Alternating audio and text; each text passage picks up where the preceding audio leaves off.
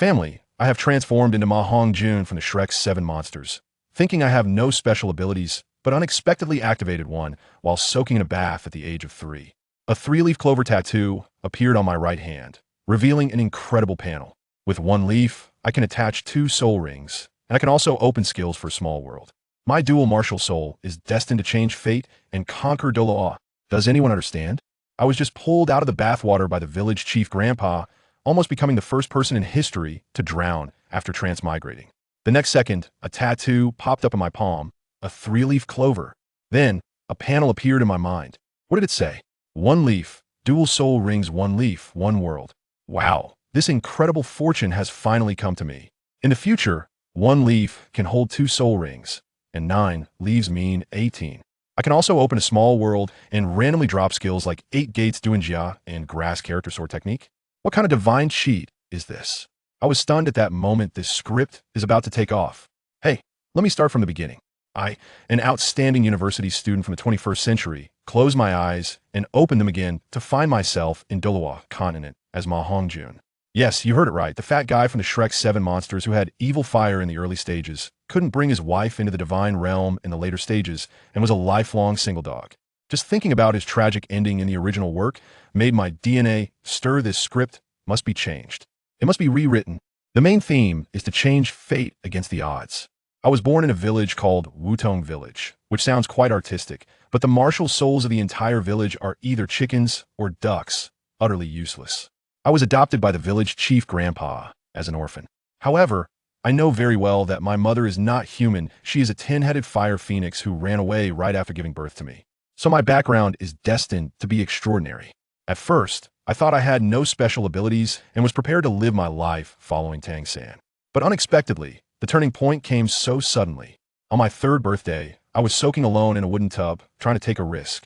I thought, why do you have to awaken your martial soul at 6 years old in Douluo continent? Why can't I? So I used my naturally powerful mental strength to scan my body like a 3D scanner, inch by inch. After scanning 8 times back and forth, I found nothing. Just when I was about to scan for the 9th time, I suddenly felt my mental strength collide with a green light spot. That green light exploded instantly and shot straight into my mind. At that moment, I felt as if my soul was being hammered, and I lost consciousness, falling into the tub. Family, I was so close to dying. Luckily, the village chief grandpa came in time and pulled me out of the water. I fainted for a week. After waking up and having a meal, I returned to my little room, ready to give a middle finger to the sky and complain about the unfairness of fate. But when I raised my hand, I was stunned. I found something moving in the palm of my right hand. It felt itchy. Then, a warm current surged up, and a deep black small grass tattoo pattern slowly emerged. At the same time, I felt a surge of energy inside me. Wow, isn't this soul power? I'm only 3 years old. Isn't the rule to awaken at 6? My cheat has arrived late, but finally showed up. I quickly focused my mind, and the small grass in the tattoo whooshed and materialized in my palm. It was a green little grass, glowing softly, with only 3 leaves, looking like a lucky clover, but not the most powerful 4-leaf clover, just a low-tier version. As I was admiring it, a ding sounded in my mind, and the green light appeared again, directly disassembling in my mind into lines of Chinese characters that I could understand. Well, an initial panel. Martial Soul, 3-leaf clover growth type martial soul function. 1 leaf level 10, 1 leaf dual soul rings, 1 leaf 1 ability, 1 leaf 1 world. The notes were clearly written. Each leaf represents level 10, can attach a hidden soul ring, and is connected to an unknown world. I looked at the martial soul status, congenital deficiency. Great, it seems I was forcibly premature, and the cheat was forced to come out. The suggested cultivation direction is to go for a control type. I almost laughed out loud, but after calming down, I realized something was off.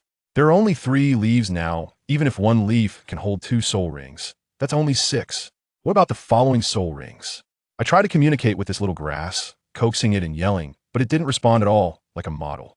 Well, no intelligent AI is fine. It saves me trouble.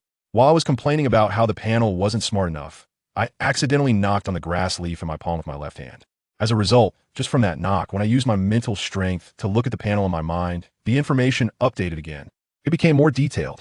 Martial Soul, Lucky Clover, 3-leaf clover, weapon martial solinate level, level 3. Then, a line explaining the meaning of the leaves appeared. The first leaf represents faith, the second represents kindness, the third represents friendship, The fourth represents luck all the way to the ninth leaf. The most crucial part was the hint. It said each leaf has a hidden soul ring position. As long as I can understand the meaning of that leaf, I can unlock it and randomly obtain techniques, skills, or items from the world it connects to.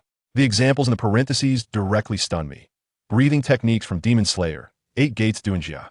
Using Chi to control sword, 10 Fiend Treasures weakened version, Grass character sword technique, Meteor Tears, oh my god. I'm about to open blind boxes in Douluo continent. The further back the leaves go, the more powerful the items I can get. At that moment, I had a single thought. Immortal Grass. I must get the Immortal Grass. Use the Immortal Grass to upgrade my 3-leaf clover. Don't even talk about the 4-leaf clover. I want to reach the 9-leaf clover. I can't even imagine the 9-leaf sword grass. But with 9 leaves and 18 soul rings, plus 9 skills from different world blind boxes, I'm telling you, this Douluo world will be blown apart by me. Although my innate soul power is only level 3 now, and my body is weak, I just tried meditating to circulate the soul power, and my meridians felt like they were about to split.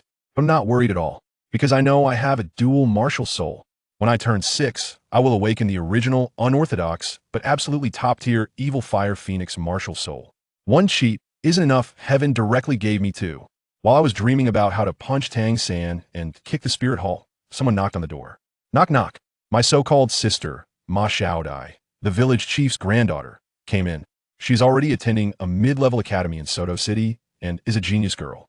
When the door opened, a girl about 13 or 14 rushed in, looking exceptionally lively. As soon as she entered, she pinched my face and laughed. Little Hong, I heard you almost drowned in the bath. Sister specially took leave to come see you. Let me tell you, my face turned green at that moment. Well, Little Hong, almost drowned. I have a lifetime of fame. I desperately explained. I fainted. Fainted?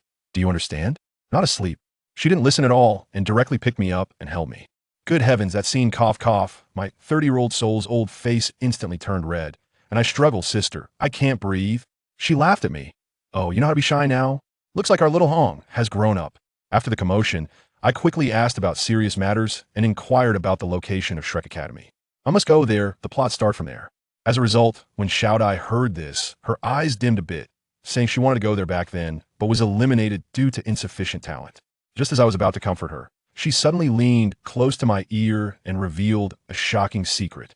She whispered, Little Hong, let me tell you a secret you must not tell anyone.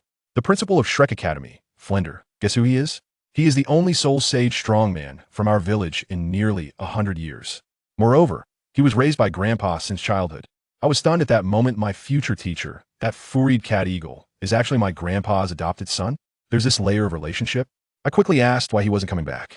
Xiaodai lowered her voice and said, Sure. It's because he has too many enemies outside and is afraid of them retaliating against the village. So this relationship has always been top secret, with only letters exchanged. You must not let this leak out. Let me tell you, my lips are tighter than a bank vault. I immediately promised Sister Xiaodai that even if this matter rotted in my stomach, I would never speak of it. Goodness, I was so excited inside. Wasn't this like a sudden windfall? The president of Shrek Academy is an old friend of my grandfather. This connection will definitely come in handy in the future.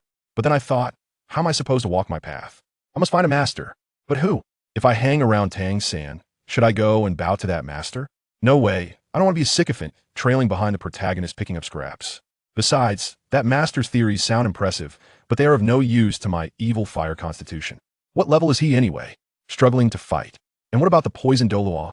That's not an option either. I don't understand chemistry and can't mess around with potions.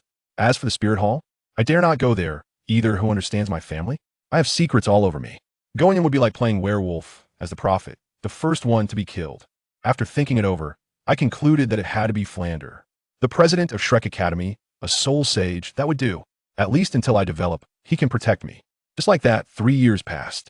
In these 3 years, I felt like a bottomless pit. Because the phoenix spirit in my body started to stir, my appetite skyrocketed to the point where the village head couldn't afford to feed me anymore. And that damned evil fire flared up. I was restless all day, making it impossible to cultivate. I was truly at my wit's end and had no choice but to awkwardly confront the village head. The old man, upon hearing this, without a second thought, sent a letter to summon my so-called distant relative Flander. As soon as Flander arrived and saw my condition, his eyes lit up. He probably thought I was some kind of genius with a mutated spirit. He was saying something about taking me to the big city to see the world, and that since I awakened at 6, I should become his direct disciple. I don't believe him for a second. It's just that the village head can no longer afford to keep me, so he's here to take over. Upon arriving at Shrek Academy, I was struck by the realization that this was far from an academic institution. It resembled a scene of bankruptcy liquidation, with not a single student in sight. My days were spent indulging in food, while nights were consumed by meditation. Yet, the insatiable fire within me rendered my attempts at tranquility futile, and my progress in cultivation was as sluggish as a snail's pace, taking 2 years to ascend from level 5 to 7. Just as I was wallowing in my despair, my door was forcefully kicked open, and a middle-aged man with a face reminiscent of a shoehorn stormed in. Sporting black-rimmed glasses, he exuded an air of shrewdness tinged with cunning. This was my miserly teacher, Flander. He pointed an accusatory finger at me and berated, "You little chubby one. All you do is sleep. Have you forgotten today's significance? It's the day of your martial soul awakening. If you fail to awaken anything of worth, you will be stuck here for the rest of your life, cleaning toilets to repay your debts." I must say, this old man was as stingy as they come, obsessively counting every penny I had consumed over the past 2 years. I yawned and replied, I know. Once I become a soul master, I'll pay you back double." At the mention of repayment, his eyes lit up as if he had stumbled upon a golden soul coin. However, fearing I might lose motivation, he quickly concocted a scheme. "Listen, little chubby one. If you manage to awaken a full, innate soul power, I will forgive your debts entirely." My heart swelled with joy at this prospect. "Hey, old coot, you said it." He then seized me by the collar, and with a swift motion, a pair of owl wings unfurled from behind him, lifting me into the air and whisking me away to the Soul Hall in Soto City within mere minutes. Upon entering, I was taken aback by the throngs of people, neatly divided into 2 groups. I quickly discerned that the man on the left, with a rather lewd expression, was specifically awakening children from wealthy families, displaying an atrocious attitude. Conversely, the strikingly beautiful young lady on the right, named Mayana, was exceptionally gentle with the common folk. Families, there was no contest. I gravitated toward the beautiful sister. To my surprise, she spotted me immediately and beckoned, "Hey, chubby one, come here, you go first." Before I could move, she pushed a genuine little chubby boy in front of me, saying, "I'm calling you. Hurry up." The boy looked at me, bewildered. "Are you sure she's calling you?" I bristled at that, rolling on my sleeves to showcase my biceps. "Look closely, this is called strength. Understand?" Just as we debated, the beautiful sister summoned both of us forward. The lewd man nearby immediately began to berate us, claiming he had wagered with Mayana on who could awaken more geniuses, and the loser would have to accept his courtship. I was taken aback by this unexpected turn of events. The boy before me, known as Fat Tiger, stepped up and awakened a mutated diamond hammer, boasting an innate level 7 soul power. This thrilled Mayana to no end. However, the lewd man, without a shred of honor, resorted to bribing individuals from other teams, playing underhanded tricks. Mayana's face turned pale with anger. Unable to stand idly by, I stepped forward, thumping my chest, and declared, "Sister, fear not. I shall rectify this situation for you today." With that, I positioned myself within the hexagram array.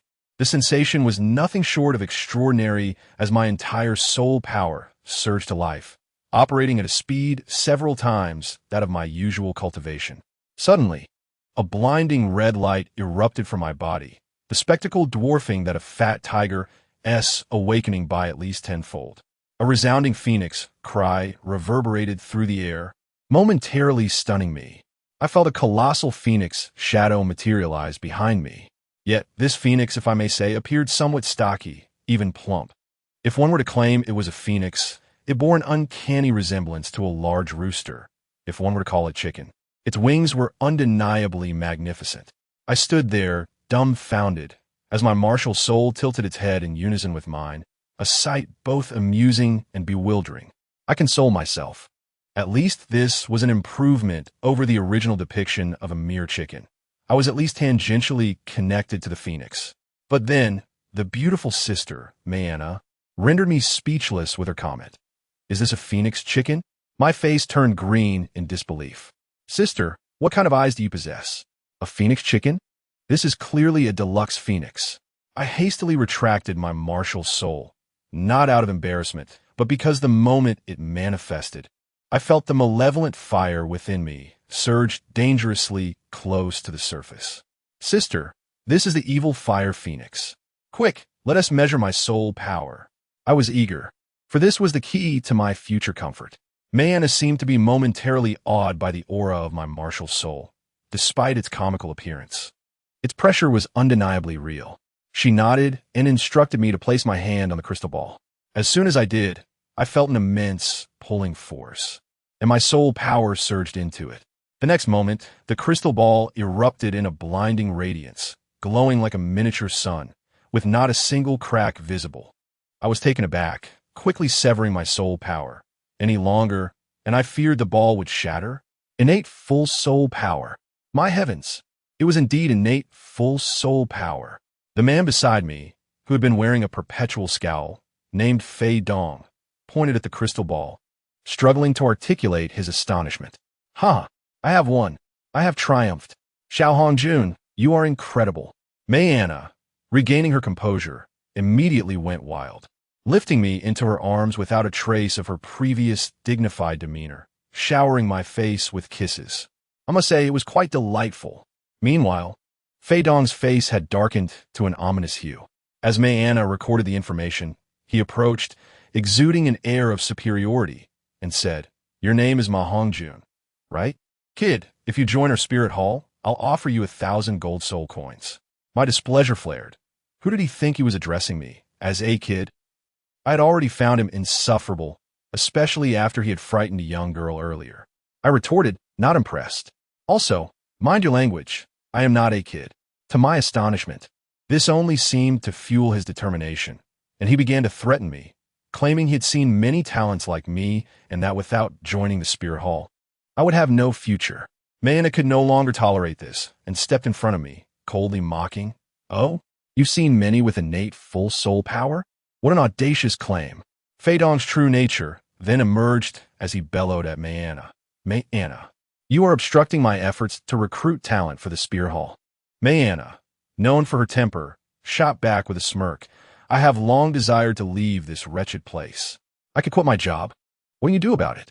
Observing the escalating tension, I knew I couldn't allow Mayana to bear this burden alone.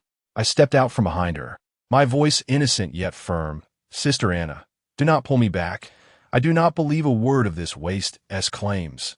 Look at him, he appears so weak. How dare he call me a child? I feel he is even less mature than I. How dare you say that?" Fei Dong seethed, his expression contorting with rage. I had struck a nerve. "You little brat, you have thoroughly provoked my ire. Block the doors. Black Tiger Martial Soul, activate." He roared, a black tiger shadow materializing behind him. His subordinates, all surrounding us, unleashed their martial souls, readying for a confrontation. "Let anyone dare." Mayana scooped me up and summoned her martial soul, a thorny rose, vigilantly surveying the surroundings. Fei Dong sneered. "What of the City Lord's mansion? The Fei family has already allied with the Spirit Hall. Does he dare to offend them? Charge!" With that, he launched the first attack, executing his second soul skill. Black Tiger Heart Piercing, claws aimed directly in my heart. Mayana reacted swiftly, deploying her second soul skill, Thorny Rose. Countless thorns instantaneously formed a wall before me. A scream pierced the air as Fei Dong's claws met the barrier, causing him to howl in pain. "Excellent. Today, none of you shall leave." The fellow has completely lost his mind. The third soul ring on his body has illuminated, revealing to be a purple 1,000-year soul ring. His subordinates also displayed their soul rings, and an overwhelming pressure descended from all directions, making it difficult for me to breathe. I realized that this situation was untenable. If I continued to feign ignorance, calamity would surely ensue. Turning my head, I spotted the entrance of the Grand Hall where that old rascal, Flandra, was still lost in reverie. I bellowed at the top of my lungs, "Flandra, if you do not come out, I shall join the Wuhuan Hall. You will never take me as your disciple." No response followed. Frustrated, I resorted to a different tactic, exerting all my strength to shout, "Dean, someone has stolen your gold soul coins. Who dares to steal my gold soul coins?" Before the echoes of my words faded, An earth-shattering aura erupted. At that instant, I want to call out Hero. Is that you, Hero? This overwhelming sensation, this commanding presence, was akin to an imposing soundtrack of a driving examination. Flandra swiftly appeared before me, with a display of 7 soul rings. Yellow, yellow, purple, purple, black, black, black, illuminating in unison. The entire decor of the Wuhuan sub-hall crumbled like paper, shattering into a multitude of pieces. The momentum of Fei Dong and his ilk was but mere fireflies before the sun, instantly reduced to their knees, unable to move. Soul Sage, a minor lackey, trembled, begging for mercy. Flandra pointed at Fei Dong, exuding an overwhelming aura. You may leave, but this fellow must remain. Anyone who dares to harm my disciple must provide an explanation, regardless of who they are. Upon hearing this, the sycophants scrambled away, crawling in haste, all too eager to spread the word. Truly a pack of ingrates. Flandra patted my shoulder and adjusted his glasses, saying, "Little fatty, well done. Remember, a soul master who does not dare to stir trouble is not a good soul master. Go, let him experience the might of your Wuhuan." Upon hearing those words, I stood tall with renewed confidence. Very well. I walked towards the already petrified Fei Dong, conjuring a small flame in my hands. He continued to threaten me, boasting that this was the Wuhuan Hall and that Flandra would not dare bully the weak. Flandra, however, could not be bothered with him, simply urging me, "Hurry up, or trouble will follow." I understood. Those rascals were surely seeking reinforcements. I shamelessly shouted towards Flandra, "Teacher, you must protect me." With that, I hurled the fireball towards Fei Dong. Simultaneously, Flandra's imposing presence kept Fei Dong immobilized. That small, wicked flame landed squarely on his slicked-back hair. With a hiss, his hair evaporated instantly, and his scalp was scorched. "Ah, you little bastard! I will kill you." He writhed in agony on the ground, cursing incoherently, before eventually fainting from the pain. Flandra extinguished the fire with a flick of his wrist and remarked, "Impressive power. Let us depart." Then, as if addressing Sister Anna, he added, "I will inform the city lord about the events here." I hurried to Sister Anna's side, extending my chubby little hand. "Sister Anna, let's leave together." She immediately shielded me protectively, and I felt truly touched. Sister Anna smiled, taking my hand and embracing me, even returning to fetch my Wuhuan certificate, proudly declaring, "I must personally hand this to you." I gazed at her and could not resist teasing. "Sister Anna, how diligent you are. My admiration for you grows." She rolled her eyes at me. "Enough of that, you little rascal. What do you know about admiration?" I nestled closer in her embrace. "Sister, I am not small." "All right, little lecher," she laughed, playfully tapping my head before turning to Flandra, "Esteemed soul sage, may I have the honor of inviting both of you to a gathering at the hotel?" Upon hearing the word invitation, Flandra's eyes sparkled, disregarding any semblance of a dignified soul sage. "An invitation? Then let us go." And so we strode forth with confidence.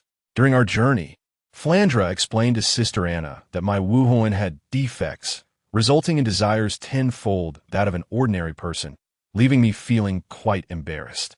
Sister Anna, upon hearing this, felt guilty and apologized for calling me a little lecher. My heart warmed, and half-jokingly, I told her she could mock me, but not my Wuhuan, for he is truly a phoenix. As we conversed, we soon arrived at a location that left me astonished. The Rose Hotel, a venue for couples. Flandra was equally bewildered, pointing at the grand entrance and asking, "Are you certain this is the place?"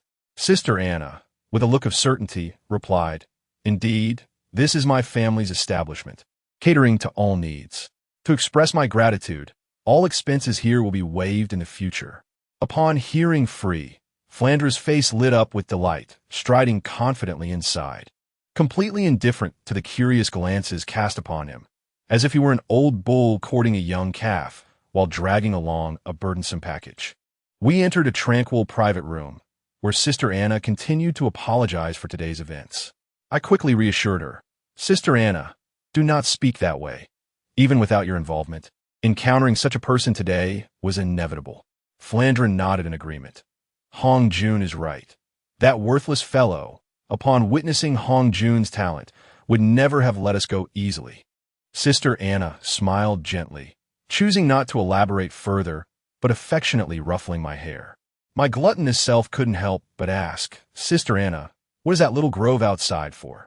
In a place like Suatua City, where land is precious, how much would it cost to create an artificial forest? Sister Anna smiled slightly, explaining that it was her family's back garden, known as the Rose-Back Grove, where they raised some low-level soul beasts for convenience, ensuring fresh ingredients at all times. Upon hearing this, I shook my head in dismay, exclaiming, what a pity, what a pity. Sister Anna, curious, inquired what I found so regrettable, questioning whether I had a better idea. What idea could I possibly have? My mind was filled with unseemly thoughts that I could not voice. I quickly laughed it off, saying, nothing, just thinking how many chicken meals could be purchased with that many gold soul coins. Who among my family would understand? My wicked fire phoenix Wuhuan was simply a bottomless pit. Aside from seeking companionship, I could only rely on food to suppress it, especially the meat of ice attribute soul beasts, which was most effective. However, this was merely a temporary fix. 2 years ago, I discovered this secret and had teacher Flandra catch me a 10-year-old ice silkworm. After consuming it, the effects were astounding, far surpassing others. I realized then, ice and fire oppose each other. The ancients did not deceive me. My Wuhuan, if described favorably, is a phoenix, but if spoken of unfavorably, is merely a walking powder keg. Furthermore, perhaps due to the purity of my Wuhuan, I matured significantly faster than my peers. If this were my past life, I would have undoubtedly been far ahead, evoking envy in many. Yet in this world, strength is everything. No matter how formidable, it is ultimately futile. I sighed and shared this predicament with Sister Anna and teacher Flandra, saying, you must be laughing at my plight, but I truly have no recourse now. I can only rely on that chicken-crowned phoenix sunflower, but where can I find it in the ice and fire yin-yang eye? I expected them to mock me. Yet to my surprise, the looks they exchanged were filled with sympathy. Sister Anna, with a tender touch to my head, declared, Hongjun, do not worry. I will take charge of this matter from now on. At that moment, teacher Flandra and I exchanged astonished glances, both shocked by her declaration. Was Sister Anna proposing to sacrifice herself? Upon seeing our expressions, Sister Anna's face flushed red, and she, both embarrassed and annoyed, explained, you two are ridiculous. What I meant was that I will have my family's mercenary group capture more ice attribute soul beasts for you. Oh, so that was it. Flandre, being the quickest to react, immediately apologized, then shifted the conversation to his plight. Ah, Miss May, you do not know, my Shrek Academy is currently in dire straits, lacking funds to provide my disciple with soul beast meat. Sister Anna, ever so considerate, wished to spare Flandre the dignity befitting a soul saint, thus remarked, worry not about the money. Consider it a loan to Hongjun to be returned once he is capable. Upon hearing that he would not have to part with his coins, Flandre's eyes sparkled with delight. When he learned that the repayment would fall upon me, his face blossomed into a grin akin to a chrysanthemum, and he hastily urged, Hongjun, do not forget to thank Lady May. Internally, I rolled my eyes at his miserly nature, yet sweetly exclaimed, thank you. Sister Anna, you are truly wonderful. Should I ever find myself unable to contain my impulses, I will seek you out at the earliest opportunity. Before long, a sumptuous banquet adorned the table, featuring delicacies such as soup crafted from the century-old flame serpent and the leg of a decade-old wild bull. Flandre's eyes nearly fell into his plate as he murmured, this feast is not mere sustenance. It is akin to gold soul coins. With that, he rolled up his sleeves and dove in, exhibiting no semblance of a soul saint. Witnessing his fervor, I abandoned my reservations and half knelt upon my chair to join him in the feast. 10 days swiftly passed, and I, alongside Master Flandre, stealthily entered the hunting soul forest. During this time, I formally accepted Flandre as my mentor, yet I kept the secret of my second martial soul, the 3-leaf clover, to myself. This was my ultimate trump card, deserving further observation. Glancing disdainfully at the hunting soul forest, I complained to Flandre, Master, as a distinguished soul saint, is it not beneath your stature to bring me to this novice village? Why not the Qingdao Great Forest? Flanders shot me a scornful glance, retorting, "You little rascal. Do you comprehend nothing? Are you prepared to venture into the Qingdao Great Forest? You would merely be delivering yourself as a meal. Old Zhao must remain to guard the home. Otherwise, we could have explored together." With a pout, I conceded. Yet, I playfully whispered, "Master, I have a surprise in store for you. Do not be frightened." Flander eyed me skeptically, muttering, "If you do not give me a shock, I shall be grateful." Surely, he recalled the incident when I inadvertently set his cherished album ablaze. I remained silent, reclining within the tent, pondering my three-leaf Clover martial soul. This martial soul was remarkable for its hidden soul rings. The first leaf symbolized faith. I must first comprehend the path to unlock it. What is faith? For others, it may be a deity or a nation. But for me, my faith is in myself. I am my own deity. My destiny lies in my own hands. This was a profound reversal. I owed my gratitude to the tormenting flames, for without them, I would not have attained such enlightenment so swiftly. Even more astonishing was that this three-leaf Clover martial soul could connect to 9 realms, directly replicating the source of others' fortunes, essentially functioning as an official cheat code. Lost in thought, I was suddenly startled by a rustling sound from outside. Flanders' eyes widened, and in an instant he vanished, leaving behind a command: "Stay in the tent and do not move." Could I remain idle? I cautiously parted the tent flap and peered outside. To my astonishment, there slithered a pitch-black serpent, adorned with toxic horns, the legendary 10,000-year nether serpent.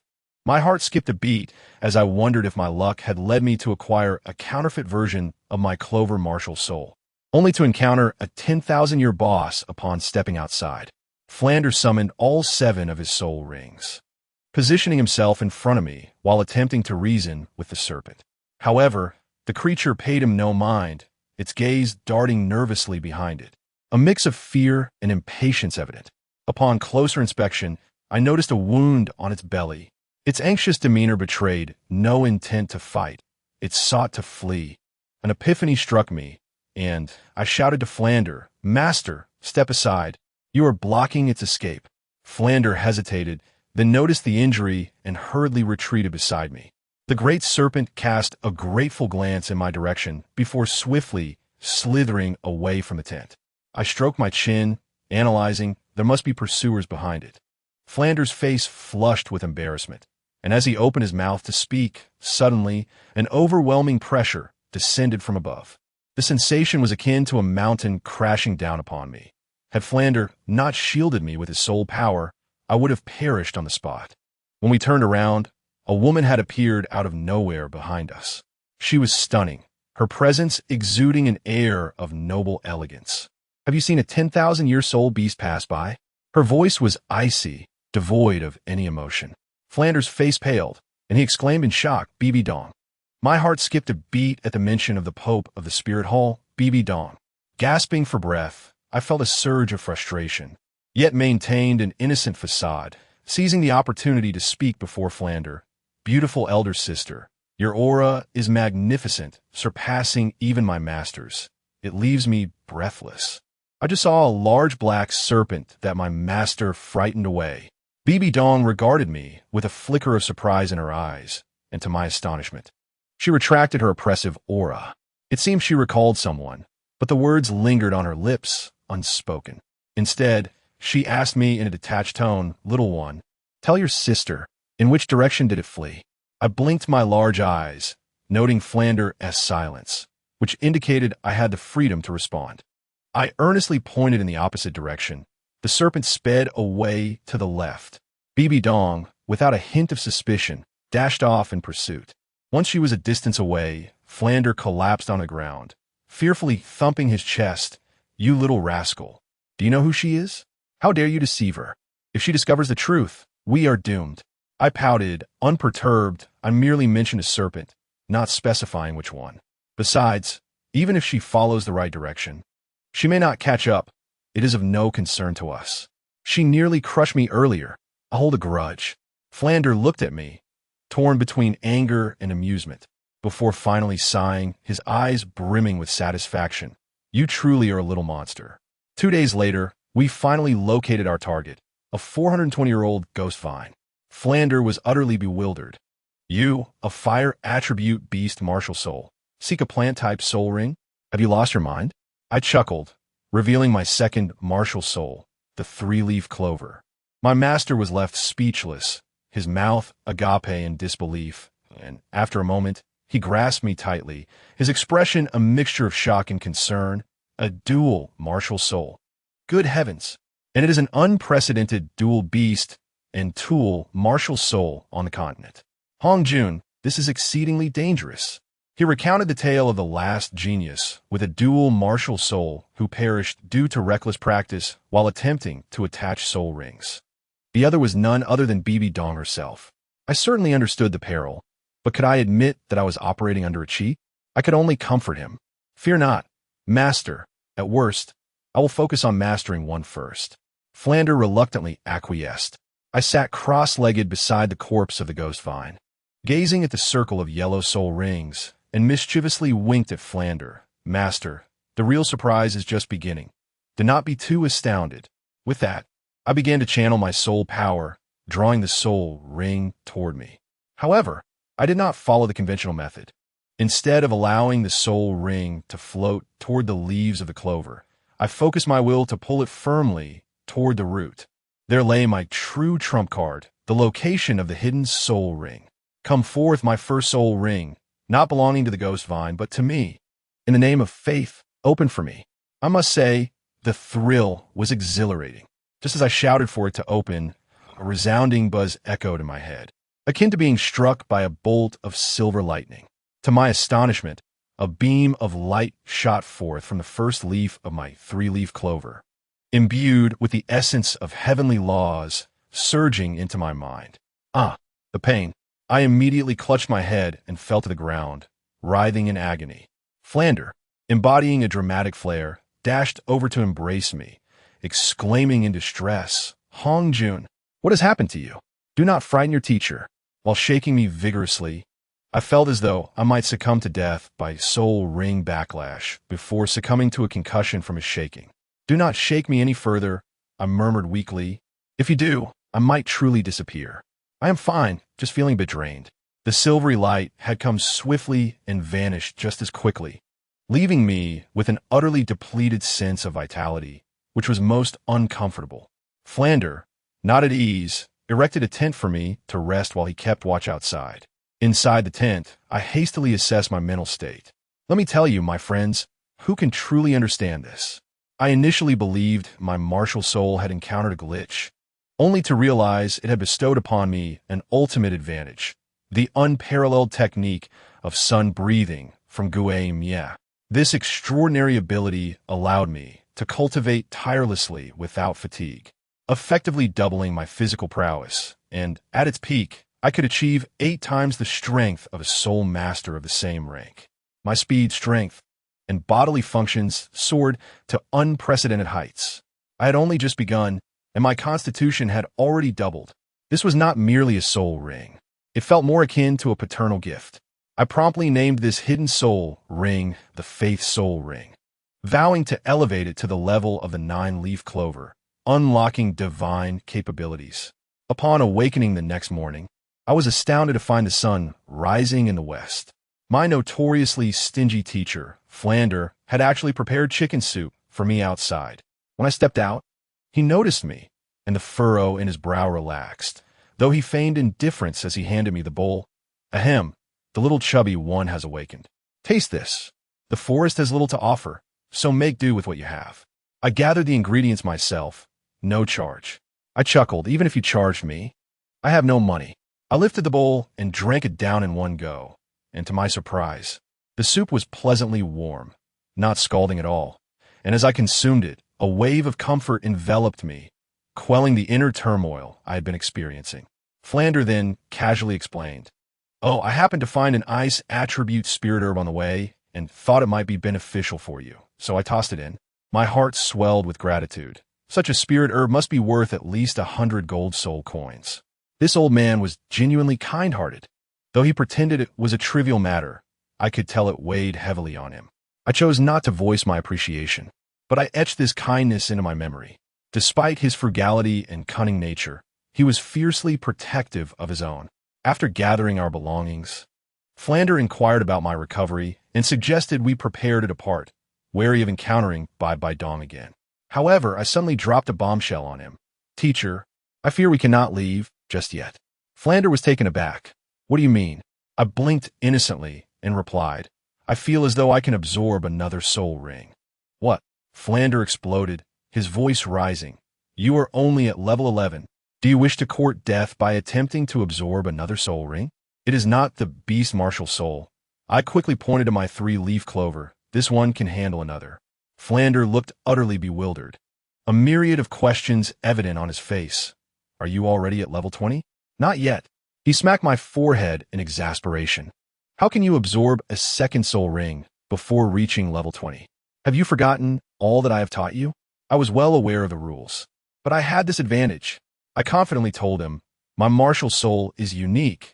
It can absorb 2 soul rings at once. Moreover, after absorbing the first, my physical attributes doubled. Flander regarded me skeptically, as if questioning my sanity. Without further ado, I took several steps back, stamped my foot forcefully, and propelled myself forward with astonishing speed. Like a bolt of lightning, I circled around him and deftly plucked a hair from his chin, retreating to flaunt my trophy, asking triumphantly, Now do you believe me? Flander was left speechless, stroking his chin in contemplation. In all his years, he had never witnessed such audacious maneuvers. How could a 100-year-old ghost vine soul ring possess such effects? After a lengthy deliberation, he finally regarded me with grave seriousness. Are you certain you can handle another? Will your body endure? Absolutely, I proclaimed with confidence. I believe I can absorb a 764-year-old ultimate soul ring. Flander rolled his eyes at my audacity. Finding a 700-year-old one would be a feat, let alone an ultimate one. Very well, since you are so confident. I shall trust you this time. Thus, we spent the entire day wandering the soul-hunting forest like headless flies, unable to find a suitable plant-type soul beast. Flander began to lament, wishing that Master Yu Shao Gang were present. I could not help but scoff internally. That Master S theories were only effective for low-level soul masters. Yet, I adeptly responded, Teacher, I believe you are far superior to that master. Upon hearing this, Flander's face lit up with joy, erupting into hearty laughter before clearing his throat to feign modesty. Ahem, each has their area of expertise. I must admit, I am not as versed in this field as he. As dusk approached, I was reluctant to squander any more time. Suddenly, an idea struck me, and I began earnestly spinning a tale. Teacher, I once read an ancient text at the village chief's home, which claimed that for my type of grass martial soul, absorbing soul rings from serpents or spiders would yield exceptional results, each with its merits. Flander was momentarily taken aback. Is that true? Such a claim exists? Feigning innocence, I replied, Indeed, I read it in the village chief's collection. What is the matter, teacher? Is it unsuitable? After much deliberation, Flander opted for caution. Let us not rush. We will search for plant-type soul beasts tomorrow, and if we cannot find any, we will consider your suggestion about serpents. I knew he would not be easily swayed. That night, we made do on a branch of a large tree.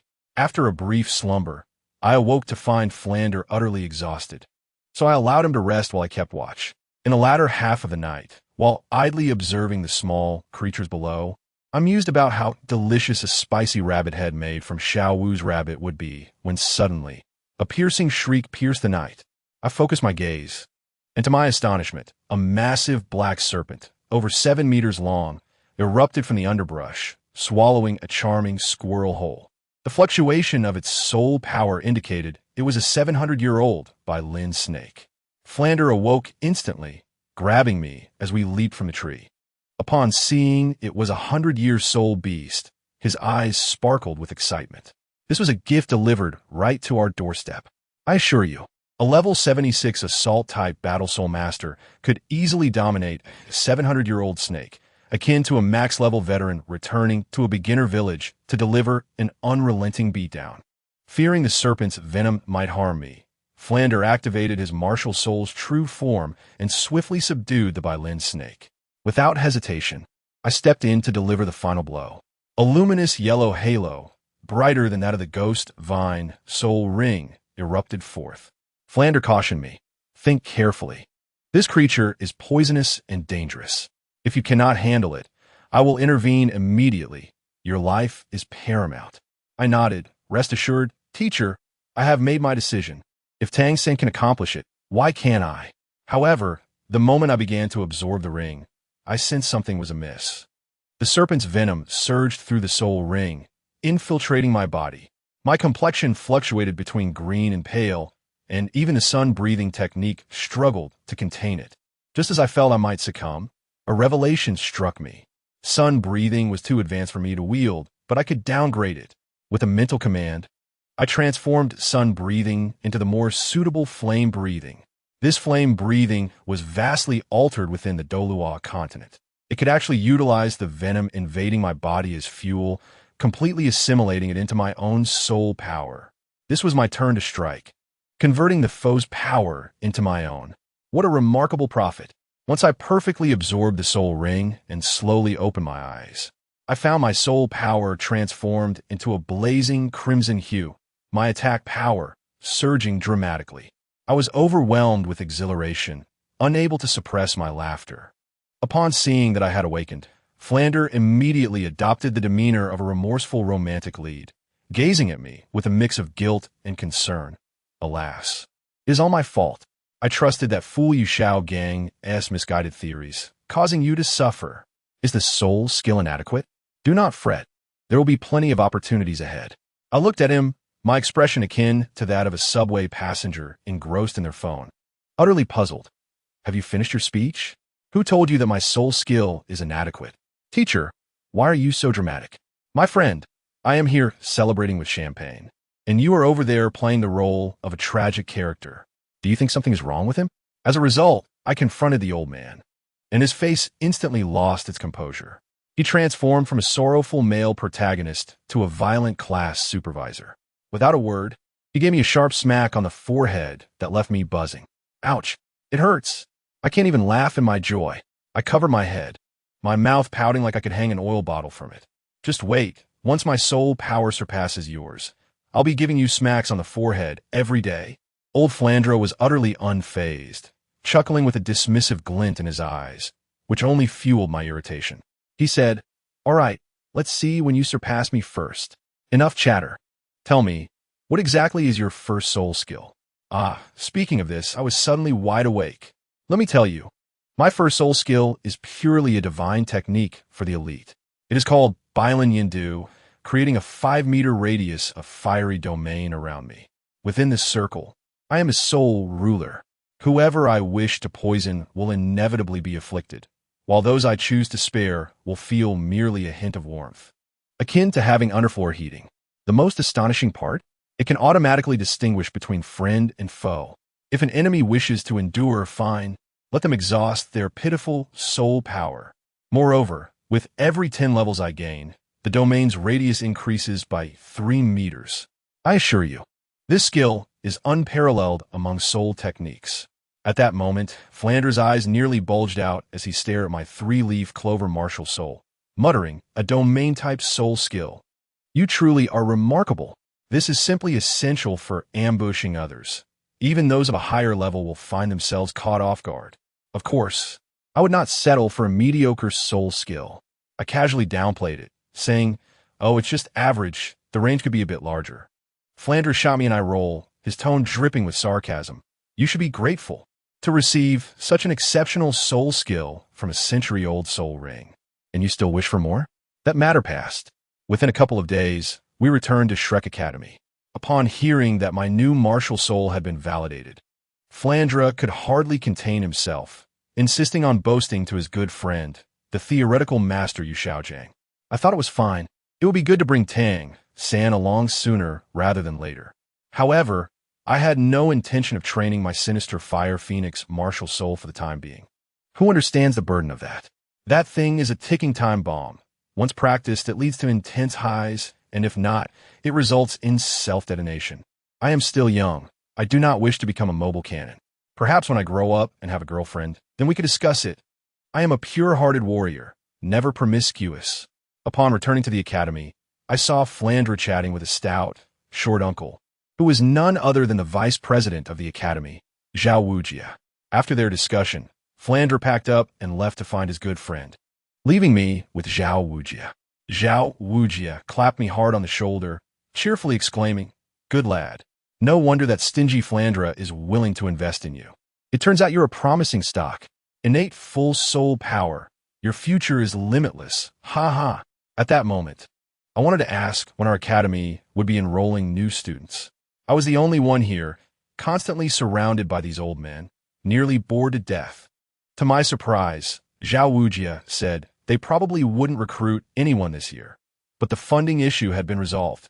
Just the other day, the richest person in Suatawa City, the Mei family, suddenly approached us, donating a substantial amount of money. Upon hearing this, I thought, oh, I see, this must be the handiwork of my beautiful sister, Mayana. 3 months flew by, and Flandre still had not returned. Indeed, the academy had not recruited a single new student. During this time, my sinister fire flared up 3 more times, each time requiring Zhao Wujia to carry me like a sack to the Rose Hotel, seeking Sister Anna to extinguish the flames. Speaking of this, it infuriates me. My weight keeps skyrocketing. Within 6 months, I ballooned from 100 pounds to 160. My weight increased faster than my soul power. I swore to myself in the mirror that I must lose weight. Otherwise, how would I ever attract a girlfriend? Fortunately, my soul power did reach level 14, which was a small consolation. That day, Zhao Wujia took me to the Rose Hotel again. After consuming a plethora of chilled delicacies, I finally managed to suppress that infernal fire. Sister Anna saw me sprawled on the sofa like a ball and kindly inquired if I was feeling better. I grimaced, saying I was doing much better, but upon seeing you, I feel the urge creeping back. Her face reddened as she tentatively suggested, "Why don't you take a shower?" Upon hearing this, I sprang up like a carp leaping out of water, rushing into the bathroom for a cold shower. However, once inside my family, what did I see? Sister Anna's intimate garments were hanging there, forgotten. My mind went blank as I quickly finished washing up and awkwardly told her, Sister Anna, I saw your clothes in the bathroom and accidentally got them wet." She let out a sharp scream, her face turning crimson, stammering, "How could you do this? Forget it. If I don't get married in the future, you must take responsibility when you grow up." I was left with a bewildered expression, akin to an elderly person on the subway, staring at their phone. I thought the situation was escalating. Responsibility? I hurriedly explained, "Sister, what are you thinking? I just splashed a little water while showering. At worst, I could buy you a new set." She paused, her expression one of disbelief, asking, "Just got wet? Nothing else?" "Absolutely not," I replied firmly. Only then did she breathe a sigh of relief, covering her flushed face, and shyly murmured, "You scared me." I thought, oh dear, what am I thinking? You are only 7 years old. What wild thoughts you have. To alleviate the awkwardness, she quickly changed the subject, asking if the academy was still enrolling, mentioning she wanted to recommend a boy named Pang who had awakened his martial soul with me last time. I made my stance clear. Our Shrek only accepts monsters, not ordinary people. However, for your sake, sister, I can go see him. Then, she took my little hand and led me to Pang Hu's father's blacksmith shop. Upon arrival, Pang Hu's father, Pang Tai, rushed over, inquiring if I could allow his son to enter Shrek. I casually crossed my legs and laid down the conditions. Before the age of 12, he must reach level 20. For Sister Anna's sake, if he can achieve level 10 and obtain a soul ring before he turns 7.5, I will make an exception and plead with the teacher. They both looked stunned, exclaiming that such demands were nearly impossible. Impossible? I pulled out my soul master ledger and slapped it on the table. Name, Hongjun. Level 13 Soul Master. I assure you, their expressions were akin to encountering a ghost in broad daylight. Their jaws nearly dropped to the ground, and the sound of their gasps resembled a malfunctioning fan.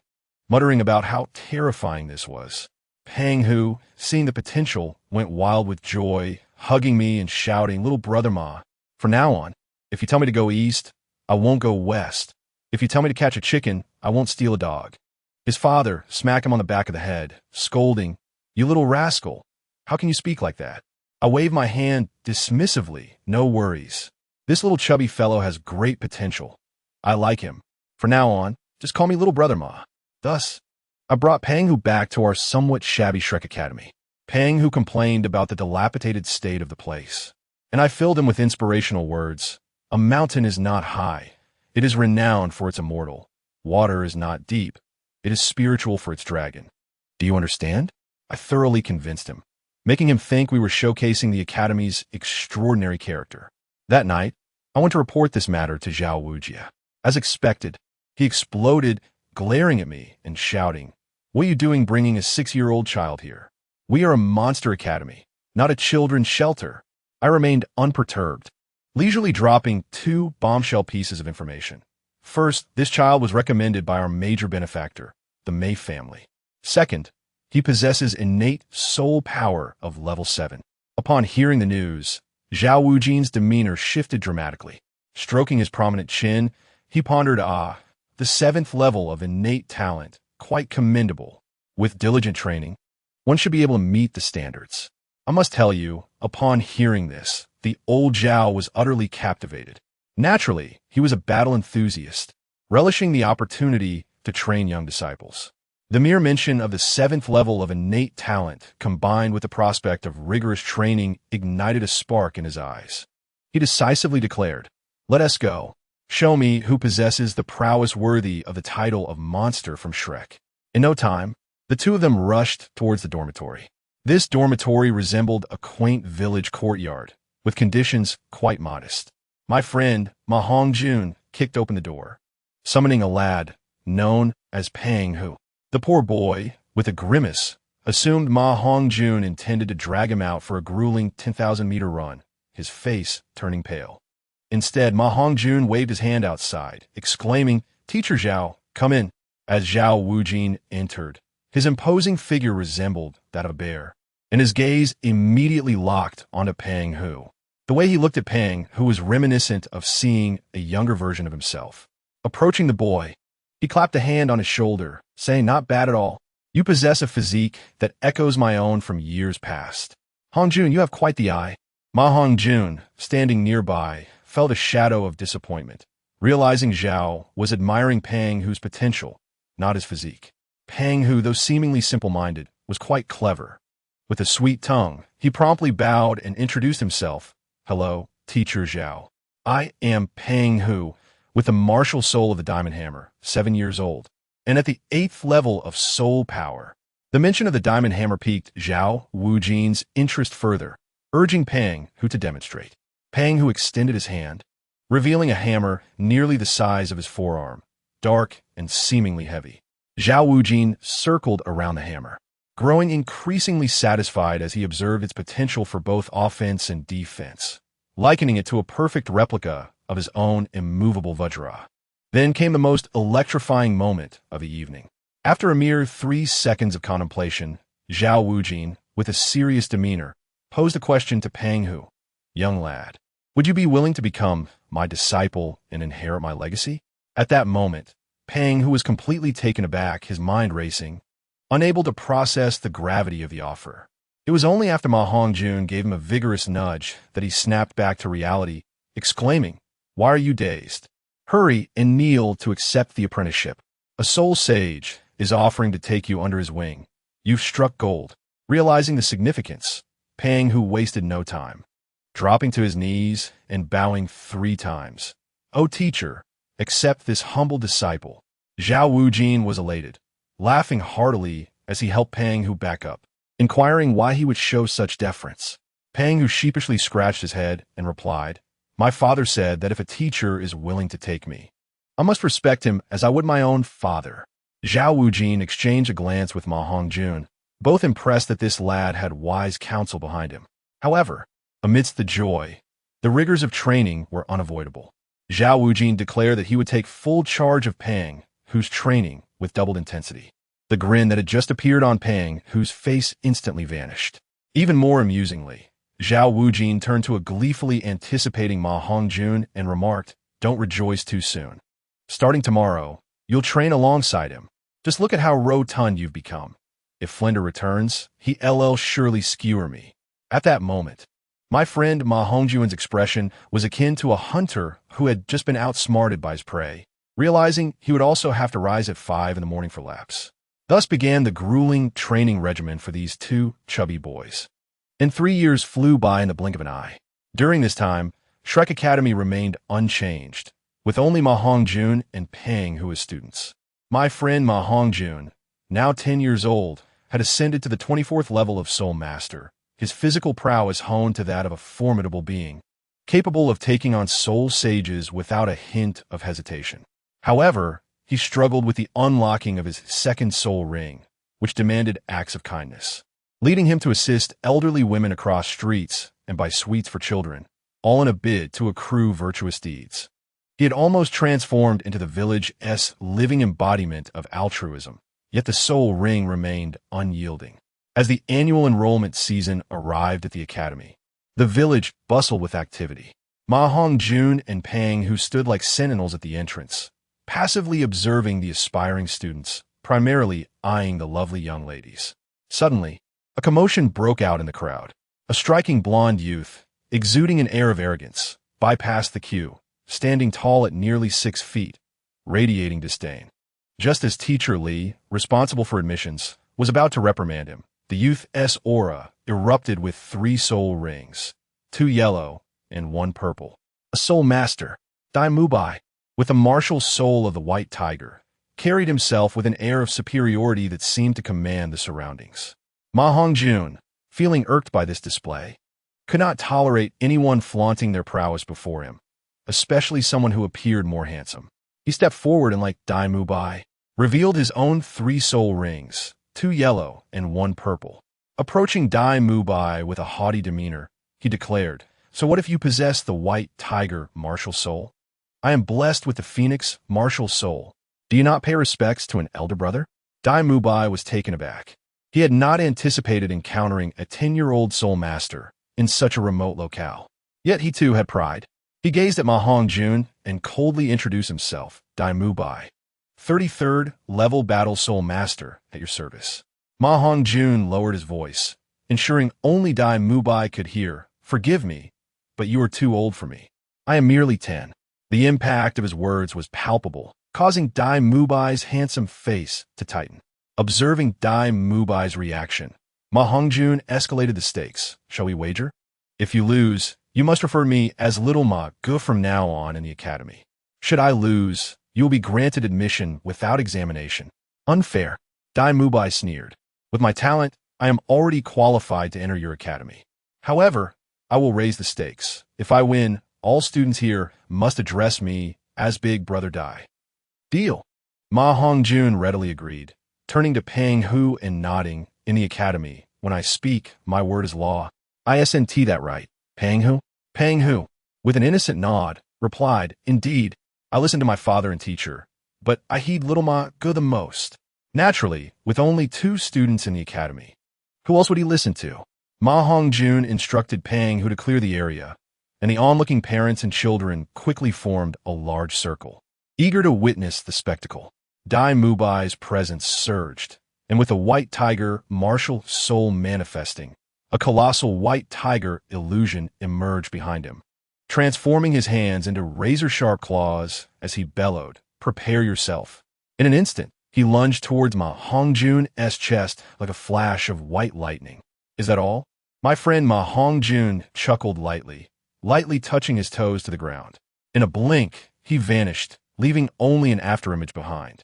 Dai Mubai's powerful strike, full of momentum, swiped through the air, grasping at nothing but emptiness. Dai Mubai's face turned a shade of green, akin to a player experiencing a disconnection in a game, overwhelmed by confusion and frustration. How could it be that he, a soul master of the assault type, could not even graze the fabric of a chubby boy's clothing? In desperation, he abandoned close combat, unleashing a massive energy beam from his mouth, his second soul skill, the white tiger's luminous wave. As for my friend Ma Hongjun, he remained unfazed. With a flick of his wrist, he summoned his 3-leaf Clover martial soul. Astonishingly, the plant surged forth as if invigorated by steroids, rapidly growing into layers of verdant barriers before him. The crowd could only watch in awe as they seemed to be witnessing a scene reminiscent of a plant battling zombies. The energy beam struck the foliage, sending debris flying. It could not penetrate. Ma Hongjun shouted, "Martial soul parasitism." Strikingly, the severed plants not only remained intact, but continued to flourish, their growth matching the destruction in a perfect equilibrium. Ma Hongjun retorted sharply, "Is this all you've got? Your ego is even larger than your foot odor." However, internally, he was elated. He had long been oblivious to the true prowess of the so-called demon slayer breathing technique he had been practicing. Today, using Dai Mubai as a benchmark, he finally had a frame of reference. Speed, absolutely overwhelming. The purity of soul power, approximately equal. This round was certainly not a loss. Dai Mubai, incensed by the mockery, felt the veins on his temples bulge, yet paradoxically, he regained his composure, sneering. "Do you think this is the end?" Third soul skill, White Tiger's Diamond Transformation. To his astonishment, the purple Millennium Soul ring on Dai Mubai's body shimmered brightly. In an instant, his entire form radiated golden light, expanding with a resounding pop, muscles rippling, exuding an overwhelming aura. "Let me tell you," he declared, "this time my buddy Ma is dropping the pretense."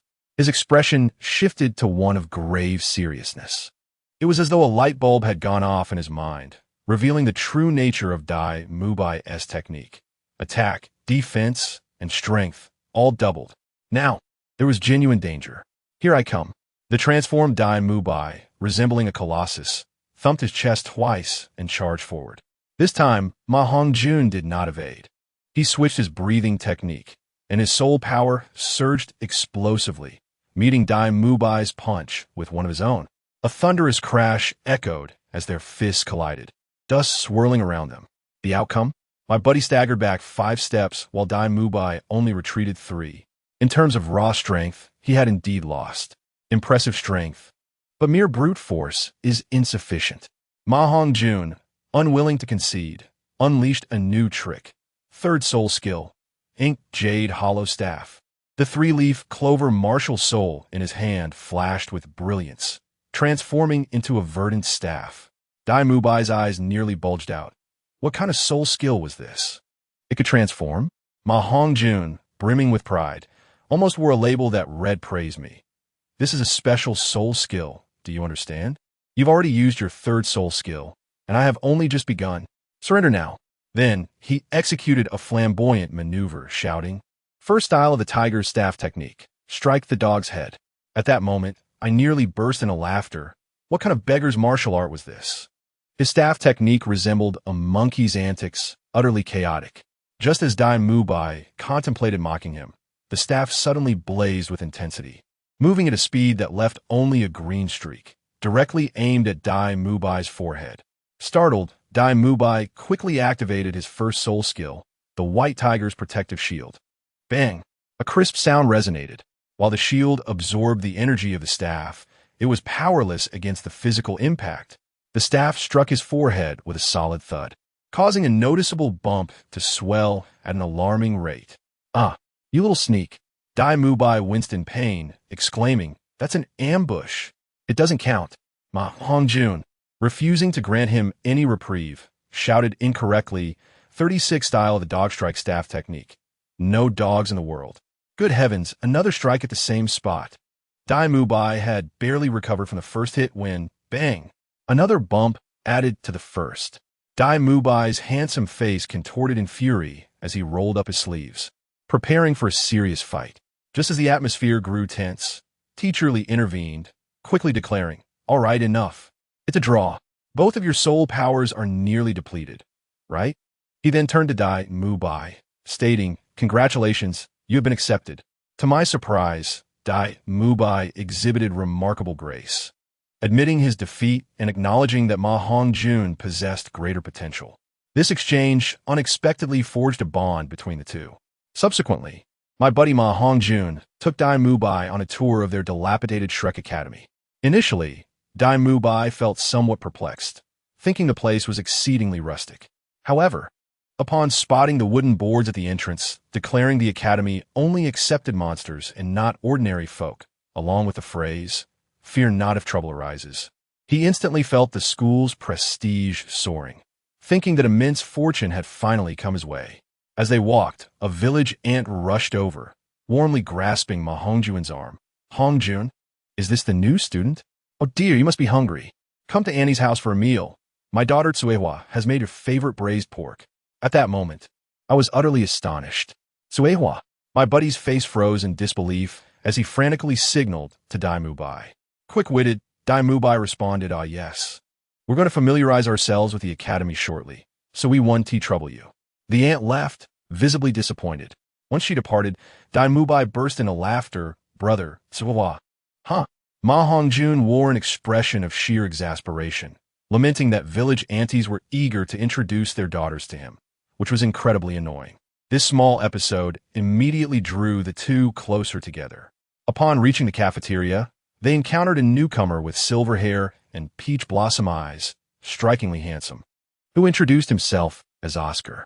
My buddy Ma Hongjun, seeing an opportunity, confidently patted Oscar on the shoulder. "I'm Ma Hongjun. Just call me Little Ma from now on. In this academy, I've got your back." Oscar, seeing his mature demeanor, readily believed him and obediently called him Little Ma. Dai Mubai and Fat Tiger nearly burst from stifled laughter. Ultimately, the four of them, Oscar, Ma Hongjun, and Fat Tiger, sat together for a meal. As they gazed at the minuscule meat cubes on their plates, too small to even be picked up with chopsticks, they unanimously concluded that the academy's director was indeed quite stingy. Let me tell you, the very next morning, the frugal director's antics resumed. At the break of dawn, when the rickety bell rang, my buddy Ma Hongjun staggered last to the plaza. Everyone gawked at him, as if he were a panda on display.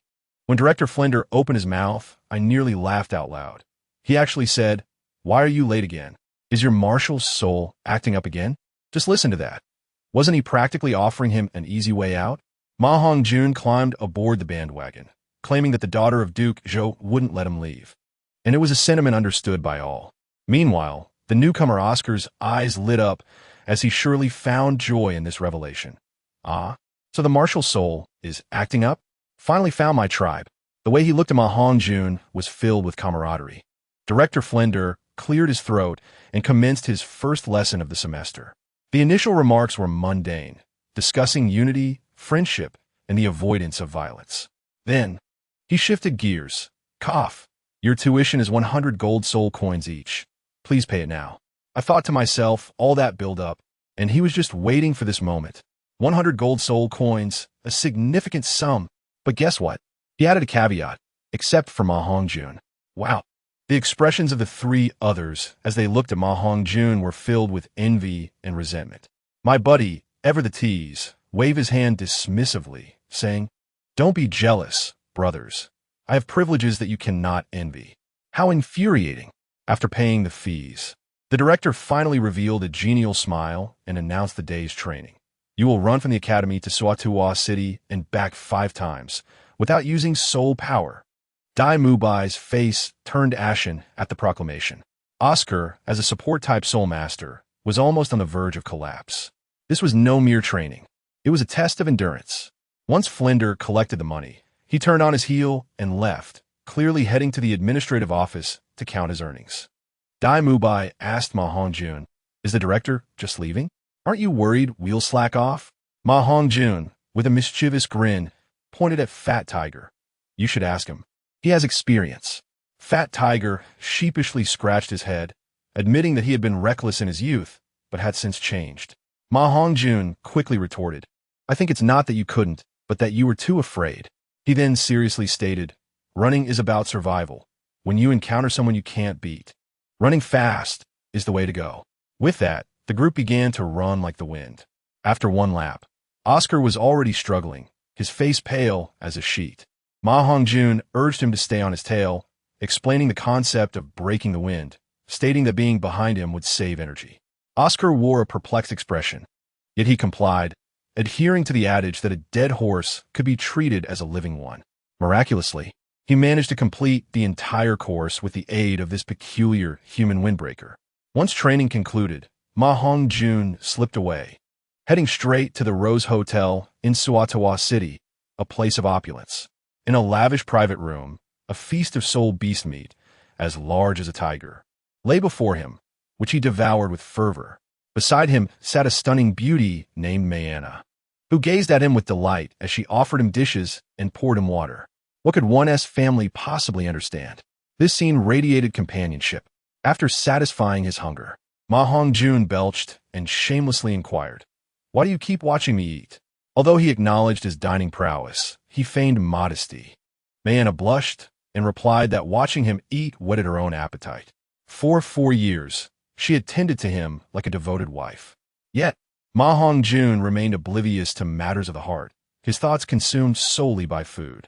He even assured her that he no longer required the ice attribute soul beast meat, claiming he had a way to address the issue of his minor evil fire. Upon hearing this, Mayana grew anxious and nervously asked, "The method you mentioned, it wouldn't be that, would it?" She feared that Ma Hongjun would cause trouble for young women or frequent dubious establishments. He hastily reassured her, stating that although he lived in a time that mocked the impoverished yet tolerated the licentious, he was a respectable individual who would never engage in such activities. As their conversation progressed, his playful nature emerged, and he cheekily leaned closer, suggesting, "Sister Anna, why don't you support me? I'm tired of striving." Mayana shot him a disapproving glance and half-jokingly, half-seriously replied, "Sure, but if you're with me, you can't have other women. Are you willing?" This was practically an easy question. Yet, Ma Hongjun, the oblivious fellow, responded without a moment's thought, "That one do. I aspire to become a godlike man. How could I forsake an entire forest for a single tree?" His remark abruptly extinguished the mood. Mayana's expression darkened as she stood up, saying nothing and turning to return to her room.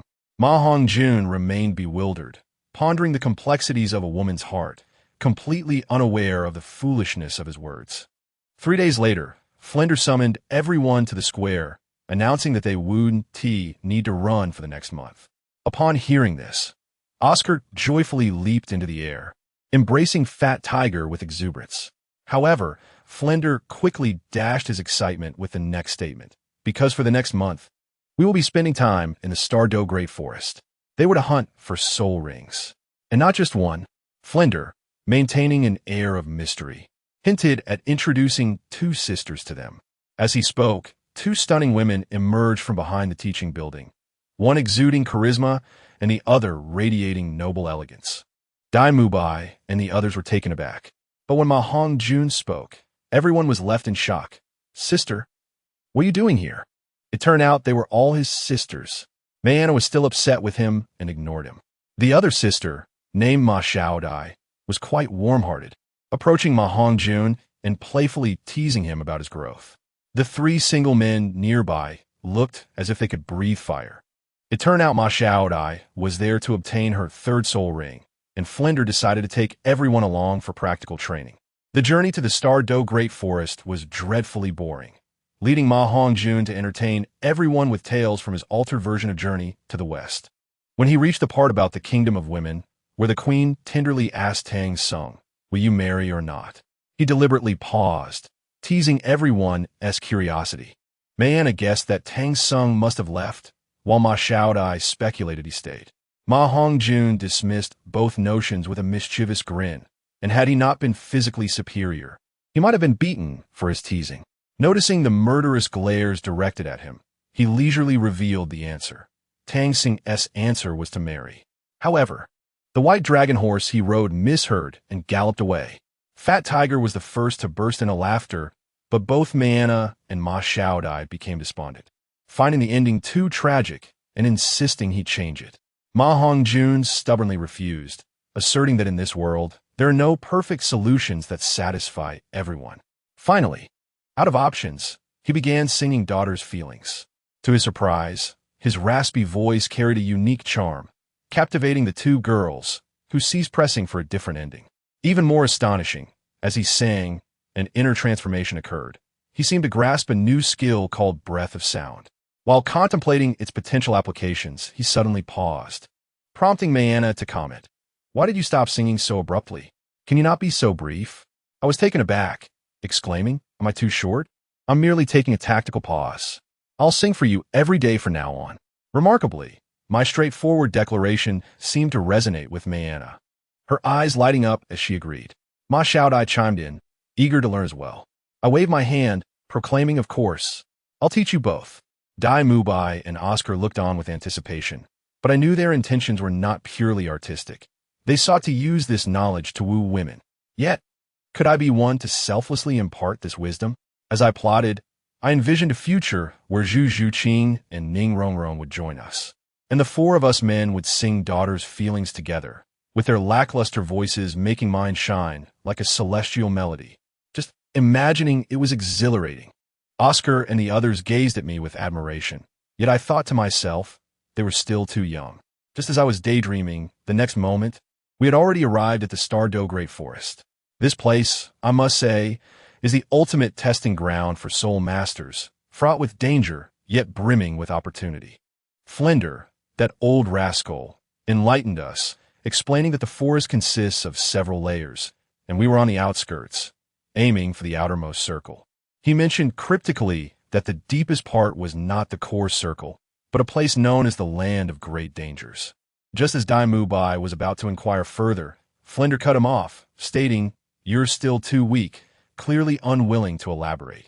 Upon entering the outer circle, Flinder's demeanor shifted to seriousness, declaring, "From now on, you are a team. Unless faced with an insurmountable challenge, I will not intervene." Oh, and on the way, Flinder had already revealed to everyone that I, Ma Hongjun, possessed twin martial souls, and this trip was to secure the first soul ring for my second martial soul. Of course, he mentioned nothing about the hidden soul ring of my bug-level martial soul. I aligned my narrative with his, claiming it was a special soul skill inherent to my martial soul. What could anyone understand? It wasn't that I didn't trust them. My secret was too grand. If the breath of demons was revealed, the entire Douluo continent would go berserk. They would threaten my family to coerce me, and being someone so deeply sentimental, I would prioritize family over reason, leading to disastrous consequences. Thus, it was wise to develop cautiously and avoid recklessness. As night fell, Flinder called for a halt, suggesting we find a place to camp. Oscar collapsed on the ground, lamenting that if it weren't for my storytelling, his legs would have given out. Dai Mubai kicked him, urging him to get up and pitch the tent. For safety's sake, Flinder proposed that he would keep watch while the six of us, 4 men and 2 women, would all sleep in a single large tent. I was taken aback. This was quite the thrill. He sought the sisters' opinions, and Ma Xiaodai was indifferent, stating, "Let little brother Hongjun sleep in the middle. That will suffice." Mayana nodded in agreement, but her cheeks flushed, and she glanced at me furtively. I quickly waved my hands in clarification. "Sister, rest assured, my little evil fire has been quite tame lately. There will be no issues." Mayana retorted, "Little lecher, you're lucky." As we settled in for the night, she added, "Behave yourself." I was utterly speechless. Was I truly a lecherous fiend? I merely possessed a passive skill. However, observing her demeanor, I understood that it was not a matter of her doubting my character, but rather her mistrust of my sinister Huafeng Huang martial soul. Upon entering the tent, Oscar, with a rather lecherous expression, approached and said, "Brother Xiaoma, shall we swap places? I have more self-control than you." I chuckled and gestured toward Mayana's direction. "Sure, go ask her if she agrees. If you find yourself missing a few parts in the morning, don't blame me for not warning you." Following my gaze, Oscar caught sight of Mayana's menacing glare, which swept between us, and he promptly retreated, chuckling nervously. No, I believe you can control it. I'll stick with Fat Tiger. He warm. Truly a character with the heart of a thief, but lacking the courage. As night enveloped us, I lay between Ma Xiaodai and Mayana. To be honest, my mind was devoid of any wicked thoughts. I was preoccupied with devising a plan to seize Douluo's medicinal garden ahead of time. Just as I was contemplating my lucrative scheme, a thunderous roar erupted from outside the tent, followed by the sounds of a fierce battle. I was the first to dash out, waking everyone else in the process. Outside, I beheld Flinder engaged in a fierce skirmish with a massive white scorpion.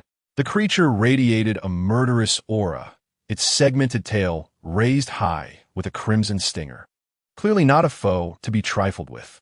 However, rather than a fair fight, it was more of Flinder's one-sided dominance. Dai Mubai emerged and inquired. What soul beast is this? My eyes lit up as I replied, the king of the earth. A top-tier fire attribute soul beast. Is this not fortuitous? It seems our teacher is about to gift us something. Mayana, now awake, added, this scorpion is dark purple, indicating it is a millennium old. Hongjun, are you confident in absorbing it? While we conversed, Flinder had already unleashed his martial soul's true form and dispatched the king of the earth.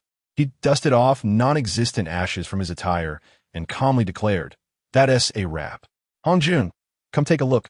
This 4,000-year-old king of the earth is a perfect match for your Hua Feng Wang martial soul." I knew Flinder well. At this moment, it was imperative to play along with his theatrics. I immediately donned an exaggerated expression, eyes brimming with admiration. Wow. Teacher, you are incredible. Such a powerful soul beast cannot withstand 3 moves under your command.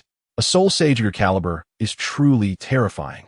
Flinder coughed lightly, admonishing Ahem, let us keep it low-key. Yet, the grin stretching across his face betrayed his attempts at humility. I stepped forward, initiating an impromptu lesson for everyone. Observe. This king of the earth possesses a 9-segmented tail, indicating its cultivation is between 4,500 and 5,000 years. Although challenging, it should serve well as the first soul ring for my second martial soul. Dai Mubai was immediately impressed. Brother, you're like a living encyclopedia of soul beasts. Without further ado, I drew my dagger and delivered a few swift strikes to the ailing king of the earth, sending it to the afterlife. As a deep purple soul ring ascended, I immediately sat cross-legged, summoning the Hua Feng Wang to begin absorption. At first, the soul power felt gentle, akin to soaking in a hot spring. However, the excruciating pain soon followed. My face turned as pale as a sheet. At that moment, I realized I had overestimated my current physical strength. No, I couldn't endure this. I promptly activated the characteristics of the sun's breath, instantly doubling my physical prowess. The agonizing pain subsided slightly. As the last remnants of the soul ring's energy were absorbed, a resplendent purple soul ring firmly encircled me. Yet I did not awaken. Minutes turned into an hour, and then 2, yet I remained unconscious. Flinder and the others were beside themselves with worry. I could even sense the old fellow discreetly wiping away tears beside me. In truth, I was absorbing something far more formidable, an external soul bone. A unique energy surge from the king of the earth's corpse, mingling with a tremendous amount of resentment, relentlessly assaulting my spirit. Gritting my teeth, I swiftly switched my cultivation method from the sun's breath. I transitioned to the flame's breath. The nature of the flame's breath is purification and devouring. The resentment, encountering its nemesis, was swiftly incinerated and consumed by my searing soul power, ultimately transforming into my nourishment. After another hour, I finally opened my eyes. I stood up to find everyone staring at me as if they had seen a ghost, and I inquired, "Why do you all look at me like that?" "Sister Anna, do I have something on my face?" Dai Mubai, stifling laughter, blinked and reminded me, "Brother, don't you feel the wind is a bit strong today?" Upon glancing down, I was instantly petrified. My dear friends, can anyone relate? I awoke to find myself in a state of undress, my clothes entirely disintegrated, leaving me with not even a shred of modesty intact. A true return to nature, indeed. My face flushed a deep crimson, and with a swift turn, I dove into the bushes shouting, "Fat Tiger! Quickly, give me some clothes." Fat Tiger, with a cheeky grin, handed me a garment while muttering, "Hee, the boss is indeed the boss. Truly impressive." As I donned the clothes, I sensed 2 fiery gazes fixed upon me. It was unmistakably Mayana and Xiao Dai. Alas, sometimes when women turn their gaze, men have little say in the matter. I feigned nonchalance as I emerged, only for Flinder to rush over, patting my shoulder. "Good lad. As long as you're fine. You scare me to death. Quickly, tell me what soul skill you obtained." I felt my face betray my elation. The first soul skill. Phoenix Roar. Within a 5-meter radius, opponents are directly stunned and scorched by erupting magma. With this beginning, I am already ahead of the family. Flinder nodded in satisfaction. "Not bad. The first soul ring is 4,500 years. You will be the sharp blade of the team." I feigned a sigh, alas. The soul power consumption is too great. With my current level 26 soul power, I could probably only use it once. Flinders shot me an exasperated glare. Be grateful. Once you reach the soul master rank, this will be a non-issue. By then, your combat prowess will multiply. Others are still struggling over whether their first soul ring is white or yellow. And here you are complaining. I could see that little Oscar, unable to contain himself, expressed his envy and jealousy. Brother, that's just excessive. A soul skill like that would have me waking up from dreams and laughter. And you're feeling regret? I thought to myself, excessive? Then allow me to demonstrate just how excessive I can be. I suddenly felt a tingling sensation in my tailbone, with a thought. A white, jade-like tail, adorned with a fiery red scorpion stinger, burst forth from behind me. The newly donned pants were ruined once again. I sheepishly scratched my head and addressed everyone. Ahem, my apologies. I found it a bit hard to control. It was too itchy. In truth, this was the most significant gain of this encounter. Flinders' reaction? Those who understand, understand. His face turned a ghastly shade of green, as if he had seen a ghost. And he hoarsely shouted, "External soul bone. You fool, retract it at once. Do you wish to be captured for dissection and research?" I mumbled. There are no outsiders here. What's the rush? But Flinders' expression was one of pure dread. He knew the value of this item was comparable to 100,000-year soul ring, and once acquired but not yet fused, it could easily be stolen and killed for it. Dai Mubai, quick-witted as ever, observed Flinders' anxious demeanor and speculated, "Director, this thing is a soul bone?" Upon hearing the term soul bone, all eyes widened, their gazes almost devouring me whole. Flinder, with a darkened expression, ensured no one was around before educating everyone that this item was called an external soul bone, far superior to ordinary soul bones, capable of leveling up alongside me. Meanwhile, I discreetly employed a technique from the sun's breath, doubling my physical attributes, finally managing to control the tail.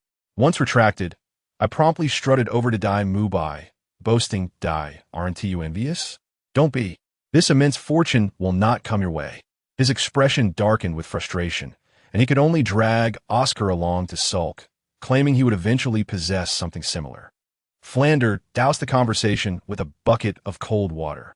"What are you daydreaming about? Do you think external spirit bones are cabbages? Hurry up and cultivate." Observing the tense atmosphere, I swiftly intervened. "All right, enough jesting. Let us unleash your cleverness and come up with a captivating name for my new toy." Little A.O. was the first to leap forward. "How about Tail of the Earth? What do you think?" "Too cliché." Dai Mubai chimed in. "Why not call it Imperial Whip?" "Ugh, that sounds utterly peculiar." It was Maana who grounded us with a thoughtful suggestion. "It resembles a whip and is dropped by the King of the Earth. Let us call it Earth Whip." "Excellent. That is settled. If we let them continue, who knows what bizarre ideas might emerge." The subsequent events unfolded rapidly. We spent over 10 days assisting Maana and Xiao Dai in securing their third spirit ring. I simultaneously absorbed my second spirit ring, an 8,000-year-old flaming phoenix, acquiring a new skill called Solar Strike. This technique was exhilarating, a single target attack with automatic targeting, ensuring precision without the worry of depleting my energy reserves like my first soul technique. Our journey back to the academy was peaceful. My lucky Clover spirit was akin to a human-shaped Lucky Charm, avoiding any dangers. Upon returning to the academy, I pondered deeply. My second hidden spirit ring for the three-leaf clover still remained unclaimed, necessitating a quest for celestial herbs. I approached Flander, who was engrossed in counting golden soul coins, his face reflecting his greed. I got straight to the point. "Teacher, I found a solution for my spirit S deficiency. We need to go to Tiendo City." Upon hearing about Tiendo City and the associated expenses, his expression soured, suggesting I find a girlfriend instead. I revealed my trump card. "We need to seek assistance from Dean Lu Erlong of Lanba Academy." I tell you, the mere mention of Lu Erlong made Flanders' eyes glisten. I fanned the flames further, calling her Shermu and explaining that we needed her assistance to contact Yu Qianheng of the Blue Electric Tyrannosaurus family. Flander protested, insisting I shouldn't speak nonsense, though a grin was already creeping onto his face. Without further ado, He left the academy in Zhao Wujia's hands and hurriedly took me to Tiando City. Urgency radiating from him, I realized he was not just eager to help me. He was excited to reunite with an old flame. 10 days later, we arrived in Tiando City.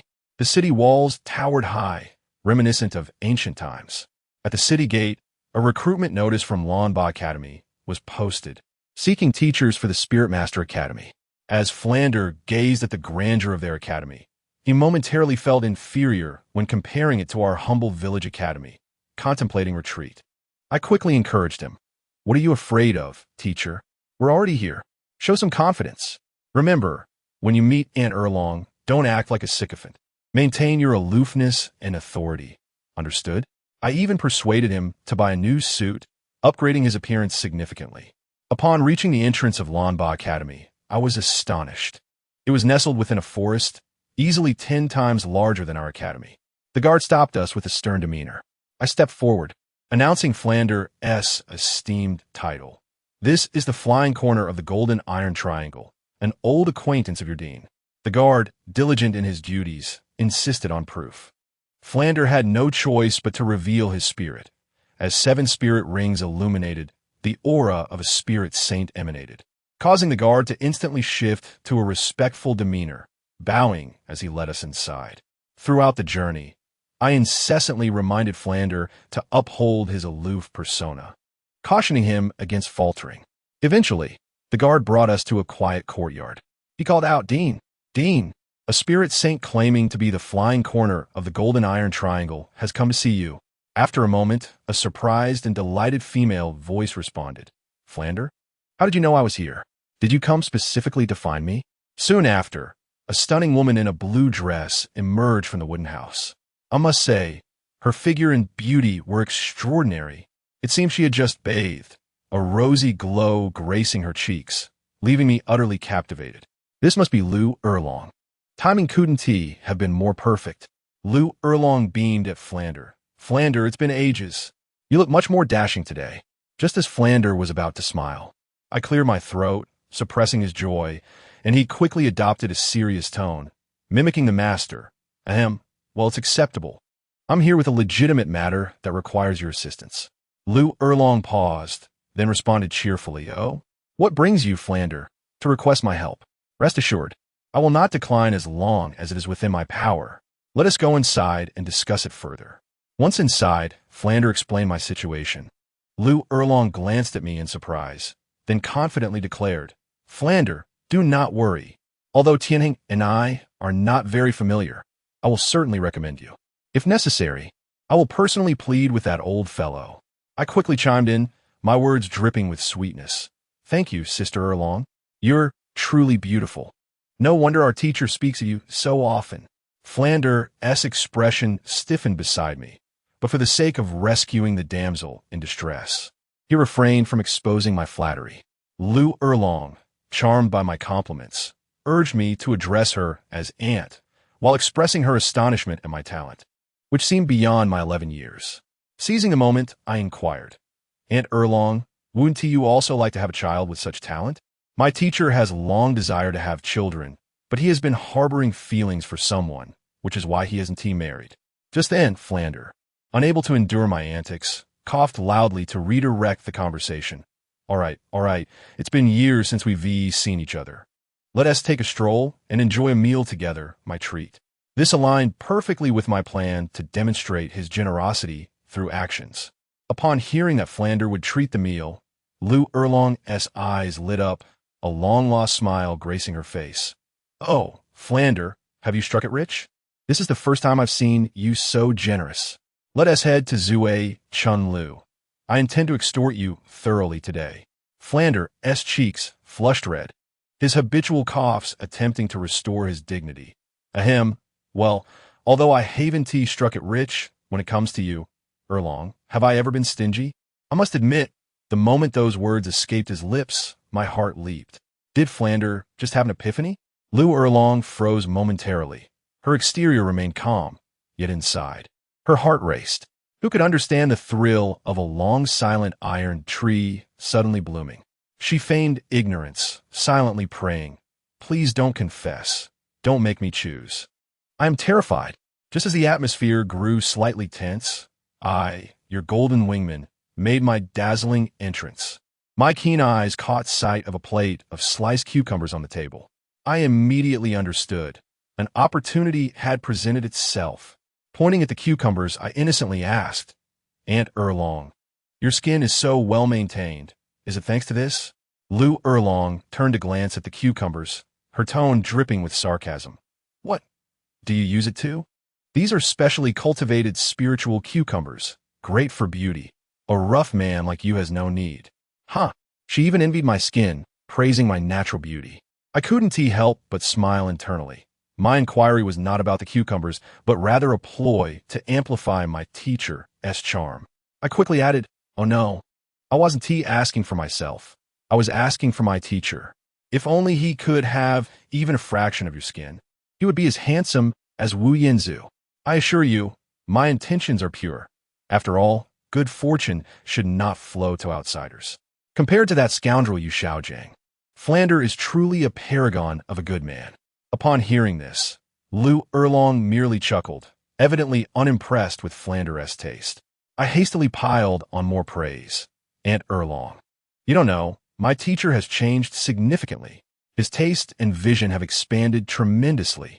Lu Erlong blushed at my hints, yet maintained her tough facade, insisting on her authoritative demeanor. You little rascal, if you keep speaking in such a cryptic manner, I'll teach you how to converse properly. In a critical moment, it was up to Flander to steer the ship. He stepped forward and gazed affectionately at Lu Erlong. Hongjun is right. I have indeed changed. Erlong, some things once missed cannot be reclaimed. We must cherish those before us. This struck Lu Erlong like a bolt of lightning. She immediately recalled her own turbulent affair with Yu Xiaojiang, a tale of lovers turned siblings, a true tragedy of the human experience. Her eyes glistened with emotion, and she waved her hand dramatically. All right, well said.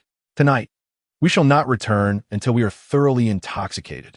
Upon arriving at the venue, Zui Chunlu, the atmosphere was nothing short of magnificent.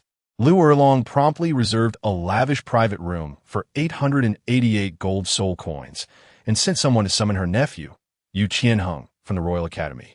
Once seated, she began to tease Flander. Old Flander, a meal here costs several hundred gold soul coins. Should I take over? Flander raised his chin defiantly. Unwilling to lose face, who do you look down upon? Even if it were tens of thousands, I wouldn't bat an eye. That's exactly what I was waiting for. I snatched the menu, my eyes sparkling. Such generosity. Teacher, since Qianheng is coming, we must order more. A lot more. I could see Flander's face turning a shade of green, his lips twitching as if he were suffering from Parkinson's. But having said it, he could only endure. Pewdie Yu Zhai? 10 gold soul coins for a fried rice? Why don't they just rob a bank? I complained while swiftly ordering 2 portions. Aunt Erlong and I will try it. Teacher, you don't like rice, right? Flander's heart bled at the thought, yet he forced a smile. Yes, yes. I won't have any. You all order. Please don't hold back. Could I hold back? I immediately launched into a grand ordering spree. Tengjiao chicken, Douluo fish, Filong soup, Jili shrimp, a portion of exquisite tofu, all of it. And let us add a hard dish, a 10-year roasted ox leg, over 100 gold soul coins. After placing the order, Flander's spirit was nearly extinguished. Lu Erlong, however, was carefree, already sipping her drink before the dishes even arrived, slightly tipsy and stumbling over her words. At that moment, the door swung open. A handsome young man entered, tall and strikingly good-looking, followed by 6 extraordinary individuals of both sexes. Upon seeing them, Lu Erlong's demeanor shifted instantly. She straightened up and introduced, Hongjun, this is my nephew, Yu Qianheng. Make sure to get acquainted. My heart soared with delight. Was this not the complete assembly of the Tiando royal team? To begin, the target had appeared. Such opulence had arrived effortlessly. I transformed into a social butterfly, standing up enthusiastically and shaking Yu Tianheng's hand. Hello, Tianheng. I am Ma Hongjun, a level 27 soul master. Without waiting for a response, I pushed him toward a seat. Come, sit down. Please don't be modest. Today, my teacher is treating. You all are dining together, right? Don't leave. Let us eat here. Yu Qianheng appeared bewildered, utterly taken aback by my familiarity. Behind him, a girl with purple hair and emerald eyes, Douluo, could not suppress her laughter. Seizing the opportunity, I wave at everyone, brothers and sisters, don't just stand there. Please take a seat. Just as the dishes were arriving. It was perfect timing. My enthusiasm left the group no choice but to comply. Flander could only follow suit, attempting to ease the atmosphere. Yes, Hongjun is right. Don't be so reserved, treat it like home. I took a bite of the 10 gold soul coins fried rice, and my taste buds exploded with delight. I immediately called out to the waiter, this puty yu zhai is incredible. Bring me 8 more portions. 8 portions, another 80 gold soul coins. Flander's complexion had shifted from green to a deep shade of black, tinged with green. Yet, Douluo and her companion's eyes sparkled, finding me particularly likable. Douluo smiled at me. Thanks. I am Douluo, Tianheng's girlfriend. She then gestured to a stunning ice queen beside her. This is my best friend, Yi Lingling, our academy's ice queen, single. Upon hearing this, I seized the moment and sweetly exclaimed, both of you are so beautiful. I am Hongjun from the assault department. Nearly 11 years old this year. 11. The air froze, and everyone looked at me as if I were joking. With my physique, one could easily believe I was 21. Flander stepped in to clarify, explaining my unique martial soul and that I matured quickly as I possessed innate full soul power. Suddenly, their gazes toward me shifted. Douluo, realizing something, jokingly remarked, oh dear, I was going to introduce Lingling to you, but given your age, let us forget it. Can I let it go? I straightened up, jokingly looking at Yi Lingling. Don't say that, sister. I can do it. Look at me. I don't appear young at all. At that moment, the typically silent ice queen, Yi Lingling, blushed ever so slightly. Douluo, seizing the moment, teased further, well, if you want to pursue Lingling, just treat us to meals here in the future. I immediately pretended to be poor. I can treat. But you all will have to pay, hee.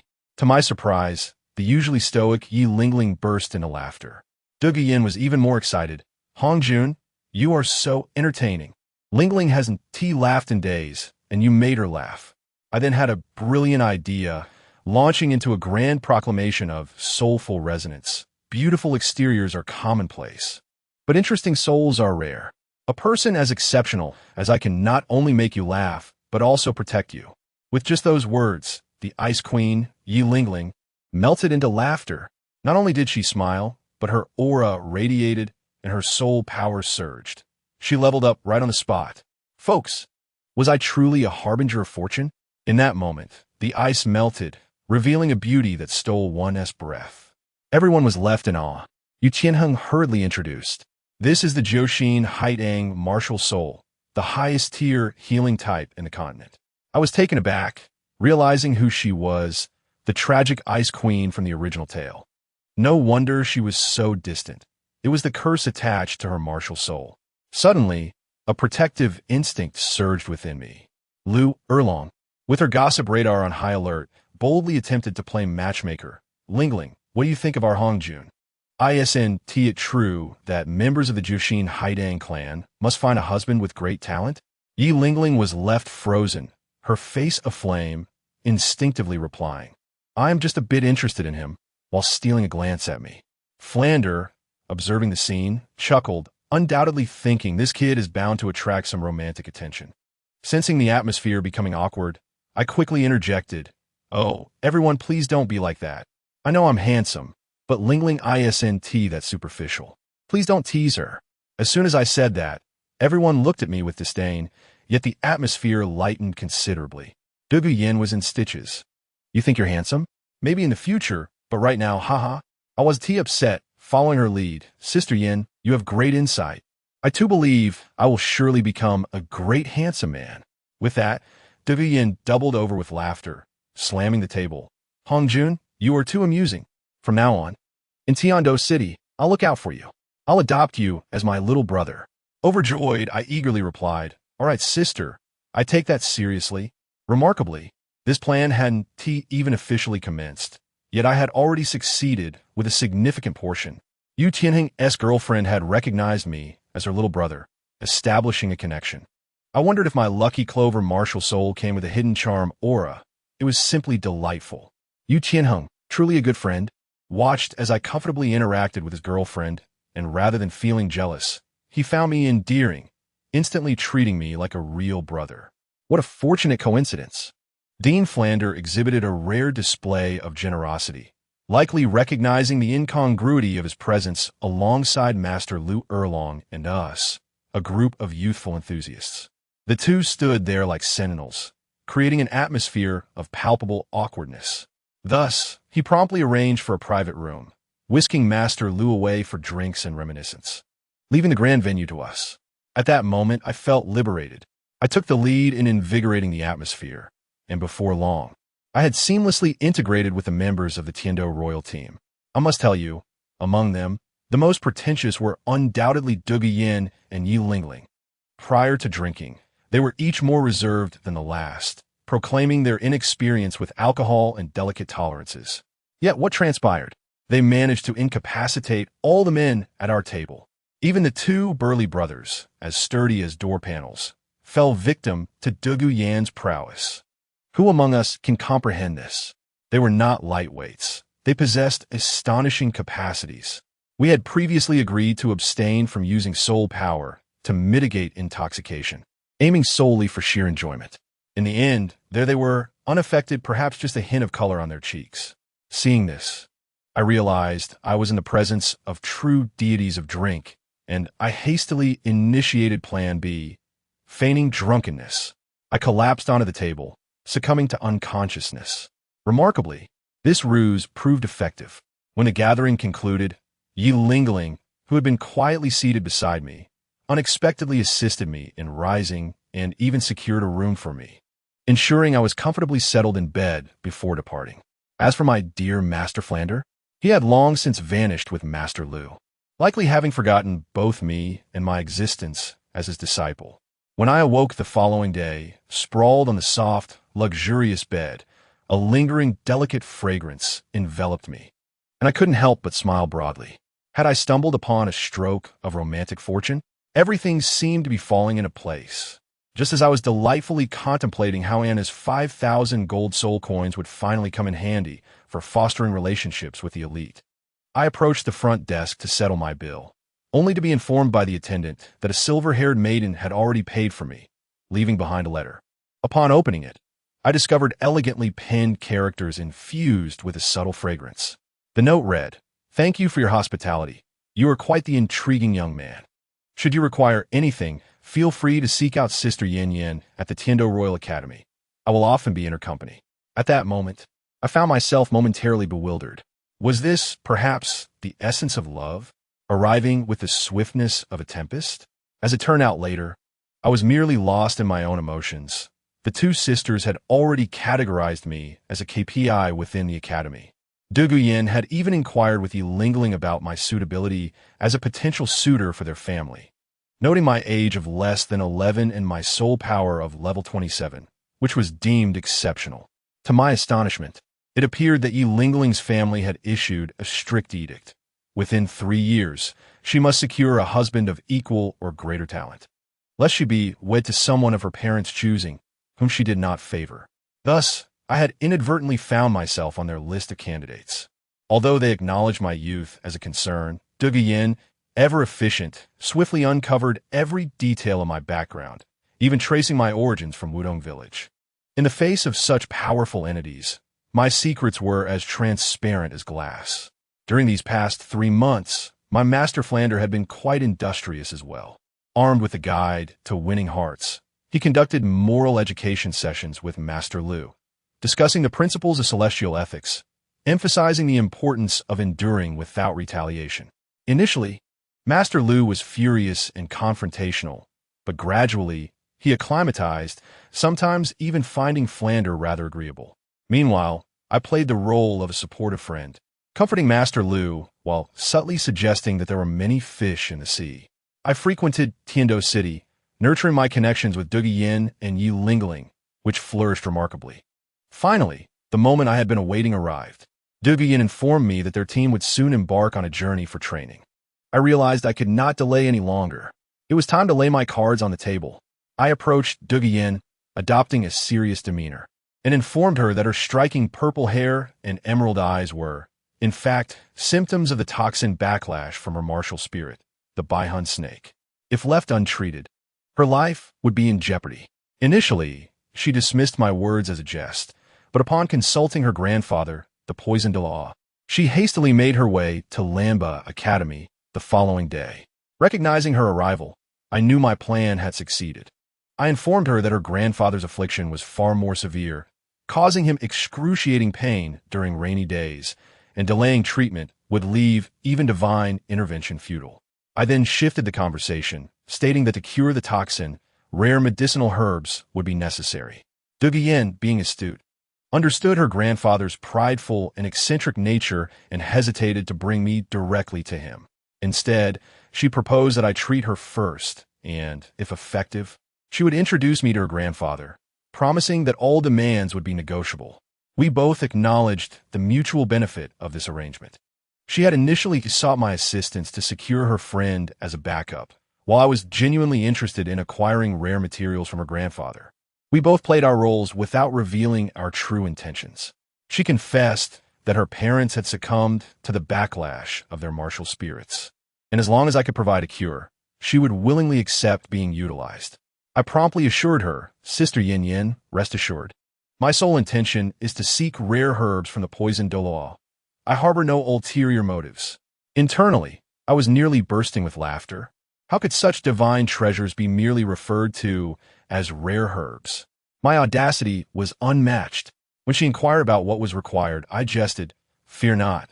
No need to disrobe. Otherwise, Brother Tianheng might seek retribution." She responded with a haughty scoff, asserting, "He wouldn't dare. I'm not even his girlfriend yet. Do not misconstrue this. I hold no interest in you. You are far too young." I thought to myself, there was no misunderstanding on my part. It was she who had misinterpreted the situation. I led her to my dormitory on the back mountain and, without hesitation, removed my shirt. I assure you, the contours of my physique were nothing short of spectacular. Douluo gasped, her face instantly flushing, stammering, "What are you doing? Did you not say no disrobing?" Yet her eyes betrayed her, lingering on my form with unabashed curiosity. Rolling my eyes, I clarified, "What I meant was, you need not disrobe. However, removing your clothing would yield better results. If you wish to gaze, do so openly rather than furtively." After a moment of hesitation, she surprisingly shed her outer layer, revealing a delicate white undergarment. The scene was such that any man would find it difficult to maintain composure. Nevertheless, I was resolute. For the sake of the ethereal herbs within the ice and fire yin-yang well, and to surpass Tang San, I had to remain composed. I had no desire to engage in his so-called fusion technique, which he so romantically dubbed. It was utterly nauseating. The pristine and unblemished Tang San was a trope I was determined to dismantle. Douluo, noticing my prolonged silence, puffed her cheeks in irritation, reiterating, "What transpired today must remain confidential." I finally regained my senses and apologized. Her pride had likely taken a slight blow. How could a stunning beauty like her leave me so distracted? What kind of man was I indeed? I dismissed the need for explanations and stated, "Let us proceed to the bed. Sit cross-legged." Her cheeks flushed again, likely misinterpreting my words, yet she complied obediently. We placed our palms together, and I activated the breath of flames, channeling a surge of scorching soul power into her body. I fabricated a tale, claiming this was a unique effect of my mutated martial spirit and soul rings. Once prepared, I earnestly asked, "Are you ready? I'm about to begin. It may feel a bit warm initially, but hold on." With a blush, she nodded, "Yes, I am ready. Please proceed." Without further hesitation, the scorching soul power coursed through her meridians. After 10 minutes, she was drenched in sweat, breathlessly inquiring if it was over. I, too, was thoroughly exhausted. This task demanded immense control over soul power. I was entirely focused on devouring the toxins within her, intentionally leaving some behind. Another 10 minutes passed before I finally withdrew my soul power, along with the toxins I had refined. I immediately sat in meditation, commencing my cultivation. With a soft pop, the membrane of my inner realm shattered, causing my soul power to surge instantaneously, elevating me to level 28. as I reveled in this newfound strength. The bathroom door swung open, revealing Douluo. At that moment, I was utterly astonished. Her signature purple hair had transformed into sleek, lustrous black locks. Coupled with her rosy complexion from just having bathed, she was simply breathtaking. Upon noticing me, she twirled joyfully and exclaimed, "Do I look beautiful?" "Thank you. My hair has turned black." I nodded earnestly, replying, "Indeed, it looks much better than the purple." She was overjoyed and urged me to hurry and get dressed, insisting on taking me to meet her grandfather. We hastened to Douluo Mansion. Douluo burst into her grandfather's study, while I respectfully waited outside. From within, I heard a resigned voice say, "Yin, rushing in again. What do you need from Grandpa?" Douluo began to flaunt her new black hair, and soon after, she beckoned me inside. Upon entering, I beheld an elderly man with a tall, slender frame and green hair, his eyes sparkling like emeralds, radiating an aura that made it hard for me to breathe. This was the poisoned Douluo. I bowed respectfully and stated my purpose. Douluo, considering his granddaughter's regard for me, responded with a relatively courteous tone, saying that as long as my requests were reasonable, he would oblige. I took a deep breath, gazing directly at him, and declared, "I am not here seeking favors. I have come to treat the noble poisoned Douluo." The moment the words left my lips, the temperature in the room plummeted. The old man's green hair seemed to move of its own accord, and the murderous intent in his eyes pierced through me like daggers. I felt my legs weaken, nearly succumbing to the urge to kneel. Yet what could I do? I had to endure. I quickly activated a hidden ability, doubling my physical prowess while feigning weakness on the surface, strategically displaying vulnerability. Fortunately, the old man merely intended to intimidate me and did not truly wish to strike. After scrutinizing me for a while, he suddenly relaxed his oppressive aura, looking at me with newfound appreciation, saying, "Not bad, young man. You have some skills. No wonder you can heal my granddaughter. Now speak, what are your conditions?" My rebellious spirit flared up, and I retorted, "I've already stated that I seek no reward. I'm here to treat you." The old man laughed, his laughter reminiscent of a leaky balloon. "Heal me? Young man, the poison in me is 100 times worse than my granddaughter's. Do you think this is child's play?" I thought to myself, "Old man, just wait." I recited the lines I had memorized from a previous life drama, detailing his ailments with precision. To my astonishment, he was taken aback, his eyes wide as saucers. "You? How do you know this?" I enigmatically replied, "I have some knowledge." In truth, I understood nothing. It was all thanks to spoilers. However, the effect was tremendous. He immediately ordered his granddaughter to guard us, and she, looking back anxiously, insisted he not harm me. Observing the old man's expression, it was clear he was smitten with her. Once the door closed, the old man began to interrogate me, questioning whether I had been aware of his granddaughter's condition and approached her with ulterior motives. I spun a web of lies, asserting my innocence and that I had no one backing me. "If you don't believe me, you may investigate." He inquired about my age and level. I honestly replied, "Almost 11, level 28, nearing the threshold for level 30 Soul Master." I witnessed the titled Douluo gasp in shock. The scene was simply extraordinary. He immediately categorized me. "Young man, possess innate full soul power, do you not? Is your martial spirit top tier?" I calmly nodded. "Phoenix, innate full soul power." Inside, I was elated, reveling in his astonishment. This old man had a peculiar mindset. The next moment, he suggested becoming a matchmaker, proposing to betroth his granddaughter to me. "Wait, are you serious? Your granddaughter is 5 years my senior and already has someone." I refused, not wishing to be the villain who disrupts their romance. He sighed and returned to the matter at hand, asking, "How confident are you in curing me? Speak, and I will grant you 3 conditions if you succeed." Opportunity had arisen. I raised 5 fingers, 50%. However, with rare medicinal materials, my chances rise to over 90%. The moment I finished speaking, the old man's eyes lit up. "Medicinal materials?" I assured him that I could provide ample supplies. "Come, I shall take you to a splendid place." In an instant, I was lifted off my feet as he whisked me away from Tiando City, heading straight for the Sunset Forest. The legendary soul beasts seemed trivial in his presence. Before long, we arrived at the edge of a cliff, surrounded by toxic mist. The old man boasted about his impressive poison formation. I exchanged pleasantries with him, and then he asked me to call him Old Poison, as he disliked pretenses. Then came the most shocking moment. He instructed me to jump off the several hundred-meter-high cliff to learn from him. Was he testing me? Could I be frightened by this? I was a phoenix martial spirit. I instantly activated my martial spirit, spread my wings, and dove after him, landing gracefully beside him. The old man was left speechless, muttering that he had forgotten I could fly. Indeed, these ancient beings were seldom straightforward. They professed their trust while harboring ulterior motives. We landed in a valley, at the center of which lay a hot spring, half red and half white, resembling a Tai Chi diagram. I was breathless. The ice and fire yin-yang eye. Who among my kin understands its significance? This was Tang San's greatest advantage in the original tale, and now I had intercepted it. My excitement made my hands tremble. The old man, noticing my fixation on the hot spring, cautioned me not to touch anything recklessly. I thought to myself, I know better than you. I boldly informed him that this was the ice and fire yin-yang eye, one of the 3 great treasures, and with the medicinal materials here, I could guarantee a complete cure for his ailment. Now, the old man was thoroughly agitated and urged me to act quickly. I, however, played it cool, maintaining my composure. I casually mentioned the divine, and he eagerly bit the bait, inquiring if I possessed a divine inheritance. With a glint in my eye, I concocted a tale of being a fire god inheritor.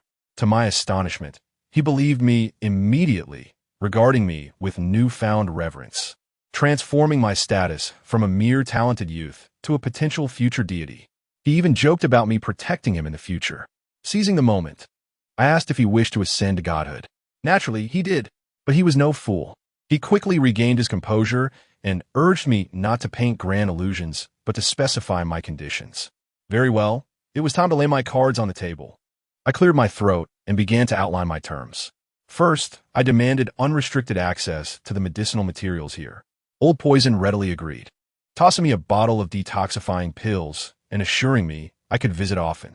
Second, I required his assistance in establishing a faction, serving as a guest elder for 5 years. After a moment's hesitation, he acceded, provided I did not compel him to undertake unwanted tasks. Third, I insisted that he assist me in battles. He agreed to this as well. I must say, these 3 conditions were increasingly advantageous for me, effectively binding him to my service while he believed he was gaining the upper hand. Surprisingly, the old man was rather amiable, feeling as though he had struck a bargain, and gifted me a top-tier spatial soul guide called the Rui 100 Treasures Bag, capable of holding living things and preserving them. I felt a twinge of guilt. Having received so many benefits, I felt it was time to act, so I decided to treat him immediately. I instructed him to remove his shirt, and to my surprise, a titled Douluo blushed, looking bashful. I was utterly speechless. We're both men. What is there to be afraid of? After he complied, I was taken aback to see he was as thin as a reed. He stubbornly claimed that despite his appearance, his physical strength far surpassed mine, mumbling something about a silver spear and a wax head, which I found perplexing. I couldn't be bothered to argue, so I sat cross-legged and began to channel my soul power into his body, initiating the process of devouring the toxins within him. This task is utterly exhausting. Within just 5 minutes, I was drenched in sweat, nearly drained of my soul power. However, as soon as I ceased my efforts, the old poison master sprang up, invigorated, exclaiming that he felt significantly better, with almost 1/10 of the poison in his body reduced. I too felt elated, having absorbed his toxins, resulting in a substantial increase in my soul power. It was indeed a win-win situation. No, I was the one who emerged victorious. Noticing that the day was waning, the old poison master suggested that we call it a day and return tomorrow, lest his granddaughter worry. My heart raced with urgency. The valley was teeming with precious herbs awaiting my discovery. Yet, I had no choice but to acquiesce, nodding in agreement to return the following day. I was so anxious that I felt like an ant on a hot skillet. Why was I anxious, you ask? Well, with a valley full of treasures, I could only gaze upon them without touching. Who among my family could comprehend that? Harvesting these divine herbs requires skill. A single misstep could render them ineffective or worse, lead to dire consequences. I surmised that the old poison master had likely consumed a faulty herb in his youth, leaving him stagnant at level 91. As the days swiftly passed, half a month had gone by. Throughout this period, I diligently reported to the old poison master daily. And thanks to the absorption of his toxins, I had directly advanced to level 29. During this time, his granddaughter, Douluo, visited once, and I took the liberty of cleansing her body of toxins as well. What do you suppose happened next? The old master, in a moment of mischief, told me with a grin that he would entrust Yin to me from now on. I nearly sputtered blood in surprise. This old man was piling on the pressure. I realized I needed to grow stronger quickly to subdue this old rogue completely and bring Douluo into my fold. During these 2 weeks, I had not been idle. I had been meticulously scouting the area, and my cart was overflowing. Let me lay it out for you. First, there was the Ba Jiao Xin Bing Chao and the Lai Hui Xing Jiao Shu, one representing extreme cold and the other extreme fire. These are tailor-made for me. Consuming them together would eradicate my evil flame problem and potentially lead to a second awakening of my martial soul. This was something Tang San had once ingested in the original text, and now it was mine. Haha. Then there was the divine herb, Xiang Si Duan Chang Hong, and the Qirong Tong Tian Ju, prepared for Daimu Bai. Of course, the most suitable for me was the Ji Guan Feng Huang Kui, which could not only purify my phoenix flames, but also enhance certain capabilities. I mused that, in my current state, most women would find it difficult to endure. After consuming this, I could hardly bear to imagine the outcome. If I grew any stronger, I feared I would end up alone forever. Alas, for now, these treasures were beyond my reach, as I had no idea how to harvest them. One day, after helping the old poison master absorb the last of his toxins, he suddenly expressed that he felt completely cleansed and questioned whether he needed to return tomorrow. He was quite peculiar, an esteemed dog, yet he interacted with me, a mere child, as if we were close comrades, sharing everything without reservation. Sensing the timing was right, I adopted a serious demeanor and proclaimed, "Old Poison Master, I have an important announcement.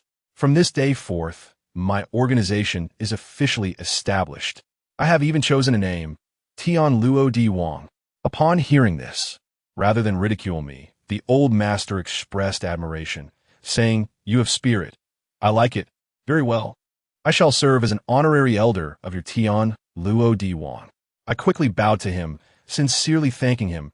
"Thank you, old poison master. I will not forget your kindness when I ascend to divinity."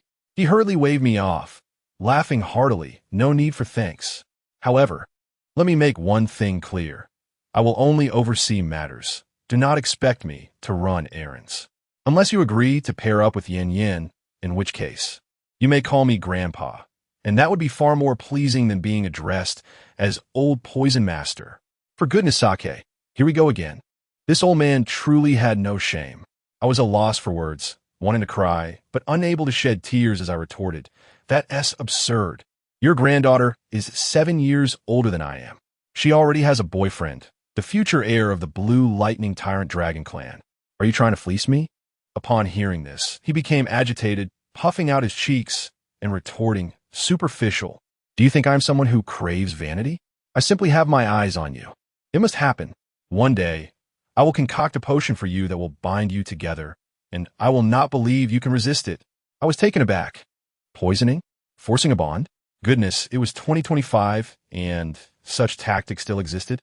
This was an esteemed Douluo speaking, and his words resembled those of a rogue. I hastily sought an excuse. "Ahem, old poison master, spare me. My little evil flame is something most women cannot endure.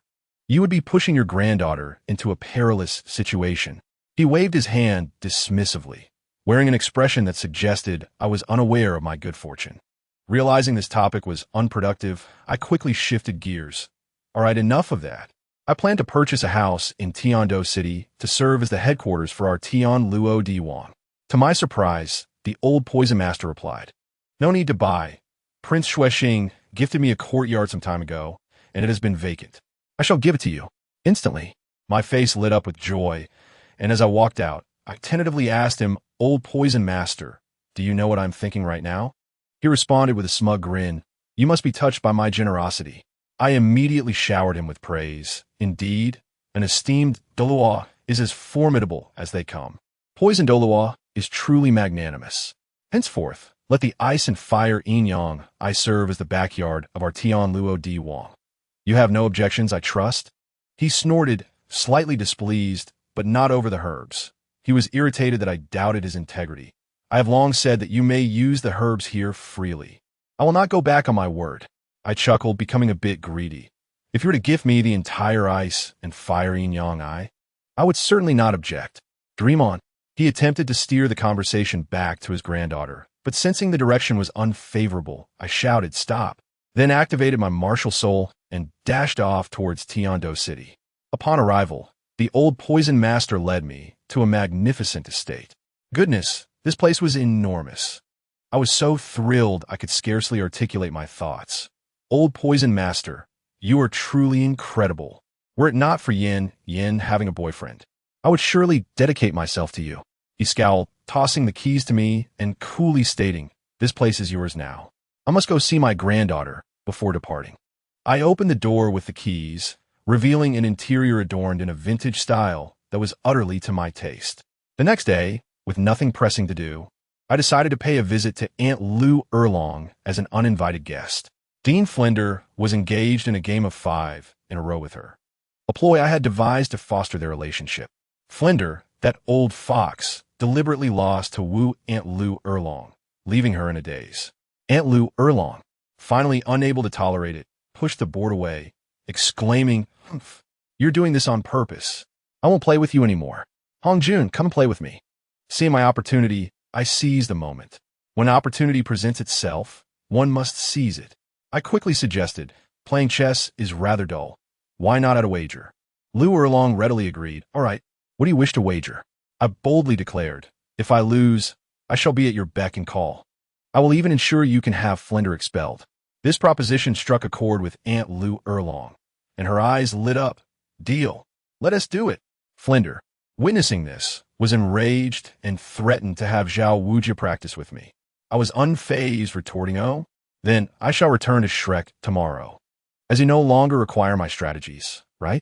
Flender promptly backed down, obediently taking on the role of referee. I turned to Aunt Lou Erlong, saying, I'll let you make the first move, but if you lose, you must agree to one condition. She dismissed my caution, confidently agreeing. An hour later, I showcased what true battlefield strategy looked like, deploying the long snake formation and the bagua formation in succession, utterly annihilating her defenses. She conceded, thoroughly impressed. Speak.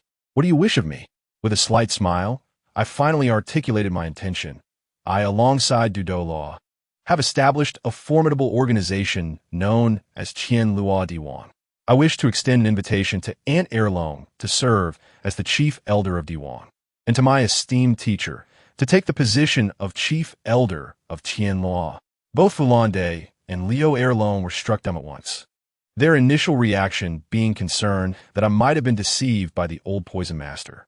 I rolled my eyes in exasperation and replied, Where are your thoughts wandering? It is my organization, and I am the master. Inviting Douluo to join is merely one of the rewards for his assistance in curing my ailments. Unfortunately, he will only oversee operations and will not heed my commands. Upon hearing this, their gazes towards me shifted, reflecting a complex mixture of desire to reprimand me and admiration for my audacity. Fulande was the first to recover, slamming the table with pride as he shouted at Leo Erlong. Look, Erlong, this is my disciple. I have agreed. Leo Erlong pondered for a moment before inquiring, What direction does your organization intend to take? With confidence, I unveil my plan. We shall not follow the path of sex nor emulate the Wuhuan Temple. Our focus will be on commerce and intelligence. My ambition is to establish a commercial empire and intelligence network that spans the entire continent. Leo Erlong expressed her concerns, with Douluo overseeing intelligence. That may suffice, but are you capable in commerce? Fulande also voiced his skepticism. Young man, have you ever held a 4-digit sum in gold soul coins? That question struck a nerve. I felt a bit embarrassed, but stubbornly retorted, Facts speak louder than words. You shall see in due time. seeing my unwavering confidence. Leo Erlong finally relented. All right, I shall trust you this once and agree to become the chief elder of Diwan. However, I must tell you, this is not just any ordinary elder position. It is the chief elder of Diwan. My Tianluo Diwan will be divided into two factions. Tianluo will focus outward, primarily on generating wealth, while Diwan will concentrate inward, specializing in intelligence. You will be the head of intelligence. Hearing this, Leo Erlong's brows furrowed, as if to say, good heavens, this sounds more exhausting than being the principal. She mentioned her accustomed, free-spirited nature, stating she could not manage such a vast undertaking, urging me to seek someone more capable. I became anxious and quickly clarified, oh, my dear Aunt Erlong, I would never truly burden you. Your role is merely titular, a figurehead. Once our enterprise expands, there will naturally be dedicated leaders and city lords to handle the work, and you and Teacher Fulande can simply act as the wise rulers behind the scenes. Teacher Fulande, overhearing this, looked at me with skepticism. You, young man, are not planning to be a hands-off manager, are you? Let me remind you, your tactics of shifting blame onto Zhao Wuji and Sure Laika will not work here. Upon hearing this, I immediately donned a pitiful expression and said, how could that be? I shall be responsible for strategizing and overseeing the commercial aspect, securing investments for our organization and earning our first pot of gold. Teacher, Aunt Erlong, could you bear to see me toil alone? Moreover, Douluo has already agreed to serve as the chief consultant. If we were to renege on our promise, who knows how the old poison master would react? Leo Erlong, being soft-hearted and typically tough on the outside, yet gentle within, upon witnessing my demeanor, quickly yielded, stating she could assist in the early stages when manpower was scarce. But once the numbers grew and tasks became numerous, she would not be responsible. Upon hearing this, my eyes lit up, and I quickly seized the opportunity. That must be the case. You are truly wonderful, Aunt Erlong. If you do not wish to manage the Lanba Academy, why not merge with Teacher's Sure Laika Academy? Our Sure Laika is filled with geniuses, and in due course, we can let Teacher Fulande manage alone. He would be grinning from ear to ear in his dreams. Fulande, upon hearing my words, immediately lost all composure and jokingly remarked, ahem, we can discuss this matter once your Aunt Erlong becomes your teacher's wife. Before he could finish his sentence, he noticed that Leo Erlong had already begun to roll her sleeves, her face turning pale as she stammered. Just kidding. Erlong, I was wrong. Please do not strike me. There is still a child present. Grant me some dignity. Who understands the familial bonds? I stood beside, witnessing Teacher Fulande being ensnared by Aunt Erlong's martial spirit, a colossal fire dragon, twisting him like a pretzel in the air. I tell you, that scene was quite the spectacle. Although she did not unleash her full power, I felt a pang of sympathy. The lengths to which the teacher would go in his infatuation were heart-wrenching. A week passed, and my efforts to recruit for Tianluo Diwang had yielded dismal results. Tiando City is steeped in deep waters, dominated by the aristocracy. Even with Douluo's presence, few were willing to join our makeshift troop. I had no choice but to invite the old poison master to escort Teacher Fulande and me back to Suotua City, the place where our dream began, to restart our journey. On the carriage, the old poison master Dugubwa wore a disgruntled expression, questioning me with irritation. Little monster, what is so special about that wretched place of Suotua City that necessitates our development there?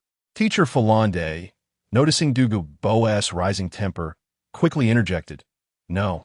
Senior Dugu, please hear my reasoning. Suotua City is the granary of the Balak Kingdom, and among the wealthiest is the Mei family, whose head's daughter is the elder sister of Hongjun. Hongjun undoubtedly wishes to win over the Mei family to our side. Upon hearing this, I felt a jolt of alarm. This was not good. Indeed, Dugu Boas' expression darkened immediately as he regarded me with suspicion. Oh? I wondered why you looked down upon my yin-yin. It turns out you are seeking to cozy up to a wealthy heiress. Little monster, are you not obliged to provide me an explanation? I was at a loss for words. What is there to explain? Why should you meddle in my friendships? Moreover, when did I express any affection for the Mei family as young lady? Old poison master, Let me remind you of our agreement. I am the master here. Should you continue to treat me with such disrespect, do not blame me for not lending you a hand once I ascend to divinity. Having countered him, Douluo's imposing demeanor softened, yet the next moment he began to act petulantly. I do not care. Before we came, I issued a strict command to Yin Yin, forbidding her from associating with that little brat from the Lan Dianba Wang family. If my granddaughter remains unmarried, you must bear the responsibility. I roll my eyes, wondering if the old man had been manipulated by me. Why was he fixated on me? Falan Day, sensing the tension, began to smooth things over, alternating between persuading me and flattering Douluo. In mere moments, the two old men were calling each other Brother Douluo and young Brother Falan, a sight I could hardly bear to witness. In a hurry, we finally arrived at Suatua City. However, upon reaching the entrance of the Mei family's estate, we sensed something was amiss. To our shock, the place was surrounded by layers of soul masters, completely sealing off the Mei family residence. And there were even members of the Wu Huan temple present. A burly middle-aged man, his face brimming with arrogance, was shouting at the Mei family door.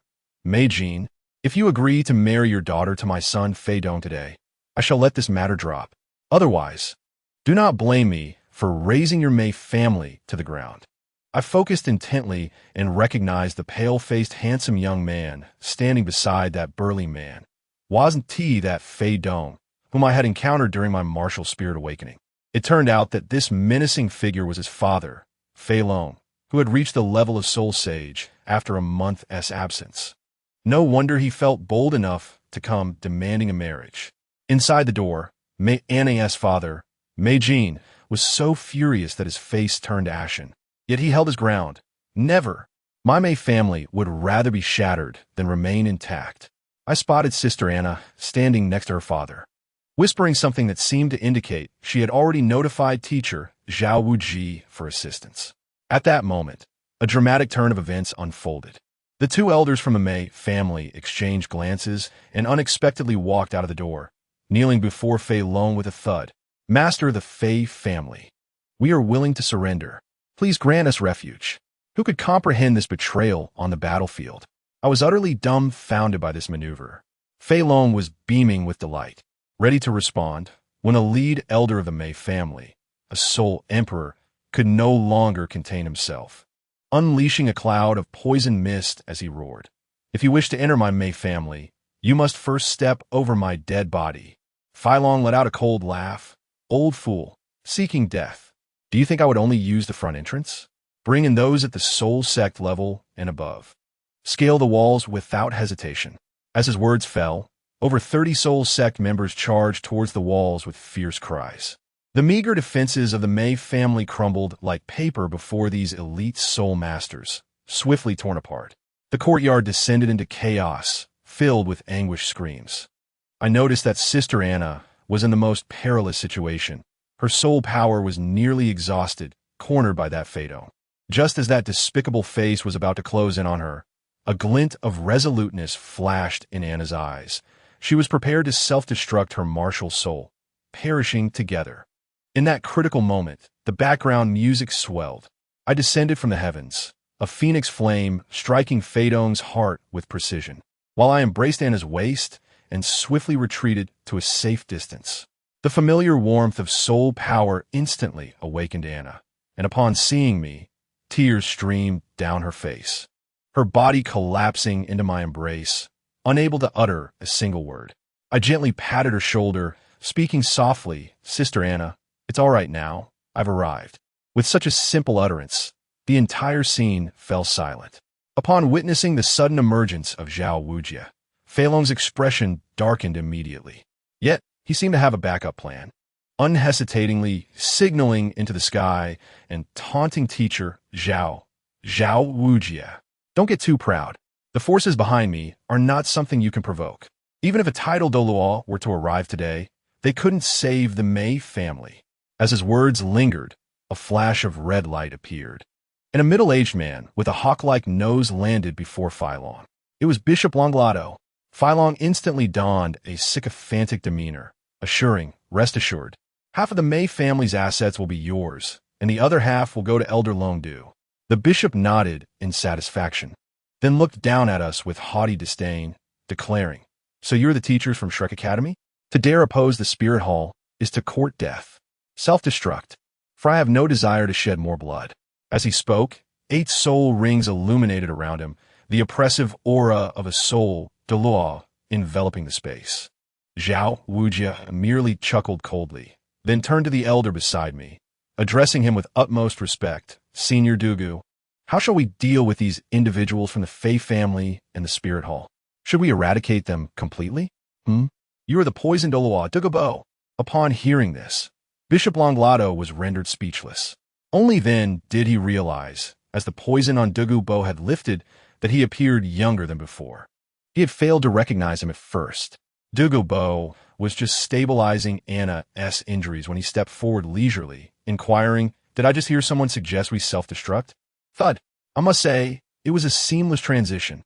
The once arrogant Bishop Longlado, in the next moment, knelt on the ground, bowing his head repeatedly. "Your Grace, the Poison Monarch, please spare my life. I was unaware this was your territory. It was all the Fei family's doing. I shall leave immediately."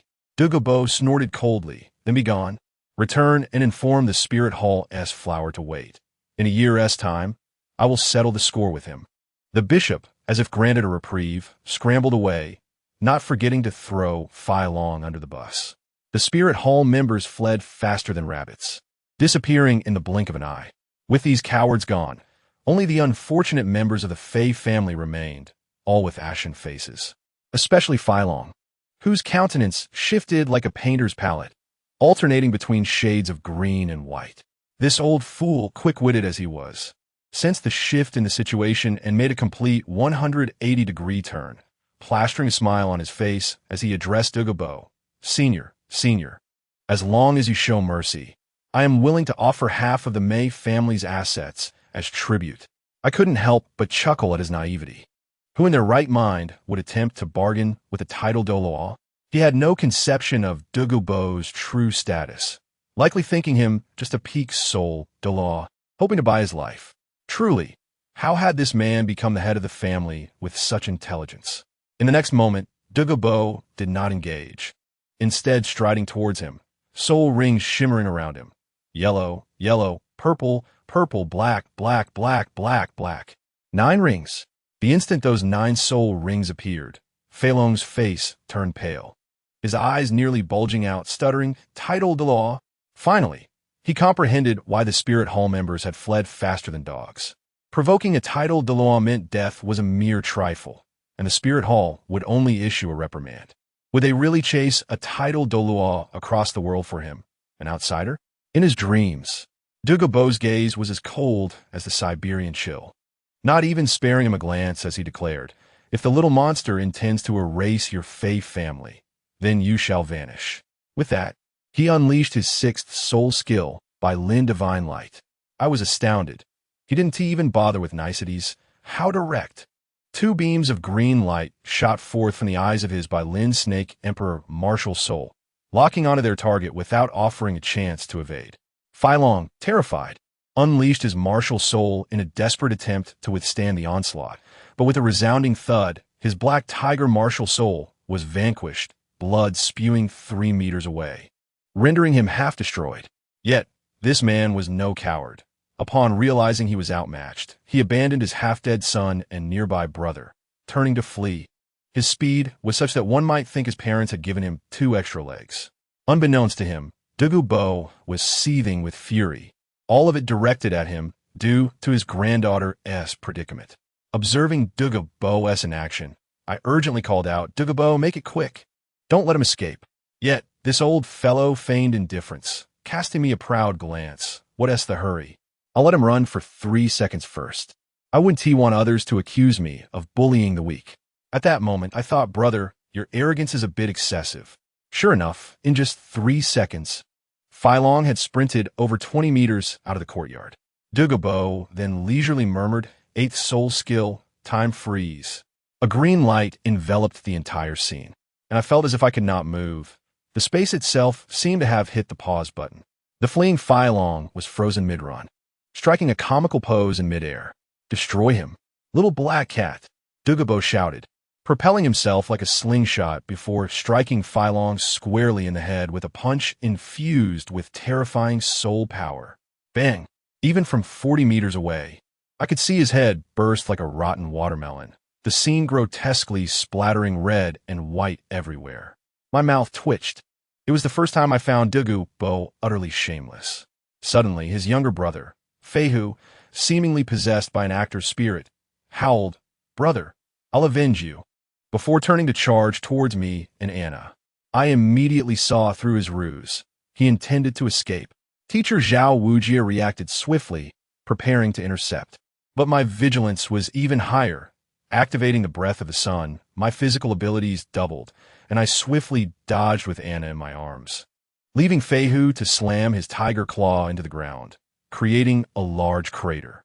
At that very moment, Zhao Wujia's iron fist landed with a thud on Feihu's chest, sending him flying backward for several meters. Seizing the moment, he leaped onto the broken wall and fled in the opposite direction of Douluo, attempting to escape back to the spirit hall for refuge. Did he really think he could escape? Fueled by adrenaline, I unleashed my second soul skill, Solar Spike. A fiery red spear, seemingly endowed with sentience, homed in on him. Feihu, thinking he had evaded it with a lazy roll, stood and continued to run. Yet, he was blissfully unaware that my soul skill was homing. The fiery spear curved mid-air, piercing through his back with a satisfying thud. At that moment, I was utterly bewildered, surrounded by my family.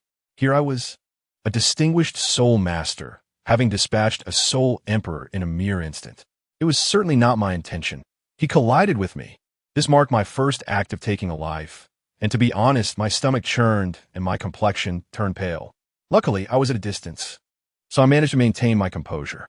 The remaining matters unfolded seamlessly, as the Mei family thoroughly eradicated the remnants of the Fei family.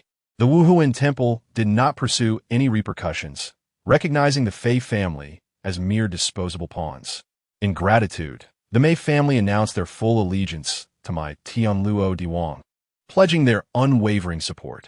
10 days later, my Tianluo Diwang prospered remarkably. Teacher Flandra was incredibly supportive, enrolling all the teachers of Shrek Academy into my organization as elders, albeit discreetly. The Mei family even packaged and transferred all the assets and properties of the Fei family to me, transforming me into a newly minted tycoon in Soto City. One day during training at the academy, Oscar approached me eagerly, rubbing his hands together, and inquired, "Brother, does your Tianluo Duong truly have a title Douluo overseeing it? Do you think I could join?" I shot him a glance. "What do you wish to join for?" He chuckled. "Well, my teacher often laments that if I had even half your talent, it would be splendid." It made me feel somewhat pleased, although I feigned humility. Ahem. Teacher Xiao Xin is mistaken. I am merely marginally better than you. If you wish to join, let us discuss it once you reach Soul Sovereign. Oscar's demeanor instantly wilted, and he began to lament, expressing a preference for being a battle soul master rather than a support type. I dismissed his complaints. After all, what man does not desire to be in the limelight? I turned and headed to the dean's office. Upon entering, I found Old Poison lounging in Flandra's dean's chair, his legs crossed and shaking like a sewing machine. He spotted me and grinned. "You finally arrived. I have good news and bad news for you. Which would you prefer to hear first?" "The good news," I replied, eager to skip the pleasantries. "The entire Mei family has joined our Tianluo Diwang, and I have already agreed. If you have consented, what objection could I possibly have?" I retorted, "Old Poison, could you cease shaking your leg? They say that shaking one's leg brings misfortune. Are you trying to jinx my Tianluo Diwang?" He shrugged nonchalantly. "I regard wealth as mere dirt." Now for the bad news. The Wuhuan Temple has issued a challenge from Juhua Pass, proposing a duel in a year. My heart sank. "Do we stand chance?" "Fear not," he replied with a confident smile. "Thanks to you, I have managed to control the poison within me, and my strength has surged. I will reach level 92 within 6 months. If I cannot defeat him, I can certainly escape." Reassured, I relinquished control. "Very well, focus on your training. I shall dedicate myself to my cultivation." He laughed heartily. "You truly know how to delegate. Speaking of which, it reminds me of my old companion, Old Jack." "Old Jack?" I inquired, recalling this name for the second time and probing. Were you close? Old Poison then revealed an astonishing revelation. His old companion, Old Jack, was a good brother in his youth, currently residing as the village chief in a place called Hongjun Village, having retreated from the world. I was astonished. It was no simple feat to leave a lasting impression on Old Poison. I quickly asked, "Can we invite him to join us?" "It's difficult," Old Poison shook his head, "unless you can heal the hidden injuries to his martial soul." He then dropped an even more shocking piece of information. Old Jack's strength is at level 91, but his combat ability is unrivaled on the continent. At the same level, even Hongjun Douluo cannot surpass him. If not for that hidden injury, his strength would not be inferior to Douluo. I gasped in awe. A level 91 titled Douluo, serving as a village chief? Hongjun Village clearly knows how to attract talent. My mind raced with a singular thought. I must secure this talent. After conversing with Old Poison, I immediately sought out teacher Zhao Wuji to discuss a significant matter. The following morning, when Dai Mubai and the others gathered, they noticed both teacher Zhao and I were absent. Oscar, as talkative as ever, blurted out, "Hongjun is never late. Could it be that he has fallen prey to the evil fire again? Did teacher Zhao go to assist him?" He then made an inappropriate gesture towards Fat Tiger, insinuating that we were involved in a romantic entanglement. At that moment, I felt compelled to deliver a comprehensive rebuttal. This boy was far too brazen. Just then, Zhao Wuji and I appeared, each carrying an assortment of peculiar iron contraptions. Upon seeing us, Oscar turned pale and began to apologize profusely. Zhao Wuji snorted. "We'll deal with you later. Class is commencing." I declared, "From this day forth, you shall no longer circle around Soto City." Yay! Long live teacher Zhao. Oscar was the first to cheer. Dai Mubai, however, was more composed. The teacher must have further plans.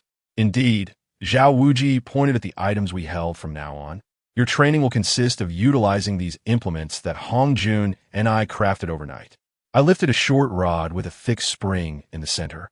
This is called the arm strength stick. It is designed to enhance arm strength and pectoral muscles.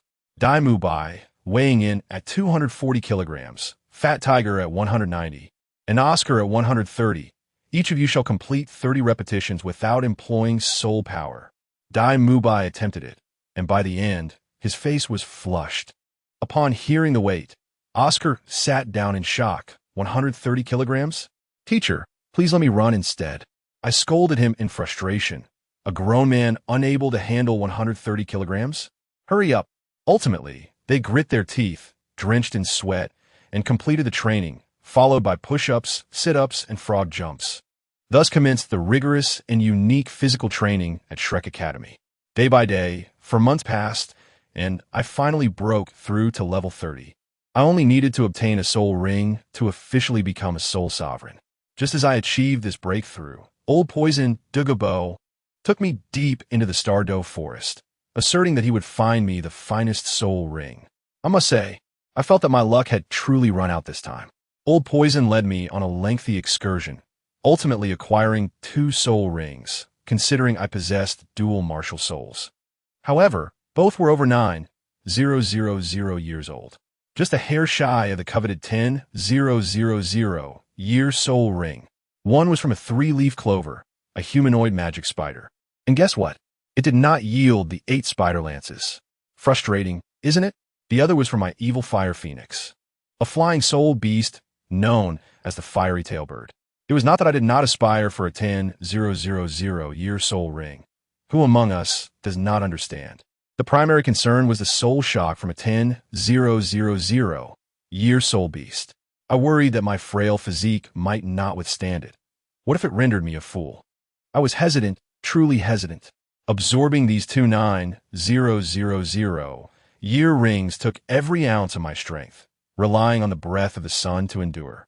Safety first, safety first. To put it plainly, I was somewhat anxious, harboring an intense desire not to be overshadowed by that Tangsan fellow. You understand, when one is transported to this bizarre realm, lacking a sense of security, there's an incessant urge to stay one step ahead. In any case, after absorbing the soul rings and returning to Shrek Academy, I finally felt a wave of relief. although I had not acquired a 10,000 year soul ring or soul bone. A significant weight had been lifted from my heart. With the academy on break, I thought it prudent to unwind and seek balance between work and rest. Thus, I resolved to venture into Soto City to commission a magnificent kite. Armed with my meticulously crafted design, I strode confidently into the city. Yet, just a short distance beyond the city gates, I stumbled upon quite the spectacle. A melodious yet icy voice reached my ears. I truly am only 12 years old. I simply took a wrong turn. I turned to see a girl clad in a dark purple bodysuit, her figure strikingly captivating. Facing her was a heavily made-up madam, gripping her arm tightly, spitting out words, "My dear, do not feel shy. With your figure, you would undoubtedly be the star attraction at our Ihong courtyard. 12 years old.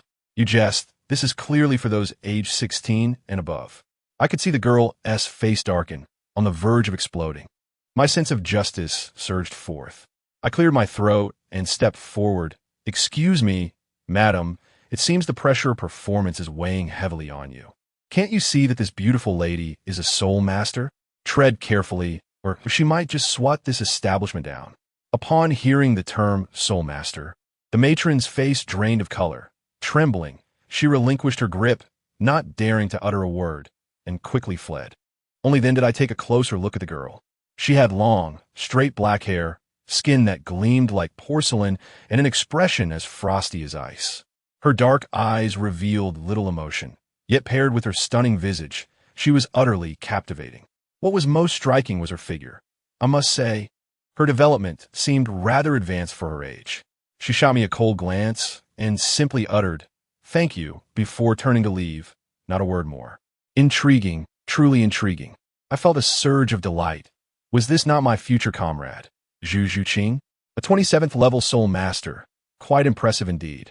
I did not pursue her, as I had more pressing matters at hand, and turned to seek out a shop to order my large kite. Imagine my surprise when fate played its hand. Just as I exited the shop, having spent 5 silver soul coins, an expense that stung, I was hefting my oversized kite when I heard that icy voice again. "Excuse me, is that you?" I turned around, and lo and behold, it was she once more. I couldn't help but marvel at how small Soto City was. What a coincidence! "I am a Hongjun," I said, forcing a broad smile, attempting to appear more amiable. Given that Shrek Academy was recruiting new students, the hotels would surely be fully booked. If you find yourself in need of accommodation, head to the Rose Hotel and mention my name. They have a suite reserved for me that I won't be using. I pride myself on being helpful, especially when the individual in question is a striking beauty and a future ally. Zhu Zhuqing seemed momentarily taken aback. Perhaps not expecting my candor, but she unexpectedly responded with a few more words. "Oh, I see. Thank you for your assistance. I am Zhu Zhuqing, here to register for Shrek Academy as well. Where's the Rose Hotel located?" At that moment, I was oblivious to the fact that my gesture had unwittingly delivered a delightful surprise to Dai Mubai. After providing her directions, I carried my kite back to the academy. Upon my return, I launched the kite into the sky, but soon found it lacking in excitement. Flying a kite alone was far too solitary, and I yearned for companionship, preferably of the opposite sex. Lost in thought, I retrieved the kite and retreated to my room for meditation. With time to spare, I glanced at my system panel, and to my astonishment, it had undergone an update. My personal information and martial soul details were now exceedingly detailed. Host: Ma Hongjun, level 32 control type soul master. Martial Soul 1, 3-leaf clover, soul skills, by Lin Yindu, Mo Yukong Gun, Zhu Wang Shu Fu. Martial Soul 2, Evil Fire Phoenix. Soul skills, Phoenix Crying Sky Strike, Lai Yang 2 Ci, Feng Yi Tian Xiang. Additionally, I possessed an external soul bone, Earth Whip. Staring at the lengthy list of skills, I was astounded. The abundance of skills was overwhelming. Yet my 32-level soul power was woefully inadequate. Using all 6 soul skills in succession would likely lead to my immediate demise. It became clear that I needed to swiftly procure some celestial herbs to elevate my level and the quality of my soul power. 2 days later, the enrollment at Shrek Academy officially commenced. I eagerly volunteered to take over Dai Mubai's role of guiding the newcomers. Why? I could hardly contain my excitement to meet Tang San and Xiao Wu. To visit Douluo continent without witnessing these two legends in person would be a wasted journey. As I made my way to the academy entrance, I unexpectedly encountered Dai Mubai, his face contorted in frustration, muttering curses under his breath. What terrible luck! Just as I sought to enjoy some time with the ladies, I stumbled upon my own fiancé. Upon noticing me, his expression brightened, and he greeted me warmly. Brother Ma, good morning. My heart sank. I realized I had unwittingly become the perpetrator of my own misfortune. I forced a smile, feigning ignorance. Morning, Dai. What troubles you? Who has offended you? Dai Mubai wore a comical expression of despair as he began to vent his frustrations. You wouldn't believe it. Yesterday, while searching for those twin sisters in Soto City, I ran into my fiancée from childhood. I swear, I must have stepped out without consulting the calendar. Well, couldn't you concoct a plausible excuse to smooth things over? I offered, somewhat nervously. The issue is, I encountered her at the Rose Hotel. How do I explain that? I'm utterly speechless. Dai Mubai lamented. I stood there, aghast, envisioning the dramatic scene he had just described. Yet, could I say anything to help? No, I cannot. I could only pat his shoulder sympathetically, saying, Dai, take heart. Time heals all wounds. Old relationships must fade for new ones to flourish. I must attend to matters at the entrance. With that, I hastily departed, anxious to avoid any further probing questions. Watching my hasty retreat, Dai Mubai muttered, strange. Why the rush? I reached the entrance of the academy and sat beneath a gnarled tree, observing the long line of applicants. The scene was quite a spectacle. Shrek Academy's exterior resembled that of a village committee office, with parents huddled together, their expressions conveying disbelief at being duped. Just then, the main characters arrived. A boy of unremarkable appearance but possessing a unique aura, accompanied by a striking girl with extraordinarily long braids and a statuesque figure. The girl complained, Brother San, this place is far too shabby. Is Master trying to deceive us? The boy gently ruffled her hair, replying, the teacher has his reasons for bringing us here. Indeed, Tang San, Xiao Wu. Although Tang San bore an average appearance, his protagonist aura was undeniable, and Xiao Wu, with her long legs and slender waist, was nothing short of breathtaking. My heart raced with excitement. My hopes for celestial herbs and a bright future rested on you, Brother San. As the time drew near, Li Yusong, the instructor in charge of enrollment, lazily stood up to announce the rules. Anyone over 13 years old with soul power below level 20 may leave. Upon hearing this, a significant number of individuals departed. Yet there were always those who clung to hope. The family at the front of the line paid 10 golden soul coins, only for their son to be tested at level 21, having just turned 13 2 days prior. The mother immediately protested. Why is he not qualified? My son is a gifted student. Li Yusong, visibly irritated, explained, we are Shrek Academy. Shrek is a monster school, which means we only accept monsters. Do you understand? Anyone over 13 is no longer a monster. The family continued to argue. At that moment, I decided it was time for me to make an impression. I leaped from the tree and approached the registration desk, my voice infused with soul power, echoing across the crowd. Without rules, chaos ensues. If you wish to break the rules, you must possess the strength to do so. Do you have that strength? Li Yusong played along, unleashing 6 soul rings that dazzled the onlookers. A soul emperor. I too activated 3 of my evil fire phoenix's soul rings. Yellow, purple, purple. The imposing aura instantly silenced the crowd. The family departed in silence, utterly defeated. With the area cleared, the assessment continued. Not long after, Li Yusong's attention fell upon a girl in a white dress, resembling a celestial being, and he asked sternly, Ning Rongrong, at level 26, do your family members know you are here? I must say, this girl, while ethereal in appearance, possessed a sharp tongue. She retorted, aren't you supposed to be a monster academy? Why are you checking my household registration? Are you afraid my family will come looking for me? Her tone was a blend of sweetness and sharpness. I couldn't help but chuckle and stepped forward to support Li Yusong. The little princess of the 7 treasures, Glazed Tile School, I hereby declare that Shrek accepts you. With that proclamation, I wave my hand grandly. You may proceed directly to the 4th round. Moreover, those in the queue behind, with a soul power exceeding the 25th level, should not waste time here and should proceed directly to the ultimate assessment of the 4th level. The nearby crowd was taken aback, all turning to look at Teacher Lee, their expressions inquiring, "Who is this plump fellow? Such audacity!"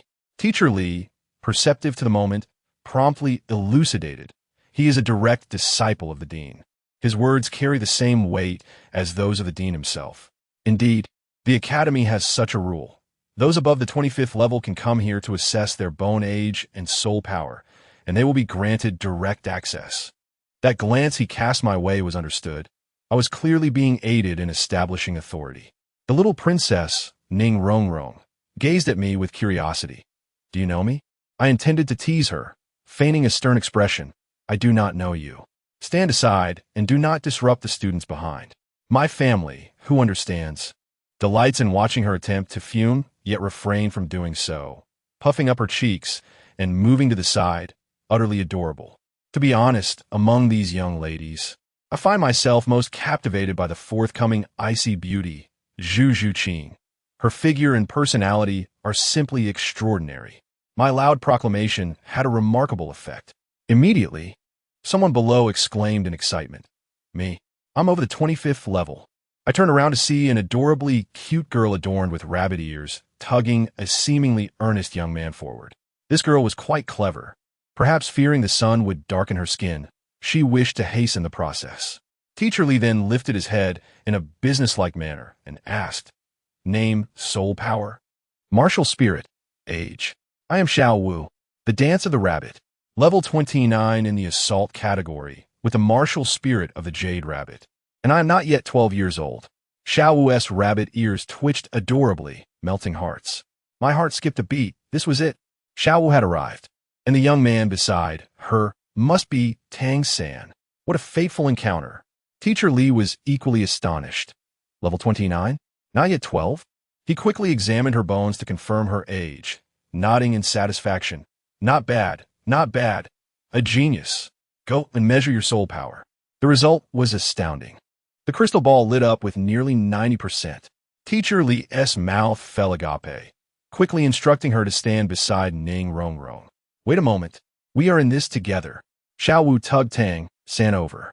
Tang San, somewhat helpless, introduced himself. "I am Tang San, level 29 in the control category, with a martial spirit of blue silvergrass." Blue silvergrass? Teacher Lee was flabbergasted. How could a seemingly useless martial spirit reach level 29? This was even more bizarre than the level itself. Does this count as monstrous? Tang San exuded confidence. "Absolutely." Teacher Lee was so excited that he extended his hand. "Come, let us measure your bone age." Upon touching Tang San's hand, he was taken aback. "You have trained your hands? It's undetectable. Extend your leg." Tang San chuckled and placed his leg on the table. Teacher Lee squeezed it, even more pleased. "Not bad, young man. Good muscle development. You are the second person I have seen like this." "The first? Far away, yet close at hand." He gestured toward me with his chin. Both Tang San and Xiao Wu immediately turned to me, politely greeting. "Hello, senior." I waved my hand. "Do not call me senior. Just refer to me as Ma Hongjun. Now, you two, display your martial spirit soul rings, lest anyone accuse us of boasting about Shrek Academy." As soon as I finished speaking, two beams of light, one blue and one red, soared into the sky, with each of them adorned with two golden-hued 100-year soul rings. Tang San held a mutated blue silvergrass, while Xiao Wu directly manifested her martial spirit, sprouting fluffy rabbit ears. The surrounding crowd was left in awe, with no one daring to doubt any longer. Just as I was about to lead them away, a chilling voice emerged from the back of the line. "Wait, I too exceed the 25th level." I turned around to find a stunningly beautiful Ice Queen approaching.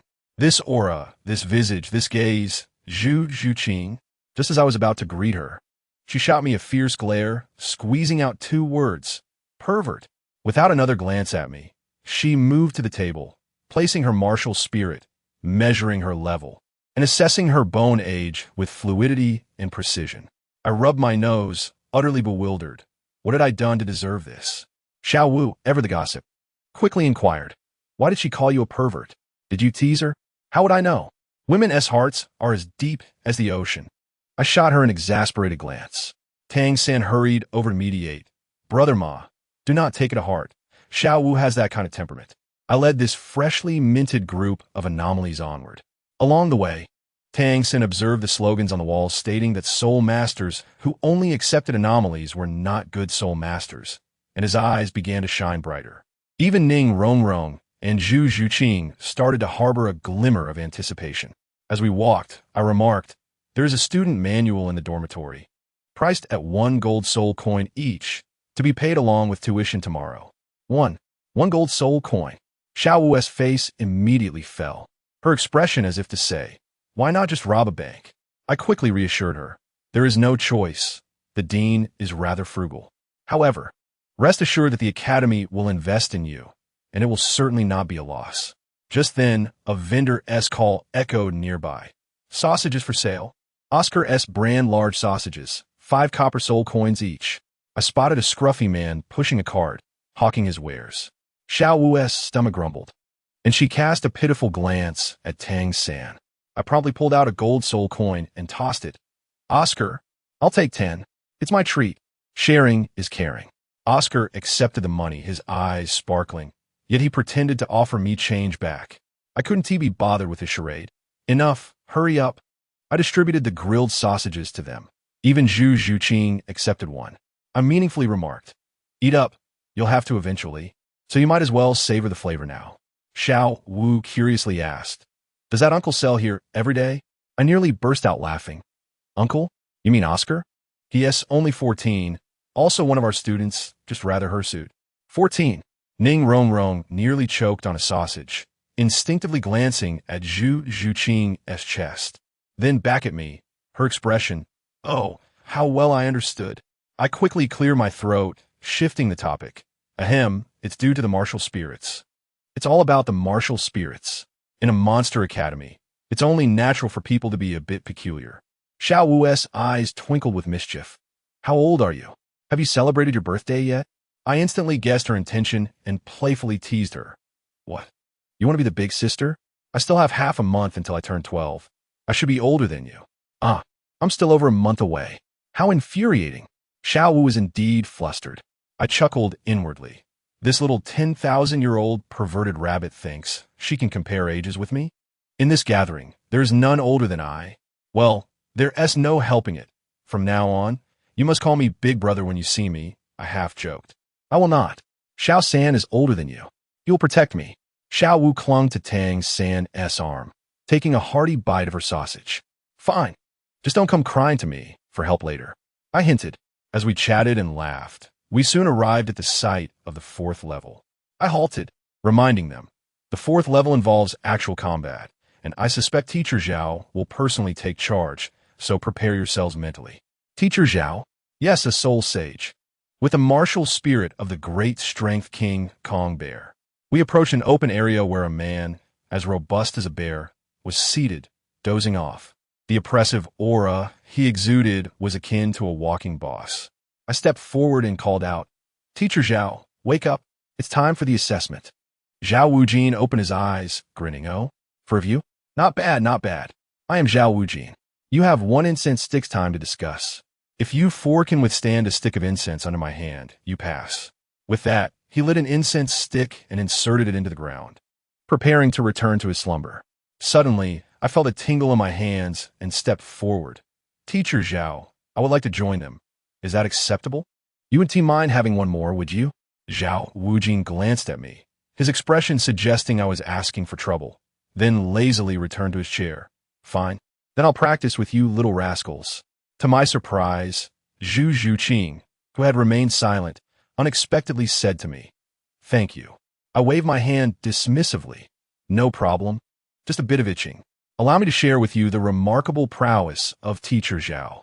Have you heard of the illustrious name of Budongming Wang, Zhao Wuji? Ning Rongrong gasped in astonishment. What? He is the one who managed to escape from the siege of 16 bishops at the Spirit Hall? How could I possibly contend with such a legendary figure? Indeed, it is he. I nodded affirmatively and began to analyze our strategy. Teacher Zhao possesses maxed-out defensive and offensive capabilities, Yet his speed is his Achilles heel. We must capitalize on our strengths while compensating for our weaknesses. Now, let us each declare our abilities so that we may devise a plan. Tang San immediately entered a serious demeanor, his expression grave. I am Tang San, a 29th level control system spirit master with the blue silver grass as my martial soul. Xiao Wu also seized her playful demeanor. I am Xiao Wu, a 29th level assault system spirit master with the jade rabbit as my martial soul. Ning Rongrong, her face tense but still sweetly spoke. I am Ning Rongrong, a 26th level support system spirit master with a 7 treasure glazed tile. I look forward to your guidance. Finally, all eyes turned to the icy beauty among us. Zhu Zhuqing, succinct and cold, declared, I am Zhu Zhuqing, a 27th level agility system spirit master with a spectral cat, skilled in speed. My martial soul is the powerful assault system beast martial soul, the evil fire phoenix. Known for its explosive power, but its weakness lies in its lack of endurance. I shall serve as the primary attacker, while Xiao Wu collaborates with me in our offensive. Zhuqing will use her speed to support from the flank, and Tang San, although your martial soul is blue silvergrass, I trust that your cultivation to this level has endowed you with unique abilities. You should have no trouble restraining teacher Zhao and protecting your teammates. Ma Hongjun, however, did not disclose his level, primarily out of concern for dampening the spirits of his future companions. Although he harbored some resentment towards Tang San and even contemplated teaching him a lesson, he recognized that Tang San had not wronged him and was, in fact, quite courteous. Thus, he found no justification for reprimanding him. He could only bide his time for a future opportunity to exact his revenge, secretly hoping that Tang San would not fall victim to him too soon. As for Ma Hongjun's motives for assisting them in the assessment, several underlying reasons were at play. Firstly, to establish authority among the 4 newcomers, for their talents are undoubtedly among the continent's finest, which would greatly benefit him in the future. He also understood that, regardless of whether he assisted them, they would likely pass the assessment with ease, so why not extend a helping hand? Secondly, Ma Hongjun sought to unify the Shrek Academy students, fostering a more harmonious relationship among them, as Shrek was his home. Lastly, he was somewhat eager to test his own strength and see if he could challenge the formidable Zhao Wuji. Of course, these were not the true reasons. There were other, less shareable motives. But do not inquire further, for the answer lies in his inherent kindness and desire to assist others. What about me? Why have you not assigned me a task? My 7 treasure glazed tile has formidable support capabilities. Ning Rongrong interjected, visibly displeased, eager to assert her presence. You? Naturally. You will assist me and Tang San. Do you require me to elaborate? Tang San's role as a control system spirit master is self-evident. He is the soul of the team, and as the primary attacker, my position is undoubtedly at the core. You can likely support only 3 individuals at once. So focus on aiding us too, Ma Hongjun replied, casting a sidelong glance at the young lady of the 7 treasure glazed tile clan, regarding her as if she were naive. Well, all right then, Ning Rongrong responded, somewhat disappointed, but managed to suppress her true nature, which was quite rare for someone of her stature. This was largely due to Ma Hongjun's mysterious demeanor, which had consistently intrigued them. Although his words could be irksome, he had provided assistance at every turn, leading the others to nod in agreement with Ma Hongjun's arrangements. Please grant me a support enhancement so that I may observe the effects. Do not merely describe your martial soul's support capabilities. I am already aware that your martial soul is the continent's premier support system. I wish to witness the tangible augmentation it provides to my physical state, Ma Hongjun requested, activating the properties of his sun-breathing technique as he turned to Ning Rongrong. He sought to ascertain whether her enhancement would apply to his inherent physical attributes or the double-enhanced qualities of his physique.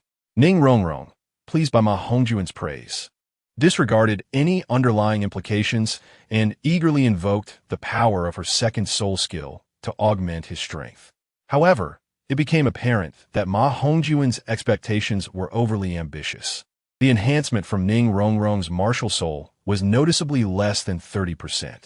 After a quick assessment, he estimated the increase to be around 15%. indicating that the sun breathing's properties could not be counted as part of his intrinsic physical prowess. While the invocation of soul rings could indeed elevate physical strength without compromising his natural abilities, it felt somewhat disconcerting, which explained why Ma Hongjun seldom utilized the sun breathing's properties under normal circumstances. How does it feel? Do you perceive an increase of approximately 30% in strength? My martial soul is impartial. The current enhancement should be around 30% and should last for a reasonable duration, Ning Rongrong said, a hint of puzzlement in her tone. Yes, it is acceptable. Time is of the essence. Do you have any additional tactics to discuss? Ma Hongjun replied nonchalantly. He refrained from disclosing the truth to Ning Rongrong, as he had no intention of diminishing her spirits. He recognized the immense strength of the 7 treasure glazed tile support capabilities, which could enhance a single attribute with each 10 levels gained, while also increasing the effects of all previously augmented attributes by 10%. A 7 treasure glazed tile spirit master is undoubtedly the best companion for any battle spirit master. Otherwise, Ma Hongjun would not have permitted her to join Shrek Academy. Fully aware of her temperament. None for me. Brother Ma, your strategy is impeccable. There are no issues whatsoever. You have accurately deduced our respective martial soul capabilities based solely on our abilities. Truly impressive. Your understanding of martial souls must be quite profound, Tang San remarked seriously, gazing intently at Ma Hongjun. Indeed, I have conducted some research. It is of little consequence. Teacher Zhao is arriving. Rongrong, you should swiftly replenish your spirit power. Ma Hongjun urged as he noticed Zhao Wuji's eyes suddenly open. How are you, my young rabbits? Has your discussion yielded results? If so, I have not had the chance to stretch my muscles in quite some time. Allow me to give you a thorough workout, Zhao Wuji said with a sinister grin as he stood up, interlacing his fingers and cracking his neck. Meanwhile, the incense, which had been burning, had reached its end, marking the passage of time. Chapter 73. Confrontation with Zhao Wuji. Why does teacher Zhao always refer to us as little rabbits and never little bears? Xiao Wu grumbled to Tang San, visibly displeased. Cough, perhaps it's because rabbits are cuter? Tang San responded, a hint of amusement breaking through his earlier seriousness. Teacher Zhao, we have reached an agreement. Though I must remind you that you cannot employ your 7th soul skill. Otherwise, we will undoubtedly be at a disadvantage, Ma Hongjun said with a slight smile, offering a gentle reminder. Fear not, you can rest assured. Even with my 6th soul skill, I need not resort to it. As long as you can endure for the duration of an incense stick, you shall be granted admission to Shrek Academy. And as for you, Ma Hongjun, if they fail to complete the assessment, you will have to run 20 laps around Tuo City to Shrek Academy while bearing a heavy load within a single day, Zhao Wuji confidently proclaimed. No problem, Ma Hongjun replied nonchalantly. My good brother, I truly apologize for dragging you into this. Rest assured, we can definitely endure for the duration of an incense stick, Tang San said, patting Ma Hongjun's shoulder with a tone of regret. It's fine, Teacher Zhao. We can begin, Ma Hongjun responded, not overly thrilled by Tang San's familiar words. Instead, he felt a twinge of conflict, pondering how he could torment Tang San. Zhao Wuji conjured another incense stick, and before he could light it, Ning Rongrong had already begun to unleash her martial spirit. The 7 treasure glazed tile emerged, declaring speed and strength. Ning Rongrong spun in place, and the 7 treasure glazed tower radiated a dazzling array of colors. The 7 treasure glazed tower, a vibrant and resplendent tower over a foot tall, shimmered with an air of nobility. Coupled with the ethereal presence of Ning Rongrong, she appeared like a celestial fairy descended from the heavens. Good heavens, she is indeed a soul master from the 7 treasure glazed tile family. Big Brother Fu will surely be overjoyed by this, Zhao Wuji remarked in surprise, gently igniting the incense stick and placing it steadily on the nearby table. As Ning Rongrong's soul skill took effect, Ma Hongjun felt a significant boost to his strength and speed, approximately a 15% increase, while Tang San experienced an even more pronounced enhancement, with an increase of at least 30%.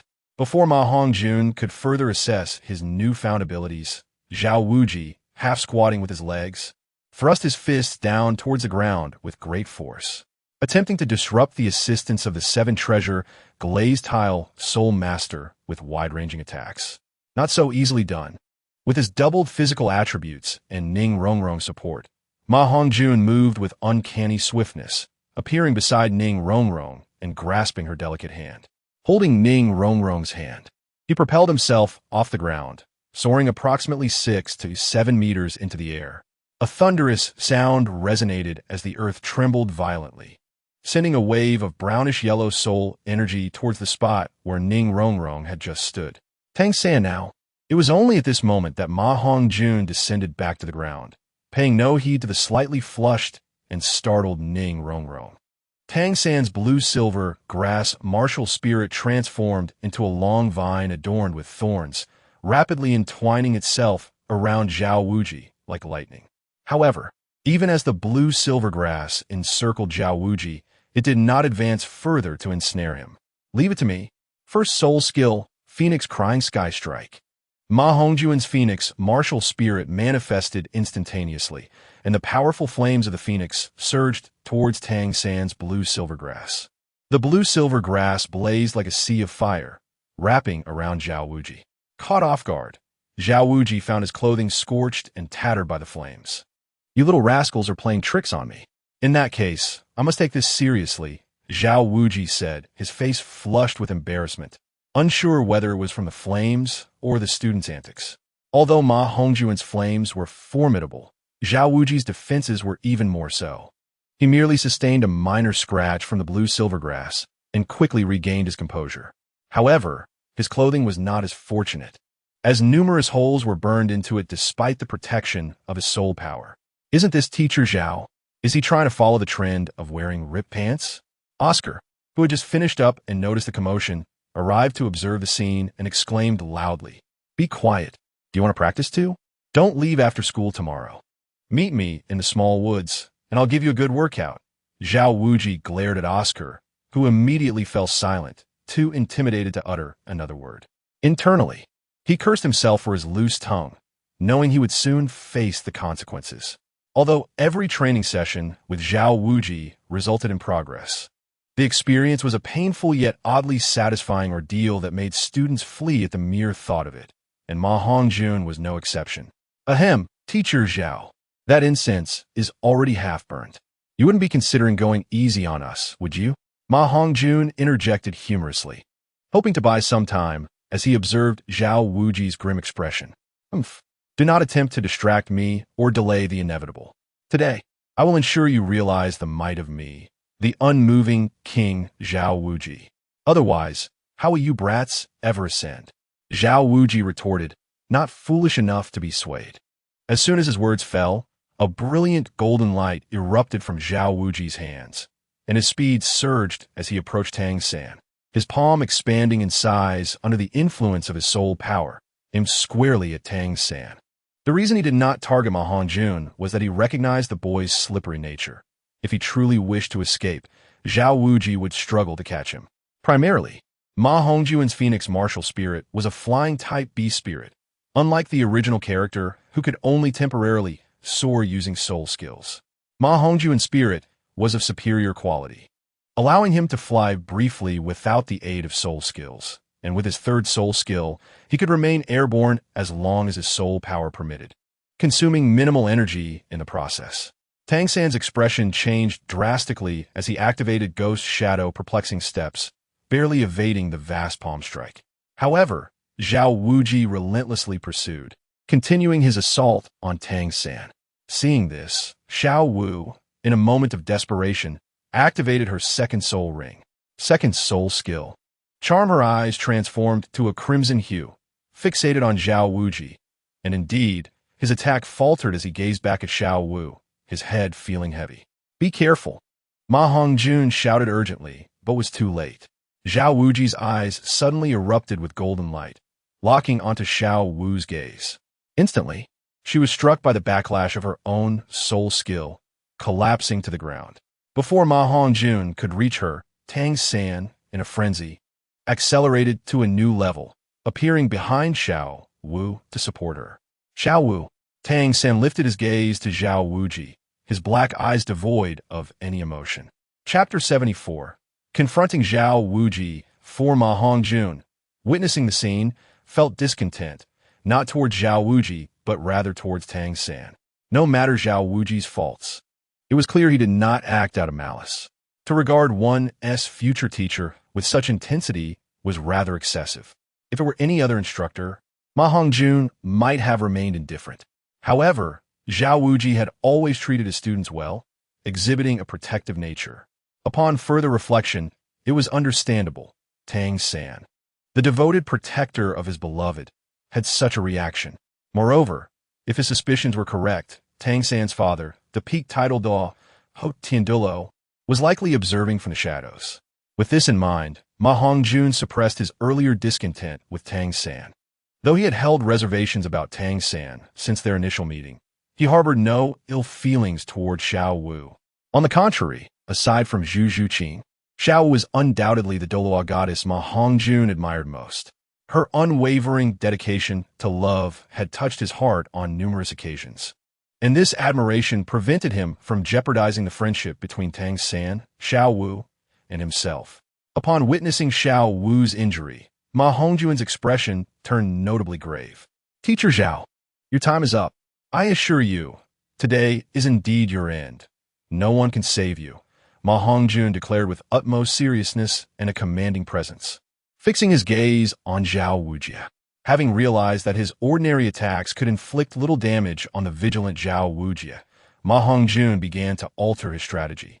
Up and by time, he planned to unleash a full-force strike at the very last moment, thereby exhausting his soul power without falling prey to Zhao Wuji's counterattack. He was confident that his ultimate move, the Phoenix's Cry, could indeed injure Zhao Wuji, though would likely leave him utterly spent.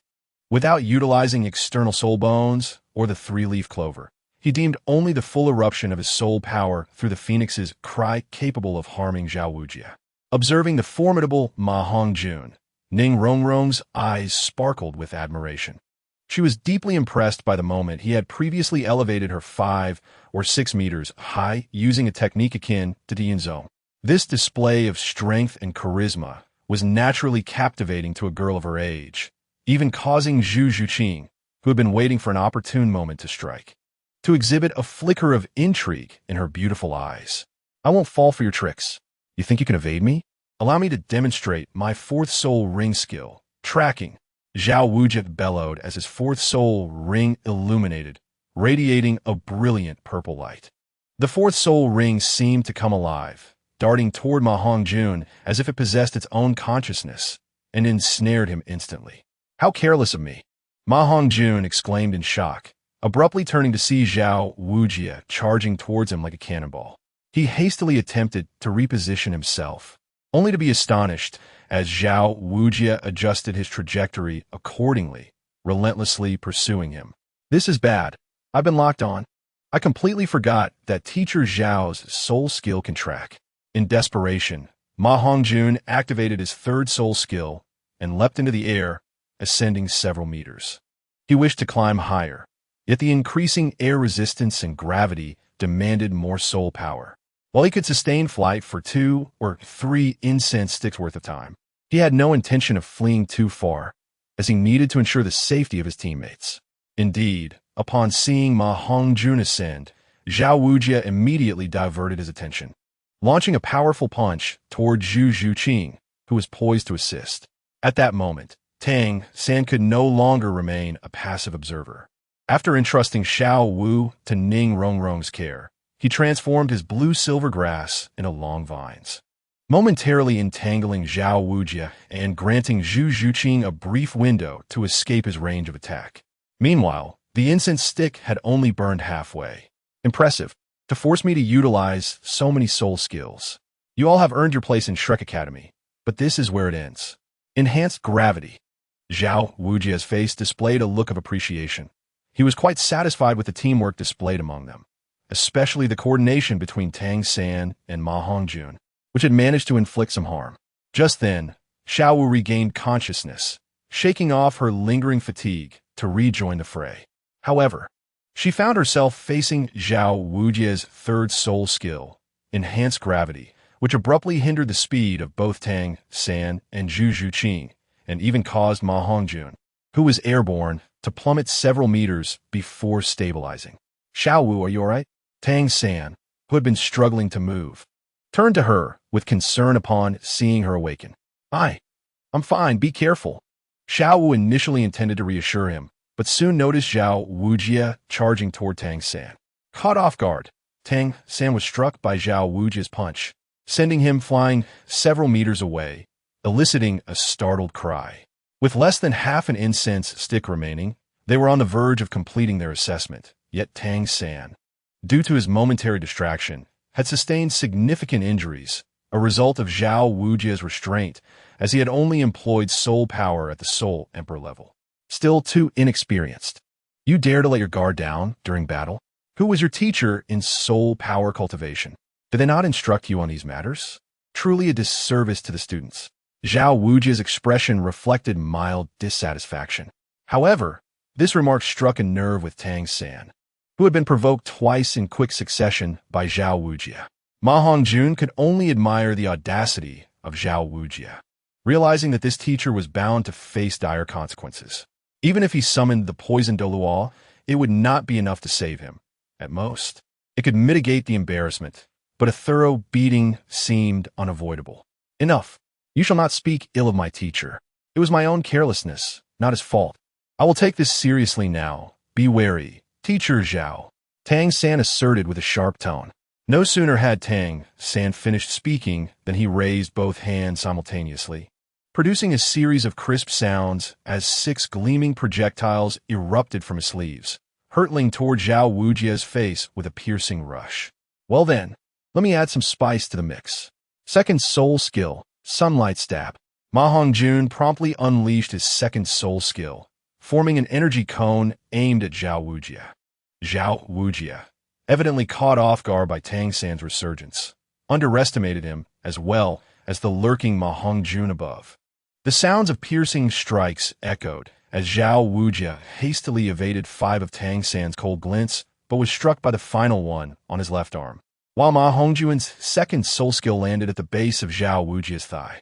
The searing pain accompanied a wave of dizziness. It's poison.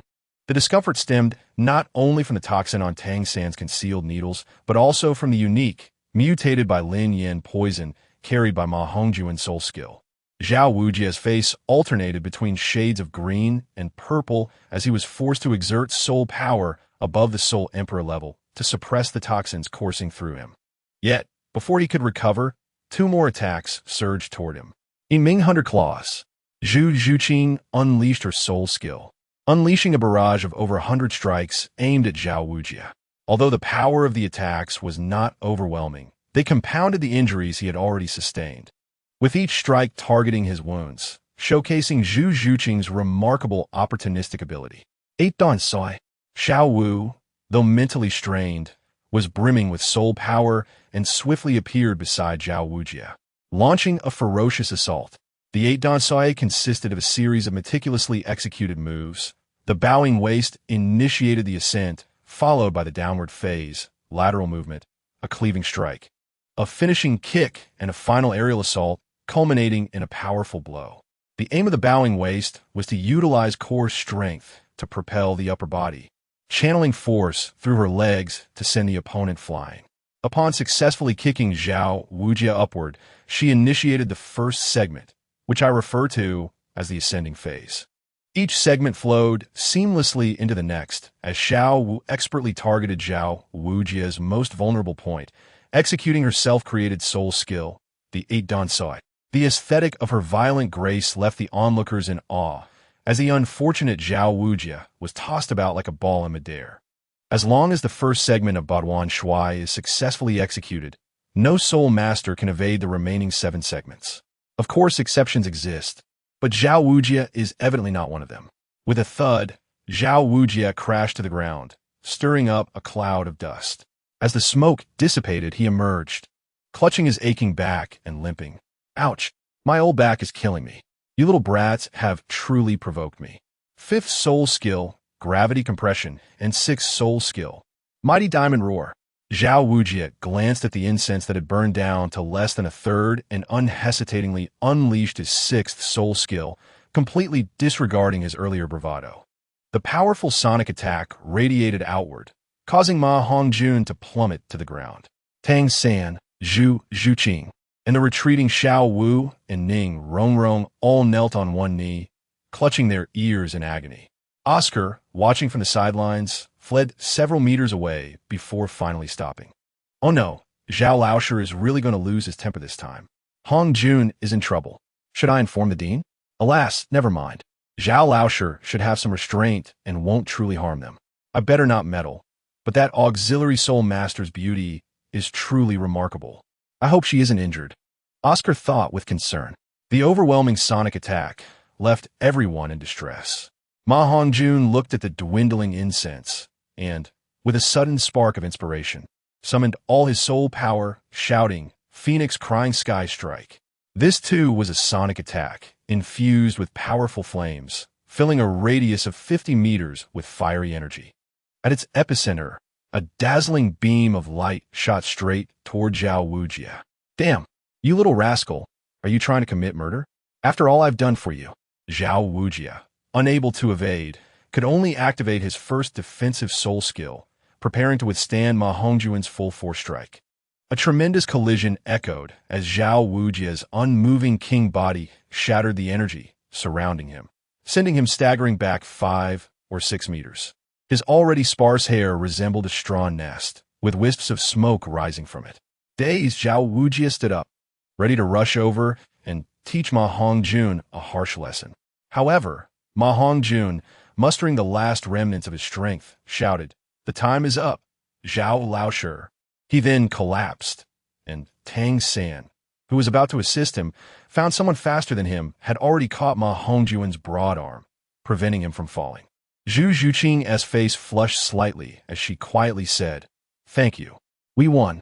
Are you all right? Did you get hurt?"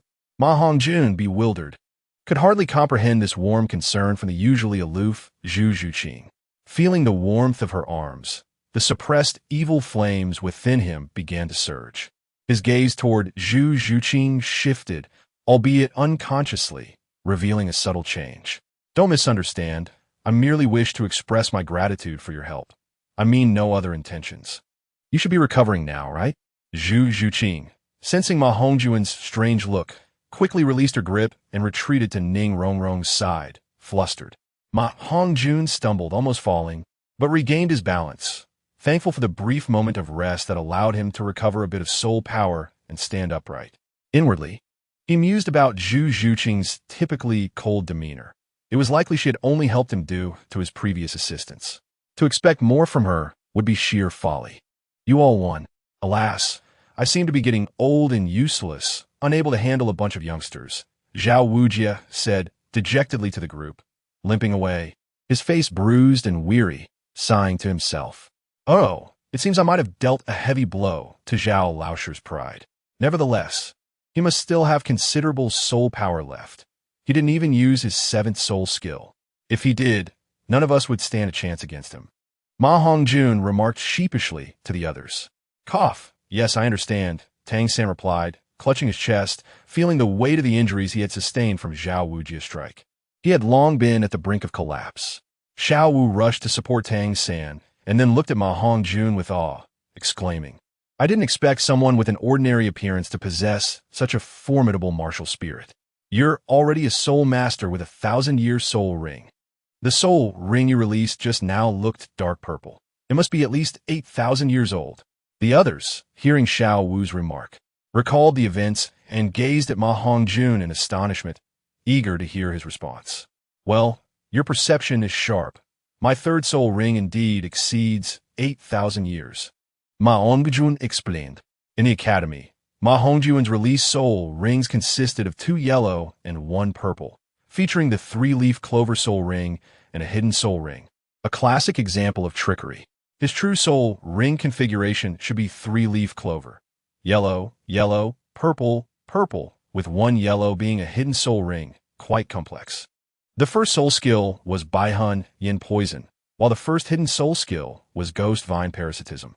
The second soul skill was Mou Hongjun, which Ma Hongjun hadn't yet utilized, though it was a well-known soul skill from the man-faced demon spider. His evil fire phoenix martial spirit was purple, purple, purple, with corresponding soul beasts being the Earth King, Flame Bird, and Fiery Tail Bird. Congratulations! You have successfully joined Shrek Academy. Hello there. Let me introduce myself. I am Oscar. Hongjun, you are truly amazing for making Zhao Laoshi suffer such a great loss. My admiration for you is as boundless as the flowing rivers. Oscar exclaimed as he rushed over to congratulate the group.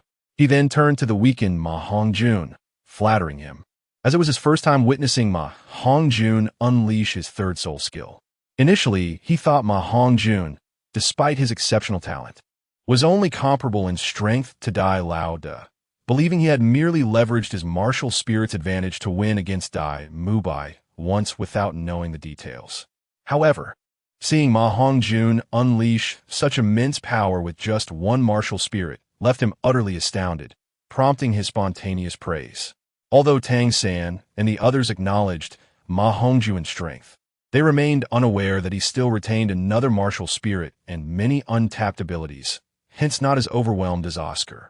Upon entering the academy, they had already been impressed by Ma Hongjun's soul power, especially after realizing his age, which tempered their expectations. Ma Hongjun, you are truly incredible. I have never seen such a young soul master with such extraordinary talent, Ning Rongrong praised, stepping forward without holding back. Yet Ma Hongjun, dismissing the accolades, sighed weakly and looked at Oscar, saying, Oscar, could you please refrain from flattering me for a moment and hand me a recovery sausage? Although Tang San's performance was commendable, even strikingly brilliant, it was inevitably overshadowed by Ma Hongjun's preceding excellence, leading many to unconsciously overlook Tang San's contributions. While Ma Hongjun may have stolen the limelight that rightfully belonged to Tang San, he remained humble, believing that having awakened his martial soul 3 years earlier warranted his achievements. However, he overlooked the fact that Tang San's innate talent was equally remarkable, and to have accomplished this feat could be seen as surpassing Tang San to a certain extent. Temporarily outshining Tang San brought him a sense of concealed delight, and for a long time, he had maintained a calm and modest demeanor, subconsciously viewing Tang San as the favored child of destiny. Is this really appropriate? Oscar glanced at Zhu Zhuqing and Ning Rongrong, feeling somewhat embarrassed as he spoke. The reason he avoided looking at Xiao Wu was clear. He recognized that Tang San was not someone he could provoke, especially given Tang San's recent display of dominance in the academy. Enough chatter, just transform as I instructed. They have already completed their assessment and joined the academy. They will find out soon enough, so what is there to be shy about? Ma Hongjun replied impatiently. Their exchange left the onlookers bewildered, unsure of the nature of their cryptic dialogue. All right then, but we must agree that no one is allowed to laugh, Oscar said in a somewhat timid voice, contrasting sharply with his bushy beard. Before Ma Hongjun could respond, Ning Rongrong could no longer contain herself and, with a disapproving glare at Oscar, said, Why are you being so verbose? From what Ma Hongjun implied, you must be a food-type soul master. Hurry up and conjure some restorative sausages for everyone to eat. Upon hearing Ning Rongrong's somewhat rude remarks, Ma Hongjun frowned but chose not to say much, recognizing that she was looking out for herself. Well, fine. I have a big sausage. Oscar reluctantly recited his rather lewd soul incantation. In an instant, he conjured 5 large sausages and eagerly handed one to Ma Hongjun, then distributed the rest to the 4 others caught in the wind. Indeed, no one laughed. It wasn't that they didn't want to, but rather they found it impossible. The expressions on their faces were decidedly unpleasant, as if they were repulsed. The first to succumb was Ning Rongrong, who crouched down and began a gag, followed by Xiao Wu, and, eventually, even Zhu Zhuqing joined in. Even Tang San's complexion paled further, while Ma Hongjun remained unfazed, devouring the sausage handed to him by Oscar. What is the big deal? It's just a slightly lewd soul incantation. How old are you? Must you overthink everything? The world has changed, Ma Hongjun remarked, having regained his strength and soul power, casting a scornful glance at everyone. Brother, I admire you. you really are something else. I cannot eat anymore. If I had known your sausages were like this, I wouldn't have touched them, Tang San said with a bitter smile, his face slightly pale, before he settled down to meditate and recover his soul power. Ma Hongjun, I will kill you, Xiao Wu shouted in a fit of rage as she charged toward him. Stop. I didn't do it on purpose. Who knew you would react so strongly? You're no match for me. Cough, cough. I was actually doing this for your own good. Otherwise, in a few days, the teachers will force you to eat it anyway. Ma Hongjun quickly stepped back, feeling somewhat embarrassed as he spoke earnestly. It wasn't intentional. You did it on purpose. I knew you were too kind-hearted to offer us that. Xiao Wu paused, her face turning pale with indignation, her beautiful, expressive eyes brimming with tears. It's a large sausage, Oscar weakly added. Get lost. You know better. Ma Hongjun. I can't believe you have such a twisted sense of humor. You've really disappointed me. Ning Rongrong pushed Oscar aside and turned her disappointed gaze toward Ma Hongjun. Men truly are all the same, Zhu Zhuqing's cold voice chimed in. The three women, united in their disdain, cast a collective glare at Ma Hongjun, their bond momentarily strengthened. Well, say what you will. In a few days, you will understand my good intentions. Besides, I ate it myself, and I'm not about to feel like I'm pregnant, am I? Oscar, you stay here and watch over Tang San. When he wakes up, take him to the boys' dormitory. If you three want to go to the dormitory, just follow me, Ma Hongjun said, looking at the three women with a hint of resignation. All right, Oscar replied, somewhat disheartened. Hurry up and lead the way. Don't think that by taking us to the dormitory, we will forgive you easily. Unless. Xiao Wu scoffed, looking at Ma Hongjun. Ma Hongjun suddenly halted his steps and interrupted her with a frown. Unless I apologize and give you a huge basket of carrots, right? Yes. That would be wonderful. I've decided to forgive you. Remember to prepare the carrots for me tomorrow, Xiao Wu exclaimed, her face lighting up with joy. Upon hearing carrots, even Tang San, who had been meditating to recover his soul power, momentarily forgot his troubles and bounced along with Ma Hongjun towards the girls' dormitory. Ning Rongrong and Zhu Zhuqing exchanged astonished glances at Xiao Wu, wondering how she could be so easily satisfied, questioning their earlier united front. Chapter 77. The Value of Kindness. Xiao Wu, you are far too easily pleased. I would never forgive him so readily, Ning Rongrong remarked, unable to suppress her pride. I don't need your forgiveness. Let us move on. I have things to do and no time to waste on you. Tang San has Oscar with him. You'll be fine. So, Xiao Wu, you can stop looking back, Ma Hongjun said calmly, then turned to Xiao Wu with a different attitude. Why are you so harsh with others but kind to Xiao Wu? Have I offended you in some way?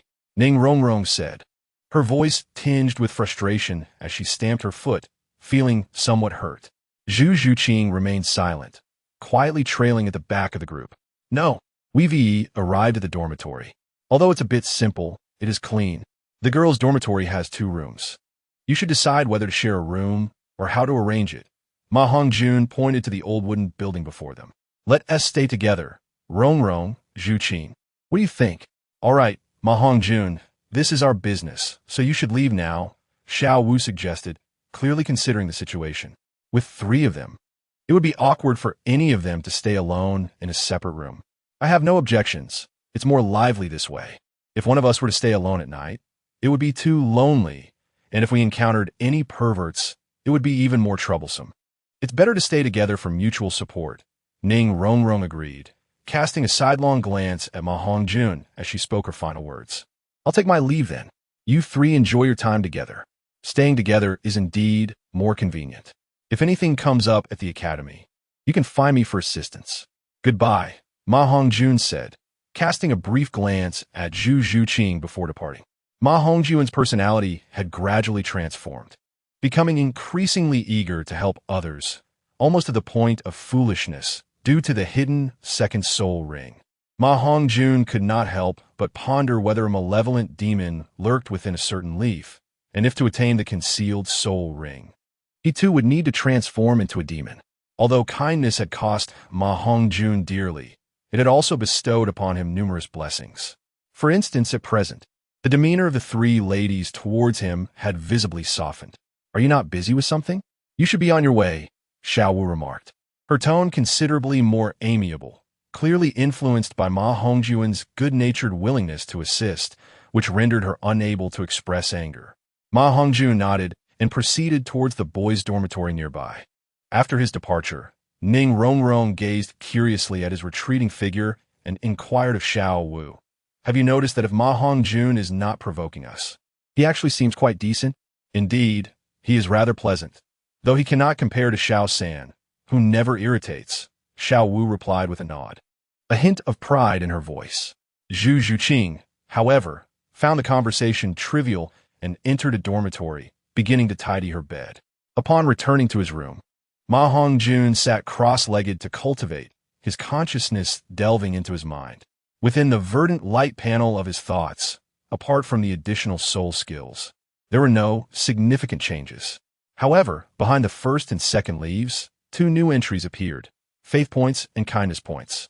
At that moment, Ma Hongjun had yet to discern their utility, only knowing they were related to unlocking the hidden soul ring. Host, Ma Hongjun Martial Soul. 3-leaf clover, first leaf activated faith value. 102nd leaf activating kindness value. 485. This change had only manifested after Ma Hongjun's elevation to Soul Master. He had recently discovered that engaging in good deeds increased his kindness points by 1 to 3. Thus, he had allowed a few individuals to unknowingly sample Oscar sausages, knowing they would surely express gratitude later. However, the effects of these actions would only be realized days later. While genuinely aiding the 4 in passing, Zhao Wuji's assessment had granted him a total increase of 5 kindness points, raising his total from 48 to 53. Ma Hongjun felt a sense of anticipation for Flandra to soon have them practice adaptive training, which might further augment his kindness points. He speculated that perhaps, once his kindness points reached 100, akin to his faith points, he could successfully apply the second hidden soul ring, thereby acquiring new special abilities or treasures from other realms. Opening his Rui Baobao bag, he consumed a frost attribute elixir, feeling the slight demonic fire within his soul power gradually subside. Over the past year, he had ingested around 15 top-tier frost attribute elixirs, which, when converted to gold soul coins, amounted to a staggering 50,000. However, these elixirs had not been entirely wasted. Fortunately, Ma Hongjun's robust physique allowed the residual medicinal power to not only neutralize the demonic fire, but also fortify the foundation of his soul power, making it increasingly solid. While it was certainly inferior to celestial herbs, it was still beneficial. Now, apart from acquiring kindness points, he could only find interest in methods for harvesting celestial herbs. Suddenly, a faint yet heart-rending cry echoed in Ma Hongjun's ears.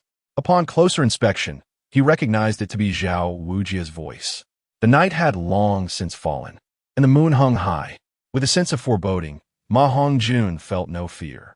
After a brief wash, he donned a black outfit and made his way towards the source of the sound, the grove on the back mountain of Shrek Academy.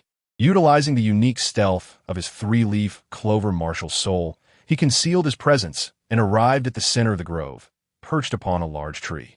The reason for his audacity was twofold. He knew that Zhao Wujia was likely retaliating against Tang San, and that Poison Douluo was present in the academy, ready to respond to any disturbance. Moreover, he was eager to witness the spectacle and perhaps earn some kindness points. Although Poison Douluo was not a match for Tang Hao, the latter, already injured, would likely be cautious with Zhao Wujia present. In a clearing ahead, a middle-aged man clad in tattered robes was violently assaulting Zhao Wujia with punches and kicks. Zhao Wujia's cries of anguish filled the air. Yet Ma Hongjun found it curious that Tang Hao refrained from targeting Zhao Wujia's face. His gaze shifted to the proud figure of Douluo standing nearby, as well as the grim-faced Flandra. Ma Hongjun suddenly comprehended. It seemed Tang Hao was sparing Zhao Wujia some dignity for their sake. After nearly the duration of an incense stick, this one-sided confrontation finally ceased. "Remember, Tang San is my son. From now on, I entrust him to your academy. If any issues arise, even Poison Douluo cannot protect you." Shrek Academy, Tang Hao declared, his disheveled hair giving him an imposing presence. Ma Hongjun felt a twinge of displeasure. It was powerless to intervene. Tang Hao cast a fleeting glance at the tree where Ma Hongjun hid, saying no more, and instead addressed Zhao Wujia and Flandra. "Thank you, Senior. I appreciate your guidance in my breakthrough," Zhao Wujia said, momentarily dazed before clasping his hands in respect towards Tang Hao. "This is merely a reward for watching over Tang San. Your breakthrough is due to your own efforts. I merely facilitated the unblocking of your meridians to hasten the process." "There is no need for thanks," Tang Hao replied nonchalantly, his imposing stature rivaled only by Ma Hongjun. "Rest assured, Your Excellency, even without your directive, Shrek Academy will not allow its students to encounter danger and will strive to protect them. However, the path of soul master cultivation is fraught with peril, and we cannot offer any absolute guarantees." Flandra interjected earnestly before Zhao Wujia could speak, stepping forward with a serious demeanor. His unwavering gaze met Tang Hao's without a hint of fear, causing Ma Hongjun, perched in a tree, to break into a cold sweat at Flandra's unexpected boldness. In truth, spending time with Ma Hongjun had influenced Flandra's character, and his pursuit of Lu Erlong had further propelled his transformation. At this moment, Flandra embodied boldness and resilience. Unwilling to bend, his personality shifting in a direction favorable to Lu Erlong's preferences. While he still savored frugality, he was no longer excessively stingy, a change evident to all in Shrek Academy. Tang Hao was not one to engage in reasoned discourse. His expression darkened, and he unleashed a powerful soul power pressure upon Flandra, his icy gaze fixed on him. The surrounding leaves began to tremble and fall, and even Ma Hongjun, hidden in the tree, lost balance and tumbled down. "Do not push your luck, Your Excellency. Though I may not be your match, I will not allow you to act with impunity. You must still carry hidden wounds," I ponder, as I remain confident in my ability to protect myself. "Should you dare to harm the teachers of Shrek Academy, I assure you that your son Tang San will not see the light of tomorrow." Standing proudly beside me, Douluo Bo snorted softly, and the 9 soul rings around him slowly emerged, shielding Ma Hongjun from Tang Hao's soul power pressure. "You threaten me? Very well. It is no surprise that the poisoned Douluo, who dominates the realm, would dare to use little San as leverage against me.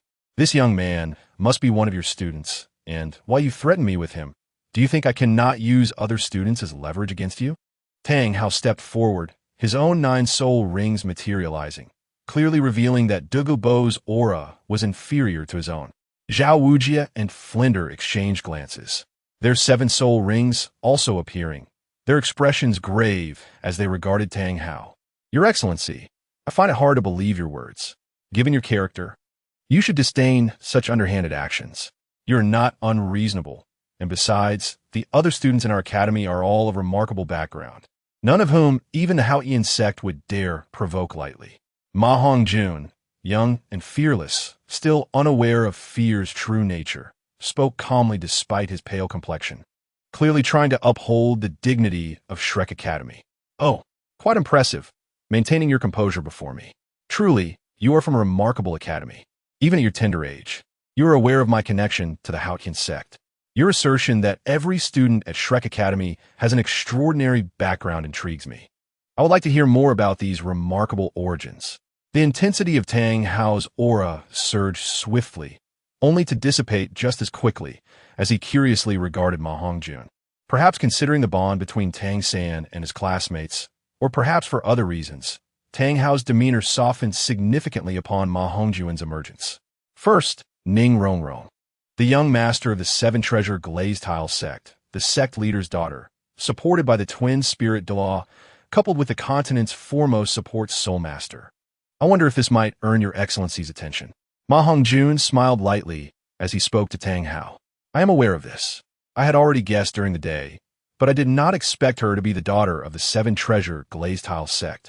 However, while the sect is indeed powerful, I am no longer a disciple of the Haotian sect, and thus I feel no fear." Tang Hao chuckled as he looked at Ma Hongjun, appreciating this exceptionally gifted young man. He had witnessed Ma Hongjun's assistance to Tang San and the others during the day, and he was well aware of the talent that had been revealed, which was a significant reason for his change in attitude. Yet, Ma Hongjun harbored little fondness for him. and his willingness to engage in conversation was merely due to the disparity in their strengths. What are the other student Daimu by? His martial spirit is the direct lineage of the imperial family of the Xingluo Empire. I believe a powerful empire would certainly give your excellency cause for caution.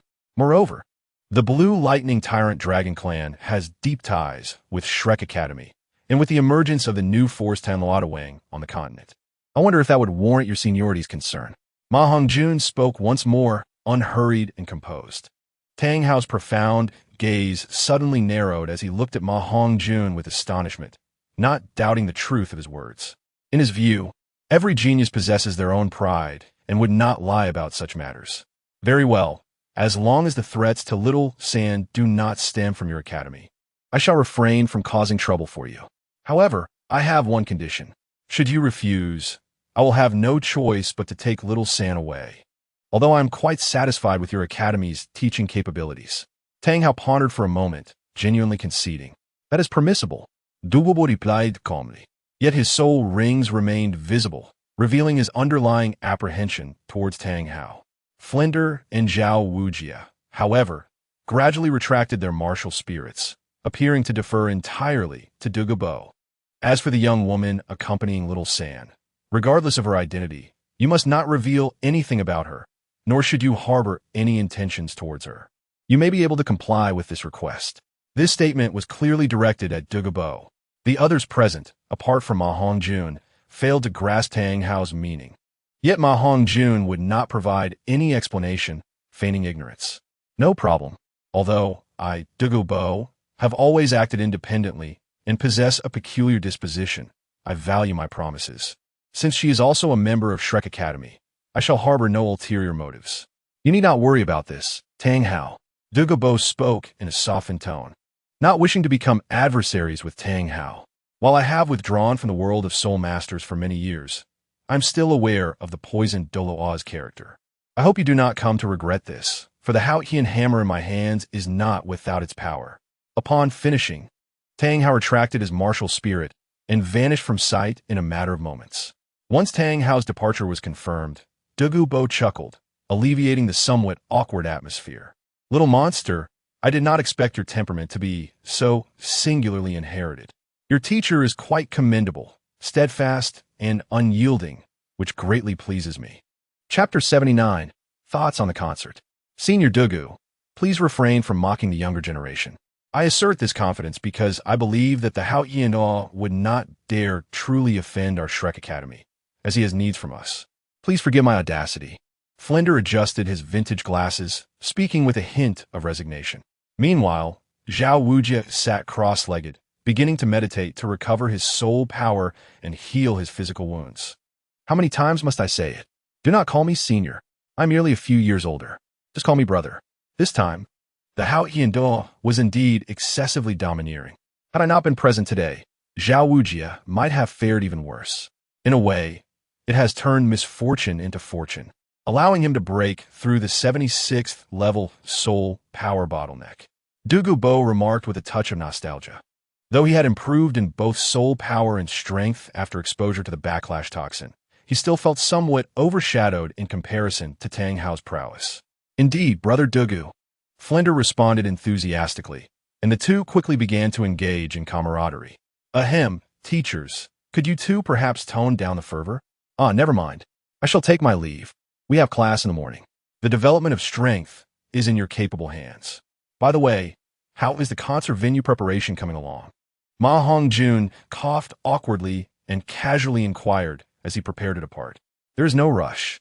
The venue does not require much time to set up, but those beautiful students from Tianshui Academy are not so easily invited. Flinder replied somewhat helplessly. Let us do this. Teachers, do not approach under the banner of Tanluatawang.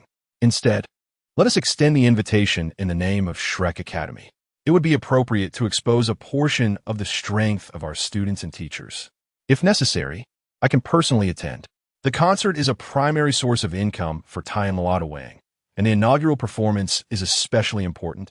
It must create a sensation throughout the Bala Kingdom. Ma Hongjun paused, contemplating for a moment before speaking earnestly. He has invested significantly in the development of Tanluatawang. although the Mei family is wealthy. That wealth belongs to the Mei family and can only solve immediate needs, not sustain long-term growth. The world is bustling, all for profit, and the world is in turmoil, also for gain. Ma Hongjun understands this principle. Thus, the income issue of Tianluotuang must be resolved promptly. Indeed, wealth can indeed compel even the most reluctant spirits to comply. Nowadays, even the modest expenses of a mere 100 soul masters necessitate the support of the Mei family, revealing our still fragile power. The upcoming concert looms large, and Hongjun, as the clandestine leader, must devise a strategy forthwith. I certainly do not wish to confront a peak titled Douluo unprepared, Flandre remarked with a wry smile. Brother Flandre, leave this trifling matter to me. Tianxue Academy, is it? I shall personally take charge, and it will be a breeze, Douluo confidently asserted. The students of Tianxue Academy are renowned in the Soul Master realm for their exceptional talents in singing and dancing, garnering a substantial following, commonly referred to as fans. This is precisely why Ma Hongjun intends to invite Tianxue Academy students to participate in the concert of Tianluotuang. While there is no entertainment industry in Douluo continent, the realm of entertainment undeniably represents the most lucrative avenue, without exception. Thus, Ma Hongjun began to entertain the notion of establishing an entertainment industry. Cognizant from his 2 lifetimes that once successfully founded, the revenue for Tianluotuang would be effortlessly resolved. At that time, the daily earnings in gold soul coins could very well be measured by sheer delight. Once the financial concerns are addressed, Tianluotuang will undoubtedly experience rapid expansion. The foundational issue for any Faction-S development is invariably financial. Ma Hongjun even contemplated personally participating in the concert, as Tianluotuang had already commenced the search for soul masters with singing talents. The aim is to achieve immediate fame, and inviting Tianxue Academy students with a solid fan base is merely the first step. Ma Hongjun has prepared dozens of classic songs, and he is confident that, paired with the graceful dances of Tianxue Academy's beautiful students, he could reap substantial profits. Just waiting for your words, haha. Old poison. I shall take my leave first. Teacher, do rest early. Do not forget that you are responsible for training the new students tomorrow. Ma Hongjun chuckled. Douluo rolled his eyes, secretly quite pleased with Ma Hongjun. Alas, I'm fated to labor. Very well, I understand. You should return and rest as well. Once Zhao Wuji awakens, I shall take my leave and have a proper rest. With Xiao Xin attending to Tianluotuang's affairs in Suotawa City, there should be no issues. Flandre lazily stretched and remarked. Upon returning to his dormitory, Ma Hongjun was unexpectedly delighted to discover that his kindness points had increased by 1, reaching a total of 54. He mused whether this was due to his persuading Tang Hao, thereby sparing Zhao Wuji and the teacher from calamity. Ma Hongjun silently wished for a system-like announcement to ease his inquiries, pondering whether the evolution from 3-leaf clover to 4-leaf clover would introduce any new changes. The following morning marked the official commencement of the school year. During breakfast, Ma Hongjun introduced Dai Mubai and the new student who had replaced his former position, Fat Tiger, to Tang San and others. To his astonishment, apart from Ning Rongrong, the other 3 new students had already met Dai Mubai. Upon inquiry, he learned that Tang San and Dai Mubai had sparred the day before the assessment. Their histories were remarkably similar. Even with Ma Hongjun, the butterfly flapping its wings, Tang San and Dai Mubai had established a friendship through their early encounter. Our academy's course schedule is subject to change at any time, given that our faculty outnumber the students. The academy adjusts the curriculum based on our circumstances. Today's most crucial course, if I am not mistaken, will incur a fee of 101 gold soul coins. Ma Hongjun wiped the soy milk from his mouth, addressing the other students. Dai Mubai's expression was less than favorable. He forced a smile, lacking the desire to speak, and thus Ma Hongjun introduced the others himself. Fat Tiger and Oscar were evidently preoccupied, fixated on the beautiful girls before them. Since Ma Xiaodai and Mei Anna began tirelessly managing affairs for Tianluotuang, the two had not encountered any women, let alone those as captivating as Zhu Zhuqing. How expensive? Little San, will our funds suffice? Xiao Wu inquired, her face etched with concern, pondering how many carrots could be purchased with such a sum of gold soul coins. Fear not, Xiaowu. When we arrived, the teacher, concerned, provided us with 1,000 gold soul coins, more than enough for our expenses, Tang San reassured her. Ning Rongrong remained silent, while Zhu Zhuqing appeared troubled. Observing this, Ma Hongjun pondered before retrieving a pouch of gold soul coins from his Rui Baobao bag, stating, "Here are 200 gold soul coins. Your hotel expenses must have been considerable, and I presume your funds are somewhat depleted. Although I am unaware of your grievances with Dai Lauda, we are now classmates. A collective unit, and mutual assistance is imperative. You may return the favor when you are able." "Thank you," Zhu Zhuqing replied quietly, accepting the offer without refusal. Meanwhile, Dai Mubai remained silent, having deduced Zhu Zhuqing's purpose upon seeing her 2 days prior. Despite her significant changes in appearance, he recognized her as his fiancée through their soul bond. However, their relationship was not particularly profound, merely a fulfillment of familial obligations. A familiar bell suddenly rang. Fat Tiger, Dai Mubai, and Oscar instinctively abandoned their meals and dashed toward the small square. "What is happening with them?" Tang Sen queried, observing the trio rushing outside while still remaining with Ma Hongjun. "Nothing of consequence. The academy prohibits tardiness. If students do not assemble in the small square within 3 minutes of the bell, their training workload doubles. New students on their first day need not concern themselves with this, but the older students must heed the warning," Ma Hongjun replied nonchalantly. "But aren't you also an older student? You seem rather unconcerned," Xiao Wu inquired curiously. Ning Rongrong and Zhu Zhuqing stood as well, preparing to gather on the playground. "My usual training workload exceeds double, so I naturally need not worry," Ma Hongjun stated, though his thoughts were focused on how to extract the methods of harvesting and preserving the celestial herbs from Tang San. Recalling the coursework, Ma Hongjun's eyes brightened, and he quickly exited, not bothering to inform Tang San and the others. "You should hasten to the playground. I have matters to discuss with the dean." In the dean's office. "Teacher, I require your assistance with a matter. You are aware of Tang San's background, correct? I have something of utmost importance that I need his help with, but I am reluctant to approach him directly. Let us alter today's curriculum to impart soul master knowledge instead, and I shall explain further." The two engaged in a detailed discussion of their plan. It was straightforward yet remarkably effective. Once Flandra diligently noted the details, Ma Hongjun sketched the celestial herb he had encountered, annotating its known effects while deliberately leaving the harvesting and preservation methods in brackets. He suddenly felt considerably lighter, realizing that utilizing the method of assigning tasks to extract knowledge about Xian Xiao was indeed a brilliant strategy, allowing him to avoid owing too great a debt to Tang San. This method is feasible, yet requires cooperation. Let us proceed in this manner. You should summon Pang Hu and Oscar to my side, while I make further preparations. Flander felt little remorse.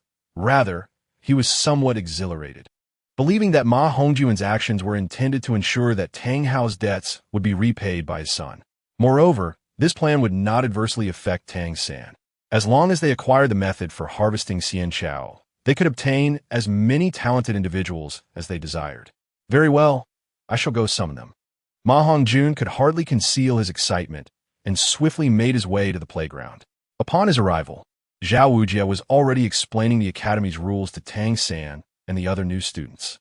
"Now that you are here, quickly line up. Although there is no training today, tomorrow your training will be doubled," Zhao Wujia stated sternly, appearing quite stern and uncompromising. "Yes. Report, Teacher Zhao. The dean has summoned Pang Hu and Oscar to the dean's office." Ma Hongjun promptly responded with utmost seriousness. He held great respect for Zhao Wujia and the others. Otherwise, he would not have dared to venture into the grove last night to assess the situation. "What is this?" Zhao Wujia appeared somewhat bewildered. It was unusual for the dean to not notify him in advance, which left him feeling irked. "I do not know. The dean merely requested their presence. Perhaps because they are the direct disciples of our Shrek Academy's teachers, and there is an announcement to be made," Ma Hongjun replied nonchalantly. You may proceed." "See what matters the esteemed Flander has," Zhao Wujia said, casting a glance at Pang Hu and Oscar, his tone tinged with resignation. In the past, He might have referred to Flander as Old Ghost, but since Flander became the chief elder of the Heavenly Web, his status had risen significantly, transforming their previously casual relationship into one of hierarchy, and thus he no longer spoke so informally. Yes, Peng Hu and Oscar promptly jogged toward the dean's office. "Report, Dean." Is there something good for us too?" Oscar knocked on the wooden door of the office, which swung open, and he inquired with a hint of anticipation. "Not at the moment. I simply wish to ask if you would like to enhance your innate talent for martial souls," Flander inquired straightforwardly. "Enhance martial soul talent? Why do you suddenly ask this, Dean? Is not martial soul talent innate? If it could truly be enhanced, I believe no one would refuse, including Peng Hu." Oscar replied with a puzzled look at Flander. Indeed, Peng Hu echoed enthusiastically. "While martial souls are inherent, their quality can indeed be improved through effort and fortuitous circumstances. I have obtained a method for enhancing martial soul quality and soul power. Take a look at this. When the time comes, do not miss the opportunity. Tomorrow, our lessons will pertain to this content." Flander handed each of them a sheet of paper. The characters on the paper were evidently still damp, indicating that Flander had just annotated it. He began to outline the general content regarding Xian Xiao to the two, intending to provoke curiosity among the students, especially Tang San's skepticism. The paper depicted several herbs, each accompanied by annotations detailing their effects and uses. However, the methods for harvesting and storing remained blank. Before long, Flander led Peng Hu and Oscar back to the playground. Upon arrival, Peng Hu quickly rejoined the ranks, standing silently beside Ma Hongjun. Despite his seemingly simple demeanor, he was quite astute. Oscar, noticing this, also fell into a distracted state as he lined up behind Peng Hu, evidently still processing Flander's earlier words in the office. "Ahem. Allow me to introduce myself. I am Flander, the Dean of Shrek Academy, a level 78 agility-type Battle Soul Master. I will arrange your future courses. And if I am not present, Vice Dean Zhao Wujia will take over. Now for the first task. You are required to complete it within 10 minutes. Go pay your tuition fee of 101 gold soul coins. Dai Mubai will lead you to the administrative office to settle the fees," Flander announced from the steps of the plaza. Yes, Dai Mubai charged ahead to the administrative office to pay the fees. Xiao Wu, walking beside Tang San, whispered to him, seemingly recognizing Flander from some previous encounter. 10 minutes later, the group returned to the lineup after settling their fees, awaiting the Dean's next task. The current Shrek Academy fascinated even Ning Rongrong, let alone the others. For the second task, I have prepared an assignment for your first day here. You have 3 days to complete it. Whether researching in a library or through other means, you must finish it. Those who complete the assignment will receive a reward. Not only a refund of your tuition fee, just paid, but also exemption from future fees, Flander generously declared. It is worth noting that 6 years of tuition amounts to over 600 gold soul coins, which, even for the relatively affluent Ma Hongjun, represents more than half of his assets. Upon finishing, Flander distributed a piece of paper to each student, which was none other than the fill-in-the-blank assignment regarding Xian Xiao that he had shown to Oscar in the office. Tang San opened the paper and was immediately enlightened. He was quite familiar with the content. Casually scanning the others, he noticed that only Dai Mubai and a few new students appeared bewildered, while the rest seemed to have some understanding. No longer harboring any doubts, he could not help but inquire, "Dean, if everyone completes the fill-in-the-blank assignment, will we all be exempt from tuition?" "Yes. However, you must not collude on the answers.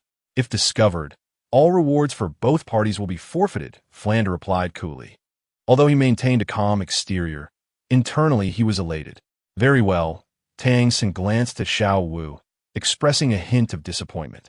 Meanwhile, Ma Hongjun secretly mused that it was evident Tang San was unaware that even among the populace of Douluo, knowledge of the existence of Xian Xiao was exceedingly rare. No matter how cunning Tang San might be, he would never anticipate that Ma Hongjun would employ such a method to extract information about Xian Xiao from him. Chapter 81. The extraordinary Xian Xiao in the teaching building. Flander utilized his soul power to manifest the illustration of the first Xian Xiao on the blackboard. Jiguan Feng Wang Kue. The illustration depicted a vibrant, soft, and delicate Xian Xiao, seemingly simple with its red foliage. The tips of the leaves resembled a chicken's comb, but upon closer inspection, one could discern its uniqueness. The leaf veins were infused with a golden hue. Effect: an exceptional herb for replenishing pure yang energy, significantly enhancing the soul power of the consumer while purifying impurities within the soul power. Ba Ban Xianlan, an 8-petaled orchid, entirely snow white and crystalline, exuding an air of ethereal elegance.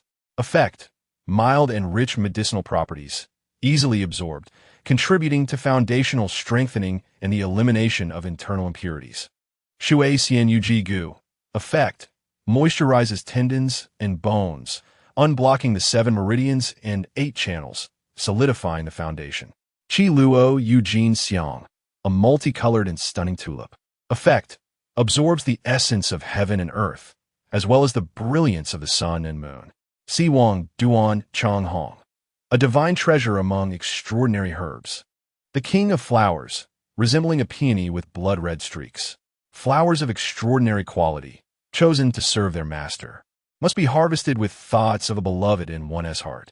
With sincere intentions, one should sprinkle their own blood upon the petals. It is imperative to be resolute. Once plucked, as long as they remain near their master, they shall never wither. The miraculous Qi Rong Tong Tianjiu, the 8-pointed Xianbing grass, the fierce Hua Xingjiao, and the ethereal Xianping Wang Chuan Xiu Shui Lu. Teacher, I have heard the consumption methods of Qi Rong Eugene Xiang. This flower must not be swallowed. One should gently inhale the flower's stamen, allowing its essence to gradually enter the mouth, and then cultivate one's soul power to let the medicinal effects permeate throughout the body. However, I'm uncertain about the method of harvesting. Ma Hongjun stood up from his seat and spoke first. Indeed, it appears that aside from your cultivation, you have also devoted time to reading about this subject. You are correct, but this is your assignment for after class, and it shall not be discussed further. Today's lesson concludes here. Do not rush. I shall grant you 3 days to complete this assignment. It matters not how much you can produce. Each immortal herb will be graded as 10 points, and only the top-performing member will be exempt from tuition fees, said Fulan Day in a measured tone. Ma Hongjun had privately discussed the effects of the immortal herbs with him. Although he felt a twinge of envy, he knew these herbs belonged to his students, and he would not covet them, enabling him to maintain his composure. He also trusted that if there were any surplus herbs, Ma Hongjun would not forget him. The students below displayed a sense of eager anticipation, nodding vigorously. This was their first encounter with such miraculous medicinal herbs, with only Ma Hongjun, Peng Hu, and Ao Sika performing slightly better. The assignments I have given you are intended to deepen your understanding of these medicinal herbs, so that you might recognize them should you encounter them in the future. However, the methods for harvesting and preserving these herbs are exceedingly complex, requiring personal exploration. Even the teachers at our academy do not possess complete knowledge. This is part of the assignment I leave for you. You may utilize your family's resources or any means necessary, with a deadline of 3 days. Fulan Day instructed with the demeanor of a mentor. Tang San was unaware that this was an ingenious scheme devised specifically by Ma Hongjun. Observing Ma Hongjun and his companions, who seemed knowledgeable about the immortal herbs, Tang San's eyes lit up, and he discreetly inquired, "Have you brothers encountered these immortal herbs? Why do I sense that you 3 are not particularly astonished? How could that be? Immortal herbs are a rare treasure. My knowledge comes from the occasional mention by the knowledgeable Du Do Luom Yin Xia. I believe the Academy's teachers learned of these things through him as well." Ma Hongjun attributed all knowledge of the herbs to Du Gubwa, wary of attracting the gaze of the powerful forces behind the Academy. Douluo? No wonder. It seems that listening to the teacher and joining Shi Laiko Academy was indeed a wise decision. Tang San murmured, no longer doubting, but somewhat disappointed. Ma Hongjun smiled subtly, inwardly pleased that the bait had been taken. All right, we shall discuss matters after class. Remember, do not collude over the exam questions regarding the immortal herbs. Even if one cannot complete them, there will be no punishment. However, should any of you conspire, be prepared to face the consequences, Falande warned. Upon hearing this, Xiao Wu's expression soured. She had hoped for Tang San's assistance. It seemed that the prospect of tuition exemption was now out of reach. The other students also wore expressions of dismay, except for Zhu Zhuqing, who maintained an aloof demeanor, seemingly indifferent to the unfolding events. After returning, Ma Hongjun did not immediately begin his meditation as he was alone in his dormitory. Free from the concern of his secrets being discovered, he changed into a black outfit, summoned his phoenix martial soul, and departed from Shirlaika to Suo Tachung. He still needed to personally arrange the specifics of the concert, ensuring he returned before dawn. For he anticipated that Fu Lan Day would address the students' attitudes the following day. Particularly concerning was the headstrong young lady from a prominent sect, Ning Fengji, whose letter had already reached Fu Lan Day. This had been subtly mentioned to Ma Hongjun during their discussion about the immortal herbs. He was advised to cooperate to avoid offending the Qi Bao Liuli Zone, as their fledgling organization was still far from rivaling such a powerful entity. In Suo Tachung, the headquarters of Tian Luo Di Wang, stood the remnants of the once great Fei family, now transformed into the organization S-Base. Tian Luo Di Wang boasted over 1,000 members, including numerous soul masters. While they possessed formidable individuals, they lacked the pivotal strength of those above the soul sovereign rank. Thus, Ma Xiaojie and Mei Na were persuaded by Ma Hongjun to assist Xiaoxin and Fu Lan Day in managing the organization's affairs. Juandi, you have come. It has been far too long since you last visited your sister. I thought this ungrateful little brother had forgotten about me. Mei Na greeted him as Ma Hongjun arrived at the headquarters but did not enter immediately, instead sending word for her. His public identity was merely that of a senior disciple within Tian Luo Di Wang, and he did not belong to the organization, making direct entry somewhat improper. Seeing Mei Na personally come greet him, he could not help but smile wryly. After saving her a year prior, this nearly flawless beauty had taken a liking to him and began openly expressing her affection. Ma Hongjun, however, had consistently declined, citing his young age and lack of interest in relationships. Chapter 82. The Star Concert. It would be impossible for Ma Hongjun to claim he felt no affection for Mei Na, but he was not easily swayed. Otherwise, he would not have chosen to suppress the malevolent fire within him with invaluable ice attribute spiritual herbs. Having endured the trials of the malevolent fire for an extended period, his self-control in matters of romance was unparalleled. His willpower surpassed that of typical soul sovereigns, even rivaling soul kings. Anna, I have urgent matters to attend to. Let us not linger. Please guide me to the concert venue, for once I arrange the details, I must return to the academy before dawn, Ma Hongjun stated directly. I knew you would only come to me for important matters. Each visit seems to revolve around the malevolent fire or seeking my assistance. Are your ice attribute spiritual herbs sufficient? Do you require me to arrange for the Mei family to procure more?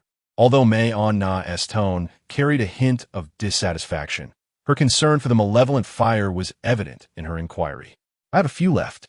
There should be no issues for the next 6 months, as I have found a solution to the malevolent fire. There is no need to waste any gold soul coins on procurement, Ma Hongjun replied candidly. Very well, follow me. Xiaojie has gone to other cities to recruit soul masters, so you need not enter the headquarters. I shall take you directly to the concert venue. Mei Na responded, though she did not seem as jubilant as he expected upon hearing he had found a solution to the malevolent fire. 2 beautiful middle-aged female soul masters, both at the soul sovereign level and among the few female soul masters within Tian Luo Di Wang, accompanied Mei Na. They were tasked with ensuring her safety, for her position within Tian Luo Di Wang was quite special. She was both a senior member of the organization and the only daughter of the Mei family, which was an essential component of Tian Luo Di Wang's power. Thus, it was only natural to have 2 soul sovereigns protect her closely. You need not follow us any longer. My brother Hongjun and I shall be just fine, and nothing untoward will occur. On their way to the concert venue, Mei Na, accompanied by Ma Hongjun, expressed her discomfort with the 2 ever-vigilant female bodyguards, stating rather seriously that they were somewhat intrusive. The 2 female guards hesitated. Although they recognized Ma Hongjun, they were unaware of his true identity, let alone his formidable abilities. Rest assured, my 2 elder sisters. Brother Hongjun is also a soul master. Although my martial soul has suffered injuries, I am nonetheless a soul master, and in Soto City, no one would dare to cross us from the Tianluotawang. May Anna reassured them in a soothing tone. Yes, that it is imperative that Manager May returns promptly, otherwise, we will have no explanation for the elders. The two female soul masters, seeing no other option, reluctantly acquiesced and returned to the Tianluotawang's headquarters. The concert venue was situated opposite the Soto Great Soul Arena, not in the central area of Soto City, but rather in the southwestern direction of the city. Upon arriving at the concert site, Ma Hongjun could not help but marvel at its vastness, rivaling the Soto Great Soul Arena, if not surpassing it. However, upon entering the celebrity concert, he was surprised to find the venue surprisingly compact. Nevertheless, it could accommodate an impressive number of attendees, reaching the limits of spatial capacity. The Soto Great Soul Arena could hold tens of thousands of spectators, yet the celebrity concert venue, comparable in area, was designed to accommodate 50,000 attendees. This was due to the seating arrangement, where seats were placed closely together, rendering the space rather cramped, with the exception of the stage area, which was relatively spacious. However, the seats at the front of the stands were evidently more spacious. The concert venue was divided into 4 distinct areas: the Soul Master VIP area, the Soul Master area, the Wealthy Merchant area, and the General area. The Soul Master VIP area was the most spacious and closest to the stage, allowing a clear view of the performers without the aid of any soul guiding devices. Following this were the Soul Master area, the Wealthy Merchant area, and the General area, all designed according to the requirements of Dean Flander. Once May Anna presented her credentials, she led Ma Hongjun into the concert venue, standing at the edge of the stage while explaining the layout to him. Indeed, it seems that allowing the teacher to manage the Tianluotawang was a most astute decision. How had I not realized earlier that the teacher possessed such an acumen for business? Ma Hongjun remarked with satisfaction. Indeed, Dean Flander is quite shrewd in matters of commerce. Even my father, Mei Jin, cannot help but praise Dean Flander's economic foresight. Although the method of varying ticket prices by area appears straightforward, it is, in fact, the most profitable approach. May Anna chuckled in agreement. It turns out that Dean Flander's division of areas was not merely superficial. Even the Soul Master VIP area was meticulously numbered, with the closest being number 1, then number 2, up to number 10, each corresponding to different ticket prices, with subsequent rooms sharing the same price tier. It can be deemed quite ruthless, yet Ma Hongjun nodded in acknowledgement. I have another proposal. Let us extend an invitation in the name of Shrek Academy and Tianluotawang to the renowned academies of the Tiando Empire, inviting them to attend this concert as a form of exchange among Soul Master academies.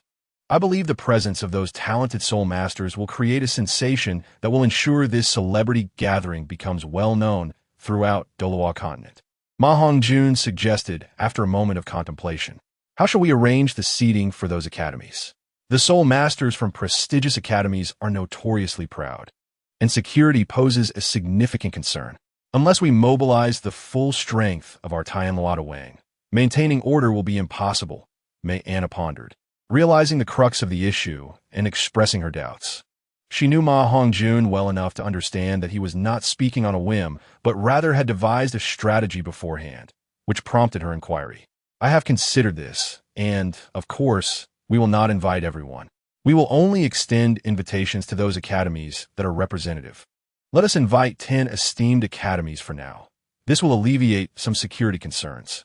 We can construct 10 luxurious suites on the second level of the stands, naming them after the 10 major academies of Tiando, allowing them complimentary access. The chosen 10 will temporarily include the 5 Elements Academy, the Plan Academy, the Tiando Royal Academy, and others. Ma Hongjun replied nonchalantly. His ambitions extended far beyond this. Through the concert, not only could they reap substantial profits, but it would also elevate Shrek Academy into the public eye, enhancing its status and potentially allowing it to ascend to the ranks of prestigious academies. If all went smoothly, the celebrity concert could become a primary source of income for Tianluotawang. Although subsequent concerts might not achieve the same sensational effect as the inaugural one, it could well become a regular occurrence. He envisioned the celebrity concert as an annual exchange event among the continent's elite Soul Master academies, rivaling the prestigious Soul Master competitions, organized by Shrek and Tianluotawang. Yet, This plan was still in its infancy.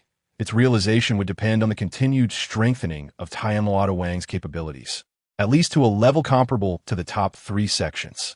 Chapter 83. Ning Rongrong's Young Lady Temper. Indeed splendid. How did I not consider this? With the presence of the poisoned Douluo at the helm, your proposals are entirely feasible. Although it may seem we are at a disadvantage, the star power brought by the soul masters from those academies will surely yield bountiful returns for us. Compared to Dean Flanders' approach of merely reaping what others have sown, your vision is far more farsighted. Mei-Anna's eyes sparkled with realization as she looked at Ma Hongjun, astonished by his business acumen, a notion she had not anticipated. She was, after all, the most gifted individual in business within the Mei family for nearly a century, even surpassing her father, Mei Jin, in financial acuity. It is merely a matter of perspective. There is no distinction between long-term and short-term. You were just extolling the virtues of our teacher, yet now you speak of him as merely opportunist. Surely, you do not habitually flatter him to the point of becoming accustomed to it? Ma Hongjun rolled his eyes in exasperation. Well, that is quite normal, is it not? In the Tianluo Wang, aside from the unyielding poison Douluo, only your teacher's word holds weight. However, Dean Flanders indeed possesses considerable commercial insight, albeit with a tendency to overly concern himself with immediate gains and losses. Mei-Anna explained with a slight, awkward smile. Well, I shall entrust the specifics to you. Sister, though you serve as the assistant to the teacher, I am well aware of your capabilities. Remember, the ancient-style clothing we produce at Tianluo Wang must make a resounding impact on the day of the concert, as that will be one of our significant revenue sources in the future. Ma Hongjun reminded her once more. I cannot fathom what thoughts swirl within your mind. Each idea intricately connected. If you do not pursue a career in commerce, it will be a grave misallocation of your talents. Fear not. Tianluo Wang shall undoubtedly lead the fashion industry across the continent. Mei-Anna exclaimed with enthusiasm. The clothing designs Ma Hongjun provided were so captivating that she found it difficult to resist the urge to wear the samples immediately, particularly the wide-sleeved flowing gown. Yet, to maintain secrecy, she restrained herself and only donned them when alone. Ma Hongjun's designs were inspired by ancient Chinese adornments, comprising both male and female attires, which he referred to as ancient-style decorations. The term goofing has become a trademark, uniquely registered by Ma Hongjun. Although imitation may lead to substantial financial penalties imposed by the empire, it is essential to maintain a sense of novelty before it becomes widespread. After all, the initial unveiling of any concept evokes a profound impact. First impressions hold great significance. His ambition is to spearhead the trend of ancient-style clothing throughout the entire Douluo. There must be no room for error. He has envisioned students from Tianshui Academy donning these elegant ancient dresses, while the dashing men, such as Oscar, Dai Mubai, and Yu Qianheng, serve as ambassadors for the male attire. This idea was sparked by recalling the original storyline, wherein Shrek Academy participated in the Senior Soul Master competition, where the peculiar green attire inspired a wave of similar fashion. At that point, there would be no need for extensive promotion.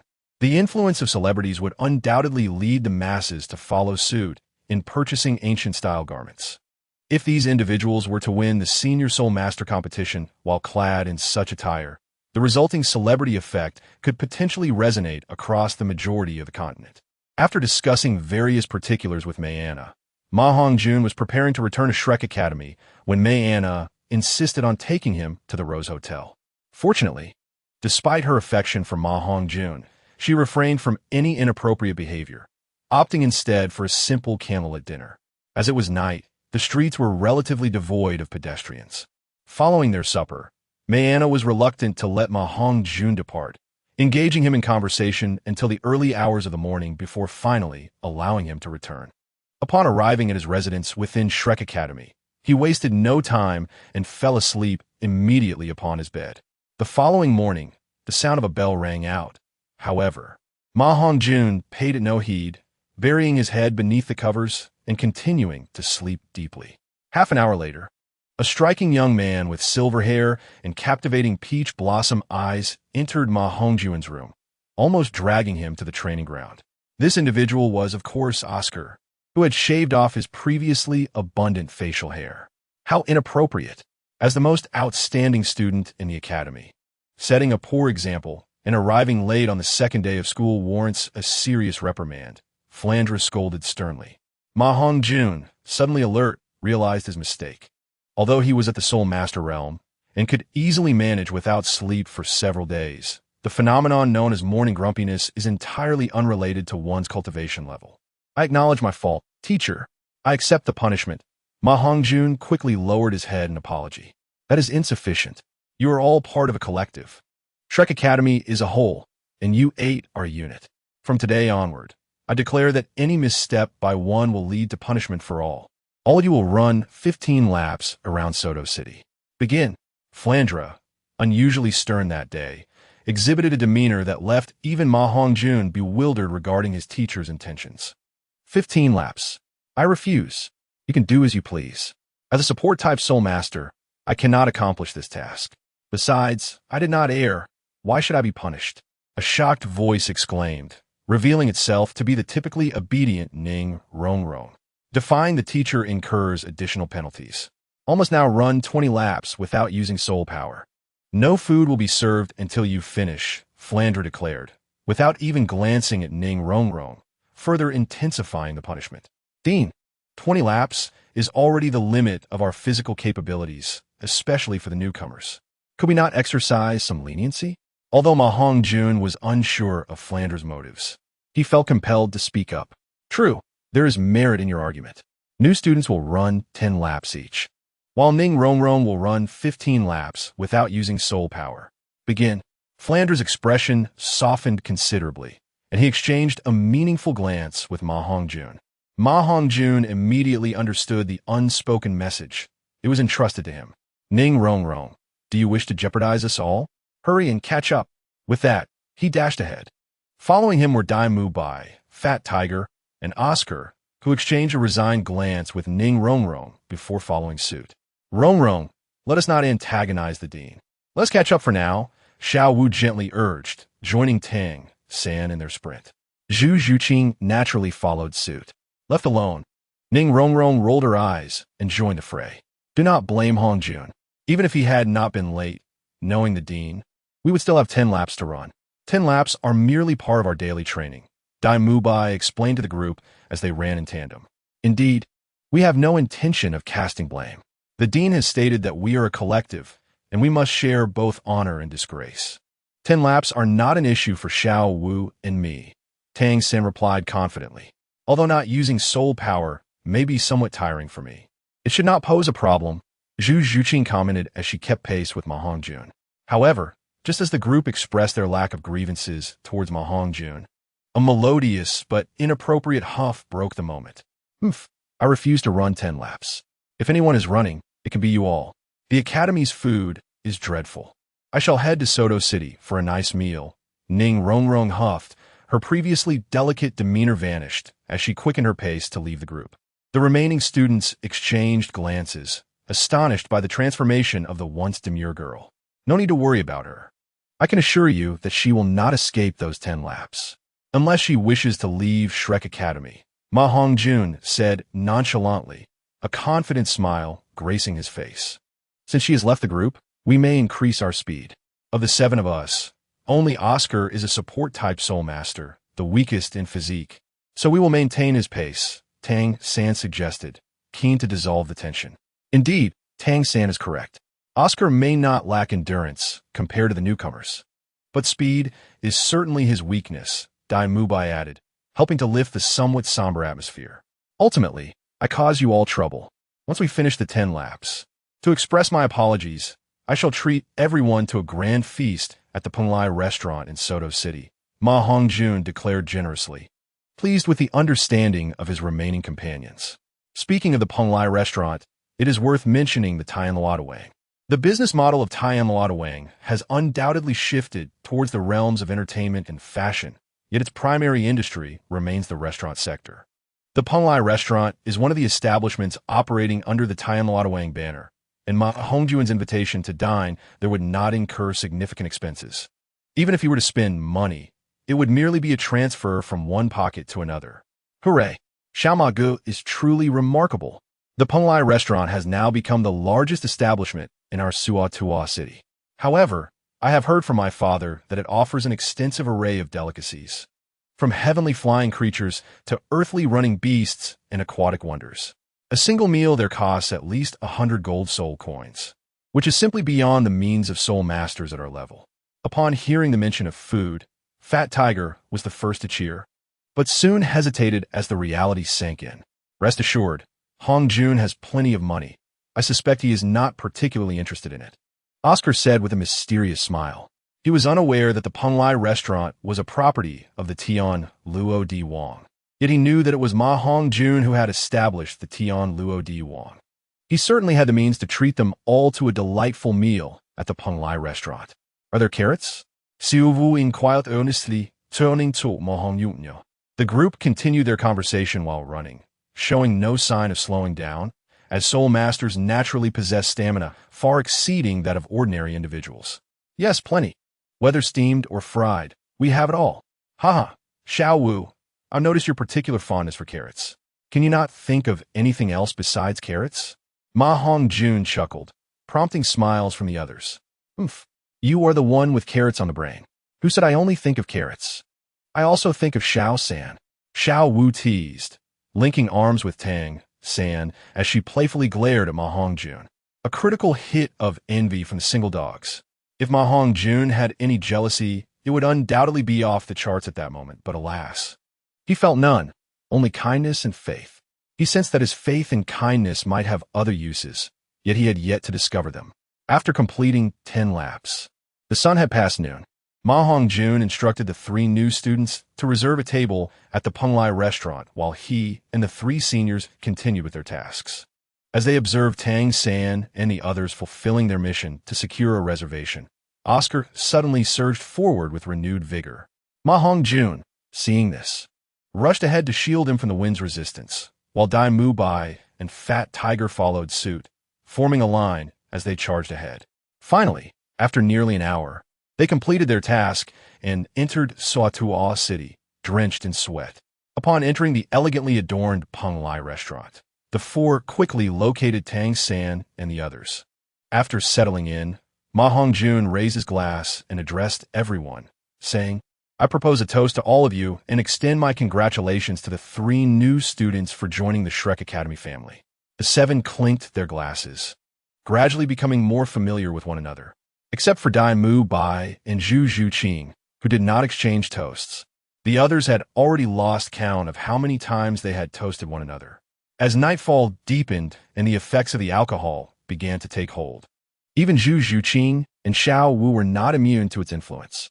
Just as Ma Hongjun intended to continue toasting Tang San, who was already unable to drink, Tang San swiftly sought an excuse to ask, I wonder how everyone's assignments are coming along? Here in this place, the dean and others should not be observing our conversation, right? Tang San's mood was evidently quite good, as he would not have asked such a question otherwise. The camaraderie among the students of Shrek Academy felt immensely familiar to him. Having lived 2 lives, he cherished the pure friendship shared among classmates more than anyone. However, while he was the epitome of virtue, Ma Hongjun was not. In fact, one could argue that Ma Hongjun's heart harbored more base desires than anyone else. He managed to conceal this due to the restraining effects of the ice attribute spirit herb and his powerful will. Otherwise, with his desires exceeding those of ordinary individuals tenfold, the very thought was chilling. No progress on my end. How about you? Ma Hongjun replied nonchalantly. Actually, I have some understanding of the herbs the dean mentioned, so there is no harm in sharing. After all, as Hongjun stated, celestial herbs are rare treasures that one might never encounter in a lifetime. You only need to agree to write down the information once for your assignment, and I will share it with you. Of course, that is no problem. Xiao San, please enlighten us about your understanding of these herbs so everyone can broaden their horizons, Oscar eagerly urged. Well, before discussing the methods of harvesting and storing these celestial herbs, let me first share a love story about Xiang Si Duan Chang Hong, Tang San said, glancing at Xiao Wu, who was ready to listen and feeling somewhat exasperated. Chapter 85. The The story of Xiang Si Duan Changhong Xiang Si Duan Changhong is the highest quality celestial herb mentioned by the Dean. It is not referred to as a medicinal herb, because these herbs surpass the limits of conventional herbs and are thus deemed divine. Tang Sin did not immediately begin his tale, but rather explained what celestial herbs were. Xiao San, weren't you going to tell a story? I want to hear a love story, not your introduction. Xiao Wu, her cheeks flushed from the drink, looked adorably displeased, resembling a ripe red apple, irresistibly tempting. Even Zhu Zhuqing, sitting beside her, cast a curious glance at Tang San. Regardless of the world, young girls often harbor a unique fascination with love. All right, you've made it quite difficult for me. According to legend, Xiang Si Duan Changhong was once an ordinary peony flower, but it transformed after being nourished by the blood of a deeply passionate person. The story goes that there was an ordinary peony, the embodiment of the flower goddess from the heavens. It sparked a series of romantic tales after meeting a man who adored flowers. This man was exceptionally fond of nurturing plants, filling his courtyard with various flowers, and amidst them stood the flower goddess in disguise. His favorite pastime was to recite poetry to the blooming flowers in his garden, expressing his heartfelt emotions. Whenever a flower withered, he would feel profound sorrow. His genuine affection for flowers moved the flower goddess, who governed all flora. Each time he recited his love for the blossoms, the goddess felt delight. Gradually, she became enamored with him. On one fateful occasion, the flower goddess descended to meet him, and due to their shared passion, they were drawn to one another. Eventually, they married and spent their days admiring the moon and sharing tender moments. Tang Sin took a sip from his cup, momentarily pausing. What is the heavenly realm? Fat Tiger unexpectedly inquired, voicing the curiosity shared by the others. Seeing that everyone was attentively engaged and intrigued, Tang San's spirits lifted. You may understand it as a higher realm, akin to the world of deities. However, although the love between gods and mortals appears blissful, the heavenly realm is governed by strict laws forbidding such unions. The romance between the flower goddess and the man clearly violated these divine rules. Tang San explained with a smile. Wait a moment, Xiao San, I have a question. What does ear and temple grinding mean? Hongjun interjected at an inopportune moment. Unlike the others, who were curious about the story, he had heard it no less than 3 times, so his focus was naturally different. This, well, it's that. Tang San, already slightly flushed from the drink, turned even redder at Ma Hongjun's inquiry. Xiao Wu and Zhu Zhuqing simultaneously let out a light scoff, secretly deeming it inappropriate. However, Xiao Wu's demeanor was notably more audacious as she boldly remarked, the intimacy of whispers naturally entails a back-and-forth exchange, especially among adults, who often relish the closeness with their beloved in bed.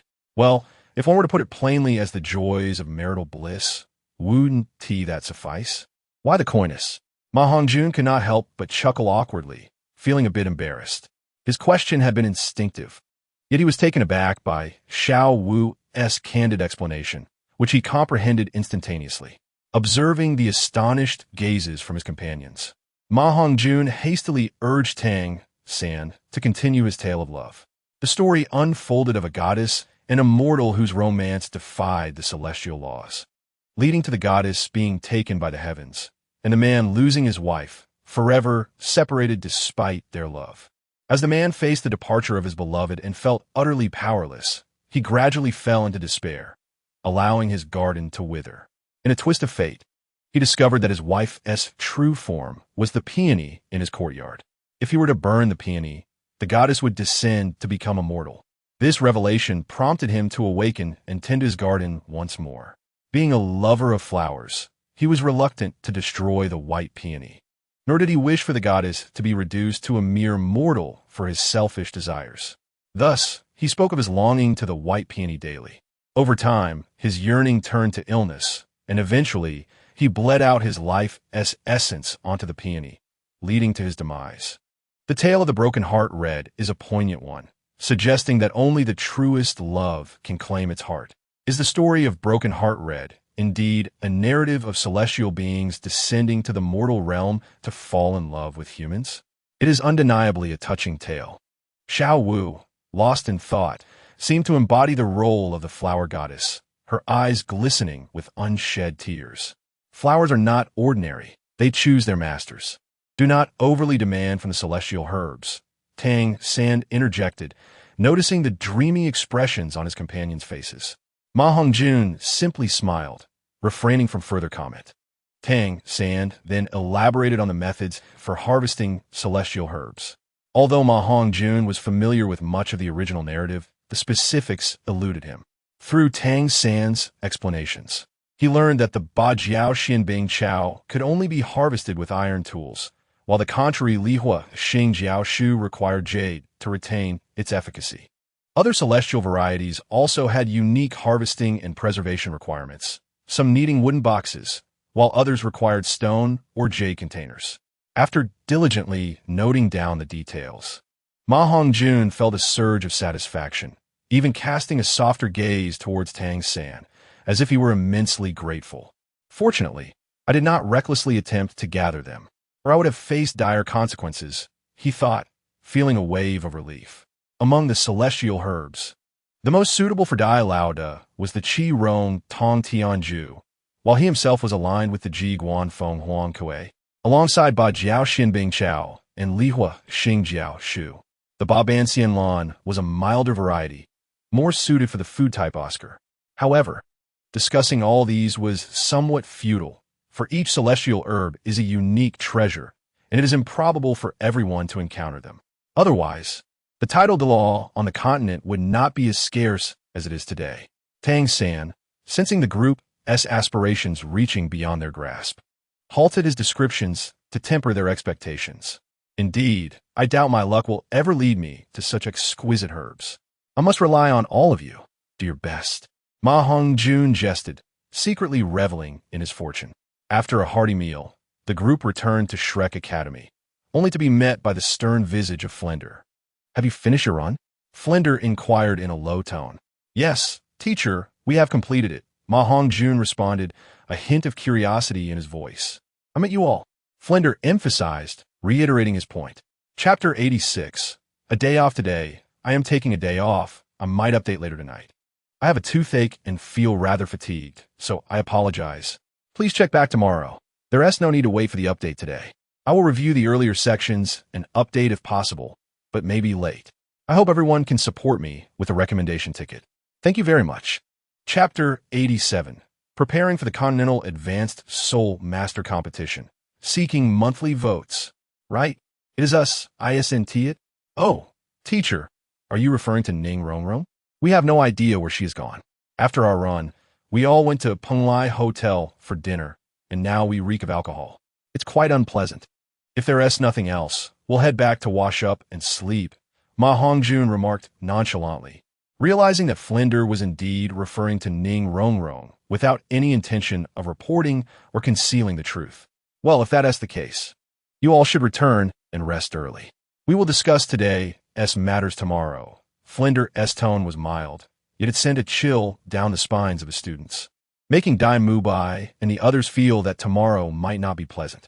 Once everyone had showered and retired for the night, the lights in the dean's office remained bright. Flender sat at his desk, deep in thought, rhythmically tapping his fingers on the surface. Who is it? Flender suddenly startled, lifting his head to gaze out the window. It's me, teacher. Ma Hongjun swiftly leaped through the window, announcing his presence. You rascal. What brings you here? Could it be regarding the celestial herbs? Flender speculated, noticing the uncontainable joy on Ma Hongjun's face. Teacher, how did you know? You're not stalking us, are you? Ma Hongjun questioned suspiciously, regarding Flender with a wary expression. Why would I have the time to follow you? Seeing the joy on your face, I could infer it must be something that brings you happiness.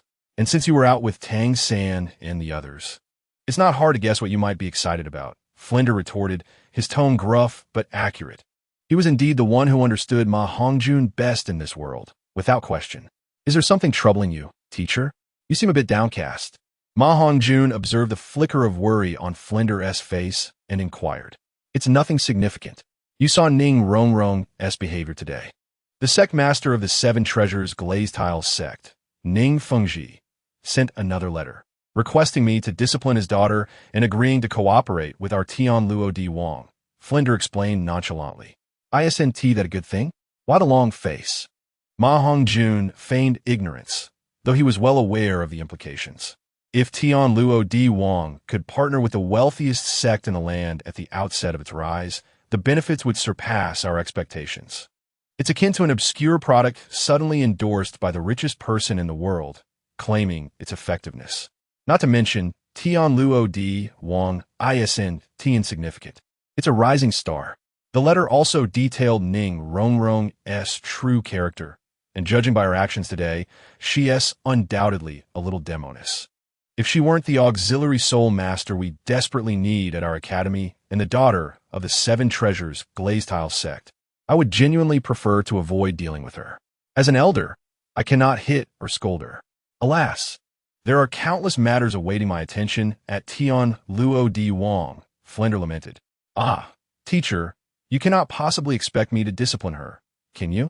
If I were to strike her, the Jiangudo Luo of the Seven Treasure Glazed Tile School would come seeking retribution. Even the poisoned Douluo would be unable to intervene. I refuse. Ma Hongjun initially expressed shock, but quickly shook his head in denial. Flander understood Ma Hongjun's character, and Ma Hongjun was equally aware of Flander's intentions. He was clearly attempting to shirk responsibility and push the troublesome task onto him. Ahem, you could adopt some appropriate measures. You need not resort to violence. Very well, I shall entrust this matter to you, Flander stated, now revealing his thoughts after being seen through by Ma Hongjun. All right, but teacher, you must cooperate with me. With Sister Anna handling the Tianluo D. Wang matter, there is no need to worry excessively. You should rest at the academy for the next few days. I see that you simply do not wish to play the villain and are intent on setting up your precious disciple for failure. If anything goes awry, I shall make my escape, Ma Hongjun replied with irritation. Yet, despite his words, he would never abandon the teachers of Shrek Academy in such a situation. Though dissatisfied with Flander's arrangement, Ma Hongjun ultimately acquiesced. As Flander's student, he could not refuse the requests of someone who tirelessly worked for his benefit.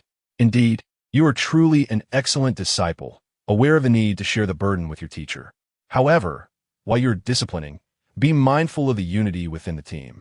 Although Shrek Academy encourages competition, unity is equally essential, Flander remarked with a satisfied smile, not forgetting to offer a word of caution. Yes. A single arrow is easily broken, but 10 are hard to sever. 5 united are as powerful as a tiger. 10 united are like a dragon.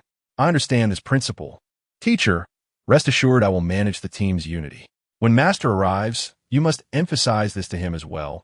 Ma Hongjun nodded in agreement. Indeed, Xiao Gang should be arriving at Shrek Academy in the next few days. If by then that young lady has not been disciplined, the task of the villain shall fall to him. With his resolute character, he will not fear the Seven Treasure Glazed Tile School, Flander said, reminiscing about the bond he shared with Lu Erlong and the Master. The memories of their youthful adventures across the continent, supporting one another, were unforgettable. If the stir caused by the Star Concert is significant enough, perhaps Shrek Academy will catch the attention of the higher-ups in the Tiendo Empire. In that case, advancing directly to a higher academy may not be impossible. However, the number of students is a concern. Speaking of elevating to a higher academy, I have a bold idea that I wonder will prove feasible. I wish to take the current students of Shrek Academy to participate in next year's Continental Advanced Soul Master Competition and secure the championship, Ma Hongjun declared, beaming with confidence. He had resolved that once Oscar attained the rank of 30-level Soul Master and ventured into the Stardow Forest to acquire soul rings, he would independently travel to the nearby Sunset Forest to absorb the celestial herbs within the ice and fire yin-yang well. He aimed to enhance his qualifications and strength, determined to clinch the championship in next year's competition without a single loss. While your Star Concert may draw attention to our Soto City, it is merely a first event. Many factions may show respect to the Poisondo Luo by attending, yet it will hardly rival the influence of the Continental Advanced Soul Master Competition. Shrek Academy's students are capable of forming a battle team, and given your talents, winning the championship should not be overly difficult. However, Is it not a bit hasty to participate in next year's competition? While securing the championship would undoubtedly elevate Shrek Academy's prestige far beyond what any star concert could achieve. Relying solely on your strength seems quite challenging unless you are willing to part with some of your celestial herb for these students to utilize, Flander remarked, his eyes brightening with excitement. He too had long dreamed of winning the Continental Advanced Soul Master competition, but previously lacked the strength and sufficient students to form a team. Now, with hope on the horizon, he could not contain his enthusiasm. Participating in the Continental Advanced Soul Master competition was the aspiration of every academy instructor and the finest way to showcase their educational achievements. This is something I have not yet considered. I shall see how it unfolds. As long as Shrek Academy grows stronger, I may be willing to sacrifice certain things if necessary, Ma Hongjun replied, nodding thoughtfully before speaking with determination. Chapter 88. Seven Treasure Glazed Tile School indeed. If the effects of the celestial herbs are truly as you describe, they're exceedingly precious and should be given careful consideration. Even if they are used by ordinary individuals, they would not be easily given away. It is commendable that you possess such intent. Do not overburden yourself. You must prioritize your own use, and any surplus can be allocated to enhance Oscar and the other soul power, Flander said, nodding in approval. All right, teacher, you should also rest early. I shall take my leave. It would be difficult to explain to the other students if they were to discover me, Ma Hongjun said before vanishing from the director's office in a flash. The director's office served as a significant venue for discussions between Ma Hongjun and Flander, as well as a crucial place for Ma Hongjun to gather information about the outside world and the Douluo Diwan. Very well, go, Flander replied calmly, preparing to rest himself, as the director's office was also his residence. Everything proceeded as if nothing had happened, and their conversation remained unknown to any onlookers. Yet, the future altered by this dialogue would profoundly impact the trajectory of the entire Douluo continent. The following day, early in the morning, after a half-hour of self-study, the students were taken by Flander to the small training ground. Nowadays, Shrek Academy occasionally allowed students to relax and did not require them to continuously run between Soto City and the academy. Some small self-study sessions were added to encourage students to gather and discuss cultivation challenges. However, Flander still preferred to announce significant matters in the small training ground. Today marks your third day as members of the academy. You should now have some understanding of Shrek Academy's rules. I have glanced over the assignments you submitted, with Tang San achieving the highest marks, detailing the methods for the harvesting and preservation of celestial herbs.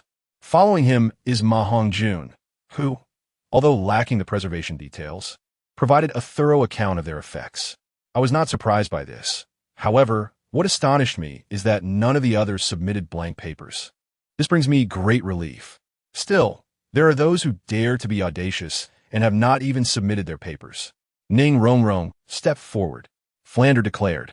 Ning Rongrong's expression darkened instantly, especially as the gazes of her classmates turned toward her, igniting a sense of shame and indignation.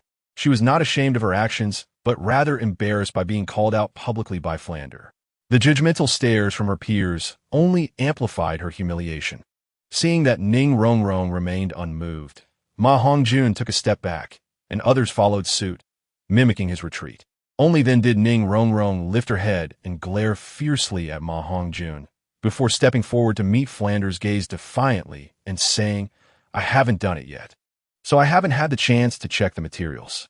You never specified when it was due today. Is it a problem if I submit it later? Is not completing your assignment something to be proud of?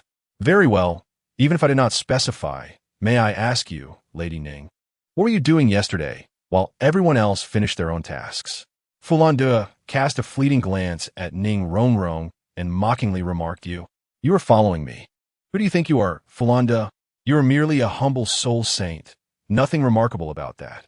The Academy's food is utterly unpalatable, so I ventured to Swatawa City for a delightful meal. Ning Rongrong immediately looked at him with excitement, and then glanced at Ma Hongjun as if struck by a thought. She candidly declared. Upon hearing this, Tang San, Xiao Wu, and the others were taken aback, their expressions reflecting utter astonishment at the words of such a beautiful young girl. The softness that once adorned Ning Rongrong's face upon entering the academy had vanished, replaced by disdainful tones that exuded an air of superiority. Flandra chuckled lightly, unfazed by her words, and responded with a calm demeanor. Your father, Ning Fengji, is merely a soul saint, as you described. Even if you're the most talented genius of the Seven Treasure Glazed Tile School, you are still just a great soul master. If I'm not mistaken, the highest rank of the soul masters of your Seven Treasure Glazed Tile School is also merely a soul saint. Indeed, there is nothing to be proud of. What do you know? Our Seven Treasure Glazed Tile School is the foremost auxiliary sect in the world, unlike you. Ning Rongrong retorted, her frustration palpable. Yet she felt a sense of being at a loss for words. The strength of the Seven Treasure Glazed Tile School lay not in her individual prowess, but in the collective strength of the sect. Her claim that Flandra was merely a minor soul saint was said in a moment of anger. She never anticipated he would respond in such a manner. In terms of wit, she was still leagues away from Flandra. You and I are separated by an insurmountable chasm. Since you disdain this place, please feel free to leave. Shrek Academy does not welcome unruly students, Flandra replied with a slight smile, his tone indifferent. Trying to expel me? It won't be that simple. I intend to remain at Shrek Academy for the long haul. Flandra, I advise you not to meddle in my affairs, lest the consequences be beyond your capacity to bear. Ningrongrong coldly retorted. Hongjun, I leave her to you. Should she fail to comply with your punishment, you have the authority to expel her immediately. Help her pack her things and send her on her way, Flandra stated, not even casting a glance at Ning Rongrong as he exited the small playground. It was nothing short of a farce. Despite the formidable strength of the Seven Treasure Glazed Tile School, they would not resort to conflict over trivial matters. At most, it would only slightly impede the development of the Tianluo Daitan. Let us not forget that the Tianluo Daitan also has title Douluo among its ranks. And one could argue that the top-tier combat power of Tianluo Daitan is not inferior to that of the lower force sects, perhaps even superior. The only difference lies in the overall strength of the sects, and moreover, Ning Fengji's letter had long since made it clear that he should exert his full capabilities without regard for the reputation of the Seven Treasure Glazed Tile School. Unlike the original narrative, Flandra's status had risen significantly. Should the strength of Tianluo Daitan escalate to a new pinnacle, Flandra's position would undoubtedly rival that of Ning Fengji. Very well, Ma Hongjun nodded solemnly in agreement. Meanwhile, at the Seven Treasure Glazed Tile School, in the Grand Assembly Hall on the north side of the Opulent Hall, sat a beautifully carved chair made of fragrant wood, adorned with a large, exquisite jade stone embedded in the backrest. The jade, a rich green, emanated a gentle warmth, a prime example of superior quality jade. Seated in the chair was a middle-aged man with a refined and gentle appearance, his countenance resembling that of a jade statue. Before him, a young man dressed in white stood, half kneeling on the ground, respectfully reporting to the sect master, "The young lady has arrived at Shrek Academy, and I have personally delivered your letter to Dean Flandra." The middle-aged man was none other than Ning Fengji, the sect master of the Seven Treasure Glazed Tile School, renowned as the continent's premier auxiliary soul master. Very well, you may leave. Let this little ancestor experience training at Shrek Academy. I wonder if it is a wise decision. It is said that the force behind Shrek Academy is the rising power of Tianluo Daitan. Ning Fengji murmured anxiously to himself. A powerful voice, reminiscent of a sword's edge, resonated throughout the hall, seemingly emanating from all directions. Fengji, it appears you two are concerned about Rongrong's well-being at Shrek Academy. I happen to be heading there to visit her. I cannot rest easy knowing a young girl is alone out there. Would you like to accompany me? An elderly man, his hair as white as snow and bearing a figure as sharp as a sword, emerged from the back hall and unceremoniously took a seat beside Ning Fengji. Uncle Jian, Rongrong is no longer a child. She has reached the age for independent training. You and Uncle Long have spoiled her excessively. No one in the sect dares to offend her. Allow her to receive some education at Shrek Academy. Given her temperament, she will not suffer, Ning Fengji consoled, albeit somewhat helplessly. He was entirely unaware of the treatment Ning Rongrong was currently enduring at Shrek Academy. Ning Rongrong, for the sake of our camaraderie, I will not make things difficult for you. You are to run 20 laps starting now, and you are permitted to utilize your soul power. Oscar, as the only auxiliary food-type soul master at Shrek Academy, besides Ning Rongrong, it is important for you to maintain your stamina. Accompany her in this exercise and set a good example. Ma Hongjun had no intention of making things hard for Ning Rongrong. He merely glanced at Oscar, who was secretly eyeing Ning Rongrong. Although Ning Rongrong was beautiful, Ma Hongjun was not so easily swayed by appearances. Oscar's future achievements would undoubtedly place him among the top ranks at Shrek Academy, making him a worthy ally. Yet, he was unaware that multiple outstanding individuals were positioned between Oscar and Ning Rongrong, and such a proud young lady would hardly regard him. If it were only Tang San, it might have been different, as he had Xiao Wu. However, both he and Tang San were currently far more accomplished than Oscar. If I must run, then I shall. Ning Rongrong unexpectedly refrained from retorting against the earnest Ma Hongjun. Perhaps she sensed his esteemed status within Shrek Academy. Or perhaps she instinctively wished to avoid antagonizing this exceptional talent. Brother, I owe you a great debt of gratitude. From now on, I am at your service. Regardless of whether I succeed in winning her over, I will never hold you accountable. Enjoy free sausages on me from now on, Oscar chimed in cheerfully, whispering his thanks to Ma Hongjun. Since the arrival of the female students at Shrek Academy, he had meticulously groomed himself, ensuring his appearance was impeccable. In terms of looks, even the dashing Dai Mubai paled in comparison to him. Having shared 2 years as classmates, Ma Hongjun was well aware of Oscar's intentions, yet he was still quite willing to support him. I do not require your company. What I need is not a delicate man, but a true gentleman. If you believe I would be bored alone, feel free to join me in running. I would not mind at all, Ning Rongrong huffed, turning her back and sprinting towards Suatawa City. Running 20 laps, utilizing soul power posed a novel challenge for her, almost reaching her limits, yet with sufficient willpower. She knew she could complete it. A mind. Oscar, what are you waiting for? Hurry and catch up. Ma Hongjun, visibly irritated, rolled his eyes and pushed Oscar aside, expressing his frustration. Oh, I'll catch up right away. Oscar, suddenly jolted from his reverie, hurriedly followed suit. Upon hearing Ning Rongrong's words, Oscar's heart sank, realizing that she likely looked down on him. However, he was not one to easily give up. He steeled himself and headed in Ning Rongrong's direction. Hongjun, are you truly foolish or merely pretending? That Ning Rongrong clearly holds some interest in you. Why grant Oscar the chance to pursue her? At your age, it's high time to find a girlfriend and release some pent-up emotions. If not, I can treat you to see the twin sisters another day, Dai Mubai remarked, seemingly having abandoned Zhu Zhuqing, ignoring her increasingly frosty demeanor, and continued unabated. Huh, she likes me? How could I not see that? You must be mistaken. Her earlier comments were undoubtedly due to resentment over the punishment of running 20 laps. She merely wants me to suffer alongside her. I want to fall for it, Ma Hongjun declared with an air of self-assuredness. Strangely enough, Ning Rongrong did harbor such thoughts, but unbeknownst to Ma Hongjun, her statement was indeed rooted in genuine interest. However, with his meager intellect and emotional quotient, he was incapable of grasping a girl's sentiments. Dai Mubai shook his head in resignation and patted Ma Hongjun's shoulder, saying, Brother, you still need to interact more with girls. You should learn from your older brother.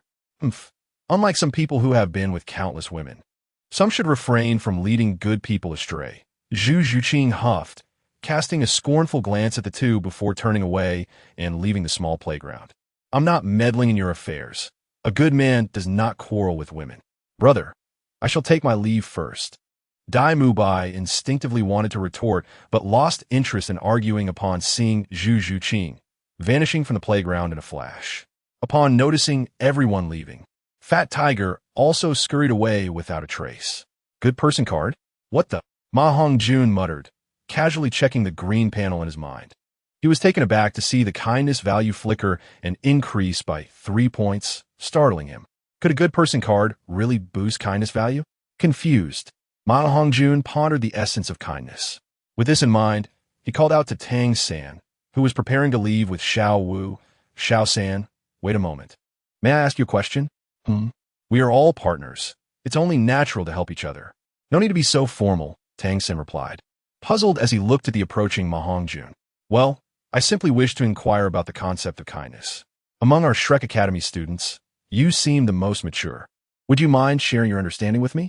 Ma Hongjun asked, not expecting much from Tang-san. Good and evil, who can truly define them? Kindness and wickedness. Each can be judged as one sees fit. I do not know, but my teacher once told me something I found quite profound. Mountain is mountain, water is water.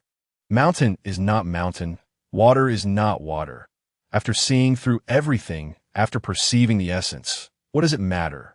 After understanding, what can good and evil do?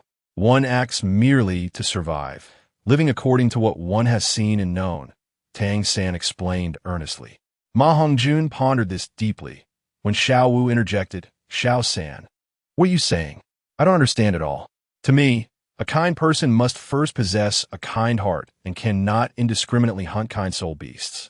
Of course, one should not show mercy to evil soul beasts either.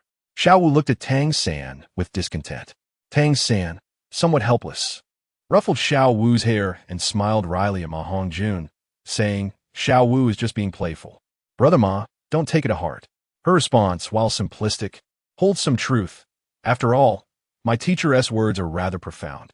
Is it the heart of a Buddha and the tactics of an emperor? The compassion of a bodhisattva and the means of a sovereign?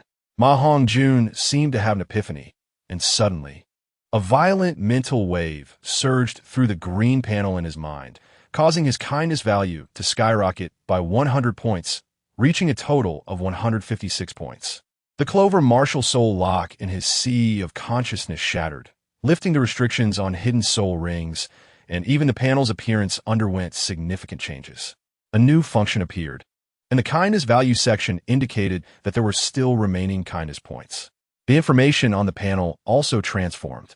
Host, Ma Hongjun Martial Soul, Evil Fire Phoenix First Soul Skill, Phoenix Crying Sky Strike Second Soul Skill, Sun Fire Stab Third Soul Skill, Phoenix Wing Sky Soar possessing tenfold desires of an ordinary person and a martial soul quality approaching the ultimate fire. Martial Soul, Clover Function 1, Kindness Point Lottery, each draw costs 1,000 kindness points, 100 basic kindness points, 56 kindness points remaining. Function 2, Faith Point Lottery, each draw costs 1,000 faith points, 100 basic faith points.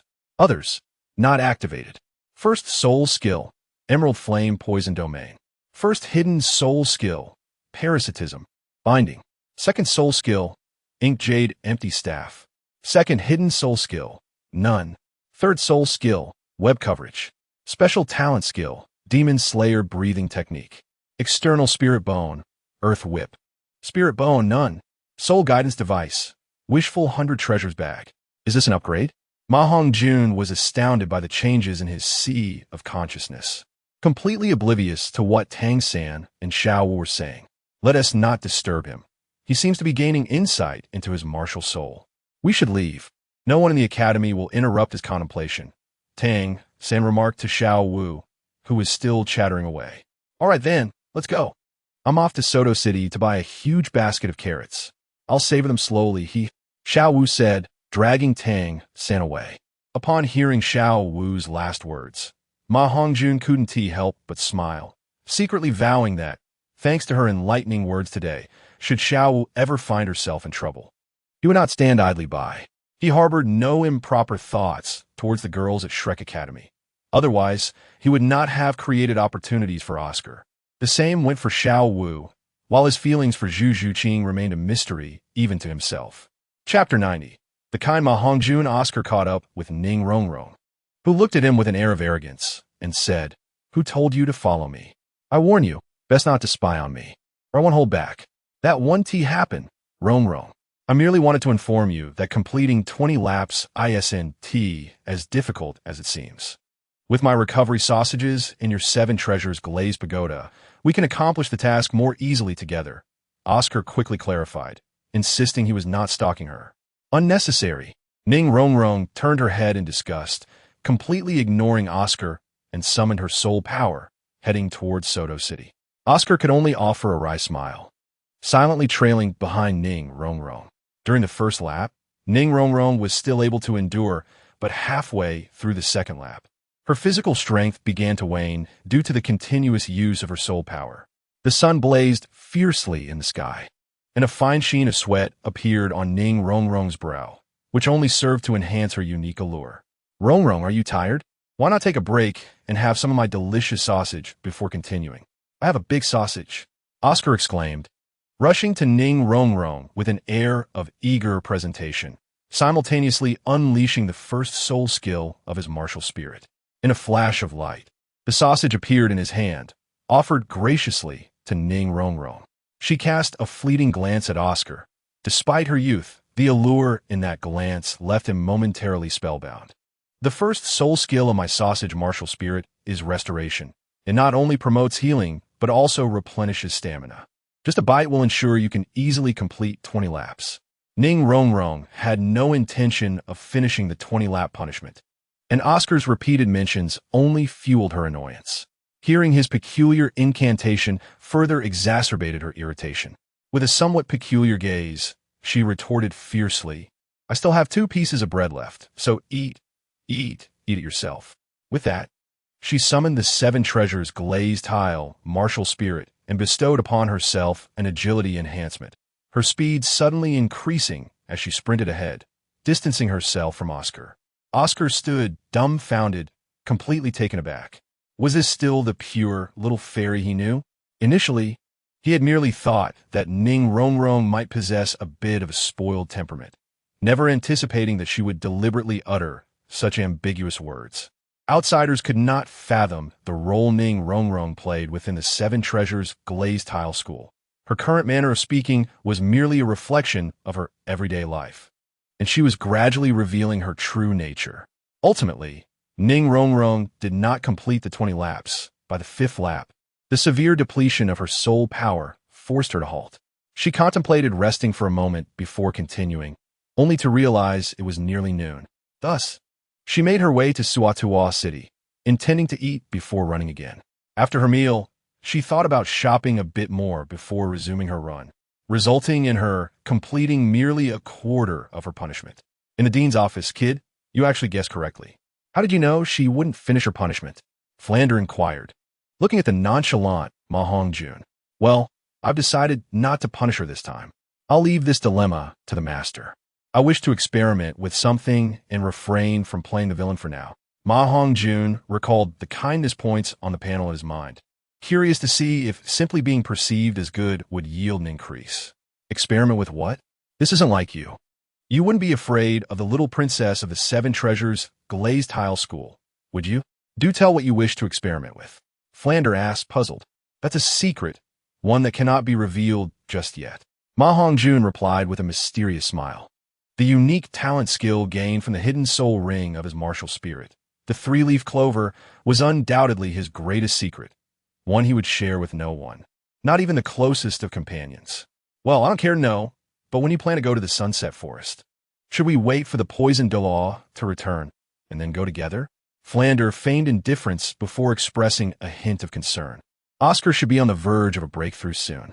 Once teacher Zhao Wujia takes them to the Stardow Forest for training, I'll take a brief leave to head to the Sunset Forest.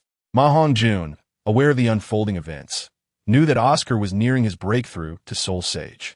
Regarding the differences between the Shrek 7 Devils and their original counterparts, the primary distinction lay in the increasing physical strength of both Dai Mubai and Oscar, who were notably stronger than their original iterations.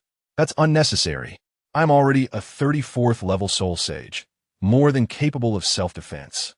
As long as I don't encounter a Soul King or above, I should be fine. Hongjun stated confidently, although it was still a conservative estimate. With his trump cards, even if he could not defeat a Soul King, escape would certainly be feasible, thanks to his martial spirit's flight ability and the external soul bone, Earth Whip, which served as his backup. Although Hongjun had possessed the Earth Whip for quite some time, he had yet to fully master it. After his ascent to Soul Sage, it underwent new changes that made it even more challenging to control.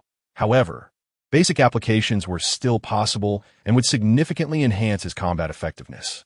Should an enemy be struck by the Earth Whip, their combat power could be drastically reduced, or worse, they could succumb to its toxic effects.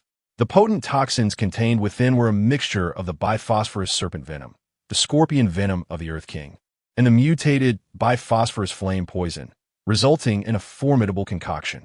The potency of this multi-layered toxin surpassed that of the biphosphorus serpent venom, as verified by Douluo, who confirmed that even his biphosphorus serpent royal poison could not compete at the same level. Well, if that's the case, just be careful. In a few days, I need to return to Suatuwa City to handle the concert arrangements. This time, Shrek Academy must leverage the concert for communication and become a prestigious institution on the continent. Flanders said with excitement. Rest assured, teacher, I will ensure that Shrek Academy secures the championship in next year's Continental Soul Master Academy final. Another new day dawned. There was no early morning study session today. As dawn broke, Flanders awaited everyone at the small training ground. As Ma Hongjun approached the training ground, Ning Rongrong hurriedly intercepted him, looking concerned. Did you not monitor me yesterday? She asked curiously. I did, Ma Hongjun replied, nonchalantly. Will you tell Dean Flanders that I didn't complete my punishment? Ning Rongrong asked anxiously, her heart racing for the first time. No, I won't. Ah, thank you. You truly are a good person. In his mind, the green panel indeed flickered, and he unexpectedly gained 5 kindness points, bringing his total to 61. Ma Hongjun couldn't help but glance at Ning Rongrong in surprise. This little girl truly believed him so easily. It seemed his usual demeanor had led her to perceive him as kind-hearted. Chapter 91. Oscar's Breakthrough. Simultaneously, Ma Hongjun validated a notion. Kindness points could be gained as long as others genuinely perceive him as good. By extension, could belief points also be acquired through the perception of others? In truth, Ma Hongjun's assumptions were not unfounded, meaning that the initial 100 foundational points could be obtained through oneself or others, and reaching 100 points would unlock hidden soul rings. After that, points could only be acquired through external sources, as personal insights would no longer suffice. Achieving a breakthrough past 100 points remained a considerable challenge. It required personal understanding, as the final point would be difficult to obtain through others, even if one reached the threshold of 99 points, unless one aimed for a qualitative change through quantitative accumulation. If Ma Hongjun had not gained insights, he might need thousands or even more people to perceive him as a good person for a breakthrough to occur. No need to thank me. You're also quite good. You must not behave this way again, or I will not cover for you in the future. Now that we are in Shrek Academy, we are partners, and thus you must temper your spoiled demeanor. Everyone who joins Shrek Academy is an exceptionally gifted individual, and most have extraordinary backgrounds. Even the 7 Treasures Glazed Tile School is not the strongest among them. Ma Hongjun earnestly advised. You indeed possess knowledge of my identity, yet I find it hard to believe your claims. Across the entire continent, apart from the 2 great empires, only the Hao-Ian sect, which withdrew from the Spirit Master realm years ago, stand a chance against my 7 Treasure Glazed Tile School. Ning Rongrong, proud as ever, did not accept Ma Hongjun's words, but rather asserted her superiority. You seem to be well informed. You must also know the surname of the direct disciples of the Hao-Ian sect and the Xingluo royal family, correct? Ma Hongjun smiled faintly, a glint of amusement in his eyes as he regarded the haughty Ning Rongrong.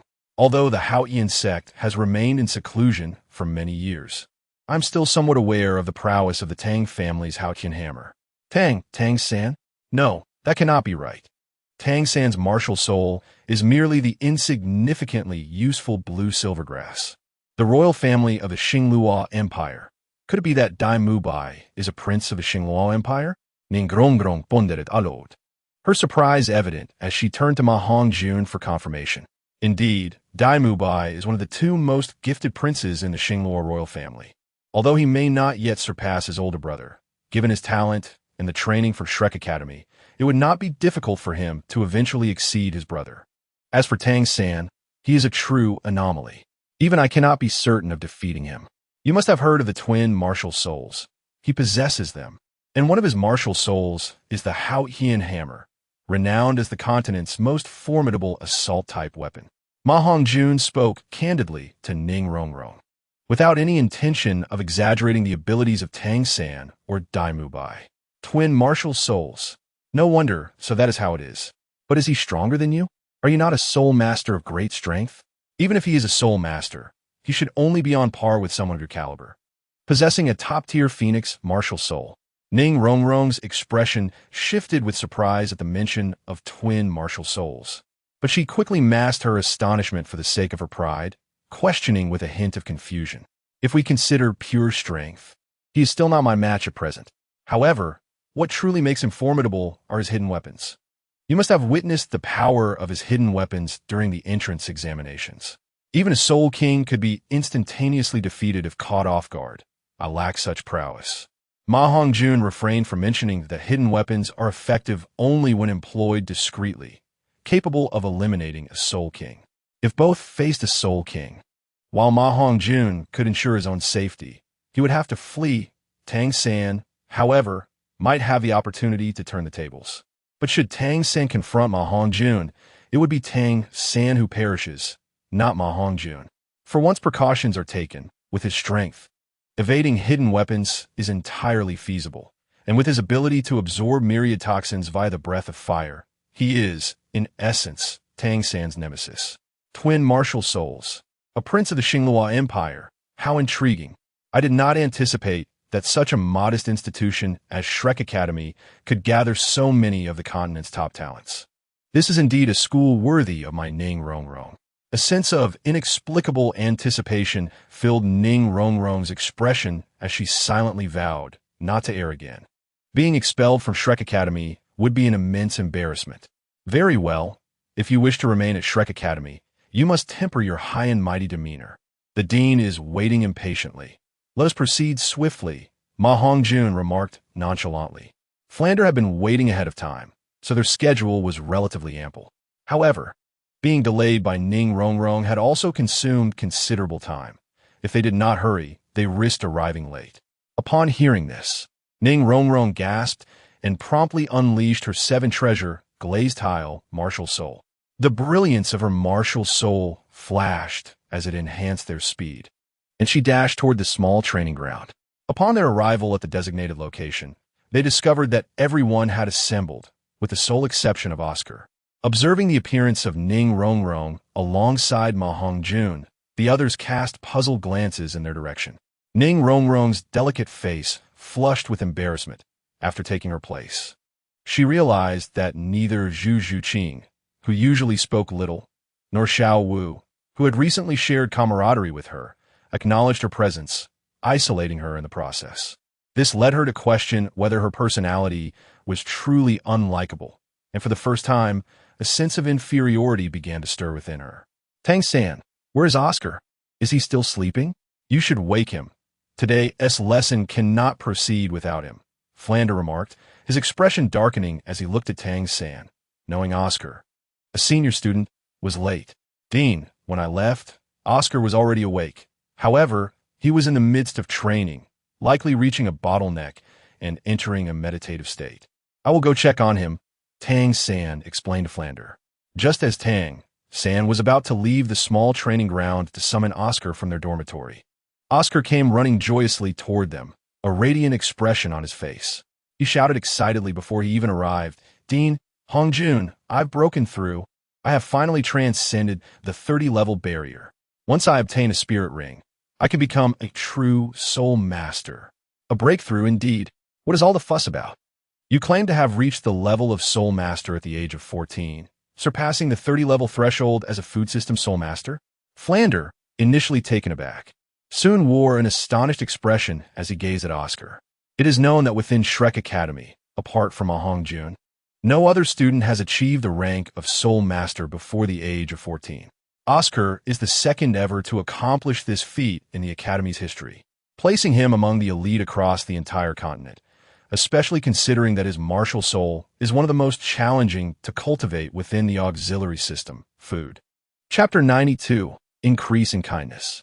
Compared to Hongjun, I am still far behind, but life will certainly improve. Once I acquire a spirit ring, I will become affluent, receiving a monthly stipend of 100 gold soul coins from a spear hall. Oscar boasted happily, oblivious to the disdainful glances from his peers. Little Oscar, you needn't flaunt it so. I have long been receiving a monthly stipend of 100 gold soul coins. Do you see me gloating? Dai Mubai interjected, delivering a light-hearted jab. although he was unsure of the extent of the dispute between him and Zhu Zhuqing. Dai Mubai had now reached a point where he could disregard Zhu Zhuqing, treating her as just another classmate, which improved his mood considerably. "Ah, Dai boss, must you dampen my spirits? I am the first student in our auxiliary system to break through the 30-level threshold before turning 14, Oscar replied with a hint of exasperation. All right, let us discuss matters after class. Since everyone is present, we shall commence the lesson. Today's class is rather special. It primarily focuses on teamwork and requires Oscar's collaboration to be successfully executed. Oscar, provide each of them with a sausage." Flanders' calm words struck the ears of Ning Rongrong and Xiao Wu like the voice of a demon, terrifying them. They had already deduced Flanders' forthcoming intentions and instinctively took a step back, save for the unperturbed fat tiger, Ma Hongjun, and Dai Mubai. "Dean, you wouldn't expect us to consume little Oscar's sausage before we undertake the task, would you? Xiao Wu and I can manage without it. We will surely complete the task regardless," Tang Xin speculated, stepping forward, noting Xiao Wu's frightened expression. "No, today's lesson task is to consume Oscar's sausage without any psychological barriers. As a rare possessor of an innate full soul power food type, martial soul, Oscar's talent is undoubtedly among the best, if not the very best, enhancing the team's strength significantly. In the future, the 8 of you will form a cohesive unit. Thus, it is essential to understand each other's martial soul capabilities." Flanders said this with a faint smile, his tone leaving no room for doubt. Ning Rongrong was momentarily taken aback. She had not anticipated that Oscar was indeed an innate full soul power food type, support soul master. Throughout her life, everyone around her had indulged her, and, being a naturally gifted level 9 talent, she had always been excessively pampered. She had believed herself to be exceptional, only to discover that among the students of Shrek Academy, her talent was among the lowest. Even the soul master with the least soul power, Fat Tiger, was now her equal. When she met Ma Hongjun and Tang San, she instinctively separated herself from them, as they were not on the same cultivation path. However, now Dean Flanders had openly acknowledged Oscar's innate full soul power and his achievement of level 30, while she was still merely a level 26 Great Soul Master. To raise 4 levels in just 2 years, she felt a pang of insecurity, her face betraying a hint of self-doubt. Flanders glanced at her, a smirk of satisfaction gracing his lips. He aimed to remind Ning Rongrong that there are always those more talented than oneself. It is worth noting that Oscar's achievement at level 30 is considerably more challenging than for others. Support-type soul masters inherently face greater difficulty in cultivation, and food-type support soul masters are the most challenging among them. Oscar, at the tender age of 14, had reached level 30, a rather astonishing feat. Each stage of advancement for a food-type soul master significantly amplifies their support capabilities. The impact of food-type soul masters on a team is immense, particularly evident in military contexts. Were Oscar to join the army of the Tiando Empire, his status would undoubtedly exceed that of a commander overseeing 1,000 soldiers. Food-type soul masters are already scarce on the continent, and those above level 30 are exceedingly rare. At level 40, they're almost non-existent, while those at level 50 are truly exceptional, and level 60 is virtually unheard of. Yet, within the modest Shrek Academy, not only is there Oscar at level 30, but also Xiao Xian, a soul sage with a level 70 sugar bean martial soul. "Hey, since that is the case, I shall not hold back. I have a large sausage and a small sausage," Oscar declared proudly as he pondered how to retaliate for the earlier disdain. "Must we eat it?" Xiao Wu hesitantly stepped back. Zhu Zhuqing's expression also soured. Even Ning Rongrong, who had been somewhat isolated, took a few fearful steps back. "What expressions are these? It's merely a sausage. It's not as if you've never eaten one before." "Watch me swallow a whole," Ma Hongjun exclaimed, seizing a sausage from Oscar's hand and swallowing it in one go, eliciting gasps from the onlookers. Recalling Ma Hongjun's earlier generosity when he had offered them Oscar's signature sausages upon entering Shrek Academy, they began to appreciate his intentions. Ma Hongjun's kindness points surged to 3,555.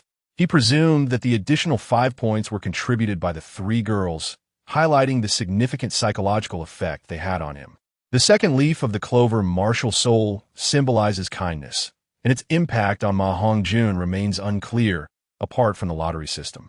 However, he was certain that accumulating kindness points would be beneficial. The more, the better.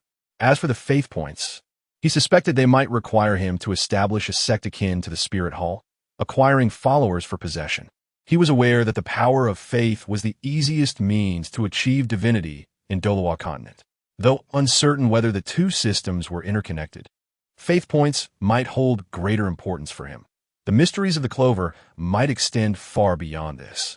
Ma Hongjun found himself eagerly anticipating the day he could venture to the ice and fire yin-yang well to consume the divine herb and advance his Clover martial soul. Oh, since you've all eaten before, surely having another isn't too difficult, right? As soul masters, you may encounter numerous dangers in the future. In the absence of food, you might have to resort to eating cockroaches, rats, or insects. These could be your lifeline. Moreover, Oscar's sausages are undoubtedly clean. He hasn't even touched them with his hands, Flanders remarked, somewhat astonished at the group's reactions. Chapter 93. The Shrek 8 monsters unite. Fat Tiger and Dai Mubai approached and consumed Oscar's large sausage without hesitation. All right, give it to me. I will eat it. The first newcomer to step forward was unexpectedly Ning Rongrong, who had seemed the least likely candidate. Indeed, neither Flanders nor Oscar had anticipated that it would be Ning Rongrong who first overcame her psychological barrier. Especially for Oscar, who had been on the verge of relinquishing his pursuit of her, feeling inadequate, was suddenly filled with renewed confidence. Thinking that her willingness to partake signified her fondness for him, Ning Rongrong glanced at Ma Hongjun before proudly stepping next to Oscar, snatching the large sausage and mimicking Ma Hongjun, swallowing it whole. Her petite mouth was soon filled, and due to its size, a portion of the sausage's end protruded as she chewed and swallowed. Seeing Ning Rongrong casually chew and swallow the sausage, Ma Hongjun, who had received a side glance from her, felt a shiver run down his spine. I have eaten. Now it's your turn. I apologize for my previous missteps. From now on, we are partners, and I hope for your support. Ning Rongrong concluded her meal with an elegant bow to the group. It's all right.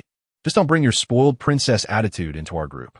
The past is behind us, and no one truly holds a grudge. Now that we are part of Shrek Academy, we should unite. I have a suggestion, and I wonder if I should put it forth. Ma Hongjun spoke up with a smile. Without needing to look, Ma Hongjun was confident that he had gained more kindness points from Ning Rongrong. The others nodded in agreement, acknowledging the truth in his words. Tang San and his companions took the sausages from Oscar, but did not immediately consume them. Feel free to share your suggestion. We are not stingy, and as long as it benefits our strength, I believe everyone will be amenable. Right, little San? Dai Mubai, Kaimdin. As he enjoyed a good rapport with Ma Hongjun and Tang San. Yes, Hongjun, please share your thoughts. Xiao Wu and I are open to it, Tang San encouraged. Pulling Xiao Wu closer, Zhu Zhuqing shifted her gaze from the sausage in her hand to Ma Hongjun, silently urging him to continue. Fat Tiger and Oscar were similarly supportive. Are there any condiments available? Ma Hongjun, however, paid no heed to the intentions of the crowd. Instead, he approached Aock and remarked, indeed, I possess a variety of seasonings. But may I inquire, why do you ask? Is your suggestion relevant to me? Aock, so me vat perplexed, replied, no. I merely wish to discuss it after they have eaten. Otherwise, the teacher might become anxious. Ma Hongjun cast a glance at the deliberately spacious area left for everyone by Falanda, who awaited the consumption of Aock sausages. At times, Ma Hongjun would refer to his teacher as teacher, while at other times, he would address Falanda as dean. The crowd appeared to suddenly comprehend the situation. Tang Sin exchanged a knowing glance with Falanda and, suppressing his discomfort, was the first to take a bite. Xiao Wu and Zhu Zhuqing, though slightly reluctant, prepared to follow suit. At that moment, Ma Hongjun interjected, expressing his dissatisfaction. Why the rush? Wait a moment. Allow me to add some seasoning. Xiao Ao, the seasonings, please. Once more, Ma Hongjun requested the seasonings from Aock. Although the latter did not fully grasp the intent, he promptly retrieved an assortment of seasonings from his spatial soul guide. Among them were containers of pepper, cumin, spicy powder, and various sauces. Ma Hongjun adeptly took the grilled sausages from the two girls and produced a barbecue grill from his treasure pouch. He placed the sausages upon it and ignited the flames of his martial soul, the phoenix fire, skillfully preparing the sausages for the two girls. The speed of his actions left the onlookers in astonishment. After seasoning the sausages, they turned a golden hue and appeared delightfully crispy, enticing the crowd. "Delicious!" Ma Hongjun exclaimed, feeling tempted to partake himself. He handed the sausages to Xiao Wu and Zhu Zhuqing, saying, "Here, try this. It looks splendid." Having finished, he quickly stowed away his tools. The items within his spatial soul guide were not intentionally prepared for this occasion, but were rather for obtaining soul rings or for barbecuing in special circumstances. While he possessed seasonings, they contained precious ice attribute medicinal powders, which he was reluctant to use in such a situation. Not only the two girls, but even the others felt their appetites stirred. Xiao Wu gratefully accepted the sausages and took a large bite, savoring the otherworldly version of the grilled sausage with sheer delight. Ma Hongjun extended the sausage in his hand toward Zhu Zhuqing, saying, "Enjoy. It seems quite delectable." "Thank you," Zhu Zhuqing replied, her words imbued with a hint of warmth. Ma Hongjun responded with a knowing smile, feeling a surge of goodwill resonating within him. Once the two girls had consumed their sausages without any psychological barriers, Falanda finally released the group, granting them some leisure time. In truth, he had exerted considerable effort to foster unity among the Shrek students, to help AOCK integrate more swiftly into the new cohort. He had resorted to this somewhat unorthodox approach. As Falanda departed, the group relaxed, though he had consistently presented a friendly demeanor. The imposing aura of a soul saint made it difficult for the Shrek members to feel completely at ease. "Hongjun, you truly have a talent for this. I see they are eating without any hesitation. By the way, what was the suggestion you mentioned earlier? Now that everyone is gathered, please share it," Dai Mubai remarked, relieved at Fulanda's departure. "It's nothing of great consequence. Our Shrek Academy is a school of monsters. Although we are but 8 in number, we are a cohesive whole. Since we are a unit, we ought to adopt a pleasing name. What do you think?" Ma Hongjun proposed. "Indeed, why not name our small group after Shrek? There are 8 of us, so we shall call ourselves the Shrek 8 Monsters," Dai Mubai suggested enthusiastically, looking at the others for agreement. "Sound good. Xiao Sung, Xiao Wao, Fat Tiger, Zhu Qing, Xiao Wu, Rong Rong, what do you all think?" Ma Hongjun inquired, glancing at each person. "Sounds fine. However, I have a suggestion. Since the dean aims to strengthen our bonds, why not rank ourselves by age? Dai Lauda is the eldest and shall be the first. He will be our big brother, followed by Xiao Ao as the second, then me, Fat Tiger, Hongjun, Xiao Wu, Rong Rong, and finally Zhu Qing, the youngest as the 8th sister. What do you all think?" Tang San remarked, a gentle smile gracing his lips. Though he had only been at Shrek Academy for a few days, he felt an affinity with everyone, as if they were long-lost companions. "Great, I want to be the sister. From now on, Zhu Qing and Rong Rong will have to call me Lu Jie," Xiao Wu exclaimed, the first to clap in approval. Both Ma Hongjun and Dai Mubai expressed their agreement as well. "Well, since everyone is in accord, let it be established. The Shrek 8 Monsters stand united. We do not seek to be born on the same day, month, or year, but rather to die on the same day, month, or year," Dai Mubai declared, being the eldest and naturally taking the lead. "Let us not seek to be born on the same day, month, or year, but rather to die on the same day, month, or year." The group, stirred by emotions, solemnly extended their hands, placing them together in order of age, feeling a surge of passion. This moment was undoubtedly influenced by Ma Hongjun's stories of the 3 kingdoms shared during their leisure time. The next chapter is titled Martial Soul's Second Awakening and will be available tomorrow. Xiao Wu's delicate hand rested upon Ma Hongjun's larger one, yet he found himself unusually devoid of other thoughts. With desires that exceeded the norm, he typically entertained fanciful notions even when merely holding a girl's hand. Now, with Xiao Wu transformed into Lu Lu and Ma Hongjun being the youngest among the boys, he had now become Xiao Wu's Lu Wu. In this moment, The Shrek 8 monsters coalesced into a singular entity, and Ma Hongjun inexplicably felt a sense of brotherhood. A single thread cannot form a rope, nor can a solitary tree make a forest. Ma Hongjun understood the significance of unity. One person's strength is not true strength, no matter how formidable. One remains a mere sheep. A team's strength lies in its unity, which transforms them into a wolf. Only through togetherness can they harness formidable energy, creating a cohesive team. Each of the Shrek 7 monsters is a rare talent across the continent, possessing their own thoughts and pride.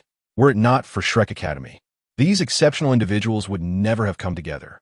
From this day forth, we do not aspire to achieve the fame of Lu, Guan, and Zhang as in Hongjun stories, but rather to share a bond akin to theirs as brothers and sisters in life and death, Dai Mubai passionately declared.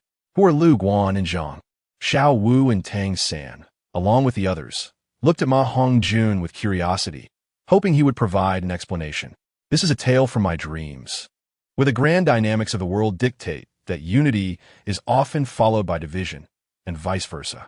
The legendary bond of Lu, Guan, and Zhang in the Peach Garden Oaths, the warlords uniting against Dong Zhuo, Guan Yu's valiant slaying of Huaxiong, and the heroic exploits of Zhao Zilong at Changban Slope, where he bravely ventured in and out 7 times to rescue the young lord, exemplify unwavering loyalty and righteousness.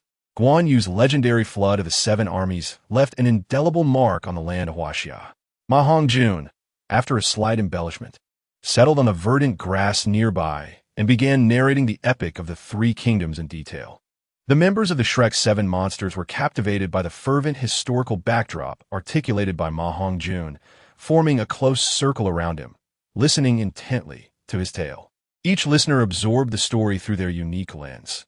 Dai Mubai was drawn to the political intricacies and the brotherly bond among Lu, Guan, and Zhang, while Tang San and Fat Tiger focused on the comparisons of strength among the renowned generals.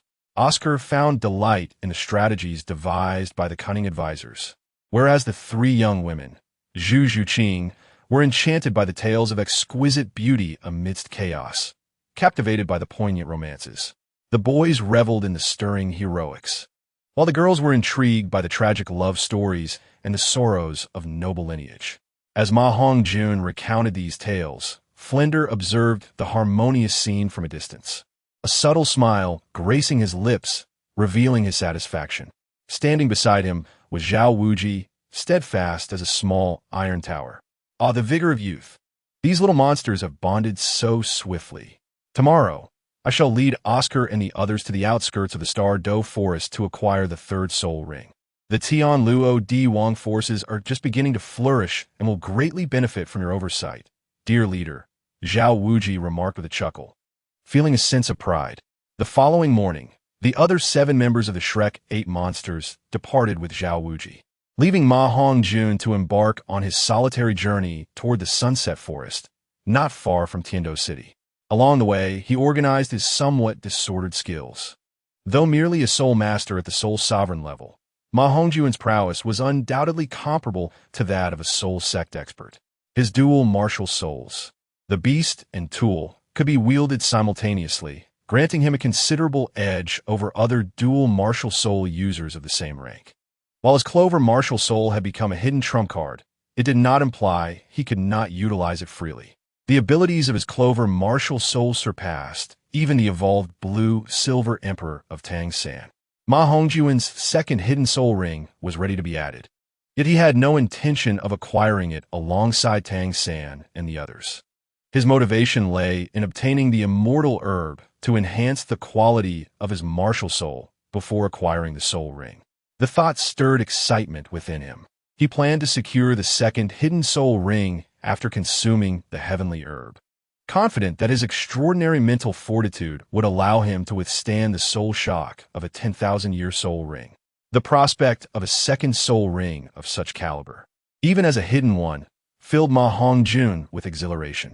He had even devised a method to release both martial soul rings simultaneously, meaning that even as a soul sovereign, upon obtaining the 2nd hidden soul ring of his Clover martial soul, He could unleash a dazzling array of soul rings in hues of yellow, purple, and black.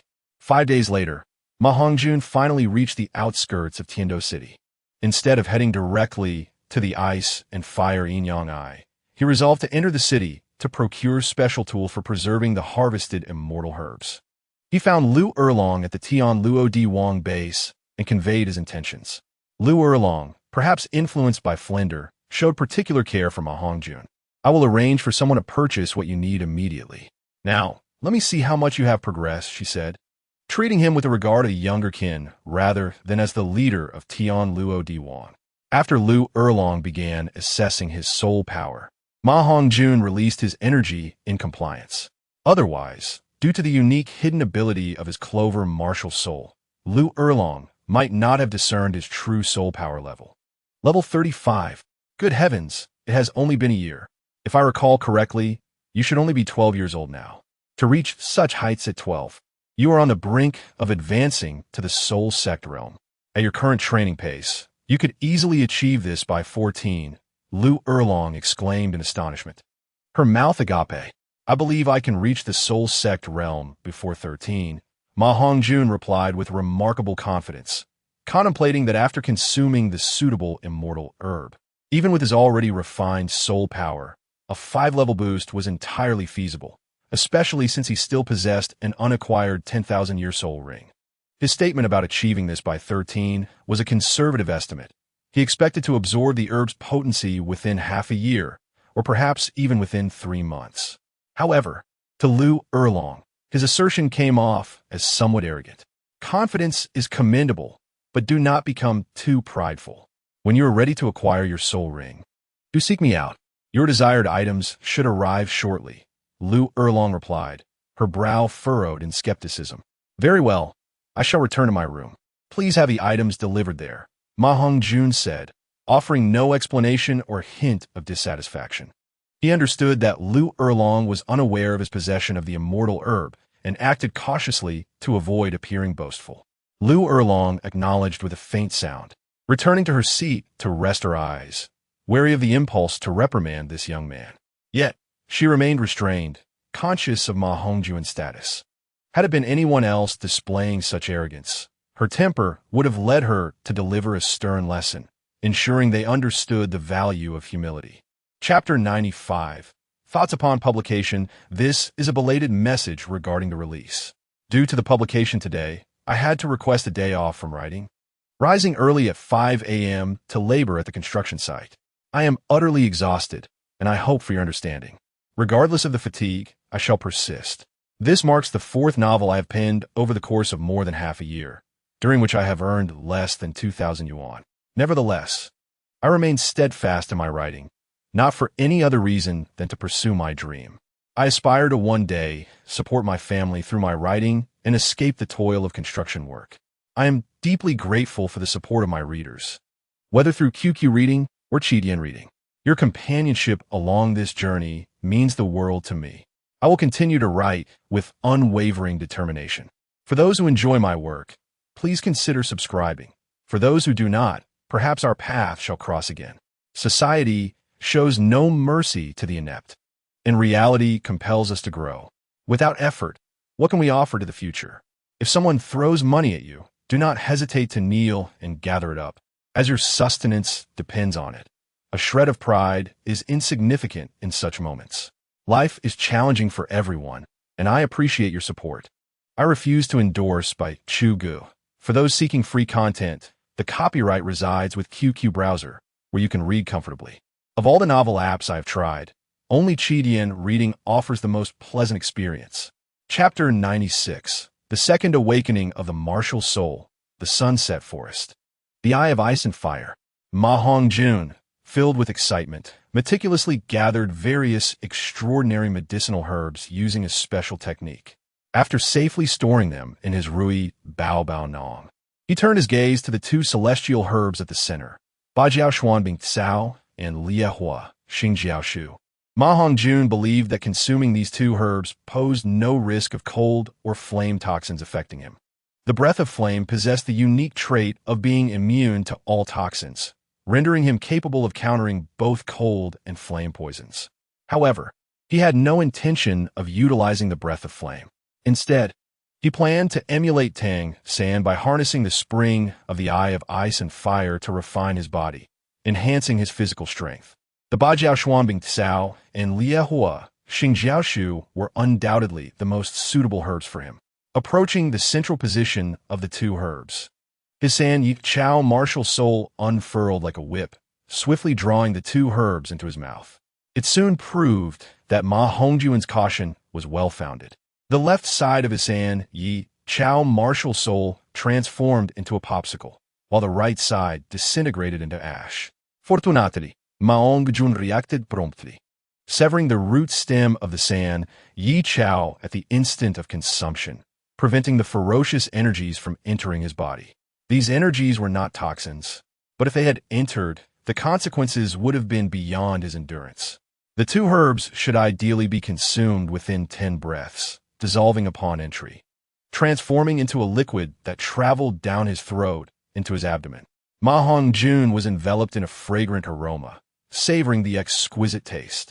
He maintained his optimal state, swiftly shedding his clothes, and in a mere breath, he stepped into the central spring of the Eye of Ice and Fire, sitting cross-legged and floating upon the water's surface. His body trembled violently for a moment, and then he seemed to metamorphose into a blend of ice and fire, half blue and half red, an extraordinarily peculiar sight. Thankfully, Ma Hongjun's spirit was immensely powerful, and his will was unwavering. The clash of these two extreme energies was excruciating. Fortunately, the Eye of Ice and Fire was the sole sanctuary capable of withstanding the energies of these two extreme herbs. Within the eye, all toxins became ineffective. The milky white and crimson colors were distinctly delineated. Even as Ma Hongjun entered, it merely stirred some ripples before returning to tranquility. Mist enveloped the area, while time flowed like water. As night fell, darkness cloaked the earth, and the Eye of Ice and Fire was shrouded in shadows, with only Ma Hongjun's resolute eyes shining brightly. At that moment, Tang San, seated beside a soul beast with 8 spider legs in the star Do Great Forest, bore a similar expression of agony on his face, rivaling that of Ma Hongjun. Upon closer inspection, it was evident that several of the spider legs were severely damaged, remnants of battles with soul masters. The members of Shrek Academy, including Xiao Wu, watched anxiously as Tang San absorbed his soul ring. Ma Hongjun felt the ice and fire energy within him raging violently, coursing through his meridians, shattering them while simultaneously healing rapidly due to the medicinal properties of the ice and fire energy. However, the healed meridians became even sturdier and wider, exceeding twice their previous capacity. If he were to meditate and cultivate again, Ma Hongjun would discover that his cultivation speed had indeed increased exponentially. The energies of ice and fire swirled around him, then were absorbed into his body through the operation of the sun's breath, ultimately transferring to his 2 martial souls. In the palm of his right hand, a common yet wholly verdant San Yi Chao appeared, accompanied by the ethereal silhouette of a phoenix. At that moment, the robust silhouette of the phoenix began to morph at a visible pace, becoming increasingly exquisite and noble, resembling a true phoenix. The San Yi Chao martial soul gradually blossomed, the 4th leaf beginning to slowly take shape. Suddenly, Tang San in the Star Do Great Forest opened his sharp eyes, awakening from the illusion, and an indescribable scene unfolded behind him, revealing 4 additional peculiar spider legs. Likewise, Ma Hongjun, stripped bare, found himself considerably more robust than Tang San, his muscles now even more refined, and his physique surprisingly compact, with only his height of over 1.8 meters remaining unchanged. It is worth noting that Ma Hongjun was merely a 12-year-old youth. Such height at this age could only be attributed to extraordinary growth. The earth whip at his back had also sprouted due to the absorption of ice and fire energy, transforming into a snow-white hue, akin to that of the legendary Earth King, signifying that the quality of his external soul bone had ascended to the level of 10,000 years. Upon awakening and having just left the spring, before he could even assess the changes within himself, a dispassionate female electronic voice resonated in his mind. "Ding! Congratulations, host! on successfully awakening the four-leaf clover. The quality of your martial soul's second awakening has improved, and your soul power level is now 1. Who's speaking? Ma Hongjun was taken aback, instantly summoning his martial soul, scanning his surroundings with vigilance. After a thorough examination and finding nothing amiss, he finally realized that the voice emanated from the panel within his mind. There is no need for alarm, host. I am the green panel in your consciousness, a spirit of the four-leaf clover. I have come into existence due to your second awakening of the lucky clover martial soul. And my purpose is to provide you with information and functionalities regarding your martial soul at any time. You're a system?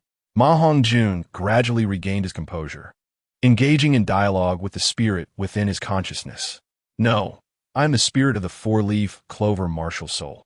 Due to the inherent power of the clover, the laws of the Douluo world do not permit such beings to exist. Hence, the surplus energy has evolved into me. The female electronic voice sounded synthetic, devoid of emotion. Are you alive? Ma Hongjun inquired, puzzled. No, I am a spirit. A product evolved from the four-leaf clover martial soul based on the direction of your most desired golden finger in your mind. Currently, I have not developed sentience and can only assist you in utilizing the functionalities of your martial soul, the spirit explained. Ma Hongjun did not verbally respond, but he had already begun to believe most of what he heard.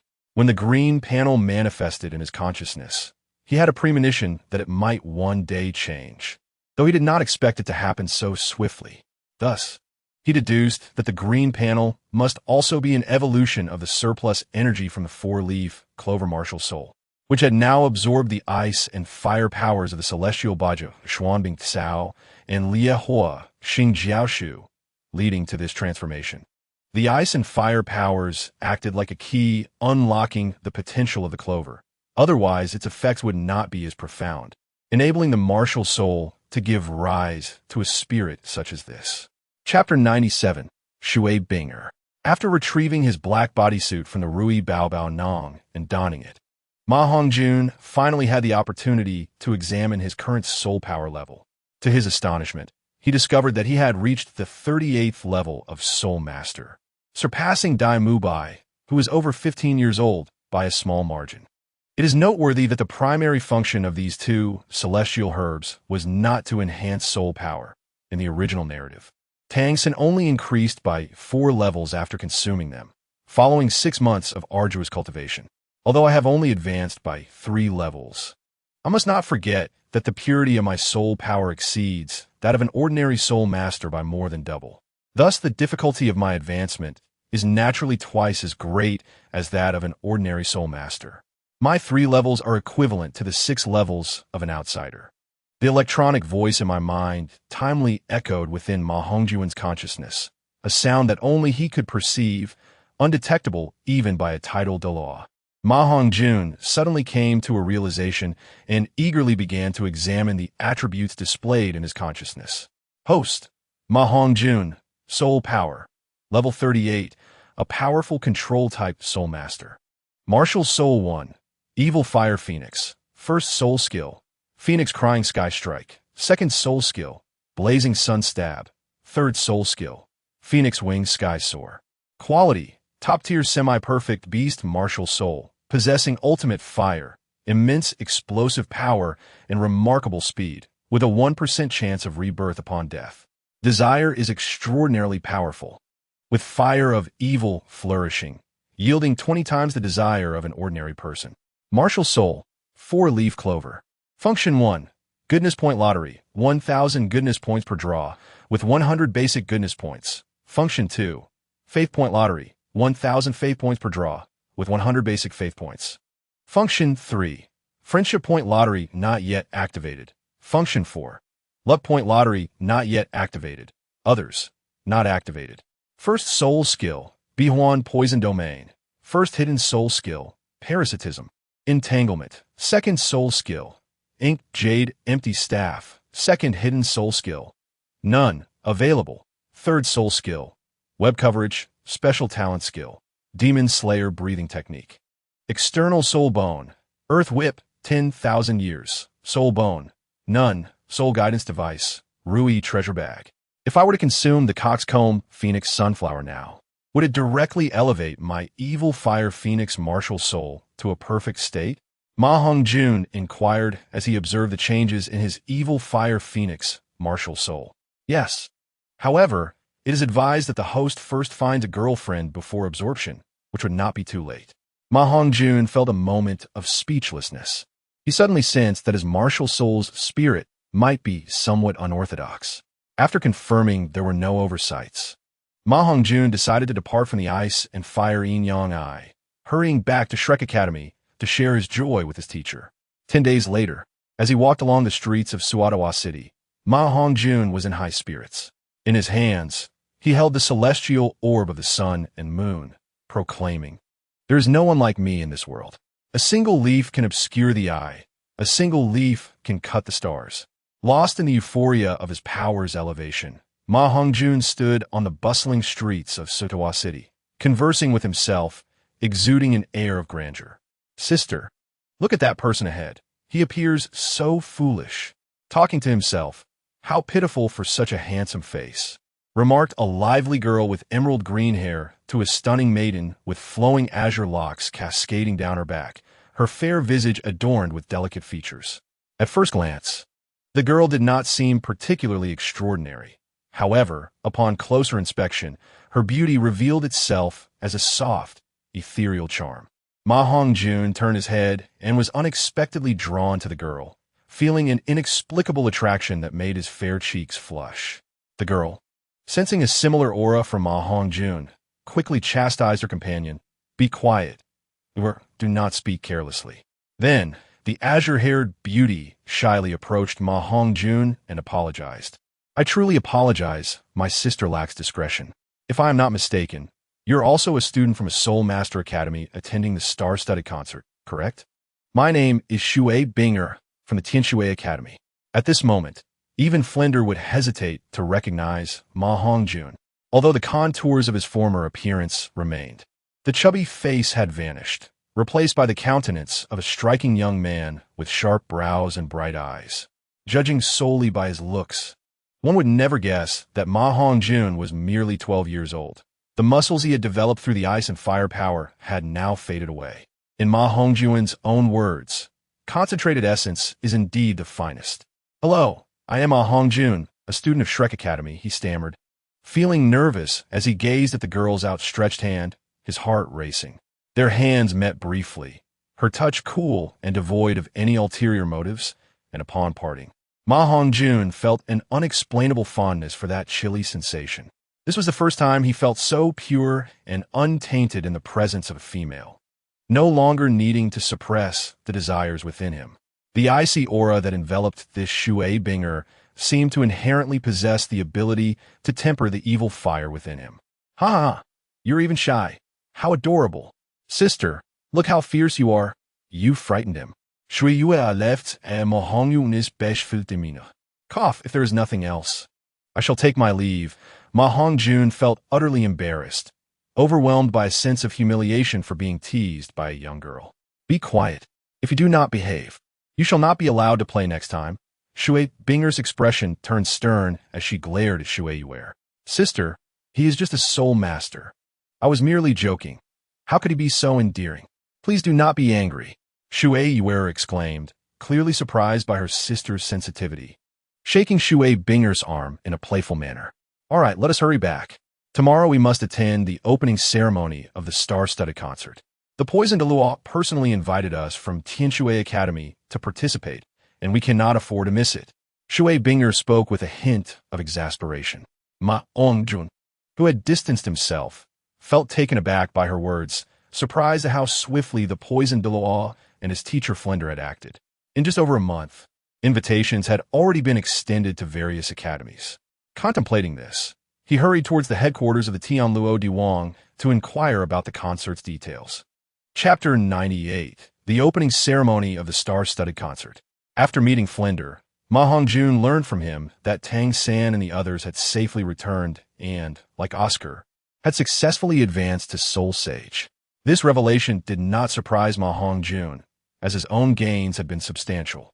He decided to wait until the effects of the two immortal-grade herbs within him were nearly absorbed before he consumed the Wangshuan Xiushui Dew and the Coxcomb Phoenix Sunflower, both of which were exceptionally suited to him.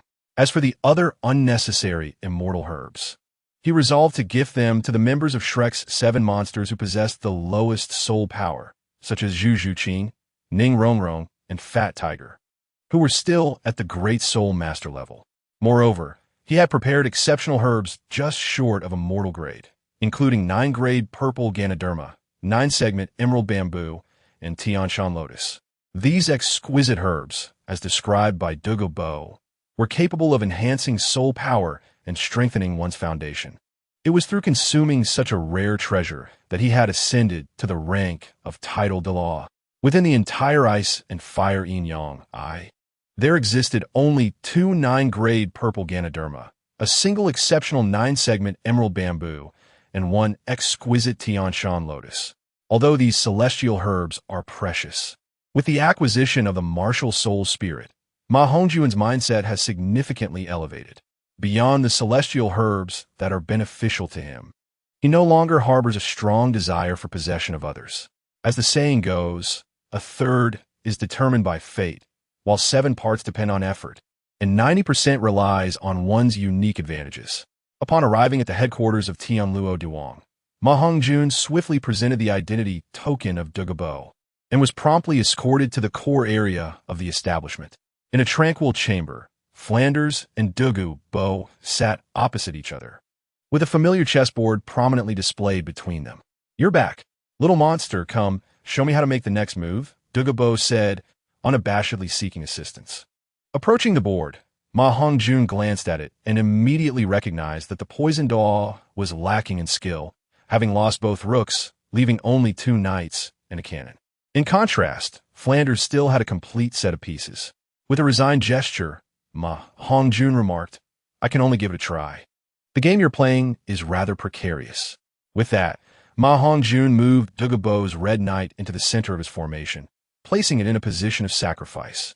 Flanders' eyes lit up as he maneuvered his cannon for a direct assault. Unhurriedly, Ma Hongjun moved his general, prompting Flanders to fall into contemplation. Sensing there was a deeper meaning behind Ma Hongjun's move, as astute as he was, he could not easily be outmatched, but he ultimately had less experience, falling victim to Ma Hongjun's strategic maneuver. The game unfolded, with Ma Hongjun's knight advancing and forming a powerful configuration known as the Mandarin Duck Knight check. Douluo found himself at a stalemate, with no moves left, and ultimately conceded defeat. Flanders, however, remained unfazed, smiling gently. After all, chess was a game Ma Hongjun had taught him, and winning was within expectation. "How was this outing? How many levels did your soul power increase?" Flanders inquired about Ma Hongjun's achievements during his journey. With a proud expression, Ma Hongjun extended 4 fingers and replied nonchalantly, "It wasn't much, just a slight increase. Merely 4 small levels, nothing significant." "What? With the purity of your soul power, you managed to increase by 4 levels? If Dai Mubai and the others consumed it, wouldn't they directly attain Soul Master rank? If that's the case, our Shrek Academy might actually have a chance at winning the championship in next year's Continental Soul Master competition." Flanders exclaimed in astonishment, fully aware of Ma Hongjun's soul power situation as his direct disciple. "Little monster, are you speaking rationally? You call that a slight increase? I somewhat regret giving you the herb garden now. After a 4-level increase, you are on the verge of becoming a soul master. Yin Yin is already 18 and has only reached 38 levels as a soul grandmaster. Achieving 4 levels is something an ordinary soul master would need 2, 3, or even 4 years to accomplish." Douluo added, equally impressed, though he still had a slightly lesser understanding of Ma Hongjun's soul power and martial soul. "Isn't it just 4 levels? What is the big deal? Though this is due to consuming 2 celestial herbs, the boost in soul power is merely supplementary. I still have a celestial herb that is perfectly suited to me, which alone can elevate me to the rank of soul master with some surplus." Ma Hongjun reflected, thinking of the Jiguang Phoenix sunflower in his treasure pouch. had it not been for the spirit's reminder to wait until he had a girlfriend before consuming it. He might have already been eager to use it to ascend to Soul Master. Flanders and Douluo were at a loss for words. Despite Ma Hongjun having previously discussed the effects of celestial herbs, both felt he had exaggerated the significance. Douluo, unconvinced, stepped forward and grasped Ma Hongjun's wrist, channeling his soul power to probe into Ma Hongjun's essence. Such pure soul power. Even a typical soul king would pale in comparison. As long as you have a supportive soul beast to sustain you, with your soul power's purity and explosive potential, ordinary soul kings might not be your match. But of course, this presumes your soul power's purity does not diminish after you become a soul master. Douluo said, his eyes gleaming with excitement. He sensed that Ma Hongjun could potentially rise to become a titled Douluo, a being of eternal life, a coveted existence. Rest assured, my soul power will only become more refined, though my cultivation speed may slow down in the future, Ma Hongjun stated with a hint of dissatisfaction. Just stop trying to play coy in front of me. If you wish to possess the strength to challenge those above your rank, you must pay some price. Douluo retorted with a hint of annoyance. Hey, I was merely jesting. Once this star-studded concert concludes, old poison, you and I will venture to the Star-Do Forest together. My lucky Clover martial soul can once again gain soul rings, Ma Hongjun revealed, not hiding his intentions from Douluo. The matter of his dual spirit beast martial soul was no longer a secret among the higher echelons of Tianluo. It seems calling you little monster is indeed appropriate. I wonder what it will be like when your full strength erupts, your phoenix martial soul manifests, and you employ your control type martial soul, Douluo marveled. Meanwhile, Flanders remained relatively composed. He had become accustomed to the incredible events surrounding Ma Hongjun due to the sheer number of surprises he had witnessed. Whatever miraculous events may occur in your life, I will not be surprised. My greatest fortune in this life is having you as my disciple, Flanders remarked with a tinge of sentiment. Your luck was always quite remarkable. Even I, a titled Douluo, envy you for having such a disciple, Douluo chimed in, his camaraderie with Flanders having grown nearly as close as with Ma Hongjun. All right, enough of this banter. Please tell me which academies have been invited to the concert tomorrow. Ma Hongjun said, shifting to a serious tone. Oh dear, engrossed in conversation with you, I completely forgot I had arranged to have tea with Fomer yesterday. Darn it. I must take my leave now, Douluo suddenly exclaimed, recalling something urgent, and swiftly vanished. Fengye? Who is that? Teacher, do you know? With Douluo gone, Ma Hongjun no longer pressed for details about the concert, and instead grew curious about Douluo's affairs. Do you know which titled Douluo exists on the continent? The one who has captured Douluo's attention is undoubtedly also a titled Douluo, and in fact the only openly acknowledged healing type titled Douluo on the continent. Flanders responded with a knowing smile. Healing type titled Douluo? What martial soul does this healer possess? Ma Hongjun inquired, puzzled. Zhu Xin Hai Tang. You must have encountered a soul master of the Jiao Xin Hai Tang lineage.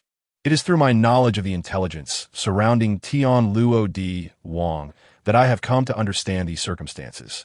It is said that the Jiao Xin Hai Tang martial soul is passed down exclusively, and at most, only 2 soul masters can exist simultaneously on the continent. Should a new Jiao Xin Hai Tang soul master emerge, one of the existing ones would inevitably pass away. Their singular ability is that of comprehensive healing, with the range varying according to the soul power exerted. If supported by another Jiao Xin Hai Tang soul master, one could engage in battle without a care for their life, Flandra remarked gravely. What is her relationship with Yi Lingling from the Tiando royal team? Ma Hongjun inquired, puzzled. Mother and daughter, Flandra replied succinctly. He had seen Yi Lingling once in Tiando City, thus he knew who she was. Is there any possibility of inviting her to join our Tianluo Di Wang? Ma Hongjun's eyes brightened at the thought. You would have to ask Douluo about that. It is said that they shared an extraordinary bond in their youth. But the Jiao Xin Hai Tang clan has always remained aloof from the affairs of the Soul Master community. Their visit to Soto City was prompted by Douluo's invitation. To oversee matters here, Flandra's lips curled into a sly smile. At once, Ma Hongjun grasped Flandra's implication and chose not to delve deeper into the topic. sharing a conspiratorial grin. Haha, I encountered people from Tianshui Academy on my way back. They mentioned that the opening ceremony of the star-studded concert is tomorrow. Why are you all in such a rush? If I do not return in time, wouldn't things be thrown into disarray? Ma Hongjun queried, recalling his purpose. You underestimate our Tianluo D. Wang's current intelligence capabilities. Even if we cannot rival the top 3 sex systems, we are more than sufficient compared to the lower 4 sects. You did not deliberately conceal your movements on your way back, so of course, I knew you would return on time. The reason for the early preparations is that in recent days, Soto City has gathered an overwhelming number of soul masters, and to maintain order, it is best to hold the event as soon as possible. Otherwise, do you think Douluo would humiliate himself by inviting other titled Douluos to oversee matters? Flandra initially felt a sense of pride, but the mention of order brought a hint of distress. If it were not for Douluo and Yi Lingling's mother, whom Douluo referred to as Fenger, overseeing Soto City, the influx of soul masters from all directions would likely have thrown the city into chaos long ago. They would have had no time to engage in games. I see now, but I may have underestimated the situation. I did not expect Douluo to orchestrate such a grand affair. Which academies are involved? Ma Hongjun inquired, enlightened. Naturally, Tianshui Academy, the most eye-catching, is included, along with Chihua Academy, Leitang Academy, Tiando Royal Academy, Plan Academy, Tianqing Academy, Sanghui Academy, Xiangjia School, and Xinghua Academy, among others Flandra enumerated proudly. Shrek Academy is merely a mid-tier institution, yet now more than half of the academies on the continent have been invited under its name. And as the head of Shrek Academy, he naturally feels a sense of pride. Well then, let us commence tomorrow. I am truly looking forward to it. Tianluo D. Wang will undoubtedly reap substantial rewards, and the star-studded concert, along with Shrek Academy as the initiator, will surely make waves worldwide. Ma Hongjun's expression brimmed with anticipation as he prepared to showcase traditional Chinese culture for the first time on the Douluo continent, blending martial arts aesthetics with Hanfu attire and over a dozen classic ancient-style songs. This concert is bound to be a resounding success. At this moment, the 8 members of Shrek gathered in the small playground. After Ma Hongjun and Flandra had inquired about the situation, they hurried back to Shrek Academy. They found everyone present, and Ma Hongjun called them together to distribute the celestial herbs and exquisite spiritual medicines. The attire of the Shrek students had undergone a significant transformation, with the boys clad in the martial arts outfits that Ma Hongjun intended to sell. Meanwhile, Ning Rongrong wore a flowing wide-sleeved gown designed by Mayana, responsible for the attire at Tianluo D. Wang, while Xiao Wu and Zhu Zhuqing donned colorful fairy dresses. The colorful fairy dresses came in 7 hues. Zhu Zhuqing wore a violet one, while Xiao Wu wore a pink version, both looking equally splendid compared to the flowing wide-sleeved gown. Their beaming smiles clearly indicated their satisfaction with the uniforms. Haha, your attire has elevated your charm to an entirely new level. What about mine? I want to wear it too, Ma Hongjun teased, not yet intending to reveal the celestial treasures. Haha, fear not. Your outfit has already been delivered to your dormitory. But you have slimmed down quite a bit. I almost failed to recognize you. Thankfully, this style can accommodate any figure. Dai Mubai laughed heartily. After their trials in the Stardow Forest, the members of Shrek had grown closer together. Well, haha, I will definitely try it on when I return. What do you think, Dai Lauda? Am I now the most handsome among the Shrek 8? Ma Hongjun declared with a proud grin. Enough of that. You should temper your vanity. If it weren't for your fair complexion and that obnoxious voice, I would hardly believe you were you, Dai Mubai retorted. Upon their initial meeting, the two had nearly come to blows, but it was Ma Hongjun revealing his identity that averted a conflict. Fortunately, Ma Hongjun's appearance had not changed drastically. Only the excess weight on his face had vanished, and he had become considerably leaner. Otherwise, it would have been difficult to explain. Though he had slimmed down, he still appeared more robust than Dai Mubai. Simply put, he had become more handsome. Chapter 100. Allocating Celestial Herbs to the 8. As the saying goes, a fair complexion can mask 3 flaws, while a plump figure ruins all. Now, with Ma Hongjun being both fair and handsome, his transformation into a more attractive individual was only to be expected. This time I brought back something special for all of you. This item is meant solely for use by the handsome. Given your beauty and charm, I'm gifting it to you all, Ma Hongjun exclaimed, laughing heartily. Little Ma Gu, are you not making it difficult for me?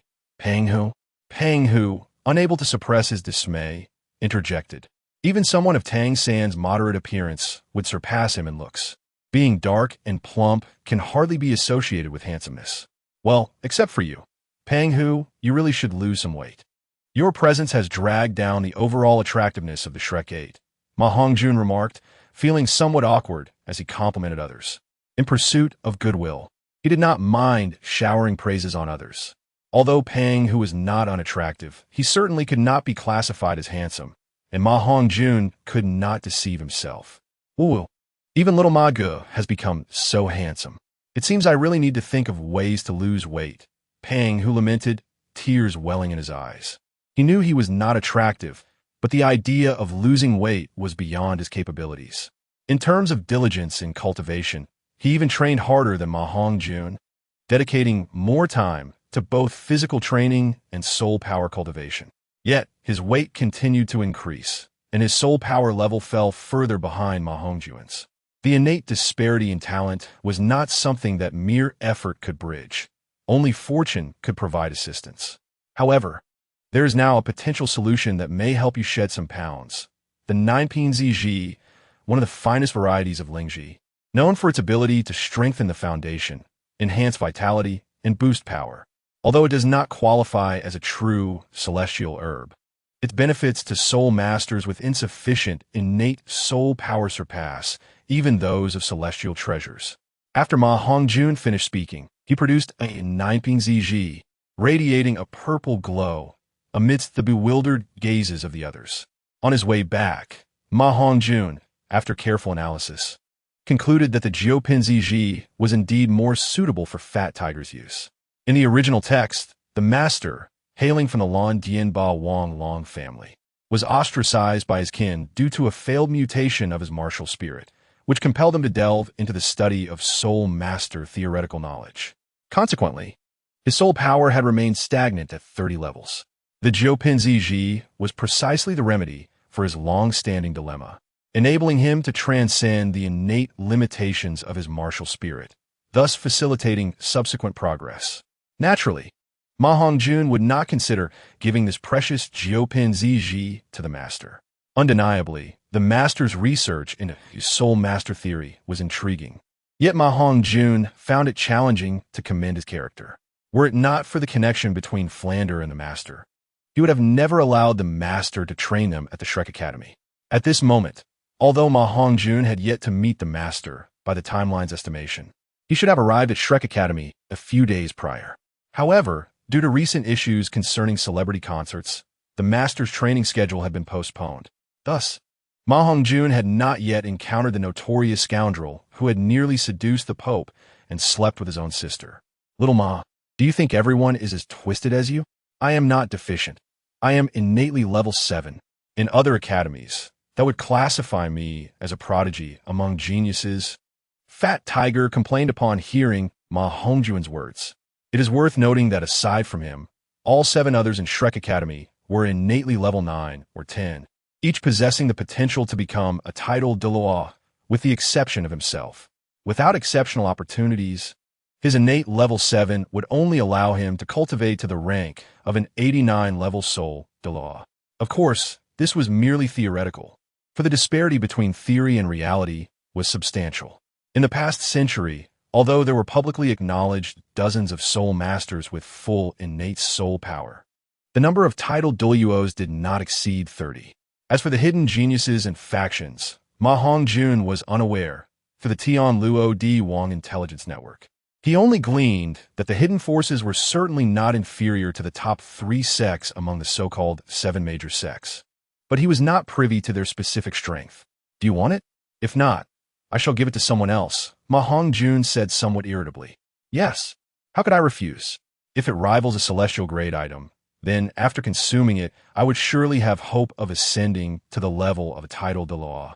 I want to say much in gratitude. From now on, little Ma, you are my reborn parent. You direct me east, and I 1T go west. You instruct me to steal chickens, and I 1T touch dogs, Fat Tiger exclaimed excitedly as he promptly accepted the Jiupin Ziji from Ma Hongjun's hands. What a joke. Although Fat Tiger appeared somewhat simple-minded, he was certainly not foolish. A herb comparable to celestial grade? Only a fool would refuse it. Hearing Fat Tiger's words, Ma Hongjun couldn't help but smile, reminiscing about how, in their childhood, Fat Tiger had also exhibited such a fanboy demeanor. The system's electronic notification unexpectedly resonated in Ma Hongjun's mind, indicating a surge in his kindness points. An increase of 10 points seemed only fitting. After all, this was an entity not inferior to celestial grade. Bestowing it and gaining 10 points in return was, in fact, quite normal. The others couldn't help but chuckle, while Fat Tiger, unable to contain his excitement, promptly swallowed the Jiupin Ziji and began meditating to cultivate his soul power. On the second day of the new students' enrollment at Shrek, the Academy had assigned a task regarding celestial herbs, and they were well versed in the knowledge of such herbs, understanding the method of consumption.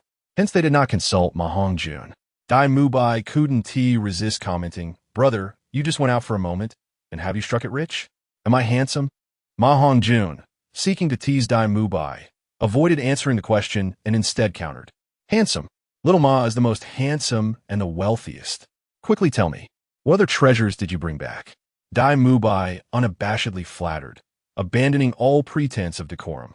This was due to the familiarity between the two over the past 2 years. Otherwise, with anyone else, even if a celestial grade item were dropped on his head, he would not be so shameless. The celestial grade Qi Luo Eugene Xiang is most suitable for attack-type beast martial spirit soul masters. As a brother, you must not refuse this. It is a gift from me, Ma Hongjun said joyfully and generously. I love you so much, brother. I want to say much in gratitude. Everything is right here, Dai Mubai declared earnestly, pounding his chest. Well, you know how to absorb its effects, right? Here. Ma Hongjun pulled out a magnificent flower from his spatial soul guide and handed it to Dai Mubai.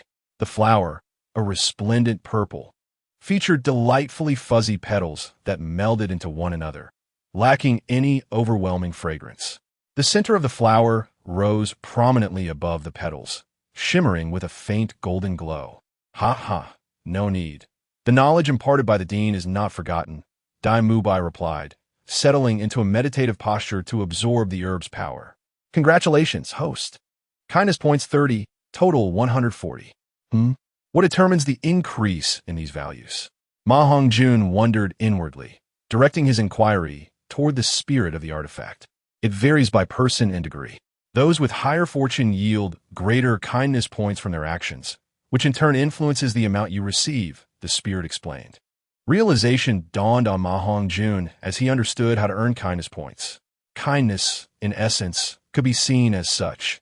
It could be perceived as foolishness, yet one could still gain kindness points, as expressed in an animated series, even when one knows that love can create everything. They might refuse to confront it or even deny it. Why? Because love can create and also destroy. When one uses love to protect a flock from wolves, that very love equates to destruction for the wolves, for they may starve as a result. This world operates on such principles. It is either the wolves or the sheep that perish. Hence, there is no absolute kindness in this world, only differing perspectives and stances, much like the relationship between soul beasts and humans. Nevertheless, Ma Hongjun firmly believed in the existence of light in this world. Perhaps it was excessively cruel, yet therein lay its beauty. We exist for love. We exist to be stronger. Seeing Ma Hongjun lost in thought, the others halted their actions, presuming he was contemplating how to distribute the items, thus gazing at him with eager anticipation. Even Tang San, typically the most composed, stared intently at Ma Hongjun. Why do you all look at me? Is there something on my face? Ma Hongjun feigned ignorance as he turned to the group. Fifth brother, there is nothing on your face, but you are exceedingly handsome right now. Can't you use a girlfriend? How about me? Ning Rongrong remarked half-jokingly, her eyes twinkling like stars. Ahem, stop joking. The celestial grade Qi Luo Eugene Xiang should enable your martial spirit to ascend to the 9-treasure glazed tile pagoda. If you truly ascend after consuming it, to thank me, you could stay by my side as a maid. It would be quite prestigious for the young master of the Seven Treasures Glazed Tile sect to have a maid, Ma Hongjun jested without missing a beat. With a playful giggle, Ning Rongrong remarked, hee hee, all right, this is what you said. However, if my Wuhuan does not ascend to the Jubao Linglong Tower, you shall bear the responsibility. She cast a flirtatious glance at Ma Hongjun, her words laced with ambiguity. You should hurry and absorb it, Ma Hongjun replied, taken aback, as he hastily retrieved a tulip radiating with a kaleidoscope of colors, tossing it to Ning Rongrong. Oh dear, this is a celestial-grade herb. Be careful not to damage it. What if it falls on the ground? Ning Rongrong exclaimed, receiving it with utmost caution, her tone slightly complaining. Don't worry about it falling. Even if it does, you would still consume it, so stop the chatter and absorb it quickly, Ma Hongjun said, suppressing any distasteful remarks, a hint of amusement in his voice. Thank you, fifth brother. I truly adore you. Ning Rongrong's words brought a sense of comfort to Ma Hongjun. Suddenly, she approached him, holding the exquisite tulip in her hands, and unexpectedly pecked his fair cheek, blushing as she said, this is to express my gratitude. Don't misunderstand. I must go absorb the celestial grade medicinal power now. Ding. Congratulations. Host gains kindness points 40, total 180. Ma Hongjun dazedly touched the moist imprint on his face, the faint fragrance of a maiden lingering in the air. He was so flustered that he barely registered the voice of the tool spirit in his mind. Everyone exchanged glances, while Oscar's eyes briefly reflected a trace of unnoticed disappointment before it vanished, as he looked at Ma Hongjun with anticipation. Little Ma, I know you're not interested in money, only in women. Rongrong is now in your hands. I won't be able to pursue her anymore. As a brother, please don't hold back. While I do have an interest in women, I am not that frivolous. What are you saying? Didn't Rongrong say not to misunderstand? Ma Hongjun sighed, feeding somevatel.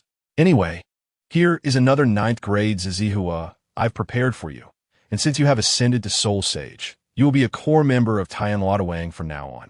Ma Hongjun found himself at a loss for words, feeling somewhat resigned.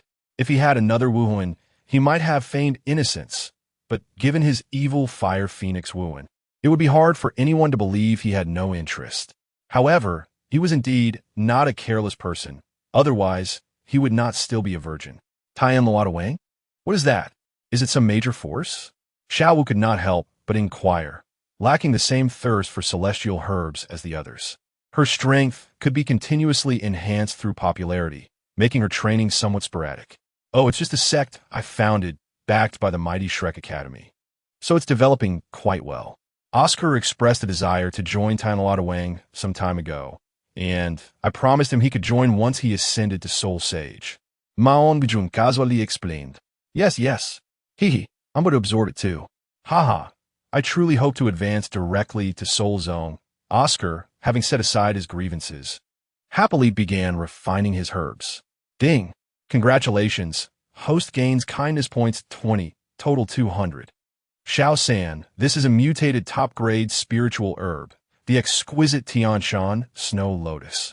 Its effects are even stronger than ordinary celestial herbs, and it should be extremely suitable for you. I gift it to you, Ma Hongjun declared, presenting a snow lotus shimmering with red and blue hues. Mutated? Tianshan Snow Lotus? Tang Sen inquired, having never heard of this celestial-grade herb and feeling puzzled. Not entirely, but close enough. A lotus of twin births. If my predictions are correct, this top-grade mutated spiritual herb's efficacy surpasses that of celestial grade, Ma Hongjun replied truthfully. This herb grew alongside the Bajiao Zuan Binko, one of the few top-grade materials, but due to its proximity to a spring, it coincided with Ma Hongjun absorbing celestial-grade power. The evil Fire Phoenix Wuhuan ascended to the ultimate fire, inadvertently absorbing the residual energy of the ultimate fire, resulting in a rare red, twin-blooming snow lotus. In truth, calling it a snow lotus was somewhat inaccurate. Fire lotus would be more fitting, but Ma Hongjun was not inclined to name it and simply referred to it as such. Thus, he asserted that its medicinal effects were on par with celestial grade, if not superior. Thank you. Its medicinal effects are indeed remarkable. comparable to celestial-grade herbs. And I believe Ice Fire Twin Lotus would be a more suitable name, Tang San said happily after inspecting it. Ma Hongjun, having learned about herbs from Douluo, felt reassured by Tang San's assessment. It was precisely because Ma Hongjun had consumed both Bajiaozu and Binko and Liehua Xingjiaoshu that this herb's efficacy was somewhat overlapping, rendering it slightly inferior to the two celestial-grade herbs. In the past, he would have preferred to discard it rather than give it to Tang San, but now he clearly would not act that way. He no longer feared Tang San's strength. Instead, he found him weak. Moreover, he could gain kindness points, which was a significant advantage. Kindness points could lead to rewards like meteor tears, among other possibilities. Thus, the importance of kindness points to him was immense. Chapter 102. Equipping the 8 monsters with celestial-grade herbs names can be anything. They are merely labels. As long as they are useful, that is what matters.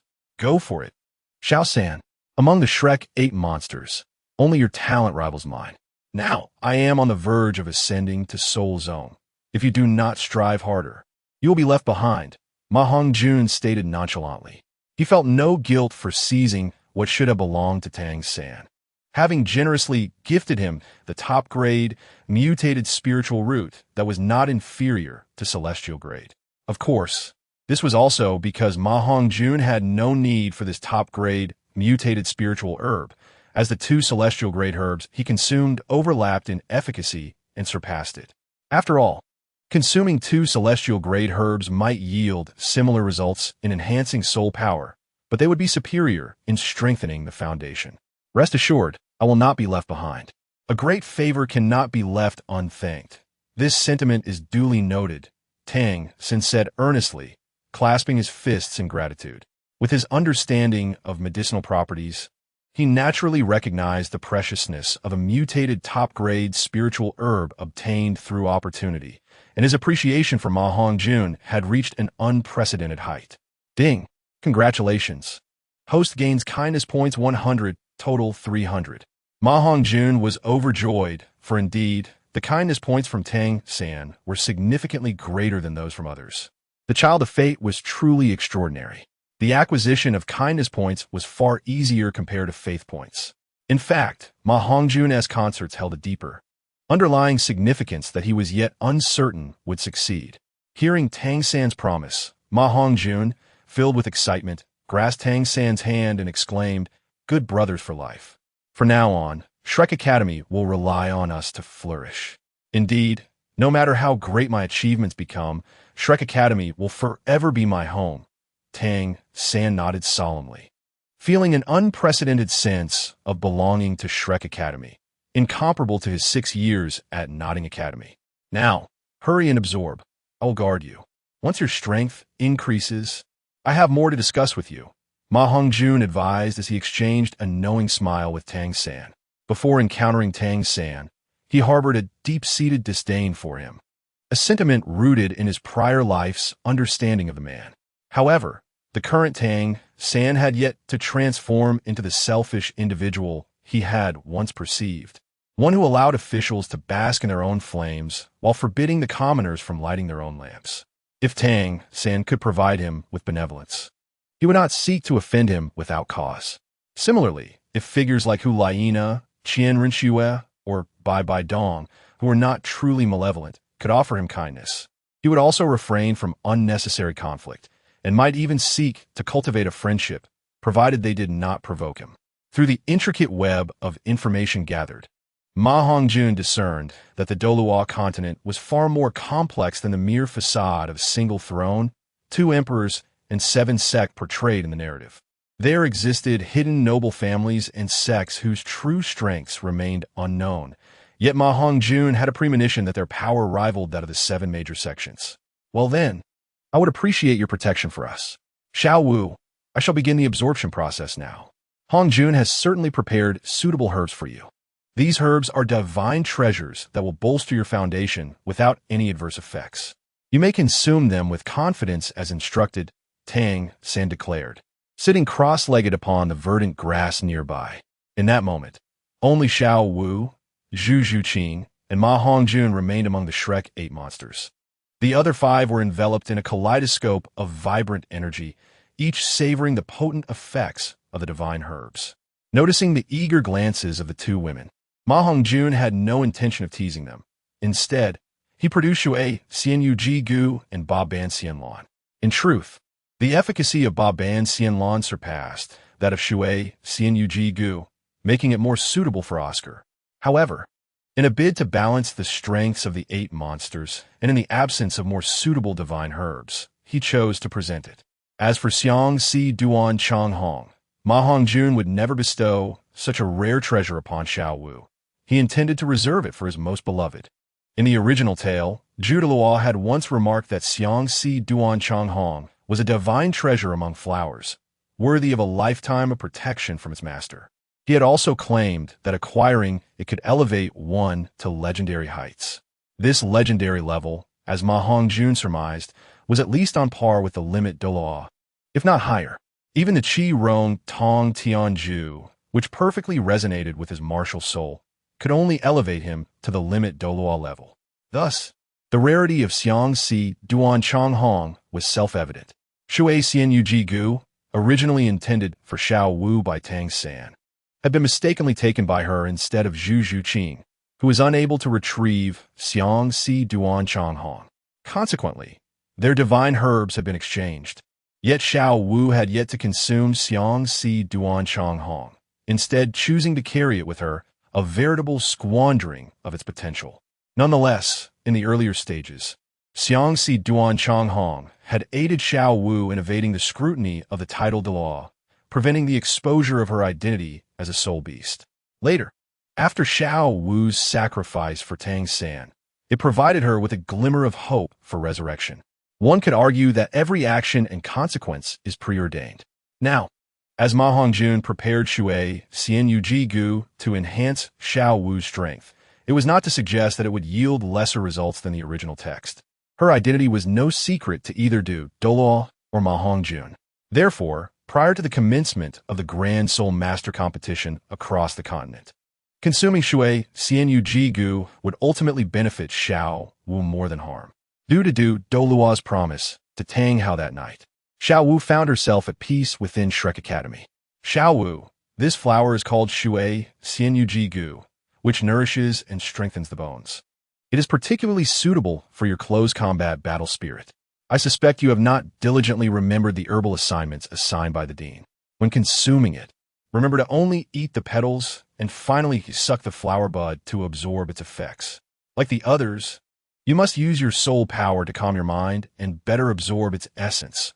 Ma Hongjun instructed, harboring a favorable disposition toward Xiao Wu. In truth, his desires were magnified tenfold, nay, now 20-fold, compared to an ordinary person's, and he found himself attracted to any beautiful girl. However, this attraction was based on their character and conduct. Thank you, fifth brother, Xiao Wu giggled.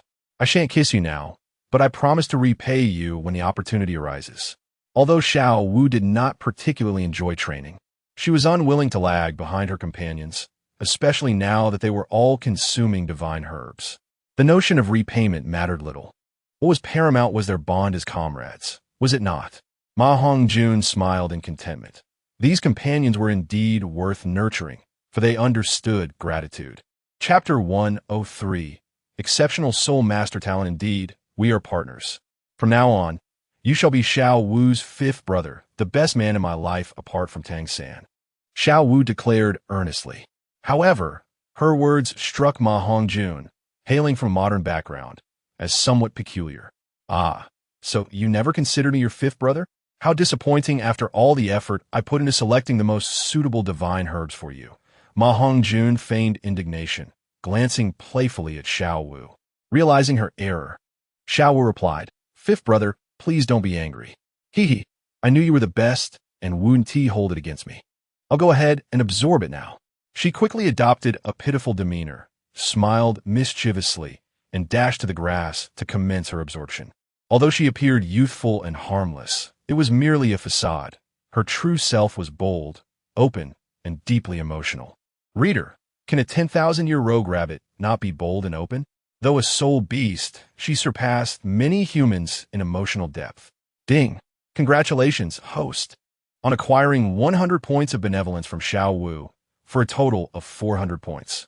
As Ma Hongjun absorbed the electronic sound from the martial soul spirit in his mind, his spirits lifted. He was now halfway to securing the opportunity for a lottery draw, which brought him great joy. Now, only Zhu Zhuqing remained, the one among them most eager to enhance her strength. In this regard, even Ma Hongjun felt a sense of humility. This young girl bore a burden far beyond what one her age should endure. After careful consideration, Ma Hongjun concluded that Zhu Zhuqing might benefit more from Ba Ban Xianlan than from Shui Xianyujigu. Although Zhu Zhuqing was more suited for Xiang Si Duan Chang Hong, he knew she could never claim it, for she currently had no one she loved deeply. Even Dai Mu Bai, her fiancé, seemed to have changed, much like the relationships among the other seven. In her youth, Zhu Zhuqing could not have harbored romantic feelings for Dai Mu Bai, viewing him merely as an older brother. Living in such a family background, she did not oppose the notion of men taking multiple wives, provided it did not occur before her eyes. Dai Mu Bai had evidently crossed her boundaries, and to this day, he showed no remorse. She had now lost hope in him. The pressure she endured had only intensified, for should she and Dai Mu Bai part ways, as dictated by her family's rules, she would be deemed a failure. A failure meant death, or at the very least, the ruin of her martial soul, a fate not much different from death for a soul master. Zhu Zhuqing silently observed Ma Hongjun, her expression stoic, exuding an icy demeanor that deterred any approach. Zhuqing, I must say, do not perpetually wear such a frigid demeanor. If something troubles you, speak of it. Do not keep everything bottled within. This is Ba Ban Xianlan, a divine medicinal herb, one of the finest among your esteemed collection. It is the most easily absorbed among the celestial herbs you possess. Ba Ban Xianlan must be stored in a vessel of jade, and it will remain fresh for a millennium, never wilting or fading. Among all the celestial herbs I have brought back, it possesses the mildest yet most profound medicinal properties. While its absorption is effortless, it demands considerable time. Its primary function is to consolidate the foundation and nurture vitality, expelling impurities from within, sufficiently compensating for the deficiencies in innate martial spirit quality among you and the other 6 peculiar individuals, thus accelerating the cultivation of soul power. Moreover, the enhancement it provides will be substantial, Ma Hongjun remarked. Thank you, fifth brother. When time permits, I will share my matters with all of you, Zhu Qing replied, her tone still subdued, yet imbued with a hint of warmth. After Ma Hongjun handed the herb to Zhu Qing, she settled on the vast expanse of grass nearby, assuming a meditative posture to absorb the celestial essence. Ding! Congratulations, host! You have received 100 kindness points from Zhu Qing, bringing your total to 500 points. Ma Hongjun was taken aback. It seemed that among everyone, Zhu Qing had bestowed upon him the most kindness points due to this incident. Though not the protagonist, her generosity was rivaling that of the main character, filling him with profound gratitude that surpassed that of others. This was not to imply that Pang Hu, who contributed the least kindness points, was lacking. Rather, it was due to his character's minor role in the original narrative. I wonder if tomorrow's concert will grant me faith points. If so, I should include a few songs that resonate with the souls of Douluo world. It cannot solely be ancient-style music. After all, there's a variety of tastes. Diversity in support is certainly beneficial, Ma Hongjun mused to himself.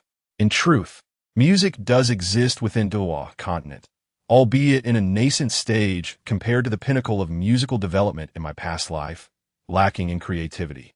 However, Douluo continent possesses its own merits. Certain unique martial spirits offer enhancements in music that far surpass anything from my previous life.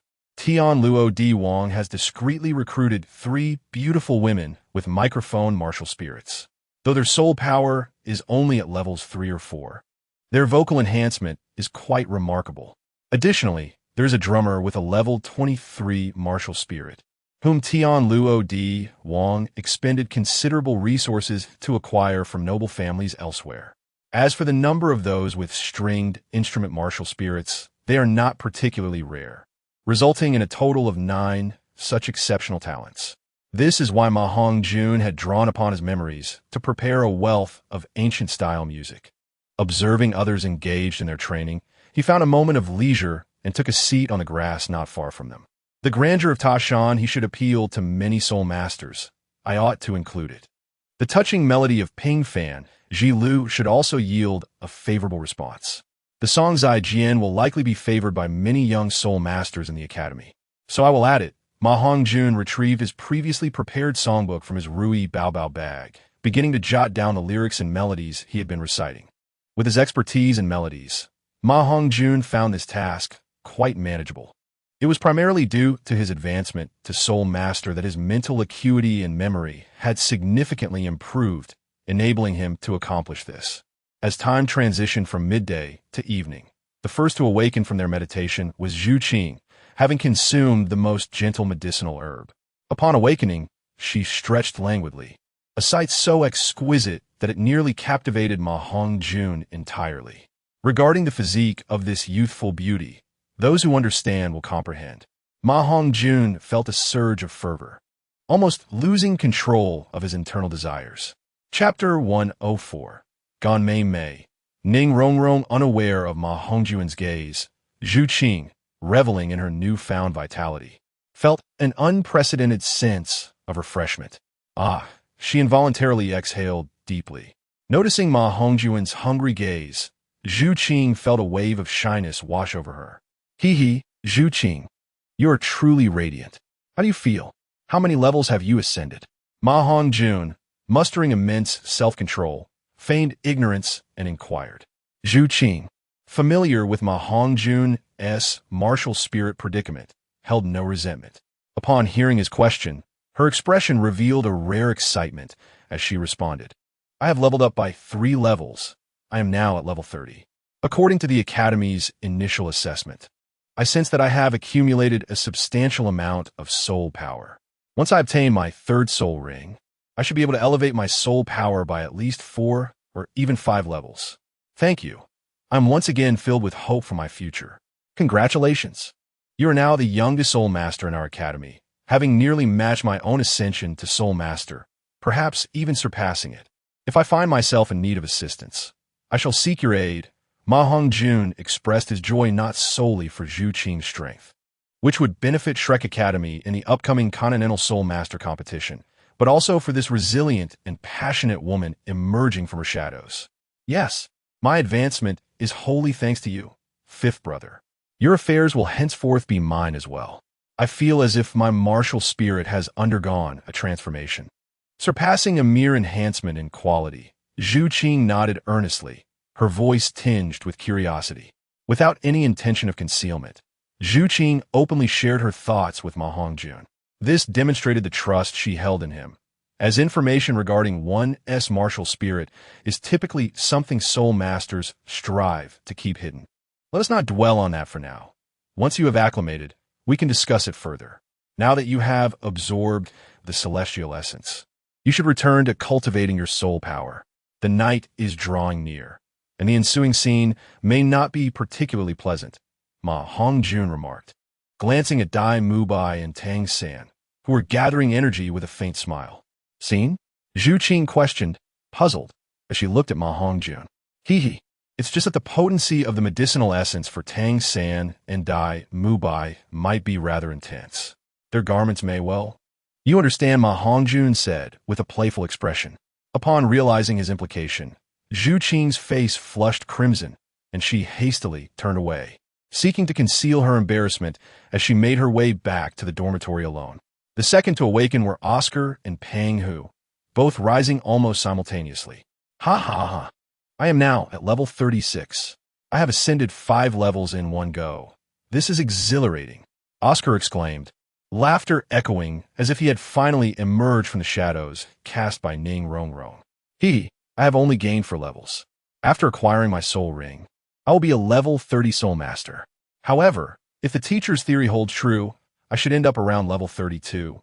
Pang Hu chuckled, appearing simple yet astute. Yes, there should be no issues. Although Tang San's teacher possesses lower soul power, he is not without merit. Our academy's theoretical perspectives align with his, so complications are unlikely. Furthermore, you are merely in the initial absorption stage. Most of the medicinal potency remains in your bodies, awaiting future development. For considerable time, your cultivation speed will likely experience a qualitative leap until the celestial essence is thoroughly expended, Ma Hongjun assured them. Ma Hongjun was not taken by surprise. Although the Jiupinziji was not categorized among the celestial-grade herbs, it undoubtedly held the esteemed position of being the finest below celestial quality. Its medicinal potency was in no way inferior to that of celestial herbs, and it even surpassed them in enhancing the speed of soul power cultivation. I can feel that the quality of my martial soul, the diamond hammer, has significantly improved, and it now weighs at least twice as much as before. From now on, calling it the mighty diamond hammer may be more fitting, said Fat Tiger, nodding vigorously with great delight. Subsequently, a golden giant hammer appeared in his right hand, only slightly smaller than his own physique. My martial soul hasn't undergone any drastic changes, but its quality has certainly seen a notable enhancement. I can now produce more sausages, Oscar remarked. The hollow voice of the martial soul's spirit echoed in their minds once again, marking this day as a fortuitous occasion for Ma Hongjun, who had harvested a considerable amount of kindness points thanks to the precious celestial herb. He was nearly able to partake in his first kindness points lottery. You should all take advantage of this moment after absorbing the celestial grade herbs to cultivate your soul power. This is the best time for it, Ma Hongjun advised without any astonishment. He had long sensed that Fat Tiger's mutated martial soul was not entirely complete, and the consumption of the Jiupinziji, which rivaled celestial herbs, brought about changes that were anticipated. In the original text, the Jiupinziji allowed Luo Sanpao to evolve, enabling the once incompetent master to break through the 30-level bottleneck that had confined him for decades. Its efficacy was surely not to be underestimated. Oscar and Fat Tiger obediently seated themselves at the periphery to continue their cultivation, making an effort not to disturb others who were still absorbing the celestial herbs. Ning Rongrong was the third to awaken. Overjoyed, she nearly shouted but restrained herself upon seeing the others still absorbing the celestial herbs. She approached Ma Hongjun and said, "Thank you, fifth brother. From now on, you'll be my real brother. May I be your sworn sister?" "Me? A sworn sister?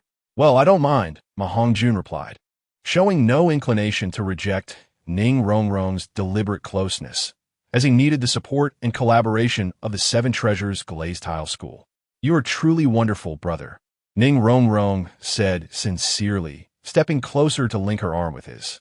"All right, please refrain from doing that, or I may lose control of the primal power within me," Ma Hongjun said, his face turning crimson as he spoke somewhat crossly. He was not shy. Rather, the continuous temptations from Zhu Zhuqing and Ning Rongrong had stirred a chaotic energy within him. Had it not been for the residual ice attribute elixir suppressing it, he might have transformed into a ravenous wolf by now. All right, I understand. Fifth brother, it's actually quite interesting to have a martial soul like yours. At least it makes you look very charming. Ning Rongrong giggled, covering her mouth. Ma Hongjun found himself at a loss for words. Can cuteness be a substitute for sustenance? Can it attract a girlfriend? As for masculine charm, it is simply a man's essence. Chapter 105.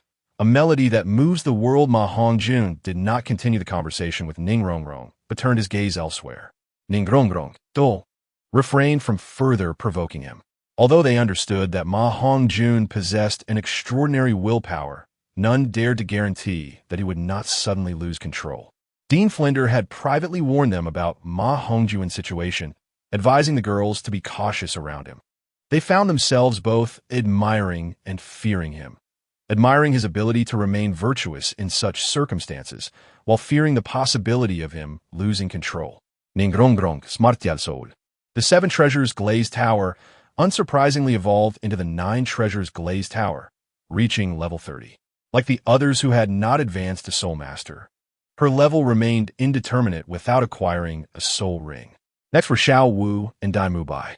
The lights surrounding Xiao Wu flickered, giving her an ethereal appearance, her skin becoming more translucent, almost tempting one to lean in and kiss her. Simultaneously, Dai Mubai experienced subtle changes, his physique expanding and growing immensely strong, causing his clothes to shred. As the light faded, both awakened simultaneously. Ma Hongjun made no effort to remind Xiao Wu, while Ning Rongrong resumed her cultivation beside them. Xiao Wu glanced at Dai Mubai's robust form with surprise, shyly turning her head away without much reaction. Had been Zhu Zhuqing or Ning Rongrong, they likely would have closed their eyes in embarrassment by now. Pervert, she huffed, casting her gaze upon Tang San. Dai Mubai woke just in time to witness this scene, and even he felt his face flush, hastily retrieving a spare outfit from his spatial soul guide. Fortunately, this outfit, a fusion of martial art style and Hanfu, was not a singular piece. Tang San was enveloped in a shimmering interplay of fiery red and icy blue light, and the extreme energies of ice and fire erupted, instantly reducing his garments to ashes. However, Xiao Wu's attention remained fixed on Tang San's form. Xiao Wu, Tang San is such a rogue. Stop looking. When he wakes up, I will surely teach him a lesson for daring to act lewdly in front of you. Ma Hongjun feigned anger as he approached the trio. Ah, no. Tang San is not a rogue. This is merely the effect of the celestial herb's energy. You cannot blame him. Tang San is as pure as you, fifth brother. Xiao Wu quickly defended. Just like me? That hardly qualifies as pure. Though my body may be, my heart is quite another matter. You understand. Ma Hongjun said with a mischievous grin. He was uncertain why, but he relished the banter with Xiao Wu, finding joy in her flustered yet helpless expressions. Perhaps it was due to his fondness for small animals in his previous life. In his former existence, Ma Hongjun adored pet cats, followed closely by pet rabbits. After all, little rabbits are so adorable, they would surely make a delectable spicy rabbit head. Ugh, I don't understand. I am now a level 37 assault type soul master. My 8-dan throw will be even more fluid now. Fifth brother, would you like to give it a try? Xiao Wu threatened. During their assessments, Ma Hongjun had witnessed Xiao Wu's 8-dan throw and had no desire to attempt it lightly. It was not out of fear of being unable to escape, but rather of losing control and injuring Xiao Wu. If Xiao Wu successfully executed the 8-dan throw, even an accidental misstep on Ma Hongjun's part could lead to a significant mishap. Presently, Xiao Wu's soul power was only one level below his. If he were to counter her, he would have to go all out. Yet, the power of his martial soul's abilities was overwhelmingly potent, and a full-force strike could lead to dire consequences. Forget it. I concede to your soft techniques, sixth sister. Let's not test it, Ma Hongjun dismissed, finding the notion of testing a tad too severe. When Tang San finally awakened, his soul power had remarkably surged to level 36. The blue silvergrass, akin to Ma Hongjun's 3-leaf clover, had acquired the capability of ice-fire immunity. Of course, such immunity had its limits, and the extent of Tang San's immunity was still somewhat inferior to Ma Hongjun's. Thus, the effects of the ice-fire dual lotus proved to be on par with that of individual celestial great herbs. On the following day, the Shrek Academy's 8 monsters prepared for their departure, guided by numerous instructors as they entered the concert venue. Dai Mubai had successfully become the first soul master among the 8 monsters of Shrek, though he still needed to acquire a soul ring before he could truly be considered a soul master. With the concert imminent, there was no time to obtain a soul ring. Even without acquiring a soul ring, one can continue to cultivate. Although the enhancement of soul power may not be as pronounced as that achieved through early acquisition of a soul ring, the foundational benefits are immeasurable. In terms of foundational strength, while the other 7 from Shrek Academy may surpass the average soul master, they still pale in comparison to Ma Hongjun. Even Tang San, possessing the Xintian skill, cannot be mentioned in the same breath as Ma Hongjun. Upon entering the concert venue, the members of Shrek Academy discovered that the scene was already teeming with people, the cacophony of noise resonating in their ears. Fortunately, they were escorted through a special passage by the staff, leading them backstage. In a particular room, Flander excitedly exclaimed, "Hongjun, you have finally arrived. The score you provided has been reviewed by those special talents, and they have all given their approval. The beautiful girl group from Tianshui Academy is also fully prepared and ready to begin. Are the Amplification Soul tools and the Mirror Soul tools sufficiently prepared?" Ma Hongjun inquired. Indeed, there are 12 amplification soul tools in total. Aside from the 4 designated for the concert, the other 8 are strategically placed throughout Soatawa City, adequately covering the entire area, Flander replied, suppressing his excitement. Tickets for this concert have become exceedingly scarce.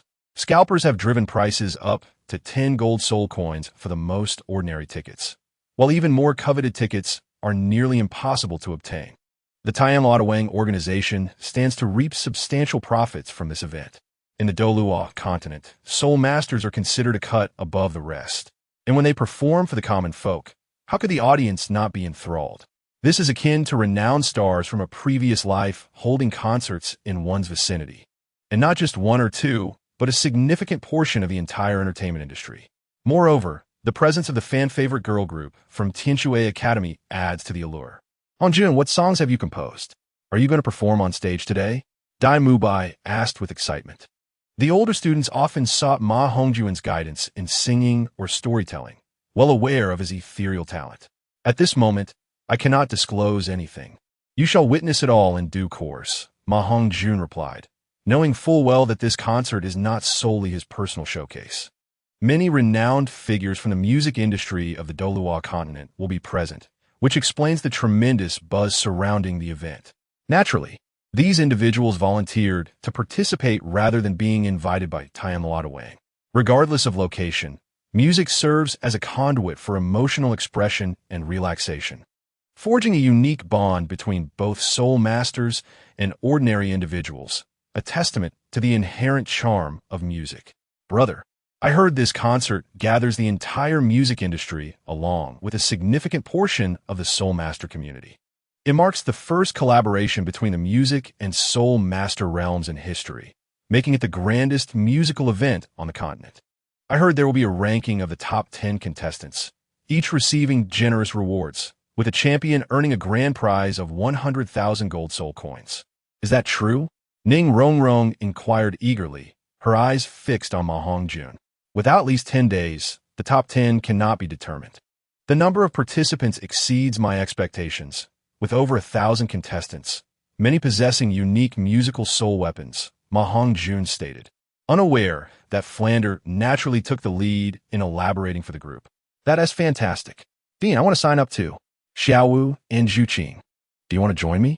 Ningrongrong seit excitedly. Zhu Zhuqing remained silent, casting her gaze toward Flander, seeking his opinion, while Xiaowu looked to Tang San. Although the registration period has passed, being part of Shrek Academy allows for some flexibility. However, do not harbor excessive expectations. Your voices are lovely, yet being amateurs.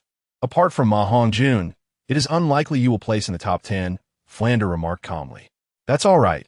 If you wish to participate, then do so.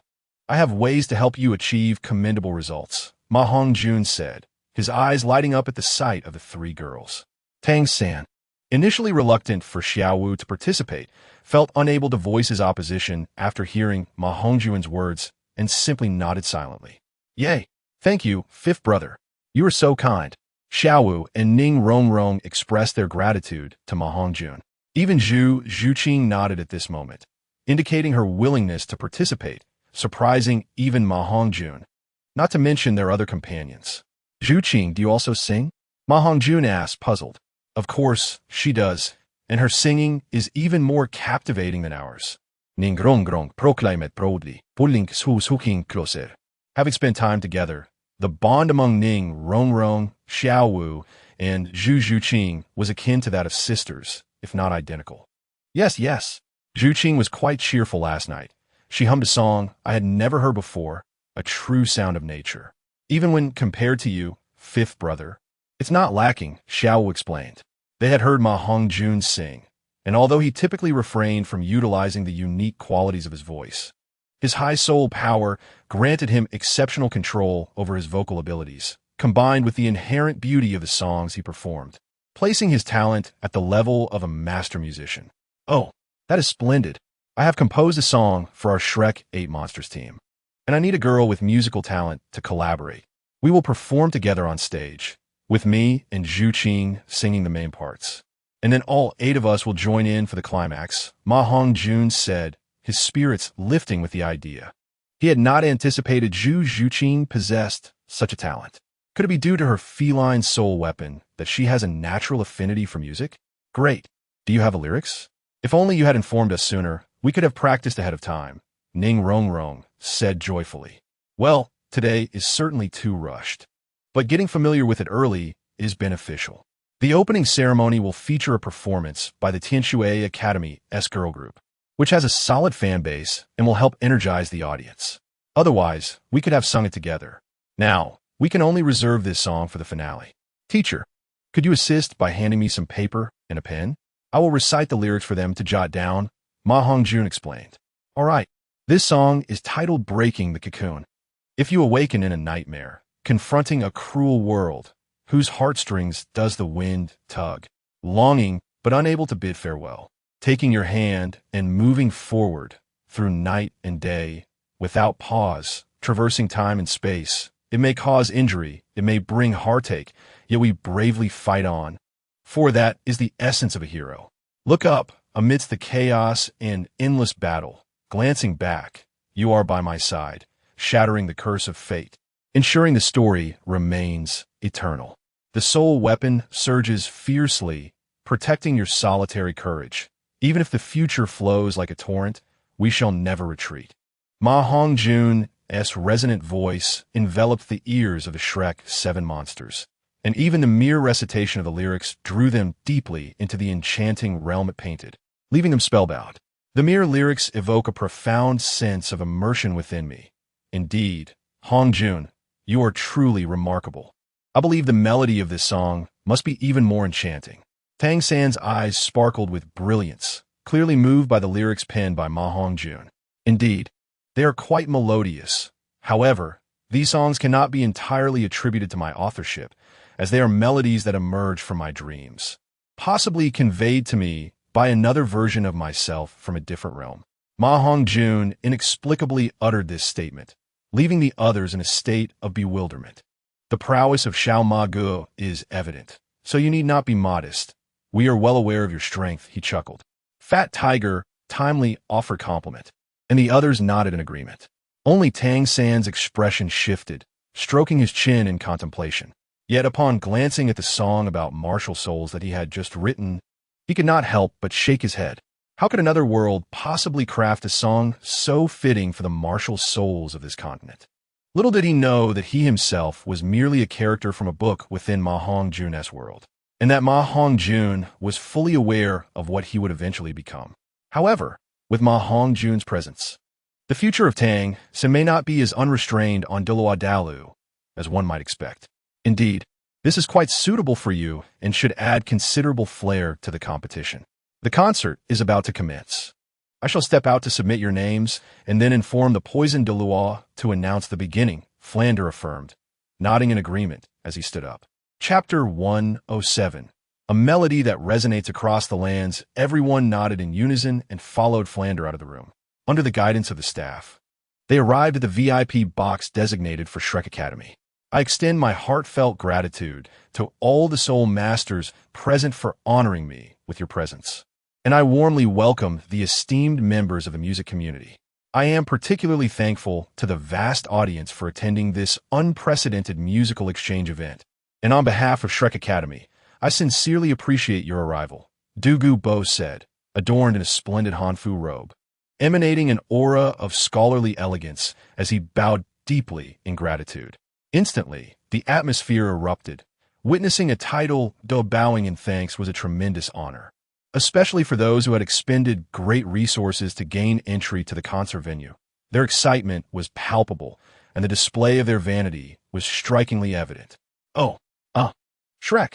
Shrek! The exuberant shouts and screams filled the air, ignited by Douluo Bo's bow. Flander couldn't help but smile at the scene, exchanging a knowing glance and a smile with Douluo Bo on stage. Silence.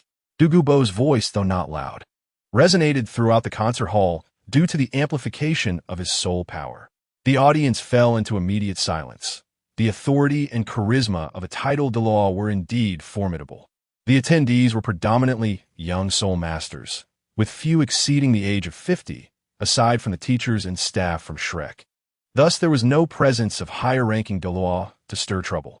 Even the formidable head of the Elephant Armor Academy, Hongjun, was courteous enough to refrain from speaking further. Please do not be anxious. My request for silence is merely to allow you to cheer for your favorite contestants later. I hereby declare the inaugural Music Star concert hosted by Shrek Academy officially commenced, Douluo announced lightly, with a humorous flair. The audience erupted into a cacophony of excitement. Who says title Douluo are humorless? Come forth and accept the truth. It appeared that the legendary title Douluo was not as stern as one might assume. His demeanor was quite humorous. And the poison Douluo was undoubtedly the most agreeable title Douluo I have encountered. Enough. You have hardly met many ordinary soul masters. I'm sure you have only encountered the poison Douluo, came a retort. Have you never seen a pig run? Shoo. If you wish to court trouble, do not involve me. Two acquaintances whispered amongst themselves. The flattery and various inane comments surged once more, until, suddenly, the concert's lights extinguished, plunging the venue into silence. Before the audience could react, a dazzling array of colorful lights illuminated the stage, focusing on the poison Douluo at the center. Please welcome the enchanting girl group from Tianshui Academy, who will present the opening dance and the first beautiful song, Song of Tianshui, announced the spotlight as it shifted, revealing 7 stunning figures on stage. With porcelain skin, captivating beauty, and long legs, they were dressed in the breathtaking 7-colored fairy dress designed by Luo Diwan. Their striking features and ethereal attire captivated the gaze of all present, not just the men, but also the envious eyes of women. The central figure was Shui Bing'er, who had once crossed paths with Ma Hongjun. The admission criteria for Tianshui Academy mandated that all students be beautiful. The other 6 beauties, standing behind Shui Bing'er, first performed a captivating opening dance, followed by an enchanting vocal performance that left the audience spellbound. The lead singers were Shui Yu-er and Shui Bing'er, their voices resonating like the harmonious sounds of celestial beings, instantly garnering the support of nearly everyone present. The entire venue fell silent, all ears attuned to the exquisite melody, evoking a sensation akin to a gentle spring breeze, immersing them in bliss. Alas, Hongjun, do you still possess confidence in securing victory? These 2 beauties' voices are no less impressive than yours. Do you believe you can surpass them? Dai Mubai exclaimed, turning to Ma Hongjun with concern. Why the fuss? I have long known that these 2 would be formidable opponents. Not only do their soul powers rival mine, but their martial souls also enhance their vocal abilities. However, your words underestimate me. My true strength is far more complex than what I have displayed before you. Ma Hongjun retorted, brimming with confidence. The characteristic of his sound resonance allowed his voice to resonate with the souls of others, enhancing the effects of his singing, the outcome of which depended on the quality of the song. This was the source of his confidence, as the existence of his spirit allowed him to understand his abilities with clarity. At this moment, Douluo had taken his seat at the foremost position of the judges' panel, flanked by the heads of the 10 prestigious academies. They dared not refuse the invitation from the poison Douluo and were eager to seize this opportunity to engage with other institutions. Although termed as exchange, it was in reality a means to gauge each other's strengths in preparation for next year's Continental Soul Master Competition. The esteemed heads and vice heads naturally occupied the judges' seats as evaluators. 9990. A total of 105 points. All evaluations were above 9 points. With 11 judges, including Douluo, the total score could reach 110 points, and Tianshui Academy's performance was commendable.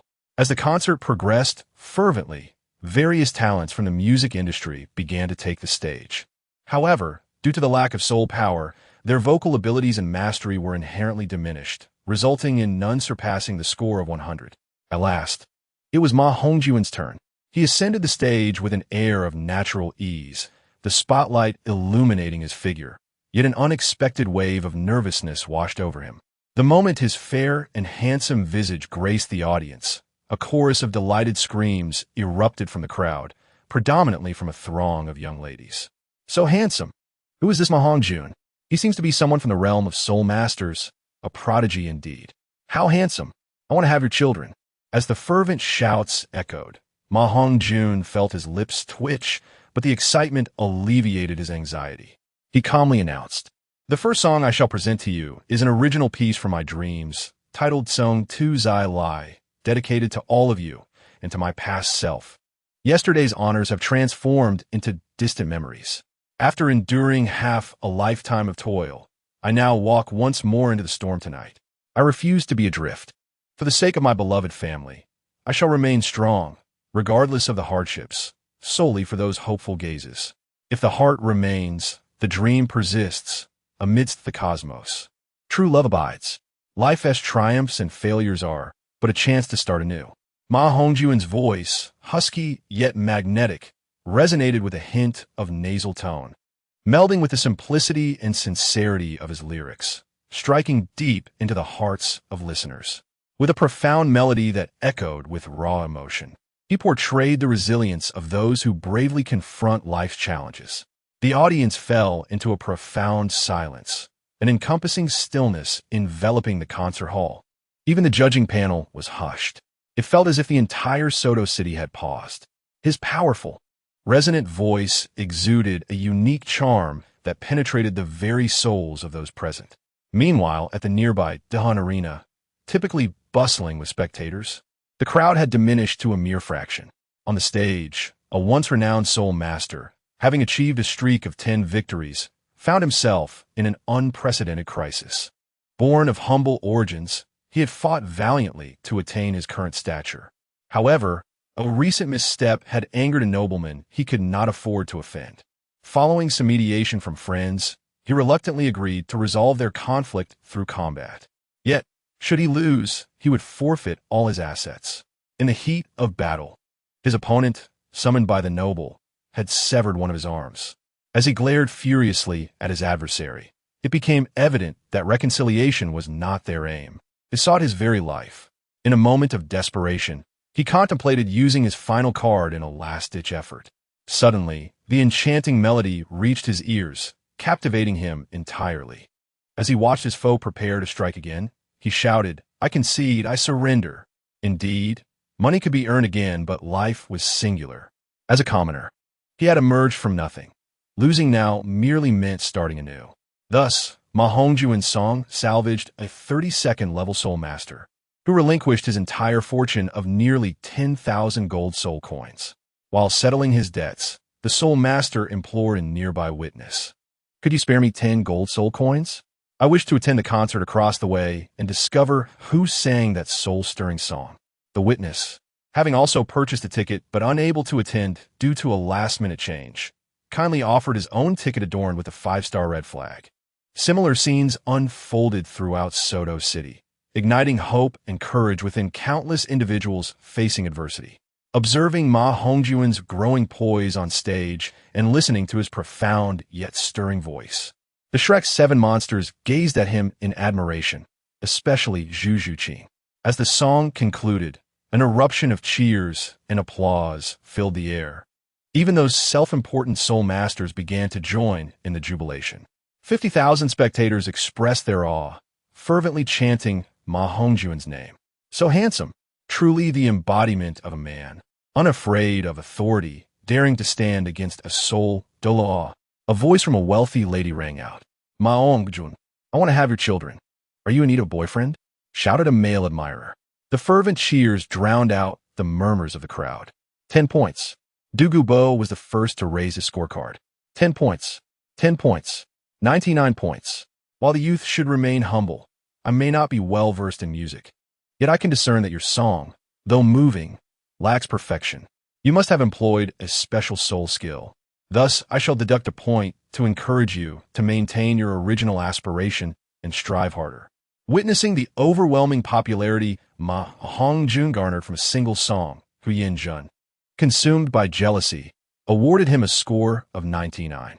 As Ma Hongjun was participating in the competition solely under his own name, none were aware of the illustrious title Douluo standing behind him. "Thank you, but this is merely the beginning. Lord Huyin, you underestimate me," Ma Hongjun replied, feeling disgusted by such ignorance. What right does one who knows nothing of music have to critique the original song of a legendary singer from my past? Had he received a perfect score, he would have been granted a direct passage to the finals, allowing him more time for cultivation. Yet, unexpectedly, a rival appeared, envious of his success. Sometimes, those who claim to act in your best interest while secretly resenting your success are the most detestable. No need for courtesy. Young people must learn humility, Hongjun remarked with a forced smile. Indeed, yet some elders should refrain from wielding their age as a shield, Hongjun replied coolly, turning away as he descended the stage. Hongjun's boldness in confronting a soul Douluo earned him a wave of cheers from the audience, who rallied in his defense. In truth, Hongjun's frustration stemmed from his inability to deliver a flawless rendition of a classic song from his past life. Hongjun, feeling slighted by the audience's support of Hongjun, scoffed and retreated to his seat, mentally noting this obstinate youth. So handsome, absolutely stunning, a true man, unafraid of power, daring to challenge a soul Douluo. From now on, I shall be your devoted fan, exclaimed another wealthy young lady, her voice echoing amidst the crowd of admirers. Hongjun, feeling a slight headache from the attention, calmly exited the stage, realizing that his respite was no longer an option. Zhu Zhuqing and her companions, having registered last, would have to wait until the following day to perform. Well done, brother. It seems the championship is within our grasp. Ning Rongrong greeted Hongjun as he entered the private box, standing to welcome him. Oscar and Fat Tiger also approached, eager to offer their congratulations. Hongjun, your earlier demeanor was somewhat excessively assertive. If I am not mistaken, the individual you offended is an entity of greater strength than even the esteemed dean. I suspect he may very well be a soul Douluo. Are you not concerned that he might sabotage you in the next competition? Tang San could not help but express his worries. Upon hearing Tang San's words, the others also displayed expressions of concern. The championship prize amounts to a staggering 100,000 gold soul coins. Should we lose this sum, Shrek Academy would be left in dire straits. They were aware that this competition was initiated under the name of Shrek, believing it to be overseen by the Poison Douluo, who, as a mentor of the Academy, had always looked after them. They understood the financial struggles of Shrek Academy. Thus, 100,000 gold soul coins is certainly no trivial matter. While the Poison Douluo poses no threat to their lives, he could still create obstacles during the competition. Let's not dwell on worries. I shall ensure that we secure the prize for Shrek Academy, Hongjun declared with utmost seriousness and confidence. Indeed, it is reassuring that the Poison Douluo is present. Our safety is not a cause for concern. Tang San nodded in agreement. Zhu Qing, to be on the safe side, you shall sing the song I have prepared for you tomorrow. I will arrange for someone to relay the sheet music to the people of Tianluotawang. Allowing for prior practice of the accompaniment, Hongjun continued, promptly penning down a song titled Learning to Meow, drawing admiration from those around him. This was undoubtedly a singer whose talent had been overshadowed by his identity as a soul master, effortlessly composing a piece. We shall learn to meow together. Meow, meow, meow. I could be as lazy as a cat at times, he sang. This seems to require a duet, does it not? Zhu Zhuqing was the first to notice the flaw in the song. Not to worry, I will handle the male vocal part using a recording soul guide. Pre-recorded for playback during the performance, Hongjun explained. Oh, upon hearing his words, a faint blush crept onto Zhu Zhuqing's fair cheeks. Fifth brother, I am displeased. You cannot be so biased. I want to sing as well. Xiao Wu pouted, jumping out in indignation. Tang San shook his head helplessly. He bore no jealousy. Yet a sense of defeat welled up within him. Let me think. Xiao Wu, given your adorableness, why not sing a children's song? It should yield excellent results. And advancing past the first round should be a breeze. The little white rabbit is fluffy and white, with ears pricked up, loving carrots and vegetables, bouncing around adorably. Hongjun suggested, recalling a nursery rhyme from his past life. Great. I love it. Hee. Thank you, fifth brother, but I didn't memorize it. Could you repeat it? Xiao Wu exclaimed joyfully. I knew you wouldn't remember. Here, that's the sheet music for you, along with Zhu Qing's. Hongjun swiftly wrote it down and handed it to Zhu Zhuqing and Xiao Wu, noticing Ning Rongrong quietly observing him. He felt it was only fair to include her as well. Thus he composed a piece titled Offering of Love for her. This elicited yet another round of awe from their companions, their admiration for Hongjun flowing endlessly. As anticipated, on the second day of the competition, Ning Rongrong and Zhu Zhuqing rose to fame.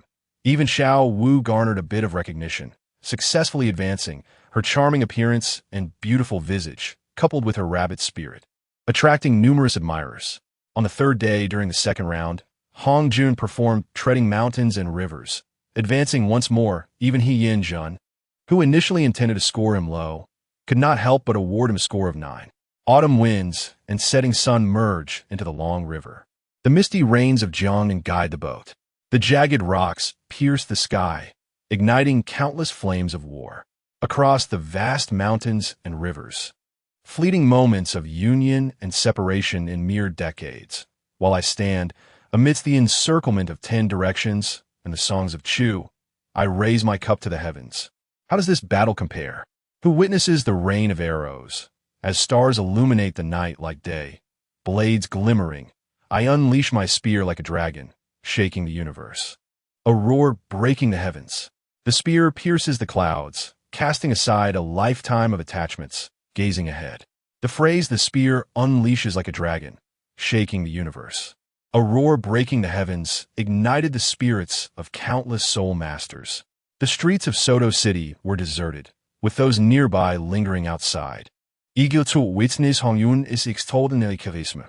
Those further away gathered around the soul guide, loudspeakers prepared by Tianluo Wang, captivated by the stirring song. This exemplifies the allure of modern music, the profound power of sound to evoke emotions. If the essence of sound could be harnessed in battle, it would surely yield unexpected results. Spirit, does the ghostly breath technique possess any moves? There are indeed moves, but they require faith points for a lottery draw, and their power is far inferior to that of soul skills. I shall wait for an opportunity to try the lottery. Having it is better than not. It will be quite impressive to show off. Notice, the host's first use of the lottery feature will grant the favor of lucky grass. With rewards ranging from intermediate treasures to the highest tier, please strive to meet the conditions for the draw soon. Upon hearing the Spirit's response, Hongjun noticed his good deeds had unknowingly amassed to 800 points, likely due to the songs he wrote for the 3 girls. 5 days later, the top 10 were revealed.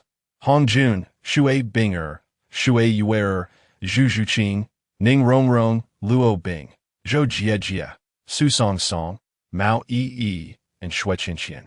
5 hailed from the music world, while 5 emerged from the realm of soul masters. With the aid of Hongjun's original songs, Ning Rongrong and Zhu Zhuqing successfully advanced to the top 10, defeating numerous individuals with unique spirit abilities. However, unexpectedly, Zhu Zhuqing and Ning Rongrong both chose to forfeit. Following this was the knockout stage of the top 10. Su Song Song triumphed over Zhou Jiejie, Mao Yi bested Shui Qinqian, and Shui Binger defeated Shui Yuer. Hongjun, without question, defeated Luo Bing with his signature style. Naturally, lyrics that did not suit the current era were appropriately revised by Hongjun. I shut myself away, leaving only a balcony. Every night, I push open the window and gaze at the night sky. Reflecting on the past, scene by scene, replaying our love, I listen to the dialogues and other stories. Perhaps those tales can offer me some closure. The love you desire, I cannot replicate, helplessly watching as feelings deteriorate. People stare blankly, lamenting their inability to offer you a future. The greatest form of love is to let go. Ultimately, after the confrontations, only Su Song Song and Hongjun remained. One a rising star in the soul master realm, the other a music prodigy who shunned fame. Their confrontation drew significant attention. Upon seeing the name of this music genius, Hongjun was reminded of a certain musical talent he admired in his past life and thought, let the two of you engage in a contest. Su Song Song himself was also a soul master, possessing a unique body spirit, with innate 7th-level soul power, considered a prodigy. However, he inherently disliked cultivation and, nearing 30, had only reached the rank of soul master. He cultivated his martial soul not only to enhance his own abilities, but also to better express the music within him.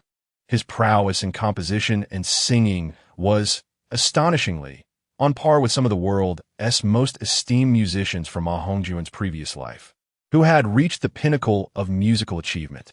Otherwise, he would not have been able to defeat the equally formidable soul master, Shui Bing-er. Contemplating this, Ma Hongjun spontaneously chose a different piece of music, ultimately selecting Lu Zhouyu amidst the picturesque mountains and waters. In his childhood, he stealthily borrowed light from someone else's wall, reminiscing about the 10 years of hardship spent in silence. Now, in March, amidst the misty haze, swallows fly, and grass grows long, he saw his homeland in the drifting willow fluff. Lovers on the bridge, paired and entwined, sighed at the endless night while the moon swayed. And people wandered. A mournful tune echoed from the boat, and the moonlight of Lu Zhou illuminated his heart. The moonlit version of her was no longer the same as in years past, and the Lu Zhou moonlight, cool as pear blossoms in rain, left an indelible mark on his heart, yet failed to evoke the tears of yesteryears. Chapter 110. The Moon Pavilion Master, Tang Yuehua. Countless youths, in the throes of adolescence, found themselves embodied in the youthful imagery of the song, while the older generation of soul masters and judges were reminded of their own youthful encounters with her. The atmosphere in the hall began to grow heavy with emotion as Ma Hongjun's voice resonated, the slightly melancholic song rendered even more poignant by his breath. In the waiting area, the presence of such extraordinary talent astounded those present. Every song was unprecedented and unseen, a melody that transcended time by centuries. Was this not the pinnacle of music I sought? Su Song was overwhelmed by the enchanting melodies filling his ears, murmuring to himself, "No, I am Su Song, the musical prodigy of the continent, representing the entire music industry. How could I easily concede to someone from the realm of soul masters? I will not surrender so readily, for I cannot bring shame to the music world. If I must lose, it shall be with honor." A look of determination briefly crossed Su Song's face. Meanwhile, from the judges' panel, an elegant woman in a silver palace gown gracefully emerged from backstage, her eyes sparkling with delight as she beheld Ma Hongjun singing, as if she had discovered a treasure. I have met the esteemed Douluo before. I heard that an unprecedented musical gathering was taking place here, and I could hardly contain my admiration, so I hastily finished my affairs to witness it. I did not expect to have arrived so late. I sincerely apologize, the woman in silver said, exuding an unintentional noble aura that hinted at her extraordinary status. The visitor was none other than Tang Yuehua, the Moon Pavilion Master of the Tiando Empire's Court Etiquette Academy, a talented woman with a profound love for music. No need for pleasantries. Please, provide a seat for Master Tang, Douluo quickly interjected, snapping out of his reverie. The staff promptly added another table behind the 11 judges' seats, illustrating Douluo's regard for her. The other judges from the 10 academies raised no objections, as if it were a matter of course. Behind this woman stood not only the Tiando royal family, but also the legendary Haotian sect, a direct descendant of the Haotian sect. She was the sister of the renowned Tang Xiao and Tang Hao, making her an entity that no academy dared to provoke.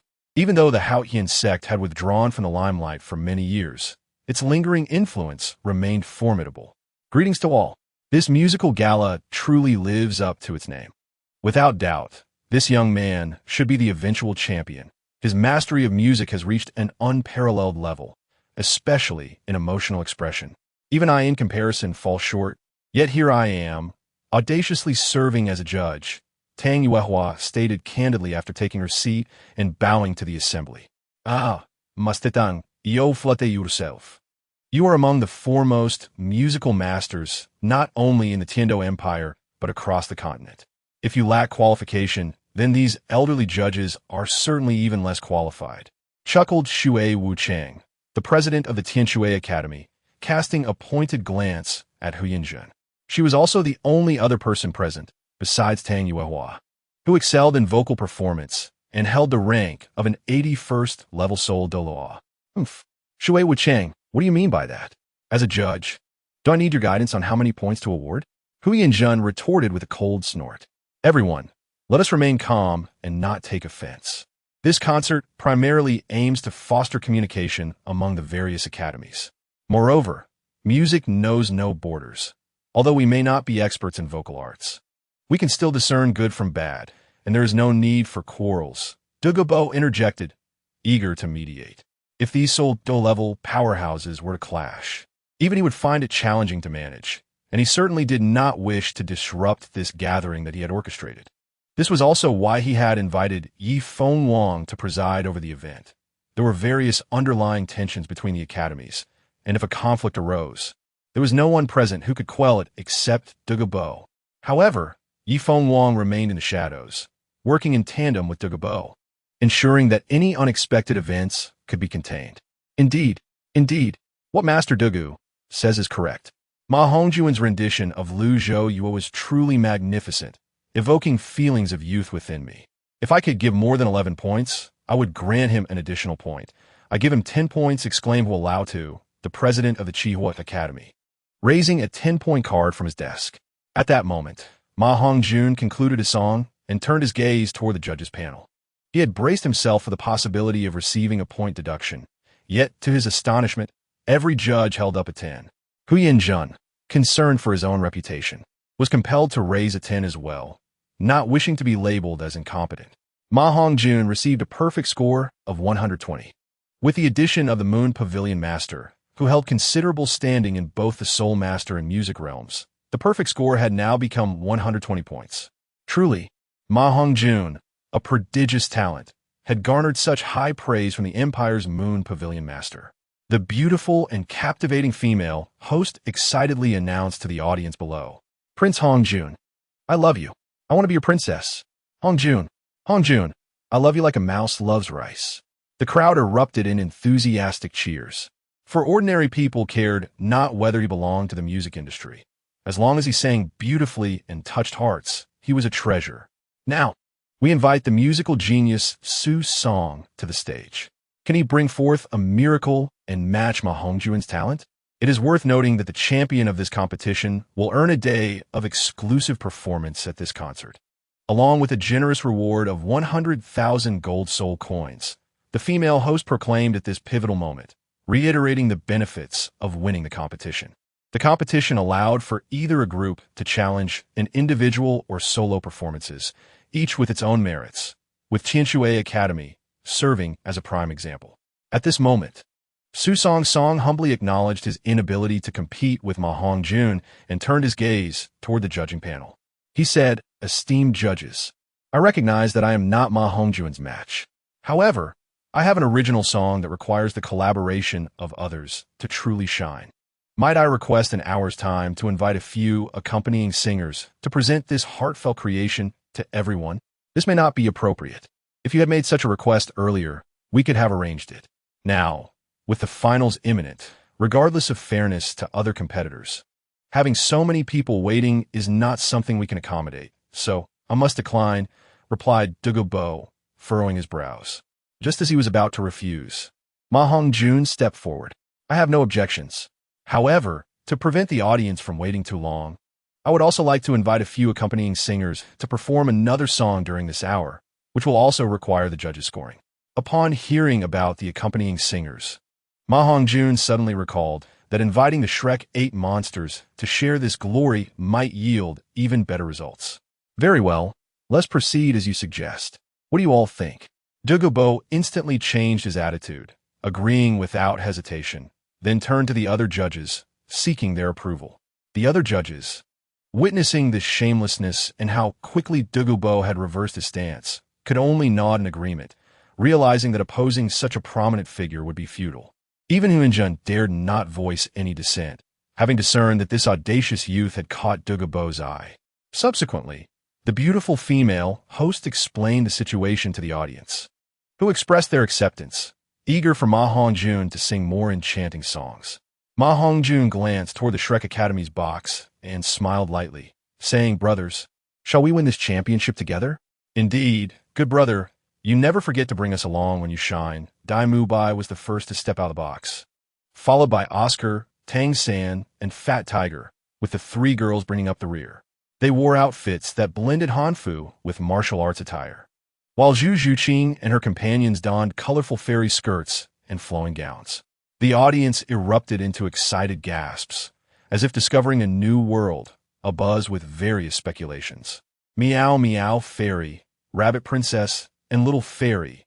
Oh my, they are all friends of the talented Ma Hongjun. No wonder their singing styles are so similar.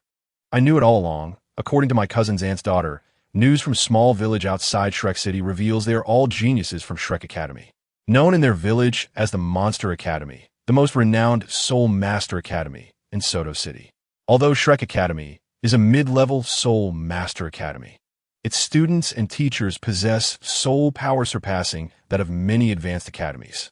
I believe it won't be long before Shrek Academy is promoted to the ranks of advanced academies. A well-informed individual began steering the narrative. As Ma Hongjun stood center stage, ready to begin, his voice resonated with clarity and ethereality, drawing the audience into the song's ambience. Whose heartstrings does the wind pluck? Longing arrives too late for farewells. Zhu Zhuqing continued with the next line, and the audience found themselves entranced once more by the enchanting melody. If the conclusion is nothing but tragedy, we shall brave the storm and emerge from our cocoons. Ma Hongjun continued to lead the song. Even if our wings are torn, we shall return to the depths of the abyss. Ningrongrong sank. Taking your hand, we move forward. The night and day do not pause. Xiao Wu Chandin. Traversing through time, we may suffer and feel pain, yet we shall still fight valiantly. The three girls harmonized. That is what defines a hero, lifting our heads amidst chaos, recalling you by my side, breaking the curse of fate, ensuring our story remains eternal. The five boys sang in unison, with Ma Hongjun commanding the atmosphere effortlessly. If we awaken from nightmares, facing a cruel world, whose heartstrings does the wind pluck? Longing arrives too late for farewells. If the conclusion is nothing but tragedy, we shall brave the storm and emerge from our cocoons. Taking your hand, we move forward. The night and day do not pause. The group had rehearsed this song together for a week, and even Fat Tiger, with minimal musical talent, managed to hit the climactic parts. Under the enchanting sound of the breath of sound and the harmonious voices, his voice added a touch of depth to the song. One cannot deny that this concert, whether in accompaniment or any other aspect, reached the pinnacle of excellence, featuring both instrumental and soul master-assisted accompaniment, a level of grandeur not seen in Ma Hongjun's previous world.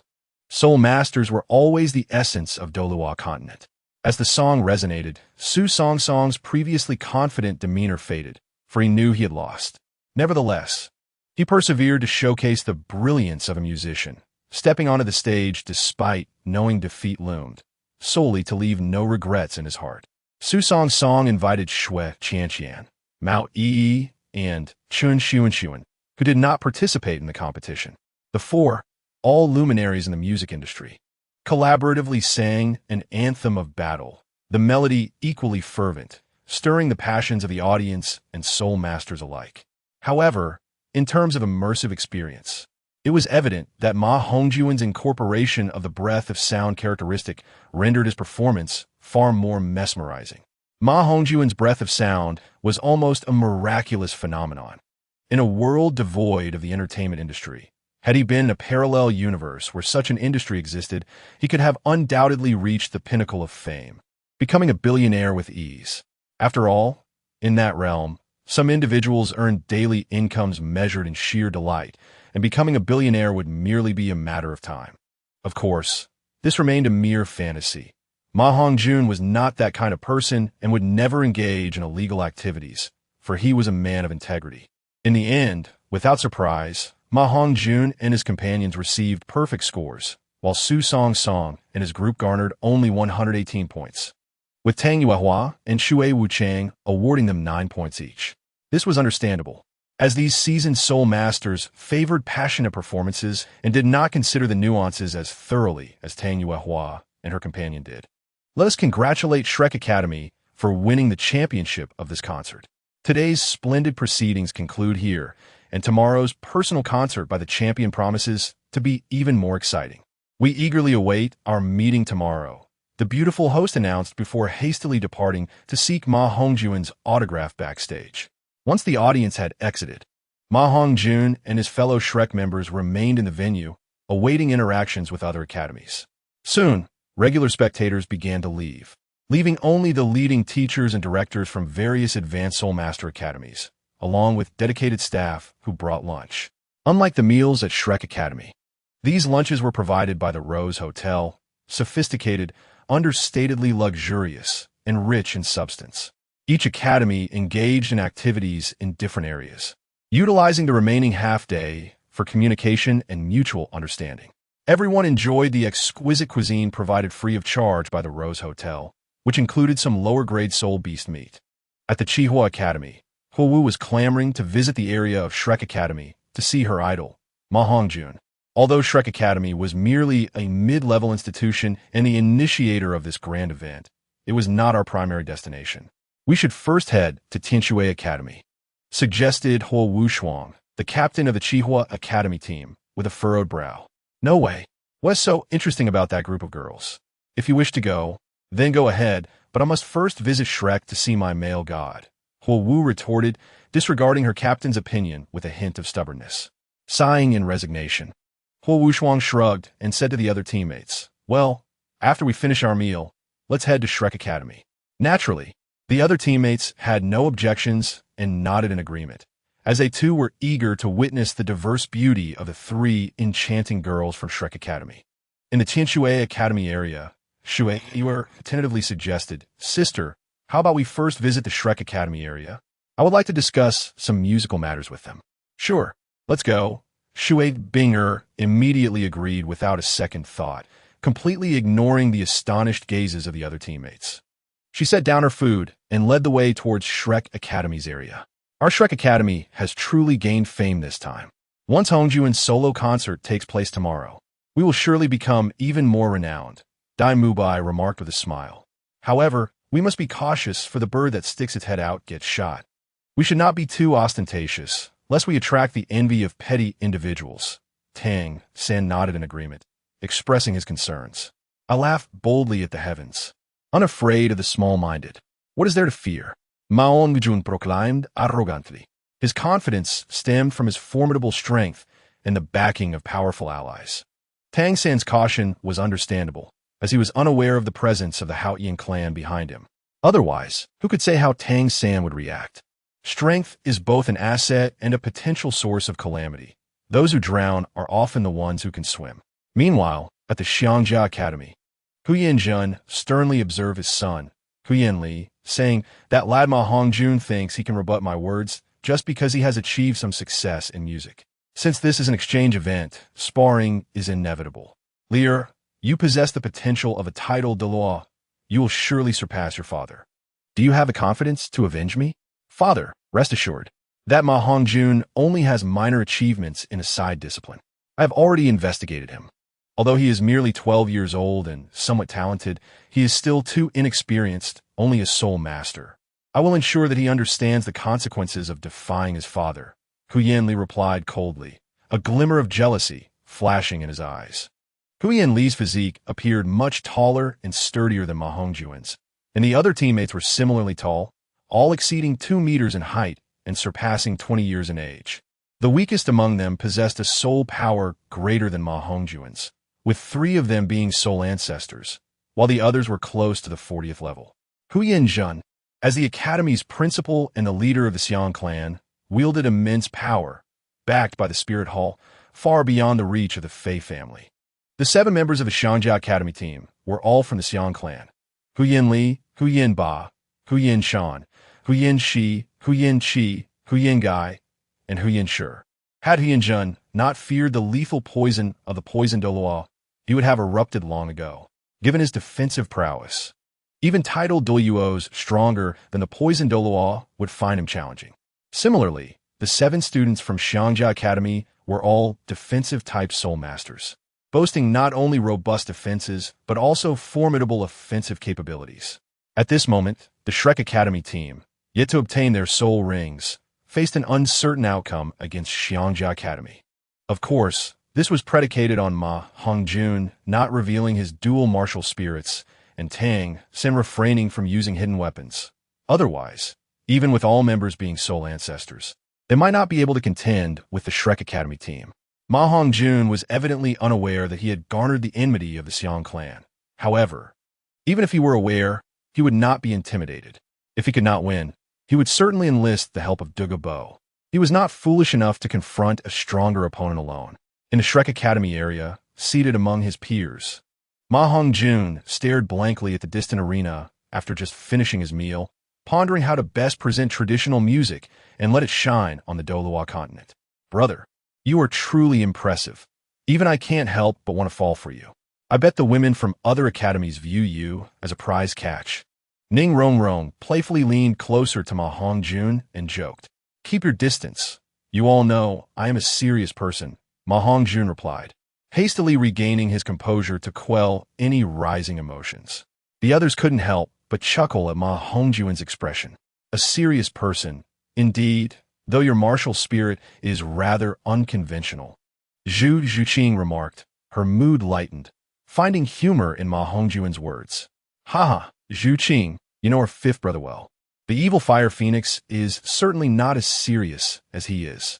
Xiao Wu couldn't help but laugh, letting out an adorable snort. Xiao Wu, how can you say such things about Hongjun? After all, a martial spirit is innate, and it influences Hongjun's desires. He cannot change it, but thankfully, he possesses strong willpower. Otherwise, you all would be in danger and should keep your distance from him, Tang San earnestly stated. The first half of his statement seemed reasonable, yet the latter half turned into playful banter aimed at Ma Hongjun. Alas, it is truly unfair. Hongjun has such a lewd and peculiar martial spirit, yet you all do not disdain him. I merely have a slightly unscrupulous spell, and you all condemn me. How heartbreaking. Oscar chimed in, adding a comical touch. You can stop right there. Yours is not just an unscrupulous martial spirit, but you yourself are rather unsavory. Hongjun's situation is forced upon him, and he only thinks about it internally without acting on it, Dai Mubai remarked, exasperated. Having benefited from Ma Hongjun, Dai Mubai viewed him favorably and instinctively defended him. The atmosphere was harmonious until suddenly a disdainful voice rang out from behind the group. So our musical prodigy is also a person with a filthy inner self. What a monumental revelation. 7 brawny men, resembling iron towers, strode through the narrow walkway from behind the group. The passageway that could originally accommodate 3 individuals side by side had now been reduced to a narrow path suitable for only one. And it was the youth at the forefront who spoke. They were students from Xiangjia Academy's battle team, having specifically come with the intent of teaching Ma Hongjun a lesson. And the one who had just spoken was their captain, Hu Yanli. Chapter 113, Surrounded by Blossoms, Seeking Death. The previously jovial expression on Dai Mubai's face suddenly darkened, and without uttering another word, he forcefully propelled himself off the ground, his soul power converging in his legs, striking down at Hu Yanli with tremendous force. Hu Yanli, taken aback by Dai Mubai's sudden fury, could only cross his arms in a feeble attempt to defend himself before being sent flying, crashing into several rows of spectator seats and raising a cloud of dust. Much to Ma Hongjun's dismay. With such feeble strength, how dare you speak so arrogantly? Remember to clean your mouth next time, Dai Mubai scoffed disdainfully. Oh, is that so?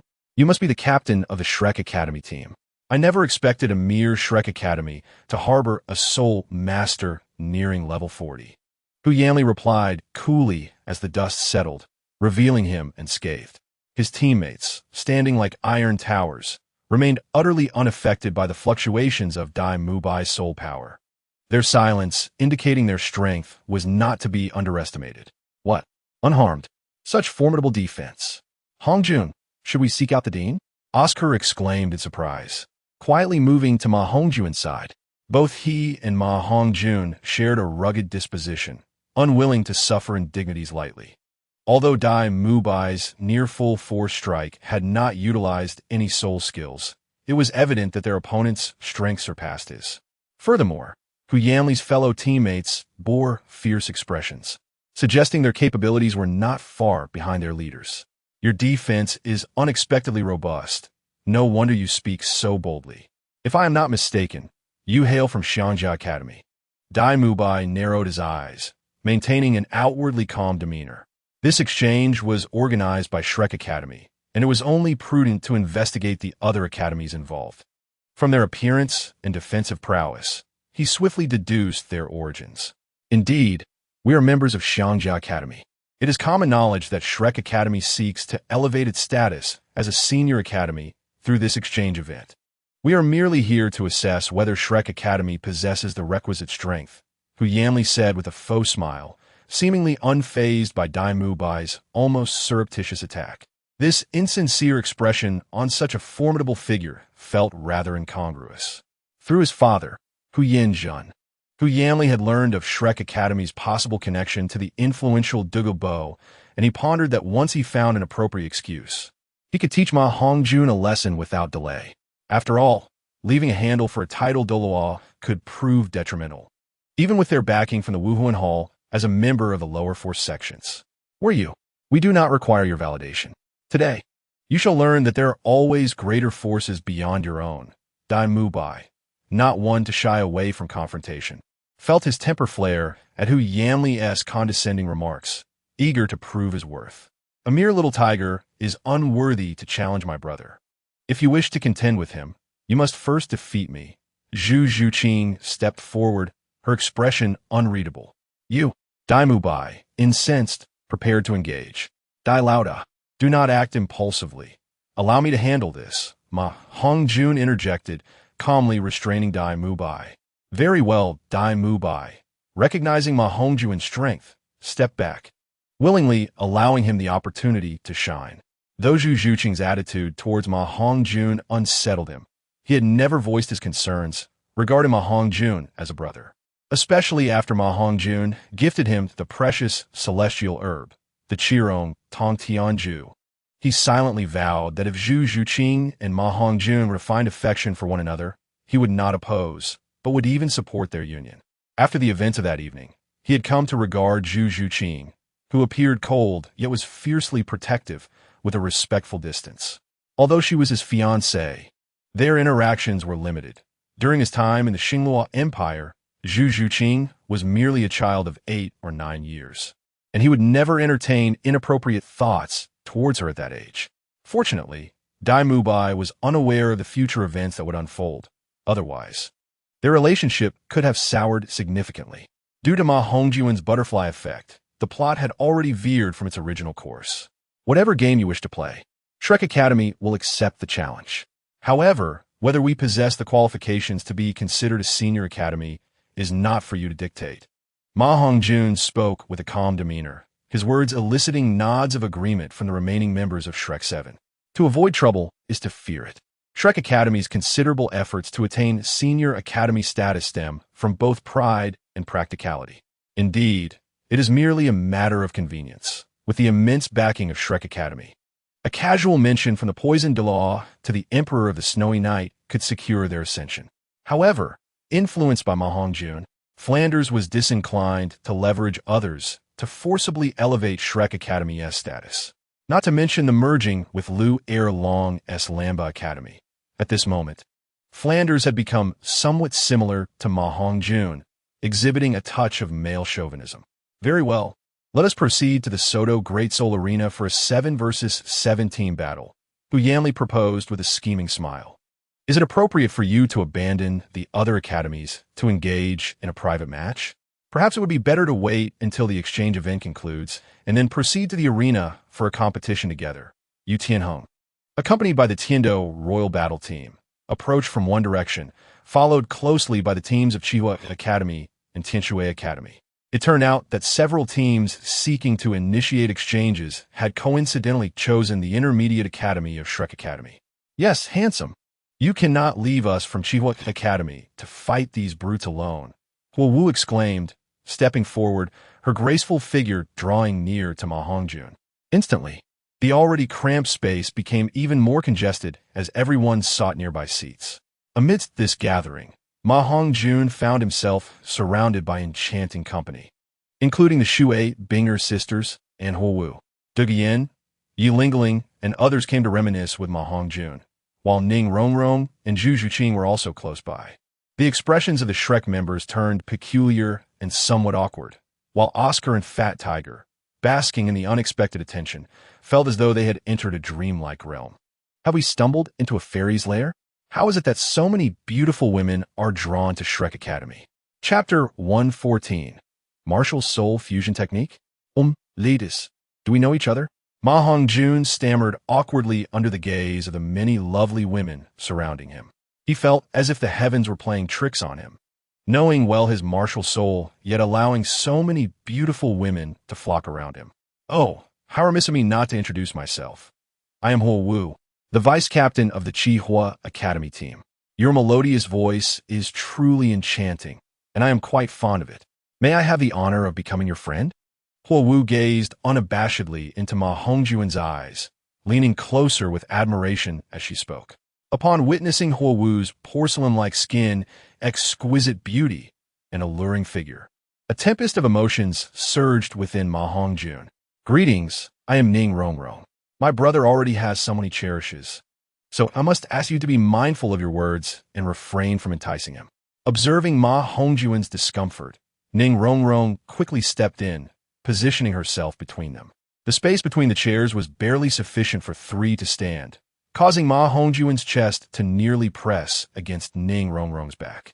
Rongrong, it's quite all right. We must be mindful of our words. My apologies, Huo Wu. It is a pleasure to befriend a beauty such as yourself. However, I am currently experiencing some issues with my martial spirit, which prevents me from engaging with the fairer sex. Rongrong is simply overly concerned for my well-being. I hope you do not take offense. Ma Hongjun suppressed his tumultuous emotions and spoke in a cultured manner. Yes, I was indeed a bit rash. I acknowledge my faults. Upon hearing Ma Hongjun praise her beauty, Huo Wu shyly lowered her gaze. Since we are all gathered here, let us agree to visit the Soto Great Soul Arena this evening for a friendly competition. Let us proceed. Huyen Li, noticing Ma Hongjun's familiarity with the others, realized he could gain no advantage and thus proposed a suggestion. I am at your service. Ma Hongjun replied indifferently. Ding. Congratulations, host, for receiving 30 kindness points from Huo Wu. Your total kindness points are now 880. Ma Hongjun. It turns out my grandfather was lured to Soto City by you. I wondered why I could never find him. What kind of potion did you use on my grandfather?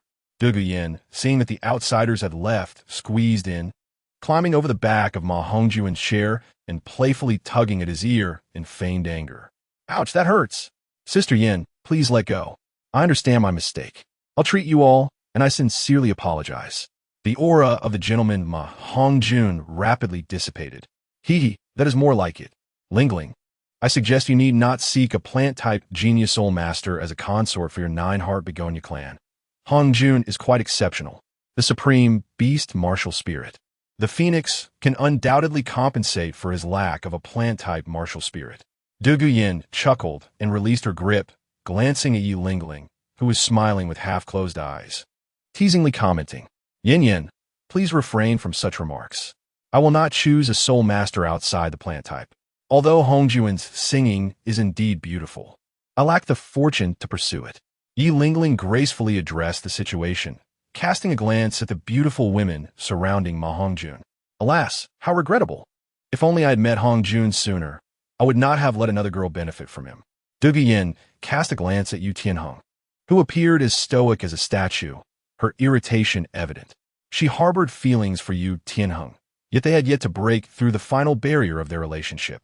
Yu Tianheng, immersed in cultivating his soul power, seldom indulged in romantic pursuits. However, it was clear to any observer that he genuinely cared for Du Guyen, albeit he struggled to express his emotions.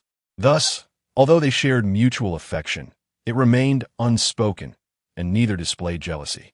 The Shrek members exchanged glances, aware that Ma Hongjun possessed a plant-type martial spirit as well, yet they said nothing. While Ma Hongjun's secondary martial spirit was not a closely guarded secret, it was preferable for fewer people to know about his twin martial spirits.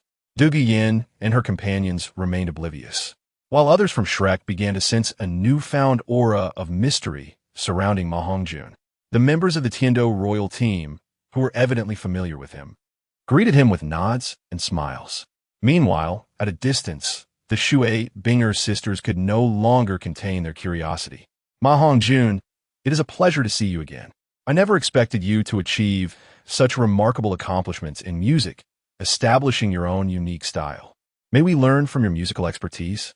Shui Binger, typically reserved, surprisingly spoke up before Shui Yuer, adopting a friendly tone towards a male peer. It is my honor. I cannot claim to impart knowledge, but we may learn together.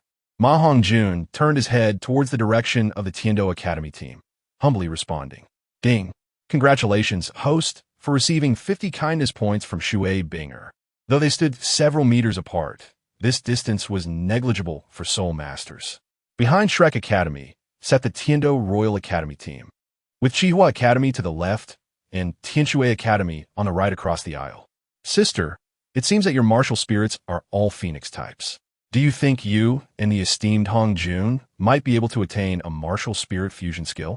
Shui Yuer, leaning close to Shui Binger, glanced between Ma Hongjun and her sister, inquiring with a hint of curiosity. However, her words, spoken without intention, caught the ears of Ma Hongjun and Shui Binger, who exchanged knowing glances. Ma Hongjun contemplated the possibility, recognizing that his current martial spirit was far superior to the plump phoenix from the original tale.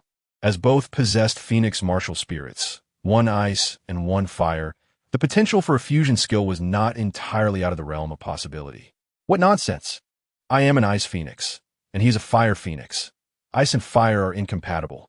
Shui Binger abruptly halted, uncertain of her own assertion. Ever since she encountered Ma Hongjun, she felt a strange attraction, as if something within him drew her in. Ma Hongjun experienced a similar sensation. However, having encountered the duality of ice and fire, he believed they need not be adversarial, but might instead enhance one another. Yet, this remained mere speculation, and he did not dare to assert that a martial spirit fusion skill would undoubtedly occur. Should such a fusion transpire, its power would surely surpass that of ordinary fusion skills, considering the union of two top-tier beast martial spirits, the Phoenix. Chapter 115, Battle. Greetings, esteemed ladies. I am Oscar, a brother of Ma Hongjun S. I wonder if there is anything I can assist you with? Having relinquished his pursuit of Ning Rongrong, Oscar, upon encountering a plethora of beautiful women, could no longer contain his burgeoning affections. With the departure of the Xiangjia Academy members, the potential threat dissipated, and his demeanor turned somewhat lecherous as he introduced himself and endeavored to ingratiate himself with the lovely company. Mister, how old are you? Are you also a student of Shrek Academy? In contrast to the disdainful glances of others, Shui were, attracted to Oscar's mature appearance, playfully feigned ignorance, asking sweetly. Tang San instinctively glanced at Xiao Wu beside him, as if to say that the girl was reminiscent of her playful teasing. Xiao Wu, however, pretended not to notice, turning her head away, clearly ignoring Tang San, who had been sidelined. What did you just call me? Oscar asked incredulously, pointing at his rather handsome visage. Mister, could it be that you are not an elder gentleman? Is it not only the peculiar uncles who resemble you in this manner? Shui gazed at Oscar with a sense of certainty, posing her question. I am merely 14. Dear sister, I might even be younger than you. Although my appearance may suggest otherwise, I hardly resemble a figure of elder status, Oscar retorted, his expression rather serious. Young? Are you truly that young? 14, indeed, is somewhat youthful, Shui continued to tease Oscar. At that moment, Shui Binger could no longer contain herself, and, with a flushed face, scolded, Silence. If you continue to speak, I shall not permit you to leave. The blush on her face, whether born of anger or shyness, left Ma Hongjun momentarily stunned, not to mention the other gentlemen present. The implication of Shui Binger's words was understood by the men in attendance, while those who did not grasp it, such as Fat Tiger, were merely adorably confused. 14 should not be considered that young, right? I'm only 12, and Xiao Ma Gu is merely 10. Fat Tiger had intended to add that Ma Hongjun was also 12. However, Dai Mubai promptly covered Fat Tiger's plump mouth and, with a hint of annoyance, remarked, Choose your words wisely. It is 12, not just 12. Otherwise, it may lead to misunderstandings, understood? Bah, how vulgar. Zhu Zhuqing and Xiao Wu, having regained their composure, both exhibited a faint blush. Meanwhile, Ning Rongrong, seated beside Ma Hongjun, appeared unfazed, as such banter was merely remnants of her previous playful encounters. Daimu Bai, with a resigned gesture, turned to Oscar, indicating that this matter did not concern him. All right, everyone, let us cease this commotion. Otherwise, after our discussion concludes, I shall treat you all to a sumptuous meal at the Rose Hotel, Ma Hongjun said with a charming smile, addressing Duga Yin and the others. Can we join as well? Huo Wu and Shui Binger inquired, a hint of shyness in their voices. Of course, but our numbers are rather large, so we will have to split into 2 private rooms. I hope you do not mind, Ma Hongjun stated generously. After all, the Rose Hotel belonged to the Mei family, and dining there would incur no costs, so he felt no financial strain. The so-called discussion was merely an exchange of insights regarding martial spirits and cultivation methods, primarily focusing on progress. The individuals from the Advanced Academy were there to assess the cultivation progress of students from other academies in preparation for the Soul Master competition a year hence. 2 hours later, as the discussion concluded, everyone left early while daylight still lingered, and they were graciously invited by Ma Hongjun to dine at the largest couples hotel in Suatawa City. The Chihua team, the Tianshui team, the Tiando team, and the Shrek team were all present. Due to the necessity of 2 private rooms, the group was seated separately. The other girls from Tianshui Academy were guided by Shui Binger and her sister toward the boys from the Chihua Academy and the Tiando Academy, using the excuse of musical exchange to follow them to the Shrek Academy's room. Huowu also made her way to the Shrek Academy's private room, while Yilingling was brought along by Duga Yin. The room was spacious, and even with the addition of 5 people, only 13 were present, so it was not crowded. Rock, paper, scissors, scissors. Rock, paper, scissors, paper. Before anyone had taken their seats, Ning Rongrong and Shui Yuer appeared to be engaged in a game of rock, paper, scissors. Suddenly, I won. I want to sit next to Junshun. Sister, come quickly. You are cheating. No, you were too slow. Let us do it again, Ning Rongrong replied, her face displaying discontent. All right, Rongrong, Brother Wu is from our Shrek Academy. They cannot take him away, so let her have this one. After all, they're our guests. Zhu Zhuqing gently advised, holding back the determined Ning Rongrong. Fine, she conceded, taking a seat slightly closer to the head of the table and began whispering to Zhu Zhuqing. Shui Yuer pushed Shui Binger to sit on the left side of the head seat and was about to occupy the right when Huo Wu, quicker on her feet, claimed that spot without hesitation. Ma Hongjun hesitated about whether to sit at the head, but as the host, he felt compelled to take that position, knowing others would not overshadow him. The gentle Yi Lingling naturally chose a spot alongside Duga Yin without contention. Shui Yuer, feeling a bit miffed, moved to the left of Shui Binger and then turned to Oscar, asking sweetly, Elder Uncle, may I sit here? Ah, yes, of course. Oscar replied hurriedly, rising with joy to sit beside her. Tang San and Dai Mubai exchanged glances and shared a smile before settling down next to each other, with Xiaowu naturally following Tang San's lead. In no time, everyone became familiar with one another, and upon learning the young ages of those from Shrek, the other teams were taken aback, particularly upon discovering that Ma Hongjun was already nearing level 39.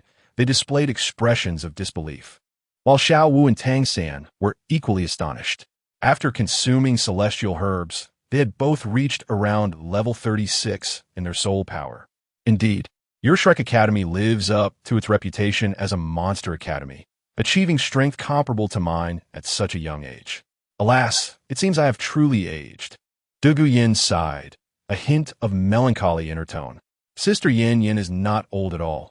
We have merely benefited from Brother Wu's fortune, allowing us to gain some other opportunities, which led to our current strength, Ning Rongrong candidly remarked after becoming more familiar.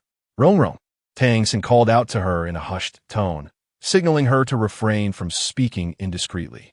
Ma Hongjun, unfazed by the comment, sought to smooth over the situation, saying, It's nothing.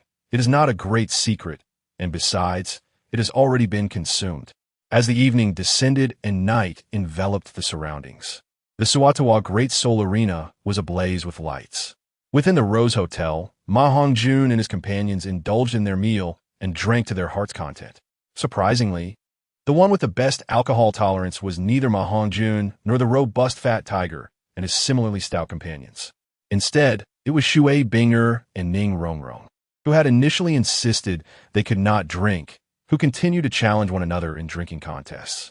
When young people gather and revel in merriment, they often forget their limits. With so many together, they neglected to use their soul power to dispel the effects of alcohol, resulting in a raucous atmosphere. Most of the young men slumped over the table, bleary-eyed, insisting, "I am truly not drunk. I can still drink."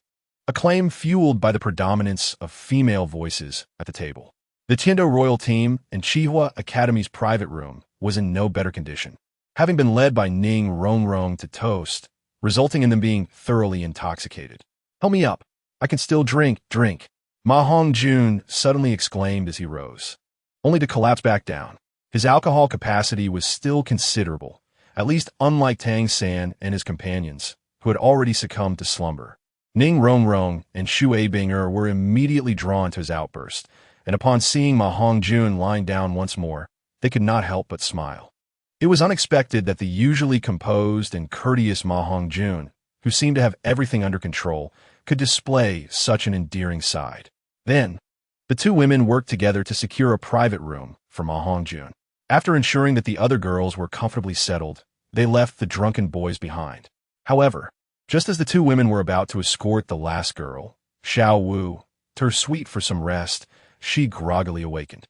"Oh, what time is it? I accidentally fell asleep while drinking. Weren't we supposed to head to the Suatuwa Great Soul Arena to battle the Xiangjia Academy team?" Xiao Wu inquired. "Well, considering how inebriated they are, how can they possibly participate in the battle? Besides, the people from Xiangjia Academy don't seem to be particularly trustworthy. It might not be safe to inform them, so it's better to leave them hanging," Ning Rongrong commented helplessly, glancing at the other boys who were sprawled across the table. Snoring. "Is it really all right to just leave them here sleeping? What if they catch a cold?" Xiao Wu expressed her concerns, looking towards Tang San with a hint of worry. "Everyone here is a soul master. They shouldn't be so easily susceptible to a cold.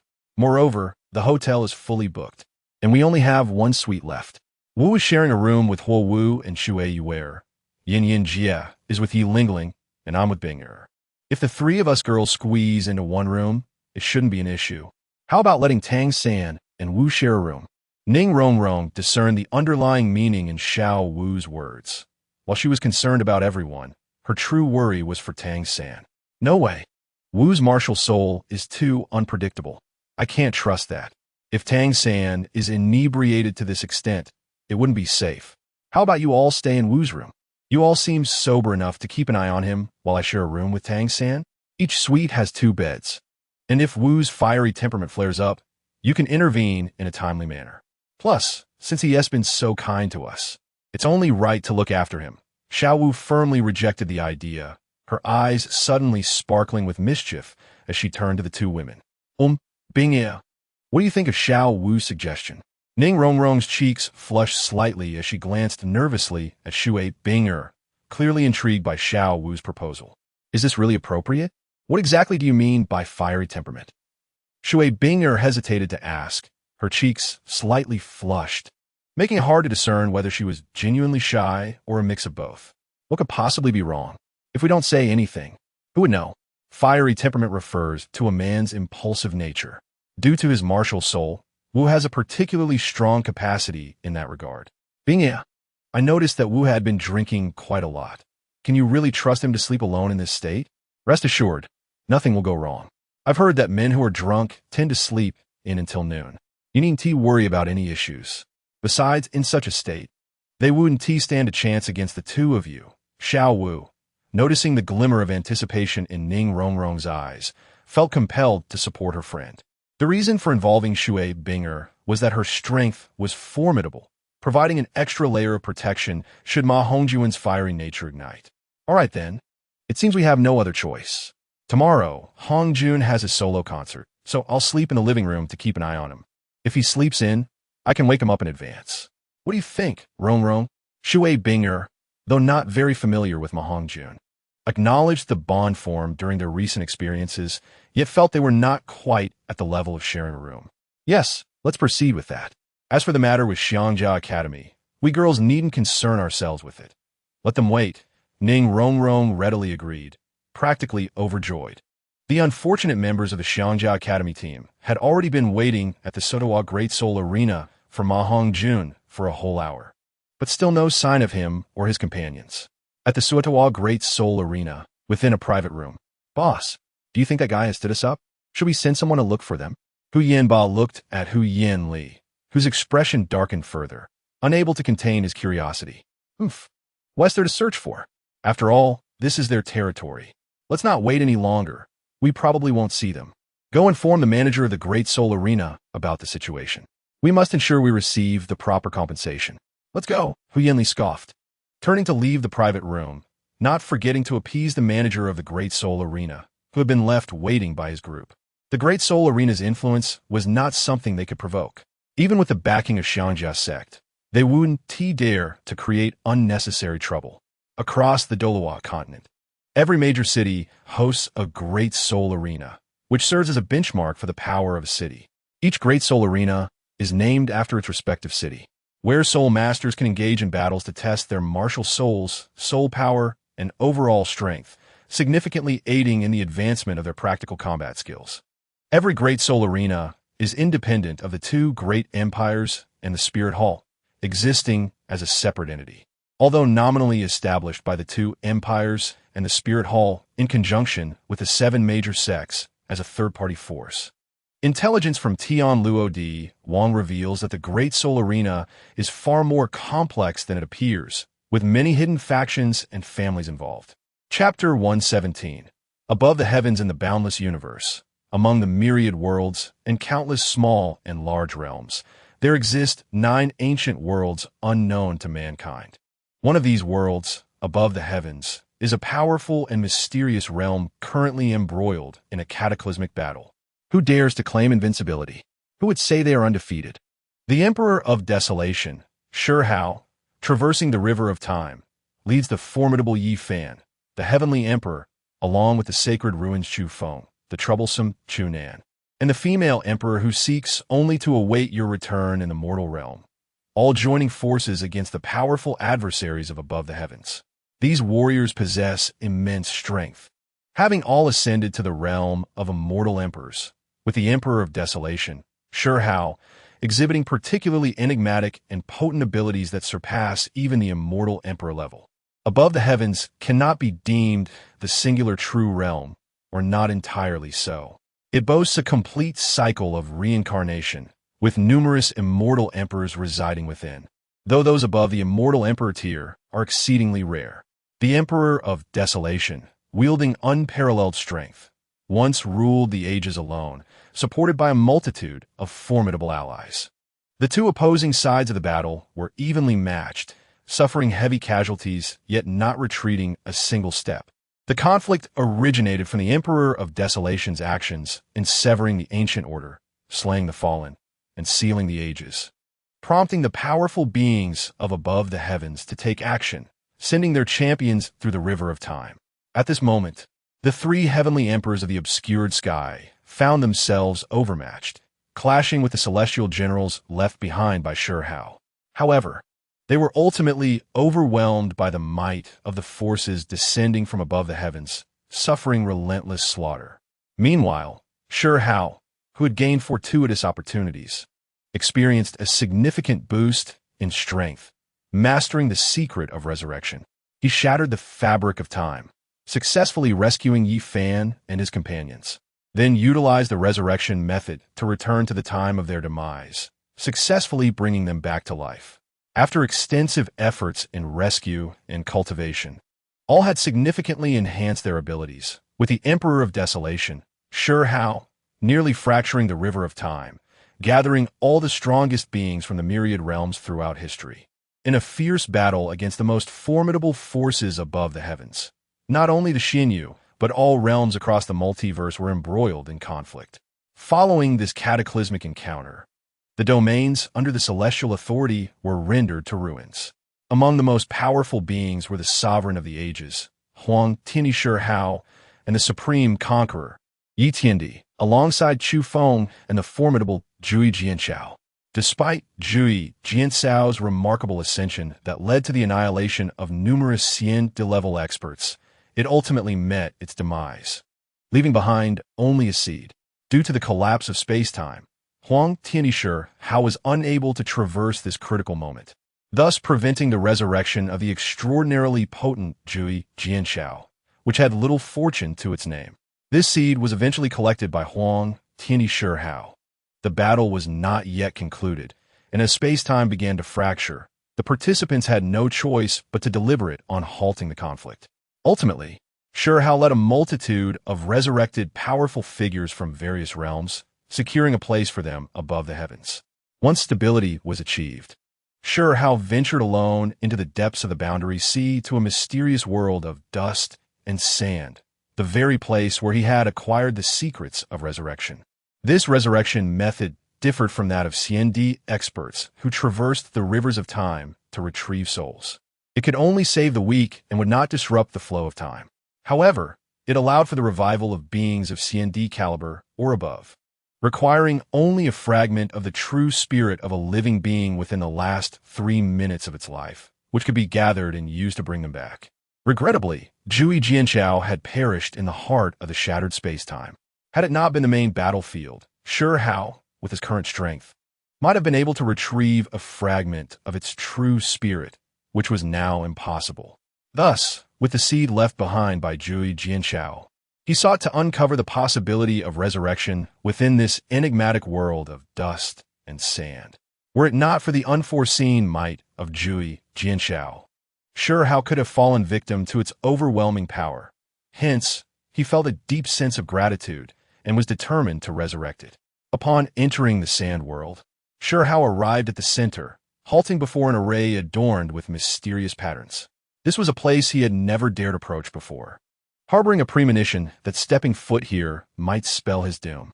Individuals of his caliber often possessed an inexplicable sense of foreboding regarding their safety. After contemplation and deduction, he surmised that placing the seed of Zhui Jianshao within might herald its rebirth. Without hesitation, Hao acted upon his intuition. As the seed was deposited in the heart of the mysterious array, a radiant light erupted, and an abundance of spiritual energy began to converge upon the site. The entire world, even the boundary sea, trembled in response. Yet the phenomenon was fleeting, and with its swift disappearance, so too did the central Zhui Jianshao vanish. After exiting, the mysterious world concealed itself once more, as if nothing had transpired.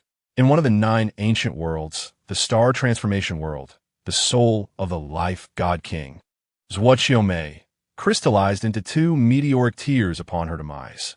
One fell into the hands of Qin Yu atop the Zishuan star, while the other, destined for Princess Jiang Li of the Divine Realms Piaoxua City, was unexpectedly intercepted by a descending seed, whisking away this tear imbued with potent life force before vanishing from sight.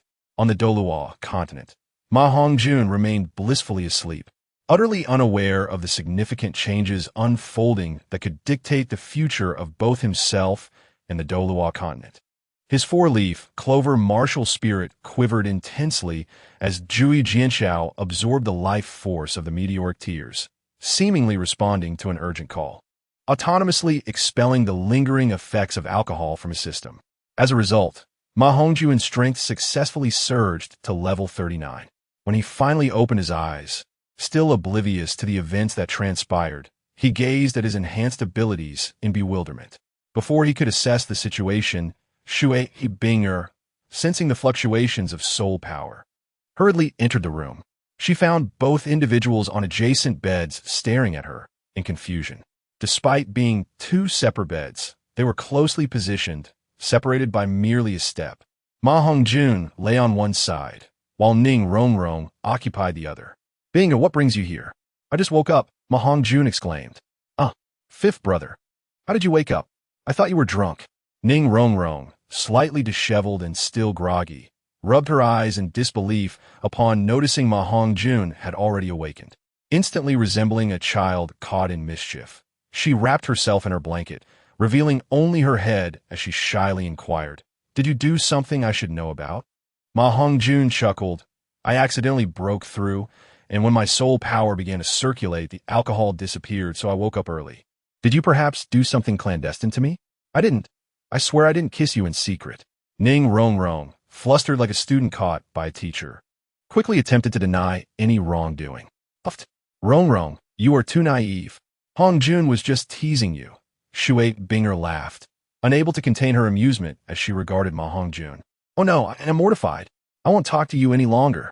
Ning Rongrong, realizing the situation, blushed deeply and retreated under her covers, wrapping herself tightly.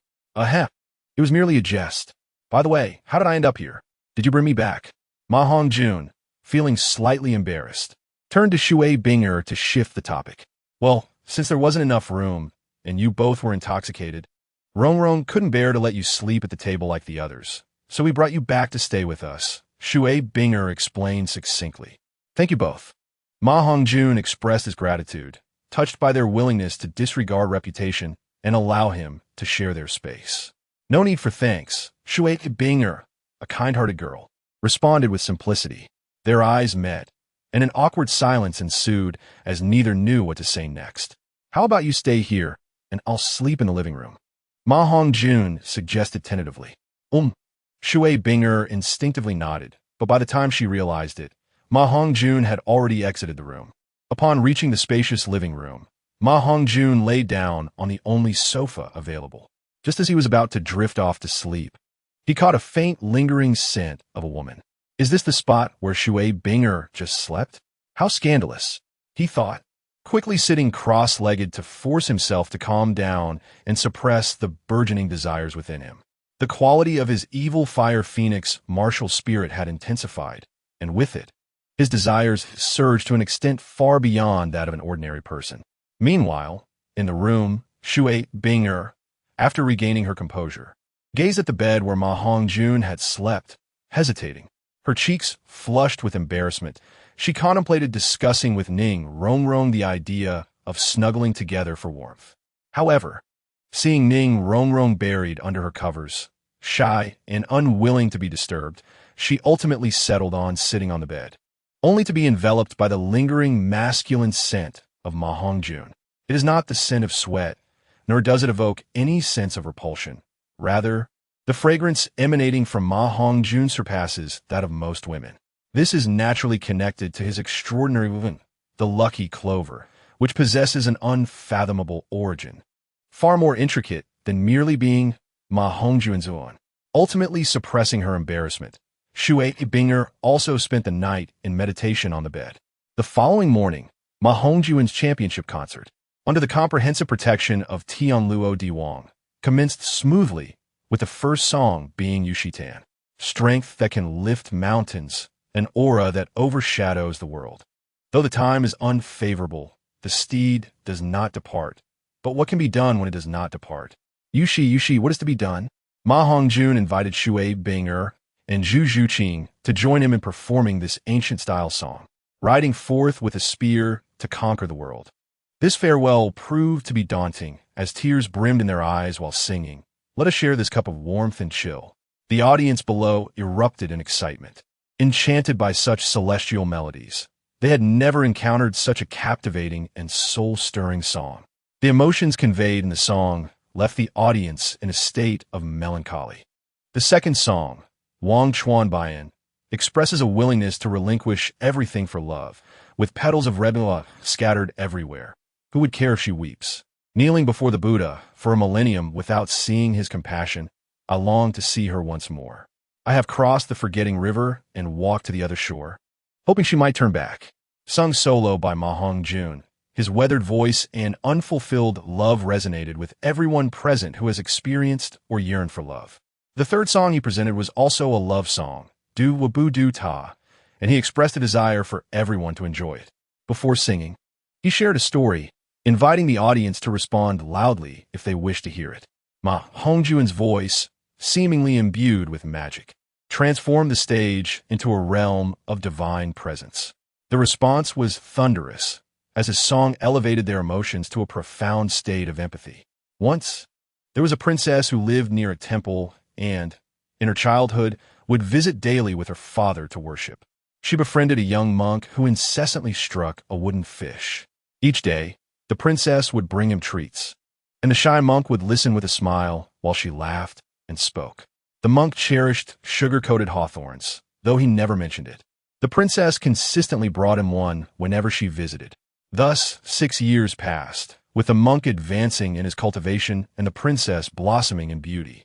One day, the princess's father approached the monk's master with a troubled expression. The princess also grew unusually quiet, no longer laughing or playing. Observing the puzzled monk, she asked, "Monk, do you like me?" The monk remained silent, and the princess, disheartened, replied, "I see." At that moment, her father arrived to take her away, but the princess resisted, wanting to remain with the monk. The monk, however, stated, "Men and women are different. Princess, please return." The princess cried out, "I like you." The monk simply turned away, retreating to his room. After that day, the princess never returned. Day after day, she was absent, and the monk's cultivation grew stronger. One day, intent on delving deeply into Buddhist teachings, he heard the tragic news. The princess had died, her body adorned in a red wedding gown, having hanged herself. It turned out that a prince of ill repute desired her, insisting on marrying her against her will. The princess's father had once implored the monk's master to ensure her happiness, but the master, fearing for the monk's future, refused. On the eve of the wedding, the drunken prince intruded, violating the princess's purity. The monk discovered her lifeless body, draped in red and veiled. He lamented, "Since the Buddha does not save her, then I shall become a demon to protect her." The following day, he confronted the prince who had driven her to despair, silencing him with a single stroke. 7 years passed without a word of farewell. The temple was devoid of any bingwa, and he sought a single plea, questioning the Buddha, "Why do you save me yet not her? Why? In previous lives, I sowed constant longing, and now, as a monk, my voice falters, for beneath this temple, she is no more. Uti does not save her." The audience, moved to tears, wept as if a dam had burst. Through Ma Hongjun's enchanting voice, all felt a profound connection. Notably, it is established that within the realm of Douluo, the concept of Buddha exists, and all inherently understand this notion. The fourth song, Chun Ting Shui, reflects on the long journey of life, yet the distance feels insurmountable. Who still remembers the season when pear blossoms resembled snow? My heart is steadfast, unyielding as stone. My affection is profound, intricate, and unfathomable. In chapter 119, Long Koei and Jing Tian, the fifth song, Qing Si, features Zhu Zhuqing accompanying Ma Hongjun, their harmonious duet captivating the audience, instantly making them the center of attention. Unbeknownst to Ma Hongjun, this song solidified their status as a couple in the eyes of the public. The sixth song, Xian Tian Yuan, and the seventh, De Tian Peng, convey deep sentiments, filled with emotion and grace, resonating with the audience.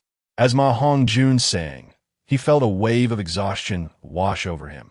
It was profoundly moving, and he pondered, "What should I do if I no longer wish to sing?" Suddenly, he paused, humorously brandishing the microphone like a soul guide, declaring, "My Bao'un is now insatiably hungry."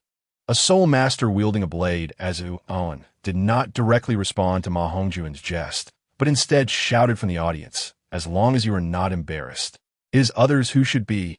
Whenever you begin to sing, I will be ready with tissues for you."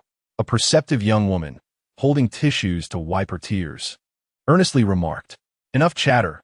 Let's get to the story. Open the door. We are ready to board." A clever voice rang out from somewhere in the crowd. Despite the surrounding noise, most could hear clearly. "Ha! It seems some of you have guessed it. Indeed, I will share another story."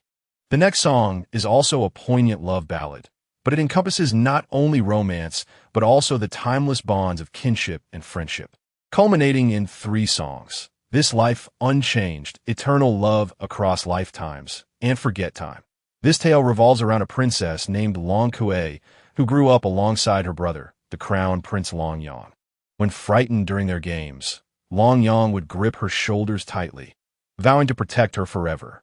Their bond was exceptionally strong. Long Yang went to great lengths to procure exquisite flowing sleeves for his sister, all to surprise her. In the palace, only their father and mother treated Long Kuei as an equal, with Long Yang being the next. Unfortunately, their mother had passed away early, and the loneliness of the palace instilled fear in Long Kuei, making Long Yang her reason for living. Long Kuei loved her brother, and this love transcended mere attraction. For their nation was embroiled in war, and with Long Yang away fighting, Long Kuei awaited his safe return year after year. When Long Yang returned for the first time, a prominent scar marred his face. Long Kuei, touching the ghastly mark, could no longer suppress her tears. When Long Kuei stealthily disguised herself as a soldier to join Long Yang on the battlefield, he glared fiercely and dragged her out of the ranks, breaking her leg to safeguard her safety. Long Yang was a great hero and an exemplary brother, protecting his sister Long Kuei with utmost care. However, he fought valiantly against foreign invaders to prevent their nation from being enslaved, while Long Kuei remained safely in the palace, burdened by profound guilt. Rumors spoke of a magical sword that could avert the calamity threatening the Jiang kingdom. Long Yang assembled sorcerers and spent over 100 days forging the sword, which blazed in the furnace, its crimson glow representing the hope of Jiang kingdom's survival. Finally, after enduring relentless battles against the enemy, Long Yang learned from the sorcerers that the final step to complete the magical sword required the flesh and blood of Long Kuei. Long Kuei, sobbing and pleading to sacrifice herself for the sword, was met with Long Yang's stern refusal. Without that sword, I can still annihilate the enemy. Tragically, this marked the last farewell for the siblings. Long Yang's farewell letter reached Long Kuei, expressing his final wish for her to live well. Yet, the obedient Long Kuei defied her brother's words once more, seizing his letter and leaping into the fiery sword forge, merging her soul with the magical sword. Ultimately, the sword's overwhelming power led to both Long Kuei and the sword being imprisoned by the mightiest sect, Shushan, within a demon-slaying tower akin to purgatory. A millennium passed in the blink of an eye, during which Long Kuei was tormented by demons, her mind fracturing into duality. After 1,000 years, she escaped from the magical sword and beheld Jing Tian, who bore an uncanny resemblance to Long Yang. Overjoyed, she shed tears, calling out for her brother. However, Jing Tian remained indifferent, even wary of her. Despite this, Long Kuei believed that her long, arduous waiting had not been in vain. Her brother had merely forgotten her. Surely, he would remember. She vowed to protect Jing Tian in this life.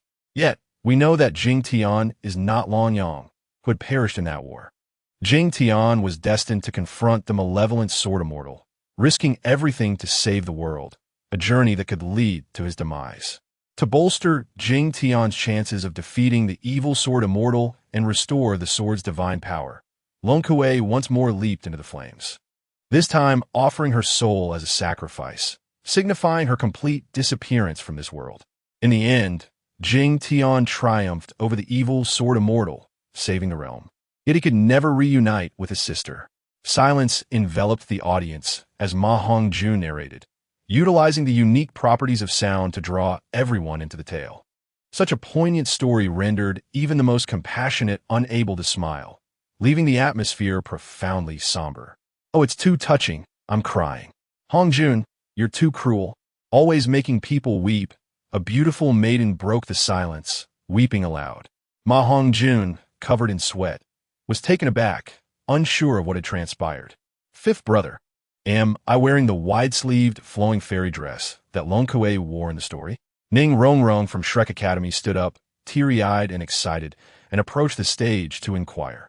Ma Hongjun, initially surprised, smiled and addressed the audience. "Indeed, you see, this is my seventh sister, Ning Rongrong. I believe you have all seen her. Is she not beautiful?"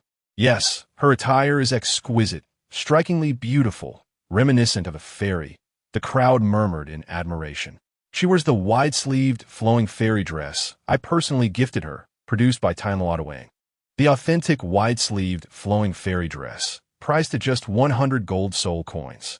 For those interested, a complete set is available for collection." Ma Hongjun shamelessly seized the moment to promote. "I want to buy it. Husband, I want it." If you don't get it from me, I'll break up with you." The audience erupted with fervor, some men wishing to tear Ma Hongjun limb from limb to vent their frustration. Time flows endlessly, and the profound transformations of the past are not distant. Even a millennium later, deep feelings linger. Gradually forgotten, the passage of time fades.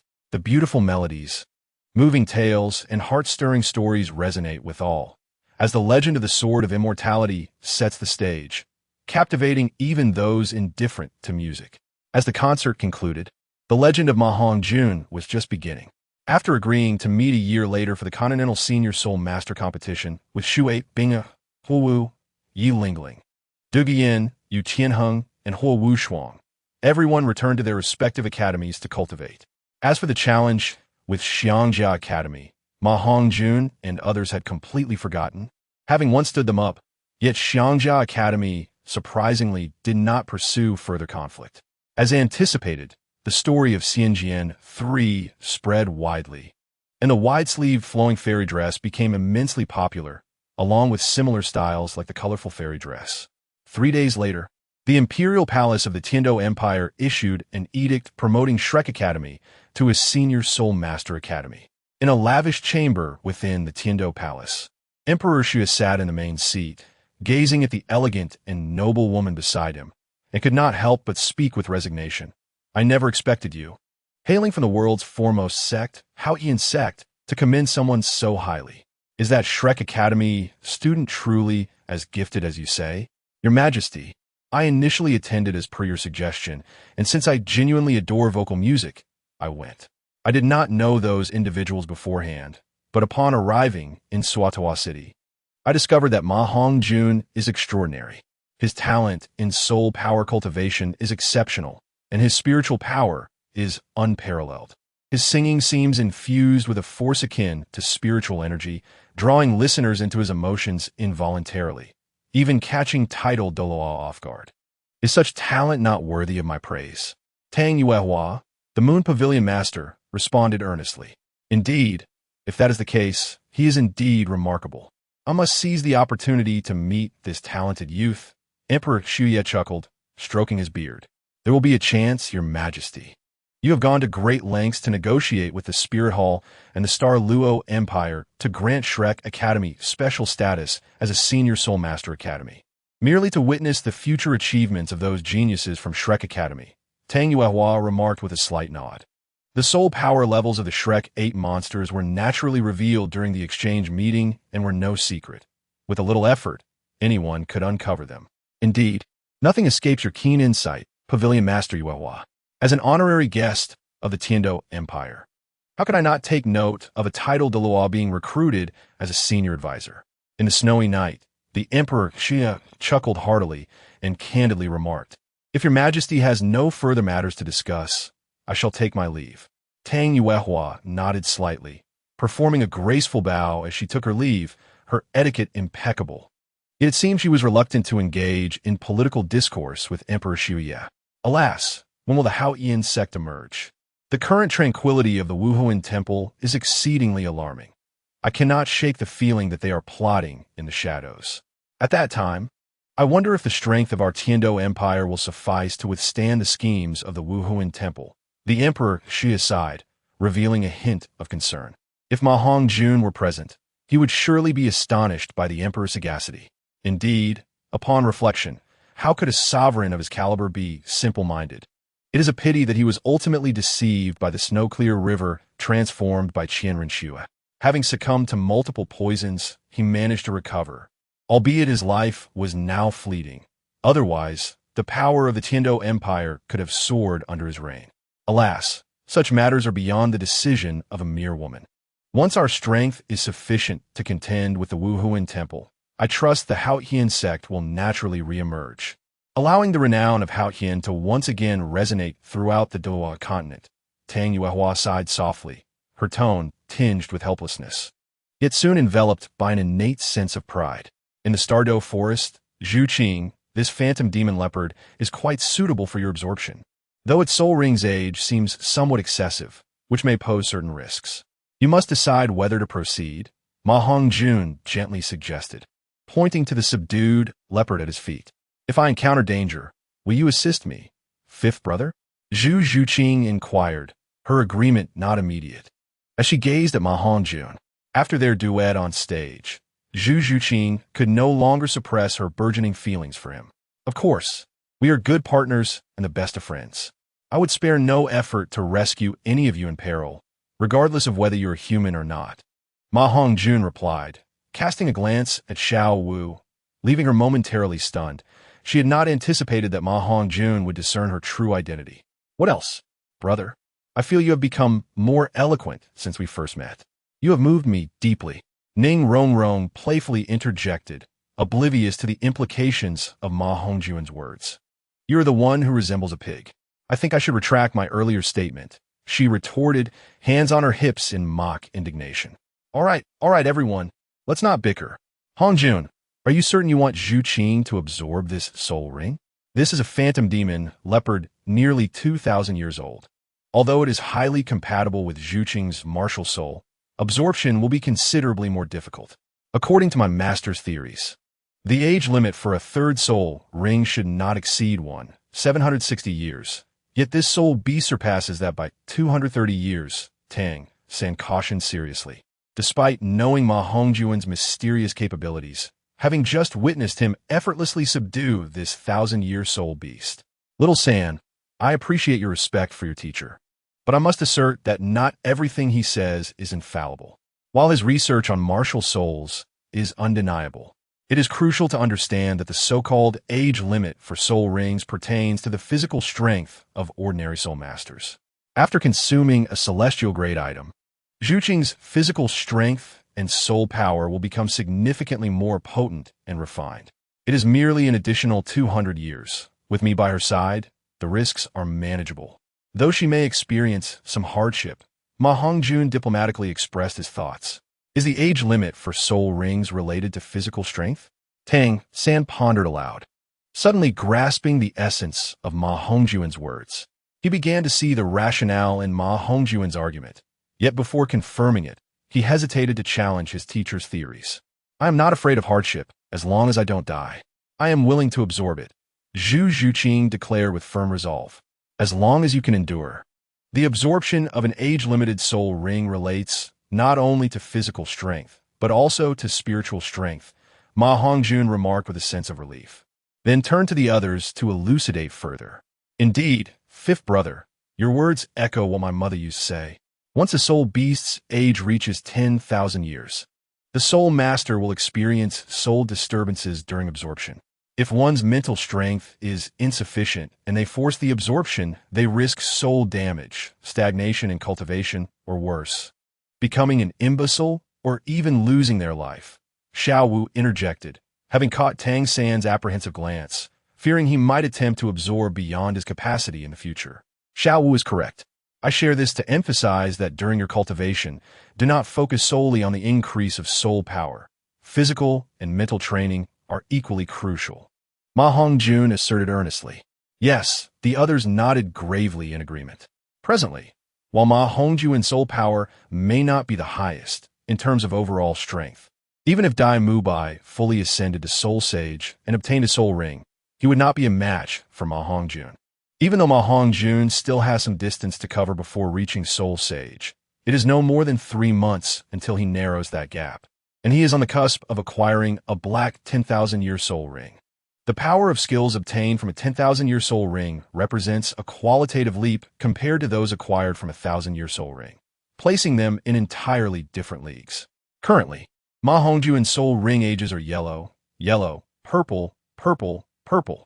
Moreover, the second yellow ring has a hint of purple, nearing the level of a 1,000-year soul ring, while the final 2 purple rings are darkening, almost reaching the level of a 10,000-year black ring. The soul ring Ma Hongjun seeks to acquire is the second hidden soul ring of his martial soul, the 3-leaf clover, and its age must be no less than 15,000 years. Hongjun's other martial soul is unprecedented in the history of the Douluo continent. Even a master has never heard of such a martial soul. Comparatively, we are merely inviting hardship upon ourselves. As a food system soul master, I need not engage in battle or absorb soul rings beyond my capacity, Oscar remarked, his only redeeming quality being his cleverness, observing with a hint of schadenfreude. Ma Hongjun had just entertained that thought, only to have Oscar voice it directly. However, it was evident that Oscar was overly optimistic. It is not just you. It is all of us, myself included. After acquiring the Soul Ring, we will undergo grueling training. Do not assume that food system Soul Masters lack combat capability. Xiaowao. Focus on enhancing your physical strength.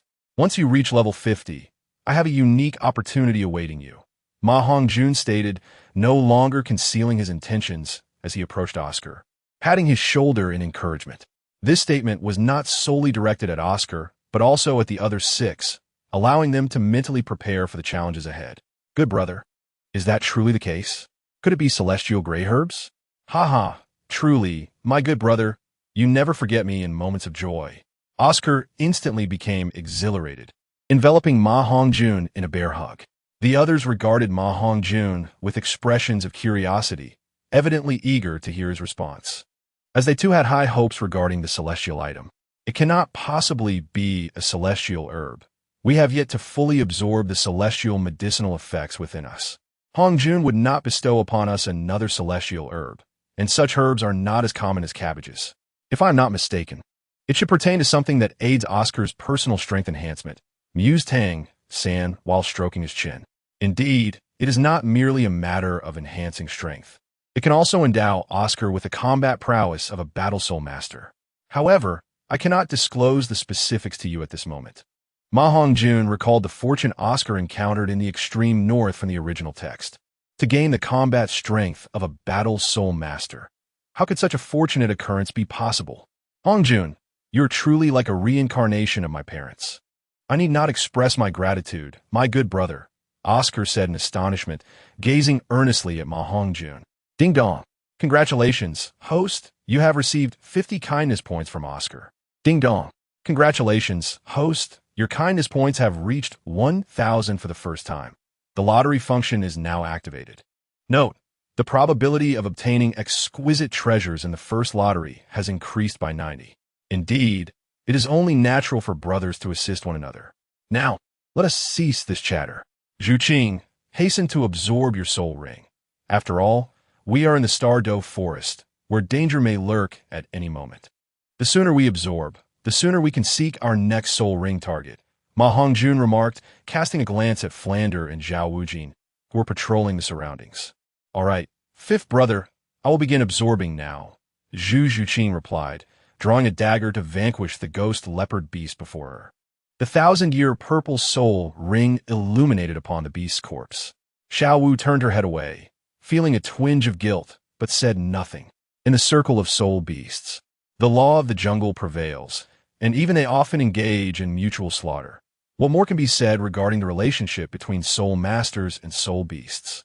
Though they had only been together for a few months, their bond was remarkably profound, far surpassing that of friends who had known each other for years or even decades. Those who have shared similar experiences understand that relationships among individuals of their age are remarkably pure, devoid of any ulterior motives, representing the most genuine friendships of their lives. Once one matures past 18, the more knowledge they acquire, the more elusive such feelings become, as relationships become entangled in self-interest. Zhu Zhuqing had evidently underestimated her limits. Although surpassing the 200-year limit of the third soul ring was challenging, it was not beyond her capabilities. Despite the fine beads of sweat adorning her forehead and her clothes soaked through, she grit her teeth and persevered. Among them, in terms of unwavering character, even Tang San, Ma Hongjun, and Zhu Zhuqing displayed discernible differences. Ma Hongjun closely observed Zhu Zhuqing's expression, moved by her determined yet pale visage as she steadfastly pressed on. He remained poised to assist her should she falter. While he could not aid her absorption, he was confident in his ability to protect her safety. Not to mention the unique properties of the ghostly slayer breathing technique, even the formidable vitality inherent in the three-leaf Clover martial soul would safeguard Zhu Zhuqing's meridians, preventing any aftereffect from her inability to absorb the soul ring. After half an hour, Zhu Zhuqing awoke with a radiant smile, having achieved her absorption entirely on her own without assistance. No one comprehends the unparalleled agony of absorbing a soul ring that exceeds the limits of years. It is a torment beyond endurance. Even Ma Hongjun had never experienced such suffering. His journey had been smooth sailing, although he absorbed each soul ring at a higher level. His exceptional talent and unique martial soul spared him from enduring such profound pain. Do not be deceived by Ma Hongjun's status as the strongest among the Shrek 7 devils. In terms of tenacity of character, he still fell short compared to Zhu Zhuqing, lacking in some of the rigors of hardship. It can be said that the luck attribute inherent in his lucky Clover martial soul, while propelling his strength forward effortlessly, has also deprived him of significant trials. This flaw may not pose immediate issues, but unless Ma Hongjun find a way to amend it, his future accomplishments may only slightly surpass Tang San's. Never exceeding the limitations imposed by the heavenly path of the Douluo world. Compared to true powerhouses, he remains somewhat lacking, let alone when juxtaposed with unparalleled figures such as the Emperor of Desolation, the Flame Emperor, and the Martial Ancestor. However, Ma Hongjun is still only a little over 12 years old. The future remains uncertain. Compared to the complex environments of other worlds, the Douluo world is evidently less demanding. Heavens, I have directly attained level 37 soul power. It is simply unbelievable. Thank you, fifth brother, Zhu Zhuqing exclaimed joyfully, rising to face the others. She then approached Ma Hongjun, giving him a gentle hug in appreciation. Ma Hongjun chuckled wryly, gazing at the oblivious beauty before him, unsure of what to say. Zhuqing, do you not feel any discomfort? Ma Hongjun hesitated before reminding her. His concern was not one of disdain, but rather a fear of losing control. These women, fully aware of their bodily issues, seemed to tease him deliberately, leaving him at a loss for words. For reasons unknown, both Ning Rongrong and Zhu Zhuqing favored expressing their gratitude in such an almost flirtatious manner. Was it merely because he was single that they felt free to act this way? He was not a central air conditioner. He must put a stop to this. Nevertheless, deep down, Ma Hongjun found some enjoyment in the situation, which explained his hesitation as he savored the softness before him. Despite the dampness of her attire, the delightful sensation was intensified. No, not all. I feel fantastic, brimming with energy. Ah, you lecher. Why didn't you say so earlier? Zhu Zhuqing replied, perplexed. Before realizing the predicament of her clothes, which clung to her like a second skin, accentuating her curves as she nestled against Ma Hongjun. Overwhelmed with excitement, she squealed, covering her flushed face and shooting a reproachful glance at him. Please give me time to respond. Xiao Wu accompanied Zhuqing to find a secluded spot to change. Ma Hongjun remarked, raising his hands in exasperation. In this regard, he was not surprised by any woman's sudden change of demeanor. However, he had no intention of indulging such behavior, nor would he foolishly argue. He turned to Xiao Wu to shift the topic. All right, fifth brother. Zhuqing, let's go change over there. Rongrong, please keep an eye on them, Xiao Wu said, casting a glance at Oscar and the others, whose eyes were nearly bulging. Okay. Ning Rongrong nodded obediently in response. 3 days later, Pang, who acquired the soul ring of a formidable soul beast, the Duli Xiong, which boasted an age of approximately 700 years, marking his ascension to the 36th level of soul power. Ning Rongrong's soul ring, while slightly weaker at around 600 years, still represented a significant improvement compared to the original narrative, allowing her to achieve the same level of soul power as Pang Hu, also reaching the 36th level. The enhancement was largely due to the substantial accumulation of soul power they had amassed over the past half-month of rigorous training at the 30th level. Without such preparation, even with the consumption of divine herbs, as in Ning Rongrong's case, where she was at level 31, the increase would merely amount to 6 levels. Remaining at the 30th level for a period facilitated a better absorption of the latent energies of the divine herbs, enabling Ma Hongjun to elevate his power to the 37th level, a result he found entirely predictable. Ning Rongrong's progress was commendable. Within 6 months of joining the Shrek Academy, she had leaped from level 26 straight to level 36. This represented a remarkable ascent of 10 levels, and after accounting for the level gained through the soul ring, her own cultivation contributed just over 1 level. The enhancement from the divine herb alone accounted for a staggering 7 levels, underscoring the potency of such treasures compared to the exceptional herbs consumed by Oscar and Peng Hu. According to Ma Hongjun's estimations, the impact on talent enhancement from both types of herbs was relatively comparable, albeit slightly inferior in terms of soul power. Consequently, all members of the Shrek 8 monsters had attained a Soul Master rank exceeding the 30th level, achieving this milestone nearly a year ahead of the original storyline. One should not underestimate the significance of that year. In the early stages of Soul Master cultivation, the earlier one consumes divine herbs, the greater the benefits for the future. The soul power level achieved before the age of 20 is directly proportional to future accomplishments. Having unexpectedly secured the soul ring with such ease, it was now time to assist Dai Mubai and Ma Hongjun in obtaining theirs. We must delve deeper, and you must refrain from acting independently, remaining vigilant and following closely behind me and teacher Zhao Wujia, Flandra instructed as he approached the group. The atmosphere was grave as everyone nodded in agreement. Although their abilities had seen significant improvement, it was clear that venturing alone within the depths of the Xingdou Great Forest was still far from advisable. While the number of soul beasts at the periphery had diminished due to the hunts by soul masters, the presence of high-level soul beasts in the interior remained largely unchanged. Even if some 10,000-year soul beasts were hunted, new ones of over 9,000 years would emerge to fill the void. Hence, the dangers within were greater than they anticipated. Even Ma Hongjun was hesitant to assert that he could ensure his own safety, unlike employing his flying martial soul to scout from above. Flandra remained protectively at the rear of the group, while Zhao Wujia forged ahead. After about an hour of cautious navigation, they crossed a gently flowing, crystal-clear stream. The surrounding environment was eerily silent, prompting Zhao Wujia to remind everyone to stay alert, as they had now entered the inner regions of the Xingdou Great Forest, where 10,000-year soul beasts could appear at any moment. Should they encounter an insurmountable danger, they were to retreat immediately, with him covering their escape. Dai Mubai, being the eldest and strongest among the 8 monsters, naturally stayed closest to Zhao Wujia, ensuring the safety of the girls in their group, along with Oscar. Rest assured, Teacher Zhao, we will not be a burden. The safety of our companions is entrusted to me and Hongjun.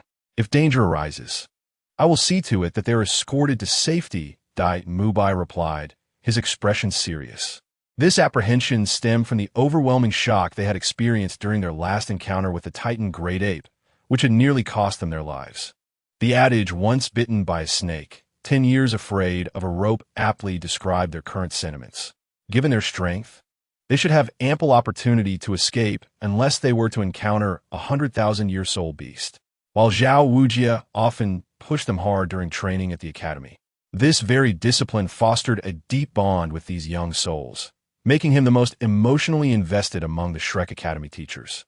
Ma Hongjun and the others recognized this and were moved, nodding solemnly to indicate their capability of self-care without drawing undue concern for their safety. All right. It's not as dire as you suggest. The Xingdou Great Forest is vast. Our luck cannot be this poor. Let us not frighten the children. With the 2 of us here, unless we encounter a Titan Great Ape-level beast like last time, self-preservation should pose no problem, Flandra interjected, attempting to lighten the mood. Shoo, teacher, I have an ominous premonition. Ma Hongjun quickly gestured for silence. Upon hearing Flandra's words, he glanced at Xiao Wu, suddenly feeling that Ming might come looking for her. Enough with the pessimism. It's unlikely we'll be so unfortunate. Let us proceed. Although there are many 10,000-year soul beasts here, each area typically only hosts one. We should avoid the territories of those high-level beasts aside from our target soul beast. Flandra said, slightly annoyed, as he extended his spiritual sense to scan the surroundings. Possessing the 4-eyed cat, eagle martial soul, Flandra not only boasted impressive speed, but also exceptional vision and a stronger spiritual sense than his peers, making his martial soul a remarkably powerful variant. Deep within the heart of the Xingdou Great Forest, on the tranquil surface of a moonlit lake, a colossal being reminiscent of a mountain emerged. Its jet-black fur shimmered faintly under the weak starlight. Standing over 7 meters tall on all fours, Its physique exuded an intimidating presence, with muscles that were more formidable than granite, resembling small hills across its body. Brother, I can sense Sister Xiao Wu's aura again. Didn't she just break through to the 30th level? Why has she returned to the Qingdou Great Forest so soon? This mountain-like entity was none other than Erming, Xiao Wu's soul beast companion. Erming addressed the still lake in a deep voice. Moo! Resonated a sound from the depths of the lake, as a bull-headed python emerged from the water, its tone tinged with resignation.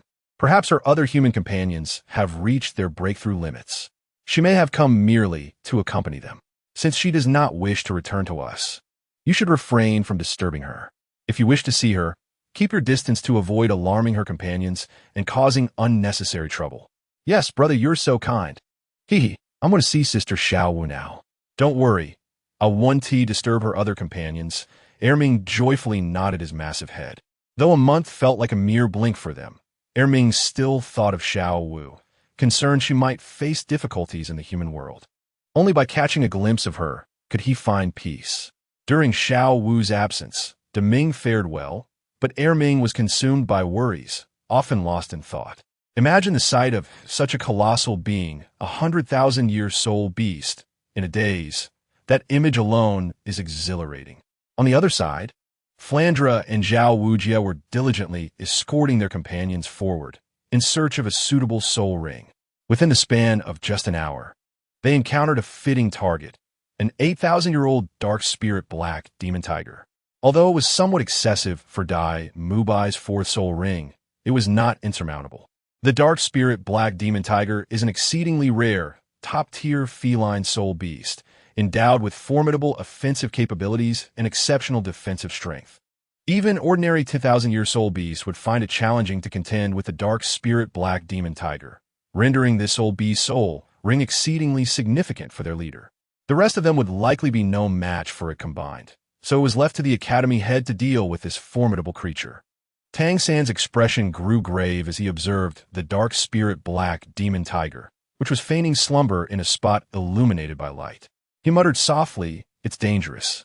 This beast may have already detected our presence, biding its time to let us approach carelessly, thus lulling us into a false sense of security. Zhao Laosher, be cautious." Just as Ma Hongjun voiced his concerns, the seemingly dormant dark spirit black demon tiger erupted into action, its massive jaws opening wide as it lunged towards Zhao Wujia's head. Amidst the thunderous roar of the tiger, a hint of terrifying mental assault accompanied the attack, leaving the group feeling dizzy and disoriented. Beware, it's a mental attack. Old Zhao, be careful. Flandra swiftly positioned himself in front of the others, shielding them from the soul attack of the dark spirit black demon tiger. Even with Flandra's superior mental fortitude, he paled momentarily from the unexpected onslaught. This was especially true for Zhao Wujia, who was at the epicenter of the attack and possessed far less spiritual power. Fortunately, Ma Hongjun's timely warning allowed Zhao Wujia to unleash his fastest first soul skill just in time. First soul skill, Immovable King Body. Immovable King Body instantly unleashes a brilliant golden light, rebounding any attacks received within a 3-meter radius. As Zhao Wujia's robust physique absorbed the attack, his first soul ring ignited simultaneously, enveloping him in a radiant golden glow. The jagged strike from the dark spirit black demon tiger barely grazed him, before being repelled forcefully into a nearby tree, which it collided with, crashing to the ground and bleeding profusely. However, Zhao Wujia was left reeling from the hidden soul attack contained within that strike, rendering him somewhat dazed. Something is amiss. This dark spirit black demon tiger was already injured. Could there be another powerful soul beast nearby that has managed to wound it? Ma Hongjun discerned the anomaly. While Zhao Wujia was indeed powerful, his first soul skill could only reflect physical attacks, and it was insufficient to severely injure the already formidable dark spirit black demon tiger. It was evident that this soul beast was already wounded. Why couldn't it be a human? Fat Tiger innocently inquired, clearly unaware of how Ma Hongjun had reached his conclusion. They were deep within the Stardow forest, and the dark spirit black demon tiger had not fled. 10,000-year soul beasts possessed a level of awareness akin to that of human children, along with a strong territorial instinct. Feline soul beasts rank among the top-tier soul beasts, second only to those of dragon and phoenix bloodlines, especially the pinnacle existence of the dark spirit black demon tiger. As a proud top-tier feline soul beast, it would not retreat from its territory if the opponent were another soul beast, even to the death. Yet, if confronted by a human soul master seeking to hunt it, it would likely flee if faced with overwhelming odds. Observing Tang San's bewildered expression, Ma Hongjun smiled subtly, gradually elucidating the reasoning to the group. At this point, his grasp of soul beasts had surpassed that of Tang San, particularly regarding rare soul beasts, illustrating how wise it had been not to seek Master as a teacher. Mastering the knowledge contained within the Shrek Academy's texts allowed him to rival Tang San, highlighting the lack of emphasis on theoretical knowledge among the denizens of Douluo continent. It was worth noting that while Tang San possessed considerable knowledge regarding soul masters, he was certainly not the only one at the forefront. Oh, now I understand. The group collectively grasped the situation. Meanwhile, Zhao Wujia, having regained his composure, glared furiously at the bleeding dark spirit black demon tiger, unwilling to let it escape unpunished. Embarrassed by the attack, Zhao Wujia transformed into his martial spirit's true form, the mighty golden bear. The balance of combat swiftly shifted in their favor, as the dark spirit black demon tiger, a top-tier soul beast in the food chain, found itself gasping for breath, unable to retaliate. Stop! If you continue, Mubai's soul ring will be lost. Mubai, hurry and finish it off, grant a swift end, Flandre urged. Unable to bear the sight of the dark spirit black demon tiger being mercilessly tormented by Zhao Wujia. Understood. Dai Mubai unsheathed his dagger and approached, swiftly putting an end to the unfortunate dark spirit black demon tiger's life. Chapter 124. The sacrifice of the physical body. A fleeting expression of relief flickered in the dark spirit black demon tiger's eyes.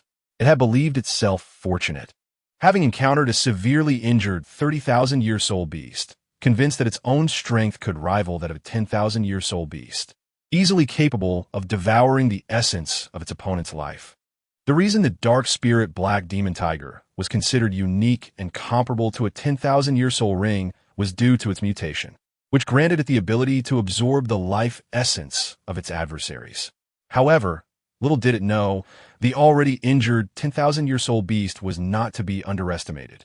It was also a mutated soul beast, its strength rivaling that of a typical 50,000-year soul beast, with formidable mental power. A circle of dazzling purple soul rings gradually materialized above the corpse of the dark spirit black demon tiger, and a glimmer of delight crossed Dai Mubai's eyes. From the earlier confrontation between Zhao Wujia and the soul beast, he had discerned its extraordinary nature. It had managed to inflict considerable harm on Zhao Wujia, despite its prior injuries. While Zhao Wujia's mental trauma was largely due to his own oversight, it was undeniable that the dark spirit black demon tiger itself was immensely powerful, far beyond their current capabilities to confront. They would need to advance to the realm of high-level soul kings before they could hope to battle this creature, which, while not quite 10,000 years old, possessed the strength equivalent to that level. Indeed, the soul ring of this dark spirit black demon tiger was the coveted dream of many feline soul beast martial spirit soul masters, and it was a stroke of luck for Mubai to encounter it. All right, Mubai, quickly sit cross-legged and absorb the soul ring. Hongjun will protect you. Old Zhao, why are you still dawdling? Hurry and restore your damaged mental power. Everyone, set up camp nearby. Although this should be the territory of this soul beast, and the likelihood of encountering others is low, it is prudent to remain vigilant. Keep a watchful eye on your surroundings while I scout ahead, Flandre instructed the group, having resolved the crisis with the soul beast. In the present day, Flandre has transformed significantly from his former self. As the esteemed elder of the heavenly web, his power may not yet rival that of Ning Fengji, the illustrious leader of the Qibao Liuli Zone, yet stands on par with the leaders of the lower force sections. His imposing presence has grown considerably, and when he issues commands, there is no ambiguity in his tone. Ma Hongjun, the head of his sect, finds himself in a particularly disadvantaged position, compelled to dutifully sit beside Dai Mubai as a protector upon hearing Flandre's directives. In truth, Ma Hongjun yearns to scout the surroundings for a suitable 10,000-year soul beast. Yet he is acutely aware that Flander would not permit such a reckless endeavor, thus refraining from voicing his desire. The others are engaged in their own recovery, setting up camp or resting, while Flander surveys the area. Ma Hongjun, feeling somewhat bored, gazes at the corpse of the soul beast beside Dai Mubai. To his astonishment, he notices that the underbelly of the tiger, which measures about 4 to 5 meters in length, is riddled with numerous small wounds, with signs of darkening at the edges. This resembles the aftermath of a snake bite, leaving him to ponder what kind of serpent possesses such formidable biting strength. This is, after all, the renowned dark spirit black demon tiger, known for its exceptional defensive capabilities, yet it has been so extensively wounded. At that moment, an unsettling sensation washes over Ma Hongjun, as though he is being covertly observed. Rising from his seat, he maintains a composed demeanor and enters the tent of Tang San and Oscar, leaving Zhu Zhuqing to guard the recovering Zhao Wujia, while he keeps an eye on Dai Mubai, who is absorbing a soul ring. Inside the tent, Xiao Ao and Tang San are meditating on the carpet, and the pressure from Dai Mubai's recent breakthrough weighs heavily on the others, especially since they are aware that Ma Hongjun is also on the verge of acquiring his second hidden soul ring, intensifying their sense of urgency. It is well known that once Ma Hongjun attains his second hidden soul ring, his soul power, no matter how refined, will at least elevate him by 1 level, allowing him to advance to the realm of a 40-level soul master. Upon Ma Hongjun's sudden entrance, both individuals open their eyes, gazing at him with curiosity. "Why are you here, Hongjun? Didn't the dean instruct you to guard Dai Mubai?" Oscar inquires, puzzled. Given Dai Mubai's physical prowess, there should be no issues. Although the dark spirit black demon tiger is powerful, its soul ring is still categorized among the 1,000-year soul rings. "I came to ask if you have felt any presence watching us," Ma Hongjun responds, scanning the vicinity with a serious expression. "Do you suspect someone is tracking us? Or perhaps a soul beast?" Oscar conjectures, sensing Ma Hongjun's gravity, despite not feeling anything himself. He has never doubted Ma Hongjun's words. "Listening to you, I too sense a feeling of being watched. If it were human soul masters, we would have noticed. So it seems plausible that we are being observed by a special soul beast, perhaps one with intelligence comparable to that of humans," Tang San reflects, recalling the day's events as he analyzes the situation. However, do not panic. Since this unseen presence has not revealed itself, it likely does not harbor malicious intent toward us. Once the dean returns, we must swiftly locate suitable soul rings and depart from here. Ma Hongjun reassures the two. In truth, Ma Hongjun harbors his own suspicions but does not dare to voice them. Seeking confirmation from the astute Tang San and Oscar, he suspects that Di Ming may have returned to find Xiao Wu, possibly refraining from disrupting them this time after heeding her advice. Yet, unbeknownst to Ma Hongjun, while his conjecture is close to the truth, it is not entirely accurate. Approximately 200 meters from their campsite, a colossal ape crouches beside a pile of granite rocks, its body seemingly merging with the surrounding stones, creating a rather comical sight. Beside it lies a severely injured giant snake, known as the Yuming Du Jiao Shi. Had Ma Hongjun been present, he would undoubtedly recognize this snake as the very soul beast he encountered in the soul-hunting forest. "You claim your life is at its end, and among the people you mentioned, there is one familiar human who saved you? The Titan giant ape, Di Ming?" asks the snake, which is only the size of his arm, with a somewhat naive expression. The giant snake nods and communicates in a unique manner, struggling to convey its thoughts.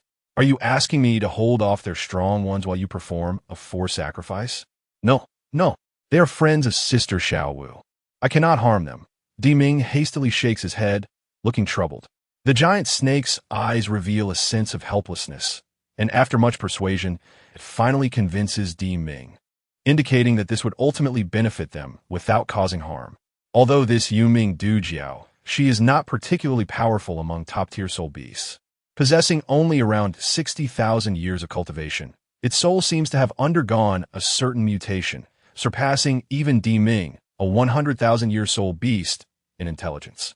After being pursued by Bibi Dong, it's speculated that Ma Hongjun might betray her, viewing them both through the lens of humanity.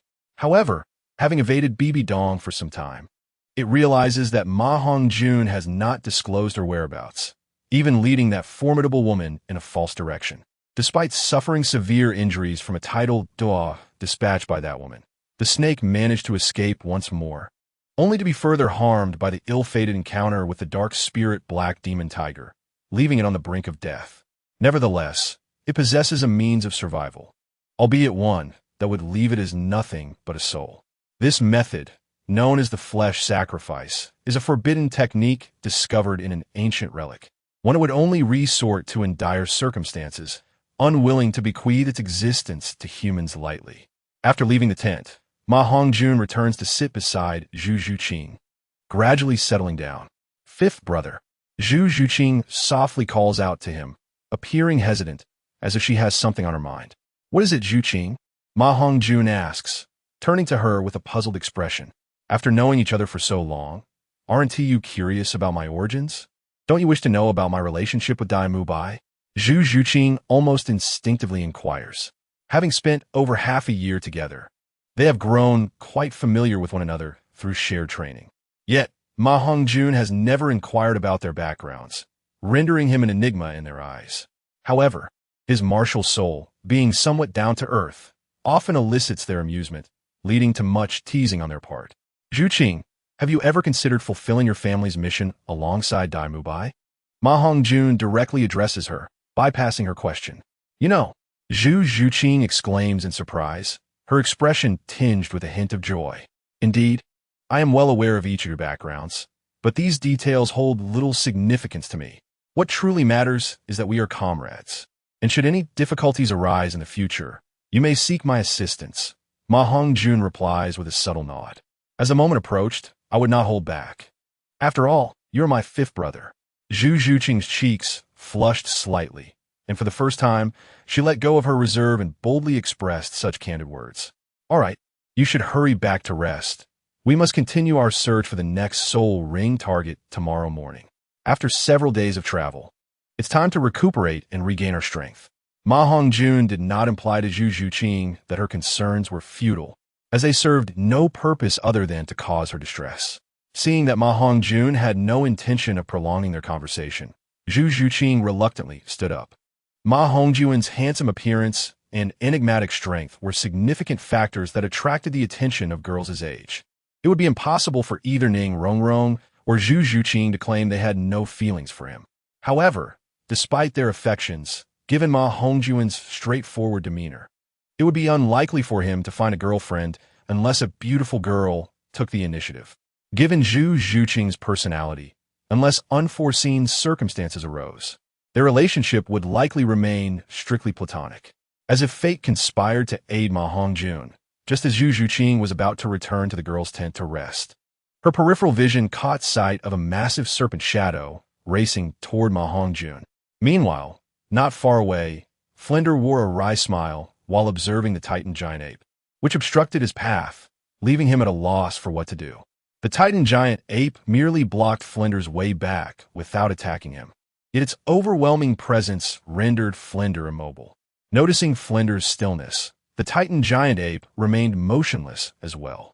Flinder, anxious for Ma Hongjun's safety, attempted to bypass the Titan giant ape, but found it impossible to do so.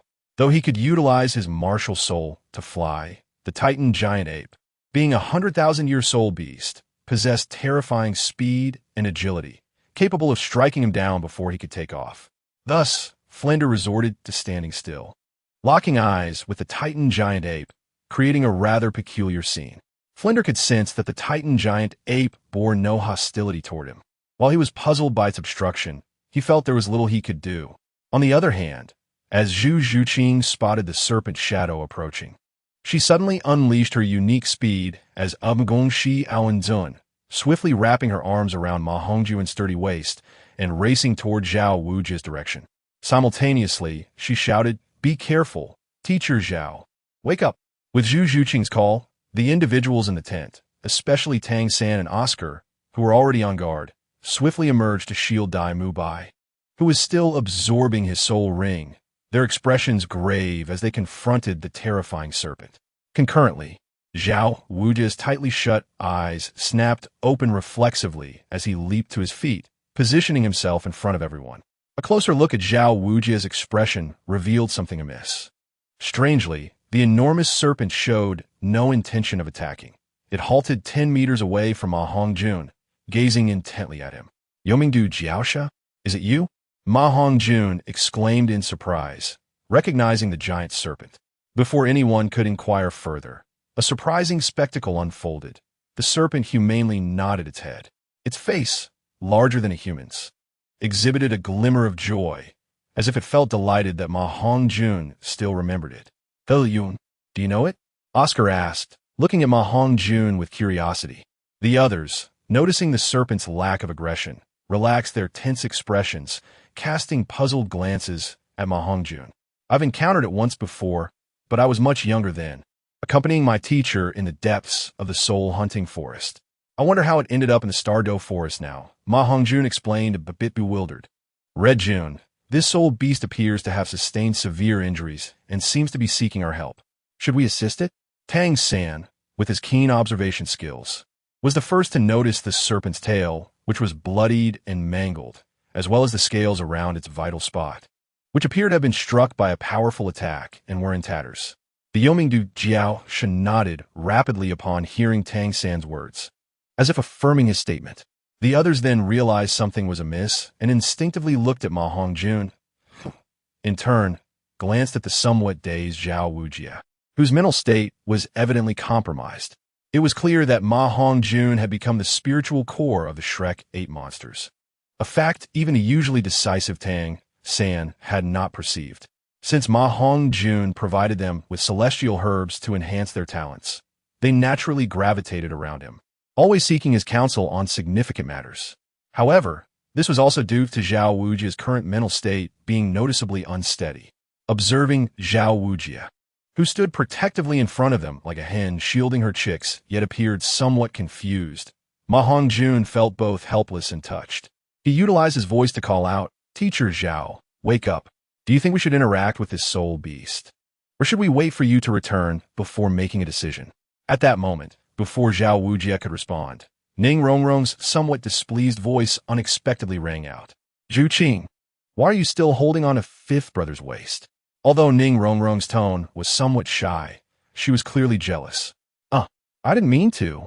Zhu Qing hastily released her embrace around Ma Hongjun, feeling embarrassed. She was well aware of Ning Rongrong's considerable feelings for Ma Hongjun, and thus rarely expressed her own emotions in this regard. "Oh, so that was intentional. Well done, Hongjun, you've managed to win over our youngest Zhu Qing." Oscar teased with a mischievous grin, prompting the others to look at the two with knowing smiles. Only Dai Mubai seemed slightly uncomfortable, though he said nothing. He had long sensed Zhu Zhuqing's growing fondness for Ma Hongjun and realized he had no chance. Additionally, given Ma Hongjun's selfless gift of celestial herbs, he secretly hoped for Zhu Zhuqing's happiness with him. However, despite his thoughts, he felt a bit awkward standing by. Seeing that everyone had relaxed their vigilance and completely overlooked the presence of the Yomingdu Jiaosha, Ma Hongjun couldn't help but feel exasperated. "All right, this is not the time for such discussions. May I call you Xiaoyu? How can I assist you?" Ma Hongjun glanced helplessly at Oscar and the others, who were clearly enjoying the moment, before addressing the Yomingdu Jiaosha before him. Before the serpent could respond, a heavy voice called out urgently, "Everyone be cautious. I may not be a match for it. Retreat." At this moment, Zhao Wuji had completely regained consciousness, yet he evidently had not grasped the current situation. What are you still dawdling for? Retreat at once." Zhao Wuji exclaimed once more, noticing the lack of response from the crowd. "There is no need to panic, Teacher Zhao. The reason we're not retreating is that this soul beast seems to harbor no ill intentions towards us." Ma Hongjun was the first to explain to Zhao Wuji. He then elaborated on the unfolding events, and at the same time, he felt a sense of gratitude for Zhao Wuji's care for them. At this moment, neither Tang San, Dai Mubai, nor Oscar harbored any thoughts of mocking Zhao Wuji. Instead, their sense of belonging to Shrek Academy grew even stronger. This was the essence of a Shrek Academy teacher, risking personal safety to ensure the safety of students. Any student would be moved by Zhao Wuji's current demeanor. Teacher, how is your mental strength recovering? Fat Tiger asked, wiping away a tear from the corner of his eye with a touch of emotion. You foolish boy. Why are you crying? Such a lack of spirit. I am not dead. It's merely a slight injury to my mental strength. After a half-month of recuperation, I shall be fine, Zhao Wuji retorted, attempting to conceal his own feelings of being touched by the expressions of concern from the crowd. Meanwhile, the Yuming Dujiao, Yoming Dujiao So, was experiencing immense inner turmoil, feeling utterly disregarded by these individuals. With that thought, she lost her patience. Suddenly, a dazzling black light erupted from her body, and before Ma Hongjun could react, it swiftly shot into his mind. Be careful. Tang San was the first to warn. Zhao Wuji responded promptly, but their reactions, though quick, were still too late. Ma Hongjun collapsed to the ground, and a gentle female voice resonated deep within his consciousness. Do not panic. I channel your soul power and absorb a portion of my energy. I will assist you in breaking through to level 40, and then you can acquire my soul ring. A slender phantom appeared in Ma Hongjun's consciousness, speaking softly. No need for that. I prefer to cultivate my soul power by myself. If you wish to extend your life through this method, I can assist you. My martial soul is rather unique and can absorb a soul ring at this moment. Ma Hongjun's figure also manifested in his consciousness, displaying no signs of panic. He quickly grasped the situation, drawing connections to the sacrificial aspect he had encountered in the fight against the Ice Emperor and Snow Emperor. He understood the intentions of the Yuming Dujiao Shi.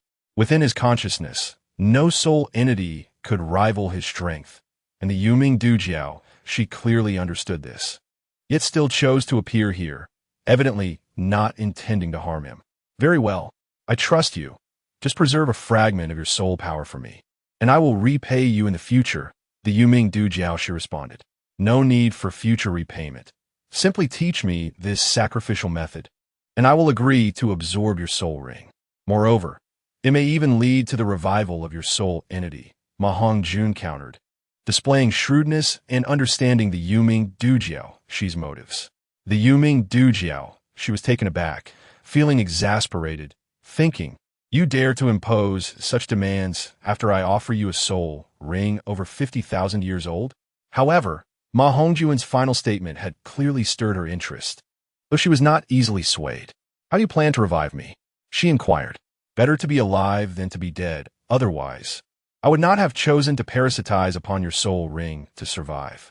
By attaining divinity, once I achieve that, as your soul ring, I will have the means to reshape your physical form upon entering the divine realm. Reviving you will be a simple matter, Ma Hongjun replied nonchalantly. You even know about deities. It seems my choice was not misguided. Very well, I agree to your terms, the Yuming Dujiao, she said decisively after a moment of contemplation. She had sensed that Ma Hongjun was extraordinary, which was why she chose him. She recognized that attaining divinity could lead to her rebirth. As a surge of soul power coursed into Ma Hongjun's mind, he began to absorb the energy around him. With the pull of the energy, the lifeless body of the Yuming Dujiao, she drifted closer to him. A circle of radiant black soul rings emanated from the corpse, swiftly merging with Ma Hongjun's body. The lucky Clover martial soul naturally appeared in the palm of his right hand, and the black soul ring shrank at a visible pace, floating towards the position of Ma Hongjun's second hidden soul ring. Yellow, yellow, purple, black, purple. 5 soul rings floated around the lucky Clover, representing a configuration that, while not extraordinary, was certainly top tier. Moreover, it was essential to remember that Ma Hongjun was not merely a soul king, but a soul master. Upon absorbing the soul ring, his soul power advanced a level, reaching the threshold of a level 40 soul master, poised to break through into the soul master realm with the acquisition of a 4th soul ring. There is a soul bone at the head of my serpentine form that condenses mental wisdom. You should absorb it as well. Though it is merely over 50,000 years old, due to my unique nature, it can evolve with continued absorption of energy. My soul power is currently too weak and will soon fall into slumber. From now on, I shall rely on you, the gentle voice in his mind concluded. Falling silent thereafter, The entire process of absorbing the soul ring took no more than 10 minutes, surprisingly swift, even for a 10,000-year soul ring. No soul master had recorded such rapid absorption. How did it go, Xiaoma? What soul skills did you acquire? Fat Tiger inquired with concern as soon as Ma Hongjun opened his eyes.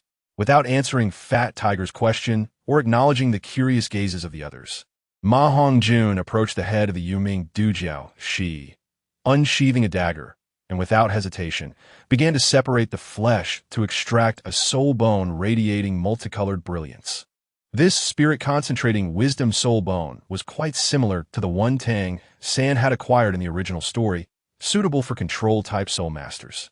Of course, it was also of great significance for other soul masters. Originally, Ma Hongjun had prepared himself to endure the soul shock from a 10,000-year soul ring, but he had not anticipated acquiring one so effortlessly. His physical attributes had experienced a significant enhancement, particularly his mental strength, which had improved considerably. Glancing at the soul bone before him, Ma Hongjun felt confident that by absorbing it, he would undoubtedly possess mental strength on par with that of a soul sage. Soul bone, fifth brother, your luck is simply beyond words. It's extraordinary.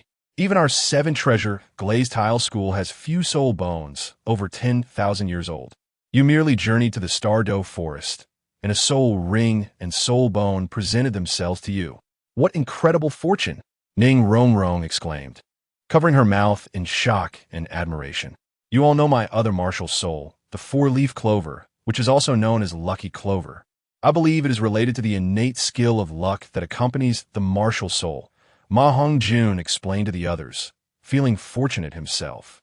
The expressions of envy from the others were palpable, yet there was no hint of jealousy, only joy. After all, the Shrek 8 monsters were a collective. Ma Hongjun's newfound strength also signified their own growth. Hongjun's martial soul is indeed unique. Its attributes may serve as compensation for his limitation to the soul master realm, a phenomenon unheard of even by his teacher. According to the teacher's speculation, given that Hongjun's second martial soul can only elevate him to the soul master stage, he need not worry about the complexities that accompany possessing twin martial souls. Tang Sen expressed his envy, remarking that although they were aware of Hongjun's extraordinary nature, they never anticipated such an exceptional gift, a second martial soul imbued with luck. Even if it could only elevate him to the soul master rank, he would gladly accept it. Dai Mu Bai, having just absorbed his soul ring, stood up and spoke with a hint of jealousy. In truth, the master's assertion is not entirely accurate.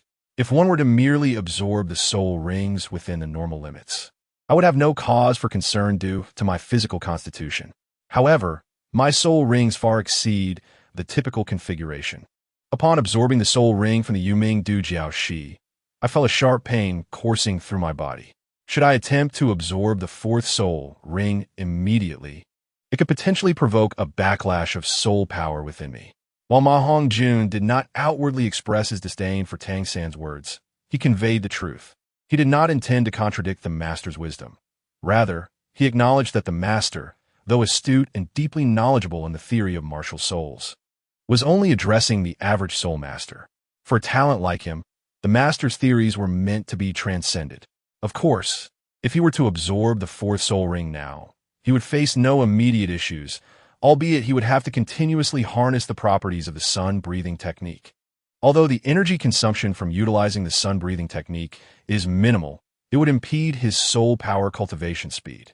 While employing the technique, he cannot utilize the sun-breathing method to channel his soul power, relying solely on meditation with the richness of his soul power. Gaining even a single level in a year would be commendable. This is still a testament to his unparalleled talent. Had it been any of the other members aside from Tang San, they might not even manage to advance a single level. He had no doubts about Tang San's ability to progress, for he is the child of destiny, a name that resonates with great renown and cannot be judged by ordinary standards. Can we return now? Ning Rongrong inquired with excitement. After such an extended search without the luxury of bathing or shopping, she felt utterly disheveled. Yes, we can leave once the dean returns. Oscar, hand me a mushroom sausage. I will scout for the teacher's whereabouts and see how he is faring. Ma Hongjun glanced around, noting that Flinder had not yet returned, and felt a twinge of concern for his safety as he turned to Oscar. All right, but don't laugh at me, Oscar replied somewhat reluctantly. We promise not to laugh, Ma Hongjun said, recalling Oscar's rather peculiar soul technique, suppressing a chuckle. Uncle Big Sausage, please don't dawdle. It's not like we haven't seen it before. Oh, it seems Hongjun indeed hasn't seen your mushroom sausage yet. Hee hee, Xiao Wu teased playfully. I've heard about the practical effects of Oscar's soul skills from a teacher. Utility is what matters most. The soul technique is secondary. Rest assured, I won't laugh. Ma Hongjun urged. I got a mushroom sausage, Oscar declared, his flamboyant movements revealing a peculiar sausage with a small round bulge at the tip and a slightly thinner base.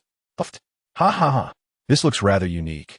Ma Hongjun could not contain himself and burst into laughter.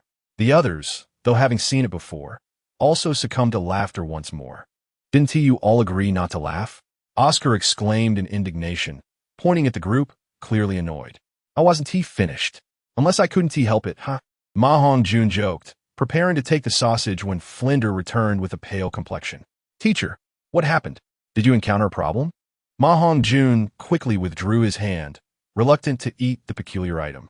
Oscar's third soul technique, though limited to a minute of flight, utilized the speed of the wind-tailed chicken-crowned snake. While Ma Hongjun could fly, his speed was far from commendable, especially when compared to that of the wind-tailed chicken-crowned snake. Only by employing the Phoenix Wing Sky Soar could he maintain sustained flight. With the purity of his soul power, flying for several hours posed no issue. However, within the Douluo forest, every ounce of soul power is crucial. A lack of soul power during unforeseen circumstances could prove deadly. I encountered the Titan Great Ape that Xiao San and the others faced last time. Oddly enough, it showed no inclination to attack. It seemed merely to block my path back. I feared you might be in danger. But seeing you all unharmed puts my mind at ease. Flinder observed the group, relieved to see them intact, and explained the situation. Only Xiao Wu's expression shifted slightly. Though she concealed it well, aside from Ma Hongjun, no one noticed her change. Tang Sin stepped forward to elaborate on their own encounter. It appears that the Yuming Dujiao, she is acquainted with the Titan Great Ape, fearing that my presence might disrupt her sacrificial ritual, and hence she employed the Titan Great Ape to obstruct my path. But how she managed to persuade the Titan Great Ape, 100,000-year soul beast, to assist her remains a mystery, Flinder pondered, stroking his chin. Since everyone is safe, let's not dwell on this further and make our way back to Shrek Academy. Ma Hongjun suggested thoughtfully, casting a glance at Xiao Wu, his mind racing with unspoken thoughts. The group nodded in agreement. Their expedition into the Douluo forest had turned out to be remarkably smooth and had allowed them to acquire soul rings with unprecedented ease. Chapter 128, A Great Change. Must read, without which the latter part may be incomprehensible. Ma Hongjun had no intention of revealing Xiao Wu's identity among the spirit beasts to the others. Although their bonds had strengthened significantly, they had yet to reach the level of life and death camaraderie depicted in the original story. No one could guarantee that someone might not succumb to greed and turn against Xiao Wu. Maintaining their current dynamic was for the best. Having confirmed that he could not immediately absorb the soul rings to advance to the soul master stage, Ma Hongjun's resolve to organize rigorous training upon their return only solidified. However, an astonishing event unfolded during their journey back. As Ma Hongjun gazed at the panel deep within his consciousness, displaying 1,000 points of kindness and the probability of his first lottery enhancement, he gritted his teeth and decisively clicked to draw. Ding! Congratulations to the host, Hongjun, for attaining the ultimate treasure, the item Meteor Tears from the Stars Change. Ding! Ding! Abnormal draw intercepted. Meteor Tears has been obstructed by a mysterious entity, tearing through the dimensional barrier between a small universe and the Douluo world. Would the host like to activate the lucky attribute to obtain Meteor Tears? The system's melodious electronic voice resonated in Ma Hongjun's mind, and without a moment to ponder the implications of a dimensional barrier, he hastily inquired, how do I activate the lucky attribute? Can it be activated independently? Are there any side effects once activated? Rest assured, there will be no side effects for the host. However, it will render the host's luck obscured for 3 years, removing the influence of the lucky grass martial soul's lucky attribute. This means you will only possess the fortune devoid of the lucky grass's enhancement. Seriously? Is that what you call no side effects? I would be reduced to the same luck as that lewd fatso, perpetually overshadowed by Tang's San. Absolutely not. I require compensation. The request is reasonable. As compensation, the host is granted the right to freely traverse dimensional barriers. Ma Hongjun merely spoke this casually, not expecting that there would indeed be compensation. Without further ado, fearing that prolonged delays might lead to complications, he directly urged the instrument spirit. What are you waiting for? Quickly activate the lucky attribute to obtain the meteor tier. In his quest for the meteor tier, Ma Hongjun was determined. Fortunately, he was not prohibited from using soul skills. Otherwise, he would have stubbornly chosen to acquire the meteor tier regardless. After all, it was the greatest boon that the master of Hongmeng, Qin Yu, ranked 3rd on the Hongmeng Golden List, could attain. In comparison, the God King of the Douluo world seemed utterly weak. Even if he were to abandon the Phoenix martial soul, he would unhesitatingly opt for the meteor tier, let alone merely forfeit 3 years of the lucky attribute enhancement. Ding! Congratulations to the host for obtaining 1/9 of the lucky attribute from the meteor tier, along with a mysterious seed left behind by the 9-leaf swordgrass. Wait, why is there only 1/9 of the meteor tier left? 9-leaf swordgrass? Could it be one of the 10 fiends from a perfect world, known for its ability to obscure vision with a single leaf and slice through stars with another? 9-leaf swordgrass, one of the 10 fiends, originating from the 9 heavens and 10 earths, with leaves resembling swords, totaling 9 in number. The 4 great immortal kings descended at its root, and it single-handedly contended against the 4 immortal kings from another realm, vanishing after a fierce battle. What Ma Hongjun was unaware of was that this seed was not only from the 9-leaf swordgrass, but was also the sole seed remaining after the Emperor of the Wild, Sure Hao, revived the 9-leaf swordgrass and ascended to the realm of the immortal Emperor, subsequently launching an assault on the heavens. Ding! Does the host wish to consume half the energy of the meteor tier to merge the seed of the 9-leaf swordgrass into the martial soul 4-leaf clover? What changes will occur after merging into the martial soul? Ma Hongjun suppressed his excitement and cautiously inquired. The martial soul will ascend to 9-leaf swordgrass, inheriting its legacy and possessing the abilities of the lucky clover itself. Merge. It is imperative to merge, regardless of the consequences. Proceed immediately. Ma Hongjun's consciousness roared within the sea of awareness. Ding! Merging in progress. 1, 2, 3. Ma Hongjun restrained his exhilaration, his eyes fixated on the changes in the attribute panel. However, when the progress reached 10%, the progress bar suddenly halted. Ma Hongjun felt as if he had swallowed a bitter pill. Instrument spirit, why has the progress bar stopped? At that moment, his emotions surged like a roller coaster. Ding! Detecting a strong resistance within the energy of the seed from the 9-leaf swordgrass. Merging requires time, estimated to take approximately 1 year. You cannot be telling me that during the merging process, I cannot use any abilities of the lucky Clover martial soul? Ma Hongjun thought skeptically, directing his question toward the instrument spirit. The green panel, which represented the instrument spirit, remained silent. Ma Hongjun felt he had guessed correctly. Just as he was about to demand benefits, the instrument spirit's voice echoed again. The soul skill abilities cannot be utilized temporarily. After the progress reaches 10%, the first soul ring skill can be activated. After 20%, the second can be used, and so on.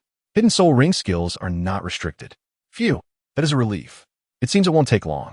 By the way, what is the name of the world connected to the Douluo world? Ma Hongjun exhaled, reassured that it was not a total loss. It should not take more than half a year for all his soul skills to be functional again. Just as he prepared to exit the sea of consciousness, he suddenly remembered something and asked, what is the name of that world? The Three Kingdoms world. Also, I would like to remind the host that due to the special ability of the Lucky Clover, the meteor tier has shattered the dimensional barrier, resulting in your own fragmentation into 81 small meteor tiers, the majority of which have fallen into the Three Kingdoms world to seek their own masters. What you possess, 1/9, is the largest among all the meteor tiers. The Three Kingdoms. Is it the Three Kingdoms I am familiar with? Ma Hongjun did not immediately concern himself with the whereabouts of the other meteor tiers. Upon hearing the name of the world he recognized, he was overwhelmed with emotion. Indeed, it is a reflection of the ancient world from your past life. The myriad worlds project countless images, yet only one identical world can exist simultaneously across the cosmos. This is the Three Kingdoms, as you understand it. In this alternate world, hearing about the ancient figures from his previous life and the Three Kingdoms, Ma Hongjun could not help but feel a warm sense of home.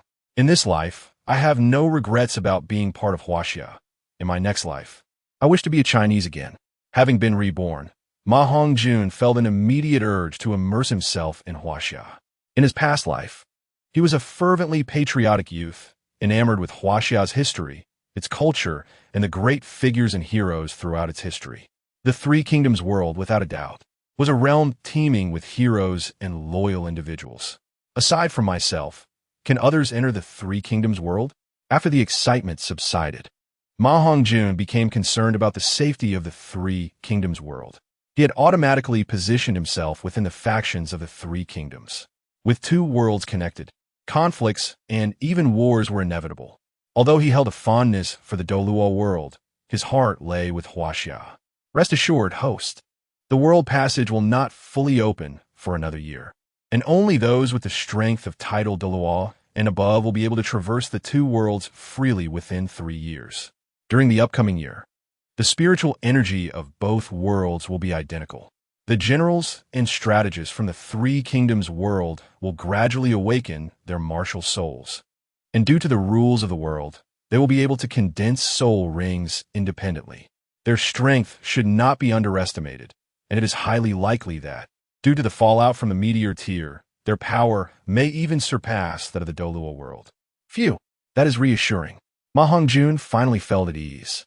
He exited the sea of consciousness, retrieving a gem that resembled a tear. This was the half of the 1/9 of the meteor tier he had obtained.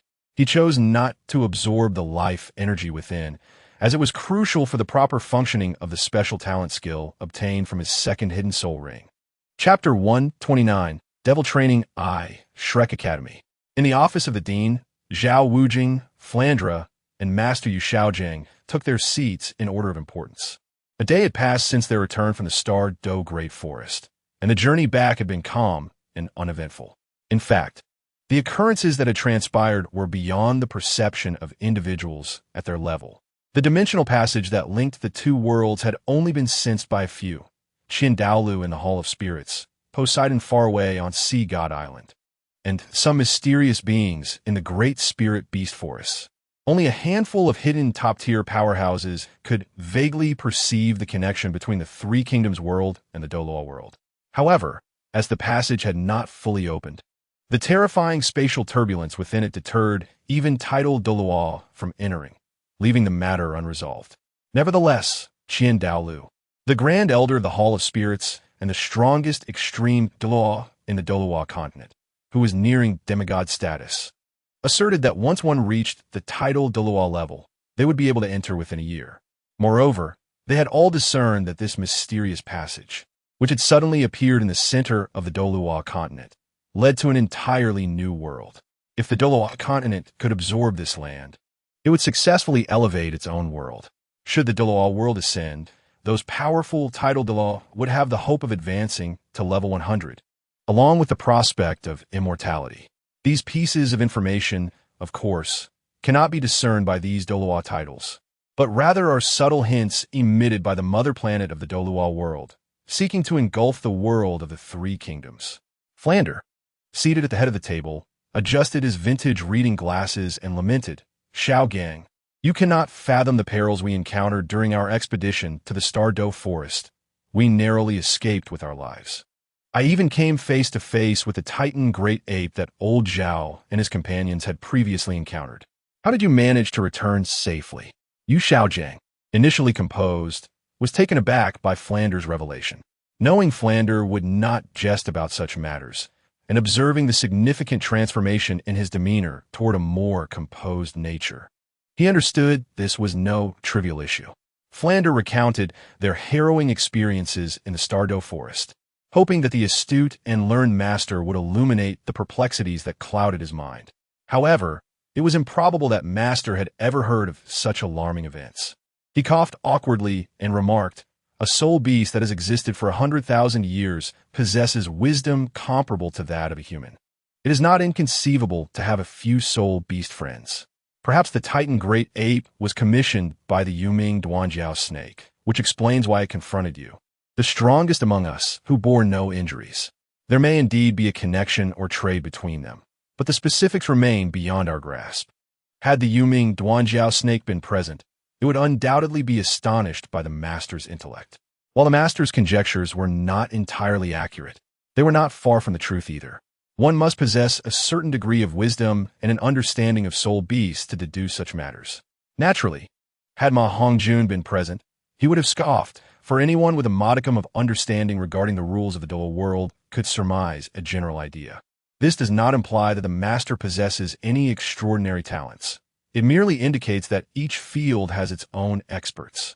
If what you say is true, that the Titan Great Ape is a soul beast of no less than 100,000 years, it is indeed plausible, Flander nodded. Realizing this was his first encounter with a soul beast of such caliber.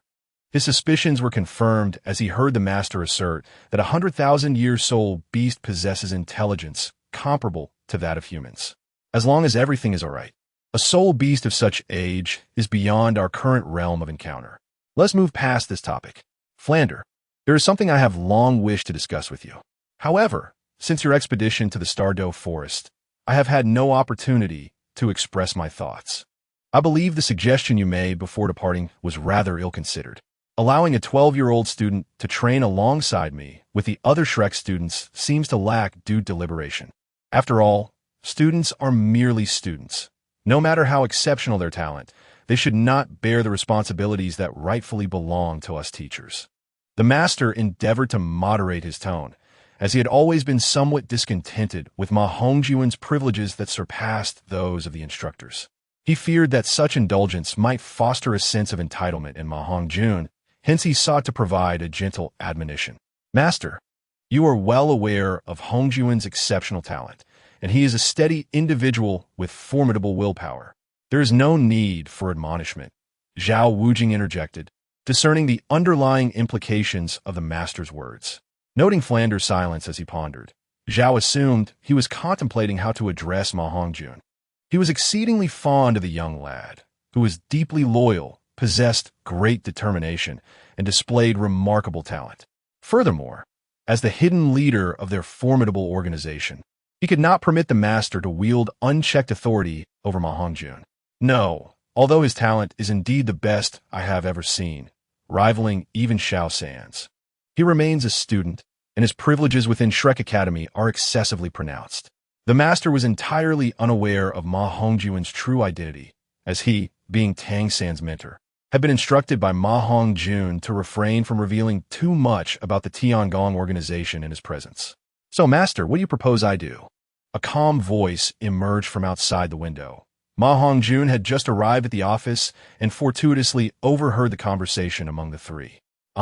Since you are here, I shall speak plainly. Tomorrow, you will undergo rigorous training. However, you must adhere strictly to my directives without offering assistance, the master stated directly, without a hint of embarrassment. Flander's expression wavered, caught between his closest brother and his most cherished student, unsure how to navigate the impending conflict. Ma Hongjun entered the room, casting a glance at the silent Flander, but revealing no anger. Although he felt a twinge of dissatisfaction, his filial piety prevented him from placing Flander in a difficult position. After a moment of contemplation, he smiled and replied, "While I naturally admire your theoretical knowledge, following your commands throughout the entire process is acceptable. However, when it comes to the training of soul masters and understanding the strengths of the Shrek 8 monsters, I believe no one knows them better than I do. I have gained comprehensive insights into your abilities through Flander's descriptions, and I have watched Xiao San and Xiao Wu grow up. I believe I understand their circumstances better than you do. A smile finally graced the master's lips, as he was pleased by Ma Hongjun's perceptiveness. Since you possess such confidence, let's wager.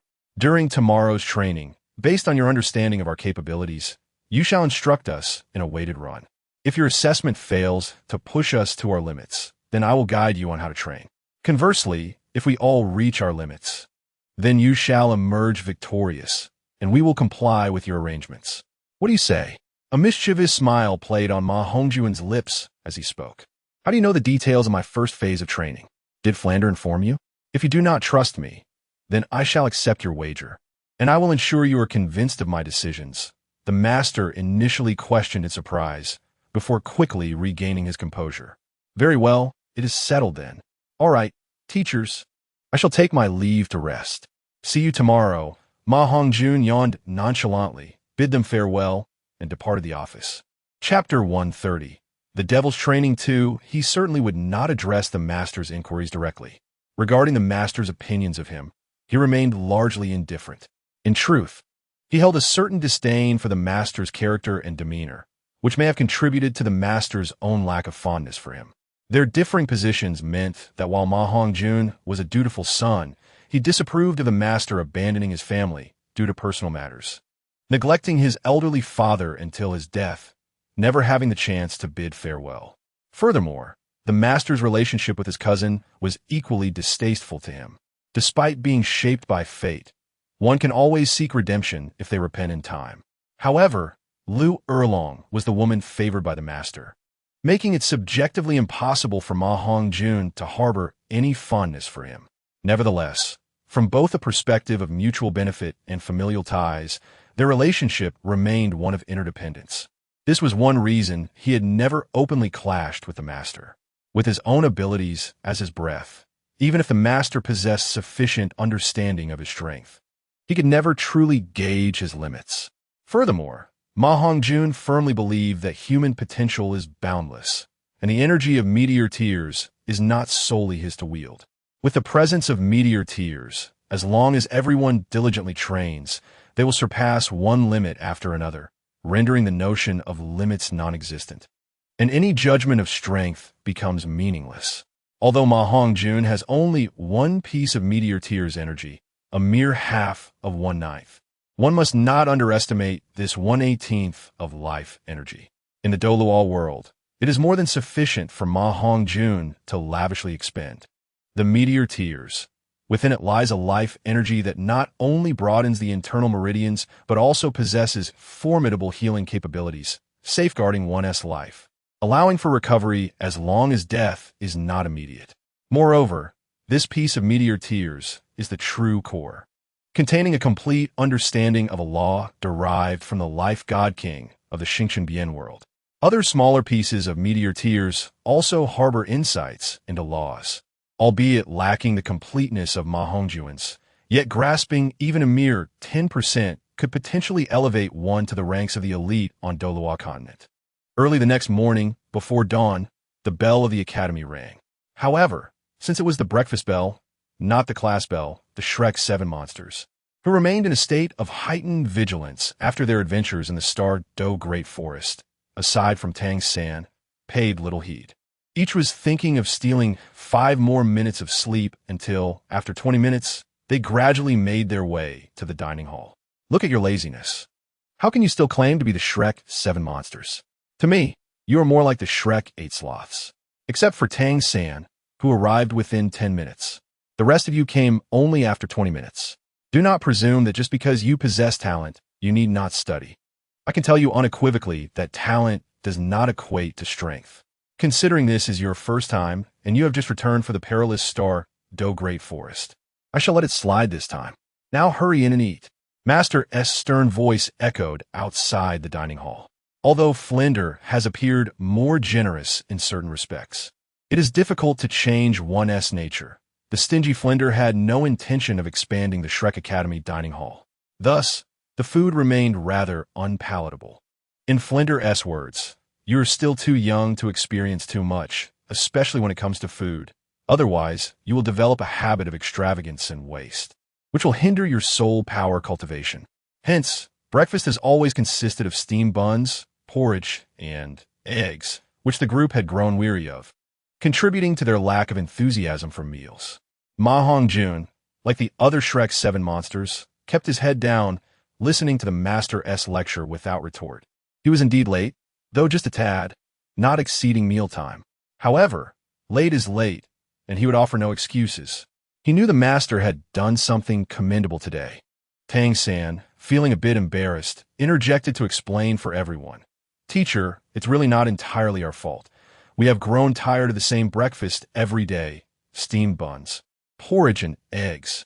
If it weren't for Dean Flender insisting we must eat breakfast, we probably wouldn't have come at all." Tang San was used to hard training and, having no mother to rely on, never complained about such matters. However, seeing Xiao Wu looking somewhat aggrieved, he couldn't help but explain. "Who told you today's breakfast would be steamed buns, porridge, and eggs?" Enough with the explanations. "Come in, Xiao San." The master finally opened the dining hall door, allowing everyone to enter together. The dining hall was not large. Before them stood a rectangular high table with about 10 seats, 8 of which were adorned with exquisite dishes. Chicken legs, eggs, bread. Just the aroma wafting from them enhanced one's appetite. There was also a bowl of unknown congee, exuding a captivating herbal fragrance. "Wow, how sumptuous! Did you prepare all this, master? You are truly remarkable, possessing such culinary skills." Oscar exclaimed in delight at the sight of the food. "It smells so good. It's far better than what the cafeteria aunt prepares." Xiao Wu, inhaling the fragrant air, couldn't resist praising as well. Zhu Zhuqing and Ning Rongrong were more composed, merely curiously eyeing the bowl of herbal congee, while Fat Tiger's gaze was glued to the food before him. Dai Mubai and Ma Hongjun, who had anticipated this, displayed no significant surprise. "Well, while it is still warm, let us eat quickly. You will soon begin your first phase of training. I have already discussed with Dean Flender that from now on, your meals will be my responsibility." The master surveyed the group, satisfied with their reactions, and nodded. Following his cue, everyone sat down to eat. Tang San took a sip of congee and, surprised, asked the master, who was already nearby, poring over an ancient text. "Teacher, is this medicinal congee?" "Yes. The congee is made from medicinal herbs I ground in a flour and prepared according to medicinal dietary methods. At your growth stage, it is essential to keep up with nutrition. Only then can you train effectively." The master responded nonchalantly, not surprised that Tang San could discern it immediately. He then cast a glance at the still calm Ma Hongjun, feeling a bit disinterested. "It seems I have overestimated him. Although his talent is exceptional, his martial soul has a fatal flaw, and in the study of martial souls and medicinal properties, he does not compare to Xiao San. The only reason he currently surpasses Xiao San is likely due to the fortunate attributes of his martial soul." The master shook his head, contemplating. Chapter 131, Battle with Tang San. If Ma Hongjun were aware of the master's current thoughts, he would surely find them amusing. While he may not possess the same depth of understanding regarding medicinal herbs as Tang San, his exposure has certainly not been inferior, perhaps even surpassing it. As for the flaws in his martial soul, it is merely a matter of perspective. While the chicken-crowned phoenix may not alleviate the malevolent fire's drawbacks, it can undoubtedly facilitate the evolution of the malevolent fire phoenix martial soul, equating its quality to that of the highest quality martial soul among the 8. Ning Rongrong's 9-treasure glazed tile pagoda. Even now, the gap between his martial soul and the 9-treasure glazed tile pagoda is negligible, if not non-existent. Furthermore, the lucky Clover martial soul will successfully sprout 9 leaves, each symbolizing different meanings, within a year, indicating that he may eventually possess 27 soul rings. In comparison to Tang San, the disparity is not trivial, and each leaf conceals a unique special talent skill. The second hidden soul ring grants Ma Hongjun the talent skill of the 8 gates Duanjia. Although with his current physical state, he can only activate 3 gates. The power increase would still allow him to contend with the Soul King. The 8 gates Duanjia. By unlocking the chakra pathways within the body, one temporarily gains immense strength.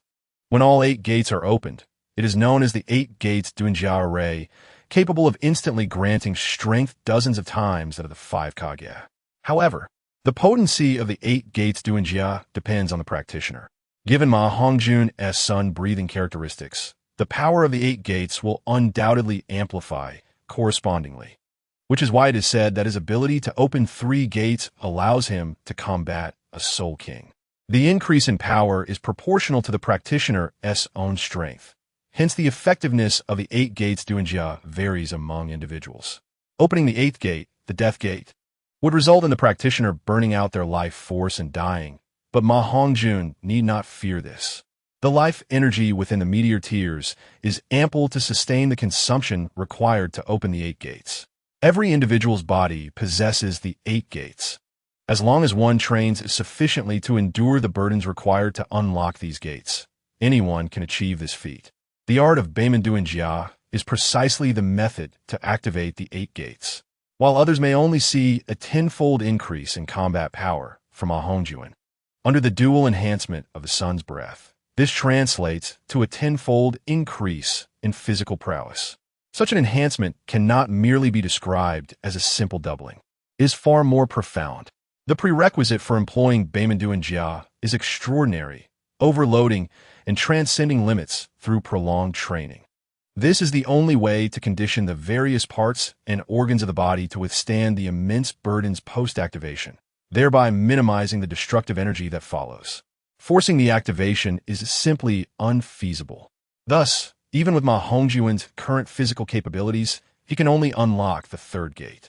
The 3rd gate allows Ma Hongjun, nestled beneath the Lianhua, to possess the strength of a Soul King. When combined with his innate martial soul abilities, he can dare to contend against a Soul Emperor. Let us not forget that he is still merely a Soul Master who has yet to acquire his 4th Soul Ring. After their meal, the group exited the dining hall, their faces adorned with satisfaction. Though it was but an added chicken leg and a bowl of medicinal porridge, the flavor was undeniably exquisite. Truth be told, Ma Hongjun found the master to be rather tragic, which was one reason he had never crossed him. On the small playground, the master cast a calm glance at Ma Hongjun and said, "Now that you are all satiated, let me see your true abilities. Although I have gained considerable insight into your strengths through Dinfu Land, I cannot ascertain their authenticity without witnessing them firsthand." Ma Hongjun returned the master's gaze without uttering a word.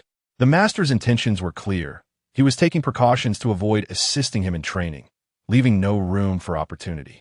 Yet, he was clearly mistaken. To think that he could better understand his own capabilities through a weighted run and ascertain his limits was sheer folly. In this world, aside from oneself, no one can truly grasp the extent of their own limits. In a sense, it would be unkind to say that Ma Hongjun does not know where his true limits lie. His limits are boundless because he possesses the precious meteor tears. "Master, what shall we do?" Tong San was the first to step forward, ready to cooperate. "It is quite simple. You 8 shall engage in combat against one another. Let us begin with your duel against Ma Hongjun, Tong San. However, you are prohibited from using your formidable hidden weapons. Ma Hongjun, you must also refrain from utilizing your 2nd control type, Martial Soul. Begin." The master's intent was to discern the true strength of Ma Hongjun. He was well aware of the terror that Tong San's hidden weapons could invoke. Defeating someone of a higher rank was certainly within the realm of possibility. At this moment, he merely restricted Tong San from employing his lethal hidden weapons but did not prohibit him from using other tools. Although Ma Hongjun's strength greatly surpassed Tong San's, with a soul power 3 levels higher, they were both soul masters. By forbidding Ma Hongjun from utilizing his lucky Clover martial soul, the disparity in their powers would inevitably diminish. Adding Tong San's eclectic array of hidden weapons into the mix, Ma Hongjun could not confidently claim victory, of course, not considering his son's breath and Beiman Duanjia. Hence, disappointment awaited the master. "Understood," Tong San replied respectfully. "Very well," Ma Hongjun nodded nonchalantly. "Oh, and do not utilize your external soul bones either. Until you have completely mastered them, they must remain untouched, for the toxins within are beyond your current capacity to withstand." The master suddenly recalled and cautioned. Both nodded in unison. While Ma Hongjun's flame breath could neutralize toxins, he too preferred to avoid complications, as they were not mortal enemies. Furthermore, Detoxification requires soul power, and with the Bailin Yin's potency enhanced after absorbing two rare treasures, it could potentially harm even Tong San, who was well-versed in various toxins. However, Ma Hongjun regarded Tong San as a true companion and would not dare to employ the Earth Whip against him. Tong San, 37th level control type Battle Soul Master. Martial Soul, Blue Silvergrass. I look forward to your guidance, Tong San proclaimed with excitement, simultaneously performing a simple gesture of challenge customary among Soul Masters before combat.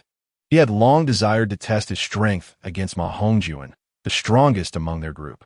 Yet, he was acutely aware that, without restrictions, he would not stand a chance against Ma Hongjun, whose soul skills were numerous and whose soul power far more refined, enabling him to unleash all his abilities flawlessly. Moreover, Ma Hongjun's soul skills were not only abundant, but also bore striking similarities to Tong San's, often surpassing them in effectiveness, as if they were evolved versions of his own. Thus, Tong San had harbored a desire to surpass Ma Hongjun, and with his pride, he could never willingly settle for second place. Now, with Ma Hongjun's lucky Clover martial soul restrained, how could he not feel exhilarated? Ma Hongjun, martial soul, evil fire phoenix, level 40 assault type Battle Soul Master. Be cautious. Ma Hongjun replied with a newfound seriousness, matching Tong San's formality. He was eager to ascertain whether he could defeat Tong San, relying solely on his phoenix martial soul, without employing any special skills. Chapter 132. A quick victory, however. If he truly found himself at a disadvantage, he would not hesitate to utilize his strengths. First soul skill bind. Tong San, sensing the urgency, launched the first offensive. The blue silvergrass in Tong San's grasp rapidly thickened, transforming into tendrils as thick as an arm, surging towards Ma Hongjun from all directions. Ma Hongjun stomped his feet against the ground, propelling himself 3 meters into the air as a pair of crimson wings sprouted from his back, a manifestation of the flight capability endowed by his phoenix martial soul. With a gentle flap of his wings, Ma Hongjun effortlessly evaded the encroaching blue silvergrass. Be wary. My phoenix flames are no ordinary fire. Solar Strike. Ma Hongjun smirked slightly and called out as he swiftly conjured a flame-shaped projectile the size of a barrel, launching it directly at Tong San. Tong San felt as though the very essence of his being had been locked onto by Ma Hongjun's soul skill. In a flash, he activated Ghost Shadow Mysterious Steps, darting left and right, directly positioning himself beneath Ma Hongjun. Momentarily perplexed by Tong San's intentions, Ma Hongjun wondered if he intended to let his own attack strike him. But could he even fly? Despite his confusion, Ma Hongjun clearly would not allow Tong San to approach, effortlessly shifting to another position with a flap of his wings. You've fallen into my trap. Celestial Claw. Just then, as Tong San, utilizing Ghost Shadow Mysterious Steps, was halfway through his maneuver, he abruptly turned and unleashed a claw-shaped hidden weapon from his left hand, aimed directly at a massive tree behind Ma Hongjun. Following closely behind Tong San was Ma Hongjun's second soul skill, Solar Strike. Just as Ma Hongjun believed he had truly been outmaneuvered, a thunderous boom erupted. Tang San's objective was unexpectedly not Ma Hongjun, but rather a massive tree behind him. The flying Heaven Divine claw pierced through the tree directly, its tips spreading open to firmly latch onto the trunk. As the flying Heaven Divine claw retracted, Tang San, holding onto the other end, moved with a speed that rivaled the fiery sun spike targeting him, thanks to the combination of the claw's contraction and the ghostly shadow misdirection. With remarkable precision in his calculations, Tang San successfully evaded Ma Hongjun's locking attack.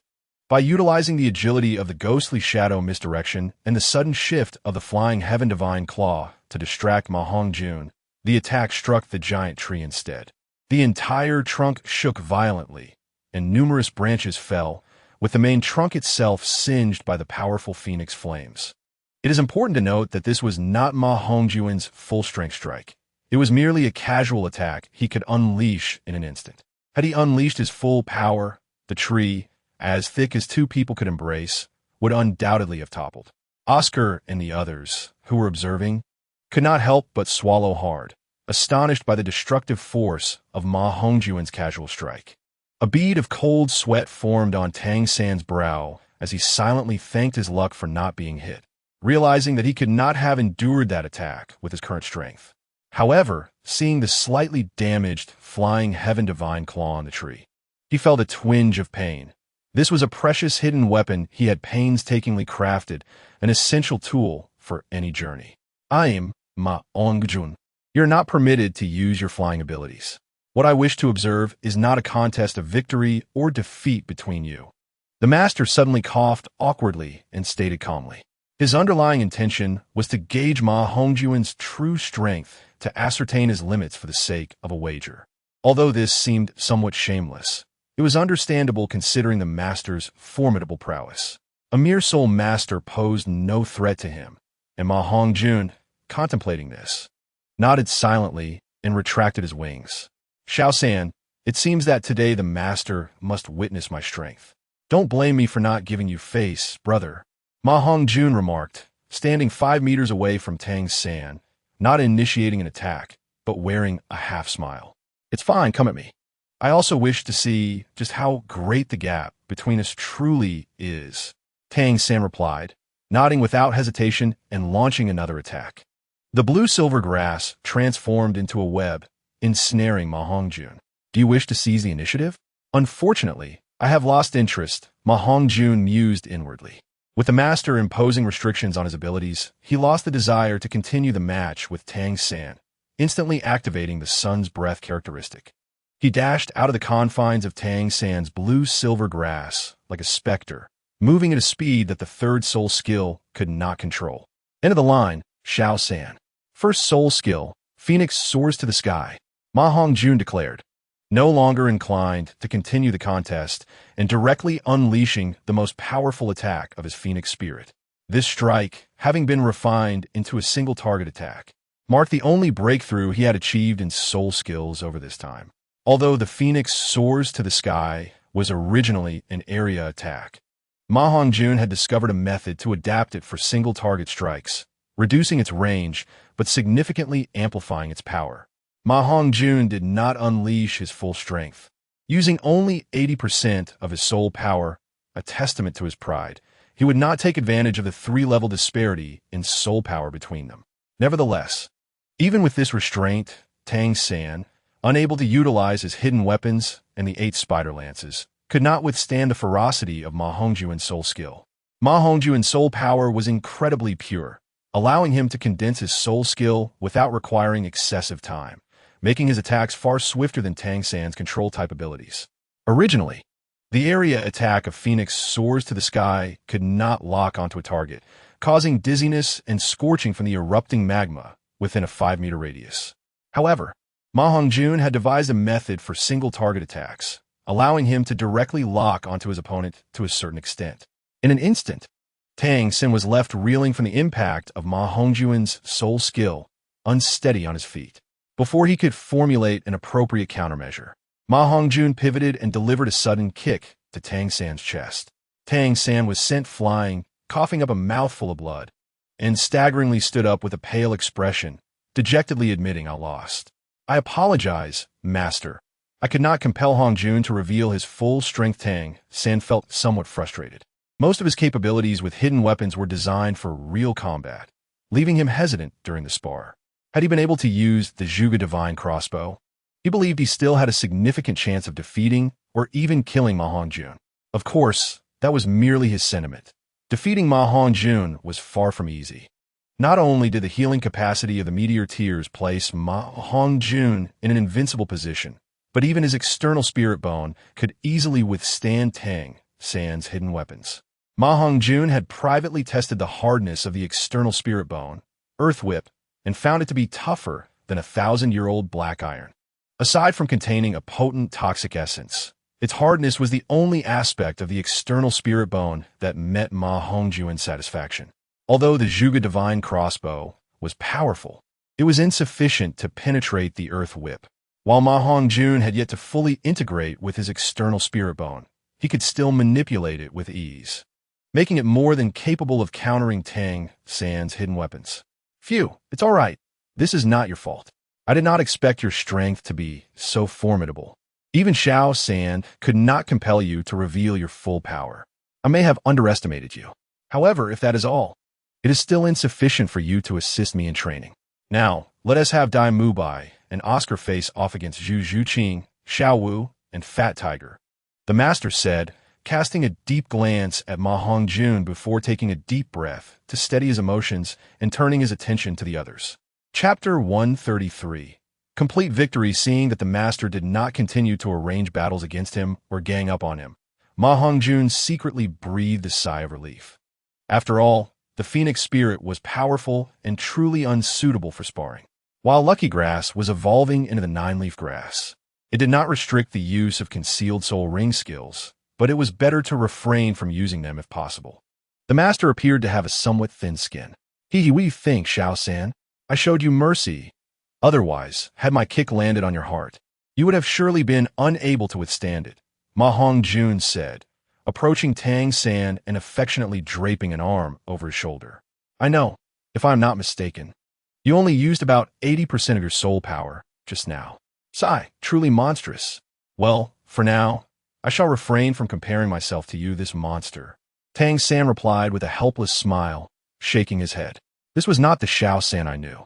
If even you cannot compare with me, who else in this world could?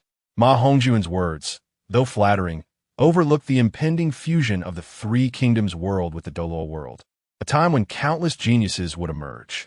How could there be no one stronger than him in such an era? The fateful trajectory on Douluo continent was already subtly shifting. Yet regardless of the changes, with Tang San's talent, he would undoubtedly stand out among the crowd. Thus, Ma Hongjun's assertion was not entirely unfounded. Observing the battle unfolding in the arena, Aosi Ka took the initiative to unleash his soul skill, the little sausage, to restore the big sausage and the flying mushroom sausage, which he swiftly tossed to Dai Mubai. The little sausage could instantly rid Dai Mubai of any abnormal status, while the big sausage replenished both physical and soul energy, and the flying mushroom sausage naturally facilitated flight. With Aosi Ka's assistance, Dai Mubai, empowered by the flying mushroom sausage, launched a ferocious offensive that nearly overwhelmed the unsuspecting trio of Xiaowu, Penghu, and Zuzhuking. Fortunately, the three were accustomed to cooperating and quickly regained their composure. Ultimately, Penghu and his companions found their rhythm in battle, relying on the formidable defensive capabilities of his martial spirit.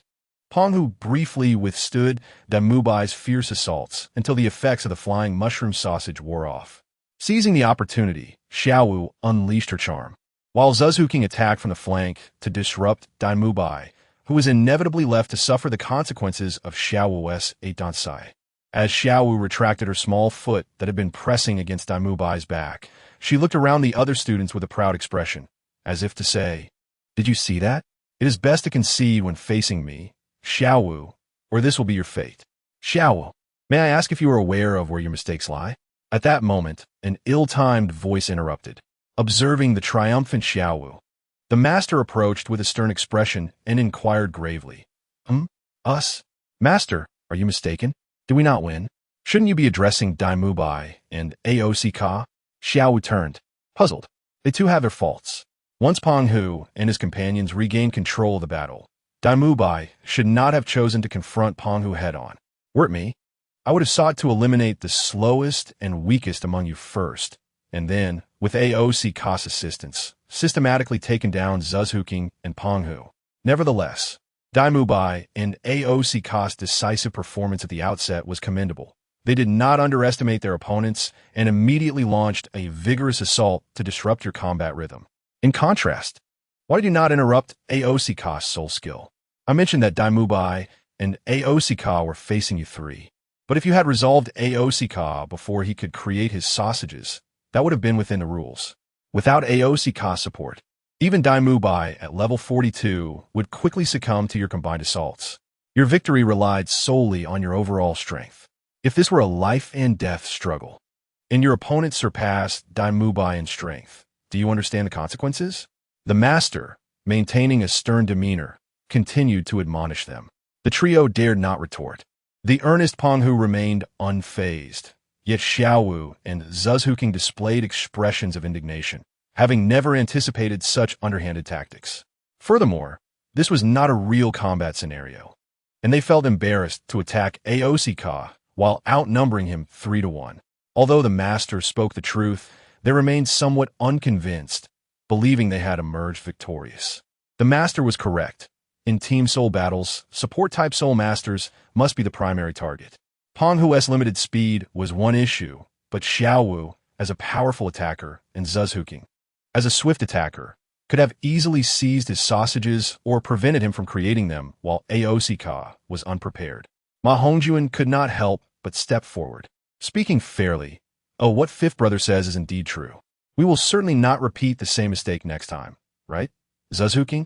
Xiao Wu, seizing the opportunity to appear amiable, nudged Zuzhuking and replied playfully. Zuzhuking, typically reticent, merely nodded in agreement. The rapid change in expressions left the onlookers in a state of exasperation.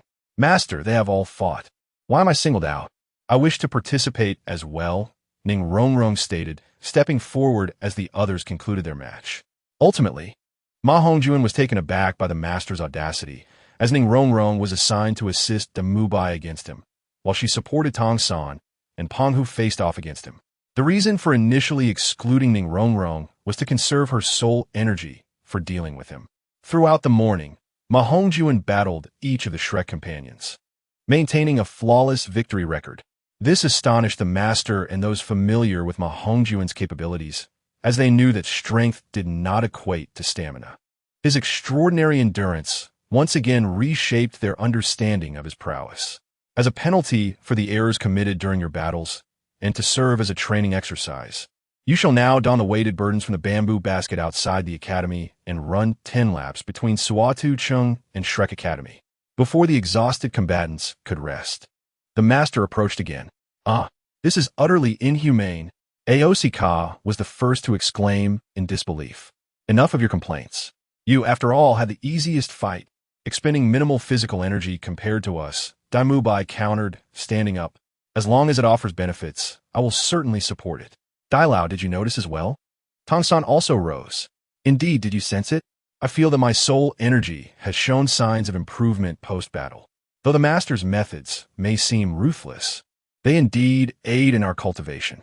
While the effects may not be immediately apparent, I will fully cooperate if it helps with our soul energy training, Damubai declared, heading towards the academy entrance first. Ma Hongjun followed at a leisurely pace, and seeing this, the others had no choice but to rise and follow suit. Chapter 134. Extreme Training. Upon arriving outside the academy, the Shrek 8 looked at the weights assigned to them with trepidation. Aosika, 100 kilograms Ning Rongrong, 100 kilograms Zuzhuking, 150 kilograms Peng Hu, 220 kilograms Xiao Wu, 220 kilograms Tong San, 260 kilograms Damubai, 300 kilograms Ma Hongjun, 500 kilograms compared to the training in the original story. It was evident that everyone's soul power levels had significantly improved, yet this weight surpassed their limits. Master, are you certain this is in kilograms and not Gene? Aosika stared, somewhat dumbfounded, at the master, whose expression was as grave as water. The master furrowed his brow, perplexed. He had distinctly instructed Zhao Wuji to procure metal weights calculated in Gene. So how had they transformed into kilograms? Nevertheless, to maintain his image, he refrained from voicing his confusion. What? Are you afraid? Is a mere few hundred Gene enough to daunt you? If you're not afraid, then go ahead and shoulder your burdens. You are not permitted to use soul power, and if you cannot complete 10 laps, you shall not eat. Furthermore, I must inform you that if you fail to complete the task, Ma Hongjun will no longer assist me in your training. The master thought of his wager with Ma Hongjun and mused that this was quite fortuitous. Upon hearing that Ma Hongjun would not assist in their training, the Shrek 7 erupted. His training methods had proven immensely beneficial to them, and moreover, he often provided them with valuable resources to enhance their strength, such as top-tier elixirs and advanced soul master knowledge. In order to ensure Ma Hongjun would continue to train them, they had to complete the task. Even Tang San is no exception to this. They all harbor the desire to learn as much as they can from Ma Hongjun in order to bridge the gap between them. No, we can definitely do this. Brother Wu must be involved in our training process. Otherwise, we would rather accept Brother Wu's training in private than allow you, Master, to train us, said Ning Rongrong, whose personality had already improved somewhat, stepping forward as the first to speak. Ma Hongjun secretly nodded, thinking that his decision to take on this sister was not in vain. We will accept this challenge. We will surely complete the task, Zhu Zhuqing declared, directly shouldering her own burden, demonstrating her resolve through action. Xiao Wu hurriedly pulled Tang San forward to take on her own weight, following closely behind Zhu Zhuqing, ready to begin. For them, a few 100 pounds may not seem like much, but it was certainly not an easy feat if they were not allowed to use their soul power for weighted running. Completing even 5 laps would likely be quite challenging, let alone a full 10 laps. Ma Hongjun lifted his own burden, finding it surprisingly suitable, considering his current physical condition was under the double physical enhancement of the sun's breath. Otherwise, lifting this 1,000-pound weight would have been strenuous, let alone running with it. Douluo Bai, how about you? Can you manage? If not, I can help lighten your load. Ma Hongjun smiled as he looked at Dai Mubai, who was struggling to carry his weight. A man cannot say he can't. Let's go. I must finish these 10 laps to learn as much as I can from you. Dai Mubai rolled his eyes and was the first to dash out, not even glancing at the astonished master standing nearby. The others quickly followed suit, leaving Master alone in a state of shock, unable to fathom the considerable influence Ma Hongjun held among the students. Little did he know that before his arrival, it was Ma Hongjun and Zhao Wujing who had been training them together, with Ma Hongjun occasionally having Tang San concoct top-tier spirit herbs into medicinal baths, which are naturally sourced from the Binghua Liangyi Yin and the Tianluo Diwan. Moreover, these premier spirit herbs were meticulously prepared by him and Dugabo, aimed at enhancing physical strength and accelerating the absorption of residual medicinal potency within their bodies. The benefits for the 7 monsters were self-evident. Although their current achievements were largely due to the spirit herbs, they were undoubtedly also a result of their own efforts, along with the occasional advantages bestowed by Ma Hongjun. On a distant high mountain, Flander, observing this scene through binoculars, could not help but express his exasperation to Zhao Wujing beside him. Old Zhao, how could you make such a basic mistake? Wasn't it supposed to be prepared in pounds? Why did it turn into kilograms? How could that be? Although I'm not well-versed, I still recognize these characters. I saw that the inventory of our Tianluo Diwang was marked in kilograms, so I prepared half of that. Who knew I would run into the poison Douluo who came to seek medicine? Upon hearing my explanation, the poison Douluo personally selected the weights for them. How could I dare to defy his wishes? Zhao Wujing replied, somewhat helplessly. So that's how it is. Senior Dugan knows my disciple better than I do. It seems he believes my disciple's limit should exceed 500 pounds. But does he understand the others in our academy as well? Flander realized. But then he grew concerned again, raising his rather dubious binoculars to observe the Shrek 8 monsters who had already entered training. Without delving into their thoughts, Ma Hongjun was somewhat astonished by Master S' assessment of his limits, completely unaware that this judgment stemmed from the antics of the old poison Douluo who had tricked him. Ma Hongjun felt he should be able to complete the task before reaching his physical limits. Yet he overlooked the others. After 1 lap, beads of sweat began to appear on everyone's faces, and Master, as in the original tale, had prepared saline water for them. Although internally surprised by Ma Hongjun's strength, he maintained a composed exterior, appearing to have everything under control. By the 2nd lap, everyone began to feel a marked fatigue. As they approached the 3rd lap, witnessing the increasingly labored steps of the group, Ma Hongjun could not help but berate himself, hastily calling for a halt. Everyone, let's stop for a moment. We cannot continue like this. If we do, completing 10 laps will be an issue, let alone 5. We need to collaborate to accomplish this seemingly daunting training task. Ma Hongjun knew that someone was undoubtedly observing their movements from behind, but he figured that stopping to discuss strategy would not attract any complaints.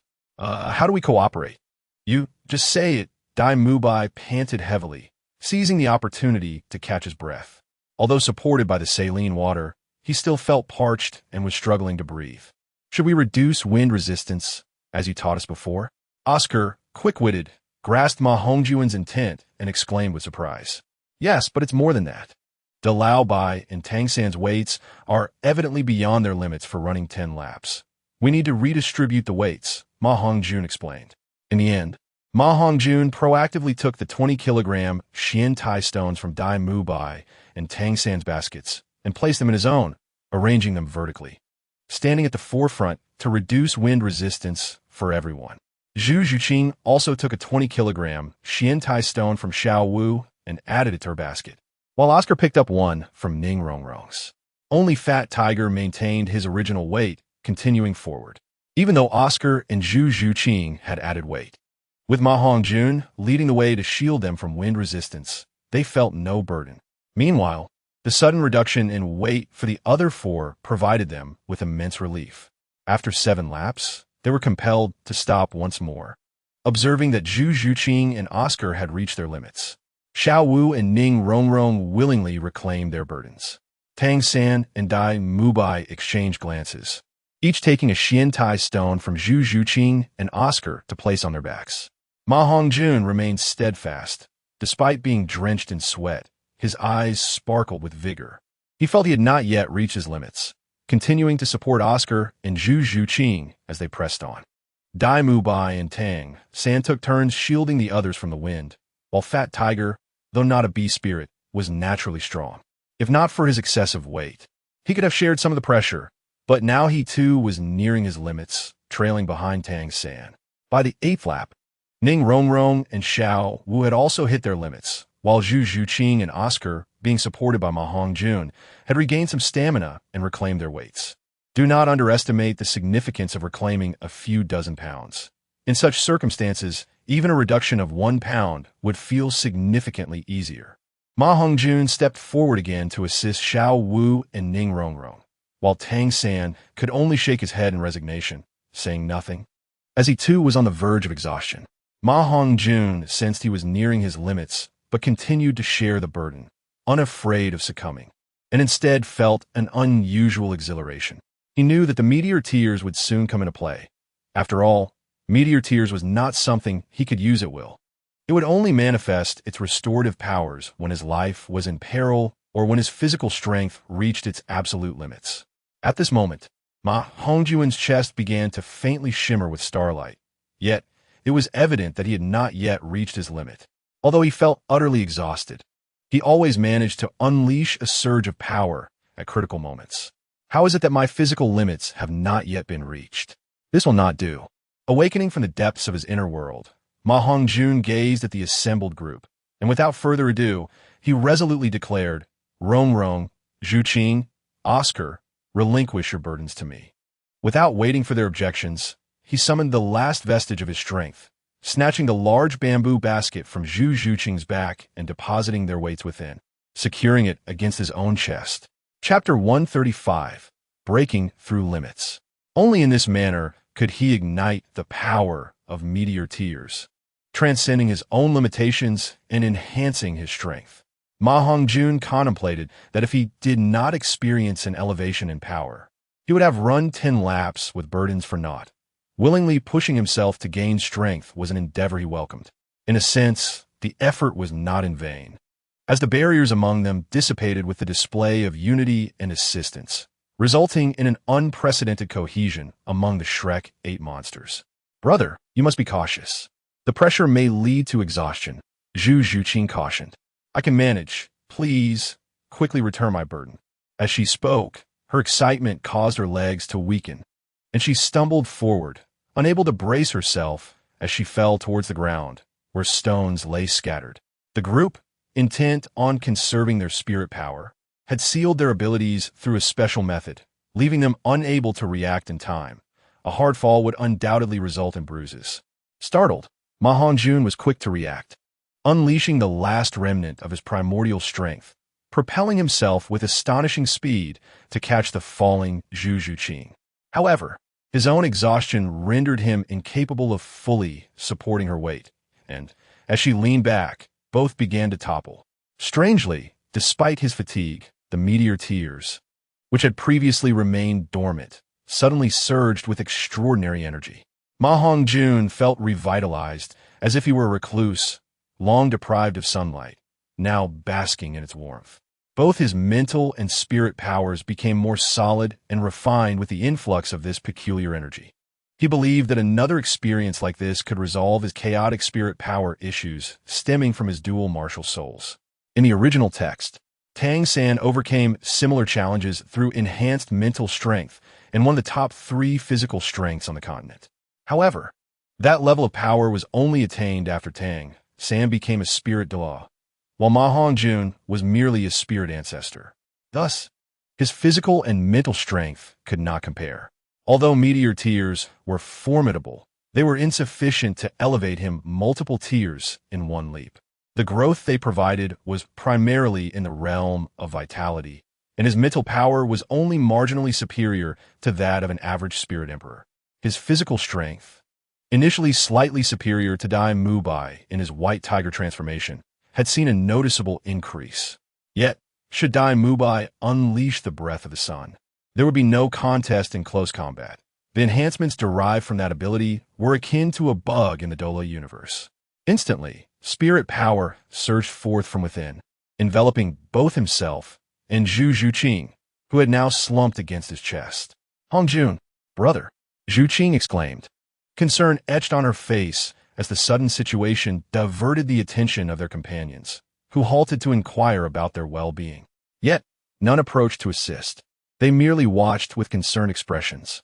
Ning Rongrong wished to step forward and separate them, but she found herself devoid of any surplus strength, only able to observe with a tinge of envy. "Ah, Iemifine. It seems my spirit power has experienced a bit of progress, and I feel rejuvenated. Let us continue onward. Our task will be complete once we return to Shrek Academy." Ma Hongjun quickly regained his composure, lifting Zhu Zhuqing's burden and encouraging her with an air of calmness. Yes, the others, lacking any excess energy, had no inclination to dwell on Ma Hongjun's predicament, having long grown accustomed to his peculiarities. Yet, their expressions betrayed a sense of admiration, and Oscar, with a twinkle in his eye, glanced between Zhu Zhuqing and Ma Hongjun, his demeanor tinged with subtle intrigue. The 8 of them resumed their journey, hands clasped together. Notably, Ma Hongjun found himself in a fortunate position, with one hand holding Zhu Zhuqing and the other grasping Ning Rongrong, who in turn held onto Xiao Wu, who was connected to Tang San. As he felt the peculiar energy continuing to surge within him, Ma Hongjun attempted to channel it through his hands and into Zhu Zhuqing. Suddenly, Zhu Zhuqing felt an unusual warmth emanating from his palm, initially believing Ma Hongjun was secretly transferring spirit power to restore her strength. However, upon closer inspection, she realized it was not spirit power at all. Gradually, the fatigue that had nearly overwhelmed her seemed to dissipate. Her body revitalized as if shackles had shattered, reminiscent of a euphoric sensation she experienced upon breaking through her physical limits after acquiring her spirit ring. Noticing that the others appeared unaffected, she glanced at Ma Hongjun, who subtly gestured for her to remain silent. Seeing Zhu Zhuqing's pallor return to a healthy hue, Ma Hongjun, while the energy of the meteor tears flowed, directed a bit of that energy into Ning Rongrong's right hand. This infusion allowed Ning Rongrong, who had reached her limit, to regain a measure of strength. Grateful, she exchanged a glance with Ma Hongjun and, without needing prompting, acted as though nothing had transpired. The connection with Xiao Wu strengthened as they continued to assist one another, and the 2 who were once exhausted now found themselves buoyed by the presence of 3 women, especially with Ning Rongrong, the support radiating vigor. They were all spurred on by their determination, as if they had tapped into hidden reserves. In just a short while, the gates of Shrek Academy came into view. "Brothers, let us push on. Victory is within reach." While Ma Hongjun remained the most energized, Zhu Zhuqing and Ning Rongrong had also absorbed a fraction of the meteor tier's extraordinary capabilities. Victory lay ahead, and with that thought, Dai Mubai, filled with pride, was the first to release his grip on his teammates and surge forward. The others, relying on sheer will and determination, pressed on despite the burdens they carried. Although each possessed spirit levels nearing or at the spirit ancestor realm, the weight was still a considerable challenge. They have returned, Flinder, beaming with pride, patted the master's shoulder and exclaimed, "As I said, your methods may challenge others, but they cannot deter my disciples. In fact, I must tell you that my apprentice has not only controlled the drawbacks of his martial soul, but has also significantly enhanced its quality, possessing the potential for a title Douluo, perhaps even the capacity for divinity. Indeed, it is no wonder that I have misjudged him. This revelation clarifies why he is so extraordinarily exceptional. If my intuition serves me well, he has likely mastered a form of regeneration akin to the divine beast, the Feng Wang, which accounts for his remarkable vitality." Master Yu Xiaojiang, surprisingly, did not engage in the same trivial banter as Flinder, and he muttered to himself with an air of self-importance. "Yes, it appears that way. Based on my observations, the 8 of them indeed did not exhibit any fluctuations of soul power throughout the journey. Only in the final lap did Hongjun seem to regain his strength unexpectedly, akin to a surge of adrenaline, as he assisted his companions in their onward march." Zhao Wuji, recalling something, remarked with a hint of agreement. The peculiar energy emanating from the meteor tears was something he could not perceive. Not even a deity could discern such anomalies without direct interaction. The energy of the meteor tears exists on a level entirely beyond that of the soul power in the Douluo Dalu realm. If one were to categorize these energies, the meteor tears would belong to the highest echelon, while soul power would merely be a step above the lowest tier. "Wait for me. If Rong can do it, I can surely manage," Oscar exclaimed, propelled by his indomitable will as he surged forward behind Dai Mubai. The others, unwilling to lag behind, also sprinted ahead. Fortunately, in the final lap, they supported each other, managing to recover some stamina. It was merely their mental fatigue that prevented them from realizing it.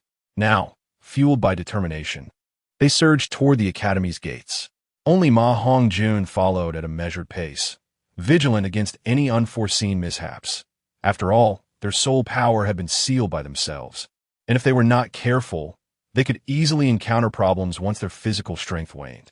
At the moment they burst into the academy, Oscar was the first to faint, with Dai Mubai collapsing motionless beside him, while Fat Tiger was honored to be the second to lose consciousness. After all, aside from Ma Hongjun, Fat Tiger had borne a burden equal to Dai Mubai's throughout the journey, yet he remained silent, attracting little attention. Though Fat Tiger was shrewd and occasionally cunning, he was not as simple-minded as he appeared. In matters of training, he was always the most diligent, which was a significant reason he could keep pace with the cultivation speed of the other 6. When Ma Hongjun saw him faint, he felt no surprise. He had refrained from alleviating Fat Tiger's burdens along the way because he understood that Fat Tiger would never accept his assistance. His reluctance to help others shoulder their loads stemmed from misunderstanding, as he had known Fat Tiger the longest and was most familiar with his physical capabilities. Suddenly unburdened, the group stumbled and toppled.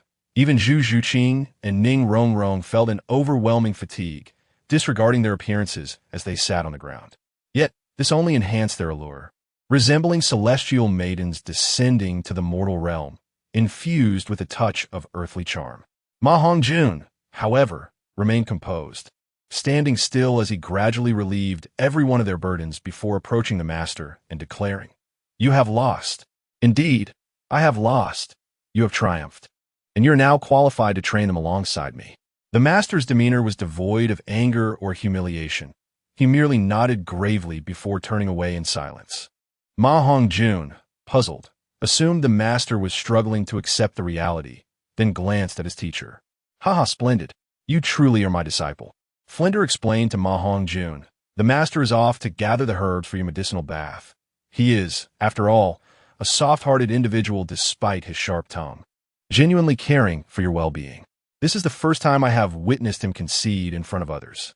I, disciple Hongjun, possess the potential of an emperor." Chapter 136.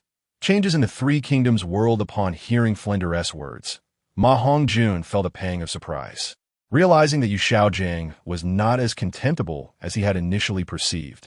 Recalling the events in the original text, Yu Xiaojiang's actions were not entirely unforgivable.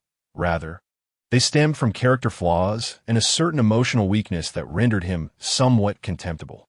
However, even if he were a good person, if they were at odds. He would be no different from a villain, which was a principle Ma Hongjun adhered to. He would never hesitate to reciprocate kindness toward those who treated him well, as long as they were not utterly irredeemable. Some may deem him selfish, but this is simply his true nature in a world governed by the survival of the fittest. There are no absolute rights or wrongs, only different perspectives. Ma Hongjun reclined in the medicinal bath prepared by the master. Appreciating this gesture as a manifestation of the master's goodwill, reportedly funded from his own pocket. As he lay in the tub within his room, Ma Hongjun felt an unprecedented sense of relaxation and meticulously reflected upon the abilities he had acquired. Aside from the breath of the sun, the second hidden soul ring bestowed upon him a unique skill known as the 8 Gates of Douluo, which significantly surpassed the current capabilities of the breath of the sun in terms of combat prowess. Reflecting on the day's events, he realized that his hidden cards were still insufficient, nearly compelled to reveal them all by the master's pressure. Excluding his 2 unique abilities, he found that only the external soul bone could serve as a viable trump card, while the lucky Clover, apart from its hidden soul skill, remained temporarily inactive due to the evolution of his martial soul. Is the weapon's spirit still present? Ma Hongjun tentatively inquired within his mind. However, he received no response. Ever since the last evolution of his martial soul, the weapon's spirit had fallen silent. Not only had he failed to receive any benevolent points for a lottery, but he also had no means to access the passage between worlds. In a state of resignation, Ma Hongjun succumbed to slumber in the bath. Reassured by his significantly enhanced physique compared to his childhood, no longer fearing drowning in the water. Meanwhile, in the world of the 3 kingdoms, 10 days prior, unprecedented changes had unfolded as Gongsun Zan, one of the overlords of Yuzhou, faced imminent defeat. The heavens and earth underwent a sudden transformation as 36 meteors descended from the sky, only to vanish without a trace, heralding an explosive surge of spiritual energy in the 3 kingdoms realm. The once dwindling spiritual essence, which had been gradually thinning since the time of the first emperor, suddenly became increasingly abundant, enabling numerous warriors and literati to transcend their previous boundaries. The proliferation of spiritual essence signified that individuals' physiques would also strengthen over time due to its nurturing. A visible black hole appeared in the sky, capturing the attention of all. Within a modest courtyard, a man with a full beard and dark skin, exuding a straightforward demeanor, gazed up at the black hole and inquired of a tall, stout youth with a sincere countenance and large ears standing beside him, "Brother, what do you think that black hole in the sky is? It feels as though the other side leads to another world." "Ah, it seems I'm not the only one with such a sensation." "Second brother, do you not think the other side of the black hole resembles another realm?" Liu Bai Pundit, nodding thoughtfully before turning to a formidable figure behind him, a red-faced warrior with a majestic beard. "If the 3 meteor tears we obtained indeed contain records of a universe that exists, I believe we are not far from the truth." The red-faced warrior was none other than Guan Yu, renowned for his legendary feats of flooding 7 armies and cleaving through 5 passes and slaying 6 generals, thus instilling fear throughout Huaxia. At this moment, he gazed solemnly at the enormous black hole that had suddenly materialized in the sky 10 days prior. The reason for its description as colossal was that no matter where one stood on the land of Huaxia, one could simply look up and behold the black hole, suspended in the air like a second sun. Meanwhile, Yan Liang, who was in pursuit of the remaining members of the Bai Ma Yizong, found himself momentarily frozen in place. Not far in front of him stood a handsome man clad in white garments, silver armor, and wielding a silver spear. As he swung his weapon, the long, shining silver spear, it unexpectedly became ethereal. A spear's shadow, once solid, transformed into the illusory form of a white dragon, charging towards their direction. They were all subordinates of Yuan Shao, sent to hunt down the remnants of Gongsun Zan, numbering over 100. Yet beneath this spectral white dragon, they felt insignificantly small. Without uttering a sound, the passage of the white dragon left chaos in its wake, with men and horses alike thrown into disarray. In this critical moment, the great blade in Yan Liang's hands also turned indistinct, and behind him, a colossal blade of approximately 30 meters manifested. Even Yin Liang was bewildered by this phenomenon. As the phantom blade responded to his will, it positioned itself before the white dragon apparition. Perhaps due to the considerable exertion of the white dragon, it was momentarily halted by the sudden emergence of this grand blade. This unforeseen spectacle astonished not only Yin Liang, but also left the silver-armored young general momentarily dazed. Nevertheless, he quickly regained his composure, recognizing the gravity of the situation. Observing that both sides had paused due to this unexpected occurrence, he swiftly organized the remaining 30 members of the Bai Ma Yi Tsung to break through. Strangely, as they made their escape, Yin Liang's forces, responsible for the pursuit, inexplicably allowed them to depart. The heavens were changing. I cannot afford to waste more time here with that silver spear youth. I must swiftly report my suspicions to the Lord and prepare accordingly. Casting a glance at the black hole that had appeared in the sky days earlier, Yin Liang ordered a return to camp, leaving his deputy to manage the aftermath.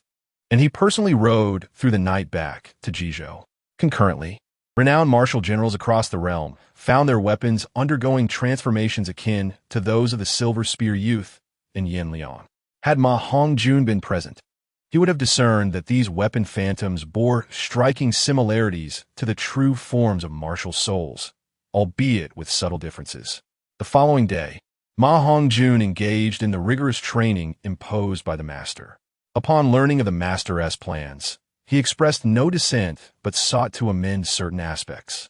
Mornings were dedicated to physical cultivation, afternoons to mental fortitude, and evenings to soul power enhancement. For physical training, Ma Hongjun summoned Zhao Wuji to employ soul skills, enhancing gravity to bolster their physical strength. In combat, they endured the augmented gravity of Zhao Wuji's soul skills, which also intensified their running challenges. In terms of mental training, Ma Hongjun enlisted Lu Qibin, whose martial soul, Xingluo Qi, excelled in mental cultivation beyond even Flender. Being a control-type soul master, Lu Qibin's soul skills were ideally suited for training the mental fortitude of the Shrek Seven Devils. Notably, the emphasis on mental cultivation was Ma Hongjun's initiative. The master understood the connection between soul rings and physical strength, but was unaware of the significance of mental prowess following the acquisition of 10,000-year soul rings. Coupled with advanced training methodologies from Ma Hongjun's previous life, the Shrek Seven Devils found their schedules densely packed, marking the commencement of a 3-month intensive training regimen. Chapter 137. Conclusion of the first phase. 3 months later, Ma Hongjun had thoroughly stabilized the minor risks posed by the premature absorption of soul rings due to his dual martial souls. He was now adequately prepared to absorb a 10,000-year soul ring. His overall physical attributes had seen significant improvement, particularly in the application of mental power. While the other Shrek 7 Devils had not experienced substantial increases in their soul power, they had collectively gained nearly a level's worth, with notable enhancements in physical strength and mental acuity. Presently, including the support-type Ning Rongrong and Oscar, aside from Dai Mubai, who had already acquired his 4th soul ring, the others felt confident in absorbing soul rings exceeding 8,000 years in age. This was largely due to the uniqueness of the Xingluo Qi martial soul and the influence of Ma Hongjun's wisdom skull. To address potential issues with his martial soul, Ma Hongjun had previously hesitated to absorb the wisdom skull. However, after reconciling with the master 3 months prior and following the master's examination of the skull, Ma Hongjun ultimately chose to absorb the wisdom skull, which boasted a quality surpassing 50,000 years. Post-absorption, not only did his mental power ascend to the rank of soul sage, but he also acquired a mental-type auxiliary soul skill. One of the functions of the wisdom skull was to enhance mental soul skills. While it may appear somewhat trivial at present, Ma Hongjun was thoroughly satisfied. With the augmentation of Ma Hongjun's mental soul skills, Lu Qibin's Xingluo Qi martial soul experienced a remarkable enhancement, allowing for precise control over the magnitude of mental power, thus enabling the training of the group's mental fortitude without causing harm. The Xingluo Qi martial soul, a legacy of the Xingluo Empire, is shrouded in mystery, with few possessing it, and it is renowned for its formidable strength, rarely witnessed in action. As one of the earliest students of Shrek Academy and a master of the Tianluo Duong, Ma Hongjun was well aware of the functions of each teacher's martial soul, with Lu Qibin belonging to the mental control category. Additionally, according to the words spoken by the Yuming Dujiao, snake's spirit prior to its slumber, the wisdom skull had undergone changes due to its own mutations, acquiring evolutionary capabilities akin to his external soul bone, capable of enhancing alongside his level. On the Shrek Academy playground, the students, having endured 3 months of training, were visibly fatigued. The first phase of training had reached its conclusion, and the master proclaimed the commencement of the second phase, which would not take place within the academy nor in Suatawa City. The master addressed the students from the steps with a commanding voice. Not in the academy, nor in Suatawa City? Where could it possibly be? Perhaps the Stardow Forest? Oscar exclaimed, astonished. After 3 months of rigorous training, the group exhibited evident signs of exhaustion. This high-intensity regimen had not only taxed their bodies, but also subjected them to significant psychological strain. Not at all. While your levels are substantial, the Stardow Forest is fraught with peril and is not a suitable place for your current free training. The next phase will not be as demanding as the first. In fact, it can be described as quite liberating. However, do not let this lead to complacency, for this phase may very well create a divide among you. The master elaborated, casting a glance at Oscar. Hearing that it was not the Stardow Forest and that it would be quite free, Ma Hongjun could not help but inquire, Master, is our next phase of training going to involve soul fighting? Initially, upon hearing that the next phase would not occur in Suatawa City or the academy, Ma Hongjun had assumed it would be an expedition to the Stardow Forest for trials. However, upon the master's dismissal and subsequent comments, he felt increasingly confident that it would indeed mirror the original storyline, taking place in the Grand Soul Arena. Indeed, but it will not be in the Suatawa City Grand Soul Arena. Rather, we will be heading to Tiando City to participate in the soul battles at the Tiando City Grand Soul Arena. The master cast an appreciative glance at Ma Hongjun, clearly satisfied that he could discern his intentions. Going to Tiando City to participate in the Dahan? Why not compete in Suatawa City instead? And why the trip to Tiando City? Beside him, Dai Mubai inquired with a hint of confusion. Xiao-san, please enlighten Mubai as to why we are heading to Tiando City for the Duhan instead of staying in Suatawa City, the master remarked, granting Tang-san an opportunity to articulate his thoughts. Huh? Oh, I believe it must be because there are simply too few competitive teams in Suatawa City suitable for us. As the imperial capital, Tiando City naturally boasts many formidable opponents, which will provide us with greater motivation for our cultivation. There, we will encounter more rivals. Tang-san quickly explained, having regained his focus. Although he had been pondering deeply, he remained aware of the master's expectations. You are correct. It is only under pressure that you will elevate your abilities more swiftly. While Suatawa City is not small, it pales in comparison to Tiando City. In preparation for the elite pre-selection tournament for the advanced academies in a year, you must endeavor to enhance your skills. Your current soul power is commendable, but much of it is due to the efficacy of the celestial grade herbs, not solely from your training. My aim is to ensure that you fully master your current power before the pre-selection arrives, and even reach a higher level. Only then will you stand a chance against the teams from the 2 great empires and the Spear Hall, thus securing victory in the competition. The master stated with a serious expression directed at the group. Ah, Xiao Gang, do not be so stern. The children have trained diligently for a long time. It is high time they enjoy some relaxation. Now, it is my turn to share a few words with the children. A slightly magnetic voice of a middle-aged man resonated from behind the group. Flinder approached the master with a warm smile, chuckling amiably. Observing Flinder's gentle demeanor, everyone but Ma Hongjun breathed a sigh of relief. While the master, despite his low soul power, had established himself as a strict mentor in their minds. Fronder consiste exuder à qui les dispositions. Principal, please speak plainly. We will not hesitate to fulfill any feasible requests. Dai Mubai, the eldest among them, stepped forward to mediate. Indeed, the others echoed in agreement, while Ma Hongjun remained silent. I trust you are all aware of what the master has conveyed. In 3 days, I will personally escort you to Tiando City. This 3-day period is your time to rest. What I wish to discuss are your graduation requirements. The third phase of training prepared by the master aligns perfectly with the graduation criteria I have established. You must achieve victory in the finals of the Continental Advanced Soul Master Elite Competition. Only through this can you graduate. Otherwise, I shall not permit you extraordinary talents to leave the academy, Flinders stated earnestly. Upon hearing Flinders' words, the smiles on their faces stiffened. They were well aware of the prowess possessed by the members of the Douluo Royal Battle Academy, which far exceeded their own. Although they were confident that they would surpass them in year, they were no longer oblivious to the outside world. Having heard tales of the formidable golden generation of the Spirit Hall Academy, whose strength was beyond their current capabilities. Teacher, while you advise us to rest, you simultaneously present us with graduation conditions. This seems rather contradictory, Ma Hongjun remarked with a wry smile. It is akin to being a courtesan while attempting to uphold a facade of virtue, Oscar muttered, articulating the words Ma Hongjun dared not voice. Flinders' sharp gaze turned towards Oscar, who immediately paled, cursing himself for his thoughtless remark, hastily retreating behind Ma Hongjun to clarify. I didn't mean it that way. Well, I did, but I was just echoing what Xiaoma said. This is not my concern. I have said nothing, Ma Hongjun remarked, unceremoniously distancing himself. Ha, Oscar. Come to my office after class. Well, now I declare that you are free to disperse. Enjoy your leisure time.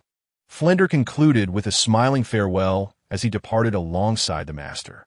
Ma Hongjun paid little heed to Flinders' words. In truth, while the Shrek 8 monsters did not harbor high expectations for Shrek Academy to clinch the championship, the more they learned, the more they felt a lack of information. Familiar with the Douluo Fire Academy and others, they had gleaned the overwhelming strength of the Spirit Hall team. However, Ma Hongjun was not worried about the Spirit Hall Academy. If events unfolded as per the original plot, even without Zhu Zhuqing and Dai Mubai's martial soul fusion ability, he was confident he could secure victory in the Advanced Soul Master competition based on his own strength. What truly troubled him was the potential for unforeseen circumstances in this competition. Thus, he intended to utilize the 3 days of respite to contemplate his future direction. He pondered whether understanding the connection between the Three Kingdoms world and the Douluo world would influence the Douluo narrative. What ramifications could arise? Would he encounter historical figures from Chinese history? Would those individuals possess extraordinary and supreme martial souls? What disparities would exist between him and them? Would the Douluo world and the Three Kingdoms world erupt into a conflict over dominance? Why are you all still here? Do I have flowers on my face? Ma Hongjun, coming back to his senses, noticed that everyone, including Oscar, lingered, gazing at him expectantly. Since the principal has spoken, how can we possibly divert our focus from our training? We have all been waiting for your insights, Dai Mubai said with a resigned gesture. Yes. Xiaoma, you are the most informed among us. Please share the details regarding the golden generation of the Spirit Hall. Fat Tiger chimed in eagerly, nodding in agreement. I thought it was something significant. It is merely the Spirit Hall team. Are you all afraid? Ma Hongjun realized their intention. They wished to inquire about the Spirit Hall's golden generation. We are not so much intimidated by their soul power levels as we are eager to understand their soul skills in advance.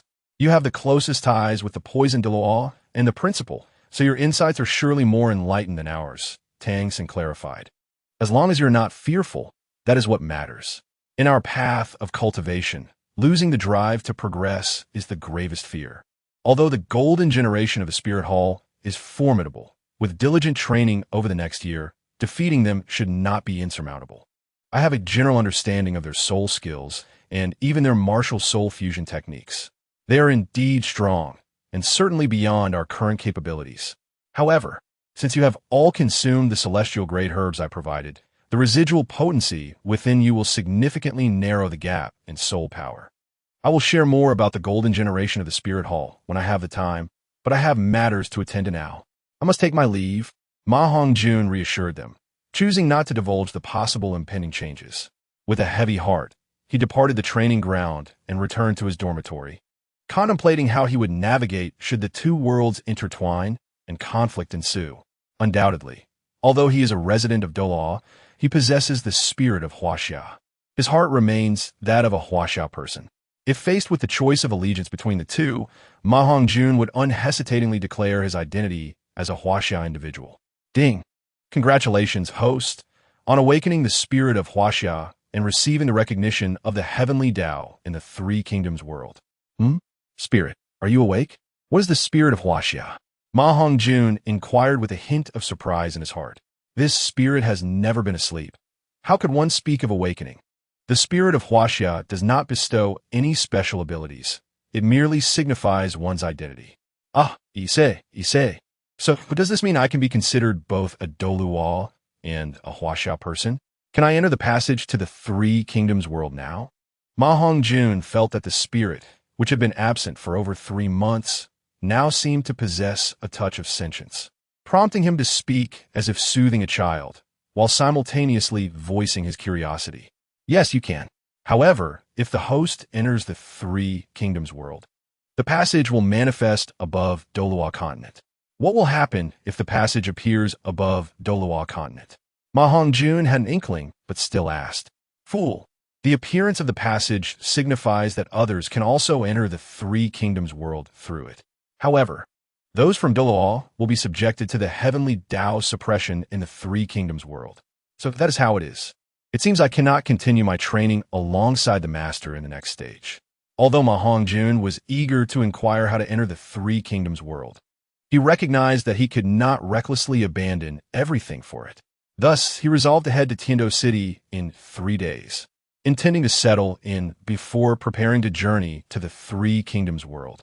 Upon hearing that the heavenly Tao of the Three Kingdoms would impose restrictions on those from Douluo, he was no longer concerned that others entering the Three Kingdoms would endanger his compatriots. On the contrary, he harbored a strong desire for the fusion of the two worlds. He even hoped that the people of Douluo could create some disturbances for the ancestors embroiled in internal strife, though these ancestors possessed a selfless sense of national sentiment. It only manifested in the face of external threats. In the absence of such foes, those beloved ancestors would not be as amiable as he envisioned. Throughout Chinese history, internal strife has been a constant. Every dynasty has witnessed various struggles. Yet, whenever matters of national significance arise, countless heroes and champions emerge, risking their lives for righteousness, with such deeds continuously surfacing. This is the true reason for the strength of the Chinese nation. Qin Shi Huang Yingzheng unified the 6 states, laying the foundation of Huaxia, while Hanwu Di Lu Che drove back the Xiongnu, forging the spirit of the nation. Chapter 139.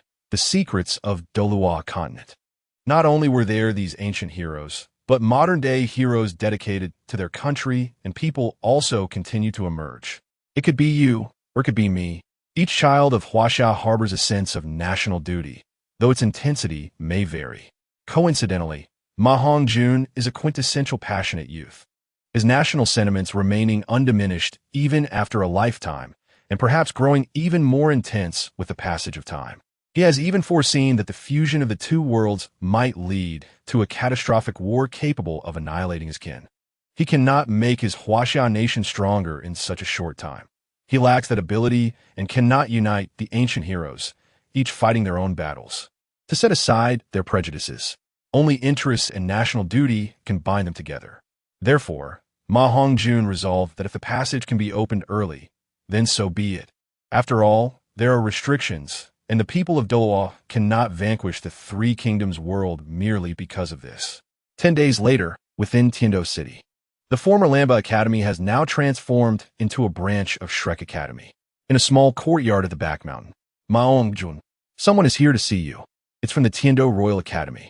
Since they're your friends, I brought them over, Lu Erlong said, standing before a small house, knocking on the door. After speaking, without waiting for Ma Hongjun's response, she returned to her room, where the master and Flinder awaited her to resume their chess game. Had it not been for the Academy's notification, she would not have personally come, as Ma Hongjun did not allow others to enter his courtyard freely. A friend?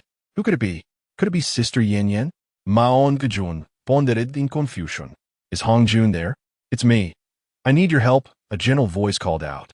Ma Hongjun opened the door to find a graceful and coolly beautiful young woman standing quietly before him, a hint of blush gracing her cheeks. Lingling, is that you? Why isn't Sister Yin Yin with you? I will surely help if I can, Ma Hongjun said, gazing at the girl, as pure as a lotus flower, with some bewilderment. Although his relationship with Yi Lingling was relatively good, it had not yet reached a stage where he would readily agree to anything she asked. The distinctions between men and women left him unable to comprehend why Yi Lingling would seek him out alone. After all, he had only arrived in Tiando City 2 days prior, and her eagerness to find him clearly indicated she had something important to discuss.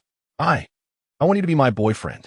Yi Lingling's face turned crimson, but she mustered her courage to boldly state her request. What did you say? You want me to be your boyfriend? No. We don't know each other well enough. I cannot agree to your request, Ma Hongjun replied incredulously, before calming himself and firmly declining. Undeniably, Ma Hongjun harbored feelings for Yi Lingling. To claim he was unmoved would be untruthful. However, he was not someone who would easily acquiesce to her demands. I know my request may seem abrupt, but I have my reasons.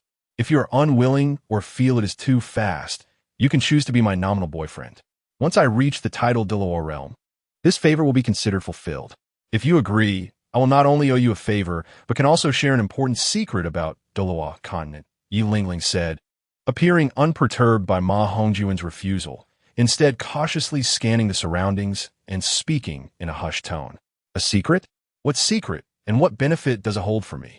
Ma Hongjun, intrigued, responded, not wanting to make any commitments without understanding the situation. In truth, if it merely entailed being Yi Lingling's nominal boyfriend, he did not perceive any loss on his part. If he could also gain a favor in the process, he felt it would be a fair trade. The so-called secret was merely a matter of curiosity for him, and he asked without much thought. As I said, it's a secret. Are you not going to let me in to discuss it? Yi Lingling replied, somewhat displeased as she looked at Ma Hongjun. Oh, I apologize for my rudeness. Please, Komein, Lingling. My humble abode is quite simple. I hope you won't find it lacking. Ma Hongjun quickly reacted, making a gesture for her to enter. It became clear that Yi Lingling's reason for seeking Ma Hongjun as her boyfriend was not born out of genuine affection.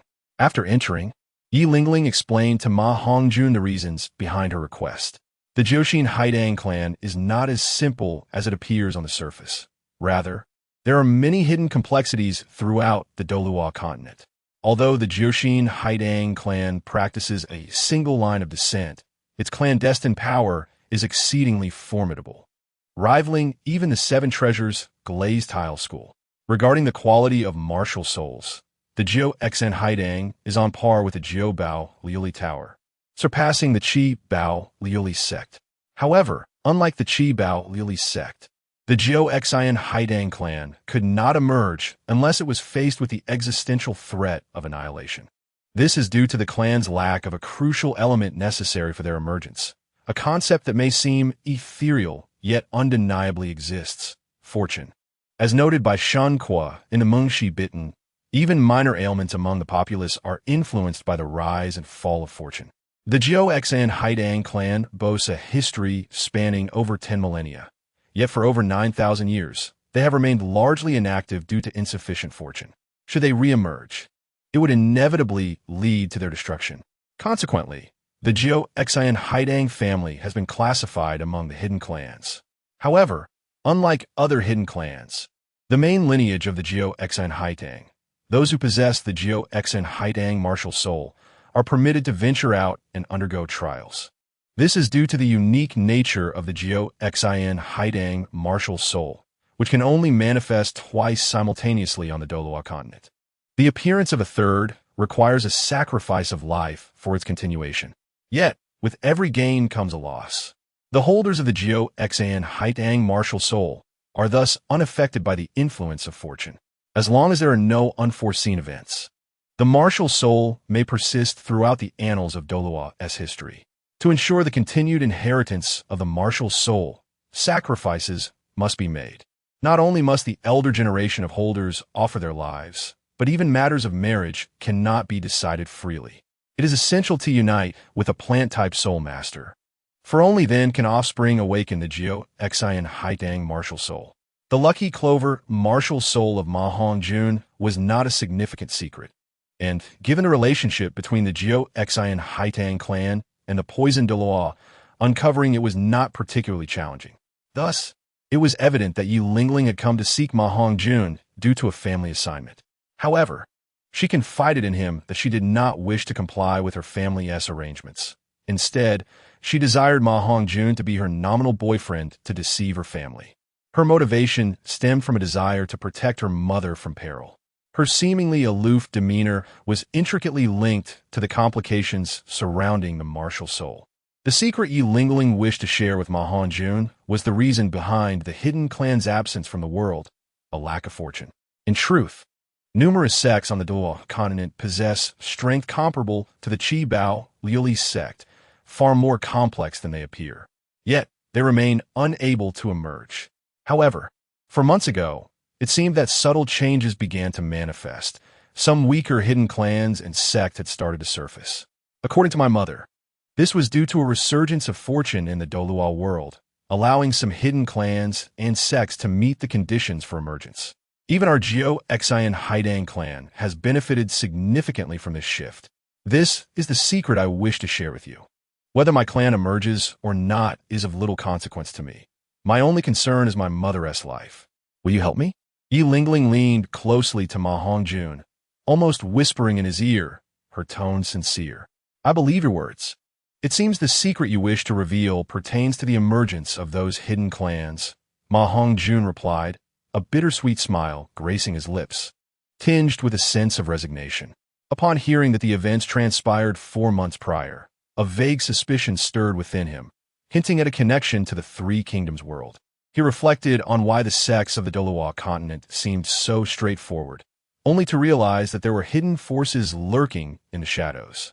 The Tianluo Di Wang had only managed to uncover the existence of hidden forces without establishing contact with them. Now the reason was clear. I can agree to your request, but I have one more question.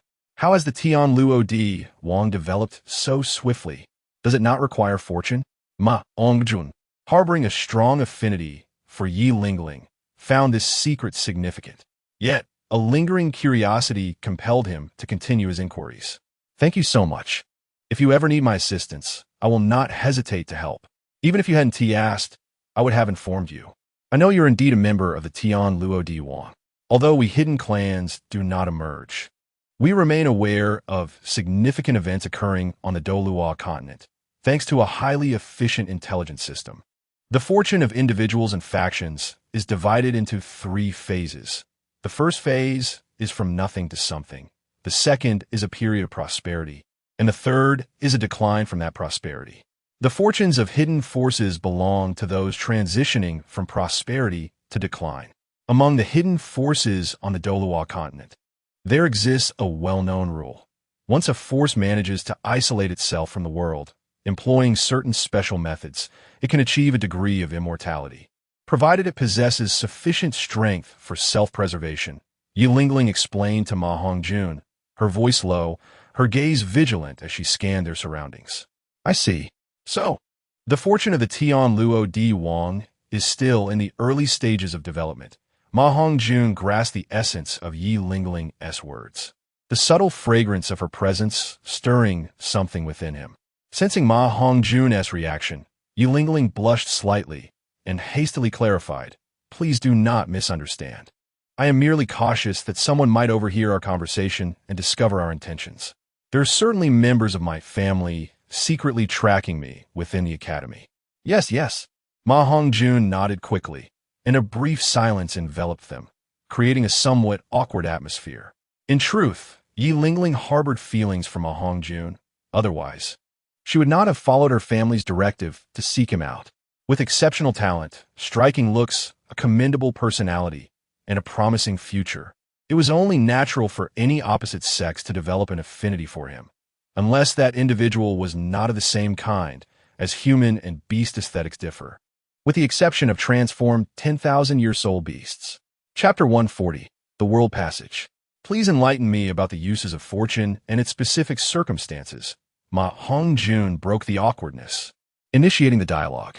In truth, the rapid development of the Tianluo Di Wang was indeed linked to fortune. Fortune is intangible and lacks a precise definition. Even the 3 stages of fortune have been concluded only through the explorations of countless predecessors. The speed of development of your Tianluo Di Wang is not inferior to that of the rise of the top 3 sects in their time. Bolstered by the presence of a tidal Dao like Douluo, who suppresses fortune, preventing its leakage, thus allowing such rapid growth to be unsurprising. However, what strikes us as curious is the identity of the leader of the Tianluo Di Wang, Yi Lingling remarked, her gaze searching as she looked into Ma Hongjun's eyes. What about the leader of the Tianluo Di Wang? Is there something to be said? Ma Hongjun sensed her probing nature, but was wise enough not to reveal his identity as the leader of the Tianluo Di Wang. Indeed, there is, but I cannot disclose it explicitly. The concept of fortune remains a secret among the hidden factions of the continent. Allow me to put it this way. Establishing a sect is not merely a matter of strength. It also requires the founder to possess considerable fortune or destiny.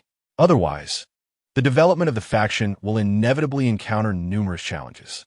Based on our Jiu Xan Haidang clan's esteemed elders' estimations, your leader is at least a titled level expert. Lingling delicately conveyed to Ma Hongjun. How can you be so certain? What if our sect leader is not a titled Douluo, but merely possesses extraordinary fortune? Ma Hongjun inquired with a hint of confusion, showing no signs of revealing his thoughts.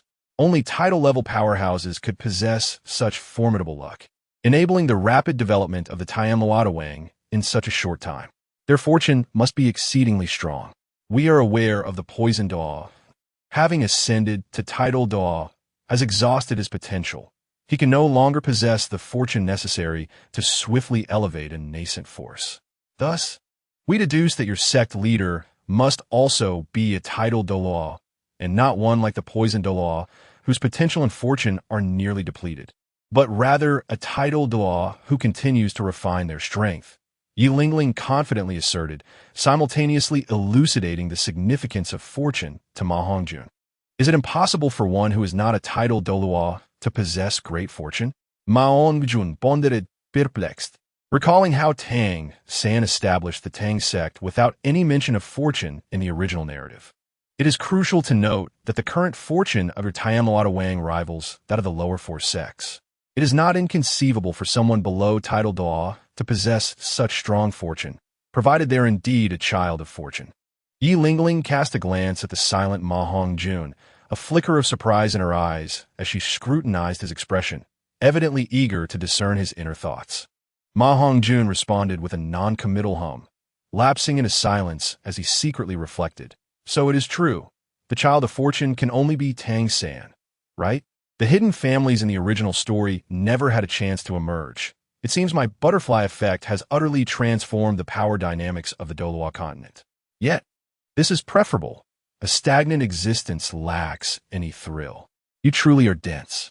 I am, after all, your nominal girlfriend. Do you have nothing to say to me? Yi Lingling remarked with exasperation. Did you not also refer to it as a nominal relationship? What words can be exchanged in front of outsiders? Ma Hongjun responded, somewhat puzzled, as he struggled to comprehend the complexities of women's thoughts. Otherwise, he would not still be single. Yi Lingling felt a surge of frustration. Naturally, she harbored feelings for Ma Hongjun. Otherwise, she would not have divulged everything she knew to him. However, fearing his rejection, she refrained from expressing her feelings.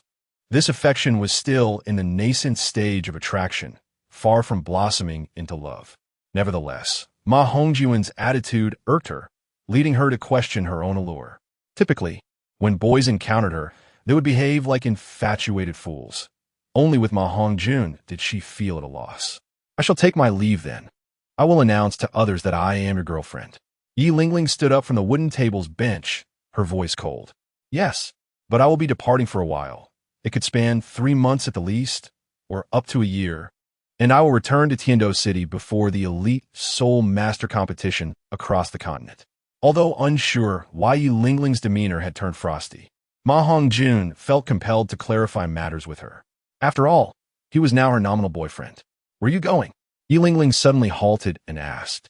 For training, but the location is little known, so news from there will not reach the outside world. it should not significantly impact your plans, right? Ma Hongjun queried tentatively. If it does affect things, I would have to let you choose another partner. However, finding a talented plant system soul master is not easy.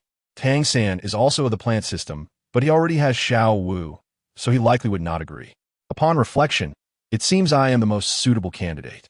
No, returning before the soul master competition is not an issue, but if possible, it would be better if you informed Douluo of our relationship before you leave. Yi Lingling said, casting a meaningful glance at Ma Hongjun. All right, no problem.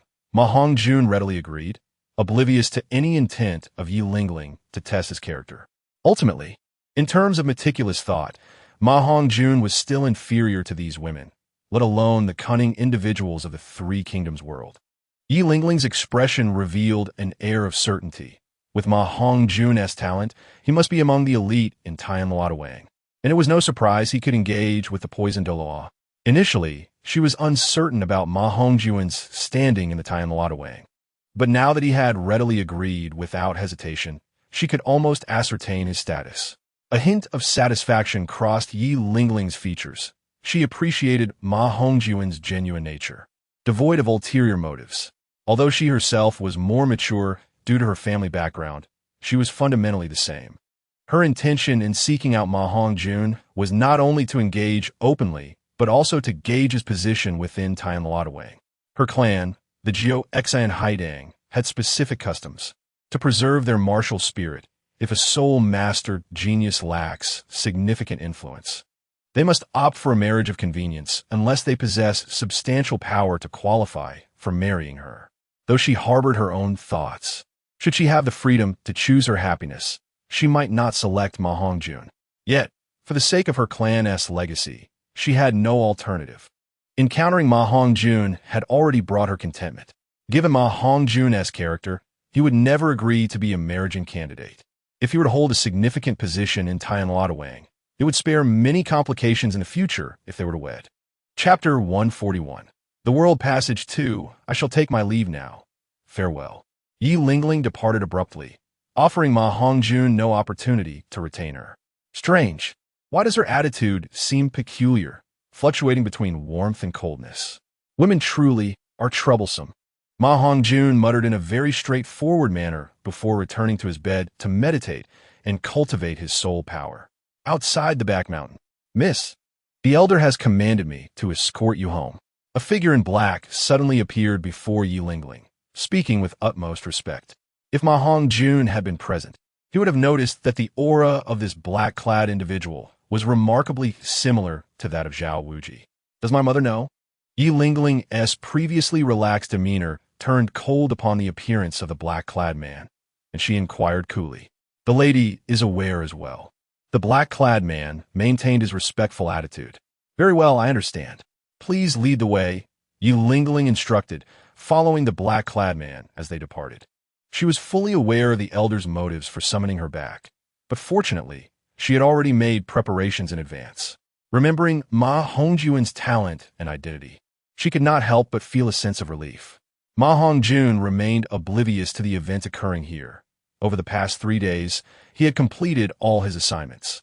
Once Douluo became available, he would personally escort Ma Hongjun to the Sunset Forest to acquire his 4th soul ring. However, due to the lucky grass needing to absorb a mysterious seed and enter a peculiar state, the only soul ring he could currently obtain was that of the 4th soul ring of the evil fire phoenix. While he remained unfamiliar with the power dynamics of the Three Kingdoms world, the information he had gathered from his spirit had been sufficient to deduce that it was not a place where he could act recklessly. Moreover, in a chaotic era filled with fierce generals and cunning strategists, he dared not tread into the Three Kingdoms world without sufficient strength. After all, the ancestors would not spare him merely because he hailed from Huaxia. Half a month later, with Douluo's assistance, Ma Hongjun successfully absorbed a 30,000-year-old soul ring from the Phoenix Feather Beast. Fenglin Yusho, a descendant of the Phoenix, possesses the bloodline of the legendary bird, and it is the sole creature of its kind within the entire Luri Senlin. When Douluo conveyed this news to Ma Hongjun, he was overwhelmed with excitement and promptly resolved to consume the Ji Guanfeng Huang Kuei alongside acquiring his soul ring. After expending nearly half a month in search of its whereabouts, Ma Hongjun and his companions finally located the lair of the Fenlin Yusho, with Douluo taking the lead. It was a simple matter to subdue the creature.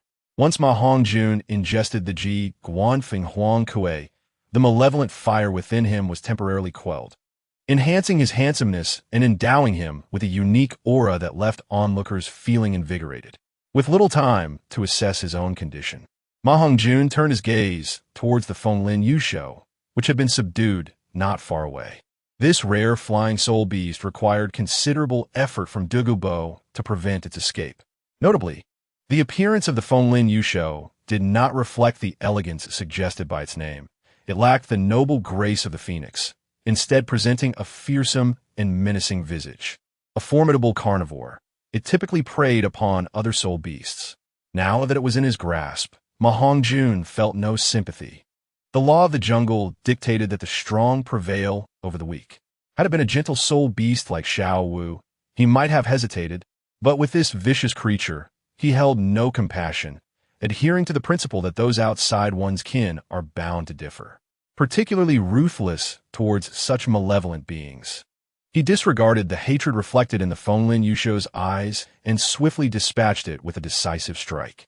A circle of deep black soul rings illuminated around it, igniting a spark of excitement within Ma Hongjun. It was indeed a soul ring from a beast with phoenix blood, an exceedingly rare find and a crucial step in resolving the malevolent fire plaguing his body. This malevolent fire severely impacted his daily cultivation and life, even affecting his temperament.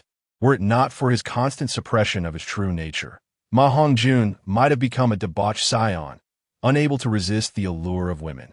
He had contemplated inheriting the position of the god of desire, but after much reflection, he decided against it, recognizing that the god position most suited to his phoenix martial soul would undoubtedly be that of the fire god. Although the lucky Clover martial soul would be ideal for inheriting the position of the god of luck, it was clear that this inferior world lacked such a deity, leading Ma Hongjun to resolve to forge his own divine path. Nonetheless, such thoughts were premature. He had yet to uncover clues regarding the fire god's position, and his future remained uncertain.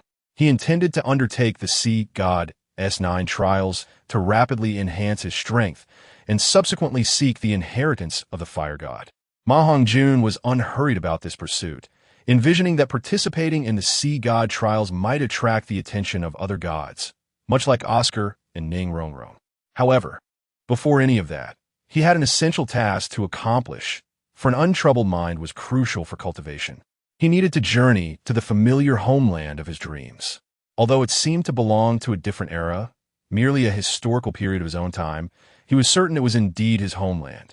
Upon his arrival in the Three Kingdoms world, he had felt an undeniable sense of belonging, and now he wished to verify whether it was as he imagined. What a marvel it was! A soul master under 13 years of age. Even the golden generation of the Spirit Hall could not claim such a feat.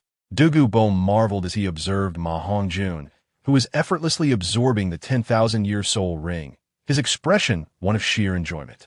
Before long, in less than an hour, Ma Hongjun successfully absorbed his first 10,000-year soul ring. Unlike the last sacrifice of a 10,000-year soul beast, which had posed significant danger, this time he absorbed it seamlessly, relying solely on his physique and mental fortitude. With a spirit that condensed wisdom into a solid form, Ma Hongjun had no concerns regarding soul disturbances. Is it truly that simple?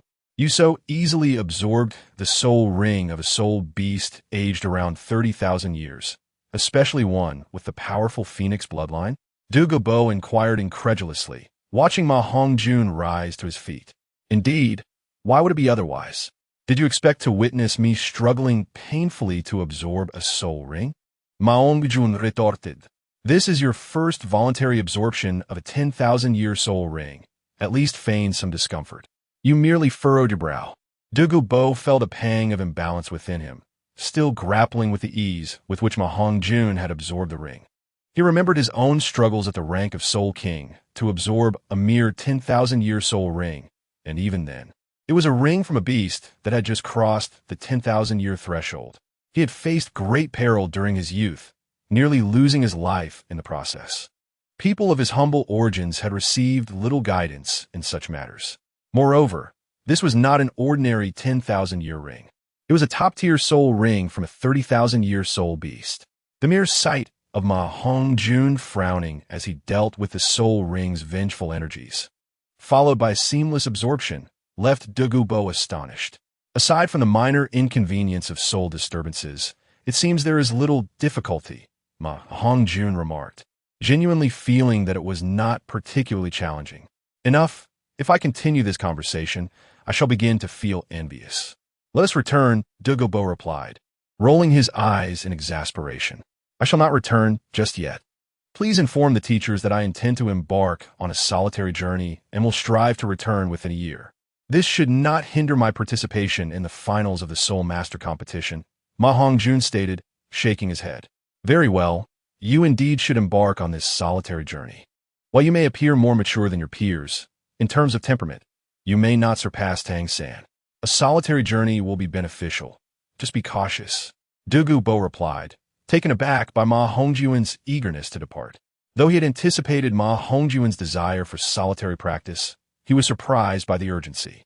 His casual words belied an underlying concern, revealing his worry for Ma Hongjun's safety. Indeed, I will take care. You should head back. I need to return to the Binghua Liangyi Eye to prepare some defensive remedies, Ma Hongjun affirmed, nodding earnestly. He did not disclose the true reason for his journey, merely citing a lack of maturity that necessitated solitary training. Initially, Flander had been opposed to this, but ultimately, he could not resist Ma Hongjun's insistence and reluctantly agreed. However, he kept in mind that with the current strength of the Tianluo Daiwang, finding and secretly protecting Ma Hongjun on Douluo continent would not be an arduous task. Ma Hongjun recognized this as well, yet he was certain Flander's plans would come to naught. For the realms he intended to explore were beyond the reach of even the deities of the Douluo world. In the divine realm, a gentle woman radiating a soft aura furrowed her brow, her expression one of uncertainty as she inquired, Xiaozi, what do you suppose lies beyond the mysterious passage hidden within the Douluo world? It seems even I cannot fully perceive it. I cannot see through it entirely either, but I have gleaned some insights. It likely leads to a realm comparable to our Douluo divine realm, the youth known as Xiaozi replied. He was one of the 5 divine kings of the divine realm, the god of destruction, while the gentle woman was none other than the goddess of life. Alas, the connection between 2 worlds leaves one pondering whether it is a blessing or a curse.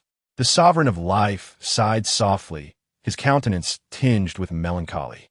The goddess of life, one of the 5 supreme deities of the divine realm council, embodied as an ancient tree of life, possessed formidable strength and profound wisdom. Her kind heart and gentle aura made her an esteemed elder in the Douluo divine realm. As the wife of the god of destruction, she radiated vitality, evoking a sense of warmth and closeness. Regardless of the outcome, war was undeniably inevitable. Should they ultimately conquer that world, Douluo Star might evolve into a divine realm capable of sustaining life. The god of destruction's eyes sparkled with excitement. To him, the monotony of the divine realm was stifling. Although not as solitary as the sea god, he had grown weary of divine existence. The prospect of another world invigorated him, for apart from power, it was the only thing that could ignite his intrigue. Isn't this arrangement rather splendid? If Xiaozi realizes the gravity of the situation, could you promise me not to instigate a conflict between the 2 worlds? The goddess of life abhorred warfare and cherished tranquility, and seeing the god of destruction's eager, combative demeanor, she gently advised him. Rest assured, I shall exercise discretion. I will send a doppelganger to assess the situation, he replied, disregarding her counsel. Yet, he was not foolish enough to venture into that enigmatic world in his true form. With that, the god of destruction vanished, leaving the goddess of life to lament in solitude.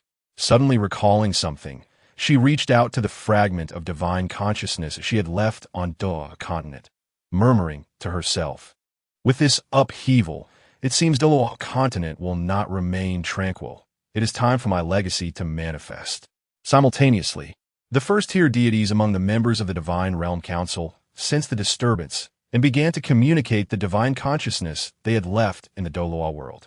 The sudden emergence of the Three Kingdoms world hinted at the impending turmoil in Douluo, perhaps an unprecedented upheaval. They collectively softened their previously stringent requirements for legacies and prepared contingencies. Naturally, Ma Hongjun was unaware of these developments. The passage to the Three Kingdoms world directly linked to Douluo Star. If the Three Kingdoms were consumed, it would primarily benefit Douluo Star, with little impact on the Douluo Divine Realm or other continents. While there were certainly advantages, they paled in comparison to those of Douluo Star. Conversely, should a war erupt, Douluo continent would undoubtedly bear the brunt of it. Opportunities and dangers coexisted in the Three Kingdoms world as well, with Huaxia's 13 provinces facing Douluo continent first. Meanwhile, Ma Hongjun had gathered numerous healing herbs and top-tier spiritual medicines beneficial for solidifying his foundation from the ice and fire yin-yang eye. He did not require these foundational medicines for himself, as his intentions were elsewhere. After a brief examination, he discovered he possessed 9 top-tier spiritual herbs. Notably, he had gifted Flinder a 10,000-year ginseng king before departing, the efficacy of which was only slightly inferior to that of celestial great herbs. Including this gift, the total number of herbs within the ice and fire yin-yang eye amounted to merely 10, excluding those allocated for the Shrek 7 monsters. Once his teacher consumed the 10,000-year ginseng king, he would likely soon surpass the soul Douluo realm. With the old poison master around, there was no need to worry about soul rings. Rest assured, teacher, even if the two worlds clash, you shall always remain my mentor. Ma Hongjun harbored a strong premonition that one side would inevitably submit or be annihilated. He would not permit the destruction of the sacred land of Huaxia before his eyes, willing to pay any price, even his life, to prevent it. Truth be told, his journey also carried the intent of delivering a warning. If the land he cherished truly resembled his vision of Huaxia, he would undoubtedly expose the circumstances of the Douluo world. Between Douluo and Huaxia, he would unhesitatingly choose the latter. Our great Huaxia, every stroke and dot forms our backbone, our sacred land. Each thought and intention shapes the future. Our vast 9 provinces, every word and ink symbolizes the blazing sun. In this life, I have no regrets in entering Huaxia. In the next life, I shall remain with my homeland. What embodies the spirit of China? 5,000 years ago, the Yellow Emperor commanded the hunting of deer in the Central Plains. 4,000 years ago, the Duke of Zhou articulated his wisdom, instilling awe across the land. 2,000 years ago, Qin unified the 6 realms, and Han Wu ventured into the desert, vanquishing the Xiongnu, their renown echoing for miles. The Tang dynasty quelled the Turkic tribes, reigning supreme. In that year, we enlightened the world. 5 millennia have passed, and Greece has vanished. Alexander is no more. Rome is gone. Egypt is faded. Babylon has disappeared. Assyria has ceased to exist, and Persia and Arabia have also perished. Europe lies fragmented, the Middle East in chaos, yet we still call ourselves China. This term traces back to 2000 BC. Ma Hongjun may not achieve the grandeur of ancient heroes, but for the future of the Huaxia people, he is willing to play the role of the humble servant, not hesitating to betray the Douluo world for vital information. Of course, he was not foolish. All actions would be taken with the safety of his loved ones in mind. Ma Hongjun was transported by the weapon spirit through unknown means to a secret realm known as Tongtian. He paused before a mysterious black hole radiating a dark sheen. From the depths of the black hole, he sensed a familiar aura, as if that were his true home. Is this the passage to another world? Chapter 143. The Secret Realm of Tongtian Weapon Spirit. How do I enter the passage? Will there be any danger? Ma Hongjun inquired, his excitement tempered by trepidation as he gazed at the dark tunnel. The scenery of the Tongtian secret realm was overwhelmingly breathtaking. Over 90% of the area was covered in water, and the azure sky poured not rain, but ocean waves, forming streams several meters wide cascading downward. Strangely, the seawater showed no intention of spilling over, instead swirling together into the ocean like a tornado. This astonishing scene felt surreal and defied description. Fortunately, Ma Hongjun stood at the highest point of the secret realm, on a small island. Otherwise, he might have been swept away by the waves generated by the peculiar river. Although he could fly, he had no desire to experience the sensation of being carried away by a torrent. Meanwhile, just outside the secret realm, at the near spatial node, a youth clad in purple, exuding an aura of destruction, hesitated as he observed the secret passage. The world passage is indeed situated above the Tongtian Sea. This complicates matters. He murmured, his brow furrowed. The Tongtian Sea was a mere inconsequential secret realm atop Douluo continent, known to few. Unlike Douluo continent, no soul power could be mobilized within the Tongtian Sea, not even by gods. However, Hongjun, within the Tongtian Sea, was an exception. He remained completely unaware of this limitation, his soul power circulating freely, radiating flames. Is it sufficient to simply step into the passage to enter the Huaxiao world? Hongjun stood ready, not daring to relax his vigilance as he gazed at the world passage. Within the tunnel, he sensed a great terror, an energy potent enough to tear him apart. Yes, host, rest assured. With my presence, stepping into the passage will pose no issues, the weapon spirit reassured him. Wonderful. I am coming, my great Huaxia. With the spirit's assurance, Hongjun stepped forward without hesitation. As the space within the secret realm twisted, a violet figure emerged in the desolate expanse of the Tongshanhai secret realm. How strange, there exists another presence. Who could it be? To be able to enter the Tongshanhai, could it be a manifestation of Shura? No, this aura is feeble. Even if it were truly Shura's avatar, it should not possess such a weak presence. This violet silhouette is, in fact, the avatar of the god of destruction from the divine realm. At this moment, Hongjun, under the mysterious protection of the artifact spirit's power, had safely traversed the world passage and landed in the central plains of Huaxia, atop Mount Mang. Mang Mountain is situated to the north of Luoyang City, on the southern bank of the Yellow River, an offshoot of the Qinling mountain range. At this juncture, the phoenix wings behind Hongjun suddenly surged with power, unfurling automatically the instant he touched the ground. Unable to contain his excitement, Hongjun soared higher into the sky. The first sight he beheld was the imperial capital of Luoyang, which had been reduced to ruins by fire, but had since been rebuilt. As he ascended, Hongjun concentrated his soul power in his eyes and beheld the mighty Mother River, the Yellow River, flowing across the land of Huaxia. Continuing to rise, Hongjun found it increasingly difficult to restrain the fervor of his evil fire phoenix martial spirit. The phoenix wings seemed to be repelled by an unknown force, as the martial spirit unleashed its latent power to resist the repulsion. Gazing upon the Great Wall, stretching across the landscape like a colossal dragon guarding Huaxia, Hongjun was finally assured that this world was indeed his roots. A notification sounded. Ding. The host can release the heart of Huaxia to withstand the repulsion of world power. Shall the host proceed?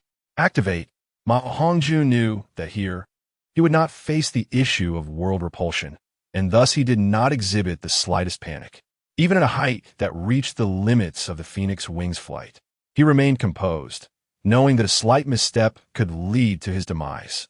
As he observed the world passage, resembling a black hole in midair, Hongjun was suddenly horrified to see torrents of seawater surging forth from within, cascading down towards the land of Shenzhou. This deluge showed no signs of abating. In recalling the boundless waters of the Tongshanhai secret realm, Hongjun's heart sank. Indeed, he recognized that the water was identical in hue to that found in the Tongshanhai. And with the knowledge of what lay at the other end, the conclusion was not difficult to draw. Returning to the scene within the Tongshanhai secret realm, the god of destruction's eyes glinted with a fierce light as he surveyed the empty expanse before him. The Tongshanhai secret realm was aptly named, for it contained an inexhaustible supply of seawater capable of inundating hundreds of Douluo continents in an instant. Regardless of who entered the world passage, it would ultimately benefit me. Our Douluo world is destined to clash with the world on the other side of the passage, and the Tongshanhai secret realm, being at the forefront of this confrontation, must be prepared. I must devise a means to direct the seawater into the world passage. Otherwise, once the two realms engage in battle, the secret realm will collapse, and Douluo Star will inevitably be submerged. I am sorry. The god of destruction's fingers danced, inscribing countless mysterious runes. As the runes coalesced, the waters of the Tongshanhai secret realm began to flow slowly towards the other end of the world passage. Since someone has already ventured into that mysterious world to scout, I shall refrain from doing so. However, the waters of the Tongshanhai secret realm cannot remain here, or else, once war breaks out, Douluo star will be doomed. A peculiar expression flickered in the eyes of the god of destruction as he surveyed his handiwork, nodding in satisfaction. The waters of the Tongshanhai secret realm are exceptionally unique. No one knows their origin, and even divine powers cannot evaporate them. Yet curiously, they remain contained within the Tongshanhai secret realm, never leaking out. If a being of over second-tier divine power were to enter the secret realm, it would collapse, and the seawater would pour into Douluo continent like torrential rain. The vast expanse of seawater on Douluo continent exceeds that of the land itself due to the past tilting of the Tongshanhai secret realm's waters. This is the seawater of the Tongshanhai secret realm. Damn it, what is happening? Artifact spirit, I demand a reasonable explanation. Ma Hongjun's face darkened as he glared at the downpour. Understanding the history of the Central Plains, he was acutely aware of what such a deluge represented for the flood-prone regions bordering the Yellow River, a harbinger of catastrophic floods, leading to the separation of families and devastation. This is not my concern, nor is it yours. It appears someone on the other side is drawing the waters of the Tongshanhai into this realm. Is there any way to resolve this? If this continues, the Central Plains will undoubtedly face an unprecedented flood, and the populace will be displaced. Ma Hongjun questioned himself, recognizing that he was not a paragon of virtue. But he could not stand idly by while his compatriots suffered. Unless there is a divine artifact to suppress it, disaster is inevitable. The artifact spirit proposed a solution. Yet its rarity far surpassed that of the national treasure, the giant panda, by several orders of magnitude. Sighing softly, Ma Hongjun descended to the dilapidated Luoyang city. Surrounding him, a shield of soul power formed to protect him from the rain, significantly lessening the soul power expenditure compared to other soul masters. The torrential rain could not dampen his garments in the slightest. Upon landing outside Luoyang, those hurrying to escape the rain were oblivious to Ma Hongjun's sudden arrival. "Mommy, my mommy was swept away by the flood. Who will save my mommy?" A little girl's cries jolted Ma Hongjun from his contemplation of Luoyang scenery. The girl wept bitterly, pointing towards a helpless figure being carried away by the floodwaters in the moat, calling out for help. Her thin clothing soaked through by the rain.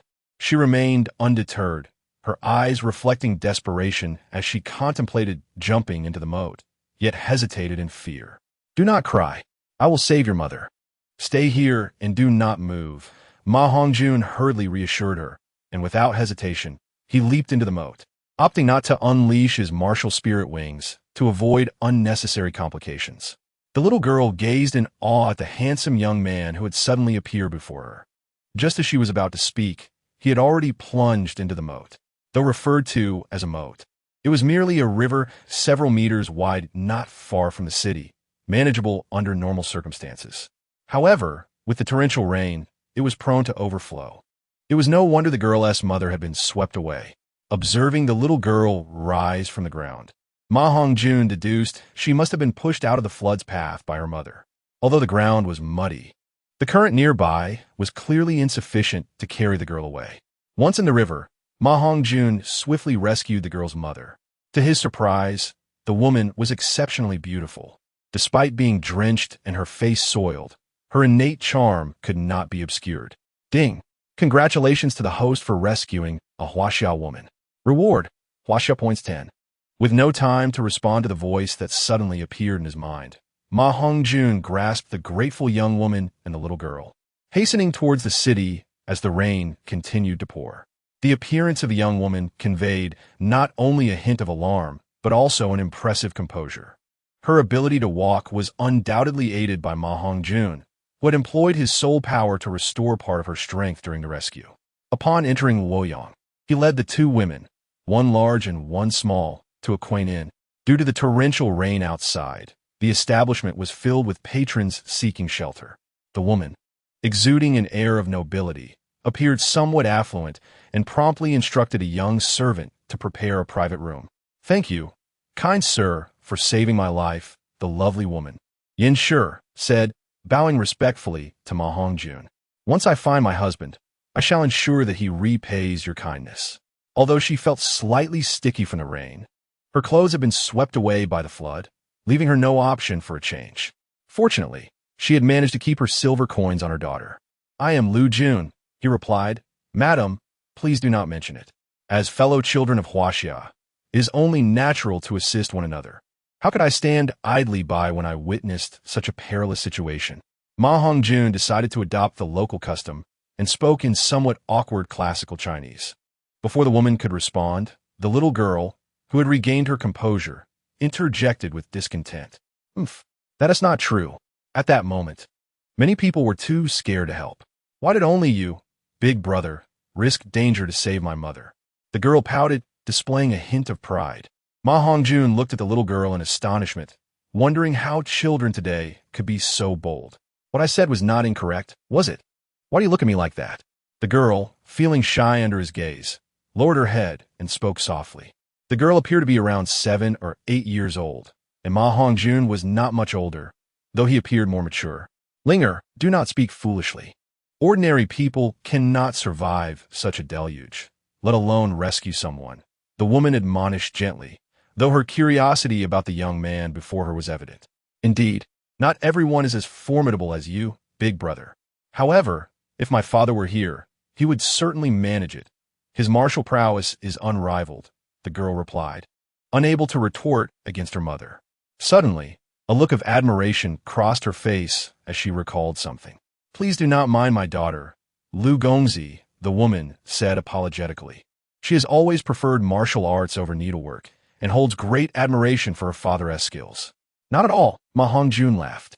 "In my view, your daughter possesses exceptional talent. She is well suited for martial training. In these chaotic times, such a gift is indeed a blessing." He praised her, adopting the mannerisms of an oracle. "Just like what my father said, big brother, you must be as powerful as him. Even in this heavy rain and fierce flood, you managed to save my mother," the girl exclaimed joyfully, completely revitalized from the merciless torrent. However, Ma Hongjun fell silent at her words, suddenly feeling an urgency to act. Although Luoyang was situated at a high elevation and would not be inundated immediately, the farms and villages outside the city were not as fortunate. He stood up, intending to venture beyond the city to see if there was any way to mitigate the relentless downpour, even if he could save just one life. It would be worth it. "What are you planning to do, young master? Why the sudden haste? Is there something urgent?" Yin Shi inquired as she hurried to follow him. "The rain is torrential, and the rivers are overflowing. The fields are surely doomed. However, there are many villages outside the city, and I cannot stand by while they suffer," Ma Hongjun explained, pausing briefly before vanishing from sight. "What an extraordinary individual. If only my husband possessed such awareness. How could his reputation be what it is now?" The woman sighed, shaking her head in contemplation. Yet, she noted Ma Hongjun's appearance, resolving to send someone to find him once the situation stabilized, to repay his life-saving grace. In this era, the principle of repaying even the smallest kindness with immense gratitude was deeply ingrained, especially when it came to matters of life and death. As Ma Hongjun hurried towards the outskirts of the city, he could not shake the questions that had arisen during the rescue from his mind. "Qiling? Why is it Huaxia points and not goodness points?" He pondered. Beep. After integrating the mysterious seed and the energy of meteor tears, the quality of your martial soul has undergone an unknown transformation. From now on, the host will no longer accumulate other points, but will solely receive Huaxia points. The rewards drawn from Huaxia points will primarily feature renowned historical figures and military generals from Huaxia. Note, the summoned generals and scholars will default to loyalty to the host. But each possesses their own thoughts, and whether they can be controlled will depend on the host's efforts. While Ma Hongjun comprehended the Qiling's words, he felt utterly bewildered. What was happening? After inquiring further, he finally grasped the situation. The previous point system was altered due to his acquisition of extraordinary treasures like meteor tears and the mysterious seed, which had significantly damaged his essence. Upon entering this world of Huaxia, the Celestial Order had bestowed upon him this ability to compensate for his original essence. Excitement coursed through Ma Hongjun's heart. He was being treated with such favor by the Celestial Order. This was the privilege reserved for the children of destiny and those of different realms. Now, he too was experiencing such treatment, a situation not merely attributed to luck. Despite his time in Douluo, where he had relied on the good fortune granted by the lucky Clover, he had never encountered such fortune before. Now, he had gained an opportunity of a lifetime. Can I summon legendary figures like War God Yang Jian or the great shaman Xing Tian? He suppressed his excitement, beginning to entertain unrealistic thoughts. Yes, but the probability of summoning them is not much different from not being able to at all. Upon hearing the Qi Ling affirm his ability to summon those mythical figures, Ma Hongjun nearly shouted in exhilaration, nearly breaking the calm demeanor he had maintained for over a decade. However, the subsequent statement deflated his enthusiasm. Was this really acceptable? As he walked through the rain, he encountered numerous individuals in distress, and without hesitation, he extended his aid. It was not out of any extraordinary virtue, but rather the long-awaited familiarity and affection for his fellow compatriots after years of absence from his beloved Huaxia, as well as his own vested interest in accumulating Huaxia points. Seeing his Huaxia points reach 520, a satisfied smile crept across Ma Hongjun's face. He assisted anyone affected by the flood along his path. Although he did not earn as many points as he did when saving the first woman, every bit counted. Eventually, Ma Hongjun departed Luoyang, specifically searching for low-lying villages. Unbeknownst to him, the torrential rain originated from the mysterious realm of Tongtian Sea, wreaking havoc solely in the Central Plains. While other regions were also affected by the inundation, a powerful force had prevented the rain from falling there. 3 days later, this mysterious force surged dramatically, encompassing the Central Plains, and the rain finally ceased. Over the course of 3 days, the first day alone saw Luoyang and its surrounding area receive at least 150 times the volume of water found in Westlake, while the entire Central Plains endured no less than 500 times that amount. Had it not been for the protection of the mysterious force, the entire Han dynasty could have been devastated by this sudden downpour. The realm of humanity's guardians is a secret domain reliant on the 9 provinces of Huaxia, inhabited by the sages of the human race for generations. Predominantly guided by Confucianism and Taoism, along with various schools of thought, they collectively safeguard humanity. Daomen leader Gui Guzi, a revered figure within the Taoist sect and the progenitor of the Zhongheng school among the myriad of philosophical schools, is an unparalleled powerhouse at the pinnacle of the He-Ti realm, boasting a lifespan of 10 millennia. At this moment, he, accompanied by a multitude of venerable human ancestors, has successfully sealed the influx of seawater from the Tongtian Sea. Fellow practitioners, heed my words. Since the time of King Wu's campaign against Zhou, the world's spiritual essence has withered, separating immortals from mortals and severing our ties with the higher realms. Now that spiritual energy rekindles, it is opportune for us to advance further and embark upon the path of immortality. I intend to re-enter this tumultuous world to cultivate my skills. I wonder how you all feel about this proposition. Gui Guzi, clad in black robes with hair to match, exudes an aura of twilight, yet despite his seemingly aged visage, his skin is smooth and unwrinkled, akin to that of a youthful 18-year-old. I share your sentiments. This collision of worlds may very well present us with an opportunity. However, we may venture forth, yet the conclusion of this chaos remains uncertain. We must acknowledge that the merging of 2 small worlds will inevitably lead to conflict. I inquire if any among you possesses a candidate to restore order in this tumultuous era. A middle-aged man, radiating an aura of battlefield ferocity, spoke with authority. The words of the grandson resonate with our collective thoughts. The remaining dozens of men echoed in agreement. This formidable figure, steeped in the essence of warfare, is none other than Sun Wu, the founder of the Bing Jia school. Behind him stand other luminaries. Mozi of the Mo Jia, Zhou Yin of the Yin Yang Jia, Han Fizi of the Fa Jia, as well as founders from various other schools including Ming Jia, Za Jia, Nong Jia, and Yi Jia. Among them stands the most significant figure alongside Gui Guzi, Confucius, the founder of the Rujia. Within the realm of humanity, only he and Gui Guzi possess the most formidable power, lying between the divine kings of Douluo and the pinnacle of minor deities. Their contributions to civilization through the establishment of various schools, assisting emperors, and the possession of ancient cultivation methods have enabled them to prolong their lives and transcend the cycle of reincarnation.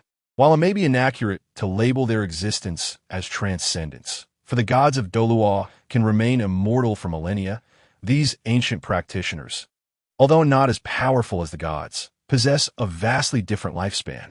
However, in comparison, they enjoy the advantage of not having to forsake their physical forms to cultivate their souls, allowing both body and spirit to progress in harmony.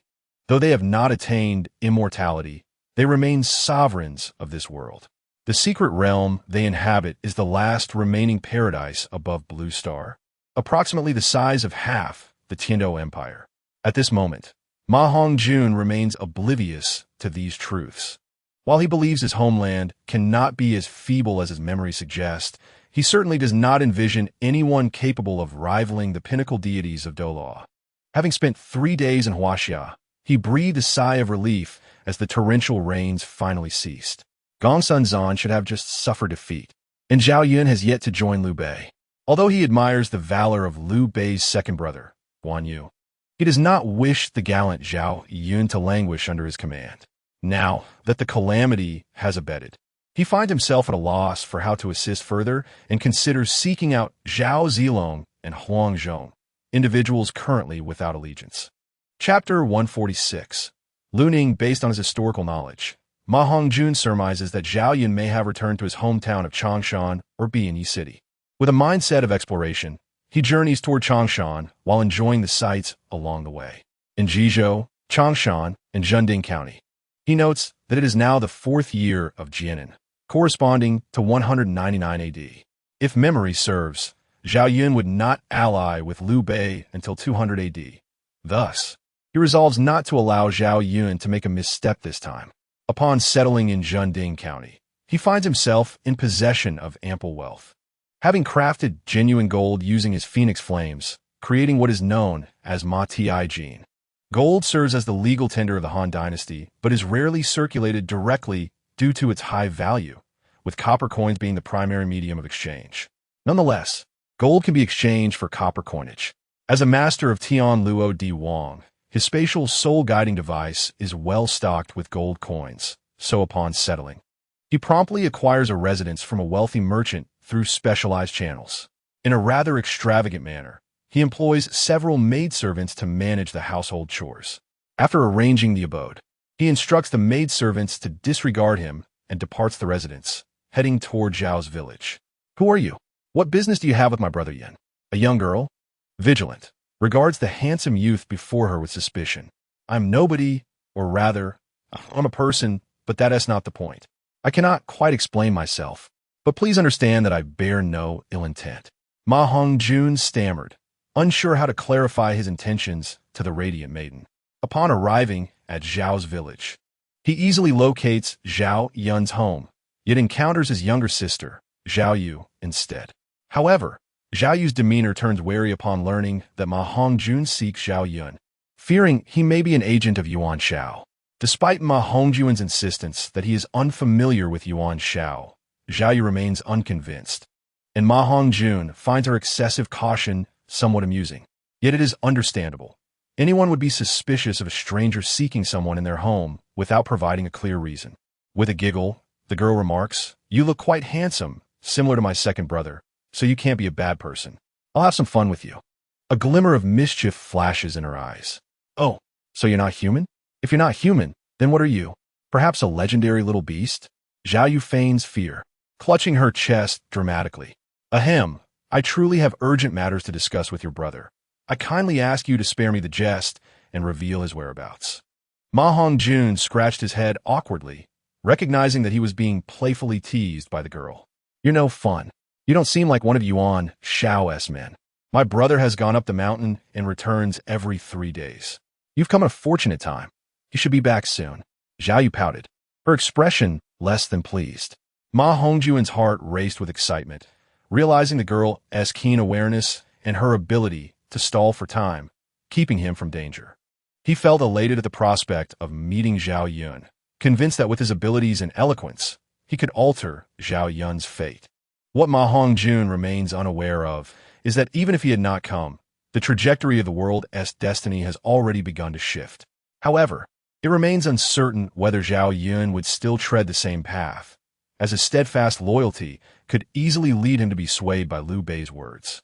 Yue, your brother has returned. Yin Gu is back and has brought a tiger. Come lend a hand. A hearty voice called from outside. Upon hearing the sound, Ma Hongjun, like Zhao Yu, exited the house with a surge of excitement and opened the courtyard door. To his astonishment, he beheld 2 figures standing outside. One was a remarkably handsome young man with an extraordinary demeanor, while the other was a burly man who had been the one to call out. Ma Hongjun, gazing at the clearly dominant youth before him, felt an inexplicable pressure akin to facing a formidable opponent of the highest caliber. Second only to his first encounter with Douluo. Who might this esteemed brother be? The young man inquired, looking at Ma Hongjun with a hint of curiosity. I am Lu Ning, courtesy name Ziyu. Let us converse further inside. Ma Hongjun replied without hesitation, using his name from a previous life rather than his identity from the Douluo continent. Do not worry, second brother. Lu Degu is specifically here for you. He is not an underling of Yuan Shao or any other warlord. Zhao Yu interjected unexpectedly on Ma Hongjun's behalf, despite her usual skepticism. I am Zhao Yun, courtesy name Zilong. It is a pleasure to meet you. Lu Xiong, Zhao Yun said, observing Ma Hongjun's eyes. With years of battlefield experience, he discerned that while Ma Hongjun exuded a strong presence, he lacked the murderous aura typical of spies from rival warlords, providing him some reassurance. I must decline. Zhao Degu, I am merely 14 years old, though I may appear somewhat mature for my age. If it pleases you, please call me Ziyu, Ma Hongjun responded, feigning modesty. Truthfully, his robust physique and impressive height made it difficult for anyone to guess his actual age. Among the already precocious individuals of the Douluo continent, he was among the most developed, making his appearance here even more striking. Oh, Zhao Yun's eyes widened in surprise, but rather than delve further, with the assistance of Ma Hongjun and Zhao Yu, dragged the nearly unconscious Diao Jing by Yi Hu into the courtyard. Did Zhao Degu hunt this magnificent creature? Ma Hongjun asked, intrigued by the imposing tiger before him. He sensed an aura of the king of beasts emanating from it, unlike anything he had encountered in ordinary spirit beasts. Indeed, this creature possesses an exceptionally tenacious life force. It took considerable effort to subdue it. Its attack power and speed are unparalleled. On my way down the mountain, I encountered this man-eater and seized the opportunity to capture it, intending to sell it for some silver to buy clothes for my younger sister. Zhao Yun explained amiably, refraining from inquiring about Ma Hongjun's origins or motives. Given Ma Hongjun's formidable presence at such a young age, Zhao Yun assumed he was a well-connected young master from a prominent family, eager to befriend him after hearing of his recent exploits against Yin Liang and Wenchou. Brother Zilong, since you wish to sell, if you trust me, allow me to handle the sale for you, and I assure you the best price will be obtained, Ma Hongjun proposed, eager to see if slaying the impressive tiger would yield a soul ring. His intention was not genuinely to negotiate a favorable price for Zhao Yun, but rather to acquire it for his own research on soul rings. Even a beast of this stature, which had posed a challenge even to Zhao Yun, would possess at least a soul ring of over 90,000 years, making it a worthy target for absorption. Thank you, Lu Xiong, Zhao Yun said with a slight bow. He, often away from home and not of noble birth, lacked the connections to sell such a ferocious tiger, which would be beyond the means of most buyers. Ma Hongjun decided to remain at Zhao Yun's residence, not as a freeloader, but instead ensuring he contributed by having the maid purchase various necessities. Life here was simpler compared to the Douluo continent. Yet Ma Hongjun felt a deep sense of familiarity. Had it not been for those he cared for back on Douluo, he might have hesitated to return. Although life here appeared less advanced in many aspects, the exquisite Hanfu captivated Ma Hongjun's attention. The diversity of Hanfu, crafted from silk and vibrant in color, was nothing short of magnificent.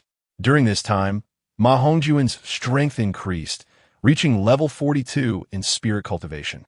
After secretly acquiring the fierce tiger he had brought to Zhending County, he successfully killed the severely injured beast, which indeed yielded a dark purple soul ring over 9,000 years old.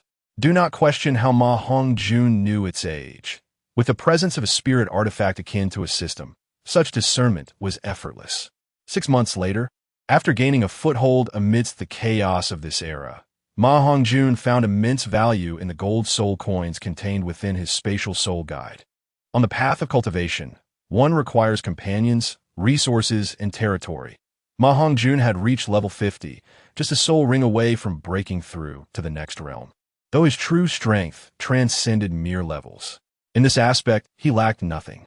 Over the past 6 months, while developing his power during the late Han Dynasty, he spent most of his time with the formidable Zhao Yun.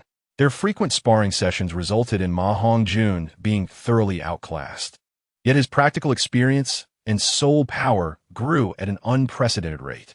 Financially, he faced no shortages, while gold was precious in the Douluo world. Its abundance in this era was incomparable. The gold soul coins allowed Ma Hongjun to rapidly establish his influence and gather rare herbs for cultivation. Although he lacked premium territories, the sudden influx of spiritual energy from the fusion of 2 realms and the meteor tears in the late Han period provided ample opportunity. Furthermore, the residual potency of immortal herbs within him facilitated his rapid ascent to level 50. After arriving in this world, Ma Hongjun realized that possessing too many martial souls could be detrimental. An abundance of soul rings was not inherently beneficial. Hence, he refrained from cultivating his lucky grass martial soul, opting instead to take a step back.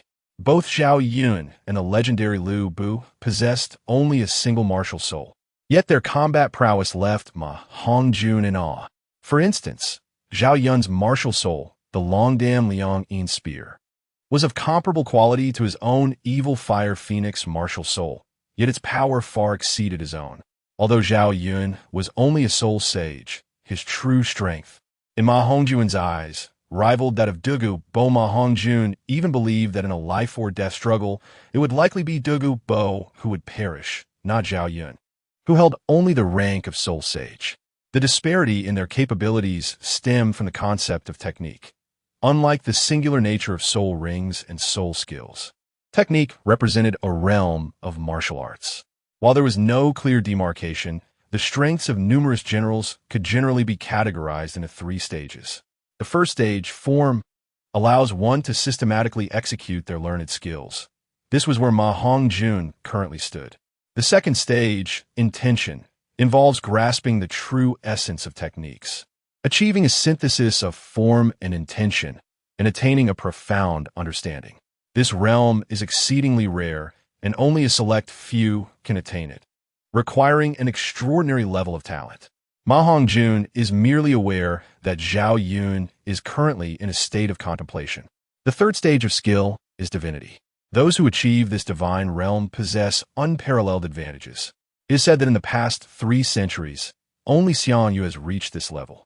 The essence of skill transcends to the divine, and should the skills of this world ascend to the divine realm, they could contend with the gods of war. Naturally, Ma Hongjun is oblivious to these truths. Huaxiao has concealed far too much. Even the martial generals are categorized into 3 types: Jing, Ti, and Ji, with Ji being merely one of the cultivation methods for martial generals. Jing pertains to the cultivation of Qi, akin to the soul power practiced in Douluo Dalu. Ti natural refers to body refinement.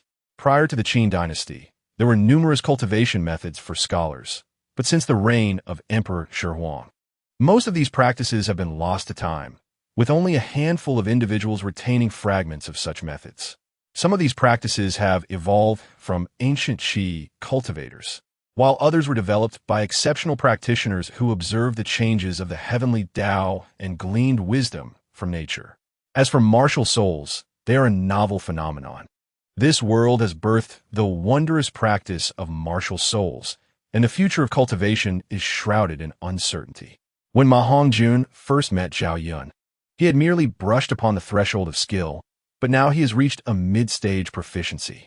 With his formidable and extraordinary martial soul abilities, he is confident in overcoming ordinary soul masters.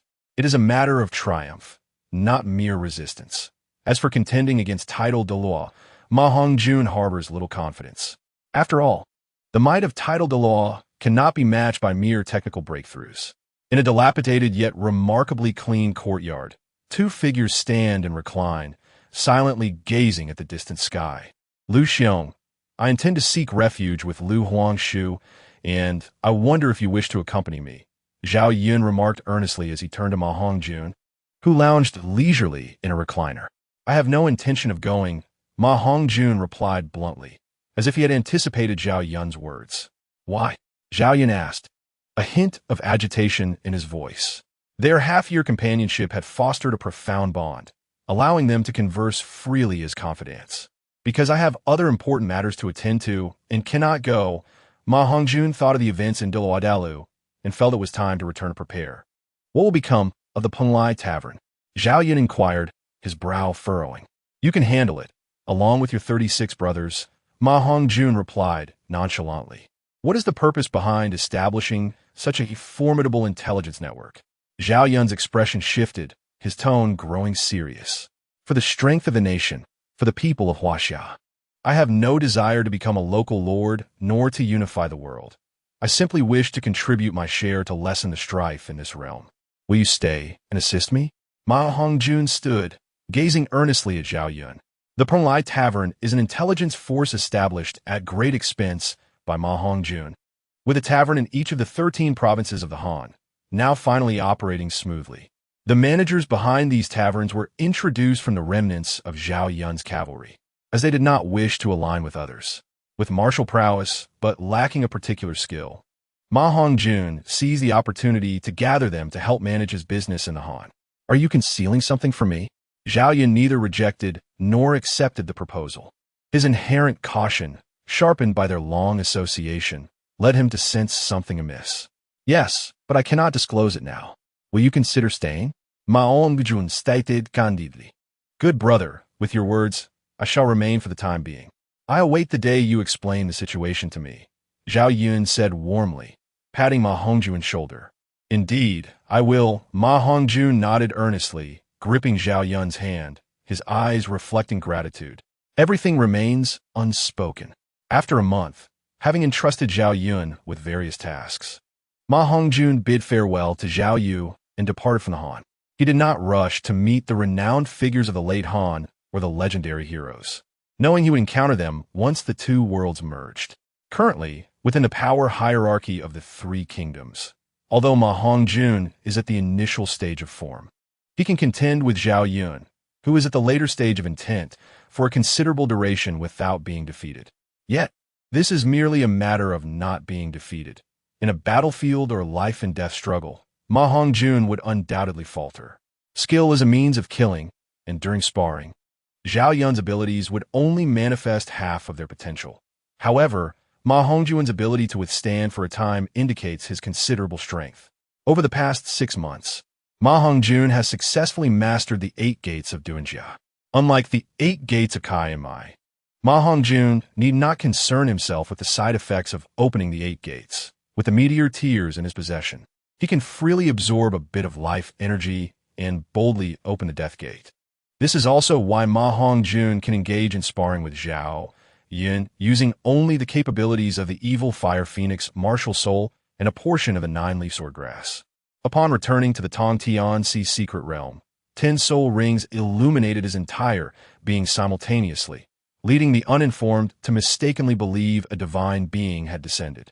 The martial soul of the 9-leaf sword grass has now been enhanced to the 4th soul ring, combined with 2 hidden soul rings, totaling 6, plus the 4 soul rings of the evil Fire Phoenix, making 10.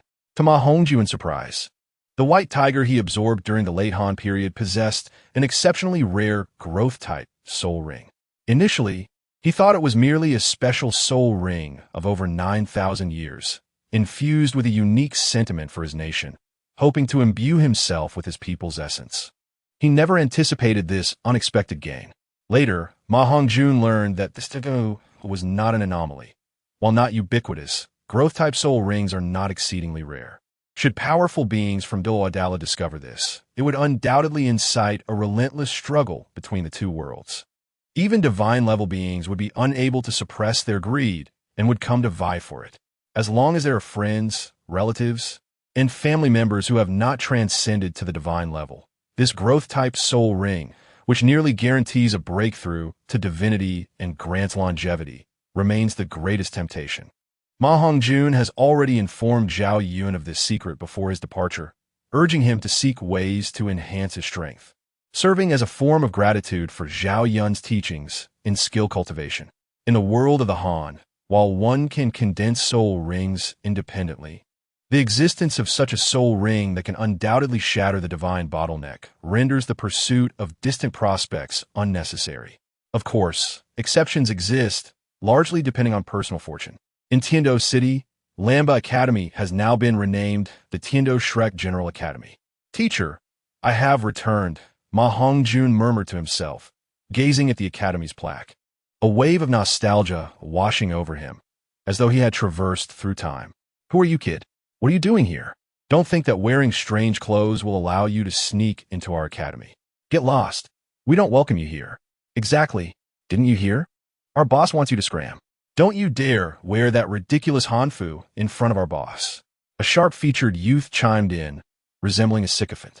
Just as Ma Hongjun prepared to head to the back mountain to see his teacher and friends, he was met with these irritating, arrogant voices. A group of individuals appeared ahead, with a young dandy at the forefront blocking the path. He pointed a finger at Ma Hongjun, his voice sharp as he demanded, "Are you high-ranking members of Shrek Academy? Or perhaps core members of Shrek?" Ma Hongjun's expression remained unchanged, his tone indifferent, though a flicker of anger ignited within him, emanating an aura of authority that compelled the others to silence. He was taken aback to encounter such students at Shrek Academy. "Ha! I assert that this is my territory, and if you disagree, feel free to report me to the teachers. You must be new here. I know all the students in the academy. I suggest you change out of that outfit quickly, or next time we meet, I shall ensure you are expelled from the academy." The young dandy's harsh words were uttered with a facade of nonchalance as he passed by Ma Hongjun. One of the burly soul masters intentionally bumped his shoulder against Ma Hongjun's as he walked by, resulting in a loud thud. Predictably, the stout soul master was sent reeling back several steps before collapsing to the ground. "Fool! Can't you walk with your eyes open? Hurry and get lost. I apologize for my subordinate's ignorance. I must take my leave now. Perhaps we shall meet again under better circumstances." The dandy's arrogant demeanor faded as he adopted a more cautious tone. "Foolishness? Perhaps. Remember, Shrek Academy does not permit factionalism or bullying of the weak. Should I catch you again, regardless of your status, I will ensure you face consequences." Ma Hongjun replied with a dismissive smile, turning away as he made his way toward the back mountain. He considered it a favor to an old friend. Otherwise, he would not have allowed such individuals to remain at Shrek Academy. Chapter 149. Changes in the Douluo world. Hongjun. "You finally returned. Brother, I miss you so much. If you hadn't come back soon, we would have been too afraid to return to our residence because of your fiancés." Upon reaching the back mountain, he encountered Oscar, whose face was marked with despair. Seeing Ma Hongjun was like a beacon of hope, and he rushed over. Stop! Stop! You are pretending to miss me. But the latter part is true, right? What did I get fiancés? How come I am unaware of it?" Ma Hongjun swiftly halted Oscar's advance, speaking with mild annoyance. You are finally back. No need to rush. We can discuss that later. First, tell me your current soul power level." Oscar paused, a proud smile gracing his face as he focused his soul power to showcase it. "Level 50. Impressive. You have reached level 41 soul power. Excellent. It seems Master S. rigorous training has indeed borne fruit." Ma Hongjun assessed Oscar's strength at a glance. "Freak!" Before Oscar could utter the words, a group of young men and women emerged from behind him, speaking in unison. It was the remaining members of the Shrek 8 monsters, along with Dean Flender. "Ah, teacher, why is everyone here?" Ma Hongjun asked, his surprise evident upon seeing Flender and his companions. "Of course, we are here to welcome you home. Did you underestimate the significance of my martial soul?" Flender chuckled. "Haha, upon sensing Xiao Ao's fluctuations in soul power, we naturally came to check on him. Otherwise, with his physique, he cannot withstand a single strike from an enemy, which is how we noticed your presence and came out to greet you." Dai Mubai added with a laugh, his eyes reflecting a sense of longing. "Fourth brother, I missed you. You have finally returned." Ning Rongrong was the first to approach. Linking her arm with Ma Hongjun's, her joy genuine. "It is good to be back." Zhu Zhuqing merely cast a brief glance at Ma Hongjun and nodded, concealing her emotions well. "Ah, Hongjun, your return is quite timely. The preliminary rounds of the Continental Advanced Soul Master Elite competition are in 3 days." Tang San remarked, smiling, with Xiao Wu nodding beside him. But where is Fat Tiger?" Ma Hongjun nodded slightly, feeling a warmth in his heart. Although it did not compare to the tranquility he felt during the Han Dynasty in the Three Kingdoms world, it was among the few warm places in his life. A place where his heart found peace is home, and Shrek Academy was, in a sense, half of that home for Ma Hongjun. He has probably been taken away by those hidden clan members to inquire about your whereabouts," Dai Mubai said with a helpless shake of his head. "What were you all doing, allowing them to take Fat Tiger away like that?" Upon hearing this, Ma Hongjun's temper flared, his eyes widening in anger. A formidable aura surging forth, almost rivaling Dean Flender, who had already reached the soul Douluo realm. If one remains indifferent while their companions are harmed, do they even deserve to be human? It was said that the Shrek 8 monsters would live and die together. Yet they stood by and watched as Fat Tiger was taken away. Was this brotherhood? In that moment, Ma Hongjun was overwhelmed with anger, negative emotions surging within him. Fourth brother, please do not be angry. Fat Tiger is safe. Let's explain before you lose your temper." Ning Rongrong, frykten at B. Ma Hongjun's fury, mustered her courage to speak, having never seen him this irate before. "Very well, I will hear your explanation. If your response does not satisfy me, the bonds of the Shrek 8 monsters shall be severed." After undergoing trials in the Huaxiao world, Ma Hongjun's temperament and understanding had evolved. He had also regained his true nature, no longer the polite and graceful Ma Hongjun of the past, but rather a straightforward and sincere individual, deeply concerned about the people of Huaxia. Indeed, at this moment, Ma Hongjun had clearly delineated his relationship with the Douluo continent in his heart. Huaxia occupied the foremost place in his thoughts, but among the people of Huaxia, aside from Zhao Yun and the revered historical heroes he admired, it was the members of Shrek that he felt closest to. Friends, regardless of whether they hailed from the Douluo continent or Huaxia, were all his friends. However, his expectations of those from the Douluo continent had risen considerably. This was only natural, and Ma Hongjun understood this point. He did not consider himself particularly noble. Indeed, he felt a bit of righteous indignation. "The Nine Hearts Sea Buttercup clan's title Douluo seeks to find you, urging you to marry Yi Lingling soon." While their approach may have been somewhat forceful, there was no malice. With the assurance from Poison Douluo, they periodically take Fat Tiger to inquire about your situation. Ning Rongrong ethbloinet slowly. Ma Hongjun's expression faltered as he glanced at Oscar and his teacher, Flender. Oscar nodded heavily in agreement. Regardless of their intentions, Fat Tiger willingly went to the Nine Hearts Sea Buttercup clan. Although the specifics were not disclosed, it seems the clan has its own difficulties, necessitating Fat Tiger to personally clarify your situation, Flender added with a resigned nod. Ultimately, it boiled down to a lack of strength. The Nine Hearts Sea Buttercup clan sent 2 titled Douluo masters, and given their lack of malice, along with Fat Tiger's willingness to go, they did not intervene. Understood. Ma Hongjun, an astute individual, quickly grasped the entire situation. It all stemmed from his own prior agreement to act as Yi Lingling's boyfriend on the surface before his departure.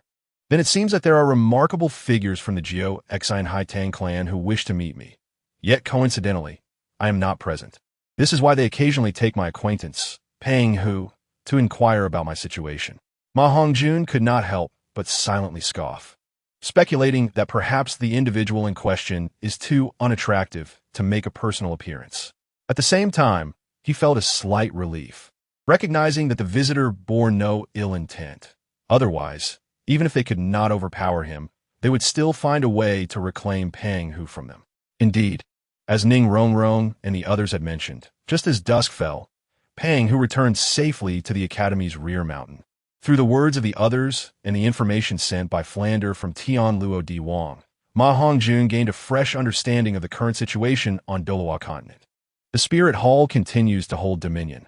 It cannot claim absolute supremacy.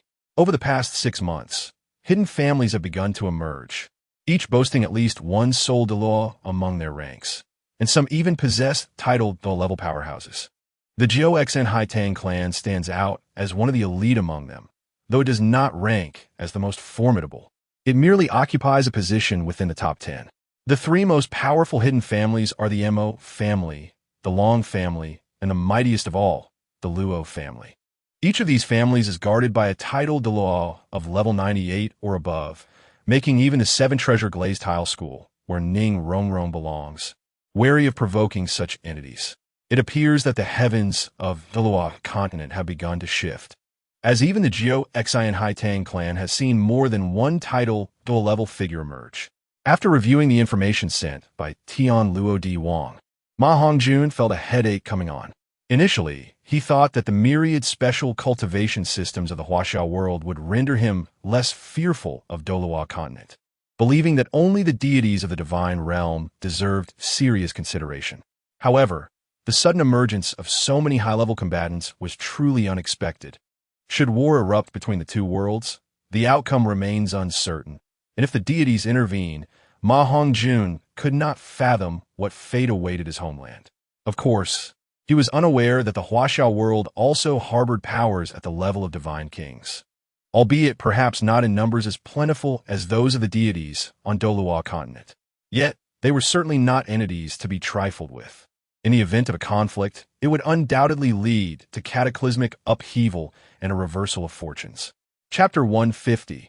Fortunate Draw Boss, you have finally returned. You cannot imagine how terrifying the strength of those hidden families is. Even the weakest gatekeepers possess soul power exceeding level 40. Upon Pang Hu's return, he rushed to Ma Hongjun's residence, excitedly sharing the information he had gathered over the past few days. Although Pang Hu appeared simple-minded, he was quite astute. The reason the Yi family frequently took him to the Jiao Xen Haitang clan was not without his own deliberate guidance. Pang Hu, you must not recklessly involve yourself in such dangers again. This time, I will let it slide, but in this world, only you and the teacher treat me this way. I cherish our friendship deeply, and if my actions were to bring you trouble, I would spend my life in guilt. A fleeting expression of emotion crossed Ma Hongjun's face as he spoke, filled with remorse. Fortunately, nothing befell Pang Hu. Otherwise, even the Yi family, as a hidden clan, would have faced his wrath. The influence of Tianluo Di Wang is not to be underestimated. Although it may not surpass the Yi family, it can still inflict considerable damage. Moreover, the fortunes of Tianluo Di Wang are flourishing, now surpassing the lower 4 sects to become second only to the upper 3 sections. Generally, even powerful hidden families would avoid provoking such forces. This is a rule of this world. While hidden families possess considerable strength, they are also affected by fortune. Perhaps in a clash between the 2, victory would not belong to the stronger side. If one is powerful yet lacks fortune, they may suffer attacks from multiple factions and ultimately be defeated by the weaker, yet fortune-favored side. Of course, Ma Hongjun could not be certain of any of this, as it was merely deduced from Yi Lingling's words and his own speculations. After chatting for a while, Pang Hu returned home, while Ma Hongjun lay down in his room, having no intention to cultivate. Although his strength could not be deemed exceptionally formidable, he still ranked among the elite of his generation. Even those geniuses nurtured by hidden families were far inferior to him, giving Ma Hongjun reason to relax. The path of cultivation is not solely about relentless effort. Opportunities hold greater significance. The lottery system for the second martial soul represents Ma Hongjun's opportunity. Indeed, he believes the system itself embodies the essence of martial soul spirits. Thus, referring to it as a system is not incorrect. Over the past 6 months, he has acquired a wealth of Huaxiao points while in the Three Kingdoms.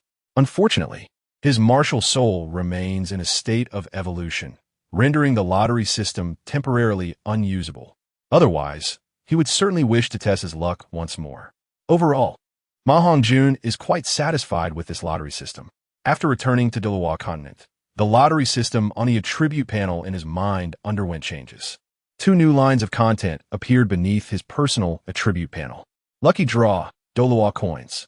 Through the lottery, one can obtain 1,000-year soul rings, 10,000-year soul rings, and 100,000-year soul rings, with a 1 chance to trigger a critical hit, resulting in the acquisition of million-year soul rings.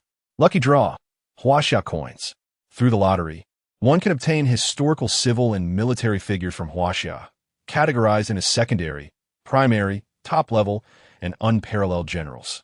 From the Spirit's revelations, Ma Hongjun understands that the lottery system is one of the core capabilities of the Spirit. This represents the most significant change after the Spirit gradually fused with the energy of meteor tears and the seeds of the 9-leaf swordgrass. Previously, the good points, faith points, and so forth were merely a powerful host's imitation of core capabilities. Even the Spirit did not anticipate that Ma Hongjun's fortune would be so abundant, allowing him to simultaneously acquire both meteor tears and the seeds of the 9-leaf swordgrass. Otherwise, relying solely on his own cultivation, even if he were to become a divine king, it would be impossible for him to awaken the true abilities of the lucky grass. The core ability is the lucky draw. For every world recognized by the heavenly Tao, a new lottery method can be awakened. The means to acquire lottery tokens have also changed significantly, now reduced to 2 methods. The first is brutally straightforward, killing enemies to absorb their fortune and convert it into lottery tokens.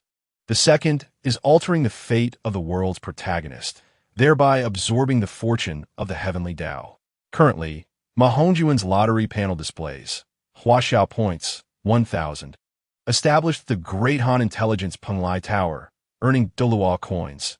0. Lucky Roulette, 1 Huaxiao point, available for lottery attempts. Ding! Mysterious energy fusion has reached 50%, unlocking the lucky draw function. At this moment, a voice resonated in his mind, prompting a delighted smile from Ma Hongjun. Let's give it a try and see how lucky I am. With nothing pressing at hand, Ma Hongjun lay on his bed, feeling rather bored as he contemplated. As his thoughts focused, his attention shifted to the sea of consciousness. Draw! Ma Hongjun flipped over like a lazy fish, silently reciting in his mind. Ding! Congratulations to the host for obtaining a first-tier general, Cheng Yaojin of the Sui and Tang dynasties. Cheng Yaojin, age, 38, strength, level 81 Soul Duo, a top-tier first-class general. Martial soul, mixed world battle axe, innate full soul power. Note, an outstanding figure among first-tier generals, possessing formidable martial soul talent and explosive power. Capable of battling Tidal Douluo for the first 3 strikes, after which his strength will revert to its original level. I pay my respects to my lord. Suddenly, a brilliant light erupted in the room, centered around Ma Hongjun, as the first martial soul, which was partially evolved, manifested. From within, a pitch-black vortex emerged, and in an instant, a robust man stepped forth from the black hole, landing beside Ma Hongjun. You are Cheng Yaojin, exclaimed Ma Hongjun in astonishment, quickly rising to his feet to inquire. Although he had mentally prepared himself, he had anticipated a different, more natural manifestation, never expecting such an incredible means of traversing time and space to appear before him. It is I, old Cheng. What commands do you have, my lord? I shall undoubtedly share your burdens and alleviate your troubles. The man, Cheng Yaojin, chuckled, scratching his head. Nothing for now. Please stand guard at the door. I need a moment to collect myself, Ma Hongjun replied, rubbing his head, still somewhat bewildered. The sudden transformation of his abilities into a summoning system was quite a shock, and anyone would struggle to adapt to such a change. Do summoned individuals retain memories from their own worlds? Why do they address me as my lord? Ma Hongjun pondered within himself. Ding! Most memories have been sealed to prevent detection and expulsion by the heavenly Tao of the Douluo world. The beings that can be summoned are historical figures who have passed away. To be resurrected, they must obey the host, and the power of the unseen contract compels them to recognize the host as their master. As long as they wish to avoid death, they will not betray the host. However, each individual possesses their own thoughts, and if overly oppressed, there is a slight chance they may choose to rebel, leading to mutual destruction. What constitutes excessive oppression? Harming their parents or taking their wives? Oh, then there is nothing to worry about. Unless one is mentally unstable, who would commit such acts? But do they have parents in this world? No. Then what is this slight possibility? They could have wives. Oh, that makes sense. But I'm not someone like Chao, who would engage in such despicable acts. Ma Hongjun sighed in relief, feeling that his rise to power was imminent. This was the true awakening of his abilities, a means to dominate the Douluo Sangguo world. In Chapter 151, plotting against the dark demon, evil god tiger, Ma Hongjun, despite only possessing the soul power of a soul king without a soul ring, was indeed stronger than an average soul emperor. His soul rings, both in quantity and quality, far surpassed those of ordinary soul masters. However, the immediate priority was to acquire a soul ring, as he had no intention of fully trusting the master's theories. Could the effects of training in a soul sect for a day truly compare to a day spent cultivating with a soul ring?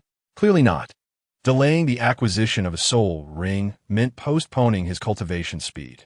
It was undeniable that the master had conducted remarkable research on martial souls. Yet theory without practice held no weight. It was not that Ma Hongjun looked down upon the master. It was simply a matter of reality. Notably, upon his return, he discovered that Flanders had not given Lu Erlong to the master, as in the original story. Lu Erlong, aside from her initial excitement upon meeting the master, had not relentlessly pursued Yu Shaojiang. Her demeanor towards the two was now one of neutrality, leaving outsiders unable to discern her true feelings, as if they were merely old friends. Eager to obtain his desired soul ring and ascend to Soul King, Ma Hongjun decided to seek out Ning Rongrong the following morning. He instructed Cheng Yaojin to protect him discreetly without revealing himself, as he was unsure how to explain the sudden appearance of a soul Douluo follower to his companions.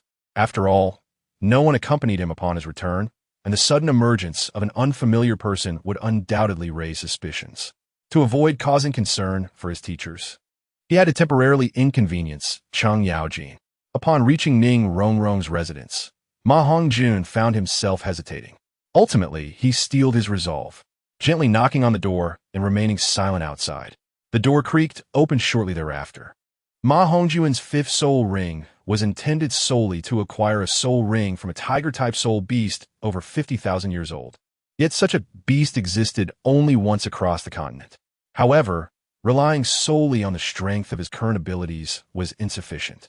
Even with the presence of the poisoned Douluo and Cheng Yaojin, it was still inadequate.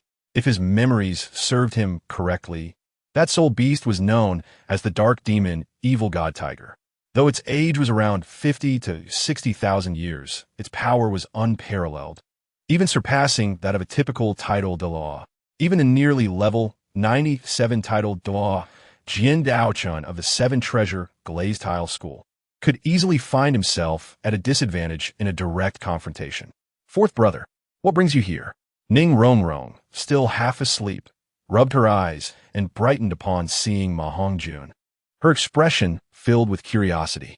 Though Ma Hongjun's evil fire phoenix, martial soul, had reached the pinnacle of martial soul quality, it was still far from becoming a true divine-level martial soul, the 10-headed fire phoenix. Aside from his fair complexion, striking appearance, and robust physique, he possessed little else. Yet, Ning Rongrong was particularly susceptible to such attributes. Despite her mischievous nature, deep down, she craved protection, a sentiment shared by many support-type soul masters. Well, I have reached level 50 for some time now, but I have yet to find a suitable soul ring. Recently, the old poison said he encountered a soul beast in the Star Do Great Forest that would be ideal for my evil fire phoenix martial soul. But I was unable to defeat it. Thus, I wish to request the assistance of your sex, Jian Douluo, and Douluo. I assure you that I will provide a reward that will satisfy both titled Douluos afterward. Could you please convey this message? Hongjun cautiously proposed to Ning Rongrong. Before he could finish, Ning Rongrong interrupted him. Oh, fourth brother, why didn't you tell me sooner about obtaining your fifth soul ring? Rest assured, I will take care of this matter. Jian Grandpa and Gu Grandpa are particularly fond of me. They will not refuse my request. As for the reward, let us not mention it. Aren't we all part of the same family? I didn't ask for payment for the fairy herb I gave you. So how could I take your reward? You mustn't be too formal with Rongrong, or I will be upset. Ning Rongrong cheerfully declared, playfully pouting at Hongjun. You are you, and I do not wish for you to be burdened. Though Ningbo has designated you as the sole heir to the seven-treasure glazed tile school, you are still not the sect leader. Fourth brother is not trying to distance himself from you. I simply worry for you, silly girl, Hongjun replied, touched by Ning Rongrong's words, as he affectionately ruffled her hair. Hee, I'm not silly at all. This isn't a burden. I'll go tidy up my room for a bit. And after breakfast, I'll head out to ask Jian Grandpa and the others to come out of seclusion, Ning Rongrong said. Her cheeks flushed as she quickly turned to return to her room, feigning calmness. Once back in her room, Ning Rongrong patted her chest, her face aglow. Wow, fourth brother actually touched me. Come on, Rongrong, you can do this. Fourth brother will be yours sooner or later. She encouraged herself, clenching her small fist. What she desired was not merely a reward, but Hongjun himself, truly a woman with insatiable desires. Unbeknownst to Hongjun, upon his departure, others began to contemplate how to lay claim to him. Certainly, even if he were aware of it, Hongjun would not dwell on the matter. He did not harbor an aversion to beautiful women. Rather, he found it difficult to accept the idea of becoming enamored with beauty at such a tender age. In truth, it was primarily due to the fact that at this age, there was a lack of development in both the chest and the posterior, which left him uninspired. If there was one person who could stir his heart, it would be Zhu Zhuqing. Her figure, her thighs, one would scarcely believe she was merely 13. Hongjun indulged in a fleeting fantasy before promptly shaking it off, slapping his forehead and muttering, "This damned little wicked fire." If others were to discover Hongjun's thoughts, they would undoubtedly chastise him for his shamelessness, as he was quite adept at deflecting blame. In the shadows, Qing Yaojin regarded Hongjun with confusion, unable to comprehend why his lord would suddenly berate himself. At noon, Hongjun sought out Falond, and in the afternoon, he approached Douluo. By the evening, as he returned to his lodgings, he counted on his fingers, his heart brimming with joy as he mused. Jian Douluo at level 96, Gu Douluo at level 95, Douluo at level 92, Qing Yaojin at level 81. When they unleash their full power, they can rival an average level 91 title Douluo. If I also call upon my teachers and Dilong, we should be able to match Qing Yaojin. With this, dealing with the Anma Xieshen, who should pose no problem. Hongjun was not overly cautious. Facing the Anma Xieshen, who required an instantaneous and overwhelming assault. Otherwise, if drawn into its unique skill, the life and death arena, even a level 99 title Douluo could face dire consequences. Chapter 152, Departure, Destination, Qingdou Da Senlin. With merely 2 days until the preliminary round commenced, Hongjun showed no inclination to participate. For someone who had traversed a world, the current Soul Arena competitions felt akin to a child's play. The champion's reward of 3 soul bones, while the wisdom condensing skull was somewhat useful. The other 2 either did not suit him or were too low in age to pique his interest. However, under the strong insistence of Dean Falond, Hongjun ultimately chose to register with the Shrek's 7 monsters for the competition. Of course, it was merely a registration. Actual participation was out of the question. Such trivial games were best left to Tong San. With the strength of the Shrek team, securing a top 3 position in the preliminaries posed no challenge whatsoever. He had already planned to depart for the Qingdou Da Senlin before the competition commenced, seizing the opportunity to obtain the 5th spirit ring for the evil fire phoenix spirit while they were still competing, due to the simultaneous cultivation of his twin spirits. Along with the unique training methods he learned from Zhao Yun, Hongjun's physical strength had already surpassed that of a typical soul sage.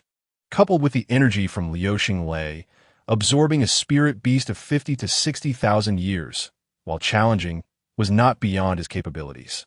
If not for the high mental energy requirements of a 10,000-year spirit ring, a 50 to 60,000-year spirit ring would be a trivial matter for him. With a wisdom condensing skull obtained through the sacrifice of the Yoming Dujiao, Ma Hongjun felt quite confident in absorbing a spirit ring of that age. Originally, he had intended to make the Anma Xieshun, who his sixth spirit ring, but time was of the essence.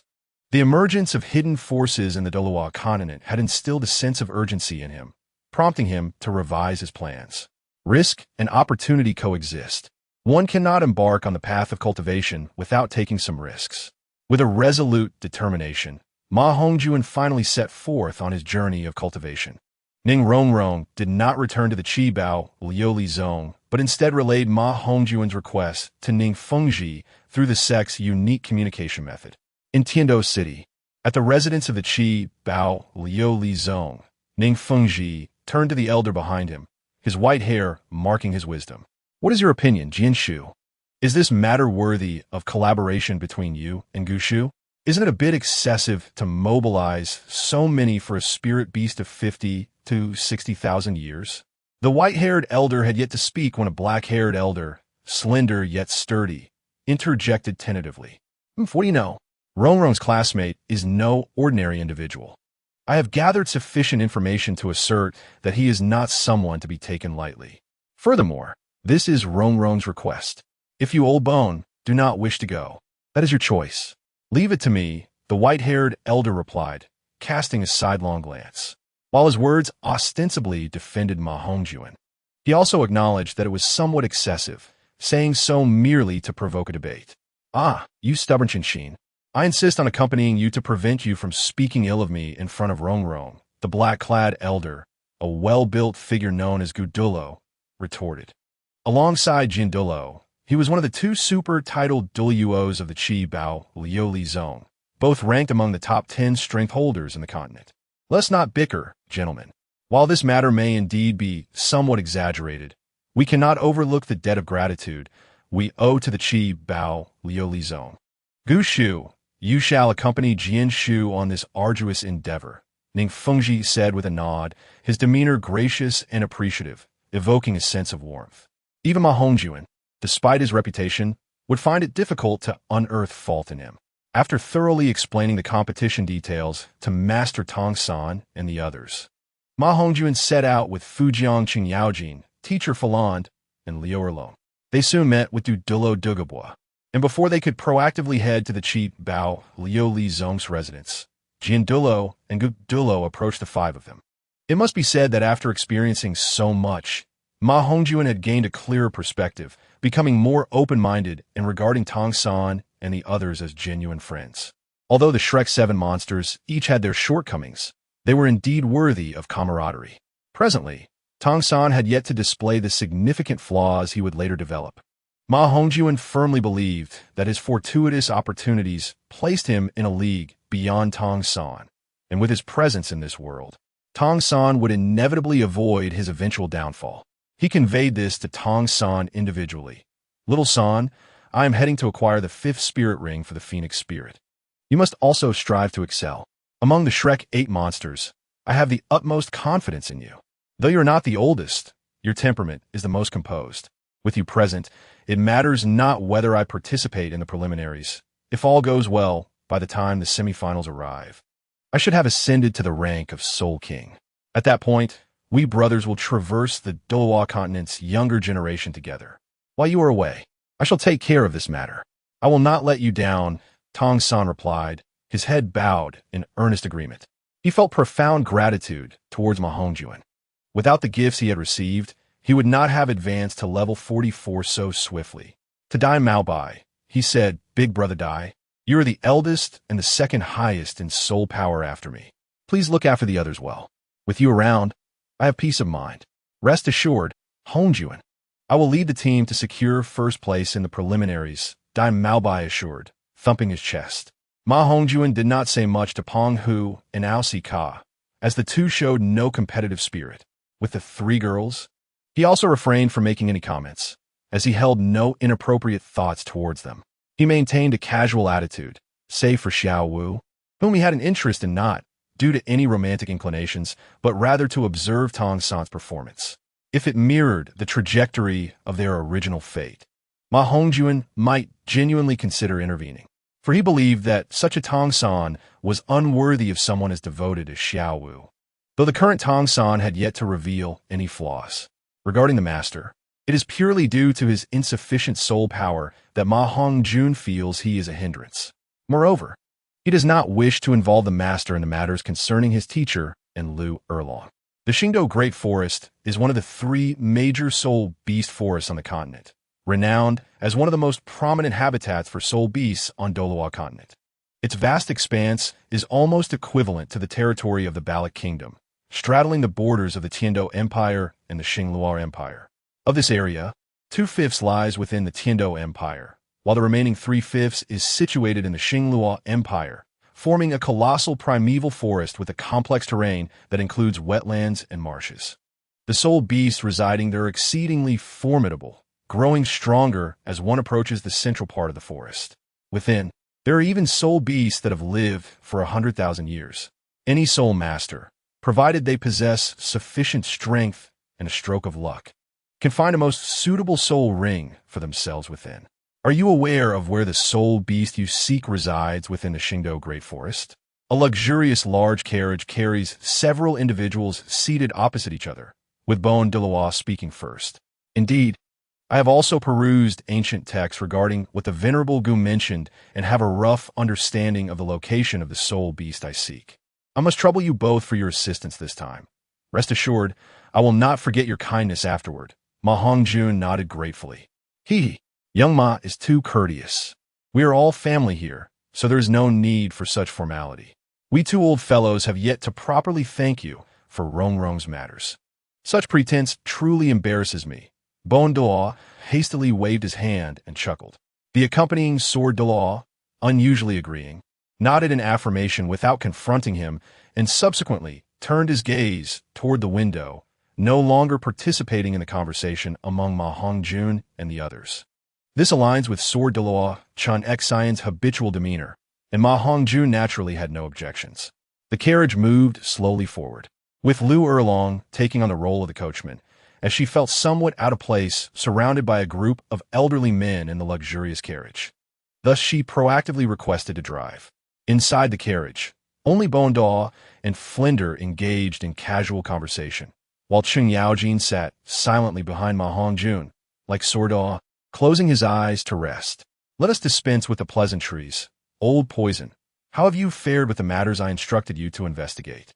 Ma Hongjun inquired, gazing at Douluo Bo seated before him. It has been taken care of, little monster. You truly are a remarkable being, destined for extraordinary achievements. As for this old bone of mine, it has already passed its prime, but while I can still move, I can certainly pave the way for you formidable young ones. With so many people involved this time, you need not worry, Douluo replied. Only Douluo Bo understood the gravity of what Ma Hongjun was referring to, and it was only he and Ma Hongjun who comprehended the true power of the mere 60,000-year-old dark devil god tiger. Is it truly that formidable? Am I, a titled Douluo, not capable of confronting a mere 60,000-year soul beast? Is there something particularly special about this soul beast? At that moment, Douluo, who had been chatting with Flinder, interjected with curiosity. This one indeed differs from the typical 60,000-year soul beasts. If confronted alone, it is likely that none of us present would be its match.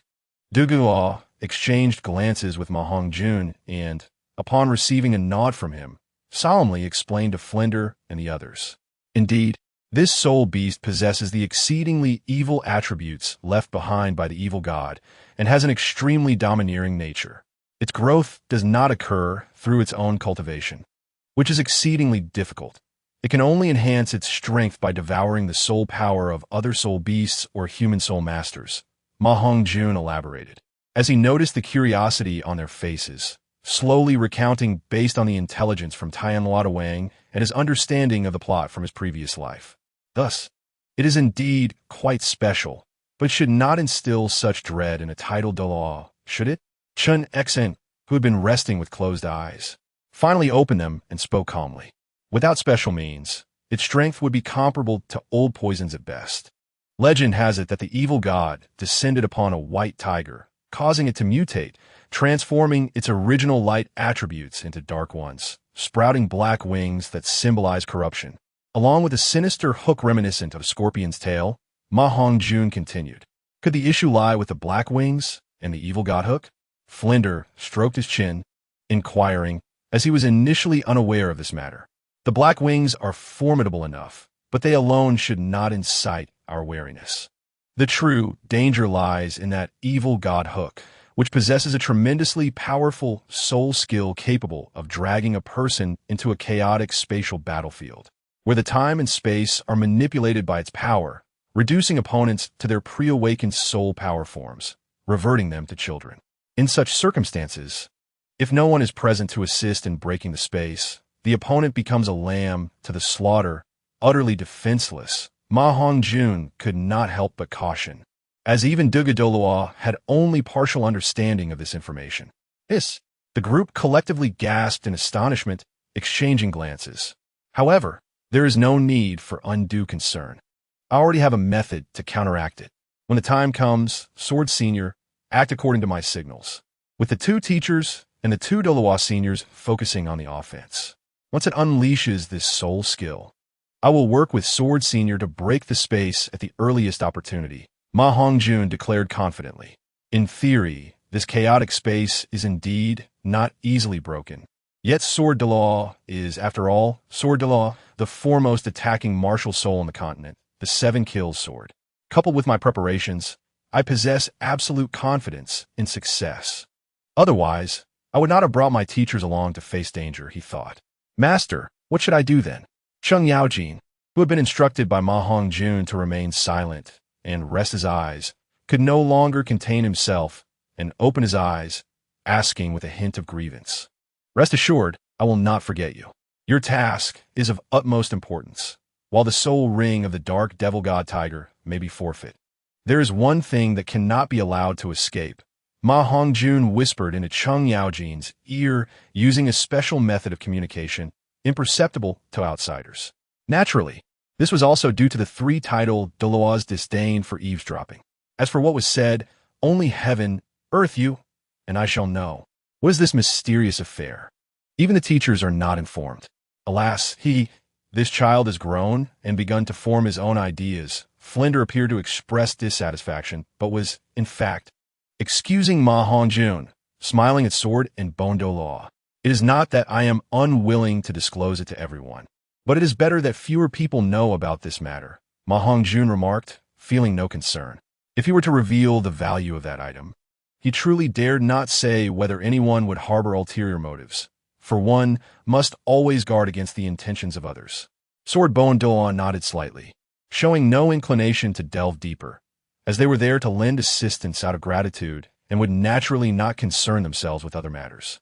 10 days later, traveling at full speed without any pauses, with provisions supplied by the local heads of Tanawatawang, they quickly arrived at the periphery of the Qingdao Great Forest. At this moment, Xiao San and the others must still be enduring an incredibly arduous competition. I wonder how they are faring. Flinder murmured anxiously as he gazed toward the direction of Tiando City. Rest assured, Master, with Zhao Wujing present, their safety will not be compromised, Ma Hongjun promptly reassured. At this moment, Tang San was being led out of Tiando City by the Soul Saint from Songhui Academy, encountering a life-and-death crisis. Fortunately, he had developed a good relationship with the old poison, and during Ma Hongjun's absence from the Douluo world, the two had engaged in discussions regarding pharmacology. Much like in the original narrative, he was taken by Dugu Bo to the Yin-Yang Eyes, where he concocted the formidable Yin Wang, Tai, capable of threatening tidal Douluo. Not only did he successfully counterattack, but he also acquired a remarkable head spirit bone. Chapter 154. Sealing 2 days and nights had passed since their arrival in the Qingdao Great Forest, with the fortunate Chung Yaojin tasked with scouting the path. Perhaps due to his innate luck, he encountered a natural maze on the first day at the forest periphery. After emerging from the maze, Chung Yaojin astonishingly advanced to an intermediate soul Douluo at level 84, all thanks to a 1,000-year-old longshu fruit found at the maze's core. The longshu fruit, classified as a celestial grade item, rightfully belonged to Cheng Yaojin, who discovered the maze and found the core. Ma Hongjun had no intention of greedily claiming the fruit, primarily because he had already consumed several celestial grade items, and his body had yet to fully absorb their medicinal powers. Attempting to absorb more would significantly diminish the effects and could even pose a risk of explosion. After absorbing the Longshu fruit, Cheng Yaojin directly broke through to the intermediate soul Douluo level, achieving a power level of 84. Due to the laws of the world, Cheng Yaojin, summoned to the Douluo world, practiced a cultivation system distinct from the methods popular among martial generals in the Huaxia realm, focusing instead on the soul power cultivation of the Douluo world. The benefits of the breath of the Demon Slayer had become less pronounced for Ma Hongjun, although unique. It had not reached a divine level.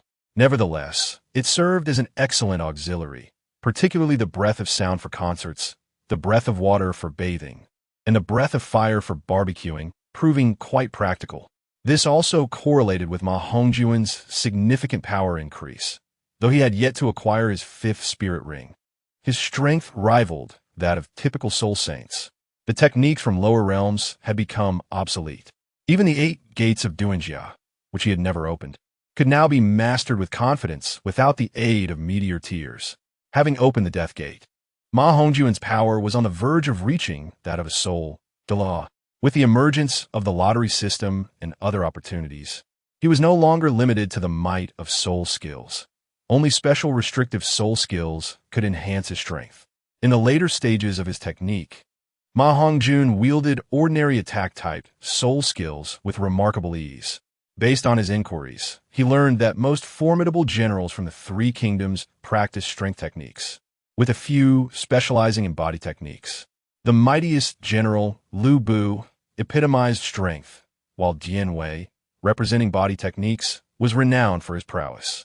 In Ma Hongjun's eyes, the title of the king of technique belonged to Zhao Yun, but that was a matter for the future.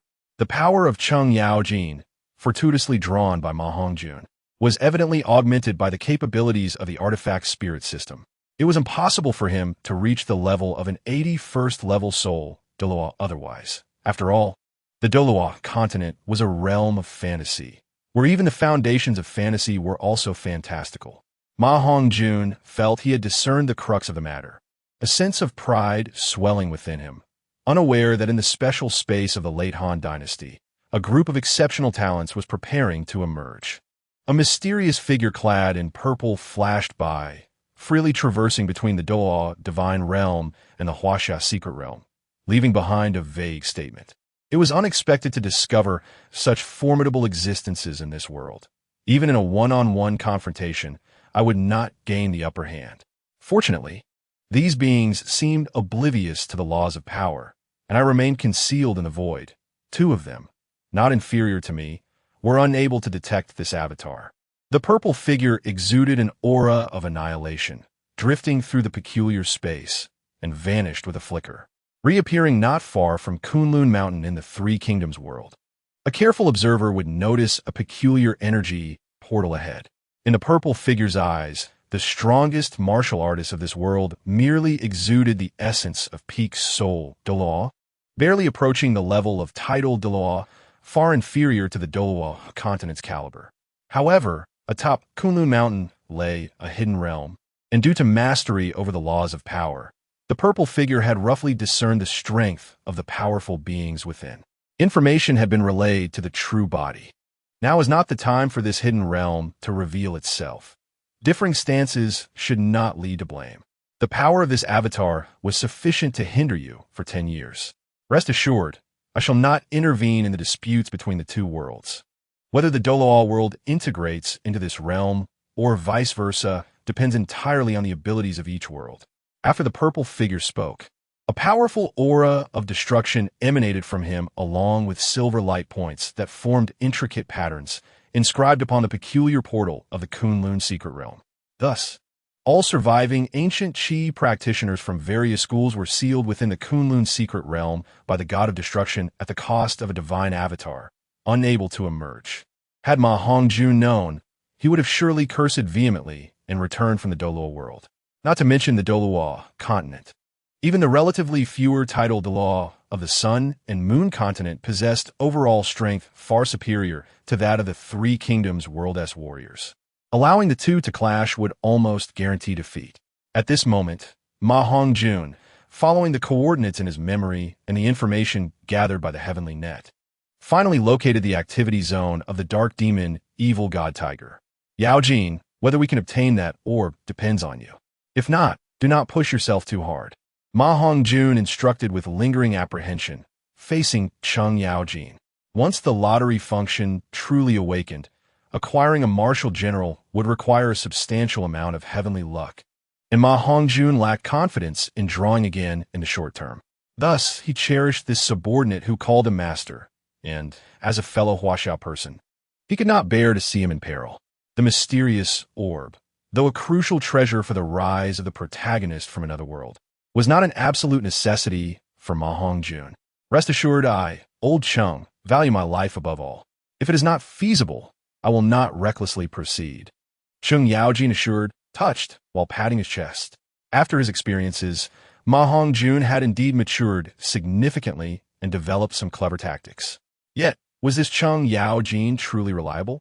Lu Erlong remarked with a slight curl of her lip, quietly whispering to Flender. What we should do now is trust Hongjun's judgment. He has likely prepared for this operation well in advance. If we encounter danger, Erlong, do not act impulsively. Flender cautioned with concern for Lu Erlong's fiery temperament. If the Dark Demon Evil God Tiger were to become enraged and drag Lu Erlong into the life and death arena, choosing mutual destruction, the outcome would be uncertain. The life and death arena could accommodate more than one individual in the chaotic space, but the more participants, the less effective the outcome. If only one were drawn in, it could revert a tidal Douluo to their pre-awakening state. With three, it might only regress everyone to their teenage years. Of course, these were merely Ma Hongjun's speculations based on the information he had gathered. The actual situation would ultimately dictate the outcome. Understood, Lu Erlong replied. Lu Erlong gazed at Flander, his concern intertwined with a rare seriousness, obediently adhering to his presence, even unconsciously inching closer to him. Alas, do not let your guard down. We are currently situated in the heart of the Qingdao Great Forest. Once we emerge, we may indulge in our affections as we please. Youth is indeed a blessing. Although the Bon Douluo cautioned against complacency, he appeared more relaxed than anyone else. However, within the vast expanse of the Qingdao Great Forest, few soul beasts could pose a threat to him, especially with the Swordduo Chan Xian vigilantly by his side. Chapter 155. The absence of martial virtue. Lu Erlong's cheeks flushed, her feminine demeanor evident, while Flander awkwardly cleared his throat, maintaining a facade of indifference as if he had heard nothing. Hongjun, after you acquire your soul ring, when do you plan to participate in the Continental Elite Competition? Teacher, how is your and Teacher Erlong's martial soul fusion technique progressing? Ma Hongjun inquired, a smile playing at the corners of his mouth, engaging in light banter. Surprisingly, the bashful Lu Erlong was drawn into their conversation. Hongjun, you are correct. Our Golden Iron Triangle's martial soul fusion technique can indeed merge even with just two individuals. It is our oversight for not exploring dual martial soul fusion previously. Thanks to your reminder, Flander and I now possess strength comparable to that of a tidal Douluo. Lu Erlong, not one to easily shy away, expressed her gratitude earnestly. Ma Hongjun merely nodded, refraining from taking credit. Teacher Erlong, you are being modest. Even if I had not mentioned it, you and the teacher would have eventually discovered it together.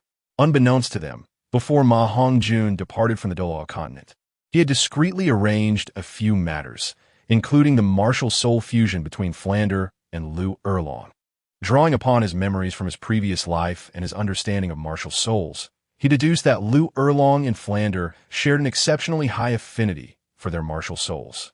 The requirements for a three-person martial soul fusion technique far exceed those of a dual martial soul fusion, indicating a profound compatibility between the two.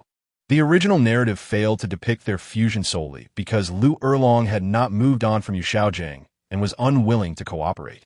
However, due to the butterfly effect instigated by Ma Hongjun, Lu Erlong's mindset had started to realign. Regardless, I must thank you. Without your assistance, I might still be unable to let go of that thorn in my heart, Lu Erlong stated sincerely. Teacher Erlong, you are too kind. We should exercise additional caution. Ahead lies the territory of the dark demon evil god tiger. Ma Hongjun deftly redirected the conversation, as he had also taken some clandestine actions, instructing the Tianluo Daiwang spies to employ some unsavory methods to help Lu Erlong alleviate her grievances. Yet, he felt no remorse within.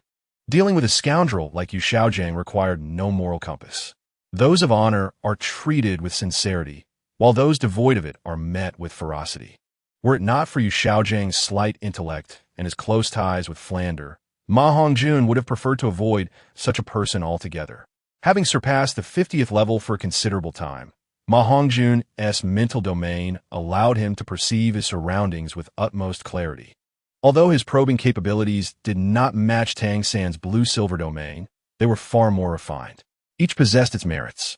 Ma Hongjun's mental domain was awakened by the soul bones sacrificed by the Yuming Duanjiao, she in conjunction with his martial soul.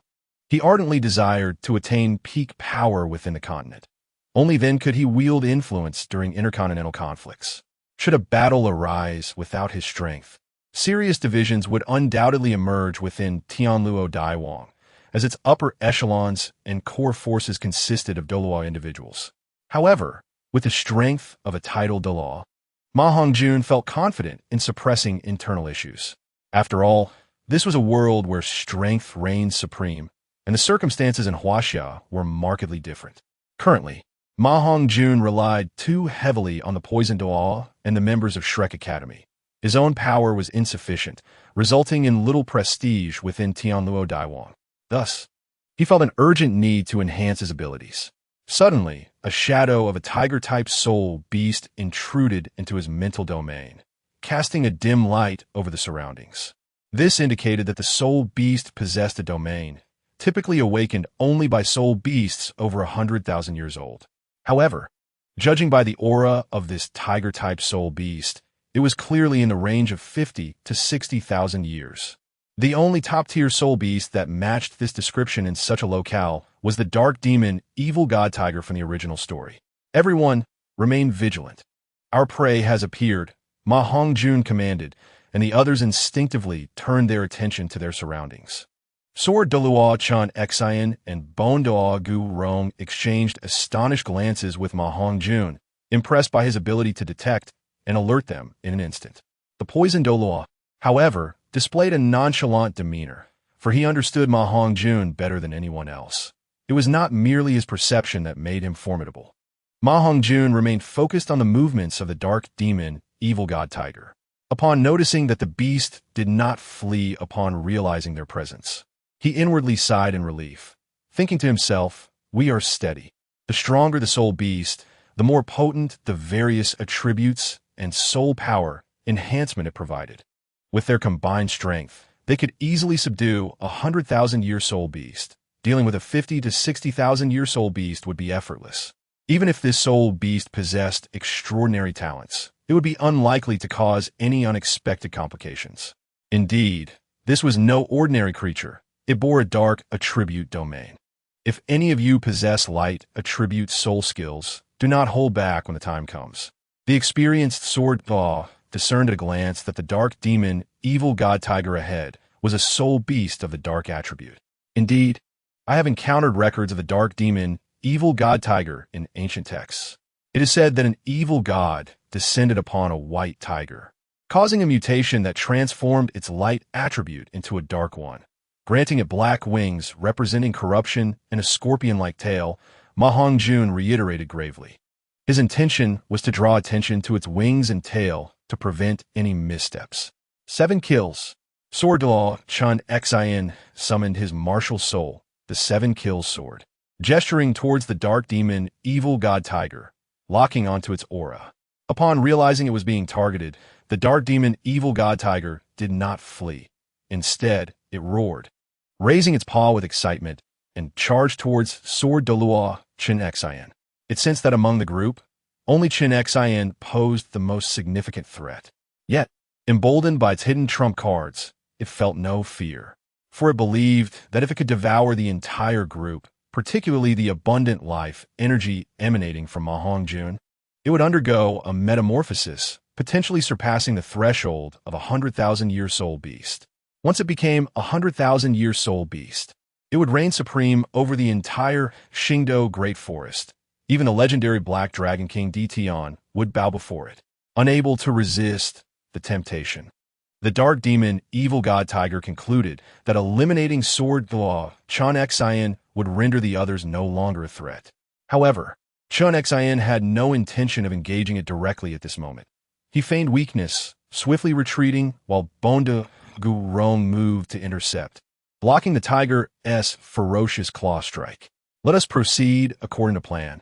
Seeing the situation, Ma Hongjun let out a sigh of relief and began to retreat as well. The poisoned Douluo, alongside Lu Erlong and Flender, charged forward to encircle the dark demon, evil god tiger, trapping it in the center. Ma Hongjun's actions, devoid of any martial ethics, momentarily caught the dark demon, evil god tiger off guard. From a distance, Ma Hongjun noticed that the surrounded dark demon, evil god tiger did not display any signs of panic. Rather, it adopted a serious demeanor, as if searching for weaknesses among the group. Suddenly, a glimmer of light flashed in the eyes of the dark demon, evil god tiger, as it fixated on Lu Erlong, the weakest in terms of soul power. Watch out! Summon your martial soul's true form, Ma Hongjun exclaimed in alarm. The moment he spoke, the dark demon, evil god tiger sprang into action, disappearing in the blink of an eye. Although Lu Erlong had not yet summoned her martial soul's true form, she instinctively adopted a defensive posture. Without warning, Lu Erlong felt a foul wind rush towards her, and the surrounding air began to fluctuate violently, creating a fierce gale. This was the power of wind. How dare it underestimate her? At that moment, Lu Erlong realized that the dark demon, evil god tiger, had targeted her. A phantasm of dragon claws appeared on her arms as she crossed them and launched a fierce strike at the oncoming air. With a loud bang, two tiger claws materialized from the void. One aimed at Lu Erlong's dragon claw attack, while the other targeted her dantian. If struck, it could lead to a depletion of her soul power, potentially rendering her powerless. Be careful, Erlong. Flender, who had been closely monitoring her movements, noticed the danger even before the poison bone Douluo did. His martial soul wings flapped, propelling him towards Lu Erlong with astonishing speed, shielding her just in time. Flender and Lu Erlong exchanged glances, pouring all their strength into evading the dark demon, evil god tiger's deadly targeting, and he rotated his shoulder to brace for impact. The tiger claw landed heavily on Flender's back, brutally striking his arm muscles. Blood splattered as the muscles on his shoulder were torn apart, and he tumbled several times upon hitting the ground, finally managing to dissipate the force of the blow while spitting out copious amounts of blood. Seeing that the dark demon, evil god tiger, had abandoned its attack on Lu Erlong to pursue Flender, who posed a greater challenge as a flying martial soul user, Bone Douluo erupted in fury. How dare you? A mere 60,000-year soul beast inflicts harm under my very nose and seeks to press the advantage. With a roar, Bone Douluo unleashed his martial soul's true form, locking onto the dark demon, evil god tiger. His soul skill, life-continuing transmission, was activated should it dare to attack again. It would meet its demise at his full power. Observing Bone Douluo's movements, Jian Douluo Qinshin, Ma Hongjun, and Cheng Yaojin halted their advance, ready to assist. Although Ma Hongjun was not yet a match for the dark demon, evil god tiger, he felt qualified to engage, especially with his hidden cards now revealed. Even if he was not a match, he had to charge forward for his teacher, as this was essential for acquiring a soul ring. The black-bone dragon emanated an overwhelming aura, its surrounding darkness shimmering with power, both offensive and defensive, as it clashed with the dark demon, evil god tiger. Erlong, old poison, do not hold back, Ma Hongjun called out, suppressing his urge to rush in. Douluo and Flender exchanged subtle glances before nodding toward the still-dazed Lu Erlong. At that moment, the three of them unveiled their most formidable trump card, the martial soul fusion skill, Radiant Holy Dragon. Indeed, the fusion skill of the two was akin to the golden holy dragon, slightly lesser in power, but perfectly suited to confront the dark demon evil god tiger.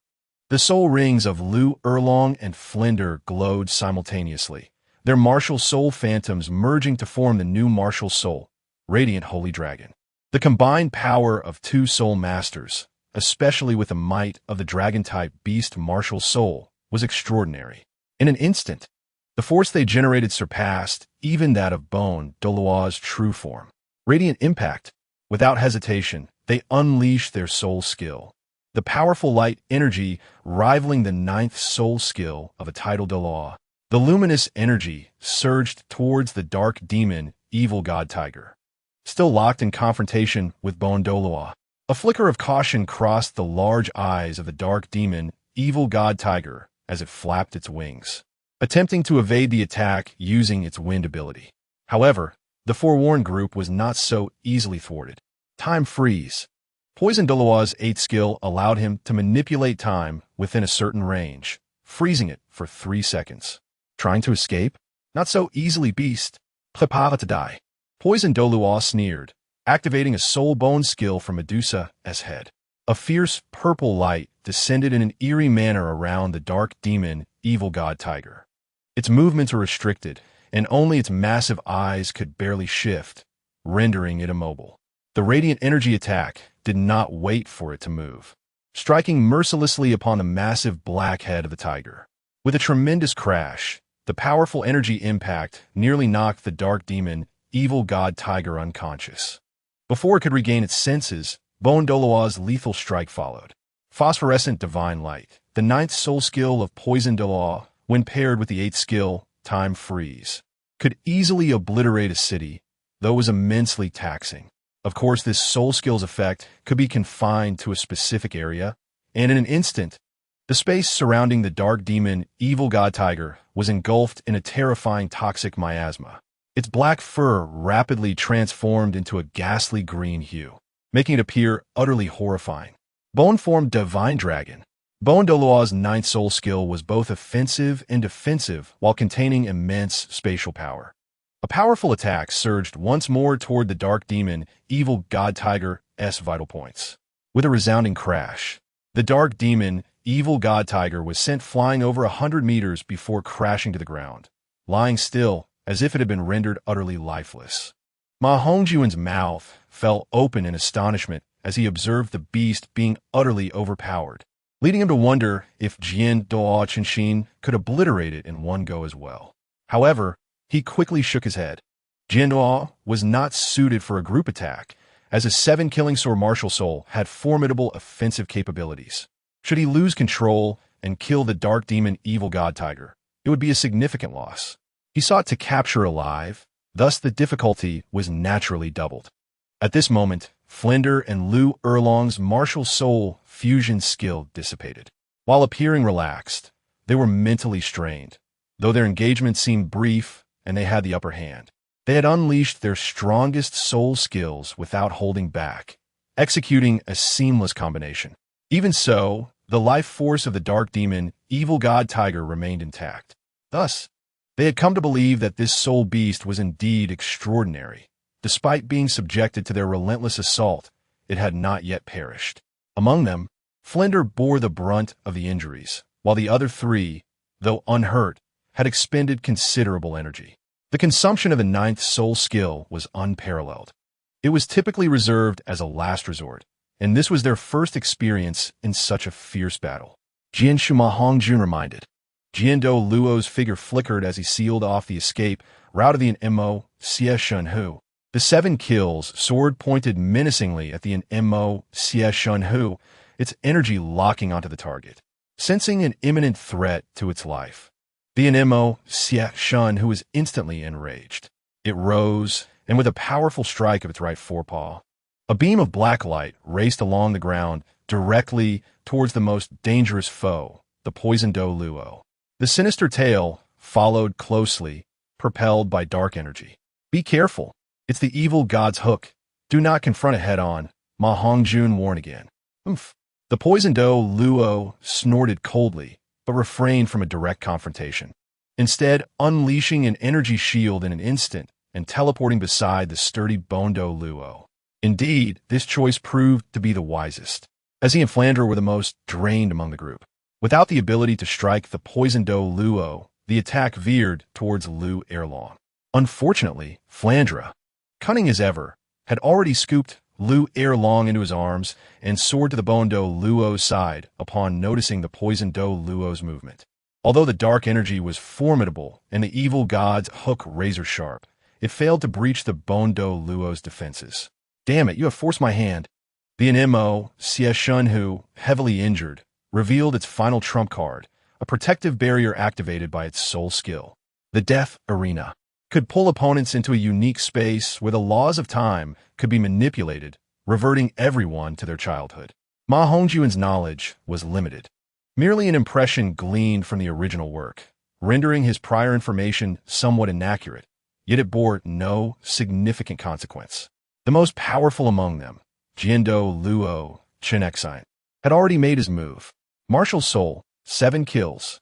The sword measured 4 feet and 3 inches in length, 3 inches in width, and the hilt was 1 foot and 2 inches long. The world's foremost attacking title Douluo. The martial soul's soul rings instantly detached from his body, merging into the 7-kill sword. As a swordsman, he could sense the strength of the energy, and decades of experience allowed him to discern the energy barrier's potency from minute details. With the 9th soul skill, he transformed into a colossal sword. The wind stirred, and a powerful sword aura instantaneously shattered the energy shield of the soul skill, continuing its trajectory to cleave the limbs of the Nmo Sieshunhu. Without any obstruction, its limbs succumbed to the strike.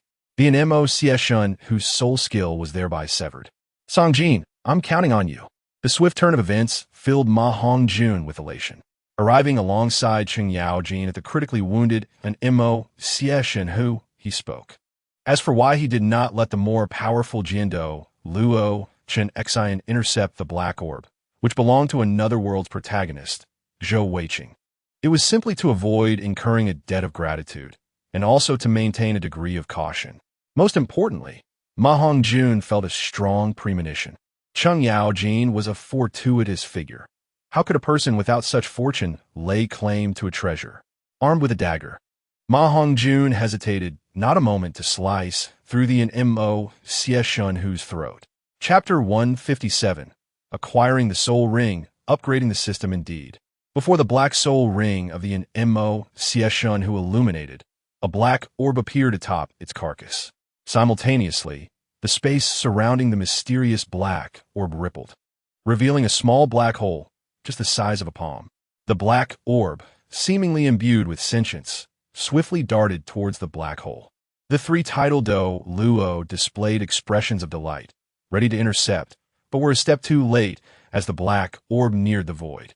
Observing the situation closely, Cheng Yaojin, who had long summoned his martial soul, dashed forth at remarkable speed, hurling his Tiangang axe. Upon impact, the black orb was abruptly halted, rebounding towards Ma Hongjun.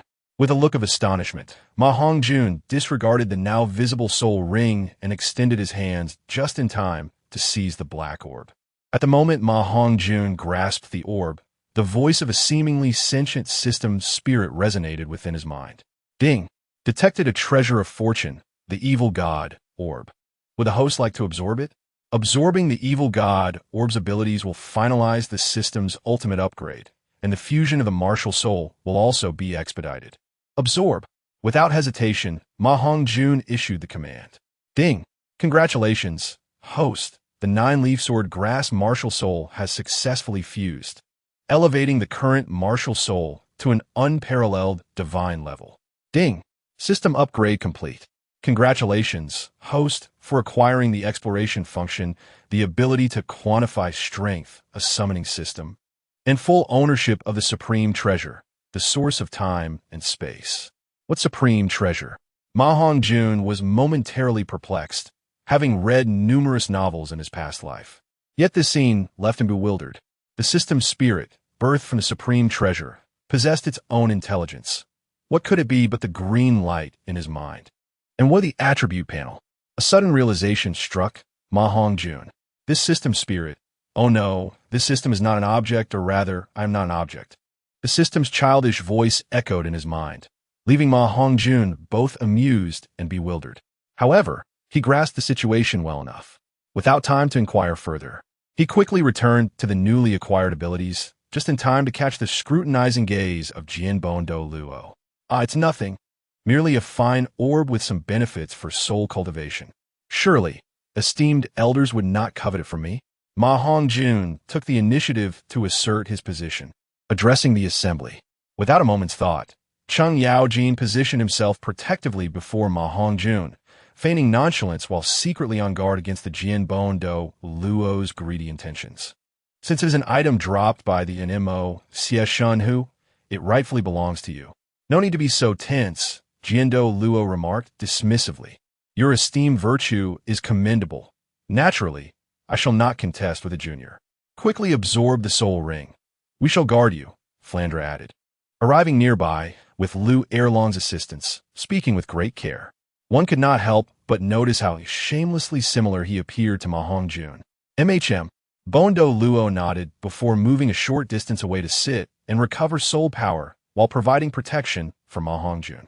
Strength quantification, exploration function, summoning system, system. Please explore Chung Yaojin's information. Chung Yaojin, combat power, 85, level, 85 soul Douluo. Command, 79, intelligence, 82, politics, 89. Loyalty, 99.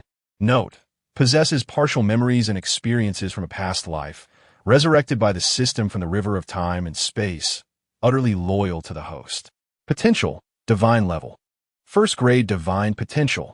The potential for godhood. No wonder he is the chaotic king. Chung Yaojin. System, explore my potential. Ma Hongjun. Combat power, 79, level, 50 soul master. Intelligence, 85, command, 59, politics, 80, charisma, 98. Maximum potential, divine king. Ma Hongjun was not surprised by the potential of divine king. Rather, he considered it only natural, even thinking it might be on the lower side.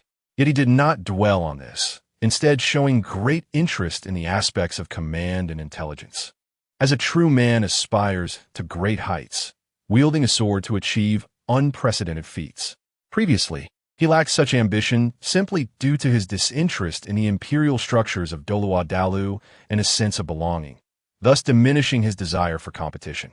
However, the chaos of the late Han dynasty ensued, and with the integration of worlds, certain ideologies naturally transformed. System, as a youth of the 21st century, isn't my leadership rating rather low?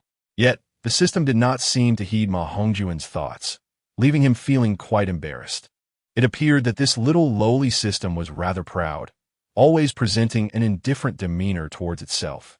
Nevertheless, Ma Hongjun comprehended the essence of strength datization. Ding dong.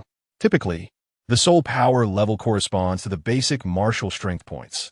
However, some prodigies possess unique innate skills, or dual martial souls that allow them to exceed their inherent soul power.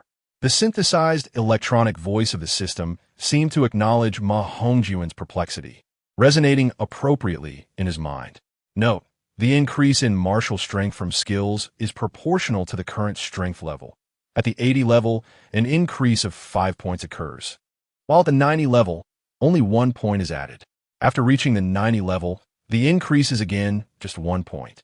Subsequently, a barrage of miscellaneous information appeared, detailing system enhancements or aspects pertaining to the Leihan world. Unable to continue reading, Massachusetts Hongjun decided to save it for future reference. Ma Hongjun settled into a meditative position, summoning his beast martial soul, the evil fire phoenix, to absorb the soul ring with full concentration, wary of missing the optimal moment for absorption. An hour later, wiping the beads of sweat from his forehead, he gradually rose, a satisfied smile gracing his lips. Mission accomplished. It is unwise to linger here, esteemed teachers and seniors. We should depart swiftly. Ma Hongjun stood, refraining from disclosing the nature of his fifth soul skill. Even the revelation of his other martial soul being unsealed and the completion of mysterious energy absorption remained unspoken, underscoring the magnitude of Ma Hongjun's transformation. The previous version of Ma Hongjun would have certainly shared everything with his teachers, yet after half a year of life in the late Han, he had matured considerably. Overall, this operation had gone smoothly, with only Flinder sustaining a minor injury, successfully interrupting the skills of the Dark Demon Evil God Tiger Arena. On the return journey, Ma Hongjun assessed the potential of his companions. Flinder, martial strength, 83 intelligence, 89 leadership, 65 politics, 80 affection, 92. As the host's teacher, he harbors great expectations and fondness for the host. Note, affection differs from loyalty. Once genuine submission occurs, affection will transform into equivalent loyalty. Highest potential, medium title Douluo. Ma Hongjun mused inwardly that his teacher's potential was somewhat lacking, pondering how to enhance it in the future. Lu Erlong, martial strength, 81 highest potential, title Douluo at level 98 female charm, 90. Note, charm is divided into personal charisma and feminine allure. Poison Douluo de Bow, martial strength, 94 affection, 90 highest potential, title Douluo at level 95. Sword Douluo Chan Exin, martial strength, 97 soul power, 96 affection, 65 highest potential, ultimate title Douluo. Bone Douluo Gu Rong, martial strength, 95 affection, 70 highest potential, title Douluo at level 98. Although the martial strength of these individuals had been quantified, Ma Hongjun understood that some elements could not be accounted for by the system. In actual combat, the disparity in martial strength was not significant. The outcome would rely on the hidden cards and strategies of each side. Ding dong. The detection capability of this system is unparalleled. The enhancement of true strength can be materialized through skills, yet detecting special innate skills requires the expenditure of Huaxia points or Douluo coins, which are not utilized by default. Currently, Ma Hongjun's system panel displayed Huaxia points 1,000. Establishing the Intelligence Pavilion of the Han Dynasty grants 1,000 Huaxia points, redeemable for 1 lottery opportunity. Douluo coins. 0 can be used to draw various soul rings of different ages and to enhance attributes other than martial strength. Lucky Wheel. 0 available draws. Redeem 1 Huaxia point lottery opportunity and draw. Notice, the current stage of the civil and military summoning system has been perfected. The host may remove 2 from the 5 provided lists, randomly selecting from the remaining 3. List 1. Shueli, courtesy name Ringue, known as the King of Equality. Basic martial strength, 98, level title Douluo, leadership, 100 intelligence, 90 politics, 85. List 2. Yufei, courtesy name Pengju, a national hero, basic martial strength, 97, level title Douluo, leadership, 102, intelligence, 89, politics, 59. List 3. Lu Ji, courtesy name Bo 1, founding figure of the Ming Dynasty, renowned strategist, martial strength, 91, level title Douluo, leadership, 93. Intelligence, 99, politics, 95. Note, regardless of whether they are strategists or generals, soul power will uniformly be elevated to title Douluo level 91. The variance in martial strength indicates differing battle capabilities, with the potential to surpass levels varying accordingly. This stage does not include innate skills, which can enhance martial strength by 1 to 5 points at the title Douluo stage. Important note, the 99 level ultimate title Douluo is excluded, regardless of how powerful a skill may be. It cannot augment attributes at this level. The 99 level remains the pinnacle of combat strength, having reached a divine tier. However, even at the same martial strength of 98, the enhancement from skills is equally crucial, as differences in basic martial strength can lead to significant gaps in power. List 4. Yang Lin, courtesy name Huchen, a powerful figure of the Sui dynasty, one of the 8 heroes of Sui and Tang, martial strength, 95, leadership, 95, intelligence, 85, politics, 85. List 5. Lin Chong, known as Leopard Head Lin Chong, one of the 108 heroes of Liangshan, martial strength, 95, leadership, 80, intelligence, 72, politics, 60. Eliminating Yang Lin and Lin Chong. There is little hesitation. Although Lu Ji's martial strength is not formidable, the assistance he can provide to a faction is paramount. Before achieving divinity, the role of such a strategist is vital. Ding dong. Congratulations to the host for acquiring the god-tier potential civil servant Lu Ji. Lu Ji, martial strength, 91, intelligence, 99, politics, 95, leadership, 90, loyalty, 99, highest potential, half-step divine king. Uniting the world, Lu Bowen. This potential of half-step divine king is rather unusual. How is his martial strength higher than Cheng Yaojin's? Ding dong. The system has upgraded, unifying the summoning of figures to title Daw level 91. Unlike generals, the special innate skills possessed by civil servants cannot be used to enhance their martial strength. Regrettably, I currently lack Huaxiao points and Douluo coins, preventing me from examining the unique skills of both generals and civil servants. I am indeed curious about the distinctions between them. Ma Hongjun could not help but ponder these questions, yet his pace did not falter. Under the pathway cleared by Cheng Yaojin's Tianshang axe, they swiftly exited the Star Do Great Forest. Note, the system cannot actively hear the protagonist's thoughts.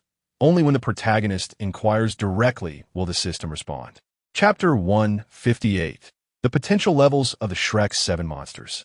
Upon exiting the Star Do Great Forest, the group casually found a small inn to rest. In one of the rooms, Ma Hongjun lay on the bed, questioning the system. Why has Lu Bowen not yet appeared? Ding dong. Detection indicates that the summoner is a civil servant. Summoning may incur a loss of 1 to 2 intelligence points. Do you wish to proceed with the summoning? What? A loss of intelligence? Absolutely not. This is preposterous. Ma Hongjun was instantly infuriated. This was unacceptable. He darkened his expression and pressed for answers. How could you not inform me earlier? Is this your oversight? Is there any way to resolve this issue without diminishing my intelligence? Think quickly. I can overlook this once.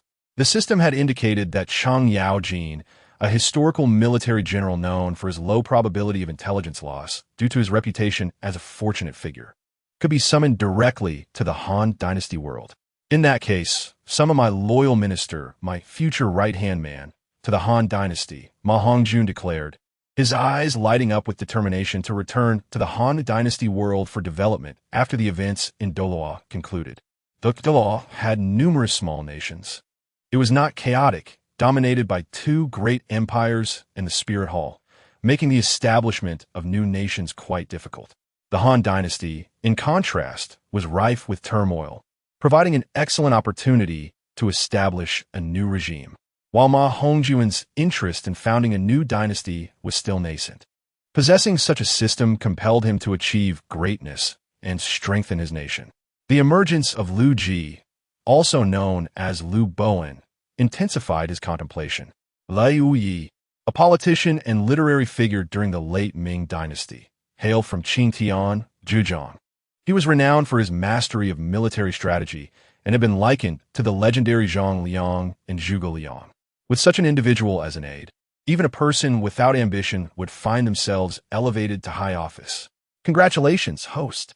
You have summoned the strategist Lu Ji, Lu Bowen, to the Han Dynasty at the Penglai Tavern, where he will be implanted as your appointed overseer, the system announced. Ma Hongjun was taken aback. When did I send him? The system implanted memories indicating Lu Ji was already a vassal in the Han Dynasty. How could Zhao Yun easily trust him? He pondered. The system indicated their acquaintance. Fine. You are impressive. What else can I say? Faced with the system's implantation capabilities, Ma Hongjun could only concede, marveling at its ability to alter a person's memories. Over the past 6 months, Ma Hongjun had observed the shifting dynamics of the Han Dynasty. He discovered that few could awaken their battle souls. Yet those who did possessed at least upper-tier battle souls. In this realm, battle souls were referred to as Zhanshou. He had seen Zhao Yun's battle soul, a dragon spear containing the essence of a white dragon, which ranked among the finest battle souls, rivaling even Ma Hongjun's own evil fire phoenix soul. Upon returning to Tiando City, the preliminary rounds of the Soul Master Tournament had concluded with the Shrek team, as in the original narrative, securing a place among the top 3. In 6 months, they would battle against spirit academies from across the continent to select the top 5 academies to participate in the finals of the Elite Soul Master Tournament at the Spear Hall. The reward was 3 pieces of soul bones, aged over 10,000 years. Truthfully, Ma Hongjun felt no greed for such soul bones. The ability to acquire Douluo coins and Huaxiao points was far more appealing than participating in the tournament. However, since Flandre was his mentor, and his ambition was to secure the championship and lead Shrek Academy to glory as a disciple, Ma Hongjun felt compelled to help fulfill this dream. In 6 months, the dimensional barrier would allow title Douluo and above to break through, motivating Ma Hongjun to strive harder. With Lu Bowen and Zhao Yun by his side, he was confident that his influence in the Han Dynasty would remain intact. Indeed, the current landscape of the Han Dynasty had stabilized, yet wars persisted. Among the remaining major warlords, Yuan Shao, Cao Cao, Sun Tzu, and Yuan Shu were the most powerful, alongside Liu Bei, who was still in the process of establishing his presence. Liu Biao and Tao Qian, while holding substantial territories, could not be considered true warlords, merely maintaining their holdings without significant ambition. Yuan Shao controlled the most prosperous regions of Jizhou, Yuzhou, and parts of Xizhou, while Cao Cao, destined for the unification of the north, had only recently secured the relatively barren land of Yenzhou. In pursuit of resources, he established the famous tomb raiding corps of later generations. Presently, Yuan Shao had just defeated Gongsun Zan, and various factions were entering a phase of peaceful development. Contrary to history, Yuan Shu, who claimed the title of emperor, had not been defeated by Cao Cao or Lu Bu, and continued to enjoy a life of leisure in the affluent regions of Ruzhou and Sichuan. The year was 199 AD, the 4th year of Jinan, and had not yet entered the year 200. However, Ma Hongjun understood that the awakening of battle souls would inevitably disrupt the historical timeline of the Han Dynasty. Although he had missed the optimal period, he believed that with sufficient strength, opportunities would still arise. For instance, he had absolute confidence in Liu Bei and his brothers, knowing they would achieve great deeds. Some individuals are naturally favored by destiny, possessing extraordinary talent and fate, much like Tang San. Upon returning to Shrek Academy, Ma Hongjun immediately investigated the potential of his teammates. Ning Rongrong, Combat Power, Level 45 Healing Soul Master. Leadership, 80 Intelligence, 85 Politics, 80 Charisma, 98 Talent Potential, Half-Step Deity King. Note, potential only represents the current limits of one's capabilities and may or may not exceed those limits. Ma Hongjun found this reasonable. After all, without effort and diligent cultivation, even the most gifted would achieve nothing. Nevertheless, Ning Rongrong's talent potential and feminine charm astounded him, as her potential equaled that of his future right-hand man, Lu Bowen. This revelation stirred peculiar thoughts within Ma Hongjun, who was on the cusp of adolescence. It was no wonder Ma Hongjun harbored ambitions. His ultimate goal was immortality, with his second aim being the empowerment of the Huaxia people. If he could marry Ning Rongrong, it would not only weaken the Douluo realm, but also allow them to pursue eternal life together. In a sense, these two worlds were at odds. Diminishing the peak combat power of Douluo would enhance the strength of the Huaxia people. Zhu Qing, Combat Power, Level 49 Agility Attack Soul Master.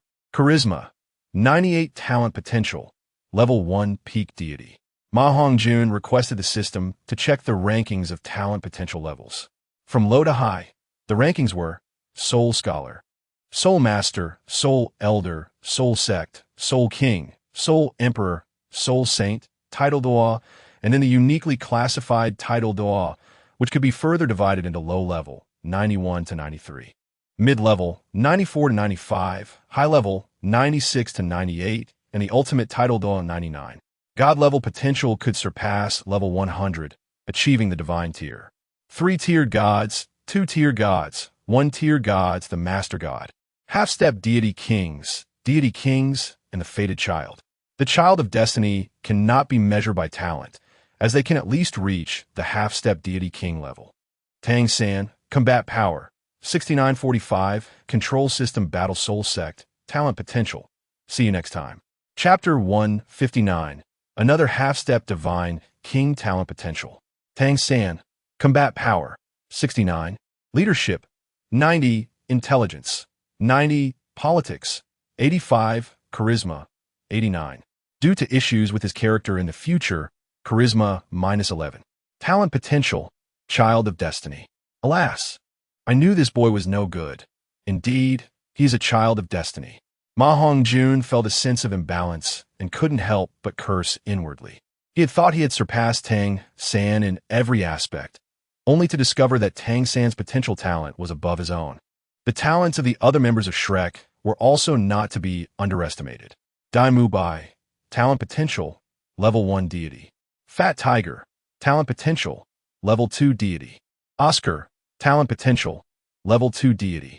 After returning and training in the simulated environment with his partners for a few days, Ma Hongjun felt out of place.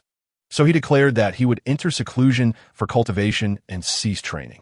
Due to Ma Hongjun's presence, Tang San could not act independently. It was impossible to cultivate at the Ice and Fire Yin-Yang Eyes, as that was Ma Hongjun's territory. Ice and Fire Yin-Yang Eyes.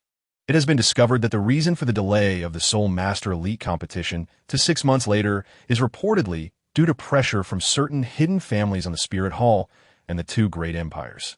Poison Douluo furrowed his brows and looked solemnly at Ma Hongjun. Is it troublesome? Ma Hongjun replied nonchalantly, as he had already suspected this. The Soul Master competition is manageable, but the power structure of the continent will inevitably undergo monumental changes. Many forces are even more powerful than our Tianluo Duan. Poison Douluo expressed his deep concern, finding a spot to sit cross-legged beside Ma Hongjun. Ma Hongjun had been cultivating at the Ice and Fire Yin-Yang Eyes for the past few days, as he discovered that his soul power was increasing at double the speed compared to other places. He speculated that this was likely related to the 9-leaf sword grass battle soul. How is the strength of the younger generation?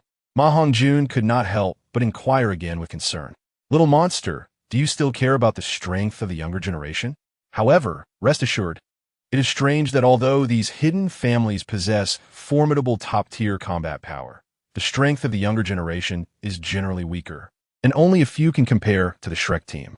Poison Douluo teased, observing Ma Hongjun's concerned expression. Little did he know that Ma Hongjun's true intention in asking Poison Douluo to gather this information was to secure the championship of the Soul Master competition, while the real aim was to relay this information back to the Han Dynasty. Well, that is a relief. Tang San, holding Xiao Wu, anxiously gazed at his long-lost father. It seemed to have already discovered this girl's identity. There is no need to be nervous. Little San, I have come to enhance your strength. As my son, Tang Hao, you cannot be surpassed by your peers, not even by your friends. Come with me for a while. The little girl can join us if she wishes. Tang Hao appeared abruptly before Tang San, who was on a date with Xiao Wu, and spoke directly. Having observed Tang San for a long time, he was well aware that Tang San's talent had always been overshadowed by Ma Hongjun, due to the postponement of the elite competition following the preliminary round. Tang Hao had come early to see Tang San. Father, where are we going? Seeing his father whom he had not seen for many years, Tang San immediately embraced him like a child. Now that he had recognized the Titan, he naturally understood that his father was the youngest and renowned title Douluo. All right, child, you're now an adult. I have come for your other battle soul. Tang Hao tightened his embrace around Tang San's arm and then pushed him away gently. Another battle soul? Does that mean you want me to begin cultivating another battle soul? But my teacher said that I cannot add any soul rings before becoming a title Douluo. Tang San inquired with confusion. The master is correct, indeed. It is not suitable to add any soul rings to the Hao Yin hammer before you become a title Douluo. However, who told you that you cannot cultivate the Hao Yin hammer without adding soul rings? Tang Hao turned away, ignoring Xiao Wu, who stood nearby at a loss. Does that mean I can cultivate without adding soul rings? Tang San, being clever, quickly grasped Tang Hao's meaning. Yes, little girl. Go and inform your teacher that I will take you for training for a while. Only then did Tang Hao turn his gaze to Xiao Wu.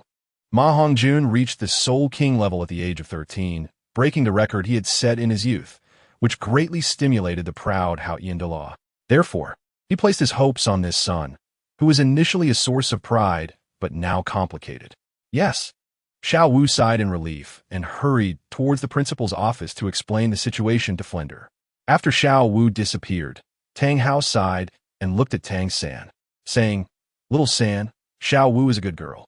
Since she has chosen to become human, just like your mother, we must not view her through the lens of soul beasts. You must never follow in your father's footsteps. Protect her and help her quickly raise her soul power to maturity. Only then will she truly become human." "Mother, is my mother the same as Xiao Wu?"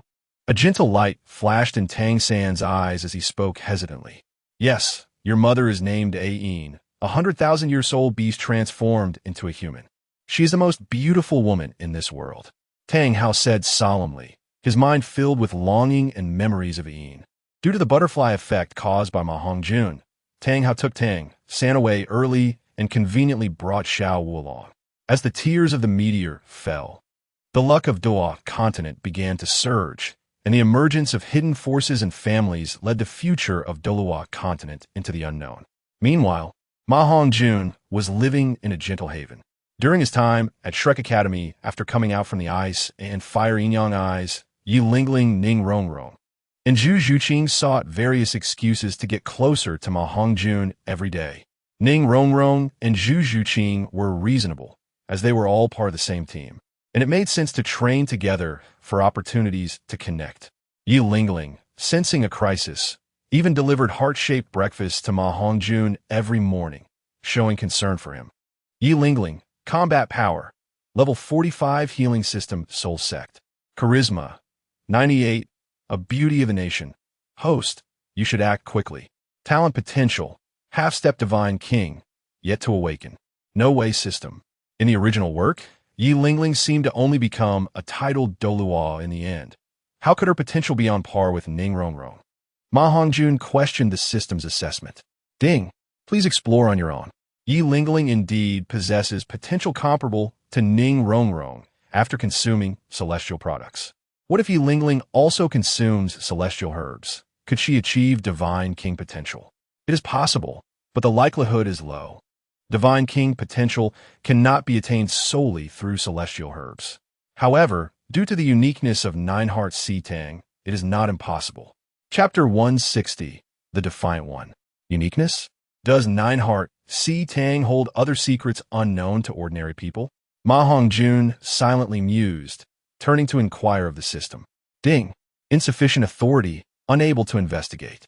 How can there be insufficient authority? Am I not the host?" Here, the term authority refers to strength. Please do not act irrationally, host, to evade the entanglements of the three women. Ma Hongjun had no choice but to arrange everything meticulously and return to the Binghuo Liangyi, to enter seclusion for cultivation once more. 6 months later, Ma Hongjun's strength had increased significantly, rapidly advancing to the advanced Soul King realm at level 58. During this period, he did not add any soul rings to his martial soul. Instead, he solely relied on diligent effort in seclusion to achieve a 7-level increase. This underscores Ma Hongjun's innate talent for soul power cultivation, which in some respects has surpassed that of Tang San, the Child of Destiny. His potential remains at the pinnacle of the Divine King realm due to the world's inherent limitations. Although the Child of Destiny possesses the finest potential, it does not necessarily imply superiority over the pinnacle of the Divine King. In the world of Douluo, the pinnacle of the Divine King represents the highest level of talent. Even the Child of Destiny can only aspire to reach such a level of power, while certain exceptional talents are not necessarily inferior to the Child of Destiny. They collectively bear the title of Tianijia. This was information Ma Hongjun extracted from the system over the past 6 months. Talent potential is conferred by the heavenly path of the world, and no matter how formidable a person's fortunes may be, they cannot transcend the limitations of their innate potential. However, the Tianijia are an exception. Their innate potential, while seemingly lacking, can break through the constraints of inherent talent, achieving greater heights. Simultaneously, Ma Hongjun recognized his uniqueness. He exists between the Tianijia and the Songtanjia. His lucky grass martial soul has garnered the favor of the heavenly path, rendering him akin to the Child of Destiny, possessing top-tier talent. The emergence of the system functions as a more potent version of the Tian Hydra, continuously enabling him to surpass his potential limits and reach unknown realms. In the world of the Three Kingdoms, the rise of martial souls and the enhancement of personal martial prowess have given rise to numerous factions that, while appearing uninvolved in the power struggle, resemble sections. Among them, the most renowned is the Penglai Tavern, which has sparked a fervor for fierce generals. Half a year ago, during the initial upheaval of the world, the Penglai Tavern, modeled after the renowned schools of thought, launched the Global Martial Generals ranking. Currently, the list features only 12 individuals. 12th, Xiahou Yuan, Martial Soul, White Earth Divine Spear, a general under Cao Cao. 11th, Xiahou Dun, Martial Soul, Original Martial Soul, Unique Dragon Eye. 10th, Taishir Ci, Martial Soul, Wildsong Halberd, Second Martial Soul, Vast Sea Bao, Dual Martial Souls.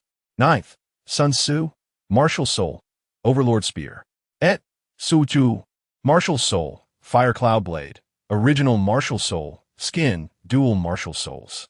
7th, Hongjun, Martial Soul, 9 Phoenix Morning Sun Blade, Second Martial Soul, 8 Treasures Qilin Bao, Dual Martial Souls. 6th, Zhang Fei, Martial Soul, 8 Section Snake Spear. 5th, Ma Chao, Martial Soul, Dragon Rider Spear. 4th, Guan Yu, Martial Soul, Green Dragon Crescent Blade.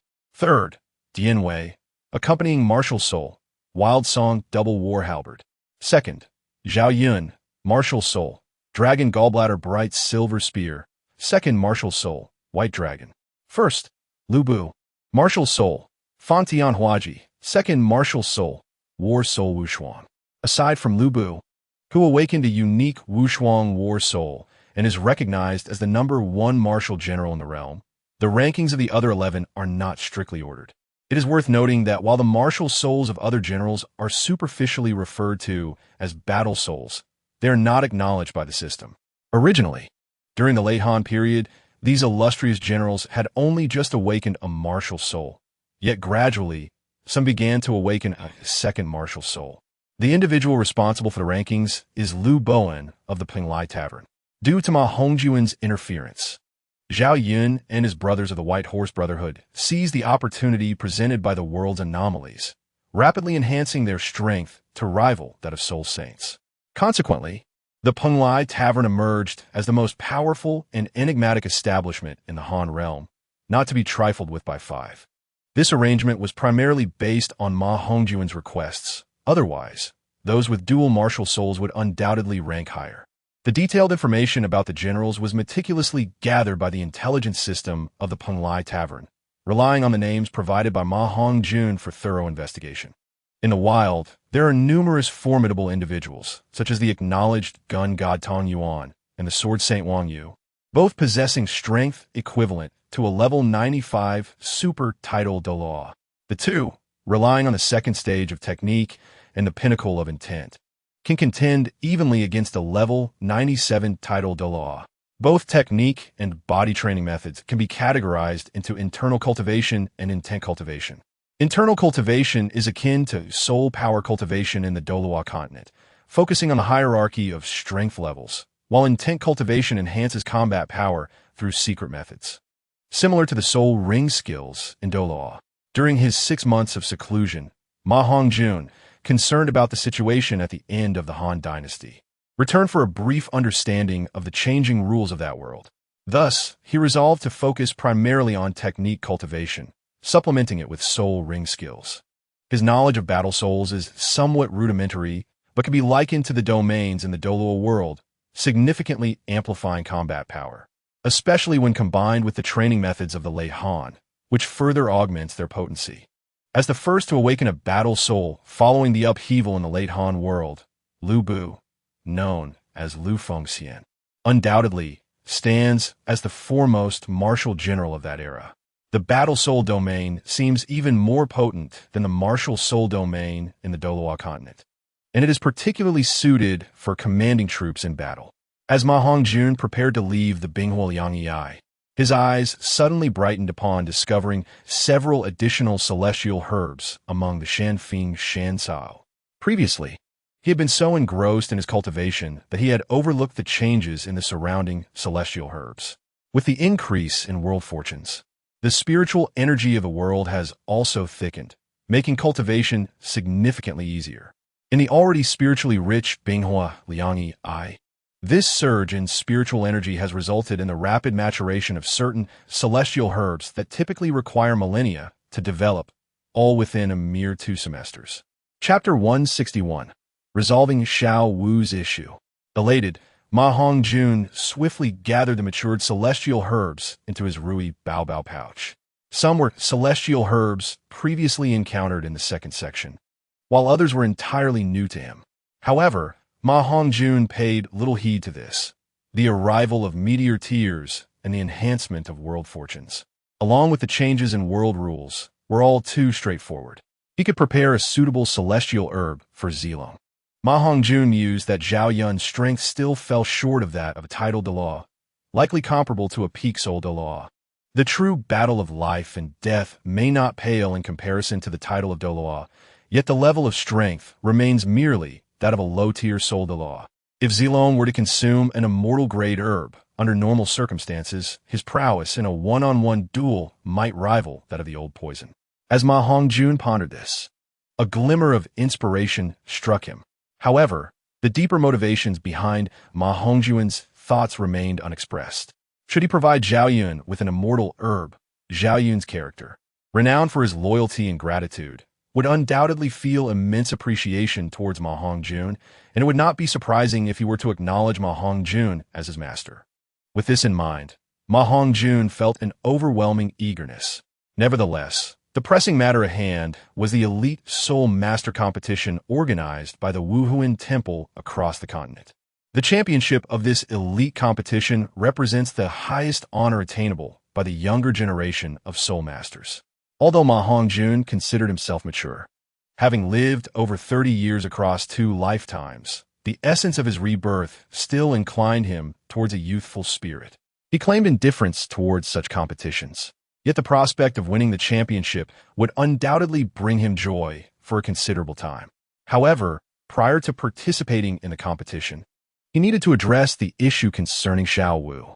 After harvesting several surplus immortal-grade herbs, he exited the Ice and Fire Yin-Yang I and made his way to Shrek Academy. The residence of the Shrek 7 monsters was situated on the back mountain of Shrek Academy, where Tang San and Xiao Wu had returned 3 days in advance. Ma Hongjun was the last to rejoin the group, as it is customary for experts to make their entrance last. After a brief reunion, Ma Hongjun called Tang San aside, his expression devoid of emotion as he stated, "Xiao San, your father must have already informed you of Xiao Wu's true identity." Tang San's face instantly displayed a look of panic, silently cursing his misfortune as Ma Hongjun had indeed discerned Xiao Wu's identity. Was he contemplating something concerning Xiao Wu? In an instant, Tang San envisioned countless scenarios of brotherly betrayal, for the allure of 100,000-year soul ring and soul bone was simply too tempting, making it conceivable that one could be swayed by such treasures. "You need not worry. Xiao Wu is also my sister. If you ever dare to wrong her in the future, I assure you, I will not spare you," Ma Hongjun remarked. Noticing Tang San's silence and the flicker of vigilance and anxiety that surfaced during their quietude, causing him to grow somewhat impatient. This fellow, indeed, remained vigilant towards everyone, wasting the gift of the immortal herb he had offered.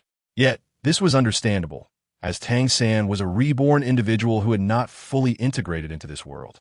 Much like Ma Hongjun himself, he shared the same sentiment, and thus, he would not hold it against Tang San, although irritation still lingered. Hongjun, thank you. I promise I will never let Xiao Wu down," Tang San exclaimed, awakening from his moment of fear, and quickly expressed his gratitude and commitment. "The reason I called you out is to discuss how to conceal Xiao Wu's identity.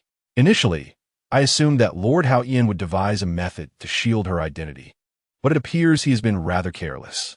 Such a level of concealment might deceive an ordinary title Douluo, yet it will undoubtedly fail against Bibi Dong, who is the Pope," Ma Hongjun said with a hint of disappointment.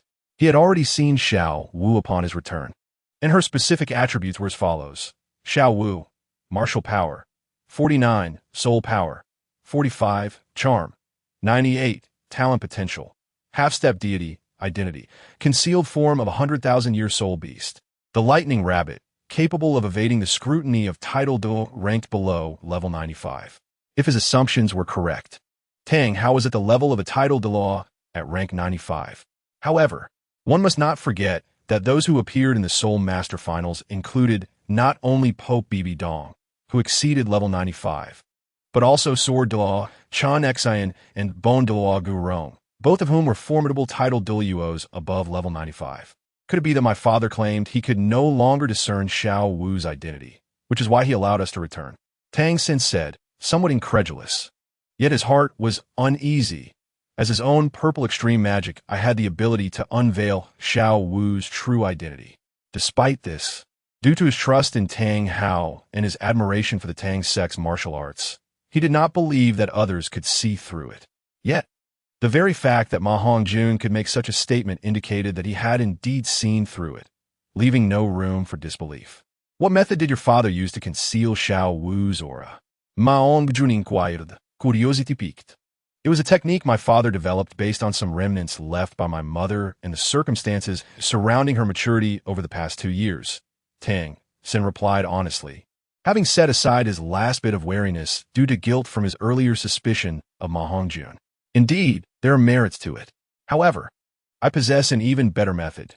Take this and present it to Xiao Wu, Ma Hongjun declared, retrieving a herb that shimmered with starlight from his Rui Hunter treasure bag. Star hidden herb. Immortal grade herb.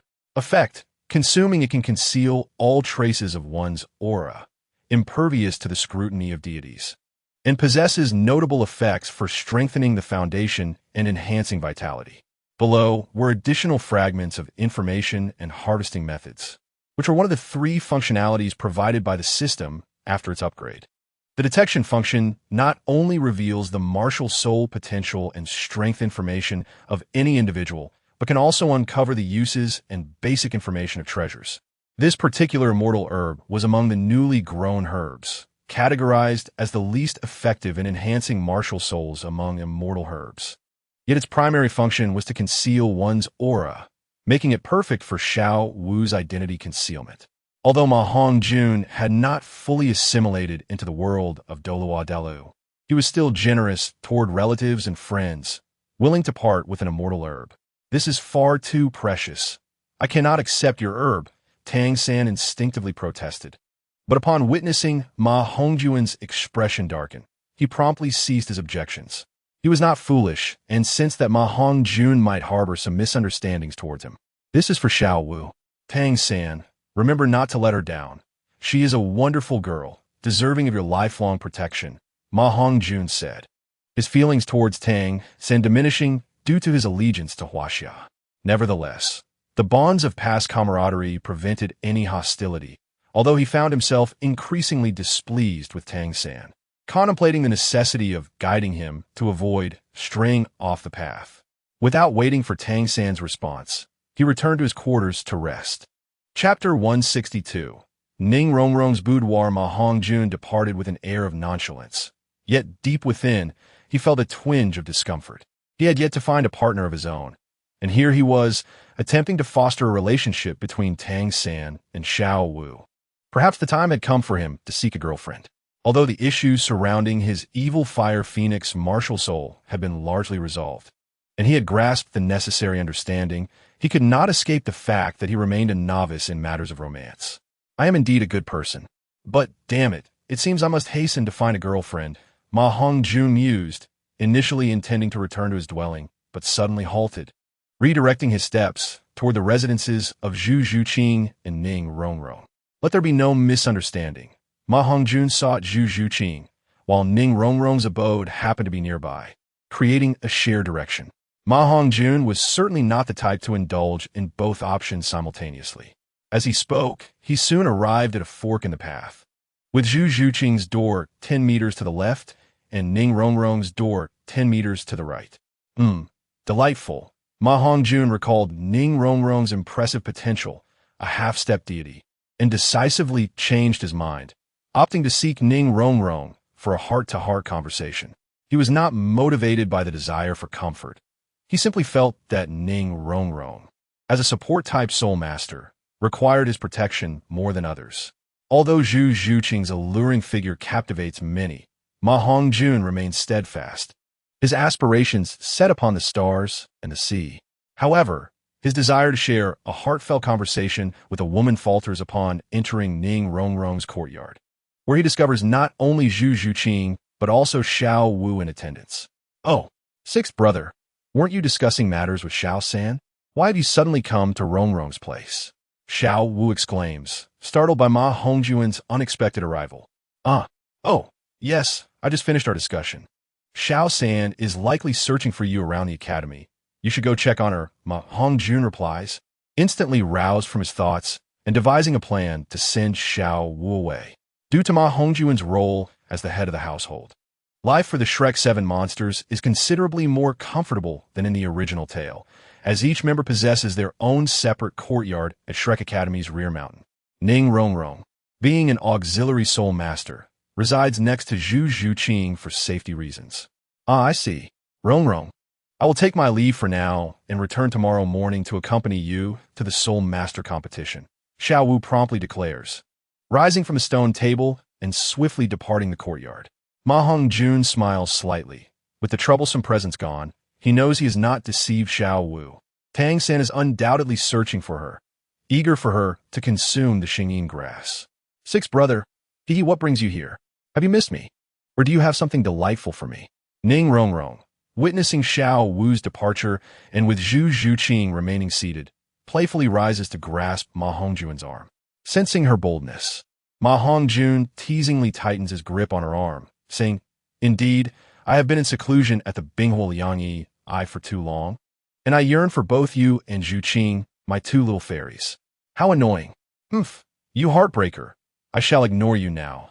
Ning Rongrong feigns irritation, though her heart is elated by Ma Hongjun's jest. Zhu Zhuqing, blushing momentarily, turns her gaze towards the flowering bushes outside. Both women harbor feelings for Ma Hongjun, perhaps even beyond mere affection, and they are acutely aware of this. Yet, Ma Hongjun has always maintained his integrity, neither rejecting nor accepting advances. Today, however, his unexpected flirtation brings them joy. Though neither woman wishes to share a partner, they're not entirely averse to the idea, as both Ning Rongrong's father, Ning Fengji, and Zhu Zhuqing's father, the head of the Zhu family in the Xinglua Empire, are known to have multiple wives. Thus, they're psychologically prepared for such arrangements. Furthermore, the bond between the two women is akin to that of sisters, forged through shared trials. "If you ignore me, I shall take my leave and sit with Zhuqing," Ma Hongjun declares with an air of insincerity. "Very well, sixth brother," Zhu Zhuqing replies succinctly, rising and promptly exiting without hesitation. "Why, you are bullying me. I shall tell Grandfather Jian." Ning Rongrong exclaims, tears welling in her eyes. Rongrong, please don't cry. I was merely joking. Sixth brother was wrong. I won't leave. I will stay here with you tonight, all right?" Ma Hongjun, taken aback by her reaction, anxiously assures her. Even when Ning Rongrong had previously confessed her feelings, she had never reacted so profoundly. "No way. That is wishful thinking. I refuse to stay with you. I shall sleep with Zhuqing tonight. We need our rest. So you should return home," Ning Rongrong retorts, her tears vanishing as she playfully takes Zhu Zhuqing's hand and heads towards her room, leaving Ma Hongjun standing alone. Ma Hongjun feels as though he's been ensnared in a trap, having revealed his true feelings only to be rejected. However, he is not one to retreat in embarrassment. Having resolved to clarify his relationship with both women, he follows closely behind them, slipping into Ning Rongrong's private chambers. "Sixth brother, are you reconsidering and willing to accept both of us? Or has there been an issue with your martial soul?" Zhu Zhuqing, who had remained silent until now, is the first to break the silence as she observes Ma Hongjun's arrival. "Indeed, sixth brother, you haven't succumbed to the evil fire, have you?" Ning Rongrong inquires suspiciously, glancing at Ma Hongjun, who trails behind them like a shadow. "Do I appear to be afflicted by evil fire?" Ma Hongjun retorts, sommevate exasperated. "Not at all, indeed." Both women respond in unison. Ma Hongjun, feeling somewhat embarrassed, finds a place to sit and begins to survey Ning Rongrong's room, noting its exquisite decor, which surpasses his own quarters by a considerable margin. The space is immaculate, with flower pots adorning the desk and windowsill, filling the air with delightful aromas. The bed is adorned with large, pink plush pillows, and a striking red phoenix motif hangs above, reminiscent of his own martial soul. The overall aesthetic leans towards the adorable yet elegant, in stark contrast to his own room, which is sparse save for a desk, chairs, a bed, and some ledgers detailing the business of Tian Luodawang. Indeed, your room is far more beautiful than mine. My visit today may seem abrupt, but I promise to make it up to you. I want to express my feelings. I cherish both of you, which is why I have been indecisive. You may label me a scoundrel or a cad, and I accept that. However, I yearn for our relationship to progress further. I wonder if you would both consider it. Ma Hongjun earnestly states, once the atmosphere has softened, as long as you can strengthen me and treat me well, I am willing. Zhu Zhuqing, typically bold, is the first to respond without hesitation. Very well, I shall not disappoint you in the future. While I may be somewhat fickle, my affections are not frivolous. Despite the drawbacks of my martial soul, I have never succumbed to mere romantic entanglements. The reason I seek you both now is that I believe I can manage the evil fire within me. Thus, I hope you can both accept me. It may seem unfair to you, but I cannot let either of you down. You wouldn't want me to become a heartless man, would you? Ma Hongjun gazes deeply at both women, shamelessly invoking his background. Upon hearing about Ma Hongjun's struggles with the evil fire, Ning Rongrong's earlier hesitation vanishes, and she resolutely states, I am willing, but you must promise not to touch me or Zhu Qing until we come of age. Agreed, I promise, Ma Hongjun replies, his heart racing as both women consent. He eagerly takes their hands, sitting at the head of the bed, and they begin to share whispered secrets. Under Ma Hongjun's charming words, he successfully spends the night at Ning Rongrong's side. I will merely sit, without any inappropriate actions. I shall only hold hands and refrain from touching anywhere else. I will embrace you, but never engage in mischief. A mere kiss, and I will not extend my tongue. In this manner, Ma Hongjun bestows his first kiss upon both women, who gradually find themselves entranced by his sweet talk. Nevertheless, he remains mindful of his promise to Ning Rongrong, vowing not to truly cross any boundaries until they have reached maturity. However, where affection is due, affection must be shown. Where touch is warranted, touch must not be withheld. Ma Hongjun is certainly not a monk untouched by temptation. The following morning, true to his original plan, Ma Hongjun merely observed the matches and did not step onto the stage to compete. Instead, Tang San, Zhu Zhuqing, and Fat Tiger took to the arena, accompanied by Jiang Zhu and several reserve team members, easily overcoming numerous challenges, leaving no opportunity for Ma Hongjun and the others to participate. Thus, the day as competitions concluded without any suspense. Compared to the original narrative, there were indeed many unfamiliar teams present. Ma Hongjun surmised that these were likely temporary teams assembled by hidden families. However, the strength of these teams was somewhat disappointing, even falling short of Wu Yuanshu Academy, let alone the significantly more formidable Shrek Academy. Only 2 teams captured Ma Hongjun's attention, yet their capabilities were merely on par with those of Shenfeng Academy, led by Feng Xiaotian. The increase in teams resulted in each academy participating in at least 4 to 5 matches daily. This reality left Ma Hongjun with little desire to engage, prompting him to concoct an excuse to slip away the next day. He then sought out Cheng Yaojin, who had been left behind at Shrek Academy, and together they accessed the system to enter the Tongtiansi secret realm, heading towards the Three Kingdoms world. It is worth noting that aside from summoned characters, Ma Hongjun was unable to bring any natives into the world of the late Han dynasty, as individuals from the Douluo world lacked the strength required to enter this realm, and would be eradicated by the vigilant consciousness of the heavenly Tao as enemies. Only beings of immense power, akin to those who could destroy deities, could evade the scrutiny of the heavenly Tao consciousness. The souls of summoned characters, however, possessed a resonance akin to that of this world, thus escaping rejection. This was knowledge Ma Hongjun gleaned from the system, which is why he brought Cheng Yaojin to the late Han dynasty. He needed to establish his own influence first. Just as Ma Hongjun was about to enter the Three Kingdoms world, he stumbled upon a surprising sight. Deep within the passage, a familiar azure planet appeared, one that had manifested countless times in his dreams. What was happening with the system? Why was Earth appearing within the black hole passage? Ma Hongjun recalled that his previous visit had been merely 3 months prior, at which time he had seen nothing. The system chimed in, revealing that as the dimensional realms of the Three Kingdoms world and Douluo continent were destined to merge, their proximity allowed the host to behold Earth. Dimensional realms? Did this Earth have any relation to the one from before?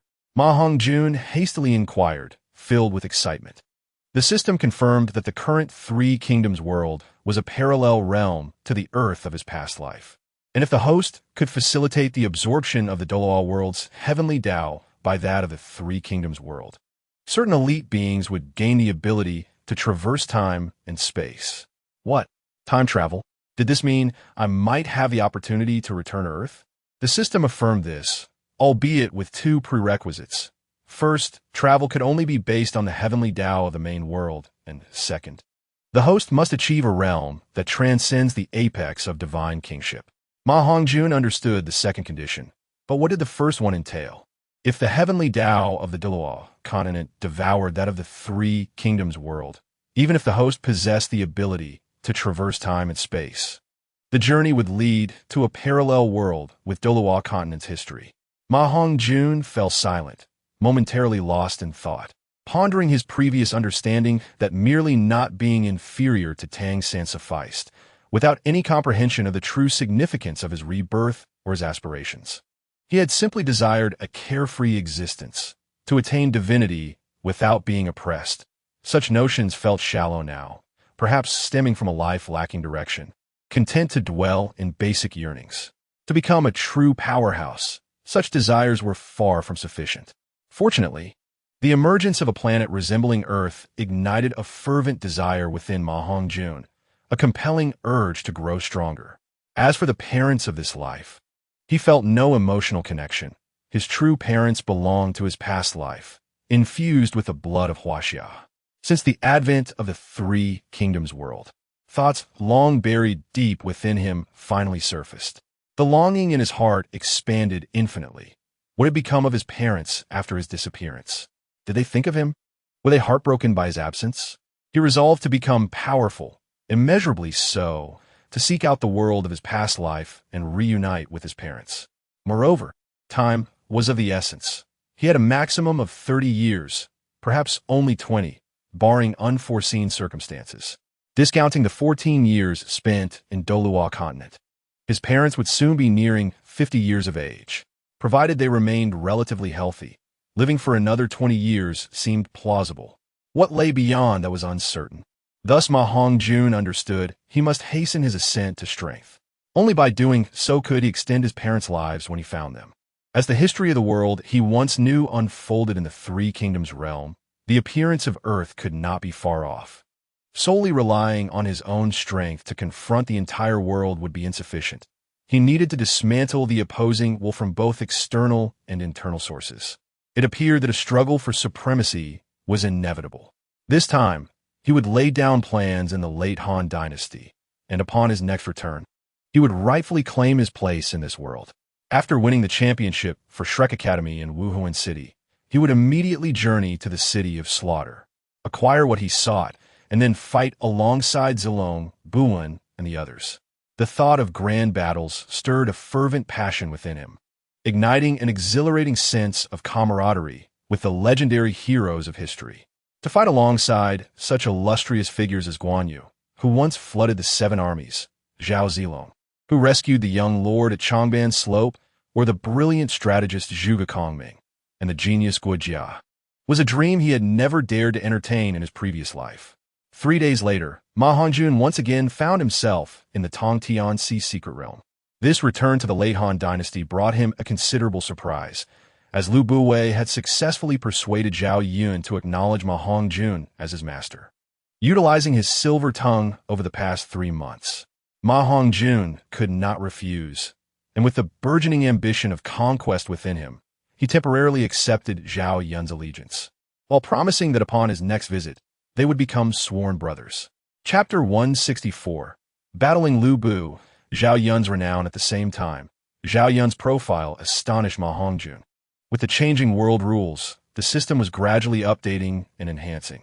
Zhao Yun, combat power, 91 soul skill. Longdan Bright Silver Spear 2nd soul skill. White Dragon Seal Realm. Minor Master of Technique soul power, 86 to 89 talent. Above average divine officer talent. Exceptional comprehension, unmatched in the world. Should he surpass his innate limits, he would surely become a formidable being. Future intelligence and other attributes below 85 will no longer be listed. What level is a divine officer? Ma Hongjun was puzzled. Having already anticipated Zhao Yun's potential to become a formidable being. A reminder, even the lowest tier of divine realm is still a divine realm, undeniably impressive.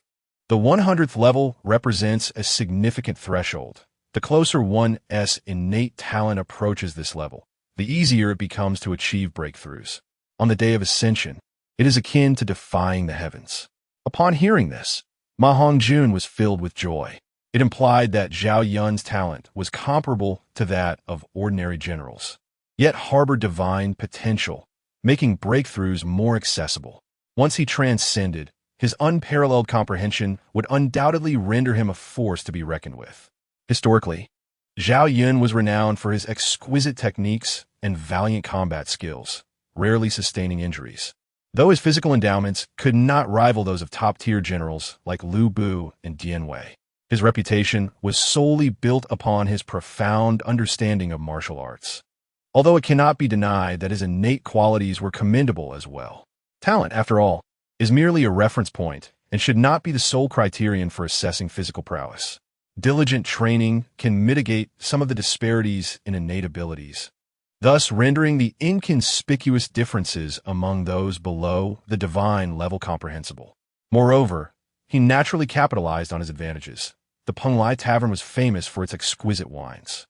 With the revival of spiritual energy, the yield of crops had significantly increased, making fine wines exceedingly popular. After 2 millennia of refinement, Penglai wine became the most sought-after beverage at the end of the Han Dynasty, lauded as the divine brew of Penglai. Consequently, the tavern's business miraculously flourished during this period, bolstered by the presence of at least 3 titled Douluo warriors. Its formidable strength surpassed that of most feudal lords, who typically possessed 1 or 2 titled Douluo. The foundation of having 3 titled Douluo was a crucial factor in the tavern's expansion. In truth, the Penglai Tavern did not possess 3 titled warriors, including Zhao Yun's master, Tong Yuan, and Lu Bowen. There were only 2. The external perception of 3 stemmed from Zhao Yun's remarkable encounter with Lu Bu, renowned as the world's foremost warrior, from which he emerged unscathed, coupled with the unique technique of concealing one's aura from his sect. Outsiders were oblivious to his true level of power.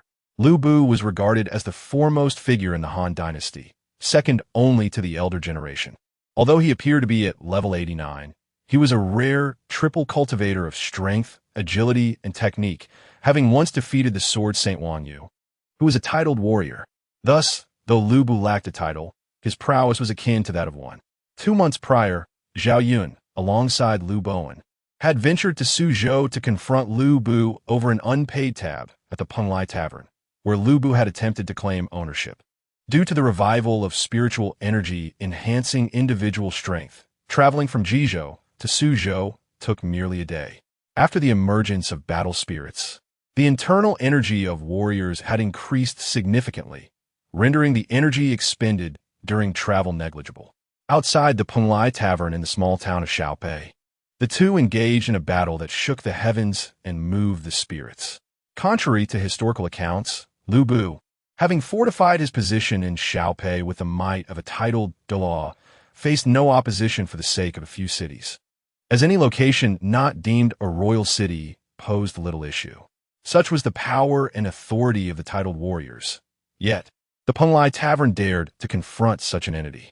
Under Lu Bowen's guidance and covert support, Zhao Yun and Lu Bu fought for 300 rounds without a clear victor. Ultimately, Lu Bowen intervened, successfully subduing Lu Bu and compelling him to apologize publicly to the Penglai Tavern. Despite Lu Bu's pride, he could not hold his head high before Lu Bowen, a titled warrior, and Zhao Yun, who was nearly his equal, leading him to concede in front of the gathering populace. Thus, the status of the Penglai Tavern was solidified, becoming an entity that none dared to provoke. Zhang Liao and Gao Shun, commanders under Lu Bu, despite their formidable prowess, could only watch from the sidelines in silence, overshadowed by Lu Bowen's presence. Upon learning of this event, Ma Hongjun displayed an expression of astonishment.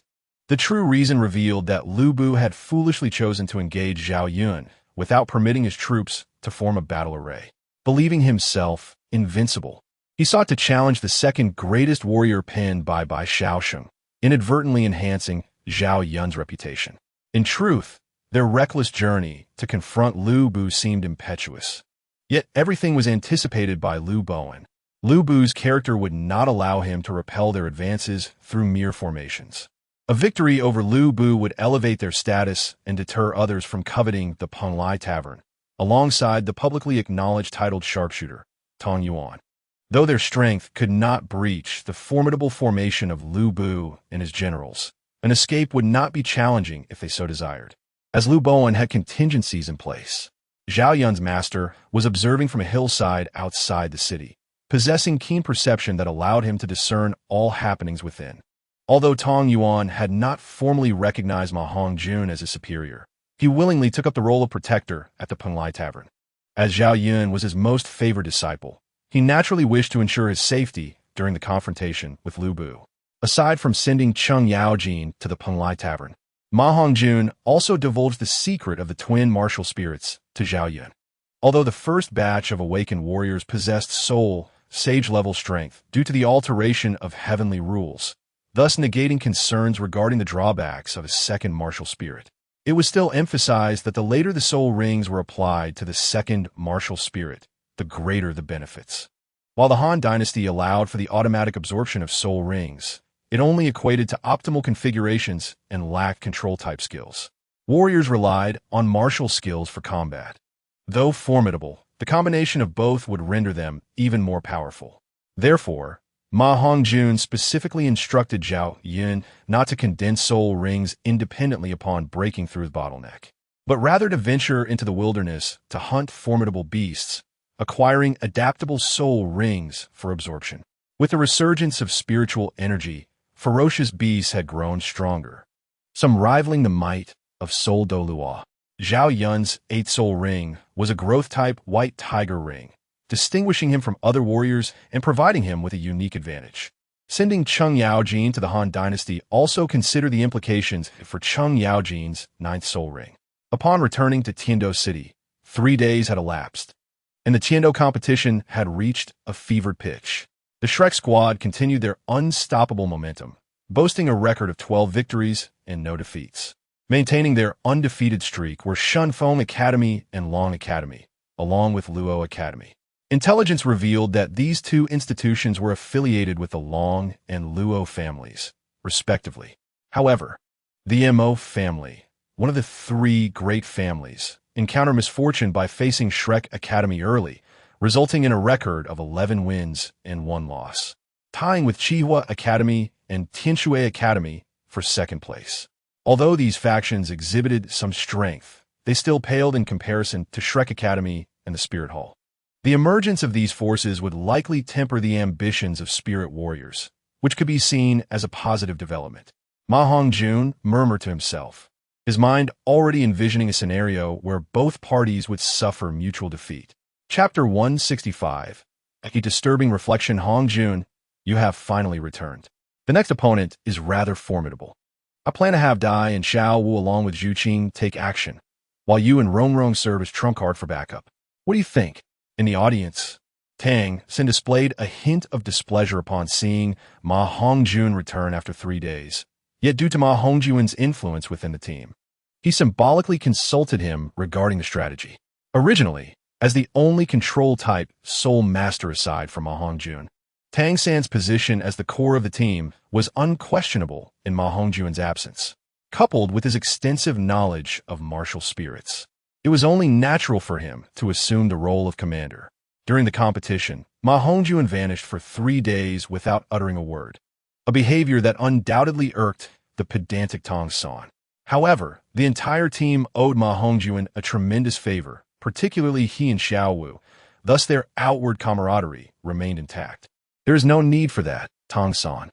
You're being overly cautious. With our strength, we should not conceal our abilities. We can advance directly, Ma Hongjun expressed, dismissing Tong San's strategy, as he was eager to reach Wuhuan City and secure the ultimate championship.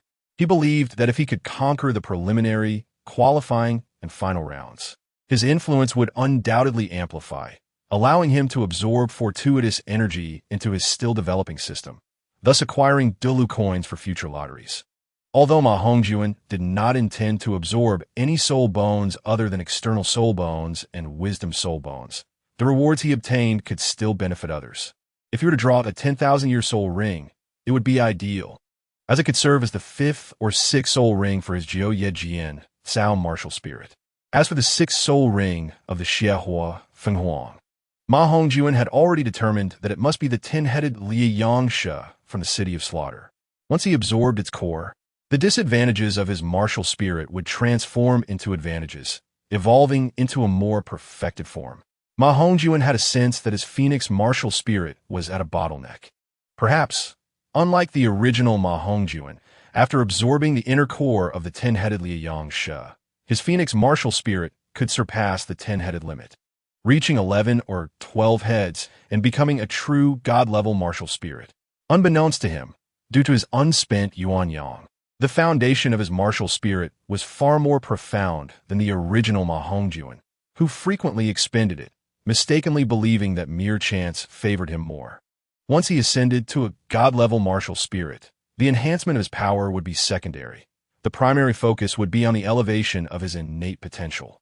Although Ma Hongjun's current potential had already reached the pinnacle of this world, any surplus talent would certainly manifest itself in the form of combat prowess. Even the 12-winged angel martial spirit could not compare. If passed down, it could likely produce offspring with innate level 20 soul power. Of course, this was merely a small conjecture in Ma Hongjun's mind, and the specifics would depend on future circumstances, if possible. He hoped that his future children would inherit his Jiu Ye Jian, Cao martial spirit. The Jiu Ye Jian, Cao martial spirit had now separated from the system, which had long since become an inseparable part of him. Nevertheless, the Jiu Ye Jian, Cao martial spirit was still beyond the grasp of the martial spirit rules of this world. Ma Hongjun even felt that the Jiu Ye Jian, Cao martial spirit could not truly be called a martial spirit, as it was simply unworthy of the title. However, the martial spirits of the Douluo world possessed their own advantages, namely immense potential for continuous growth. Of course, this presupposed the ability to break free from the rules of the Douluo world. Did one not see that even the arrival of the Huaxiao world could not escape the influence of its martial spirit rules? He had never contemplated the reasons behind the formation of martial spirits before, but now, upon reflection, it was chilling to consider the formidable secrets that must lie hidden behind it all. Ma Hongjun was suddenly startled by this thought, silently reflecting. However, he quickly buried this matter deep within his heart, for he felt that he lacked the qualifications and strength to uncover such unknowns. Although Ma Hongjun's mind was awash with thoughts, he remained acutely aware of Tong San's expression.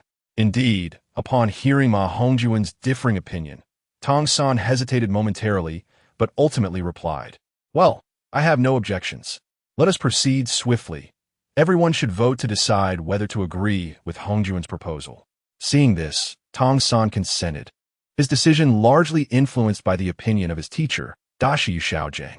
With his intelligence, how could he fail to perceive the current strength of the Shrek team? Aside from the Wuhuan Temple, they faced virtually no threats. Thus, any attempt to conceal their strength would be futile. However, he felt compelled to adhere to his teacher's counsel, believing that it could not be a bad strategy, and thus he agreed to Dashi's tactics.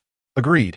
Peng Hu and Dai Mubai were the first to express their agreement, especially Dai Mubai, who had longed to showcase his skills. Agreed. The three women also voiced their approval. Agreed. We must agree. I have long stated that with our strength, there is no need to hide. If we can win, we win. If we cannot, hiding will be of no use. Our only goal is the Wuhuan Temple. Usika expressed in discontent, his intellect being second only to Tong San among the Shrek team. He had already discerned the flaws in Dashie's strategy. Yet as a food-type soul master, his opinions carried little weight.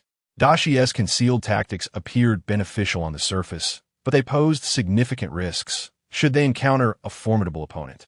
They could easily fail to secure first place, as was the case in the original preliminary rounds. Although finishing in the top 5 would suffice to qualify for the finals in Wuhuan City, it would undoubtedly diminish their influence, which was not what Ma Hongjun desired. What he sought was influence, and the greater the influence, the more substantial the rewards from the system would be.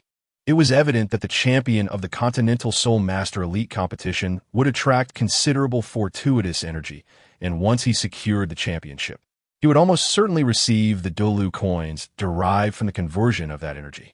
The system would not issue any tasks to obtain Douluo coins or Huaxiao points.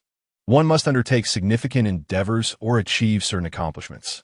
Well, since everyone agrees, let us draw lots to determine who will participate in the next match. With the exception of Xiao Wu, Ma Hongjun remarked, observing Xiao Wu's eagerness to participate. Huh? I don't want to. Xiao Wu pouted, her tearful eyes gazing at Ma Hongjun. Clearly, she had grown even closer to him than before.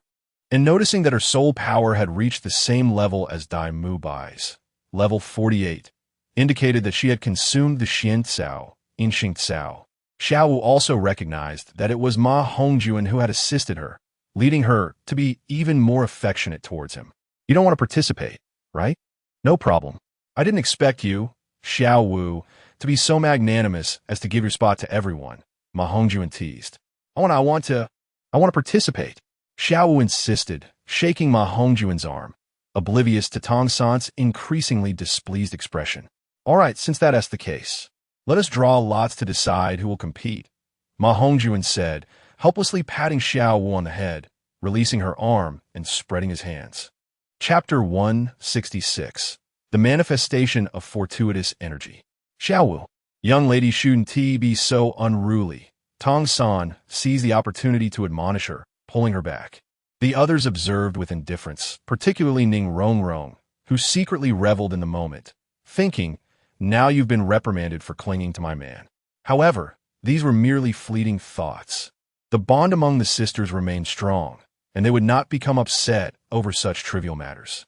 They understood that Xiao was not scheming.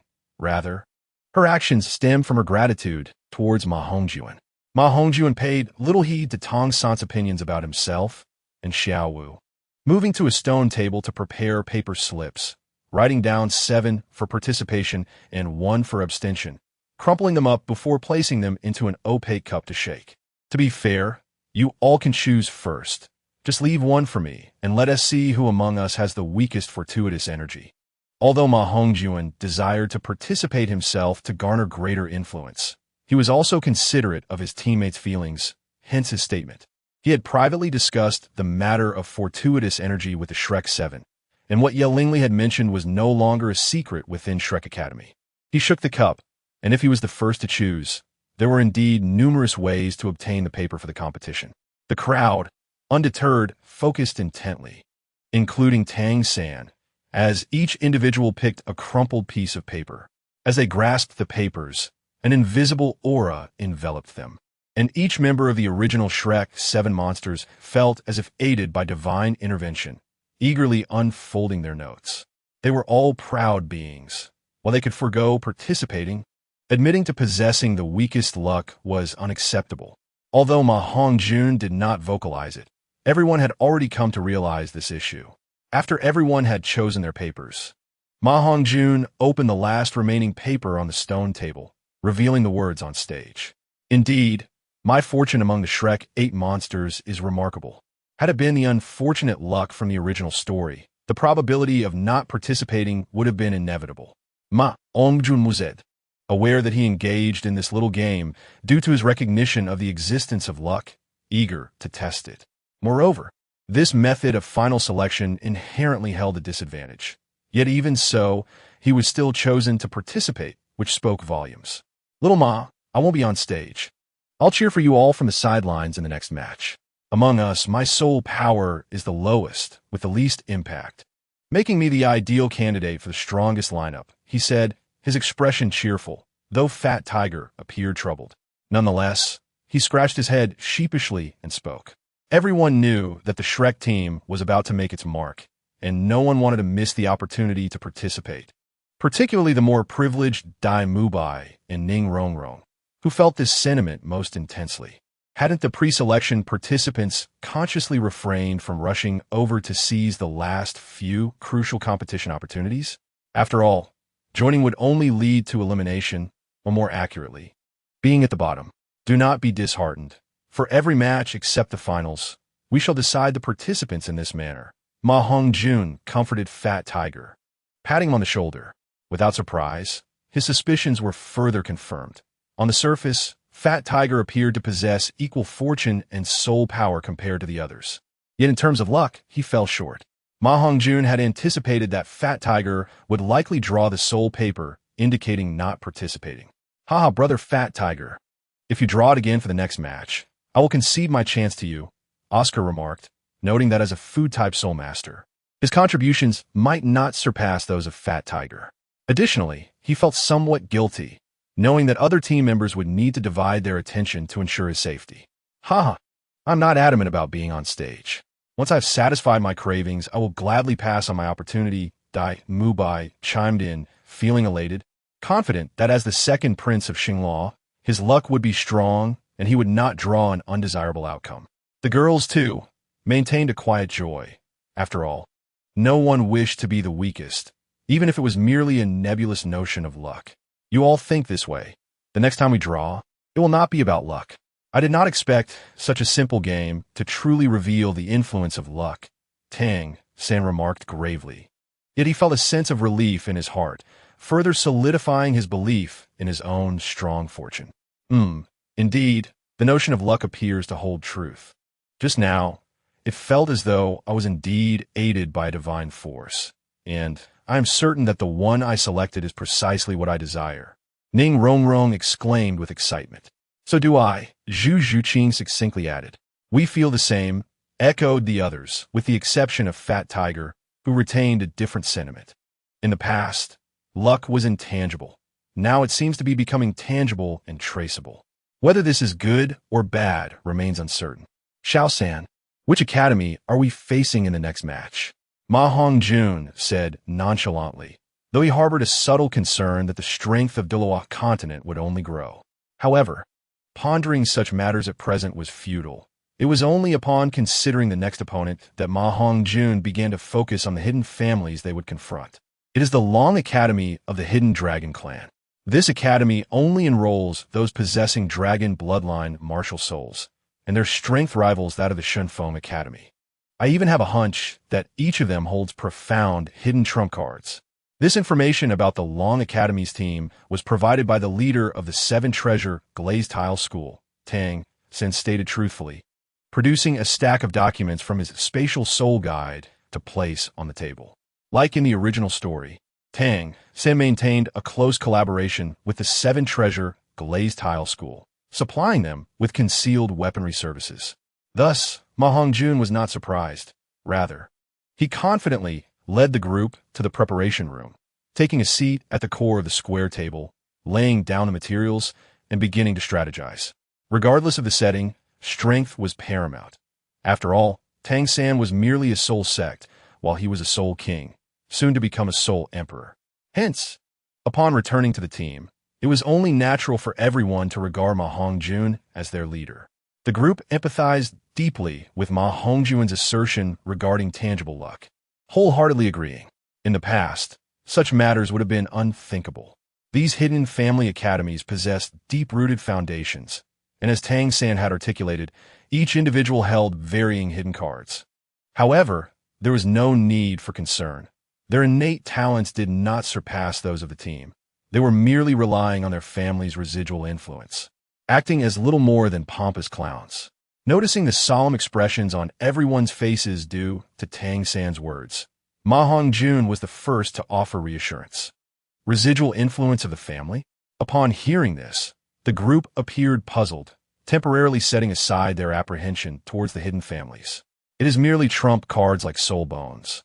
As long as we approach them with caution, defeating them should not be difficult. Our true adversaries are the Wuhuan Temple team, Ma Hongjun explained indifferently.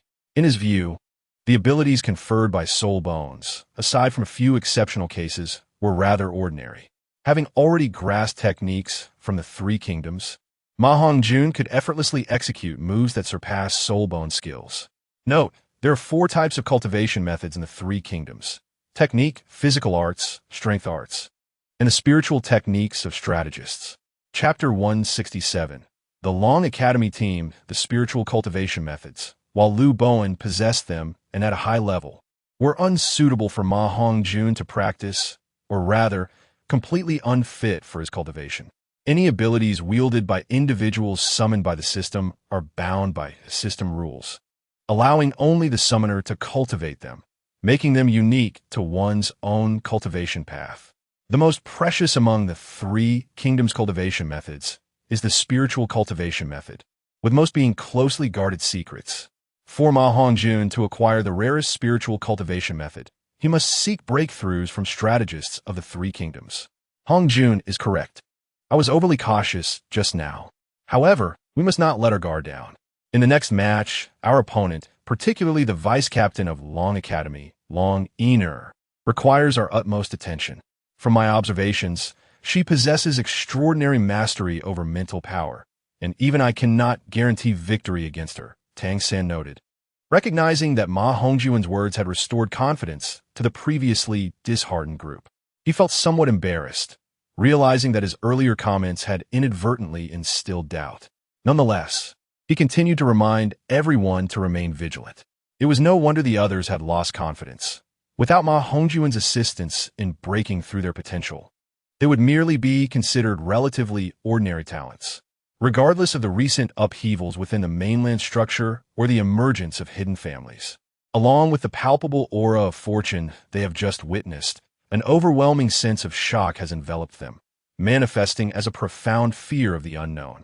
Coupled with the re-emergence of these hidden families at such a critical juncture, it is difficult for them not to connect the dots, resulting in a wavering confidence in the face of an inscrutable adversary. Even the likes of Xiao San finds herself outmatched in mental acuity, indicating that we all must exercise greater caution. Dai Mu Bai promptly voiced his agreement, acknowledging their understanding of Tang San's mental strength. Apart from Ma Hongjun, none could rival Tang San's prowess. In truth, even Ma Hongjun might not surpass Tang San in terms of mental acuity. Based on Ma Hongjun's estimates, Tang San's mental strength currently hovers around the level of a soul sage. And should he absorb the Wisdom Soul Bone awarded to the champion of the Continental Elite Soul Master Tournament, he could effortlessly ascend to the rank of a Soul Douluo. While Ma Hongjun's mental strength is indeed exceptional, it merely exceeds that of an ordinary Soul Master by 1 tier, currently residing at the level of a high-ranking Soul Emperor. Conversely, Tang San, having trained in the Ziji Demon Eye and being taken away by his father for half a year, has undoubtedly encountered fortuitous events, elevating his mental prowess to that of a high-level Soul Sage, with the potential to enter the realm of Soul Douluo at any moment. Nevertheless, Ma Hongjun harbors the confidence to catch up to Tang San in a short period. Once he augments his 9-leaf sword grass martial soul with all its soul rings, including the hidden ones, both his mental strength and combat prowess will receive a significant boost due to the transformation of his martial soul into 9-leaf swordgrass. The hidden soul rings are no longer constrained by the heavenly laws, allowing him to apply suitable soul rings as long as he meets the required level. Furthermore, with the internal core of the 10-headed fiery sun serpent, which perfectly complements his evil fire phoenix martial soul, Ma Hongjun's mental strength also holds great promise of reaching the realm of Soul Douluo. As someone well-versed in the original text, Ma Hongjun is acutely aware of the significance of mental strength in the later stages. It is a crucial element in the pursuit of divinity. Additionally, a vague concern lingers in Ma Hongjun's heart. If the two worlds were to become adversarial, How could one ascend to godhood and gain the recognition of the Douluo deities? Without such acknowledgement, one would be forced to tread the path of self-deification. Currently, he remains unaware that within the Three Kingdoms world, there exists a cadre of beings not inferior to deities, sealed within a special spatial secret realm. Perhaps, possessing the intelligent skull of 100,000 years, this vice-captain shall be entrusted to you, Xiao-san, while the remainder shall be divided among us. With the captain reserved for myself, let there be no contention over it. At this moment, Ma Hongjun refrains from contradicting Tang San's words.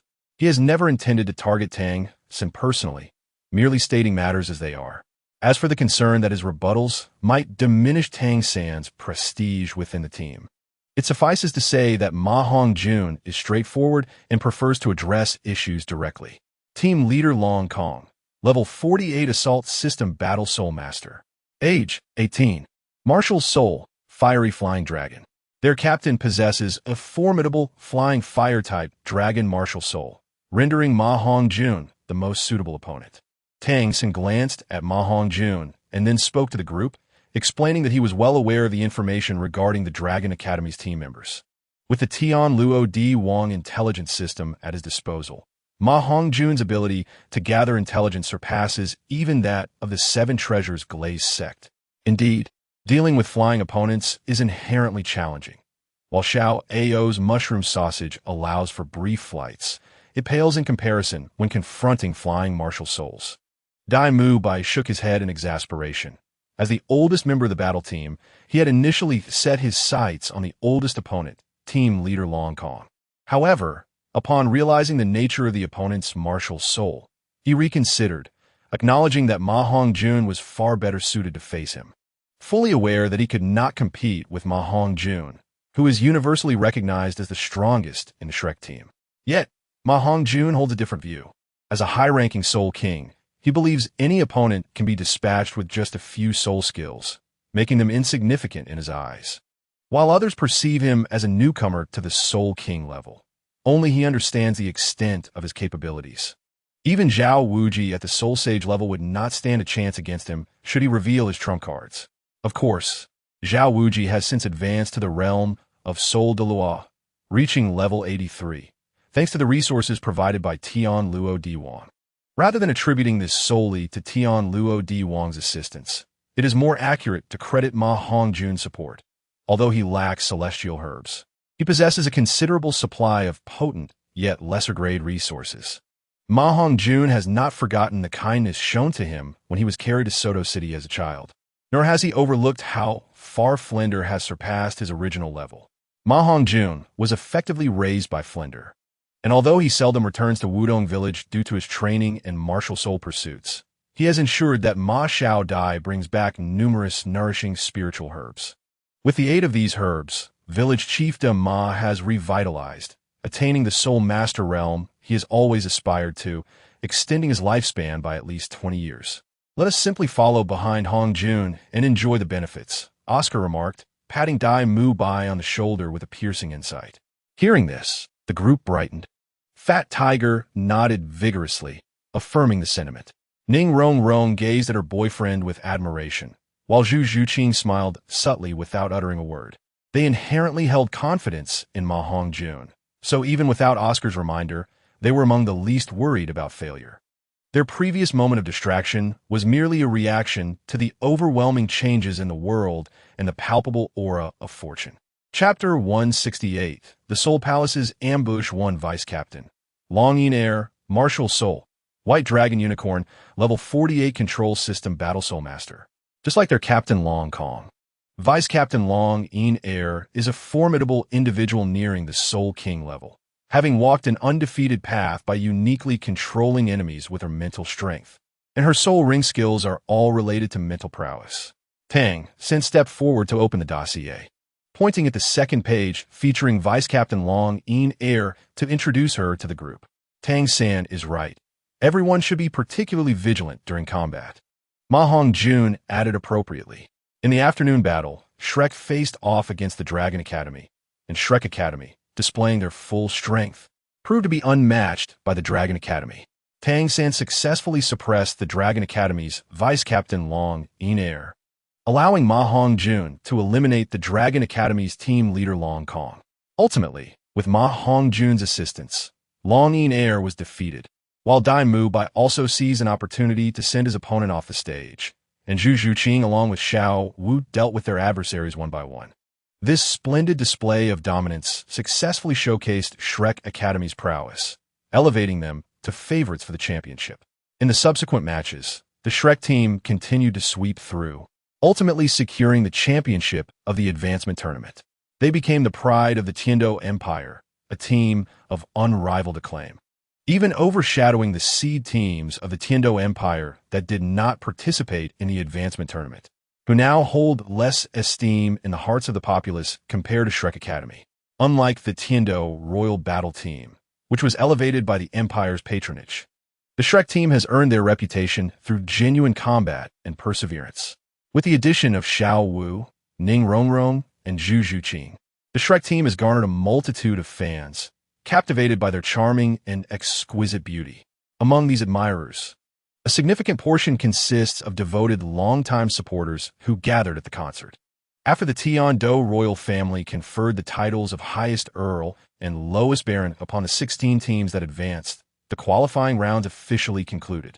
As the champion team, Ma Hongjun also attained the rank of Earl, thus elevating himself into the noble class of Douluo, shedding the stigma of his humble origins. What? The master has already proceeded to Wuhuin City? Ma Hongjun furrowed his brow as he looked at Tang San, who was still in a daze. Flender, Tang San, and Ma Hongjun sat at a stone table in a courtyard, deliberating on the matter. Well, Dean, I'm not entirely sure.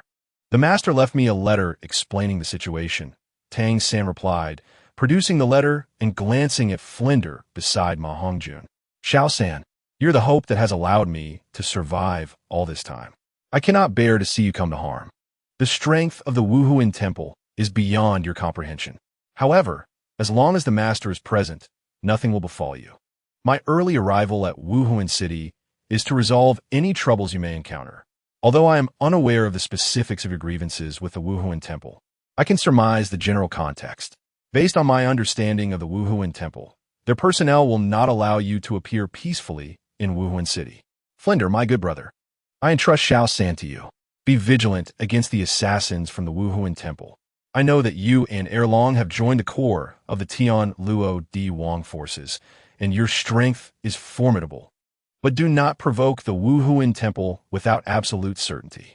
Upon reading this, Ma Hongjun inwardly exclaimed his astonishment. It seemed that the master was fully aware of the dangers surrounding Tang San and had gone to confront them on his behalf. Was he not concerned that Tang San could be ambushed by the Wuhuin Temple, or was it an attempt to evade danger? Naturally, these were merely Ma Hongjun's baseless speculations. Given the master's limited soul power, even if he stayed behind, he would have little impact. In the original narrative, they were able to form a three-person martial soul fusion skill, but presently, the fusion skills of Lu Erlong and Flender were by no means inferior to those of three individuals. Therefore, Ma Hongjun found a certain satisfaction in this scenario. As for Yu Xiaojiang, known for his tragic reputation, Ma Hongjun felt no sympathy. Merely refraining from kicking him while he was down was already commendable. Alas, Xiaojiang, why do you put yourself through such torment? With your uncle's protection, even the Wuhuin Temple would approach you with caution. Why must you insist on proving yourself? Is there anything more important than family? Flender sighed, expressing his disappointment in him. Everyone harbors a hidden vulnerability that is incomprehensible to others. I believe the master's significant achievements in soul research are deeply tied to his unwavering dedication to this field. He wishes to prove himself to those he cares about.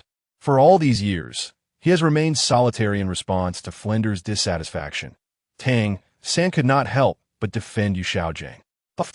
Those who are pitiful must have something to be despised. Ma Hongjun scoffed, secretly deriding him. So, Xiao San, what is your vulnerability? Ma Hongjun inquired, feigning indifference as he blinked at the approaching Xiao Wu and the others behind Tang San. My vulnerability is probably my family. If one does not offend me, I shall not offend them.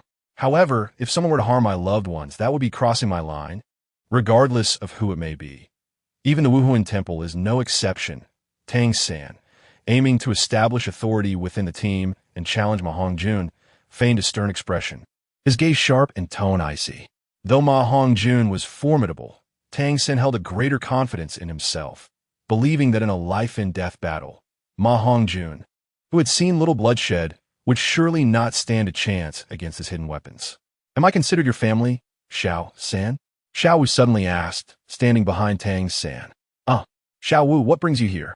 Tang San's cold demeanor dissipated, replaced by embarrassment.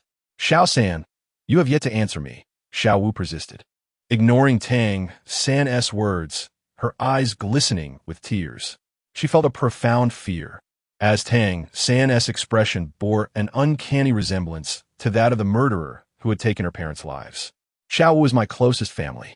How could you not count? Silly girl, you are someone I would protect with my life. I apologize for my earlier outburst. I did not manage my emotions well, and I frightened you." Tang San, wise to the situation, immediately sought to comfort Xiao Wu with sincere intent. "You're annoying. I know that Brother San is the best. I believe he will protect me." Well, Xiao Wu, indeed, was swayed by Tang San's sweet words, wiping her tears and breaking into a smile, nestling against Tang San's chest. "Ahem. All right, you two, be mindful of your surroundings. I have matters to attend to. You little monsters should take a day to relax. Tomorrow, we will set off early for Wuhuan City.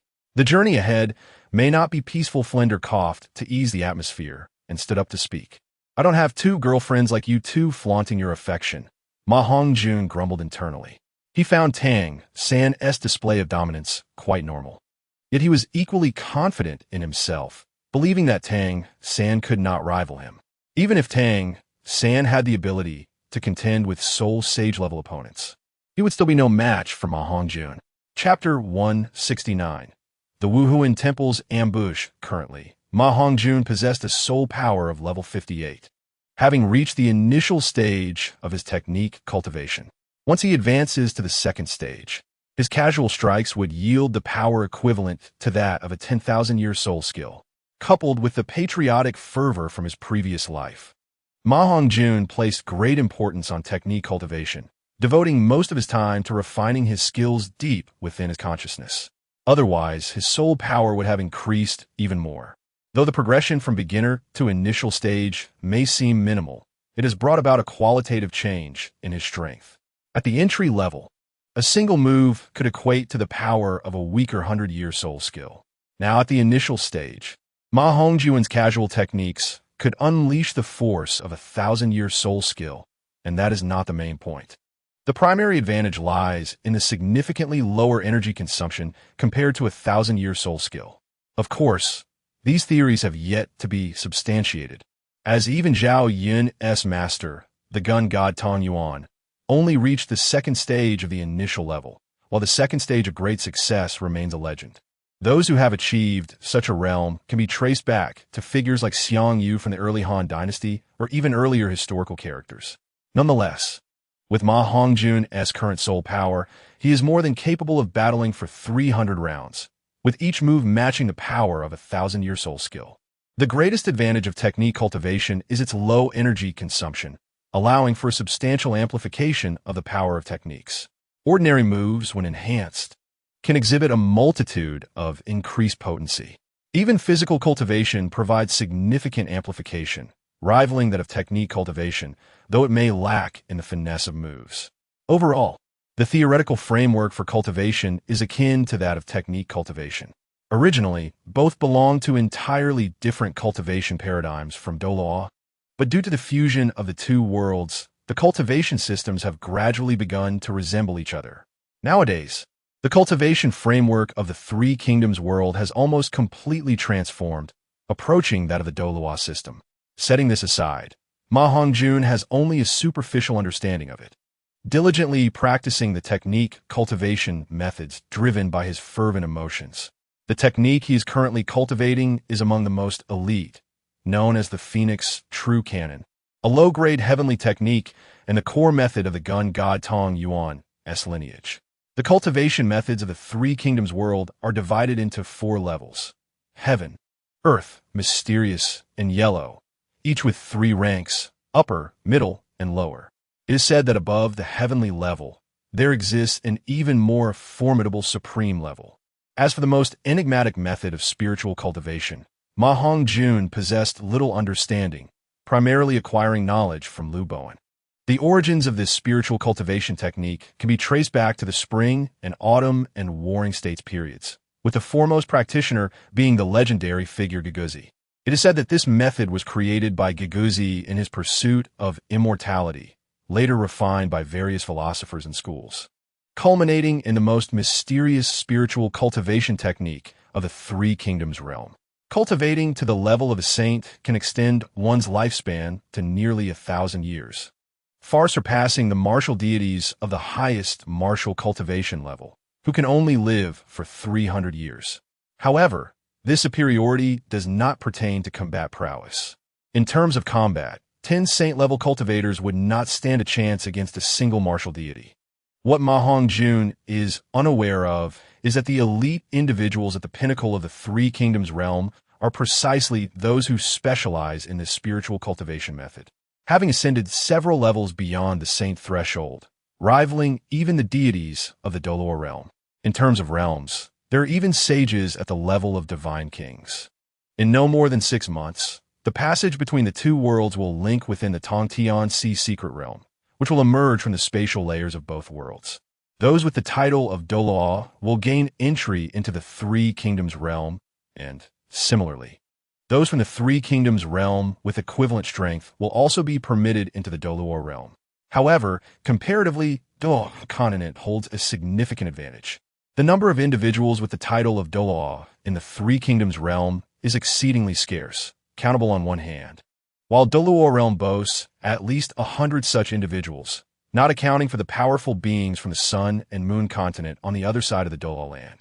The hidden forces in Douluo continent alone comprise no less than 50 Douluo-level powerhouses, nearly 10 times that of the 3 kingdoms realm. 3 days later, in a canyon passage approximately 80 kilometers outside of Wuhuan City, hundreds of horse-drawn carriages traverse the narrow path, guarded by thousands of knights, a force significantly stronger than that depicted in the original text. Report: Commander, the road ahead is narrow, and there may be ambushes. Should we halt our advance and assess the enemy situation? A knight responsible for reconnaissance galloped to the forefront and solemnly reported, "Relay my orders. The honor of the Empire's knights must not be trampled upon, not even by the Wuhuan Temple. Enhance our vigilance and continue onward," replied the captain of the guard without hesitation, after surveying the terrain ahead. Inside one of the carriages, Ning Rongrong expressed her confusion upon hearing the captain's words. "If we proceed past this canyon, we will leave the territory of the Tiando Empire and enter the domain of the Wuhuan Temple. Surely, assassins from the Wuhuan Temple lie in ambush ahead. We have already warned them in advance.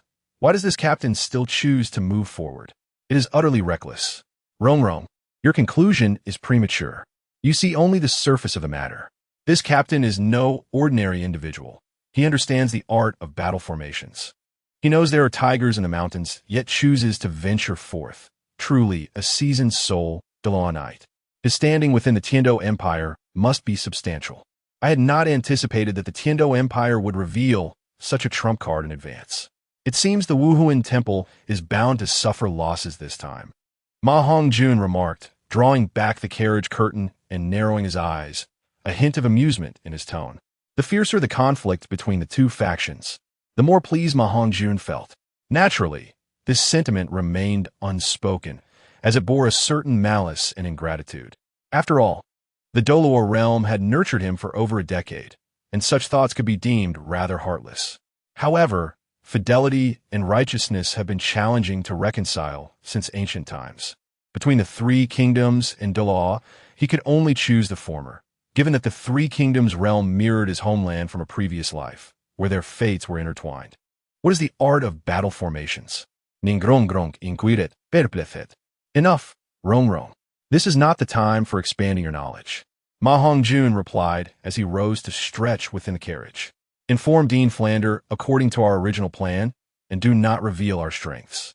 If you won't tell me, then what's so impressive about that? Ning Rongrong replied, jumping down from the carriage and heading toward the carriage of Flander and the other teachers. Why didn't you send me away as well? Aren't you afraid I might be a hindrance?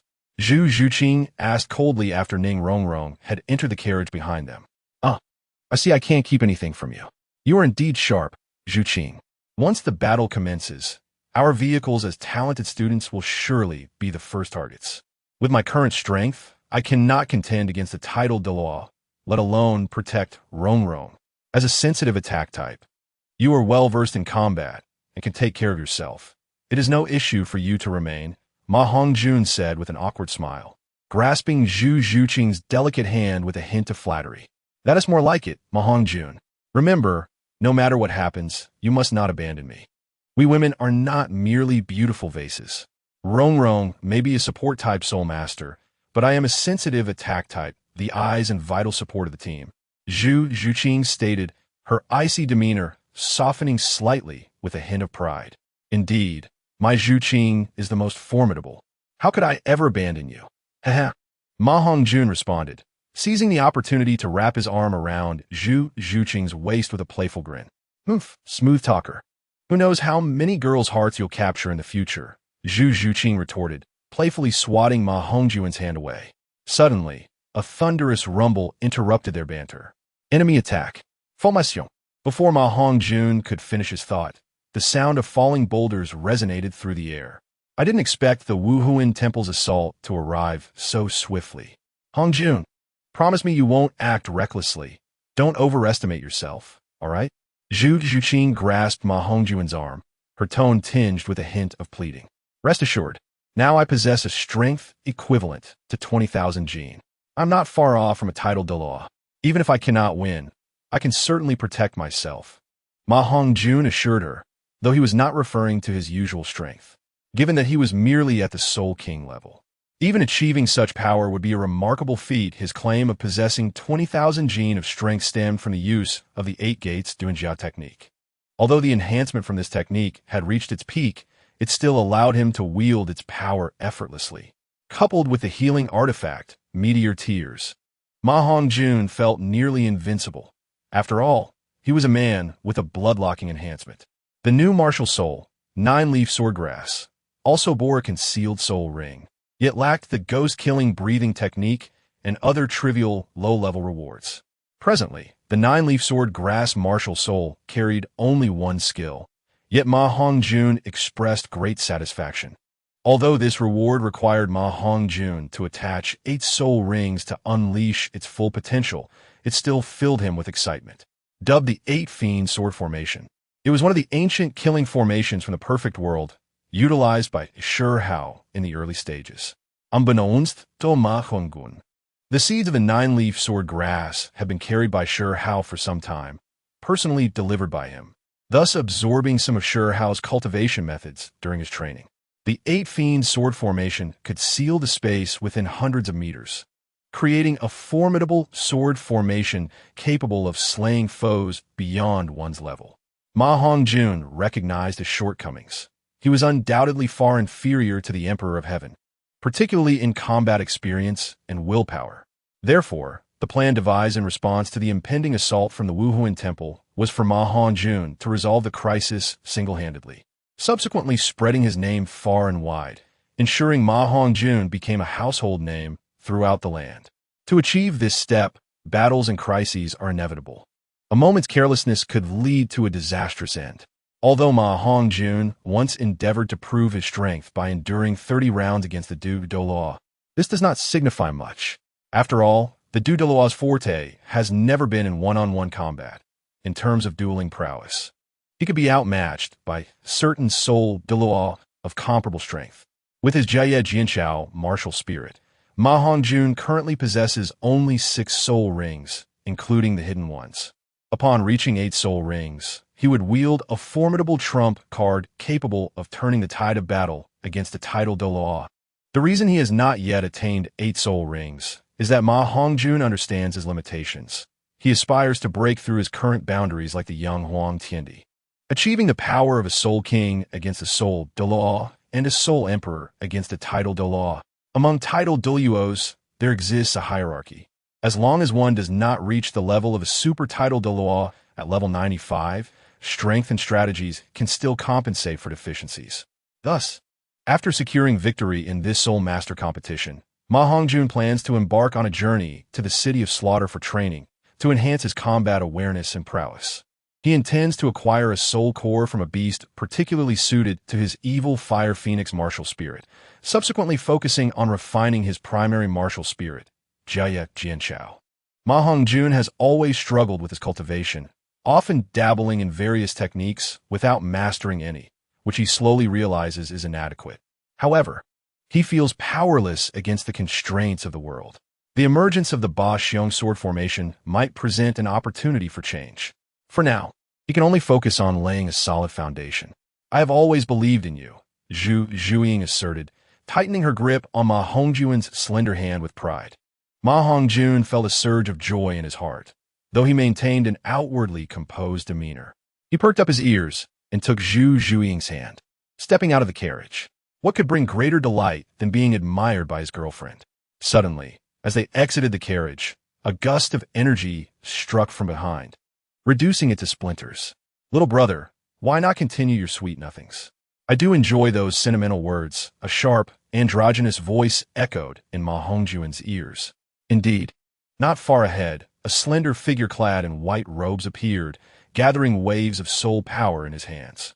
Behind him, numerous figures emerged, and with a quick glance, Ma Hongjun noted that over 100 individuals were surrounding the Shrek team. The convoy heading to Wuhuan City consisted of 36 carriages, each accompanied by approximately 200 black-clad individuals, culminating in a total of around 7,000. However, only the black-clad individuals in front of Shrek were all Soul Masters, with the weakest being Great Soul Masters. It seems our Shrek Academy is the true target of the Wuhuan Temple this time. Zhu Qing, be cautious. Ma Hongjun instinctively stepped forward to shield Zhu Zhuiying. The leader attacking our convoy is very powerful. Be careful, Hongjun, Zhu Zhuiying remarked gravely, her tone tinged with concern.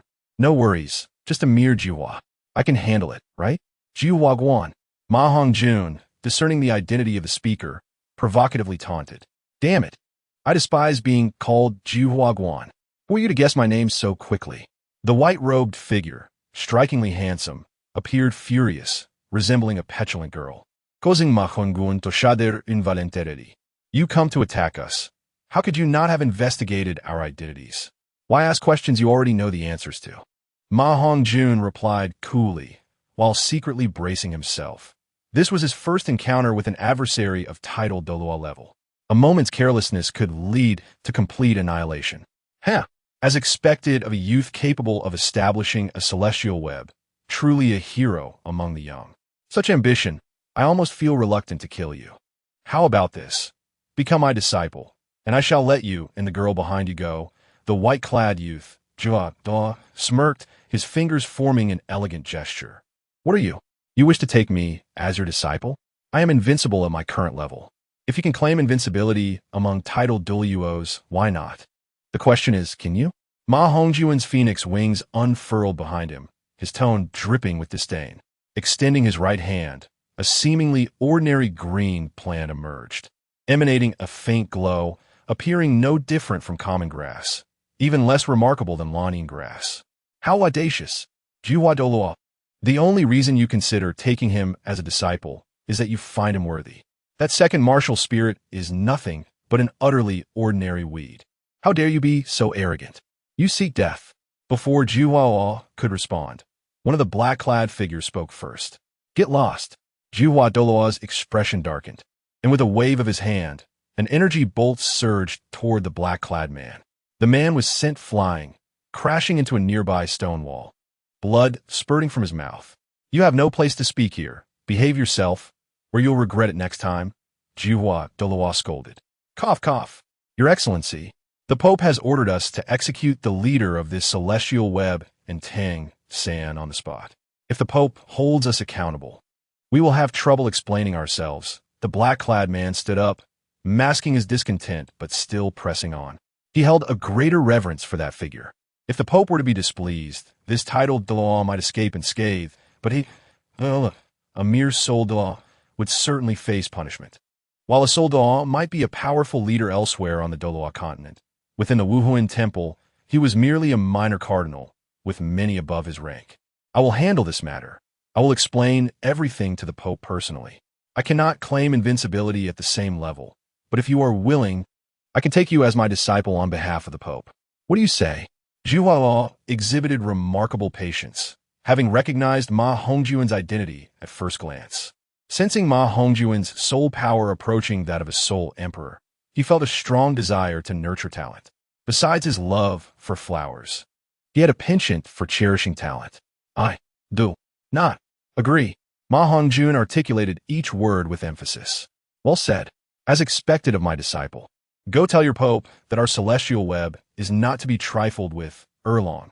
Flander's voice rang out in approval from behind, filled with pride. As he activated his martial spirit, standing beside Ma Hongjun. Enough with the chatter.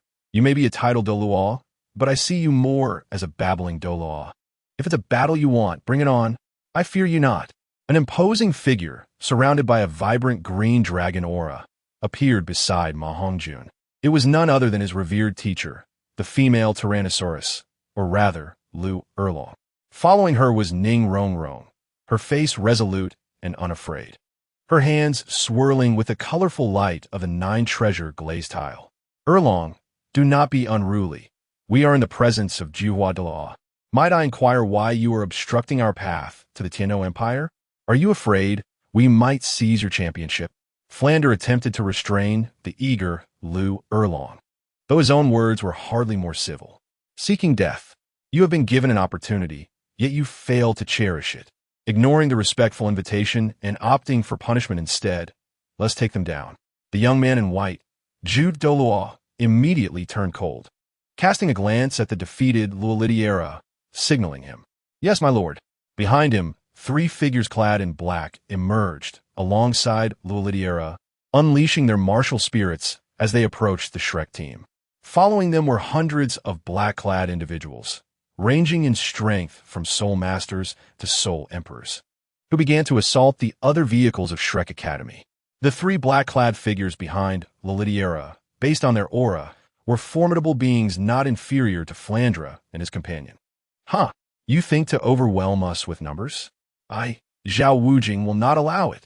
From the rear convoy, Zhao Wujing bellowed, striking back against a wave of black-clad attackers with a powerful punch. Soon after, he joined forces with several other teachers from Shrek Academy.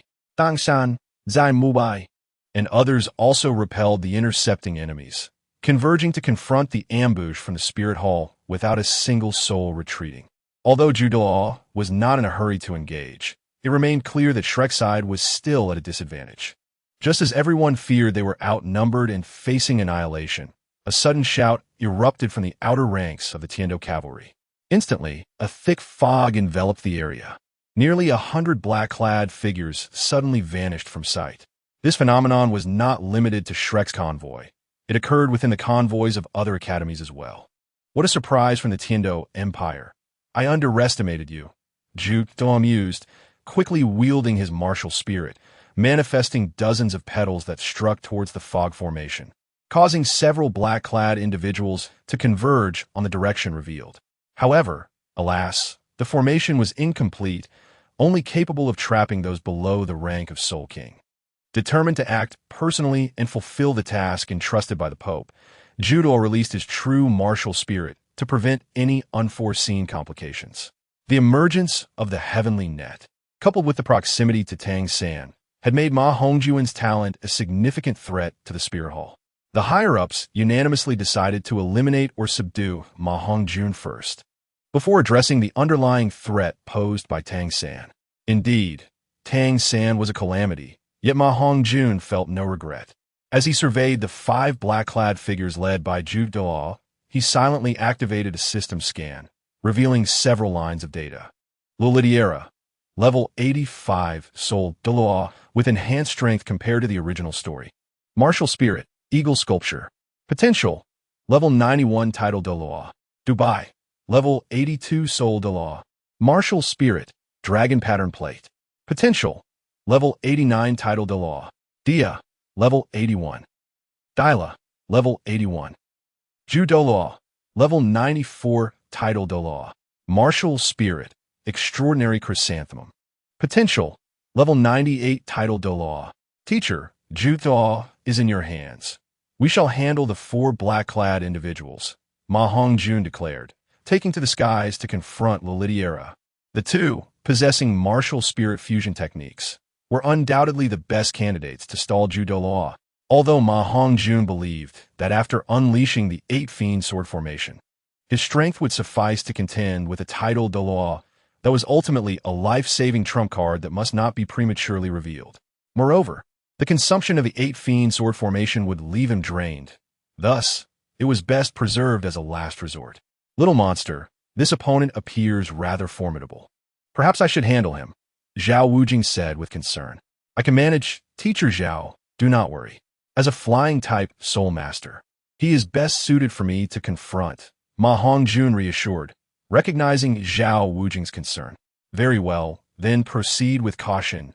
Zhao Wujing hesitated, targeting another soul, Dawn near Liliera, drawing the battlefield closer to Hongjun to be ready for any unforeseen events. He had no doubt about his own capabilities against typical opponents of the same rank. Although private sparring had demonstrated Hongjun's strength, actual combat often revealed discrepancies.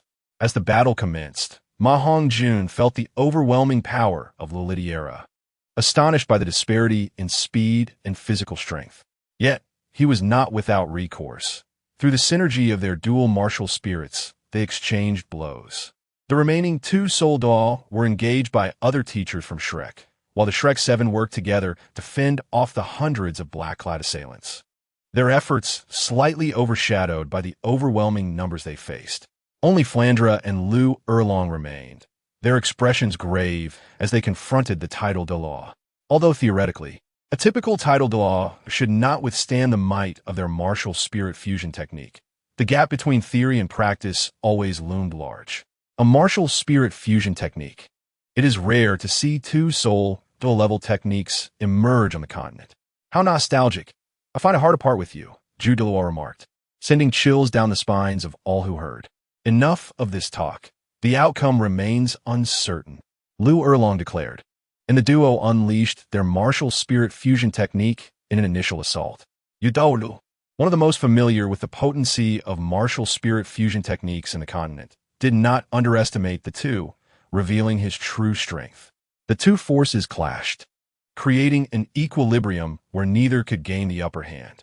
Meanwhile, Hongjun gradually grasped the rhythm of the battle, beginning to gain the advantage.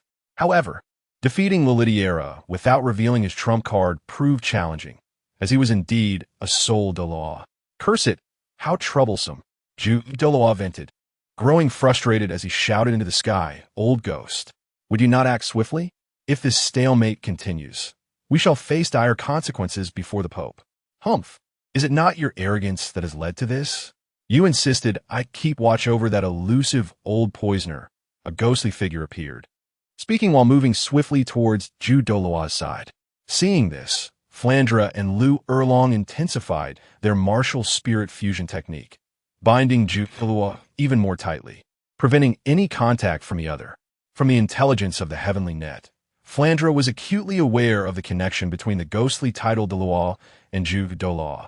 Their combined martial spirit fusion technique was undoubtedly one of the most renowned in the continent. Prepare to perish, Douluo declared, forming a colossal sword from metallic petals that pressed towards Flandra and Lu Erlong. In an instant, he leaped out of the battlefield, standing beside the newly arrived ghost Douluo. With the increasing proficiency of the martial spirit fusion technique formed by Flandra and Lu Erlong, their combined abilities created a unique martial spirit domain. Within this domain, one would be ensnared by the massive body of the radiant holy dragon. This was also the reason Ghost Douluo refrained from recklessly entering the combat zone. Yet, being a title Douluo, his vision was exceptional. He quickly discerned that despite being entangled within the martial spirit domain, Ghost Douluo possessed the capability to escape. This is also a flaw of the dual spirit fusion domain. While it can entangle a title Douluo, if the title Douluo chooses not to engage, they cannot be held back. Although Hongjun is in combat, His mental awareness remains attuned to the fluctuations of the battlefield. Observing the situation, he dares not hold back any longer. He must first resolve the immediate troubles before devising a way to assist others. At this moment, not only are Flinder and his companion in peril, but even Shrek 7 are encountering difficulties. Relying on Tang San's hidden weapons, they unexpectedly annihilate dozens of black-clad foes. In the ensuing skirmish, through the tacit cooperation among the Soul Masters and the use of hidden weapons, they manage to eliminate a considerable number of black-clad Soul Masters. However, hidden weapons are consumables, and soon their supply is nearly exhausted, while nearly 100 black-clad foes remain. The Shrek 7 and several substitute team members are forced to confront 7 or 8 opponents each, with Tang San himself facing 15. Using the entangling abilities of his Lan Yin-Chao to manage this many adversaries simultaneously. Nevertheless, eliminating the enemy proves unrealistic, given that many of the black-clad individuals are of equivalent rank. Were it not for the amplifications and healing support provided by Ning Rongrong and substitute team member Jiang Zhu, they would have long since been defeated. Meanwhile, the other teachers at Shrek are no better off. Even with the realm of Soul Sage and Soul Emperor, it is still somewhat strenuous for a few to contend against a single opponent without formidable soul skills. Fortunately, with Lu Qibin's peculiar spirit, the Star Compass, and the formidable spirits of Qin Ming and Li Yusong, they have managed to hold their ground, for had it been anyone else, they would have been vanquished by the opposing Soul Douluo. As for another food system auxiliary Soul Sage from Shrek Academy, Xiao Exine, the possessor of the Tang Do spirit. He is currently a level 79 Soul Sage, and in terms of combat capability, he is inferior to Li Yusong, which is why he remains at Shrek Academy to guard it. Had he been here to provide assistance, it is possible that they could have indeed defeated the Soul Douluo Dia ahead. Li Yusong, Spirit, Dragon Pattern Staff. Realm, Level 69 Attack System Soul Emperor. Potential, Title Douluo. Lu Qibin, Spirit, Star Chess. Realm, Level 68 Control System Soul Emperor. Potential, Title Douluo. Qin Ming, Spirit, Mutated Spirit, Fiery Song Wolf. Realm, Level 67 Attack System Soul Emperor. Potential, Level 98 Title Douluo. Ma Hongjun did not delve deeply into the detailed attributes of Li Yusong and the others, merely giving a cursory glance.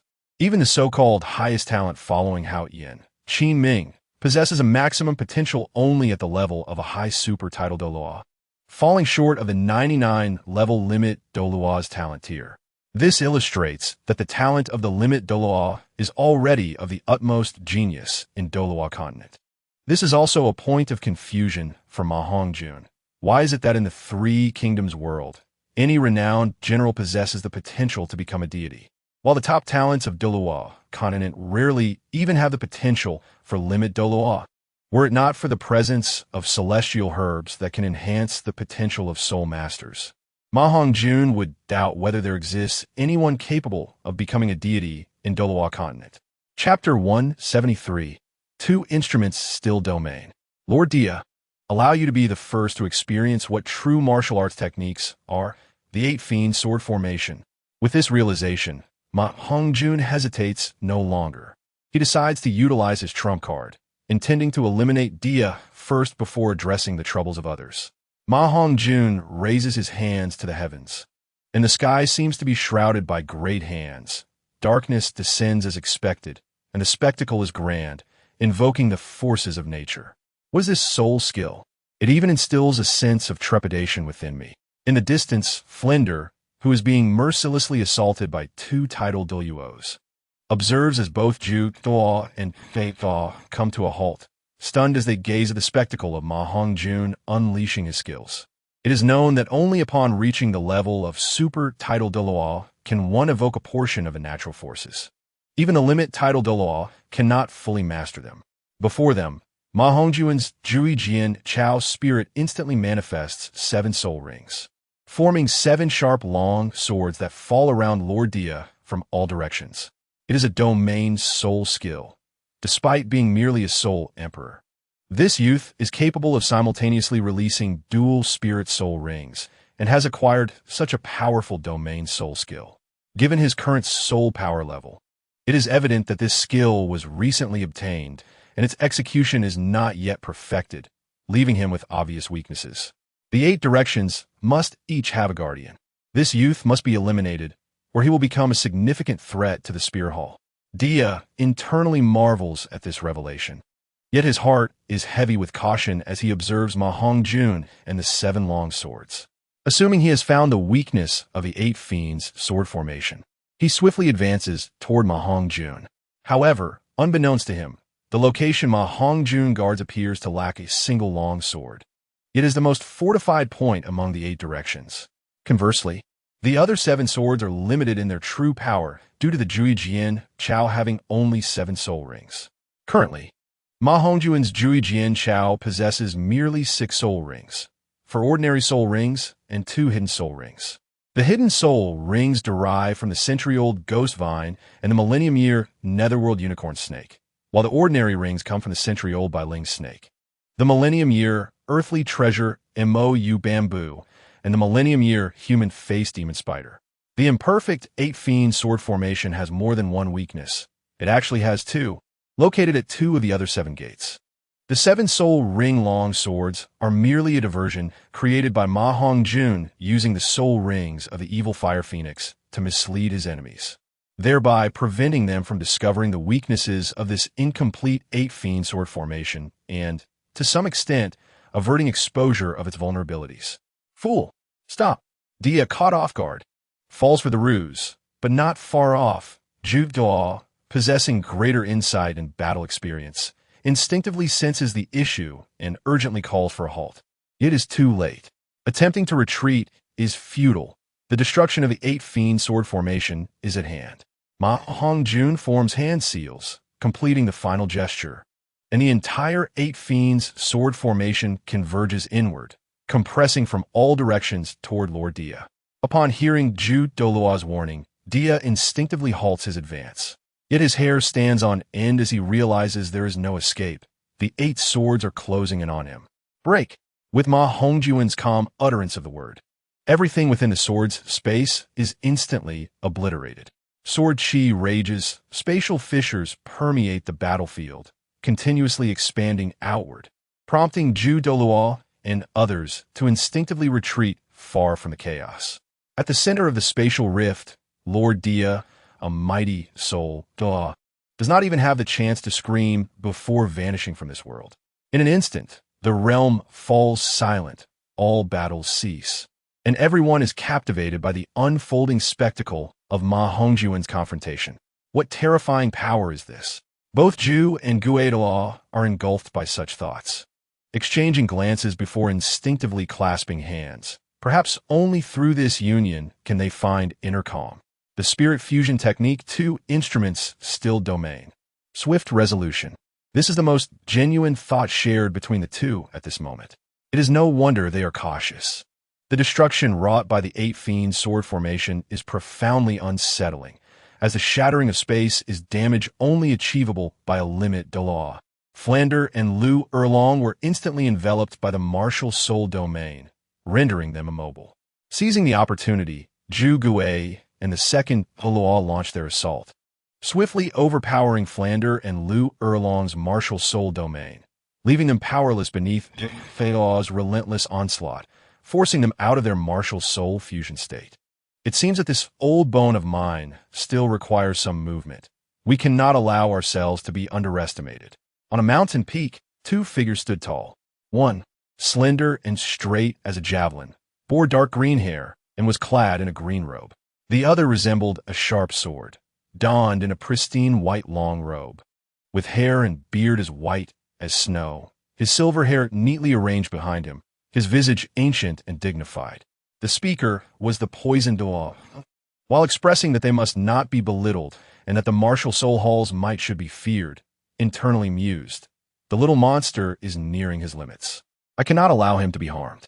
As Ma Hongjun would say, he was being somewhat prideful, having long anticipated an ambush from the martial soul hall.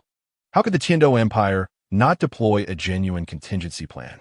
Their absence prior was twofold: to temper the students and to allow Ma Hongjun to truly gain renown across the continent. not merely drawing a throng of followers due to his melodious voice. Now, as Ma Hongjun, in his Soul King form, had vanquished a Soul Douluo, it would be difficult for him to remain unnoticed. Let us observe how the students from Shrek Academy react in the face of peril. Meanwhile, the sword Douluo, Chanexin, clad in white, coldly gestured, "Enough, it's easy to say, yet you merely wish to see Rong's performance.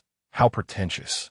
The poisoned Douluo could not help but scoff internally at this, but he was not anxious with the sword Douluo's words. The two Douluos below posed no lethal threat to the crowd. Although the sword Douluo's martial soul was renowned for its unparalleled offensive prowess, its speed was unmatched by any ordinary title Douluo. Should Shrek's members be in danger, the sword Douluo would arrive before they did, swiftly ensuring their safety. This exemplifies the might of a 97th level title Douluo. The difference between those below and at the 95th level is stark. Even the so-called most gifted Haoyan Law would not dare claim superiority over 95th level sword law while merely at the 90th level. The scene shifts back to the battlefield, where Ma Hongjun, having just detonated the sword formation, utilized the last vestiges of his soul power to teleport himself to the Shrek 7's battlefield. Upon witnessing this, Fat Tiger and the others immediately pressured back their dazed opponents, encircling Ma Hongjun for protection. Even Tang San rushed to shield the injured Ma Hongjun. Chapter 174. Young people should not be too hot-tempered. The surrounding figures clad in black, eager for the opportunity to capture Ma Hongjun, began to converge. Meanwhile, the heavily wounded Flander seized the moment, lifting Lu Erlong and flying to join the others. "Stand aside, I can still fight." Ma Hongjun, unwilling to be shielded, staggered forward, but a wave of emptiness washed over him, threatening to topple him. Zhu Zhuqing promptly supported him with her arm. "Oof, even in such a state, you still want to show off," Zhu Zhuqing reproached, casting him an annoyed glance. "Well, I sigh." Ma Hongjun began to explain, but faltered, unsure how to admit before everyone that he had relied on meteor tears to replenish his soul power and heal his wounds. At this juncture, it is essential to mention another function of the nine-leaf sword grass martial soul, which is infused with the core energy of meteor tears, life restoration. This restoration is innate to the martial soul, consuming the nine-leaf sword grass, which is formed from the energy of the martial soul, can instantly replenish the soul power of soul masters below titled Douluo level and possesses certain healing properties. Although it is not as potent as the healing capabilities of the original meteor tears, it can be actively utilized and its effects can be enhanced with additional soul rings. The most remarkable aspect is that it requires no soul power, yet Ma Hongjun lamented that it cannot coexist with another. Only after consuming one can a subsequent one be generated.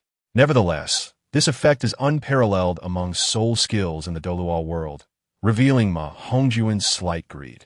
It is said that the sun, moon, and stars are all governed by the heavenly principles, and that rules and laws cannot escape the heavenly doctrine. Yet, the existence of the nine-leaf sword grass clearly transcends common logic, defying the heavenly order. As Ma Hongjun retreated, he discreetly consumed the nine-leaf sword grass, which he had formed through life restoration, and in the span of a breath, his soul power returned to its peak state. "Should you wish to harm my comrades, you must first step over my corpse." Dai Mubai was the first to step forward, his martial soul embodied, soul power radiating. Standing resolutely at the forefront against the encroaching black-clad figures and the advancing Ju Douluo duo. "Young man, I truly underestimated you. Damn Lord Diaria, if you must die, then so be it, but you. This is the aura of the extraordinary Chirong Tong Tianju. You, young man, have consumed a celestial-grade herb not long ago. Haven to you." The Ju Douluo, who had previously disregarded Dai Mubai, now found his attention wholly captivated by the aura emanating from him, as Dai Mubai's presence surged forth, revealing the lingering scent of the celestial-grade herb he had yet to fully absorb. With a mere gesture, Dai Mubai found himself uncontrollably drawn towards the Ju Douluo, who scrutinized him as if he were a work of art. "Damn it, where is that old poisoner? Why isn't he made his move?" Flander clenched his fists in frustration, his gaze darting around, preparing to act despite his injuries. Do not worry. With the sword Douluo present, the children will be safe. The voice of the poisoned Douluo echoed in his ear, soothing his anxious heart. Upon hearing this, Flander relaxed, exchanging a glance with Lu Erlong before regaining his composure. What having consumed it? Do as you wish.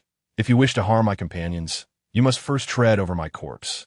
However, I must remind you that as one of the heirs to the Star Luo Empire, should anything happen here, the Star Luo Empire will not let it rest. A flicker of hesitation and fear crossed Dai Mubai's eyes, yet he did not respond to the Ju Douluo's words, instead insisting with unwavering determination. Naturally, he feared death, otherwise, he would not have wasted his time at Shrek Academy. However, his interactions with the other Shrek 7 had illuminated the meaning of his existence.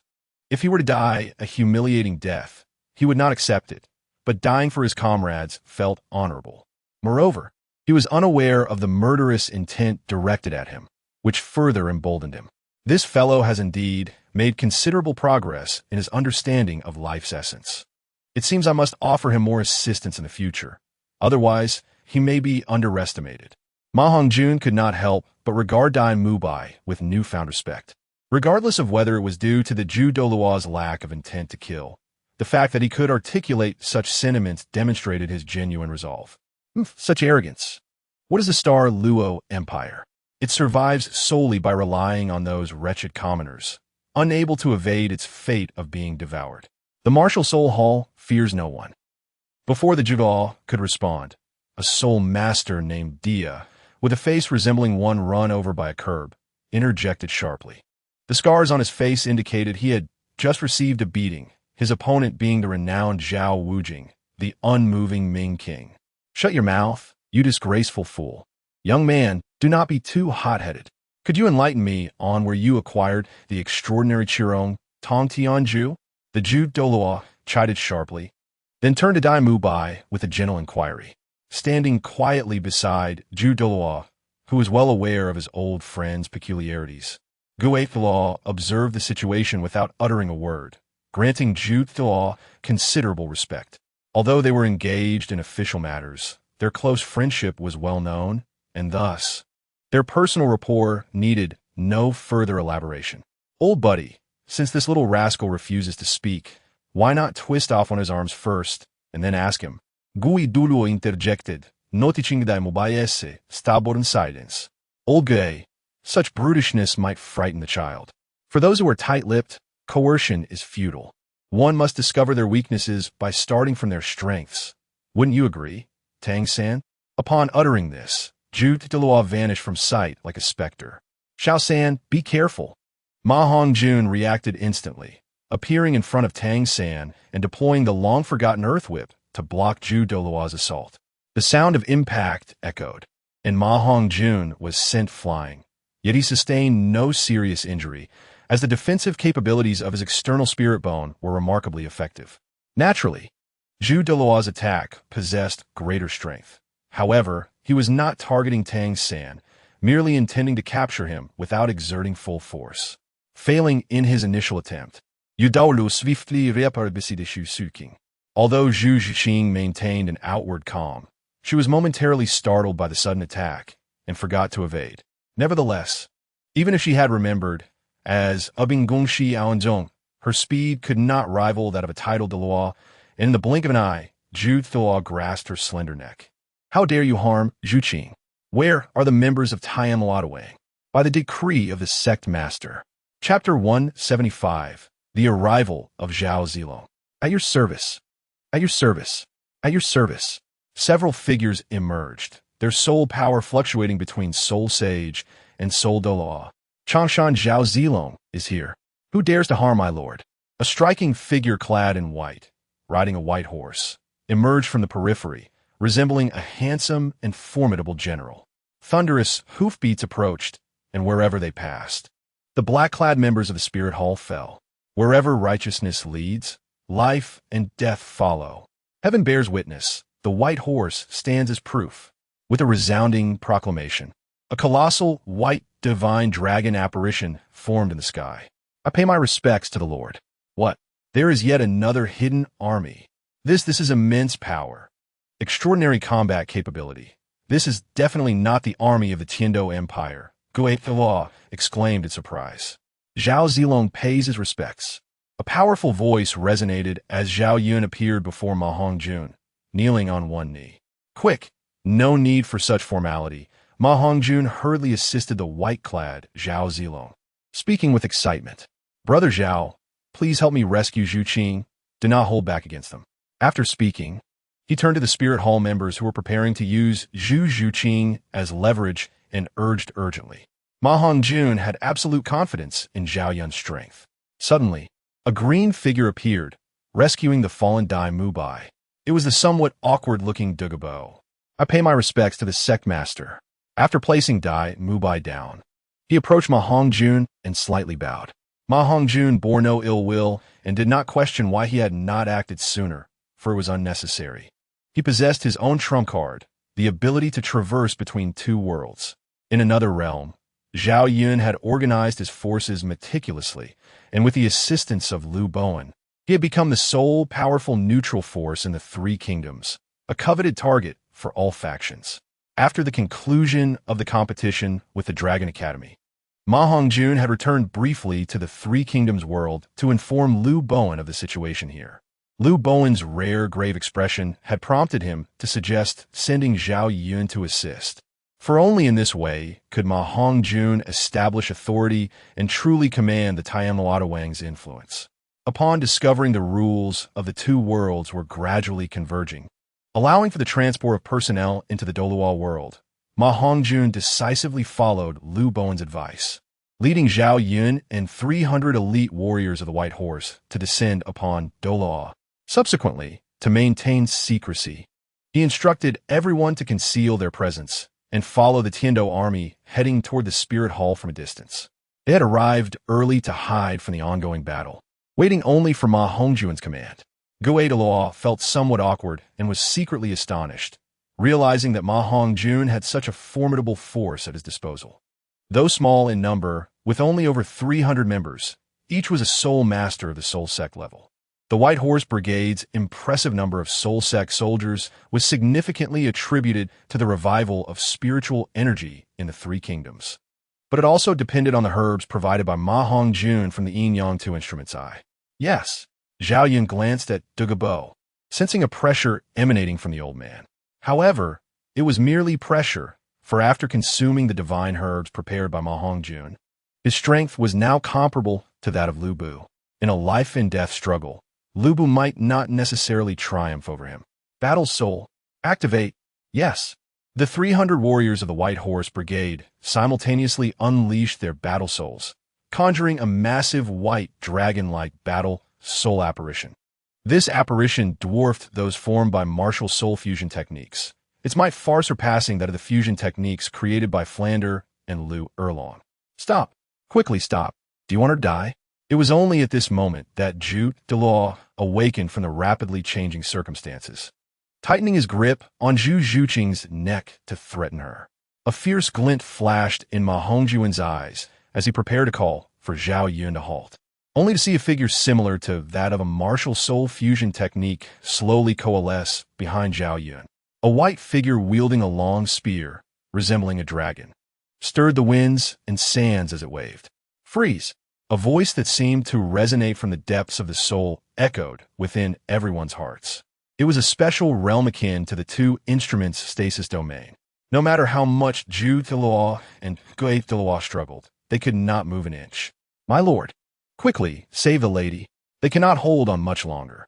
Zhao Yun's tall figure, like everyone present, was also frozen in place as he turned to the White Horse Brigade and addressed Ma Hongjun. Good. A flicker of gratitude crossed Ma Hongjun's eyes. Recognizing Zhao Yun was granting him the opportunity to heroically rescue his beloved. Ma Hongjun spread his phoenix wings and swiftly embraced Zhu Qing, casually tossing the carefully prepared little shilo onto Zhu Douluo's hair. The sound of sizzling and the smell of burning soon filled the air. My hair, my eyebrows. I'm furious, Zhu Douluo shrieked, losing his composure in a fit of rage. Thankfully, given Zhu Douluo's formidable strength, he finally broke free from his restraints. otherwise. His clothing would have been reduced to ashes like his hair. Ma Hongjun did not wish to kill Douluo at this moment, so the little show was solely aimed at his hair. The reality was that he still needed the spirit hall and the internal conflicts of the two great empires to buy precious time for the Three Kingdoms world. He had no desire to attract the full wrath of the spirit hall, although he had already incurred their ire. He had not yet struck at the foundation of the spirit hall, and at most, he had made the beauty-obsessed Douluo detest him profoundly. He is unafraid to face the retribution of the title Douluo alone, without even mentioning the strength of his subordinates. His own prowess is sufficient to give the title Douluo a headache. Although he may lack the raw power to contend directly with the title Douluo, his subtle capabilities can cause anyone considerable distress. A wise man does not suffer immediate losses. Do you not understand the significance of the Jiahua Pass? With this ally by my side, your ambush has already failed. As Douluo stepped forward, he took it upon himself to shield Ma Hongjun, preventing the Jew Douluo and his companion from unleashing their martial soul fusion technique to inflict harm. How dare you? You are merely a defeated foe of mine. Prepare to meet your end. Upon uttering these words, Jew Douluo frantically seized Gue Douluo's hands, compelling the passive Gue Douluo to unleash their martial soul fusion technique. The humble Zhao Yun refrained from further banter. With a flourish of his spear, he manifested 9 blossoms of spear light, poised to strike at the two adversaries. Liang Yi Jingji Dingyu. With a resounding crash, the martial soul fusion technique formed by Jew Douluo and Gue Douluo was shattered by Zhao Yun. Both Zhao Yun and Gue Douluo were in less than ideal condition. Jew Douluo was injured, Gue Douluo's hair was disheveled, and Zhao Yun bore traces of blood at the corner of his mouth. In the moment that Zhao Yun sent Jew Douluo flying, Gue Douluo immediately released his martial soul's true form, using the ghastly claws to grip Zhao Yun's dragon lance tightly. With vast combat experience, Zhao Yun swiftly devised a beautiful maneuver, twisting Gue Douluo's arm with a deft turn. Though it did not injure Gue Douluo in his spectral state, it prevented him from exerting his full strength or accessing his complete soul power. Simultaneously, Zhao Yun exerted all his might, gripping the spear tightly as his inner energy surged forth, catalyzing a secret battle technique that dramatically enhanced his combat prowess. Release, he bellowed. Indeed, even in his martial soul true form, Gue Douluo dared not confront this strike and retreated decisively. With me, Zhao Zilong, present, who dares to harm the unprotected? Withdraw at once, Zhao Yun proclaimed, surveying his surroundings with an imposing presence. It turned out that the Tianshou Empire's knights were gradually falling into disadvantage, as the Spirit Hall's members were all at least soul masters. Tang San, consider yourself fortunate this time, with the protection of the Tianshu Alliance and your numerous companions. We concede. I'll be frank with you. Our true target was only you. Until we meet again in Wuhuan City, retreat, Jiu Douluo said, wiping the blood from his mouth and rising reluctantly to gaze at the seemingly unharmed Tang San. At Jiu Douluo's command, he and Gue Douluo, along with the remaining 4 soul Douluos, began to lead their subordinates in retreat. Breathing heavily, Ao Si Ka and Pong Hu sat on the ground, disregarding their appearances. However, all eyes, including Tang San's, were drawn to Zhao Yun, filled with admiration. From a distance, atop a hill, Jian Douluo's gaze flitted between Zhao Yun and Ma Hongjun. This young man possesses quite the skill. He is both loyal and capable. It seems he is worthy of Rong Rong. Jian Douluo nodded to himself before vanishing from sight. His delay in action was not due to a desire to observe Ning Rong Rong's performance, but rather to assess the future son-in-law of the Seven Treasures glazed tile school. On another hill, a certain someone adorned with a straw hat shook his head, feeling somewhat satisfied with Tang San's performance, yet more so envious of Ma Hongjun for having such a son. My lord, I apologize for my late arrival. Please punish me, Zhao Yun expressed, showing no interest in the gazes of others as he approached Ma Hongjun to offer his apologies once more. No need for formality. Thanks to Zilong's timely arrival, you have earned merit without fault. Please rise, Ma Hongjun declared, aiming to establish his authority without personally assisting him.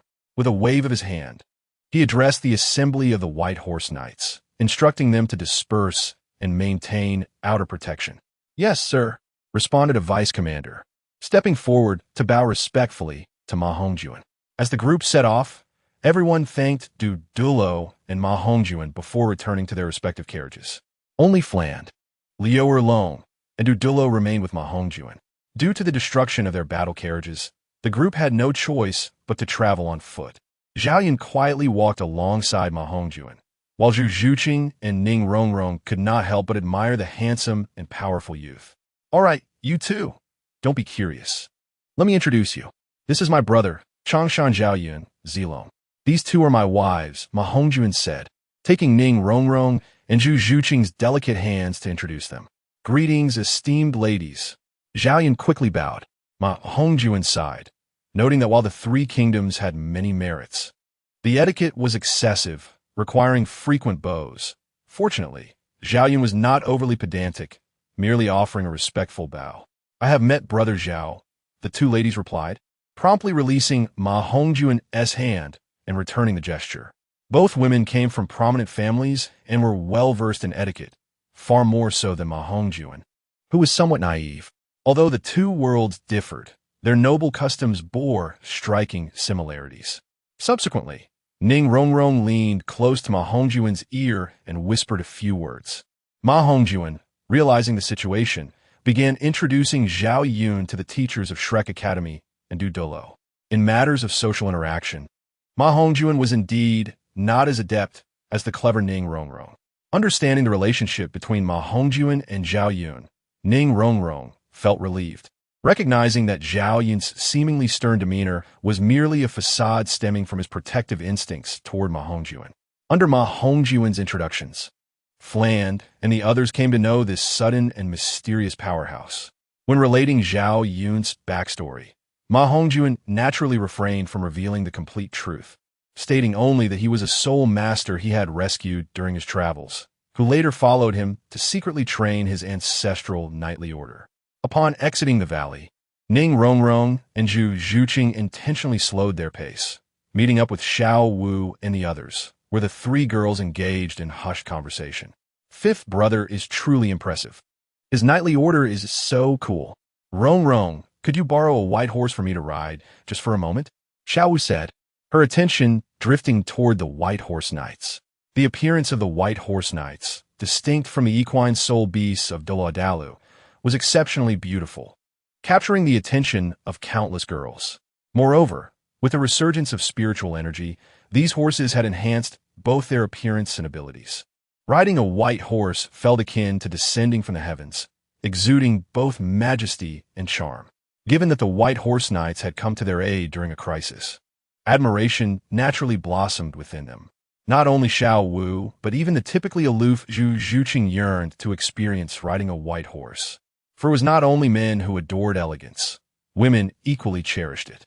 The term by Ma refers to a magnificent white steed, aptly described as with a silver saddle reflecting the white horse, galloping like a shooting star. It is said that every 10 paces, one could slay a foe, traversing 1,000 miles without leaving a trace. Once the task is complete, one simply brushes off their attire and discreetly conceals their achievements and accolades. This noble creature lacks the unique horn characteristic of soul beasts. Instead, it possesses flowing, soft white mane and exhibits none of the fierce and terrifying traits of soul beasts, but rather boasts evenly proportioned, strong, and aesthetically pleasing limbs. "Oh no, Xiao Wu, I just attempted that." But fifth brother claimed that those white horses are the second life of cavalry and cannot be borrowed for mere amusement. Ning Rongrong remarked, her expression tinged with difficulty. "Ah, very well then." Xiao Wu's delicate face displayed a look of disappointment, which was undeniably charming. However, fifth brother promised that once our competition concludes, he would gift each of us a white horse, or perhaps I could persuade him to also present you with one. Seeing Xiao Wu's expression, Ning Rongrong felt inclined to tease her. All right. Hee. Rongrong is truly wonderful." Xiao Wu instantly transformed into a bundle of joy, embracing Ning Rongrong and planting a kiss on her cheek. Zhu Zhuqing could not help but roll her eyes, as Ma Hongjun had mentioned not just 2 steeds, but rather one for each of the 7 monsters. Did you not notice how Oscar and Fat Tiger were glancing around, eager to slip to the back and mingle with the White Horse Cavalry? Even Tang San and Dai Mubai's gazes frequently scanned the direction of the White Horse Cavalry. These young souls regarded your White Horse Cavalry as their salvation, filled with admiration. Had it not been for your formidable prowess, I believe they would have long since swarmed to observe you. It must be said, the appearance of these white horses is indeed remarkable. If I were a few years younger, I would yearn to ride one myself. Flanders, with his keen perception of martial spirits, could not help but jestingly engage in conversation with Zhao Yun. These white horses hail from a unique region in the north, and it took us a long time to locate them. If everyone desires them, it would not be a problem to present a few upon our next meeting.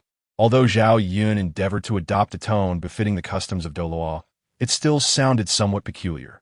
Fortunately, with the two worlds nearing convergence and their regulations aligning, even the languages bore an astonishing resemblance. Or perhaps it was that the two tongues were fundamentally similar, akin to Chinese, merely constrained by the rules. Chapter 177.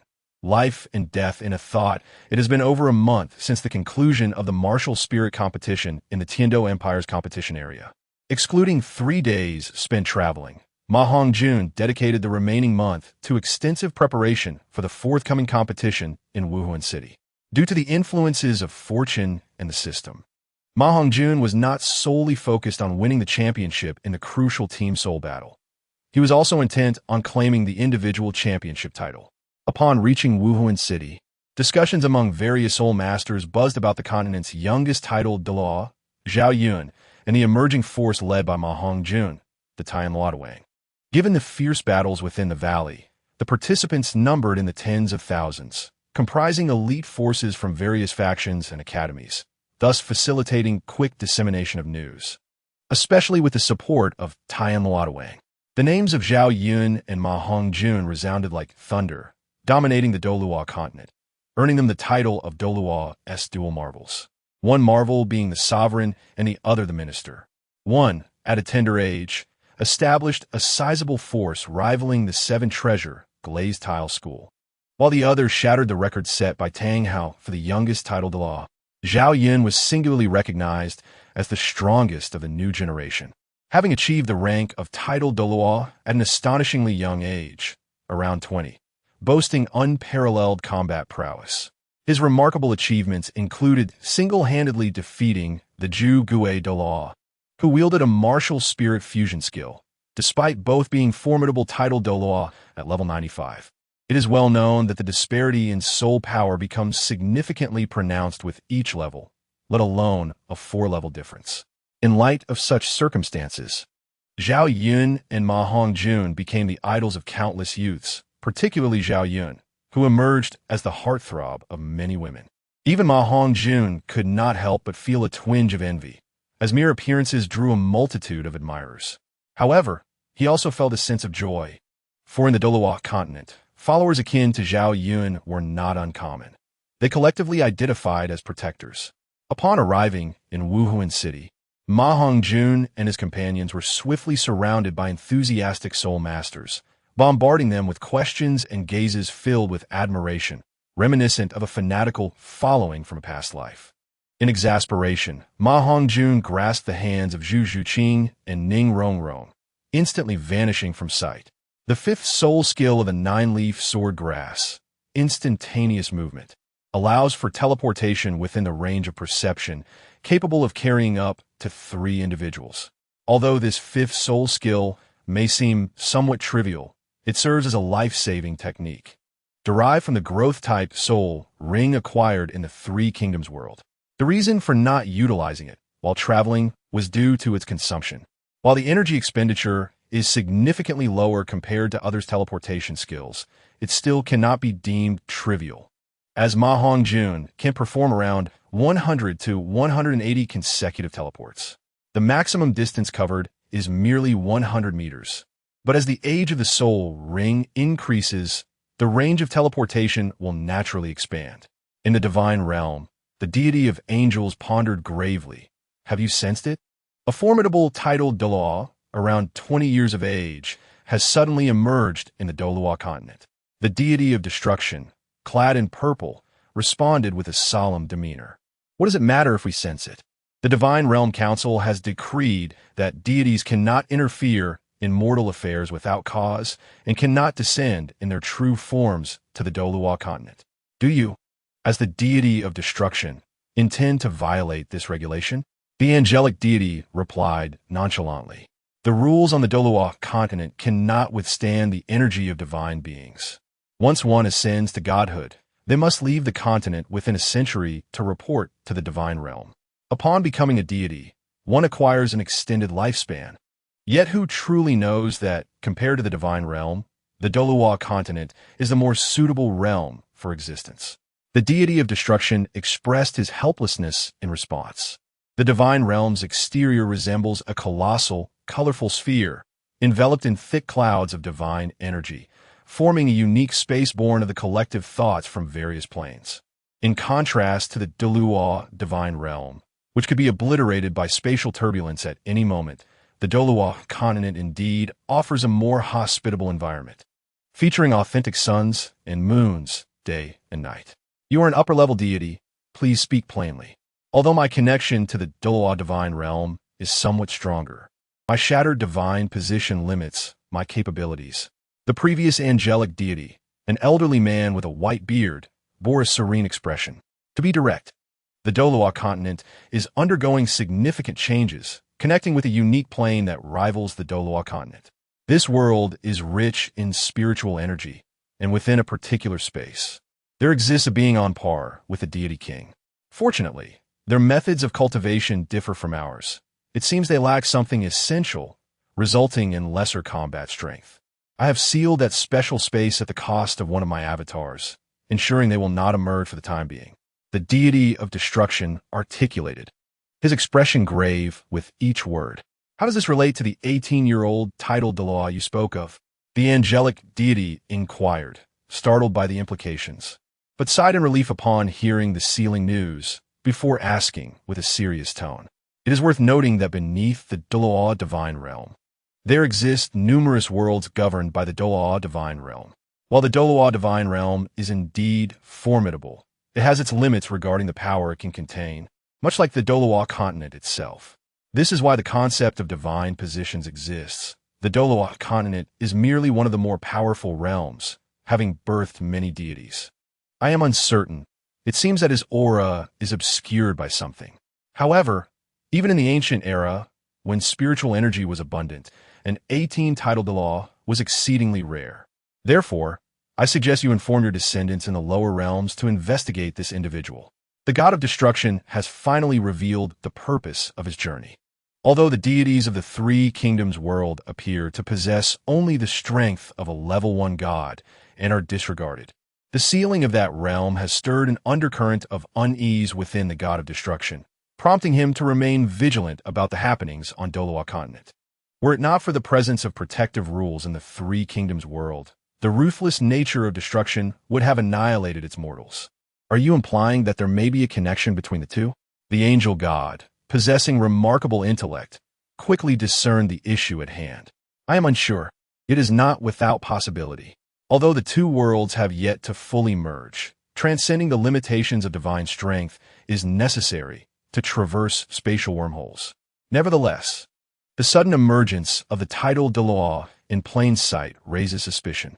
Even if there is no connection, such a young titled Douluo is bound to achieve extraordinary feats in the future. Thus, it is prudent to keep a close watch on him. The god of destruction, having shifted the focus of his discourse, finally exhaled in relief. After all, a titled Douluo is still merely a titled Douluo and cannot wield divine power. Had his avatar not been destroyed, the cost of reconstituting it would be immense. He would not have troubled the previous angel god otherwise. Furthermore, under the circumstances where divine powers are sealed, he does not believe that Zhao Yun could traverse the spatial wormholes alone. Yet he has not abandoned his investigation into Zhao Yun's background. Ma Hongjun is oblivious to the life and death ordeal he has unknowingly endured. Fortunately, he had utilized the powers of the system to bring Zhao Yun to Douluo continent in advance. Had he waited another 6 months, the ties between the two worlds would have tightened, inevitably drawing the attention of the god of destruction from the Douluo god realm. Even if the rules were broken, it is likely that Zhao Yun would have been captured for research. They can tolerate a world with a god king of limited combat, prowess, merging with Douluo continent's rules. But they will never permit the existence of a world boasting unparalleled combat strength and a formidable god king. The fusion of the rules between the two worlds would inevitably result in the weaker side being consumed. It is more akin to devouring than genuine fusion. They may allow Douluo continent to assimilate other worlds, thus benefiting themselves, but they will categorically refuse to be devoured. Chapter 178. Cloud Chi. With merely 1 day remaining until the finals of the Soul Master Elite competition, Zhao Yun found himself exceedingly busy, traversing various production manufacturers in Soul Master City. Ultimately, after expending a considerable amount of gold soul coins, he secured the desired items. Foremost among these was the art of papermaking. In comparison to the nearly industrialized technological level of the Douluo world, the technology of the Three Kingdoms world still remains in its nascent stages. Other items included the crafting of glazed pottery, fireworks, and other commonplace yet advanced products in the Three Kingdoms. Additionally, Hongjun auctioned a soul guide ring with an approximate volume of 10 cubic meters at the auction house. At the hotel, in Hongjun's room, he said, "My lord, the matters requested by Mr. Liu have all been attended to. Please open the portal to send him away." Zhao Yun spoke in a hushed tone, his excitement palpable. Ever since witnessing the exquisite paper production of Douluo, Zhao Yun's spirit has been in a state of exhilaration. It turns out that Hongjun merely mentioned the basic conditions of the Douluo world, yet Liu Ji, also known as Liu Bowen, discerned a crucial factor that could facilitate their rapid ascendance. This visit was specifically to instruct Zhao Yun to seek out production methods absent in the Three Kingdoms world, particularly the advanced art of papermaking. In the Eastern Han Dynasty, paper was worth its weight in gold. Knowledge was confined to a select few. Possessing advanced papermaking techniques could undoubtedly yield substantial wealth in a short time. While others may need to be mindful of their own shortcomings, Zhao Yun, Tong Yuan, Liu Bowen, and the equally formidable Cheng Yaojin do not share such concerns. This formidable assembly constitutes 3.5 title combat powers. Although they may lack the deep-rooted heritage of the prominent Yuan family, they are on par in terms of peak combat strength. Thus, the establishment of the Penglai Tavern possesses the capability to safeguard such assets. Yet, the allure of wealth may lead Liu Bowen to prioritize the art of papermaking. In comparison to these true strategists, Hongjun suddenly felt his own intellect was sorely lacking. Frequently traversing between the two worlds, he had failed to recognize the immense business opportunities they harbored, while Liu Bowen could distill insight from mere fragments of conversation and leverage them effectively. It must be said, Liu Bowen truly embodies the brilliance of Zhuge Liang, the strategist who unified the realm. Upon reflecting on the temporal progression of the Three Kingdoms world, Hongjun realized that once he concluded his affairs in Douluo, the Three Kingdoms would have reached the 200-year mark, leaving only 7 years until Zhuge Liang's emergence. Considering that Zhuge Liang is of a similar age to Zhao Yun, he is likely around 20 years old now and has probably mastered his craft. Very well, however, given the multitude of eyes and ears from various factions within Soul Master City, it would be prudent to conduct this matter outside the city under the cover of night. Hongjun stated, mindful that even with the aid of the system, sending someone back unnoticed would be impossible. Understood, Zhao Yun replied, bowing respectfully. Brother Zhao, I have told you countless times there is no need for such formality between us. Later, Rong may seek your counsel on certain matters, so you may explain the reasons adequately, but your identity must not be revealed at this time, Hongjun said, exasperated as he helped Zhao Yun upright. Then, he shifted the conversation, advising Brother Zilong, did you not just ascend to title Douluo? Why are the two veteran title Douluo unable to contend with you? Ning Rongrong asked, her curiosity evident as she gazed at Zhao Yun. It turned out that Ning Rongrong had come to Soul Master City under the directive of her father, Ning Fengji, to inquire about the source of Zhao Yun's formidable strength. Rest assured, my lord, the teacher has made everything clear to me. I will not utter a single word beyond what is necessary, Zhao Yun assured, fully aware that the secrets of his world must remain concealed. The teacher he referred to is Liu Bowen, a figure summoned by Ma Hongjun from a later era. Zhao Yun's loyalty to Ma Hongjun is largely attributable to Liu Bowen's influence. Historically, Zhuge Liang was able to earn Zhao Yun's unwavering trust as a guardian, and Liu Bowen possesses similar talents. Armed with Liu Bowen's unparalleled wisdom and his silver tongue, Zhao Yun found himself utterly persuaded, willingly acknowledging Ma Hongjun's authority based on ambition, character, and a keen analysis of the prevailing circumstances. After receiving Ma Hongjun's consent, Ning Rongrong could no longer contain her eagerness and sought Ma Hongjun, requesting a private conversation with Zhao Yun. Are you suggesting that a troop of over 100 soldiers could potentially condense Cloud Chi? Is your victory over the two titled Douluo attributable to the influence of Cloud Chi? Ning Rongrong queried, her tone filled with perplexity. Indeed, you may interpret it as a unique fusion of soul techniques, a newly emerging rule that many have yet to master.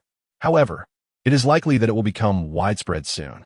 You may wish to prepare the 7 Treasures Glazed Tile Sect Guard Team in advance to secure an advantage. Zhao Yun explained with perceptive understanding. He fully grasped the relationship between Ning Rongrong and his lord, hence he elaborated on the existence of Cloud Chi.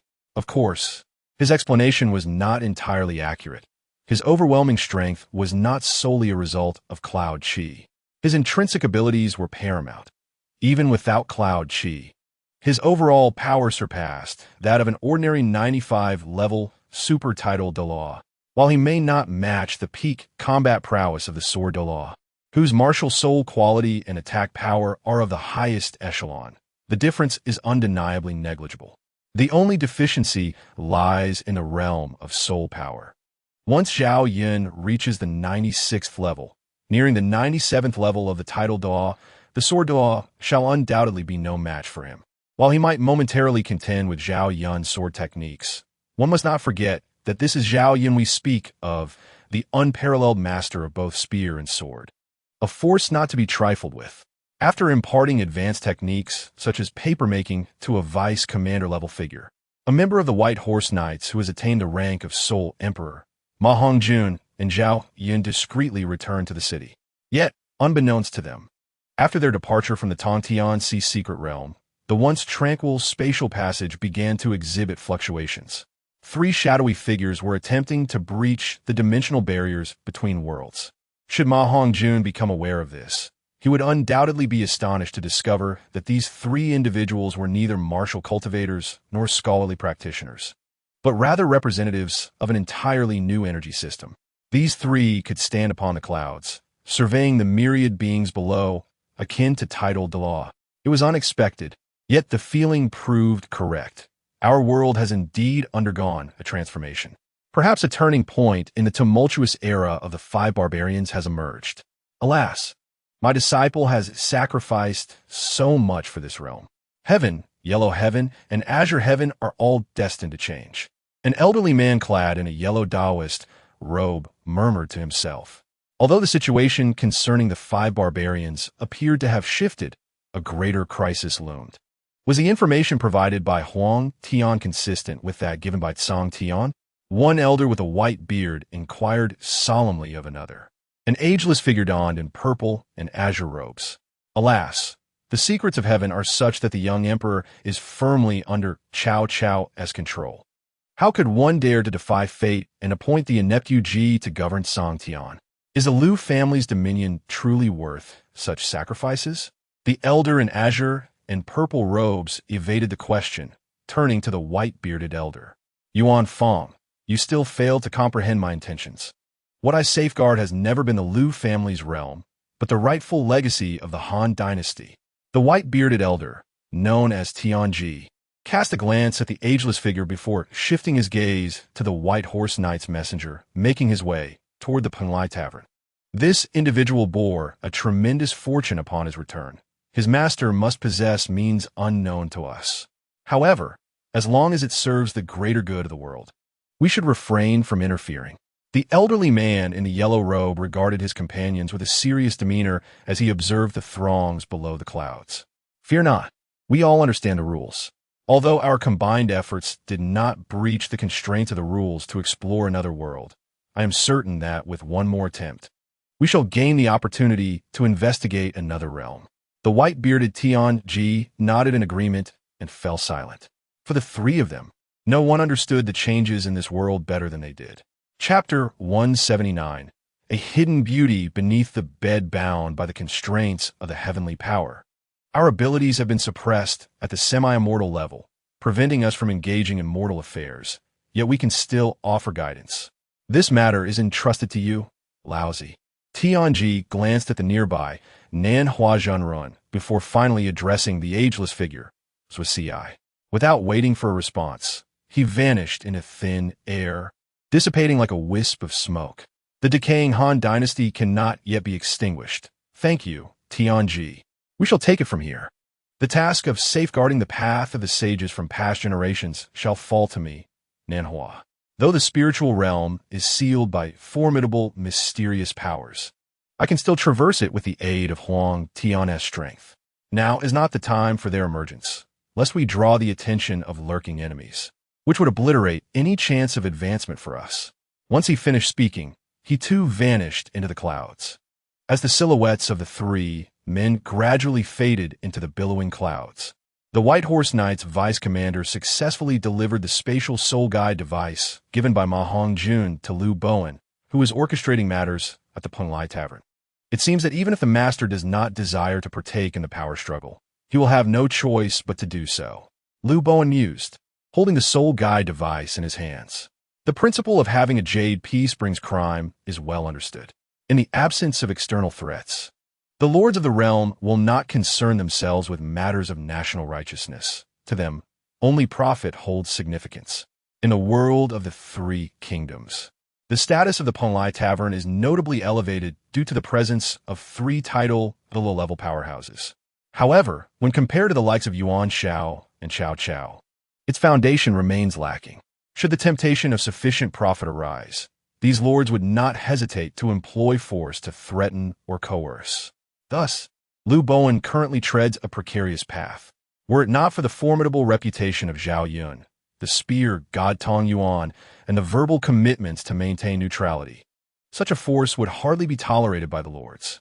Even now, should the opportunity present itself, Chao Chao and Yuan Shao would not shy away from devouring the Penglai Tavern, a burgeoning entity. In Liu Bowen's strategic vision, the Penglai Tavern occupies a delicate position within the current tumultuous climate. None dare to act against it, for any aggression might unwittingly provide an opportunity for rival forces to exploit. Regardless of which faction the Penglai Tavern aligns with, it would yield significant advancements in terms of power for others at the pinnacle. The scene transitions to the Douluo world in the Spirit Hall. Upon returning, Ma Hongjun and Zhao Yun retired to their respective chambers to rest, displaying remarkable composure regarding the external rumors. A mere title Douluo. What was there to make a fuss about? Had a god-slaying event caused such commotion, they might have felt a ripple of concern. Lying on a bed imbued with a soft fragrance, Ma Hongjun mused as a smile graced his face, gradually slipping into slumber, seemingly oblivious to a small head peeking out from beneath his bed. Should I stay, or should I go? Will fifth brother do anything to me? Although I am his girlfriend, entering his room without permission feels inappropriate. Perhaps I should feign as though I just arrived? Ning Rongrong's heart was in turmoil as her cheeks flushed, still bearing traces of fragrant sweat.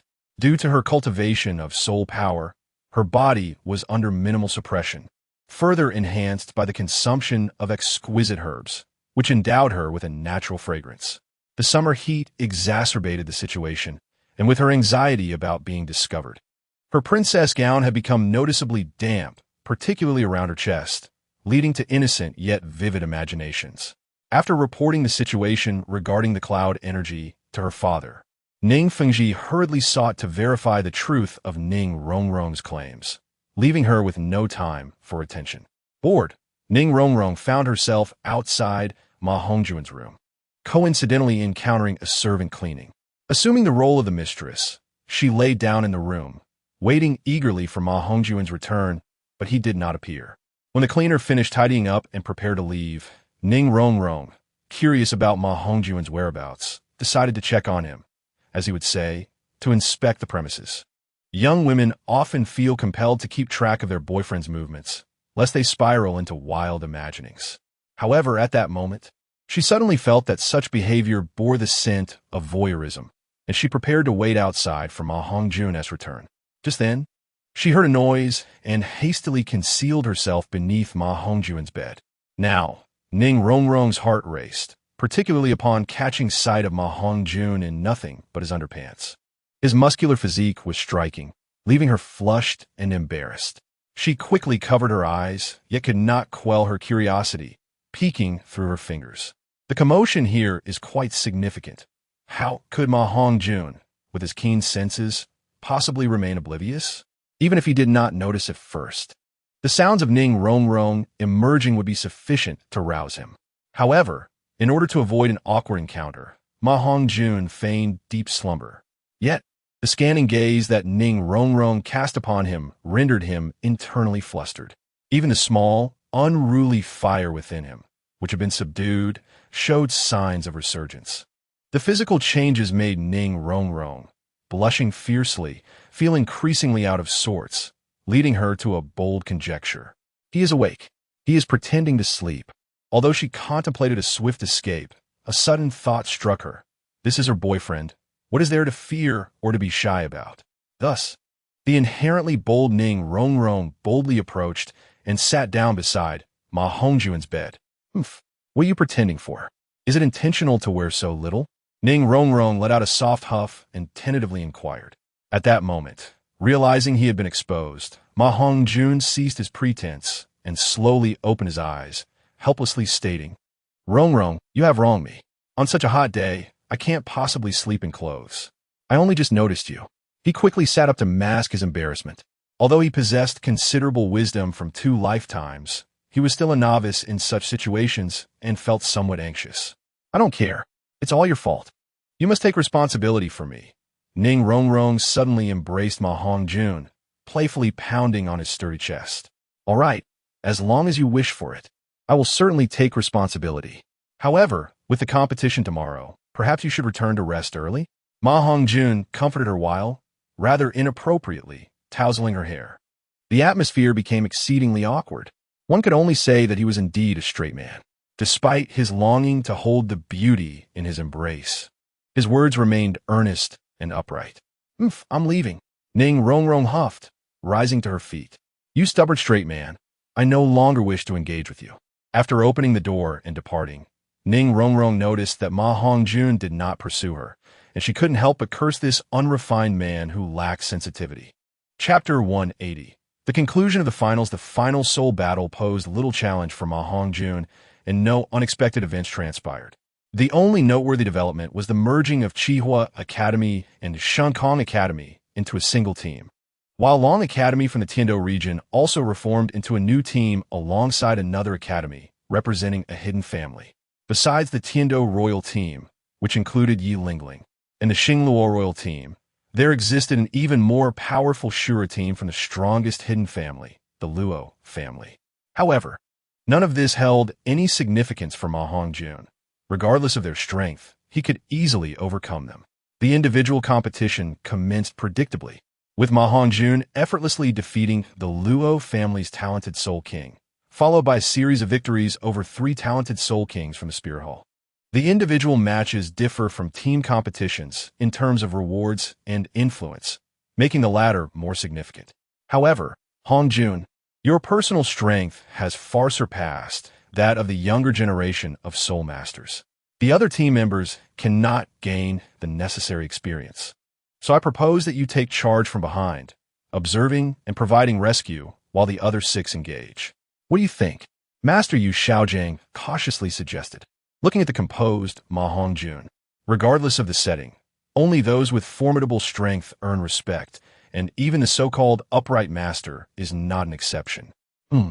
That works for me. As long as I can participate, whether I enter the fray or not is inconsequential. I will ensure their safety from behind. Ma Hongjun was not a selfish individual. It wasn't that he did not wish for Fat Tiger to compete, but the rules dictated that once in the finals, no substitutions could be made. Furthermore, even if substitutions were permitted, the Shrek teachers would never allow Ma Hongjun to be swapped out, willingly relinquishing the championship that was within their grasp. Although the original plot saw Shrek's victory, the world had changed significantly since then. The aura had begun to revive not only in the Three Kingdoms, but also in the Douluo world, albeit less noticeably. The most evident difference was the general increase in strength among the golden generation of the Spear Hall, who had risen 1 to 2 levels. Upon reaching the Soul King level, the higher the soul power, the more challenging it becomes to advance, leading to increasingly vast disparities in strength. The golden generation of the Spear Hall, having already enhanced their soul power, would undoubtedly hold an advantage over the Shrek 7, who lacked soul fusion techniques. Yet, with Ma Hongjun present, this was not an issue. He could single-handedly take on a Soul Douluo of higher rank, leaving no room for defeat. Indeed, the competition proceeded as scheduled. First, they faced their arch-rivals, the Xingluo Royal Academy. Ma Hongjun hardly needed to intervene as Tang San and the others dealt with them.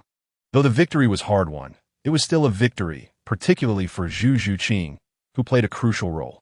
She swiftly defeated her opponent, her elder sister Zhu Zhuyan, cutting off the source of the Xingluo Royal Academy's soul fusion technique. After subduing her sister, Zhu Zhuqing tossed her to Ma Hongjun, who, instead of engaging further, simply sat down with a small stool to watch. Zhu Zhuyan's teammates attempted a rescue, but struggled to breach Tang San and the others' defenses. Even when they finally broke through Shrek's formation, Ma Hongjun effortlessly repelled them with mere flicks of flame. Although Ma Hongjun's Phoenix Flame had yet to reach the legendary level of true Phoenix Fire, it was still far from ordinary. Any soul master scorched by it found themselves in a state of panic. Ma Hongjun felt that the Phoenix Flame had achieved the peak of its power. Yet he had yet to conceptualize that idea fully. To further elevate the flame's quality, he would need to enhance the quality of his martial spirit. This opportunity lay within the City of Slaughter. Unlike relying on others, Ma Hongjun intended to seize it himself. All necessary tasks had been accomplished, and the remainder could be left to his subordinates. At this point, even if he remained, he could not change anything. Ma Hongjun mused to himself as 3 days slipped by in the blink of an eye. Soon, as the audience had anticipated, the Shrek team faced off against the golden generation of the Spirit Hall in the Soul Finals. Despite Ma Hongjun's status as the champion of the individual competition, the golden generation of the Spirit Hall was favored by the majority, garnering immense support. After all, the Soul competition primarily values team strength. Although Ma Hongjun had defeated powerful Soul Douluos, his achievements were often dismissed as reliant on special means, leading many to believe he had exhausted his trump cards. The notion that a Soul King could defeat a Soul Douluo was hard to believe, bordering on incredulity, prompting an instinctive assumption that it was merely a tactic rather than a testament to his true strength. Moreover, the use of external means was strictly prohibited in the Soul competition, including soul-guiding devices. Given the multitude of factions involved, and under the leadership of Ning Fengji's proposal, although the Soul competition took place in front of the Spirit Hall's angel statue, it was broadcast live. Consequently, Soul Masters from surrounding cities flocked to the venue, filling the entirety of Spirit City with an unprecedented assembly of Soul Masters. In the shadows, a silent tide surged as Bibi Dong, the Pope, began to mobilize the personnel affiliated with the Spirit Hall, striving to maintain order in Spirit City. In the final match, though I shall refrain from employing that particular technique on the arena, I will stand alongside you in battle. Our objective is to vanquish the Spirit Hall with overwhelming force. Do we possess the confidence to achieve this? On the eve of the finals, a gathering convened in Flandra's chamber to ignite the pre-battle spirit. Although Ma Hongjun deemed it unnecessary, Flandra insisted upon its importance. After elucidating how such actions could enhance morale and foster unity within the team, he finally relented, allowing the somewhat impatient Ma Hongjun to step back. Despite his irritation with Flandra's incessant chatter, Ma Hongjun recognized his own shortcomings. This minor flaw resembled that of the original character. Yet he, being a commendable youth, could not allow himself to share the same disposition as the rotund figure. Thus, he promptly acknowledged his error and sought to amend it, taking the initiative to rally the team. "We have faith in you." Naturally, as ardent supporters, Ning Rongrong and Zhu Zhuqing were the first to stand in solidarity with Ma Hongjun. With confidence, Xiao Wu, who pondered little, unconditionally supported Ma Hongjun, her benefactor and elder brother. It must be said that women tend to be more emotionally driven in such matters. With confidence, although Oscar and Fat Tiger could not resist a few jibes regarding Ma Hongjun's motivational skills, they too felt compelled to lend their support. Tang San and Dai Mubai, resigned, could only feign enthusiasm to accompany Ma Hongjun in his self-indulgent fervor. Chapter 181, Shui Ringue. The cooperation of his teammates left Ma Hongjun quite satisfied, and he beamed at his teacher, Flandra, who, with a hand to his forehead, appeared to feign ignorance of the young man. Zhao Wujin could not help but ponder how this lad bore such a striking resemblance to him, utterly unlike his own mentor. "Little monster," he remarked, albeit somewhat brusquely. "While your words may lack finesse, your reasoning is sound. Given your abilities, a swift victory is indeed feasible. It will depend on how much effort you are willing to exert. Since there is nothing more to be done, I shall retire for the night. The finals await, and you all must rest well." The poisoned law, however, wore a satisfied smile, relishing straightforwardness and disdaining procrastination. As for Zhao Yun, he did not make an appearance with Flandra. Only the master, Flandra, Zhao Wujin, and the well-versed poisoned duo remained. After a grand introduction of both team strengths and details by the host, the battle commenced. Ultimately, the outcome mirrored the original story, with Tang San serving as the primary source of firepower for the team, especially after the opposing side unleashed their martial soul fusion technique. In the end, Tang San paid the price of his 8 spider lances, resulting in mutual destruction with the Spirit Hall, rendering both sides incapable of continuing the fight. Daimubai, Oscar, and Fat Tiger had already lost their combat capabilities, now being shielded by Ma Hongjun as they healed. Although Xiao Wu, Ning Rongrong, and Zhu Zhuqing retained some fighting strength, they too bore significant injuries, their energy depleted. Upon witnessing Tang San's injuries, Xiao Wu appeared anxious, prompting Ma Hongjun to shake his head.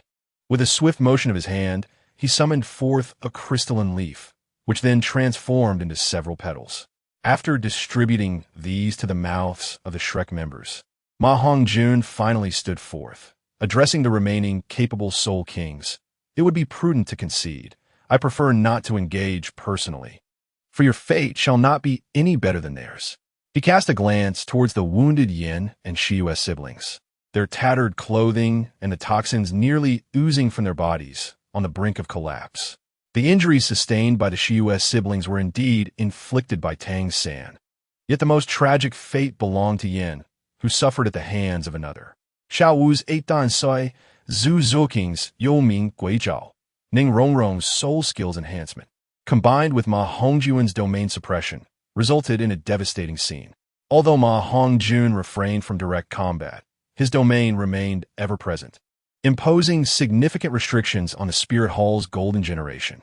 Without Ma Hongjun's martial soul domain technique, how could the Spirit Hall's elite easily succumb to defeat? His domain had evolved along with the martial soul to the 9-leaf swordgrass, becoming even more formidable, no longer manifesting as soul rings, but instead transforming into an intrinsic domain. The Bihua snake venom within the domain, while seemingly minimal in effect against contemporaries, necessitated considerable effort to resist. A moment's carelessness could result in the toxin permeating the very marrow. Once the toxin invaded the marrow, even the poisoned Duo, master of the Bihua, snake martial soul, would be powerless to counteract it. The Spirit Hall concedes. On the high platform, Bibi Dawn's expression darkened, and she signaled to the elder beside her to acknowledge defeat. Let us congratulate the Shrek Academy for triumphing in the finals of the Continental Elite Soul Master Competition. The referee, upon witnessing this, promptly declared Shrek Academy the victors. Hulaina, pallid, felt the pride drain from her countenance upon hearing the announcement of the Spirit Hall's concession, replaced by a sense of unwillingness. She could not accept losing to Tang San so easily. Had it not been for Ma Hongjun's domain enveloping the entire arena, exerting a tremendous influence on them, She would not have been bested by a mere 49th level Soul Master, despite her own 55th level Soul Rings and the martial Soul Fusion technique formed by her brother. Hongjun, unconcerned by their expressions, smiled gently at them, his gaze filled with admiration, as if to convey that the diligent are indeed remarkable. Beep. Congratulations, host, for winning the Continental Elite Soul Master Competition, completing the luck task, and acquiring luck points. The luck system is now officially activated. Beep. Luck points 1,000. The system sprite, previously detached from the martial soul, reappeared in Ma Hongjun's mind with the initiation of the luck system. Having grown accustomed to the system's intermittent disappearances, Ma Hongjun preferred not to rely too heavily on it. In truth, it was primarily the system's disapproval of excessive dependence. Otherwise, who would choose to stand when they could recline? Ma Hongjun chose not to focus on Bibi Dong, who was preparing to bestow the competition rewards, instead immersing himself in the thoughts of the system within his mind. With the system's completion, he had garnered an unprecedented amount of luck points. The last time he had received 1,000 was during the establishment of the Penglai Tower Information Network, when it was directly awarded as Huaxia currency. Those 1,000 Huaxia coins had been utilized by Ma Hongjun to summon Lu Bowen, while Cheng Yaojin was merely a half-finished product summoned using various chaotic methods prior to the system's completion. Summon. I wish to summon. System. Grant me the summoning of a general. Ma Hongjun opted not to extract soul rings or bones, but instead to summon a general. While self-reliance is paramount, the summoned individual would be a title Douluo, even if he obtained a 100,000-year soul ring and ascended to Soul Emperor. The enhancement to his combat prowess would still be limited, far inferior to that of a title Douluo. Moreover, the generals summoned by the system would be unfailingly loyal, with a minimum combat strength equivalent to that of a title Douluo, and some could even rival the likes of the Haoyidao, a top-tier Douluo. Thus, weighing the pros and cons, Ma Hongjun had long prepared to summon a general to bolster the high-end combat strength of his forces. The addition of a title Douluo would indeed be a cause for celebration, especially for the developing Penglai Tower and the Tianluo Wang. Beep. Congratulations, host, for acquiring the title of one-word shoulder king of the Tang dynasty. Shueli, courtesy name, Renge. The voice of the spirit echoed with a serious yet gentle tone, sounding considerably more mature. Ma Hongjun remained oblivious to the peculiarities around him, unaware that the weapon spirit had absorbed the lingering consciousness and memories of the Jui Jianshao, thereby altering its temperament. Before him stood a figure from that perfect realm, burdened by profound suffering and sorrow, evoking no joy, as he faced the very source of darkness alone. Although he had ascended to a realm beyond that of the immortal emperor, he felt a sense of helplessness when confronting the source of darkness. Nevertheless, he would not retreat. No matter how formidable the enemy, he bore the weight of facing all adversaries alone. The formidable foes did not instill fear in him. He was the Huang Tiandi, who had spent his life in relentless battles, either engaged in combat or journeying towards it. Originally, the Jui Jianshao held the greatest promise of standing alongside him in battle. Yet misfortune had led to its demise, and as the weapon spirit fused with it, she inevitably bore its influence. Setting aside these thoughts, Ma Hongjun observed as the figure of Shuerengui was summoned, and he felt no objection. Though Shuerengui might not rank among the absolute pinnacle of martial generals in Huaxia, he certainly contended for a place within the top 10. Shuerengui, level 92 title Douluo, combat power, level 96 super title Douluo, potential, half-step divine king. Martial soul, Feng Tian Huaji, sacred beast white tiger. Chapter 182. Tang Hao successful summoning, location, Wuhuan City. Ma Hongjun glanced at Zhao Yun standing to his left in the direction of Wuhuan City outside the Pope's Hall, feeling a profound sense of relief. With Zhao Yun on my left and Shuerengui on my right, what have I to fear from the Pope Bibi Dong?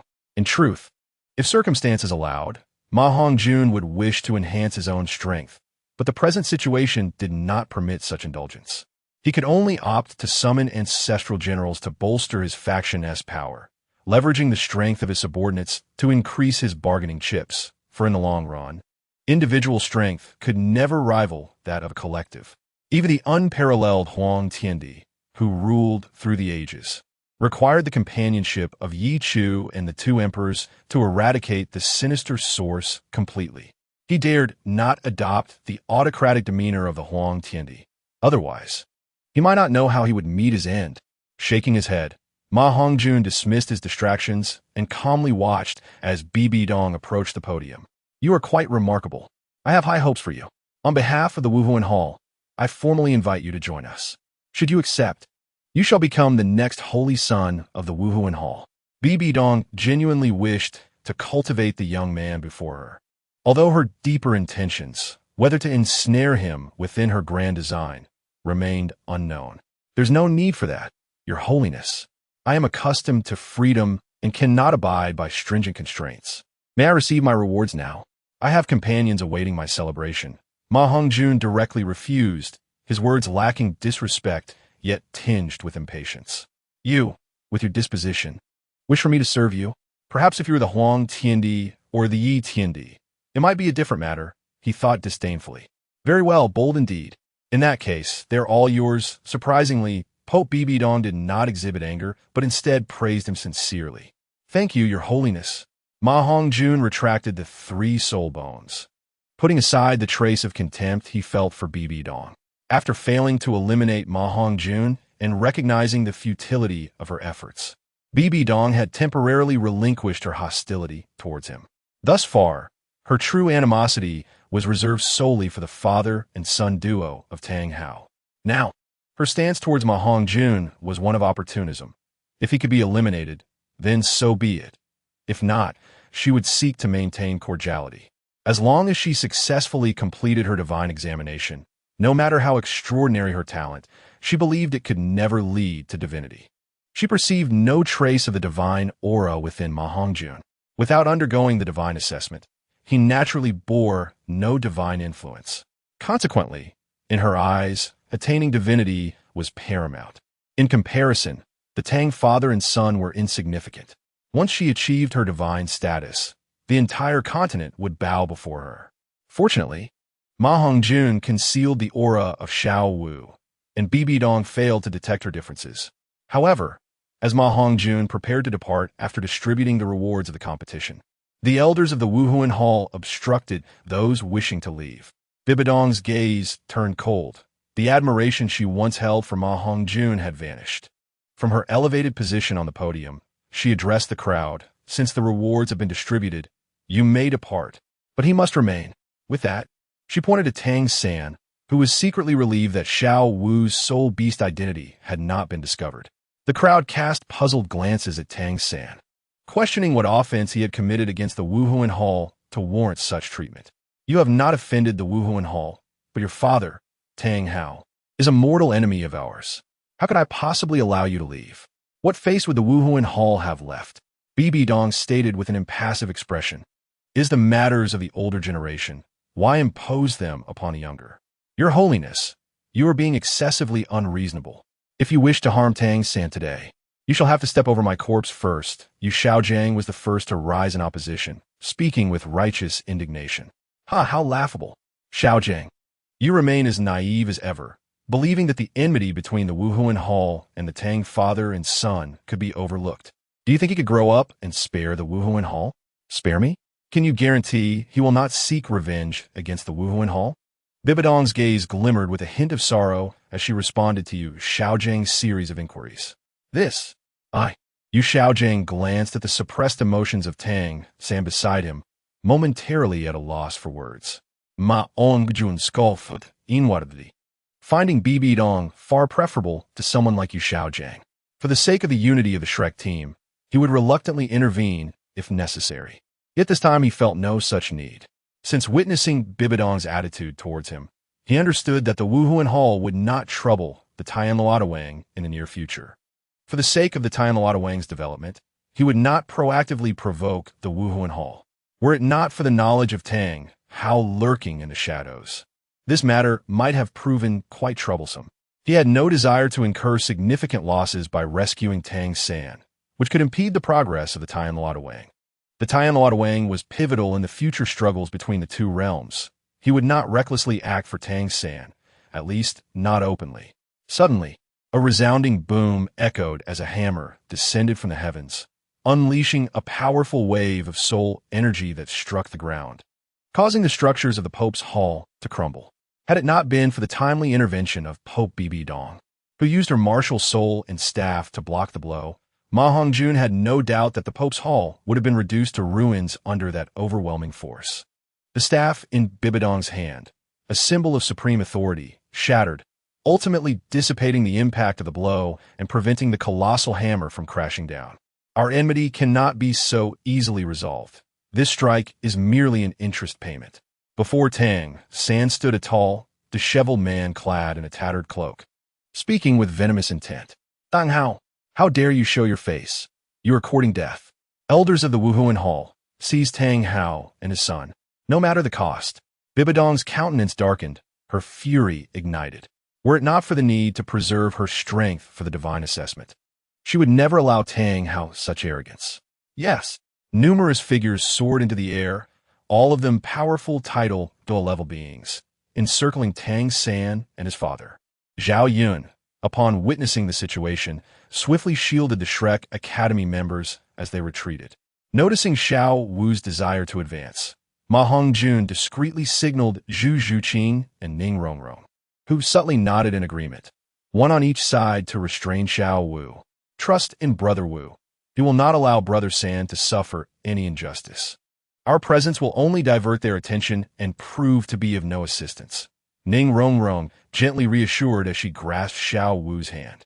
The Pope harbors no ill will towards us. Let us observe the unfolding events for now. The 8 members of Shrek act as one. When they need to intervene, they will not hesitate. Zhu Zhuqing remarked with a more direct tone, which brought Xiao Wu some comfort. Chapter 183. The champion, farewell. Well, all right then.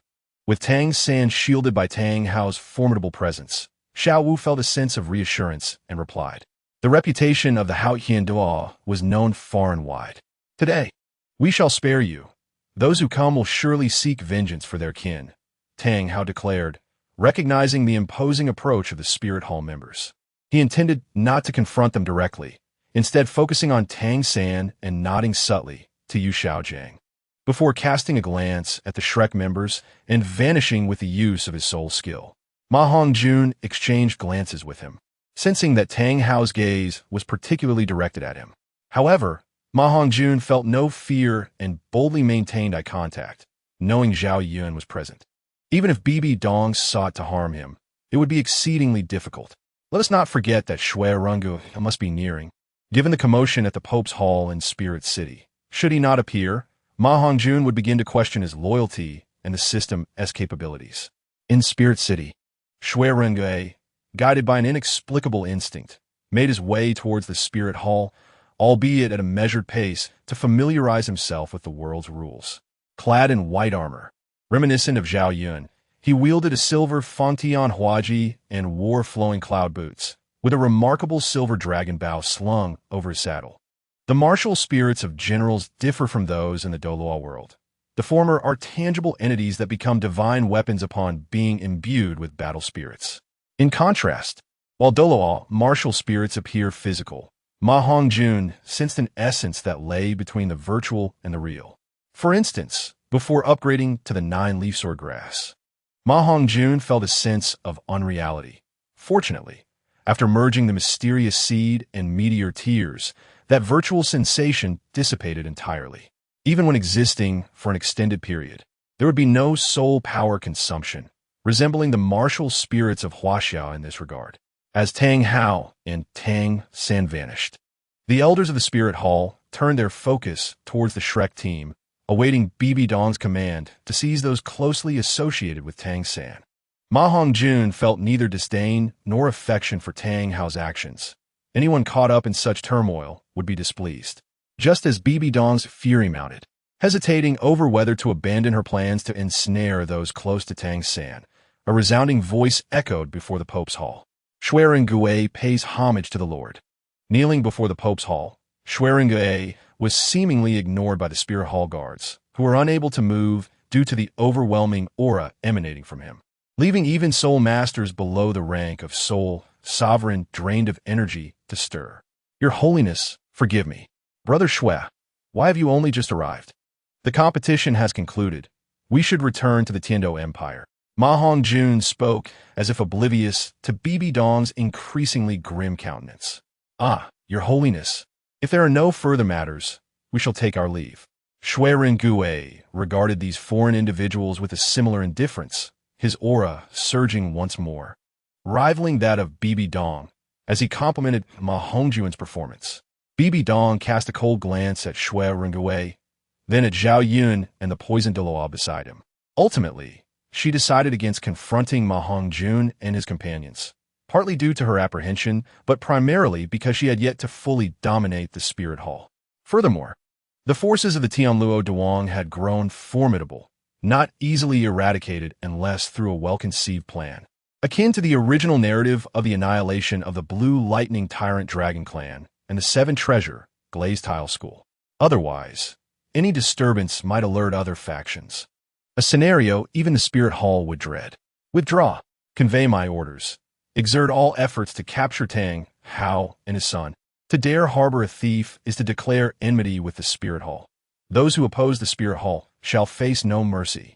Bibi Dong, ever resolute, quickly regained her composure and issued commands, remaining unfazed by the appearance of Ma Hongjun and Shui Ringue. Ma Hongjun lamented the missed opportunity, but soon dismissed the thought, as Shui Ringue's arrival had astonished the Spirit Hall members, buying enough time for Tang Hao and his son to escape. As Tang San's classmate and ally, he felt he had done his utmost. He was certainly faring better than Tang San and his father, despite harboring some grievances towards Tang San in his previous life. In this existence, they were comrades, and Ma Hongjun had always been wholeheartedly devoted to his friends. After all, how could he possibly share the celestial herb otherwise? After departing Spirit City, the group remained unusually silent, the atmosphere heavy with reluctance and sorrow, until they arrived at a significant crossroads. Ahead lay Tiando City, leading to Shrek Academy. Behind them was Spirit City, and to the right, the Xingluo Empire. All right, children, I hereby announce your official graduation today. Let's part ways here, Flander declared, stopping first and turning to wave his hand with feigned calmness. Turning away, he gazed out towards the distant Shrek Academy. Dean, I shall take my leave first. I need to discuss our future path with the teachers at Shrek, Oscar remarked, his mood somewhat subdued, yet still attempting to reassure the usually meticulous Dean in this moment. The others clearly noticed the tears of reluctance and pride welling in Flanders' eyes. Becoming champions of the continent's elite competition was the original aspiration and desire of every academy founder. In the past, he would not have dared to dream of such a moment. Yet this cohort of students had fulfilled his wish, and they were also the ones to whom he had devoted the most energy. Now, as they prepared to venture out into the world, he naturally felt a great deal of sorrow, though he would not impede their journey. Young eagles must ultimately leave the wings of the mighty eagle to soar independently. Otherwise, they would never grow into their potential. Do as you wish. The winds here are rather strong, haha. The academy is not lacking for your presence. You all are the pride of Shrek Academy. Upon your return, I shall invest heavily in statues to encourage future students, ensuring Shrek Academy becomes the premier institution on the continent, Flander remarked, rubbing his slightly reddened eyes and turning back with a proud expression. All right, Brother Flander. That is enough. Let us proceed ahead and leave the final moments of farewell to the children. Xiao Wu's godmother will not keep you either. Xiao San's safety lies with His Majesty Haoyan. However, you must take care of yourself and your future endeavors and return to the academy to visit your godmother. Lu Erlong chided Flander, who was becoming increasingly animated as he spoke. After gently reassuring the somewhat melancholic Xiao Wu, I spoke with a mix of comfort and reluctance. Yes, I will definitely return to visit my godmother and everyone. Upon hearing this, Xiao Wu felt a sense of relief and grasped Lu Erlong's delicate hand, expressing her reluctance. There is no need for such sadness. Why don't we make a 5-year pact? We shall reunite at Shrek Academy after 5 years. Dai Mubai, in a notably cheerful mood after defeating his brother in the competition, was now preparing to return to the Xingluo Empire to inherit the title of Crown Prince. All right, Let us establish this 5-year agreement. Ma Hongjun concurred. Naturally, the others followed suit, expressing their agreement. Ultimately, Ma Hongjun bid farewell to his teacher and companions, leading Ning Rongrong and Zhu Zhuqing along the path to the left. As for Fat Tiger, he intended to accompany Dean Flanders back to the academy, taking on the role of a teacher while also possibly embarking on some adventures, albeit not straying too far. Accepting Ma Hongjun's suggestion, Xiao headed towards the Stardow forest, and upon meeting Tang San, she informed him about the 5-year pact. The 7 of them established their agreement and, no longer burdened by sorrow, set forth on their respective journeys. Ma Hongjun, accompanied by Zhu Zhuqing and Ning Rongrong, was not intending to take them to the Slaughter City for training, but rather to escort them to the Three Kingdoms world. Not far along, they encountered Zhao Yun and a group of Baimat Yi Song, with Shui Rengue also waiting there. As for the somewhat elusive Poison Douluo, Ma Hongjun did not restrict his freedom. He had already bid farewell to everyone after leaving Wuhan City. In Chapter 184, titled Returning Home, Ma Hongjun inquired of Ning Rongrong and Zhu Zhuqing, "Are you two planning to return home with me first? Or shall we head directly to the secret realm I mentioned for training?" At this moment, he was undeniably both excited and anxious about introducing his girlfriend to his home. Home! The two girls looked at Ma Hongjun with confusion, for they had not received any prior notice from him, and his sudden mention caught them off guard. "Yes, to the village. Come eat Grandpa to Bang with me," Ma Hongjun said earnestly. He had not seen his beloved Grandpa to Bang, who had raised him, for quite some time. Previously, he had been preoccupied with the issues surrounding the Wuhuan's minor flames and later with competitions, leaving no time to visit. He couldn't help but wonder how the kind old man was faring. Home! The two girls did not keep Ma Hongjun waiting long. After a moment of contemplation, they replied in unison. Having chosen Ma Hongjun as their partner, they naturally placed him at the center of their world. His invitation to return home indicated the seriousness of his feelings for them, and at that moment, considerations of training were cast aside. Ma Hongjun nodded in satisfaction and soon found an opportunity to send Zhao Yun and the Baimat Yi Song back to the Three Kingdoms, leaving only Shui Rengue by his side for protection. Without a powerful escort, entering the Slaughter City would be quite troublesome. Thus, Ma Hongjun opted for the formidable Shui Rengue for this task.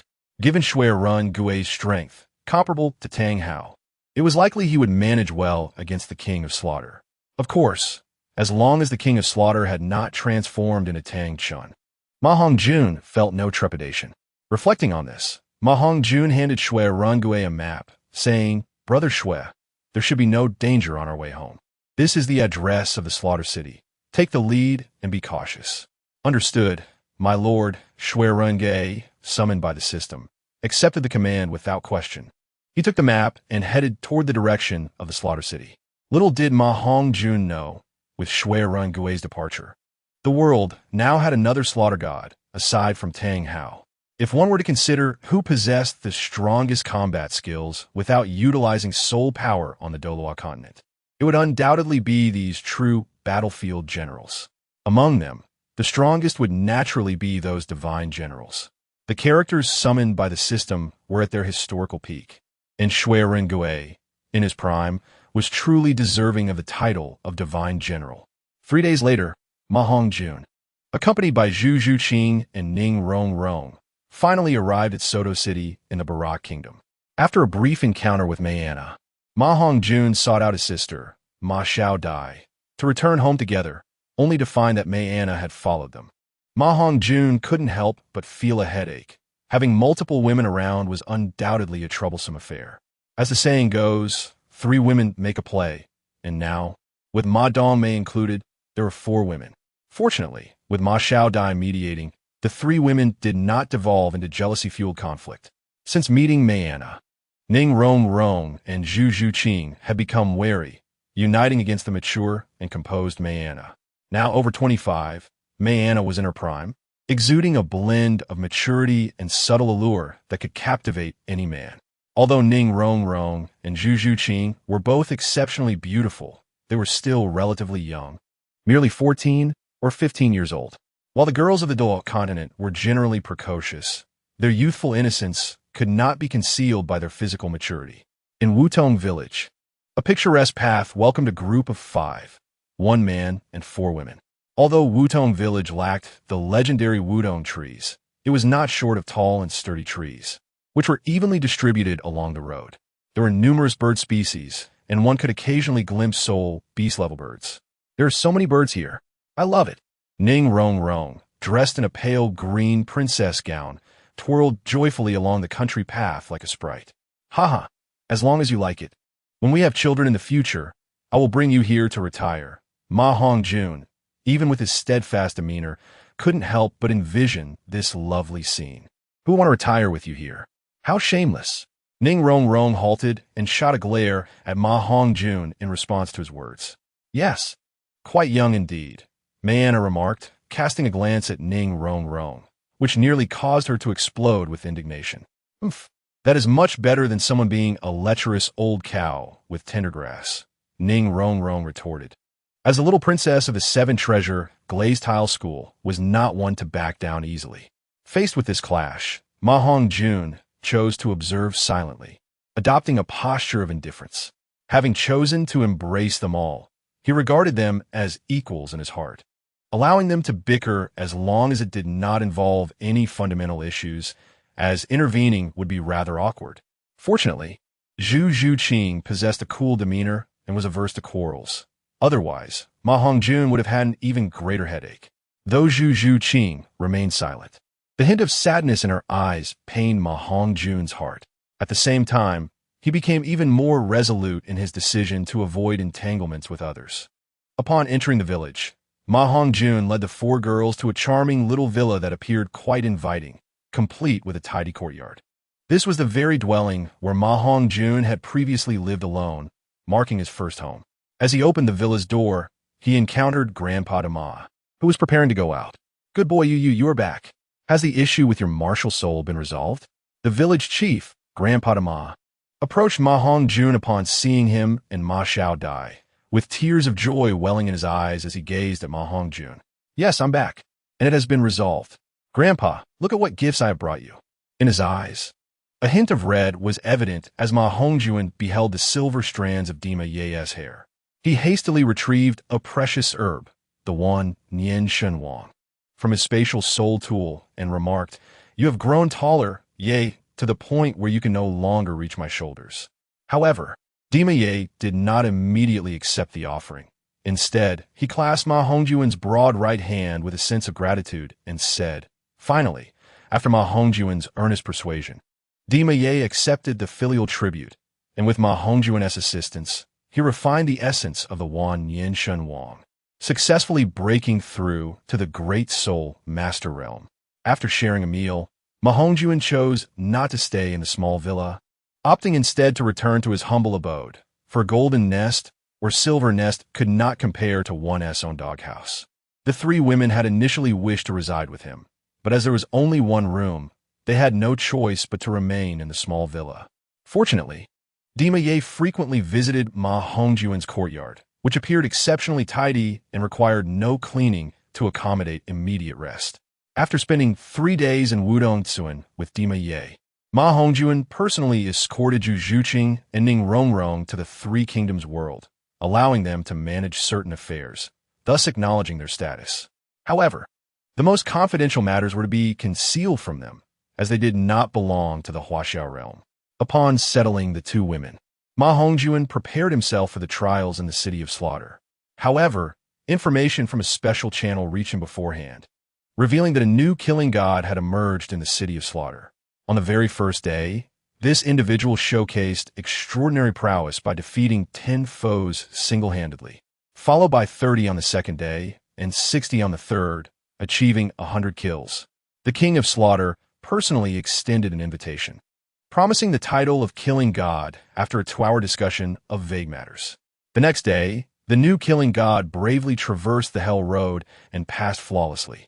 His name remained unknown, as did his affiliations, but he was described as remarkably youthful, clad in white garments and armor, proficient in archery and wielding a Feng Tian Huaji. He became the 2nd young titled Douluo in the Douluo continent, following the legendary Zhao Zilong of Changshan.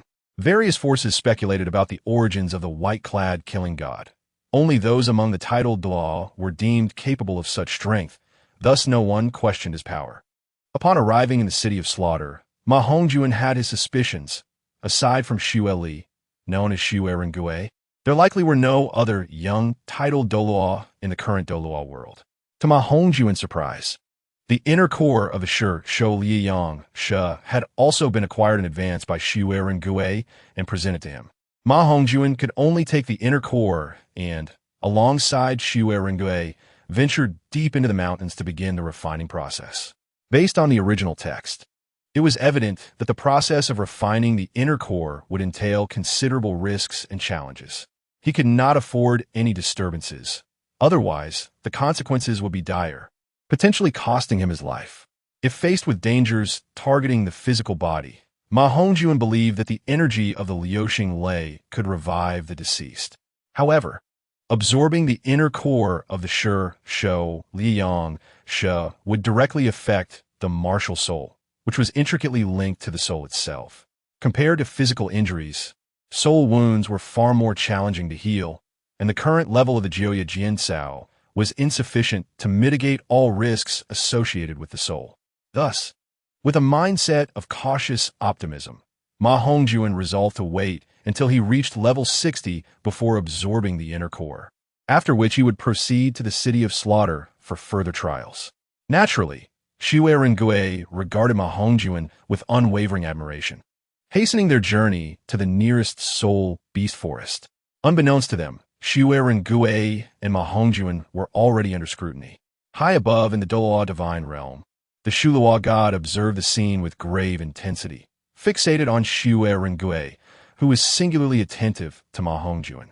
Despite lacking the aura of that world, the methods displayed were unmistakably not of the Douluo domain, rather reminiscent of the techniques used by a certain individual named Tongsan from previous world.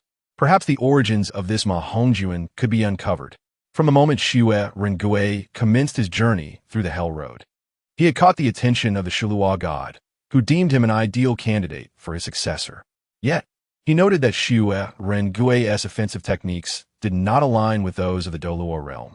Opting to observe further, he was astonished to discover this prodigious talent, who, despite being less than a soul emperor, commanded the attention of Xue Rengue. Such a phenomenon could not help but pique his curiosity. Moreover, the Shuluo god, who frequently monitored the Douluo continent, was somewhat familiar with Ma Hongjun, having noted his interactions with the Children of Destiny without being overshadowed. Such a figure must possess formidable fortune, prompting even the usually indifferent fire god to begin observing him. Ma Hongjun remained oblivious to the divine attention he had attracted. In another mysterious realm, an entire world seemed saturated with lava, painted in fiery hues, with temperatures sufficient to vaporize any soul master below the rank of soul emperor in an instant. Initially perceived as having mediocre talent, it was surprising that he had discovered a path leading to such a world. An elder clad in a crimson robe observed a peculiar flame floating before him, displaying an image of Ma Hongjun's current predicament. That world, beneath the first tier of divine beings, was impervious to exploration. The news brought back by the avatar of the god of destruction filled many with intrigue. Had it merely been a realm devoid of divine beings, it would not have drawn their attention, but it was a world housing powerful divine kings, and even a non-combatant divine king commanded respect.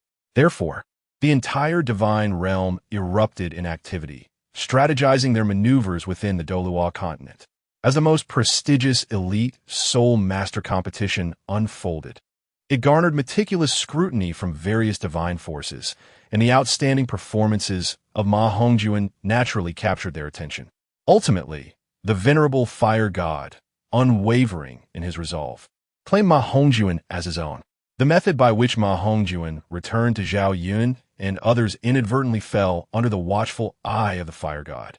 Fortunately, due to certain unknown reasons, the elder fire god exhibited remarkable leniency towards Ma Hongjun, considering it a fortuitous opportunity and refraining from revealing it. Suddenly, the elder seemed to sense something, gesturing toward the Douluo continent with a sweep of special fiery energy. In an instant, the Shuluo god, who had been observing Ma Hongjun and Xue Rengui, lost their target. It must be noted that without being in a unique location, even a divine king could not continuously track the situation in the Douluo continent. Only in such special circumstances, utilizing previously established divine techniques, could one maintain a continuous watch. With the aura now lost, tracking them again would prove challenging. The ancient fire god, this old fellow remains so petty. Was it merely a matter of observing that lad? How unfortunate that he has obscured even the presence of a young man I had set my sights on. The usually tempestuous and stern Shuluo god, surprisingly, did not erupt in rage, but instead resigned to his misfortune, ceasing his pursuit of the Douluo continent. Ma Hongjun suddenly felt a wave of relief. Since the conclusion of the competition, he had sensed a feeling of being watched. After careful inspection, he found no anomalies and felt no malice. Yet after encountering Xue Rengui, that sensation intensified, accompanied by an ominous sense of impending calamity. This is also the reason why Ma Hongjun did not choose to break through in the world of Sangwa. Moreover, Xue Rengui had just emerged from the city of slaughter, and he harbored a faint suspicion in his heart. It was only when Ma Hongjun had let go of his worries that he began to cultivate his soul power. 3 months later, Ma Hongjun successfully broke through to level 60 in his soul power, after absorbing the inner core of 10 Luoyang serpents without any danger. Ma Hongjun's evil fire phoenix, martial soul, underwent a complete transformation into the 10-headed fire phoenix, martial soul.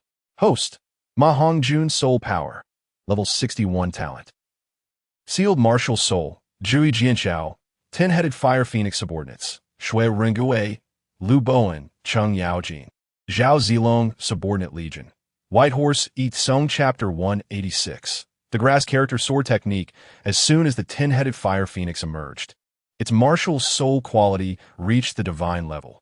Although the name remained the same, the quality was vastly superior to that in the original work. Reborn from flames. Ma Hongjun shed his excess flesh, his muscles contracted, becoming more refined, and a tall, handsome young man stepped forth from the fire. He was 3 parts more handsome than the already attractive Xue Rengui, and his fiery red short hair added a touch of vitality to his charming visage. Let us proceed to the city of slaughter. Ma Hongjun felt a surge of confidence in his newfound strength. Not only was he powerful, but his once moderate appearance had also transformed into extraordinary handsomeness. This illustrates that sometimes a person's appearance determines their confidence, generally. Those who are more attractive tend to be more self-assured, much like those lounging on a bed. Under the leadership of Xue Rengui, the newly appointed god of slaughter, Ma Hongjun entered the city of slaughter with ease, personally received by the king of slaughter. Xue Rengui's strength was so formidable that the restrictions of the city of slaughter were rendered meaningless to him, relying not on soul techniques. Every move he executed was the most potent. After Ma Hongjun expressed his desire for experience, Xue Rengui granted him significant convenience. Once Xue Rengui departed, Ma Hongjun embarked on his journey of training within the city of slaughter. Even without utilizing his martial soul's soul power, the average title Douluo would not dare to underestimate Ma Hongjun's prowess. Of course, Ma Hongjun remained cautious, diligently honing his sword intent. His primary focus now was the abridged version of the grass character sword technique, which had become a crucial component of his strength without the application of soul power. As he delved deeper into the grass character sword technique, Ma Hongjun began to perceive that compared to the cultivation methods in the perfect world, everything in the Douluo world seemed inferior. Even the cultivation methods from the flower planting family paled in comparison. However, this was primarily due to the fact that these emerging cultivation methods were merely foundational techniques. Both the Douluo and flower planting cultivation methods possess their unique characteristics, differing only in the levels of power. Even the so-called deities were merely the inception of cultivation. To his understanding, if the perfect world could be considered a vast universe, the Douluo world might only qualify as a smaller realm. Thus, even the abridged version of the grass character sword technique greatly enhanced Ma Hongjun's abilities. Otherwise, with his combat experience, he could hardly contend against the ruthless denizens of the city of slaughter. Since entering the City of Slaughter, Ma Hongjun discovered that his soul techniques had been sealed, allowing only his soul power to be mobilized, making it hell for a Douluo expert who relied on soul techniques. It seemed that my strength was still too weak. Otherwise, with the might of my martial soul, even divine powers could not seal me. This was merely a thought in Ma Hongjun's mind. Although he guessed correctly, if he could indeed break through the seal with his martial soul's uniqueness, it would undoubtedly attract the attention of the Azura King once more. Such an occurrence would not only spell trouble for him, but would also cause an unprecedented upheaval for the flower planting family. Fortunately, Ma Hongjun had no intention of entering the Heavenly Sea secret realm here, as he silently worried about attracting divine attention. With each battle honing his skills, Ma Hongjun's sword techniques and combat experience became increasingly refined. On several occasions, he found himself surrounded and gravely injured. Had it not been for the fusion of the life energy from the meteor tier with the Jui Jianxiao, he might have perished. The grass character sword technique, after systematic optimization, was divided into 9 levels. The first level for entry, the 4th for minor achievement, the 7th for major achievement, and the 9th for perfection. Reaching the 4th level would enable one to contend with title Douluo, while major achievement would allow for god-slaying. This aspect bore resemblance to Zhao Yun's cultivation of the 100 birds facing the phoenix and 7 explorations of the dragon, which relied little on soul power or internal force. This unique cultivation method elevates skill through the comprehension of martial arts techniques, which in turn enhances internal force and soul power levels. The advancement of the grass character sword technique can also elevate soul power levels, which is why Ma Hongjun prioritized its cultivation. It is not that all martial techniques can elevate soul power. It depends on individual talent and opportunities, as well as mastering the cultivation methods of skill. As Zhao Yun's lord, Ma Hongjun had naturally studied the cultivation methods of skills in private, continuously practicing until he recently discovered a resonance between the grass character sword technique and the cultivation methods of skills, allowing for connection and binding. Zhao Yun's strength far surpassed other generals because he had simultaneously bound the 100 birds facing the phoenix and 7 explorations of the dragon. The 7 explorations of the dragon, created by Zhao Yun, was a martial technique that rivaled the grass character sword technique. However, it was regrettably limited to 7 levels, and it had yet to reach perfection, with the 7th level being merely conceptual. The 7th level of the 7 explorations of the dragon was comparable to the 7th level of the grass character sword technique, even excelling in battlefield combat. It is known that in a battlefield where the clouds enhance power, everyone's abilities would be suppressed, making such battlefield combat techniques truly divine. 3 months later, Ma Hongjun's grass character sword technique finally reached the 3rd level, just 1 step away from minor achievement. Now, even without utilizing soul techniques, Ma Hongjun could contend against Soul Douluo, and upon reaching minor achievement, he would possess title Douluo strength. In the City of Slaughter, where soul techniques could not be employed, even title Douluo experts no longer posed a threat to him. Indeed, it is only through battle that progress is made the fastest. Now, this place no longer provides the desired training effect. It seems I must leave. Ma Hongjun sat up from his bed, exhaling deeply. With the grass character sword technique reaching the 3rd level, his soul power had also increased by 1 level. When he reached the 2nd level, his soul power had risen by 1 level as well, and now Ma Hongjun's strength was at level 63, a powerful assault-type soul emperor. In truth, labeling him as an assault type does not entirely suit the characteristics of his martial soul. One could argue that whether assisting allies or engaging in combat, the Jui Jianxiao offers Ma Hongjun a comprehensive enhancement. Fortunately, Ma Hongjun's personality leans towards being reserved and serious. Had he been more cheerful and carefree, he would likely be proclaiming himself a versatile soul master to the world. Ma Hongjun opened the door and walked step by step toward the battle arena. He had arranged for his final confrontation. These would be his last 9 matches. By winning just 9 more, he would earn the prestigious title of God of Slaughter. However, Ma Hongjun did not intend to conduct the final 9 matches one by one. Instead, he took the back door of the King of Slaughter, increasing the difficulty by merging the original 9 matches into one. The title Douluo and lower-ranked Soul Masters that should have appeared in the final 9 matches were all bypassed due to Ma Hongjun's maneuvering. It was not out of fear of being publicly scrutinized, but because the Soul Masters below title Douluo posed no threat to him. Concentrating all the title Douluo into a single match would undoubtedly increase the challenge exponentially. Chapter 187. A blade to slice through sun, moon, and stars. As Ma Hongjun stepped into the arena, a wave of fervent cheers erupted, with the crowd chanting his title, Sword God. Indeed, not the god of death, nor the god of Azura, but the ethereal deity among swords. In his prior battles, Ma Hongjun had not exhibited scenes of brutal carnage. Unlike others, he often dispatched foes with a single, bloodless strike, severing their heads without a trace of bloodshed. Even the most formidable opponents quaked in fear upon facing him in the arena, wary of any complacency. Upon his arrival at the Colosseum, Ma Hongjun found himself confronted by 9 adversaries, all desperate rogues at the title Douluo level, each merely a soul ring away from attaining true supremacy on this continent.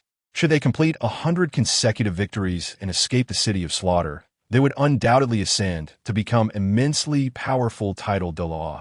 Alas, none could depart without achieving that 100th kill, unless they possess strength far exceeding the rest, compelling the king of slaughter and others to engage in 100-match victories before they could leave.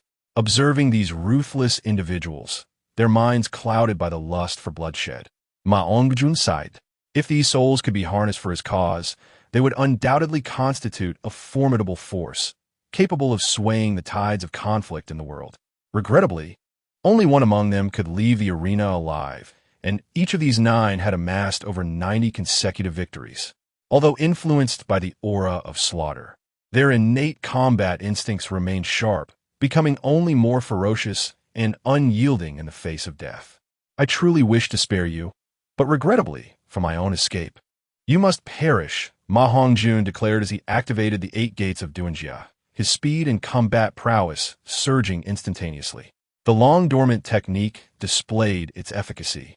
As it was not technically a soul skill, the 9 titled Douluo, their eyes ablaze with crimson fury, retained a modicum of rationality through their formidable soul power, coordinating their assault against Ma Hongjun. A one-eyed foe wielding a meteor hammer struck first, aiming for Ma Hongjun's head. He deftly leaned back to evade, yet felt a chill creeping down his spine. Not daring to hold back, he summoned his 10-headed phoenix martial soul, soaring into the air at breakneck speed. 3 icy arrows, exuding a frigid aura, struck the very spot he had just vacated. A voluptuous figure cloaked in black, her features obscured, drew her bow, preparing to unleash another volley. Spears, great swords, clubs, arrows, meteor hammers, sabers, and even whips rained down upon him from all angles. Their speed was astonishing, and he knew he could not underestimate them. One misstep could lead to his untimely demise. Utilizing the enhanced agility afforded by the 8 gates, Ma Hongjun deftly avoided the incoming attacks, suspended in midair, wiping the cold sweat from his brow. The assailants remained silent, relentlessly targeting him. Though their techniques lacked sophistication, each strike was a straightforward killing blow. After a quarter hour of combat, Ma Hongjun discerned their attack patterns and began to counter their moves. The 2 sides fought fiercely, yet upon closer inspection, it became evident that while Ma Hongjun's wounds multiplied, the 9 titled Douluo appeared relatively unscathed due to the shared burden of damage. If this arrogant lad perishes here, that individual will surely return to annihilate the city of slaughter. He must not come to harm, mused a horned figure adorned with crimson markings, fixating intently on the arena. Fear not, my lord. This individual has already signed the Azura contract. In the arena, life and death are left to fate. We even advised against challenging so many powerful foes at once, but it was his own choice. Even that person has no grounds to blame us. A sultry woman in black attire remarked, offering a glass of crimson liquor to the horned figure. What does it matter? If worst comes to worst, we can escape. This fool seeks his own demise, and even I cannot disrupt the rules of the match. Otherwise, the consequences would be graver than what that individual would face. The king of slaughter scoffed, visibly displeased. He harbored a mix of disdain and helplessness towards the enigmatic figure who had recently emerged. unfazed by the regulations of the City of Slaughter. Suddenly, Ma Hongjun repelled the onslaught and summoned a leaf to consume, instantly mending his wounds and charging back into the fray. Witnessing this remarkable turn of events, the nine were filled with rage, yet the King of Slaughter, observing from his chamber, felt a sense of relief. This person's soul skill can indeed circumvent the rules here to some extent. He is truly a remarkable existence brought forth by that individual, he thought. As the battle waged on, Ma Hongjun absorbed the essence of killing techniques. Each time he felt overwhelmed, he would surreptitiously consume a leaf of the nine-leaf swordgrass. After ascending to the rank of Soul Emperor, he had summoned 6 leaves in a single day. While he could not maintain multiple leaves simultaneously, enduring half a day's combat proved sufficient. As time passed, the 9 titled Douluo began to feel fatigue. Before they could react, Ma Hongjun acted decisively. With a single blade, I can slay the divine, extinguish gods, and take lives. With a single sword, I can obscure the heavens, eclipse the moon, and sever the stars. The 9-leaf swordgrass in his hand transformed into a singular blade-like form. Soaring forth, the sky above the City of Slaughter shifted from crimson to a dark red hue, emanating a breathtaking sword intent that pierced the heavens. Manifesting across the Douluo continent. Within the City of Slaughter, every sword-shaped weapon and martial soul trembled inexplicably, bowing in reverence towards the direction of the 9-leaf swordgrass. Utilizing the pressure exerted by the 9 titled Douluo, Ma Hongjun successfully achieved a minor mastery of the grass character sword technique, activating a portion of the innate power of the 9-leaf swordgrass. The heavens and earth exhibited strange phenomena, influenced by this overwhelming sword intent. Simultaneously, in the 7 Treasures glazed tile school of the Tiando Empire, an elderly man with white hair and robes suddenly tightened his grip on his long sword. Such formidable sword intent, even from such a distance, has instilled a sense of battle within my martial soul, the 7-killing sword, and even a hint of fear. It seems another extraordinary sword cultivator has emerged on this continent. Alas, I must also consider the well-being of that girl, Rong. Should I encounter that insufferable brat again, I shall certainly teach him a lesson. Sword Da Chen Exen contemplated, gazing towards the City of Slaughter with newfound reverence, before recalling the granddaughter who had been spirited away. Chapter 188. Restoring order, laying foundations, achieving greatness with a single strike, the heavens and earth dimmed. Under the minor mastery of sword intent, the titled Douluo stood no chance. The 9 titled Douluo fell simultaneously, slain by the blindingly sharp sword Aura. Ding! Congratulations to the host for slaying 9 titled Douluo, earning a golden treasure chest. Ma Hongjun was taken aback. He had not anticipated a reward for vanquishing the titled Douluo. Assessing his surroundings, he decided it was not yet the appropriate moment to check the system's information. He descended from the arena, casting his gaze towards the private chamber of the King of Slaughter. Sure enough, a figure emerged, clad entirely in blood red, with demonic wings reminiscent of the Demon Lord. The King of Slaughter. It could be announced now. The King of Slaughter endeavored to conceal a flicker of horror deep within his gaze, silently nodding before addressing the astonished crowd below. Congratulations to contestant 9333 for successfully completing the Slaughter Challenge with 100 consecutive kills, thereby earning the right to tread the path to hell. Of course, esteemed contestant 9333, you may also choose to leave this place directly. After speaking, he cast a glance at Ma Hongjun, his tone laced with flattery. His humility was not merely out of respect for Shui Ringue, but rather a result of the awe inspired by Ma Hongjun's formidable sword strike. However, at this moment, Ma Hongjun was at a loss for words. The entirety of his soul power had been depleted by that single strike, leaving him with insufficient energy even to summon the healing 9-leaf grass. He could only remain motionless, watching as the King of Slaughter announced the results, while quietly recuperating his soul power.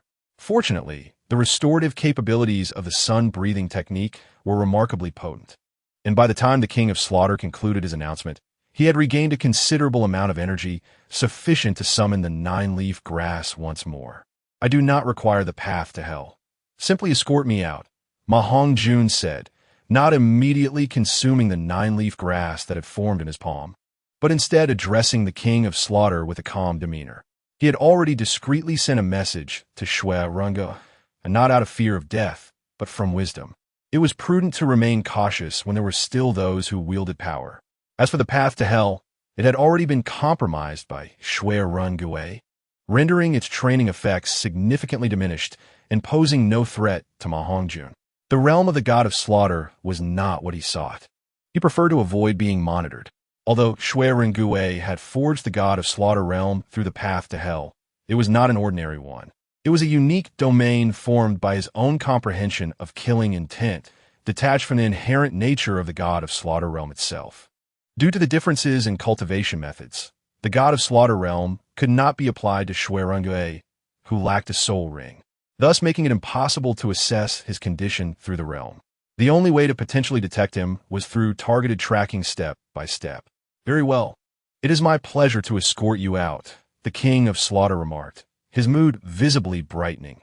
The fewer gods of slaughter in this world, the more he relished it. In his delight, he unconsciously adopted the speech patterns of a certain individual. Although he had not interacted much with the person before him, he sensed a profound connection.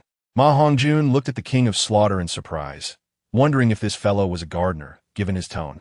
However, he refrained from commenting further, merely nodding with a cool expression before consuming the 9-leaf grass, instantly replenishing his soul power and alleviating his injuries to some extent. Just as the king of slaughter was about to send Ma Hongjun away, he suddenly looked up, his expression grave as he gazed towards the horizon. A colossal hammer descended with unparalleled might, accompanied by a voice of authority. I am the god of slaughter, Tang Hao. My son shall come here shortly for training. I trust the king of slaughter will provide him with due care. With that, the enormous Haotian hammer vanished into energy, dissipating at the spot. What has transpired on the continent lately that so many individuals have come to the city of slaughter for training? Indeed, it was fortunate that this time, it was not the gods of slaughter themselves who had come. Otherwise, the city of slaughter would have faced imminent destruction once again. Do you wish to court death? With the king of slaughter stationed here, the city of slaughter cannot descend into chaos. Aside from that last individual who remains unaffected, no god of slaughter within the city of slaughter stands a chance against our king, the slaughter knights exclaimed, their faces pale. Upon witnessing the disappearance of the Haotian hammer, they collectively exhaled in relief and began to murmur among themselves. The king of slaughter did not respond. Instead, he turned to Ma Hongjun and said, My lord, please pardon me. The city of slaughter has been tumultuous of late. I shall escort you away at once. Yes, no need for pleasantries, Ma Hongjun replied.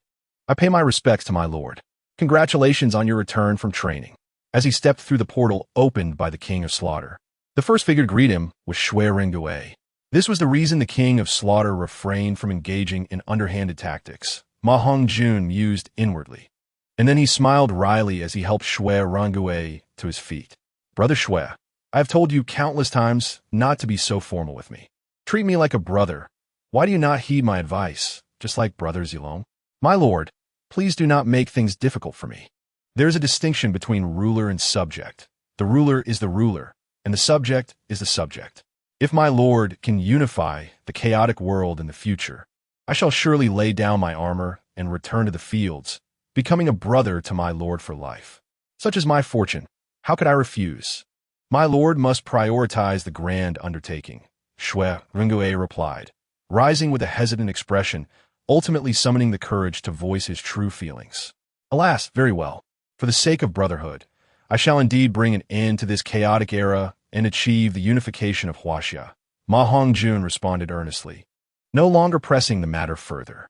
Ma Hongjun noted that both Lu Ji and Cheng Yaojin, as well as Shui Rungue, harbored an unwavering ambition for the unification of Huaxia, consistently urging him to strive for progress. However, he did not find this burdensome.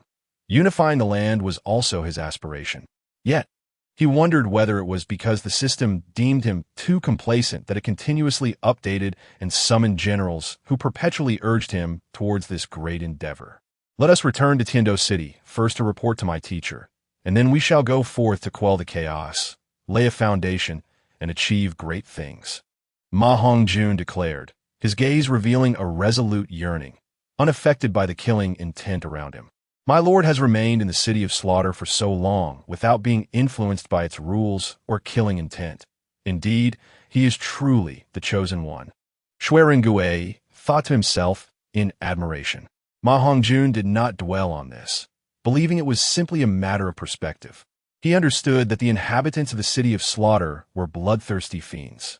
Unbeknownst to him, the killing intent that had been birthed within him was gradually being devoured by the nine-leaf sword grass martial soul, evolving him in the process. After returning to Tiando City to address some matters related to the Tianluo Wang, Ma Hongjun took stock of the current state of his forces. Douluo Continent, Faction, Tianluo Wang. Affiliated Academy, Shrek Academy. Intelligence Organization, Tianwei. Note: to distinguish from a Jihua Bai Shao, Ma Hongjun had already restructured his organization upon returning from the Three Kingdoms world. Three Kingdoms world, Faction, Penglai Tower. Intelligence Organization, Bai Shao. Chapter 189. The beginning of world fusion and the astonishing secrets through the investigations of the intelligence factions. Ma Hongjun discovered that this world harbored numerous secrets unbeknownst to outsiders. Almost all top-tier factions had their own intelligence networks. Only those hidden families had yet to establish such networks. The Spirit Hall and the three great empires possessed formidable intelligence organizations. Fortunately, the intelligence faction established by Ma Hongjun was bolstered by the assistance of the Poison Douluo and the Yin-Yang 2 instruments, alongside the foundational support of the Shrek Academy's faculty. Within a mere decade, he had forged the powerful intelligence organization known as Tianluo Wang. Moreover, due to his dedicated focus on developing the intelligence faction, its capabilities were not inferior to those of the three great empires' intelligence networks, perhaps even surpassing them.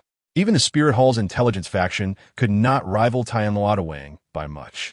The Tianluo Wang was initially established as an intelligence and assassination faction, so such rapid growth was not unexpected. However, owing to Ma Hongjun's breath of the Demon Slayer, the strength of the lower and middle tiers of Tianluo Wang continued to grow, subtly positioning it to become the continent's foremost intelligence organization.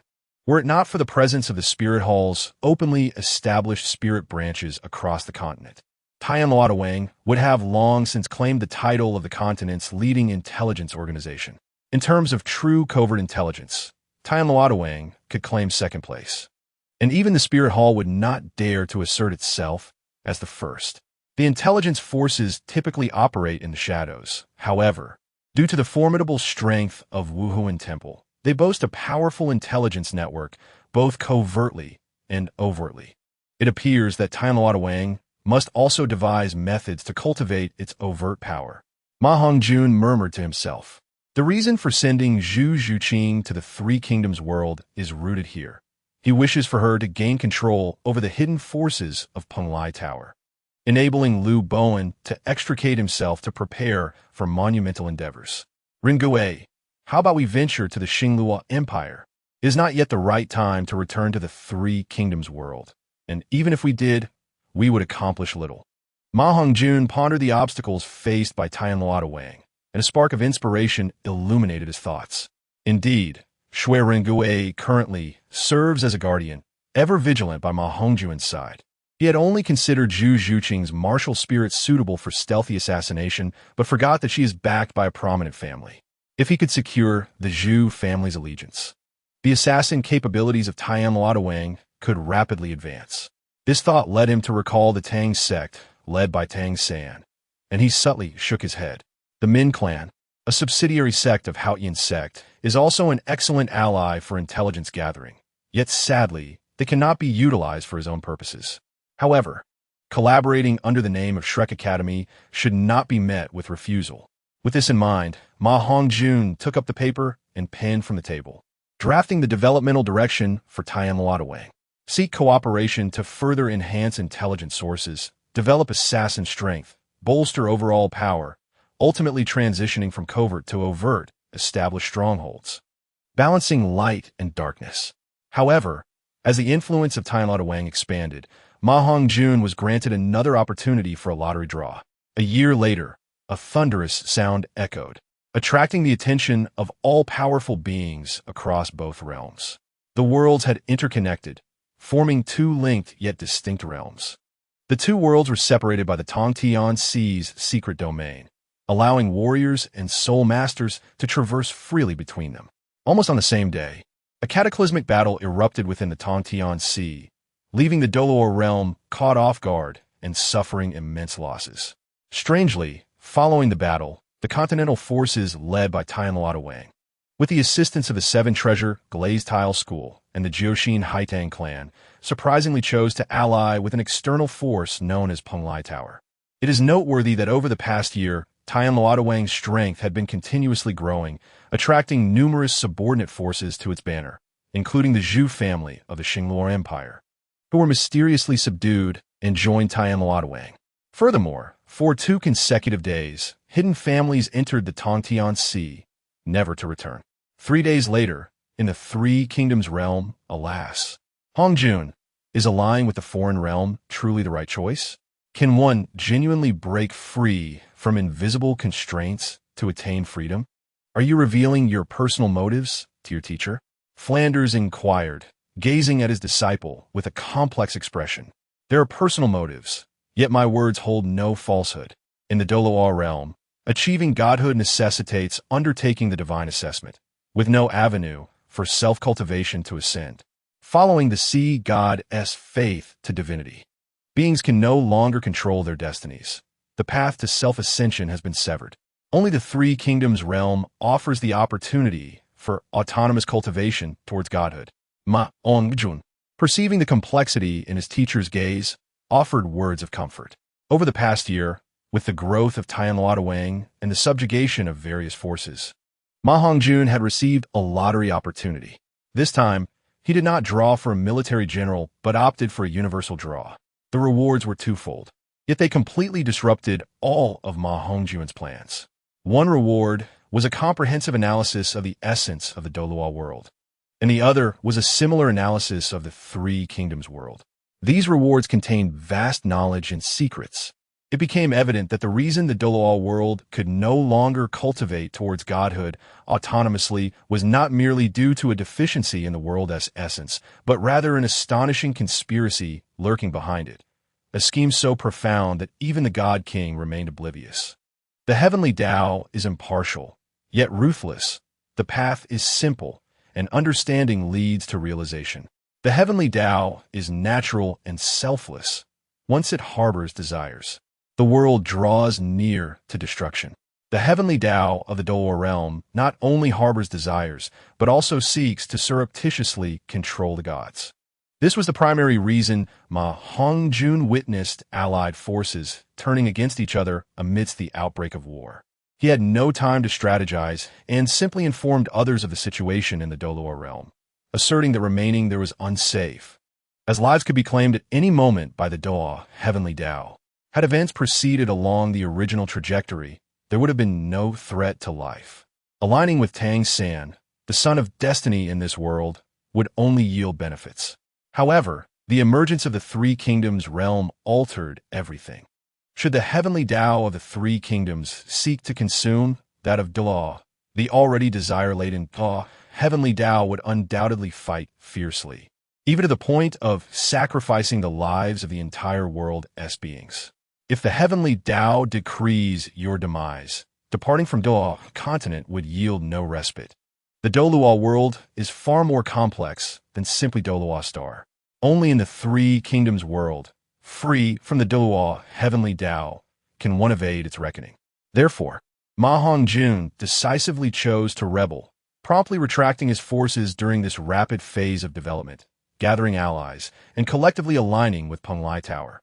Although it was termed an alliance, only Hongjun and the higher-ups of Penglai Tower understood that this was merely a reorganization of the powers from both worlds. Those who followed Hongjun included notable figures from Shrek Academy. Only Tang San and Dai Mubai among the Shrek 8 chose to remain in the Douluo realm. Even Xiao Wu and Deming followed suit, while Tang San could not leave the Douluo realm due to being the son of fate. His departure and alignment with the Three Kingdoms realm would inevitably disturb the fates and provoke the Douluo heavenly Tao. Although Dai Mubai was not the son of fate, he bore the legacy of his nation's destiny within the Douluo realm, which served as the center for the convergence of destiny in the entire Douluo world. The significance of the Xingluo Empire to the heavenly Tao is self-evident. Everything follows a predetermined path. As long as the predetermined path is not altered, the heavenly Tao would not act recklessly. Otherwise, should the gods perceive the disturbance, it would incite rebellion among the beings, which the heavenly Tao would wish to avoid. The influx of powerful forces naturally caught the attention of the lords, yet thankfully, with Penglai Tower mediating, each lord gained benefits and secured the allegiance of many hidden powerhouses. Otherwise, how could these individuals be allowed to enter their territories, regardless of their appearances resembling those from the land of flower cultivation? Shaptaratondaniti, Wuhan, Wuhan. Weihan, the new tripartite balance of the three kingdoms. The analysis of the three kingdoms world left Ma Hongjun utterly astonished, his jaw dropping in disbelief. The three kingdoms world was originally a subsidiary of a grand world, having separated due to special circumstances. The name of that grand world was one Ma Hongjun knew all too well, Hongjun. Simultaneously, Ma Hongjun gained a fundamental understanding of the concept of worlds. Hongjun, the foremost among the 3,000 great worlds in the universe, is indeed isolated from the others despite its title. It is a closed world, much like the Douluo realm, completely sealed off from the outside. However, the Douluo realm is merely a relatively unique small thousand world. The reason Hongjun is regarded as the premier of the 3,000 great worlds is due to the myriad projections of its figures. Legends of them exist in nearly every other world.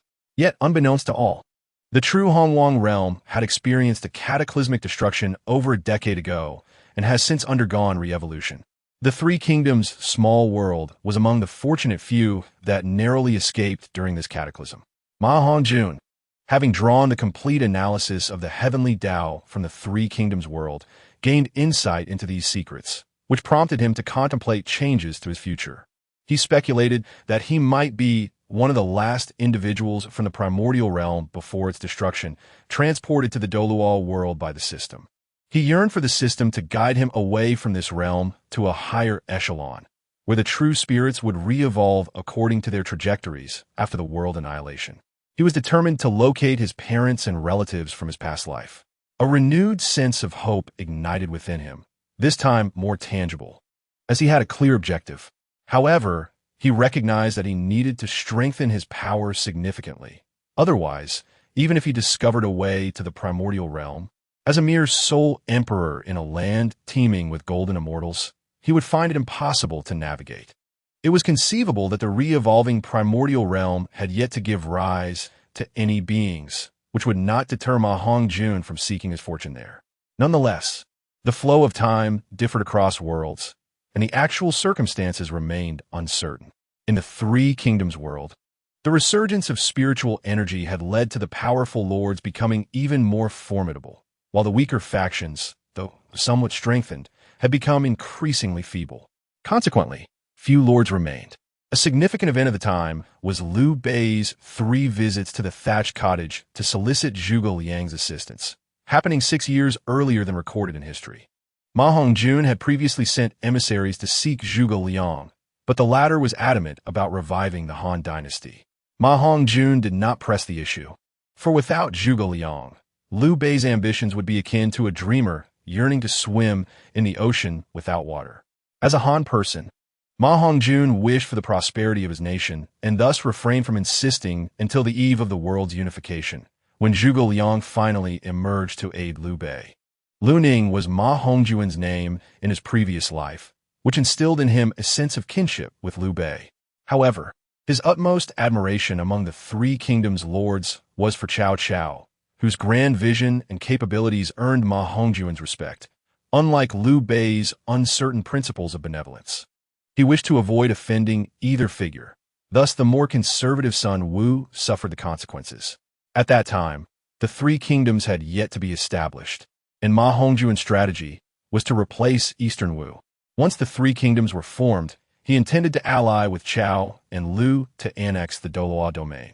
The current state of the three kingdoms in Douluo could no longer be regarded as a single world, necessitating the use of the term domain.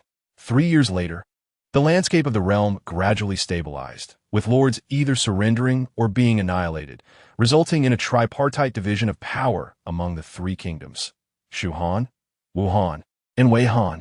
The Penglai Tower replaced Sun Wu to become Wuhan and Chao Wei, due to the resurgence of spiritual energy, clarified the dynamics of the realm ahead of time. Moreover, Cao Cao's loyalty to the Han dynasty prompted the name change to Weihan, with all three kingdoms bearing the Han name. Ma Hongjun adopted the name Lu Ning, proclaiming himself a descendant of the Han dynasty, using Penglai Tower as a base to eradicate the Sun clan and declare himself the king of Han Wu. Impossible. Absolutely impossible.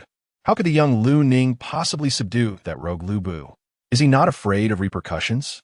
Has he not heard the call of Dong Zhuo? Cao Cao exclaimed, sitting in his tent, eating rice while reviewing intelligence reports from his subordinates. Upon reading the contents, his expression changed drastically. The rice lost its appeal, and he overturned the bowl in frustration, shouting, "Bring me news. Issue a decree to seek talented individuals." Weihan is in desperate need of talent regardless of social standing. From this day forth, we shall establish the Hall of Worthies and the Divine General's Pavilion.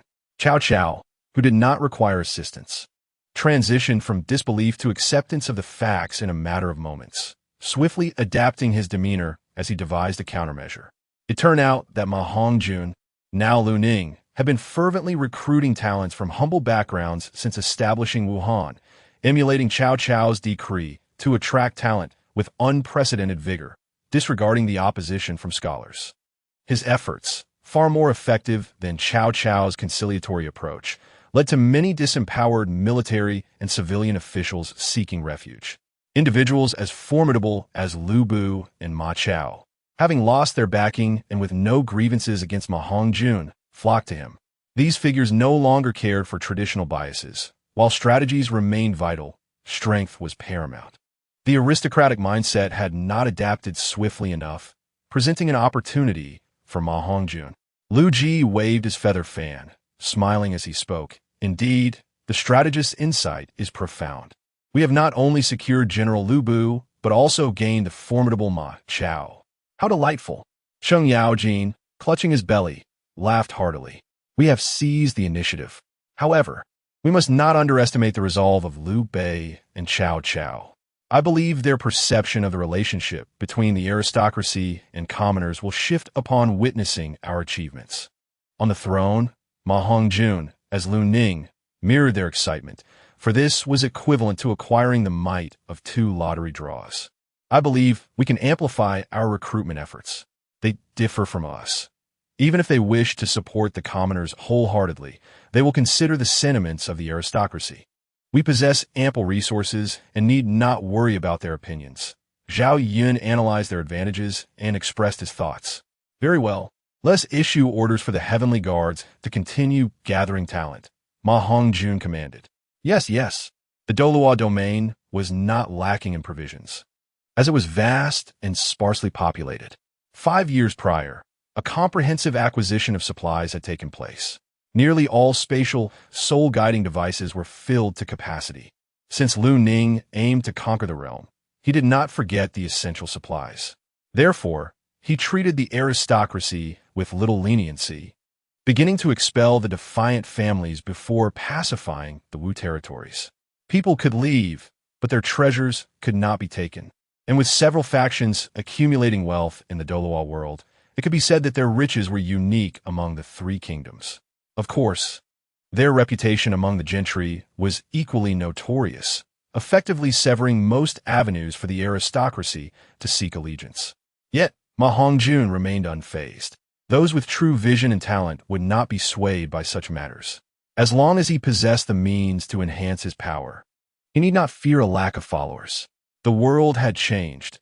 It was no longer an era where the aristocracy could dominate unchallenged, but rather one that would be judged by strength and opportunity. Chapter 191. 10 consecutive draws for fortune. Though Ma Hongjun devoted much of his time over the past 3 years to conquering Sun Wu, he did not neglect his cultivation. He had become a genuine soul Douluo, requiring only a few soul rings for his Jui Jianchao martial spirit to elevate his soul power to the level of a title Douluo. However, Ma Hongjun chose not to pursue this route immediately. Instead, he planned to cultivate to the title Douluo level before adding soul rings to his Jui Jianchao martial spirit.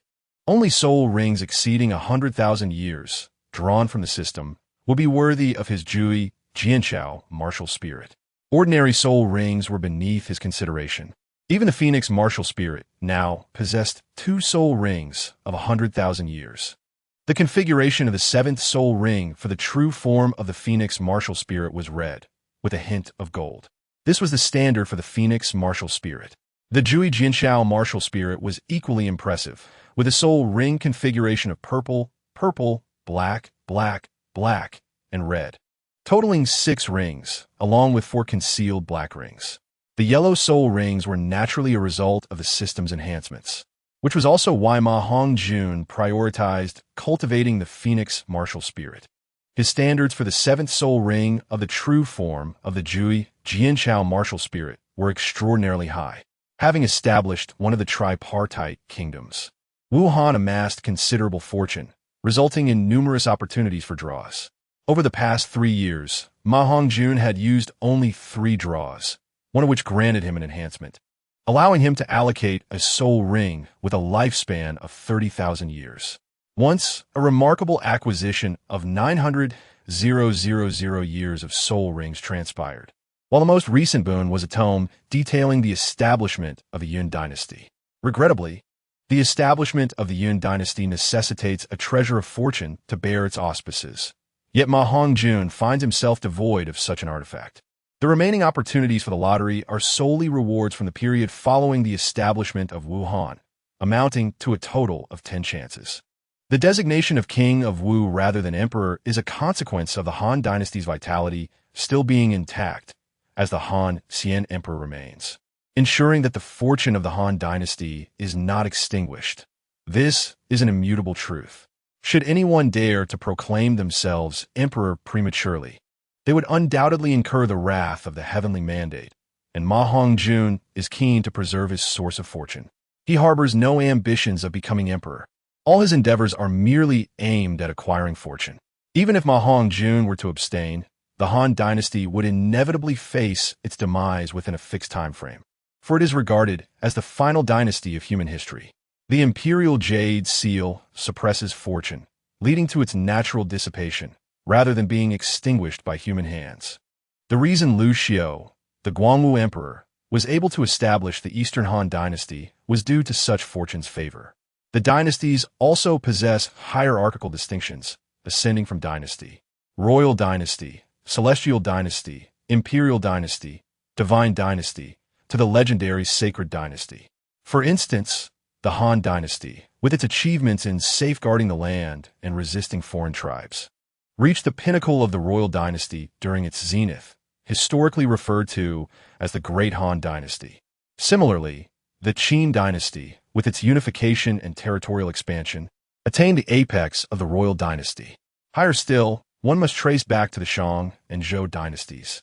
In the era of the 3 sovereigns and 5 emperors, a period of unprecedented human fortune, albeit only regarded as a divine dynasty, even the sages held it in awe.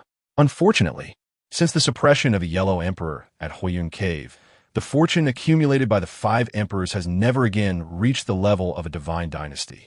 Particularly after the Shang dynasty, the primordial chaos fragmented, and the fortune of humanity could no longer coalesce into an imperial dynasty. During the time of the Great Shang, humanity stood resilient against celestial beings, daring to contend with the heavens. Although celestial beings may have descended in a cloud to the court, the splendor of the imperial dynasty was evident. In antiquity, humanity did not lack resistance. The Yu established the 9 provinces and solidified the fortune of humanity. King Zhou's diligent governance and extensive reforms were a rebellion against the oppression of the sages, bringing imperial fortune close to that of a divine dynasty. Alas, even so, it was still suppressed, and henceforth, the fortune of humanity's dynasties waned with each generation. All of this knowledge was gleaned by Ma Hongjun through the system's rewards within the realm of the Three Kingdoms. The world of the Three Kingdoms serves as a projection of humanity's dynasties during a certain phase of primordial chaos, which is why the concept of fate exists. Without the power of the sages, one cannot alter the overarching currents of the Three Kingdoms world. The projection world is indeed a reflection of the real world. Yet the significant events therein are bound by fate and cannot be changed. What perplexes Ma Hongjun is that the current Three Kingdoms world has been altered beyond recognition. Apart from the lingering fortune of the Han dynasty, everything else diverges vastly from his prior understanding. The system and the meteor tears appear to be the reasons for these significant changes, Ma Hongjun mused, setting aside his concerns to activate the system panel. System. Initiate a 10-fold item draw. Ding! Congratulations to the host for acquiring a million-year soul ring imbued with spiritual essence. Ding! Congratulations to the host for obtaining the celestial sword. Bixiao sword. Ding! Congratulations to the host for receiving 1,000 blood-sweating horses. Ding! Congratulations to the host for acquiring a perfect world pass. Splendid. The path forward has become clearer, albeit fraught with peril. Yet, what journey of cultivation is devoid of obstacles? Ding! Congratulations to the host for garnering 80 favor points from the Empress. Ding! Congratulations to the host for gaining 60 favor points from the Emperor of the Wilderness. Ding! Congratulations to the host for securing 60 favor points from the Emperor Yi. Ma Hongjun's expression turned sour. What on earth are these trivialities? In his current predicament, what use are these favor points? He certainly has no intention of foolishly entering the perfect world. That would be tantamount to courting death. Even with the favor of 3 formidable figures, he remains uninclined to proceed. Yet, it cannot be deemed entirely useless, merely not useful at this moment. Dear system, spare me the favors from the perfect world. I beseech you. What I require are items pertinent to my current situation. As if the system heeded his plea, ding. Congratulations to the host for acquiring 90 favor points from Giguzi of the Three Kingdoms. What? Thank you. Ma Hongjun exclaimed, a myriad of questions flooding his mind, unable to suppress his expletives. Wait. No, this cannot be right. Giguzi? In the realm of the Three Kingdoms, you inform me that Giguzi exists? His face was a canvas of confusion. The analysis provided by the Three Kingdoms world merely stated the existence of extraordinary powers, but did not specify who possessed them, leading Ma Hongjun to believe there was a realm akin to the Douluo divine realm above the Three Kingdoms world. Host, there is no need for astonishment. Just as you surmised, Giguzi stands as the pinnacle of this world, the system timely clarified. Is that so?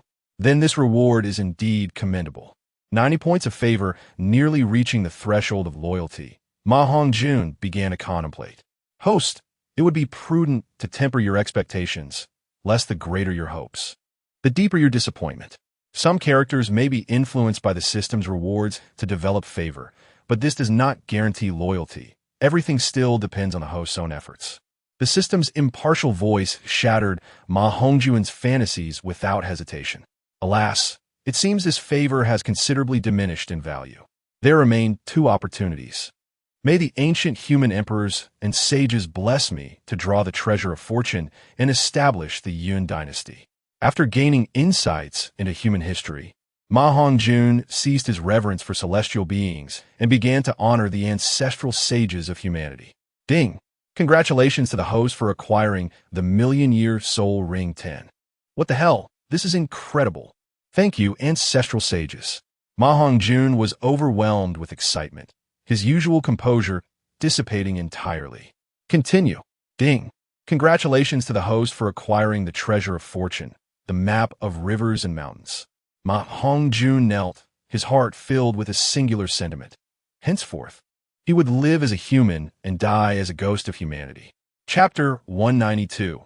Absorbing the million-year soul, Ring Lu Ning donned the celestial sword, leaving the provisions within the system for the moment, ultimately retrieving the map of rivers and mountains, his eyes gleaming with excitement. It is well understood that establishing the Yun dynasty would significantly enhance his cultivation speed and strength, having long been stalled at the Douluo level. Seeking to break through to title Douluo without relying on a second martial soul in a short time is exceedingly challenging, even with Ma Hongjun's exceptional talent. 3 years have passed, and he has only managed to cultivate to the 85th level of Soul Douluo. To cultivate the Phoenix martial soul to title Douluo level in a conventional manner would require no less than 5 years, even for Ma Hongjun. Fortunately, with the system's assistance, obtaining lottery opportunities would allow him to draw items to bolster his strength. Although items that directly enhance soul power are rare, Ma Hongjun was quite satisfied with this draw, as not only did he secure the subsequent soul rings for the 9-leaf sword grass, but he also obtained the foundational treasure of fortune for the Yun dynasty. Chung Yaojin, enter the hall. Ma Hongjun called out to the outside of the grand hall. Now, Lu Ning, in his public persona, had become a formidable warlord, having claimed kingship in Jianya, and thus had established his own palace. After becoming king, Lu Ning did not forget to reward his loyal ministers. Chung Yaojin volunteered to serve as the commander of Lu Ning's elite guard. Though he was a king, the standards he upheld were scarcely different from those of an emperor. If it were not for the unseen threads of fate, how could the Han Xian emperor possibly endure in his current plight? Your Majesty, Chung Yaojin approached, bowing deeply. Without inquiry, he adopted a stance of waiting for Lu Ning's commands, demonstrating a keen insight into politics, much like history itself. Your Highness, I must retreat to the secret chamber for cultivation. I kindly request you, Chung Yaojin, to serve as my guardian.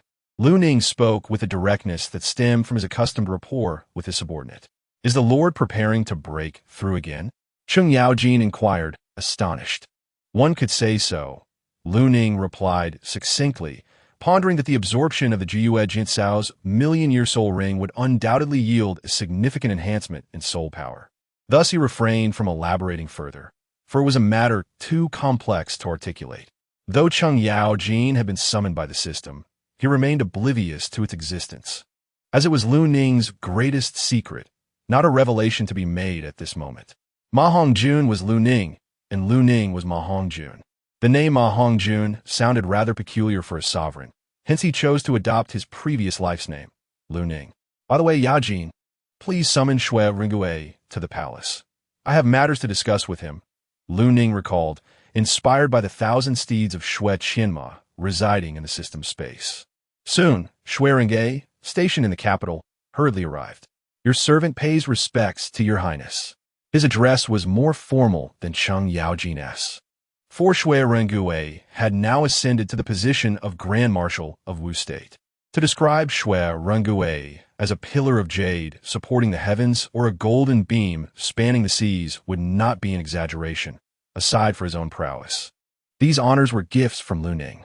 It was evidently inappropriate for a national marshal to address the sovereign as such. Please rise, Ringue. Zilong is currently guarding the nation's gates, and I have recently acquired 1,000 Shui Qianma. You may retain 200 of the finest for me to reward my meritorious subjects, while the remaining 800 shall be integrated into your army.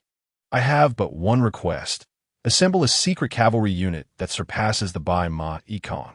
Do you possess the confidence for this task? Ma Hongjun inquired, a glimmer of determination flashing in his eyes. May I inquire, Your Highness, if there are any specific requirements regarding the capabilities of this special cavalry?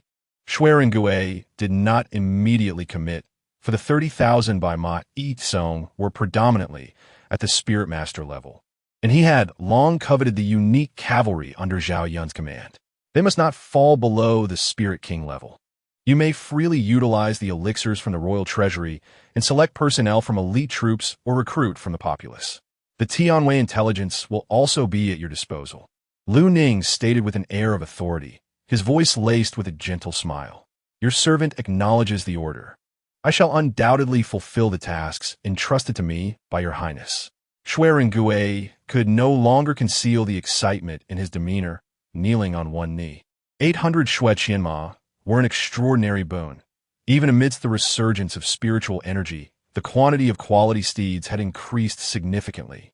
Yet, gathering 800 Shui Qianma was akin to reaching for the stars. The entirety of the Han dynasty could scarcely muster that many. And even with the addition of other elite mounts that rivaled the Shui Qianma, the total would not exceed 5,000. With the Tianwei gathering talents and the elixirs provided, if he still hesitated to accept this mission, Lu Ning would be sorely disappointed. Observing the fervor in Shui Rengui's eyes, Ma Hongjun knew he had entrusted the task to the right individual. After Shui Rengui departed, Ma Hongjun commenced his retreat to absorb the soul ring. Given its million-year quality, he approached the task with extraordinary caution, summoning Cheng Yaojin to guard him closely. Despite knowing that his domain was secure, a twinge of unease lingered, stemming from the fact that this was his first experience with such a high-quality soul ring, thus filling him with trepidation. Were it possible, given Ma Hongjun's aversion to conflict, he would have likely waited until achieving the title Douluo rank before absorbing the million-year soul ring for the Jiyue Jianshao. However, time was of the essence. The war at Tongtianxi was poised to escalate, and even Zhao Yun had been dispatched to defend. Thus, he had no choice but to take the risk. This risk, however, was merely a fleeting discomfort. For Ma Hongjun's formidable physique, a million-year soul ring could not destroy his corporeal form. As he extracted the soul ring and began the absorption process, the fearful Ma Hongjun activated the 8 gates Duanjia. Though the enhancement was limited, he maximized all possible resistances. Ultimately, he realized he may have overreacted. Within half a day's time, he successfully absorbed the soul ring, his body effortlessly enduring the energy it contained. The primary challenge lay in the impact on his soul, which left him in a state of anguished howls. Fortunately, the chamber was fully enclosed, providing excellent soundproofing. Otherwise, the intensity of his cries could have reverberated throughout the entire palace. Even so, Cheng Yaojin, stationed outside, faintly heard Ma Hongjun's cries and anxiously paced back and forth, reluctant to intrude for fear of disrupting Ma Hongjun's breakthrough. At long last, diligence bore fruit. Upon completing the absorption of the golden soul ring's energy, Ma Hongjun's soul power surged, breaking through 3 levels and attaining the 88th rank of High Soul Douluo. He retrieved the fortune-bestowing treasure and shook his head inwardly, recognizing that now was not the opportune moment for establishment. With the impending 2 worlds war looming, Zilong, Fengxian, and Mengqi Bowen were temporarily unable to extricate themselves. Nonetheless, the time for preparation had arrived. Establishing the dynasty was not merely a matter of declaration. It required extensive arrangements, including the attendance of ministers and officials, as well as rituals to honor the ancestral spirits, appeasing the human sovereign. As a general of Wuhan, individuals like Zhao Yun could not possibly be absent.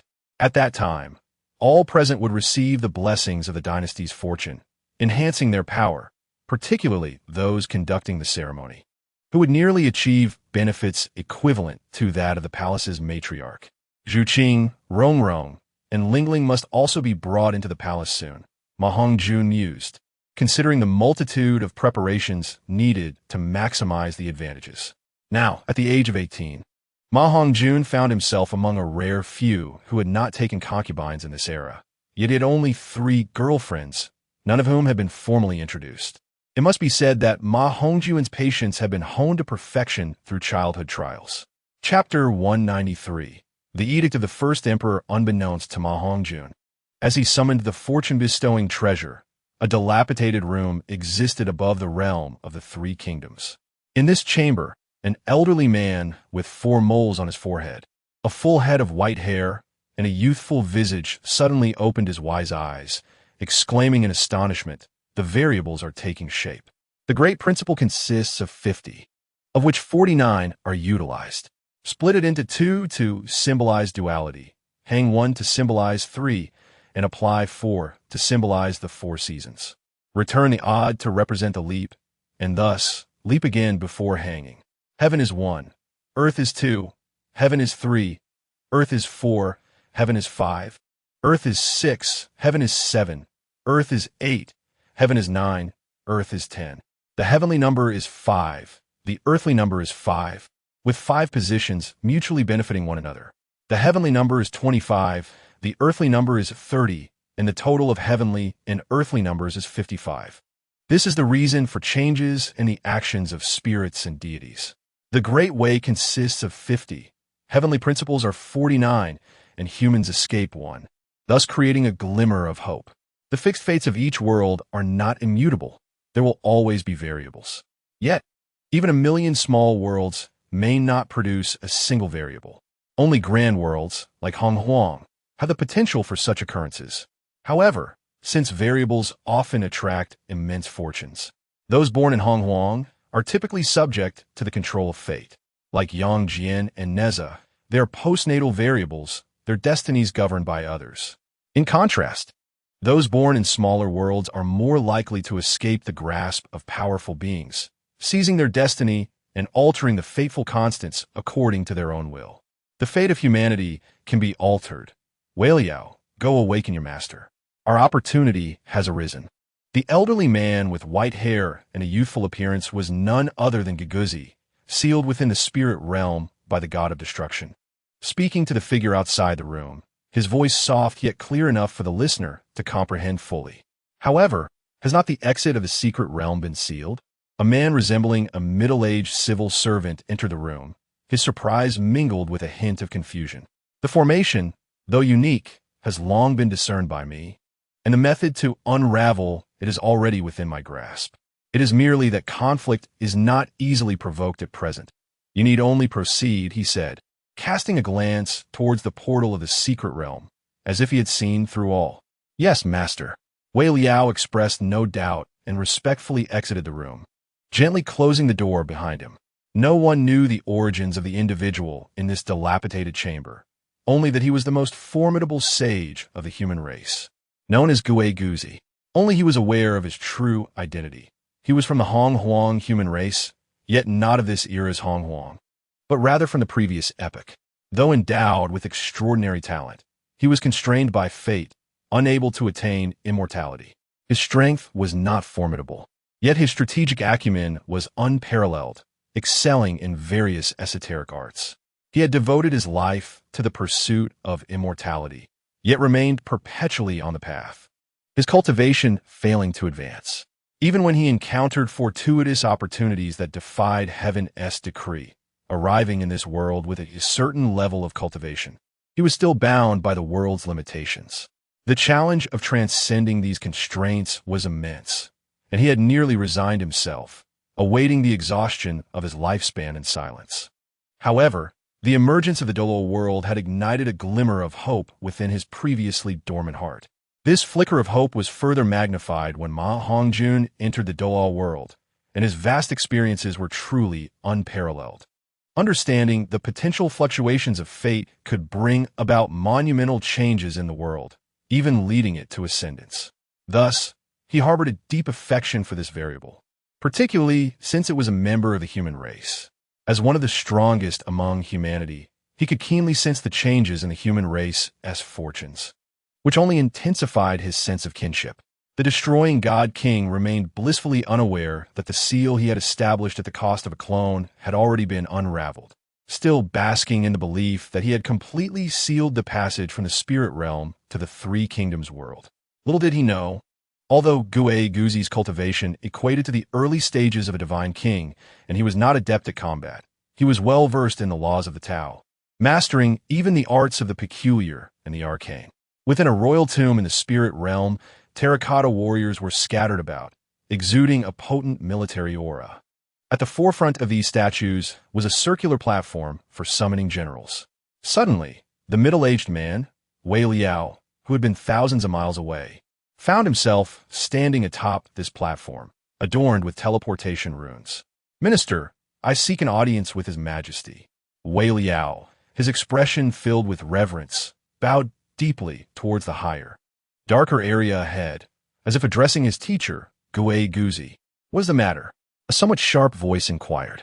"I report to you, Lu Xiang, that this matter was commanded by my master, and I implore you to relay it to His Majesty. If it is the command of an esteemed benefactor, then you may follow me," said a figure with a pale complexion, who then turned towards the depths of the royal tomb. In the depths of the tomb, within a chamber known as the Black Dragon Hall, 9 golden chains suspended a coffin above the ground. A middle-aged man with a formidable demeanor stood atop the coffin, gazing into the distance. The fortunes of the human race have indeed increased, How intriguing. Has the variable foretold by Senior Gu appeared? The man was none other than Qin Shi Huang, the ancient emperor who unified China and swept across the six realms. His physical prowess was unfathomable. Merely looking upon him felt akin to gazing into an abyss. Yet he exuded no trace of cultivation, not even possessing internal energy. Wei Liao, what brings him here? Could it be that Senior Gu has devised some plan regarding the variable that requires my emergence? Suddenly, the emperor's expression shifted with surprise as he observed two figures approaching from the underground chamber. Minister, I pay my respects to your majesty. After many years, you appear even more valiant than before. Wei Liao bowed deeply, his eyes radiating fervent faith. I am no longer the human emperor. There is no need for excessive formalities. What brings you to the royal tomb? The emperor's eyes briefly flickered with melancholy before he spoke sternly. My master has said that the variable has emerged, and your majesty may soon return to the mortal realm, leading the human race to ascend to the 9 heavens and break the predetermined fate. Wei Liao spoke with palpable excitement. He had been a close minister of the emperor's hundreds of years ago, and unlike the rumors that suggested the emperor had retreated from the world to cultivate after his passing, he had accompanied the seemingly deceased emperor to the spirit realm in search of rescue from Gu Guzi. Subsequently, Gu Guzi had employed a grand technique to reverse the emperor's fate, concealing his destiny from the heavens.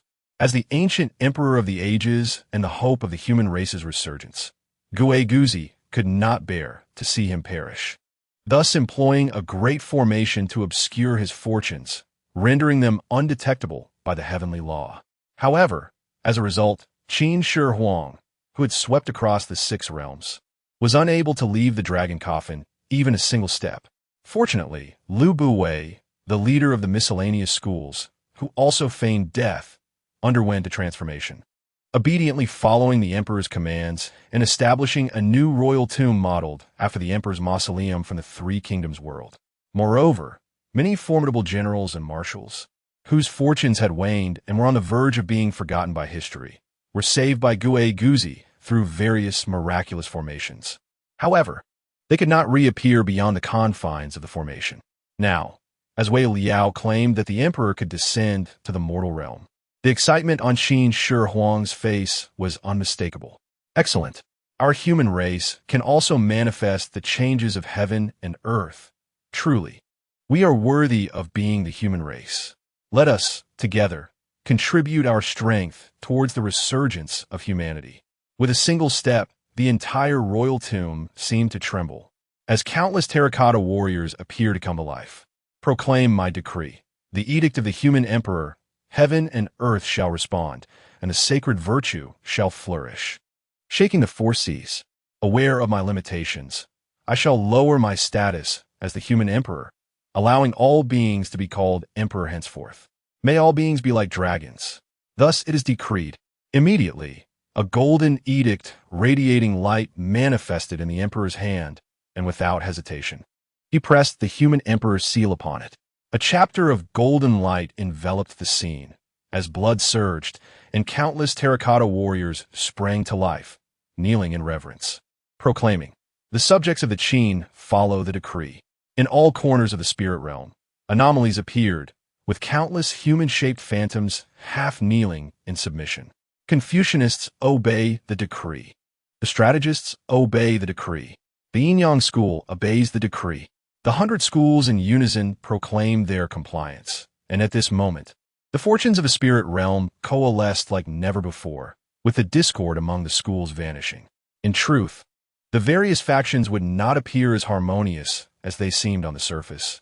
Yet when it came to the great righteousness of the human race, their astonishing unity could leave all other races astounded. Without breaking, there can be no establishment. Having broken, the establishment can occur. The variable has arisen, and clinging to the remnants of the human emperor's status has become meaningless, instead hindering the future of humanity. Truly, as a timeless emperor, he possesses remarkable decisiveness. Outside the dilapidated door, Gu Guzi gazed towards the tomb of Qin Shi Huang, nodding in satisfaction, his words imbued with admiration. Among the 100 schools of the spirit realm, only the Taoists were absent. However, the Taoists, governing the three heavens, transcended nature and thus had no need to kneel in reverence to the edict of the human emperor. Had the true pinnacle and complete edict of a human emperor existed, even the legendary and most mysterious founder of Taoism, Laozi, who was said to have attained immortality, might have bowed in respect. Even Guzi's knowledge of Laozi was scant, lingering only on the account of the Tao Te Ching left behind as he departed the Hongu Pass. The mysteries of Hong Huang cannot be articulated in mere words. Perhaps an instant in Hong Huang corresponds to a century outside, or perhaps a moment in the outside world translates to millennia in Hong Huang. This phenomenon arises because Hong Huang is situated at the very center of the universe's chaos, existing within the chaotic fabric of time and space, at the heart of Destiny's river. Meanwhile, on the side of Ma Hongjun, he pondered, how strange. It feels as though the invisible pressure of fate has suddenly dissipated. Could it be that Emperor Xian of Han, Lu Xie, has unexpectedly passed away? Ma Hongjun was engrossed in the study of the fateful treasure, Shan He too, feeling a remarkable surge in his fortune, nearly increasing by 30%. He murmured to himself. Yet he regarded this as a positive development and did not dwell on it too much. Instead, he instructed the Tianwei to closely monitor and report on the situation of Emperor Xian of Han at any moment. After concluding his governmental affairs, Ma Hongjun let out a long sigh of relief. He had been occupied in the imperial study, managing state matters, with all orders issued from there. Cheng Yaojin, the commander of the Imperial Guards, had not found his duties any easier, being stationed outside day and night. Finally, having dealt with these tedious affairs, Ma Hongjun realized that such chaotic matters were certainly not his forte. "Ah, my strategist, when will you return to rescue me?" It was not that Ma Hongjun wished to shirk his responsibilities. Rather, the accumulation of state affairs was overwhelming. Since the strategist Liu Bowen had taken command on the side of Tongtiansi, the political affairs of Wu had fallen solely upon Ma Hongjun. Wu was not devoid of other capable individuals, but Liu Bowen had been urgently summoned to the front lines due to the escalating conflict, leaving Ma Hongjun in a lurch without a suitable person to take charge. Entrusting the matters to others made him uneasy, hence the current predicament. When external affairs were uncertain, one would consult Zhou Yu, and for internal matters, Zhang Zhao was the go-to. It seemed time to promote some of the elder statesmen of Wu, summon Zhang Zhao to the court. Acting on impulse, in order to extricate himself from the political whirlpool, Ma Hongjun had no choice but to elevate a few individuals to positions of authority. The common folk of the Han were suffering greatly this year.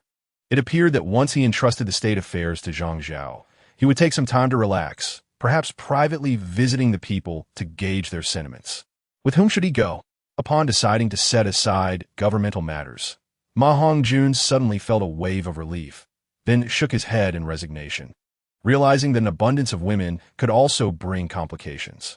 Not out of vanity, but he understood well that too many women could lead to a chaotic scene, a truth he had come to know deeply.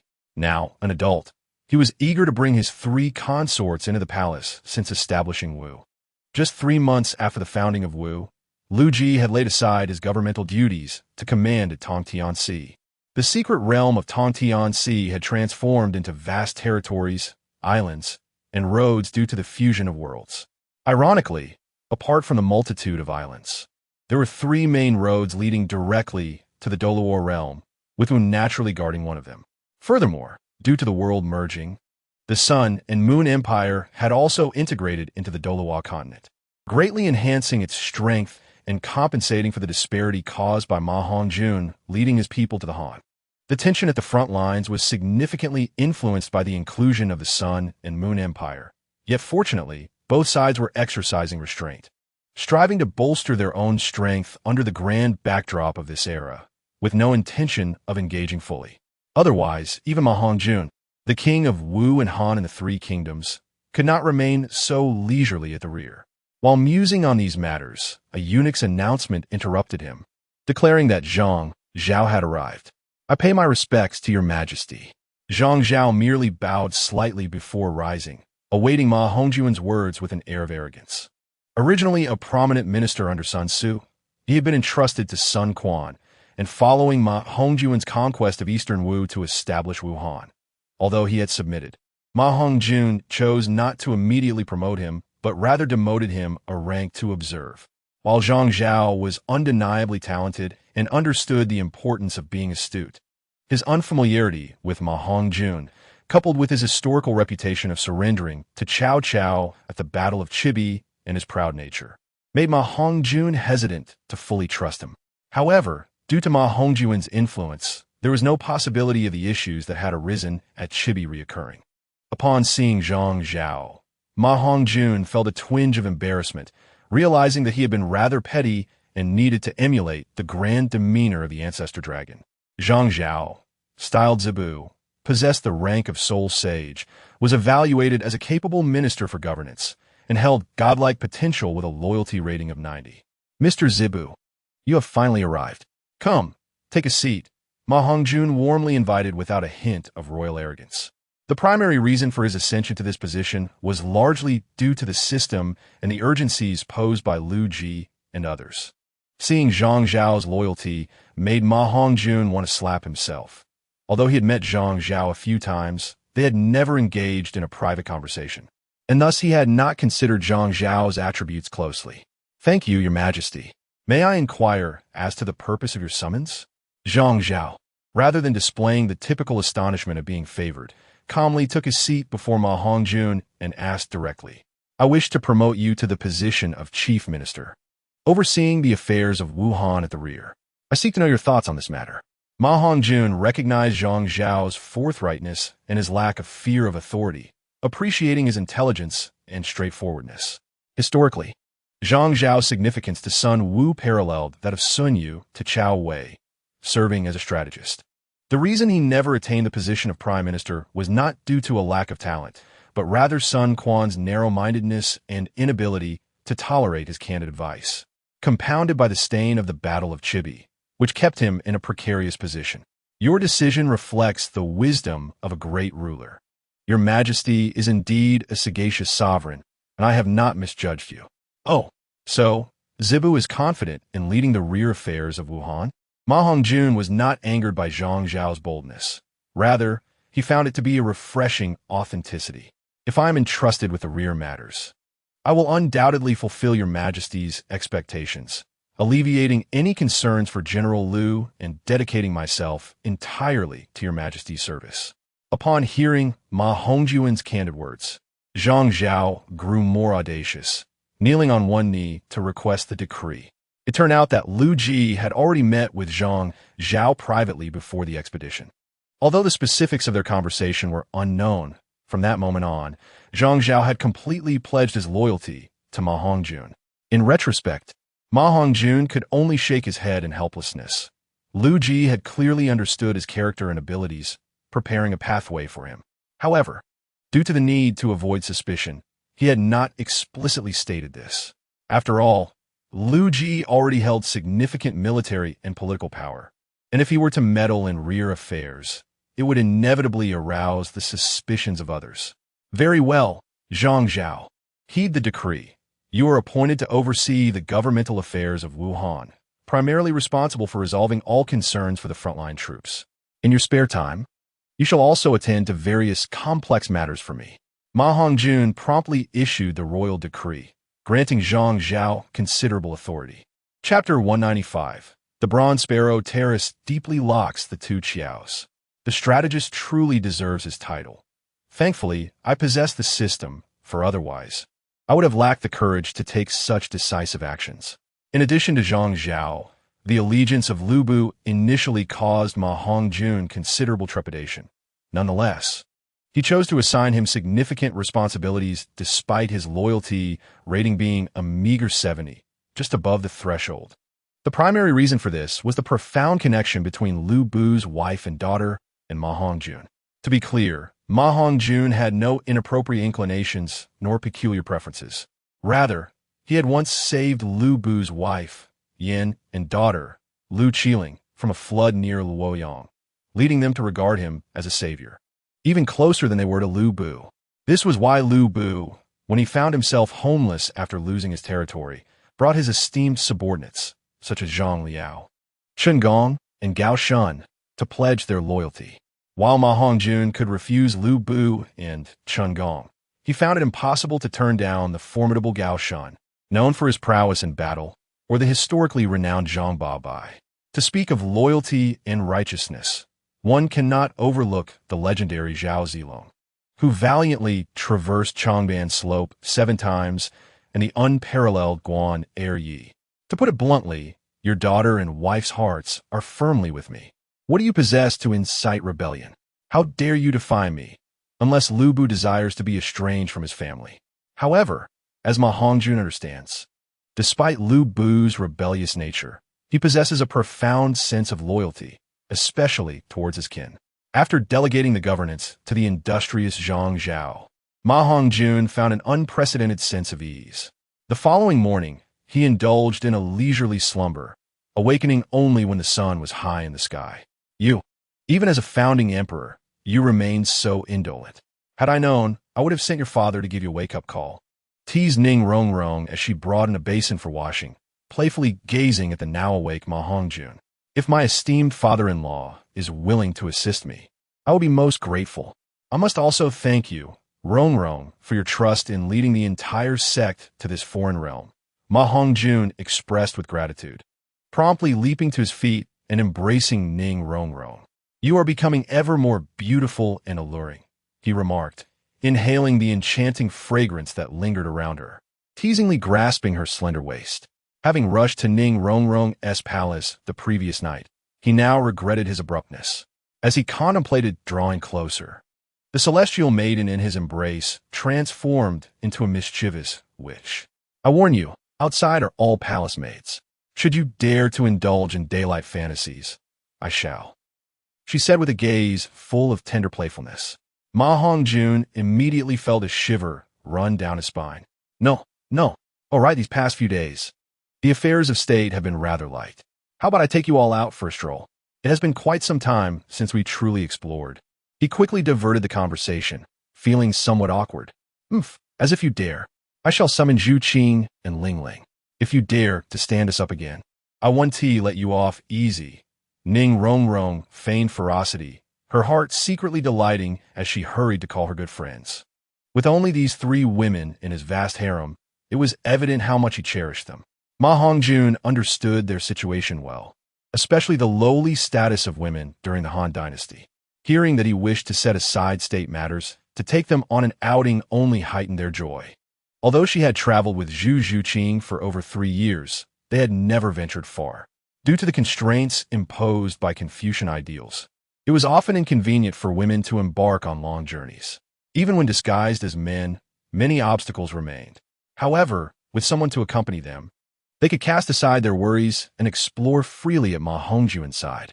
Their first destination was Zhoujiang, historically known as Chaisang, the site of Zhou Yu's command platform and the launch point of the Battle of Chibi.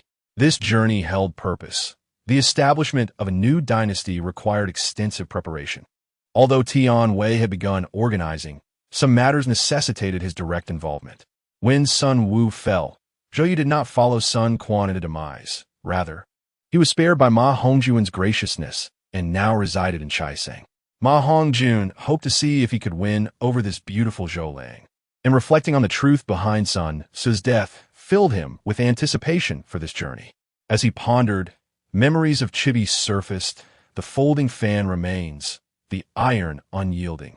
I wash away the past, while the east wind refuses to assist Zhou Lang, locking away the 2 Qiaos in the depths of spring. Xiao Qiao, Zhou Yu's wife, naturally accompanied him, while the Qiao, mourning Sun Tzu's demise, was treated with brotherly respect. Such information could easily be uncovered, as Ma Hongjun commanded one of the world's most formidable intelligence organizations. Aside from the fragmented Han Dynasty, Ma Hongjun was confident that his Tian Wei was the true king of intelligence in this world, perhaps at the peak of its power. The Han could compete with Tian Wei, but now, in its disarray, it resembled the subordinate forces of Tian Wei, akin to Bai Shaoshan. The significance of intelligence was self-evident. Nearly all warlords of this era placed considerable emphasis on it. Both Guo Jia under Cao Cao and Zhuge Liang under Liu Bei were top-tier strategists who established entirely new intelligence networks based on the remnants of the Han. Ma Hongjun did not embark on this journey with ostentation, but chose to travel incognito with his 3 consorts, all disguised as men to avoid attracting undue attention. Not far off, a seemingly unremarkable horse-drawn carriage moved slowly along the road, the occasional roars of strange beasts echoing from the forest on either side. A strikingly handsome, silver-haired gentleman was driving the carriage. "Darling, do you think the beasts outside will one day become like those in Douluo, ruling vast forests?" Zhu Zhuqing asked curiously, resting her head on Ma Hongjun's lap. "Not likely. This place lacks the vast forests suitable for soul beasts to thrive. And the Han is a realm for humanity," he replied, stroking her hair gently, exuding confidence. Ning Rongrong had already fallen asleep on the soft bed beside them. Her physical constitution, as a support-type soul master, not matching Zhu Zhuqing's. The driver was Yi Lingling, the princess of the Jiao Xian Haitang clan. The 2 girls had restored their feminine attire within the carriage, though they still wore male garments. Humanity? Why add race to it? Are there other races besides soul beasts and humans? Yi Lingling inquired, turning her head curiously. Indeed, while humanity is considered the leader of all beings, in some worlds, they're not the ruling race. In fact, in certain places, they occupy a lower tier in the food chain, Ma Hongjun replied with a slight smile, his tone turning somewhat melancholic. I see Yi Lingling was taken aback, but chose to trust Ma Hongjun without further questioning. "Why must we call you darling? I feel that husband is more fitting for the trends of this era. In truth, I prefer to call you that." Ning Rongrong's soft voice suddenly chimed in from her slumber, her eyes glinting with mischief. "Indeed, I wish to know you, my dear, for eternity without fading. When mountains crumble, rivers run dry, winter thunders, summer snows, when heaven and earth unite, only then dare I part from you." People of this age are quite poetic. It's no wonder Rongrong wishes to call you husband. Zhu Zhuqing teased in agreement. "Well, if you wish to call me husband, then in public, I shall be husband. And in private, darling." The term darling carries profound implications, representing boundless love for you. Ma Hongjun explained patiently, his demeanor returning to normal. "What implications?" Ning Rongrong inquired with curiosity. "The darling signifies accompanying you until old age, while Ling holds multiple meanings. You are aware that eunuchs are also called gong gong, implying I will be as obedient to you as a servant is to their master. Would you not consider this a term of endearment?" Ma Hongjun half-jokingly elucidated. Touched by his explanation, the 3 women were moved to tears, leaving Ma Hongjun feeling somewhat embarrassed, reflecting on how women indeed required gentle flattery. Once they had been sufficiently reassured, seeing the blazing summer sun outside, Ma Hongjun took the reins from Yi Lingling and drove the carriage himself. As they departed from the capital of Jianya and entered the territory of Chaisang, the sight before Ma Hongjun was nothing short of shocking.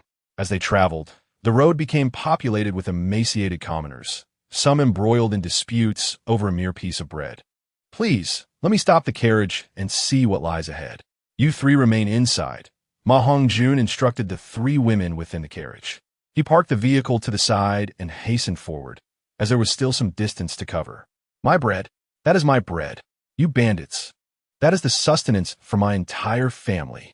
Where's your conscience?"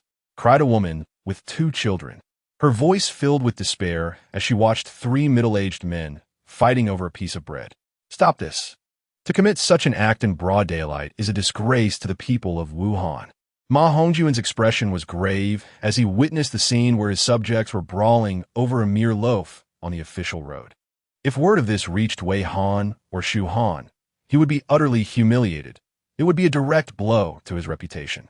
Upon seeing Ma Hongjun emerge, exuding the unique aura of authority, the 3 men, who were grappling over the bread, felt as though they were being scrutinized by a fierce beast, their hair standing on end. "Please spare us. We are simply too hungry. We meant no harm to her. We truly regret our actions," one of the middle-aged men pleaded, kneeling down in desperation.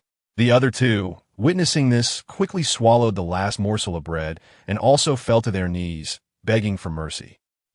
Alas, how did it come to this? How can my subjects of Wu endure such a plight?" Ma Hongjun lamented, a surge of unnamed anger bubbling within him. Please, my lord, do not be angry. We had no choice. The people are starving, and with no other options, we resorted to this. The three men continued to bow their heads in supplication, their faces pale, yet filled with desperation.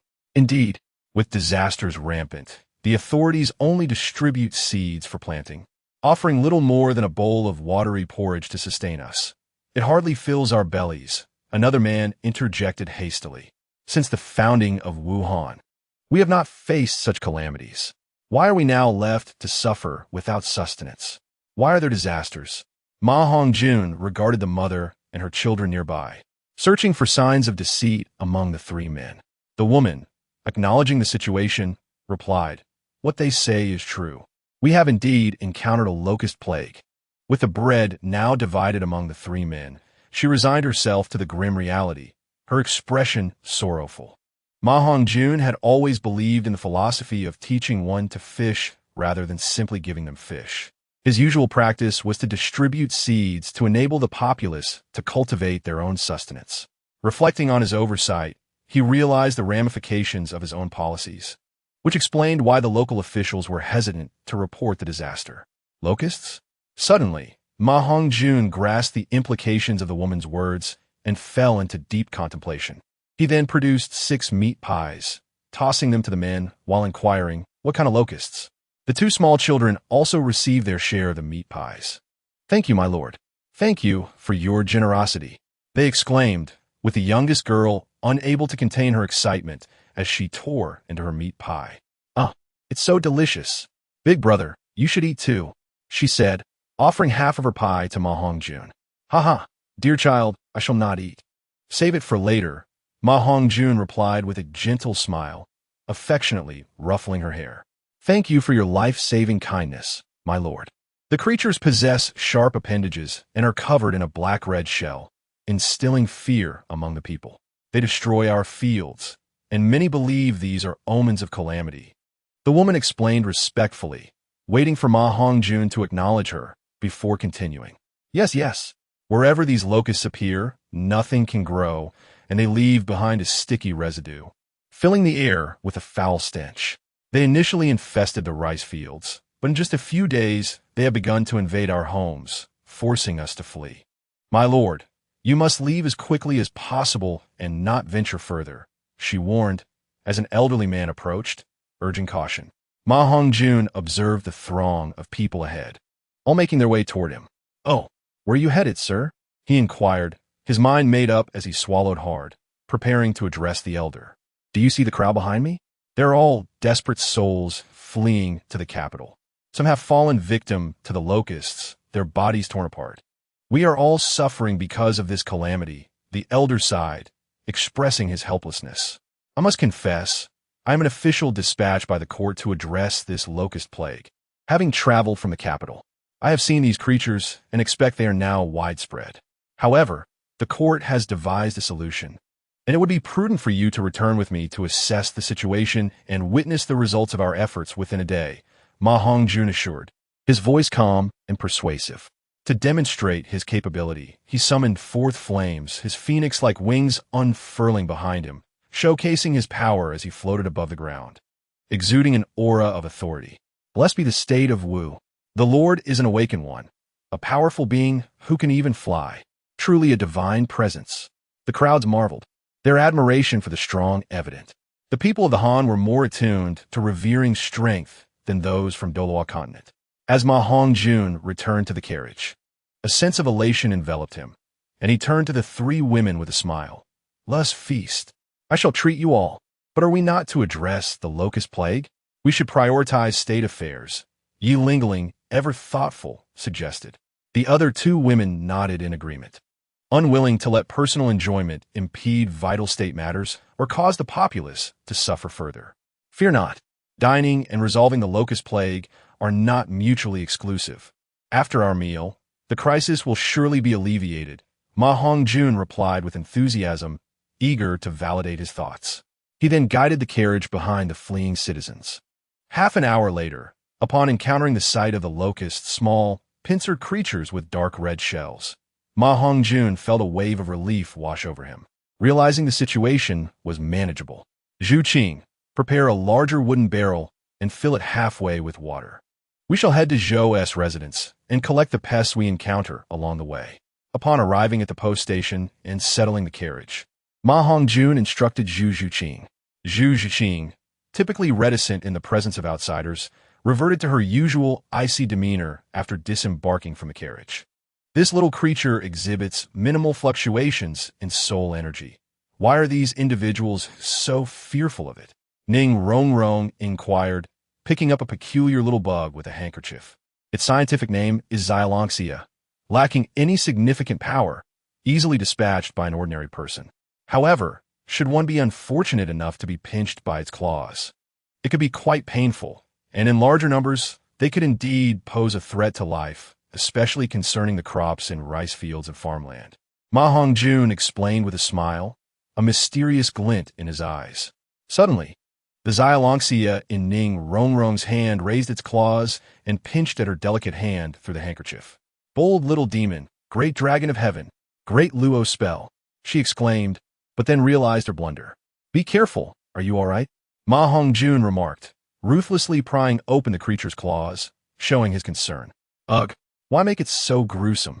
Ning Rongrong retorted, discarding the handkerchief stained with the creature's innards. "I had no choice. It wouldn't let go unless it was dead," Ma Hongjun replied, unfazed by the mess as he picked up the handkerchief and wiped his hands on a clean spot with a resigned expression. Yi Lingling, standing by, playfully teased, "How does it feel to be so attentive? You deserve it." Just then, Zhu Zhuqing returned carrying a large bucket. "How did you return so quickly?" Ma Hongjun asked suspiciously, eyeing the bucket of water. "There's no one in front. I picked this up on the way. If not needed, I can return it," Zhu Zhuqing said, her face flushing slightly while feigning composure. Naturally, she would not disclose to Ma Hongjun that she had acquired the water from a well in a prominent household, having taken half a bucket. Nevertheless, she was not one to steal. She left a gold soul coin on the stones by the well and inscribed a note indicating the intention to buy the bucket. Thus, the trio continued their journey, collecting scattered Xylonxia along the way and placing them into the bucket. Soon, they arrived at the grand and imposing Zhou residence. A long queue was forming beside the stone lions at the entrance, where individuals were distributing porridge. Upon entering, Ma Hongjun discovered that the distributors were two exquisitely elegant women dressed simply yet gracefully. The elder woman was nearly as tall as Zhu Zhuqing, particularly with her long legs that could rival the stature of the robust Ma Hongjun. "Hey, who are those two distributing porridge?" Ma Hongjun asked a gaunt middle-aged man in line. "Ah, you must be from out of town. The two ladies are the renowned wives of the Zhou family in Jiangdong. Thanks to their charity, we have been able to eat these past few days. They are our saviors. I see you are from a wealthy family. Please do not compete with us for food," the man replied respectfully, noticing Ma Hongjun's ornate attire before hurrying back to the line. Ma Hongjun shook his head in resignation, preparing to reward the man, but he moved too swiftly. He glanced at the two women and, with the third, disguised as a man, approached the entrance of the Zhou residence. "Kindly inform the master that visitors from Jinling have arrived to present a solution for the insect plague," Ma Hongjun said, handing a jade pendant to the doorman, demonstrating his courtesy. Jianya, also known as Jinling, had long been on Ma Hongjun's mind to rename. Though matters of the Tongtian Sea had delayed this, it was no longer a secret among the upper echelons, as many had begun to refer to Jianya as Jinling due to its growing prosperity. "Please wait a moment. I shall inform the master," the servant said, his eyes brightening at the mention of Jinling. If Zhou knew that a king would so graciously pay respects, he would surely not dismiss you. Ning Rongrong joyfully remarked beside Ma Hongjun, though a hint of sorrow was evident in her eyes. A keen observer would note that, like Zhu Zhuqing and Yi Lingling, her gaze often drifted to the impoverished individuals receiving porridge, clearly yearning to assist them directly. "Let's hope so. You need not watch any longer, since I am here. I shall certainly help them with the insect plague," Ma Hongjun assured, his perceptive nature allowing him to discern the thoughts of the three women. Chapter 198, Spicy Xylonxia. The three women gazed at Ma Hongjun with admiration and joy, while Zhu Zhuqing, regaining her composure, shifted her attention between the Xylonxia in her hand and Ma Hongjun. pondering how he intended to resolve the insect plague. Soon, a handsome young man emerged from the residence, scrutinizing Ma Hongjun from head to toe. Esteemed guest from Jinling, I apologize for not welcoming you in person, Zhou Yu said, his expression shifting dramatically upon recognizing Ma Hongjun, though he maintained an outwardly calm demeanor. You honor me. Zhou family head, Rong and Lingling, please find an inn to settle in. Zhu Qing and I will discuss matters with Zhou Yu and then join you, Ma Hongjun replied, bowing in respect. He knew Zhou Yu recognized his identity, hence instructing Ning Rong and the other two to depart, not out of fear of Zhou Yu's actions, but to avoid appearing too ostentatious by bringing a group into the residence, thus deliberately dismissing them to project trust toward Zhou Yu. After all, on the surface, the two women also appeared to be soul saint-level experts. Their presence might suggest distrust toward Zhou Yu. Like many renowned figures in the Three Kingdoms, Zhou Yu had been endowed with the energy of the meteor tears, rapidly enhancing his strength and talent, now standing as a soul Douluo, equal to Ma Hongjun. Together, Ma Hongjun and Zhou Yu entered through the grand doors of the Zhou residence, with Zhu Zhuqing effortlessly trailing behind carrying the water bucket. The imposing entrance and the exquisite carvings and floral decorations vividly illustrated the residence's elegance and refinement. The courtyard's intricate design further showcased the owner's affluence and cultured nature, not to mention the grandeur of the main hall. Even the passage connecting the back courtyard was meticulously crafted, forming a picturesque scene. Upon reaching the main hall, Zhou Yu graciously offered the principal seat to Ma Hongjun, taking the guest seat himself, much to Ma Hongjun's surprise. This was not the same Zhou Yu who had previously declined his invitation when the Wu Kingdom was first established. All right, everyone else may leave. I have important matters to discuss. Who is this? Zhou Yu initiated, dismissing the attendants and turning to Zhu Zhuqing. My wife, Ma Hongjun replied nonchalantly, taking a sip from the teacup on the table. I have met your highness and the queen. I apologize for any rudeness upon your arrival. But may I inquire about your method for addressing the insect plague? Zhou Yu inquired, feigning politeness, though he held little reverence for Ma Hongjun. He directly asked the reason behind his courteous demeanor. Ma Hongjun declared. Though aware of Zhou Yu's concern for the people of Jiangdong, he refrained from coercing Zhou Yu into allegiance. After all, these were his own subjects and compatriots. He would never gamble with their lives. Eat? Insects? How can that be? Zhou Yu exclaimed, his stomach churning at the thought, gazing at Ma Hongjun with a look of terror. Shocked, what manner of person is this, so audacious in demeanor? In his perception, the Xiaolong Xia bears no distinction from the modern man's understanding of the Xiaochong. A person who consumes Xiaochong dares to inquire if one is impressed, fearful, or in awe, and such fierce rhetoric emanates from the mouth of the sovereign. Actions speak louder than words. Zhu Qing, bring me the barrel. Gongjin, please follow my instructions and procure an iron pot along with various ingredients to be sent to the kitchen. Ma Hongjun possesses an array of ingredients and an iron pot within his spatial ring. However, to ensure that Zhou Yu feels a sense of involvement, tasks were delegated to him, a tactic intended to better win his favor. On the surface, Ma Hongjun appears harmless, yet he harbors a heart as dark as coal. Particularly after ascending to the throne, he unconsciously employs imperial tactics, which have become second nature to him. Nonetheless, he still has ample room for growth. While it is said that great achievers do not concern themselves with trifles, Ma Hongjun places particular importance on future subordinates and their affairs, viewing any matter related to them as significant. Zhou Yu merely smiled, unperturbed, and leisurely instructed his servants to fetch the necessary items, offering his assistance. As a premier strategist and commander, he understood that Ma Hongjun's intentions extended beyond merely remedying the pestilence. Yet, he found pleasure in this endeavor. Since the tale of Tongtian High Spread, he had harbored thoughts of serving the court. However, even the astute possess their own method and pride. A genius is so for a reason. They understand how to leverage their worth and are adept at reading the nuances of others' expressions. At times, waiting for the right moment can be more advantageous than overtly pursuing an alliance, garnering the attention of the higher echelons and manifesting one's value. Well, I have instructed the servants to prepare everything.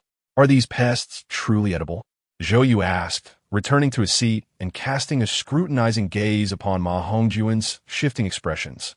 Indeed, Ma Hongjun affirmed with conviction.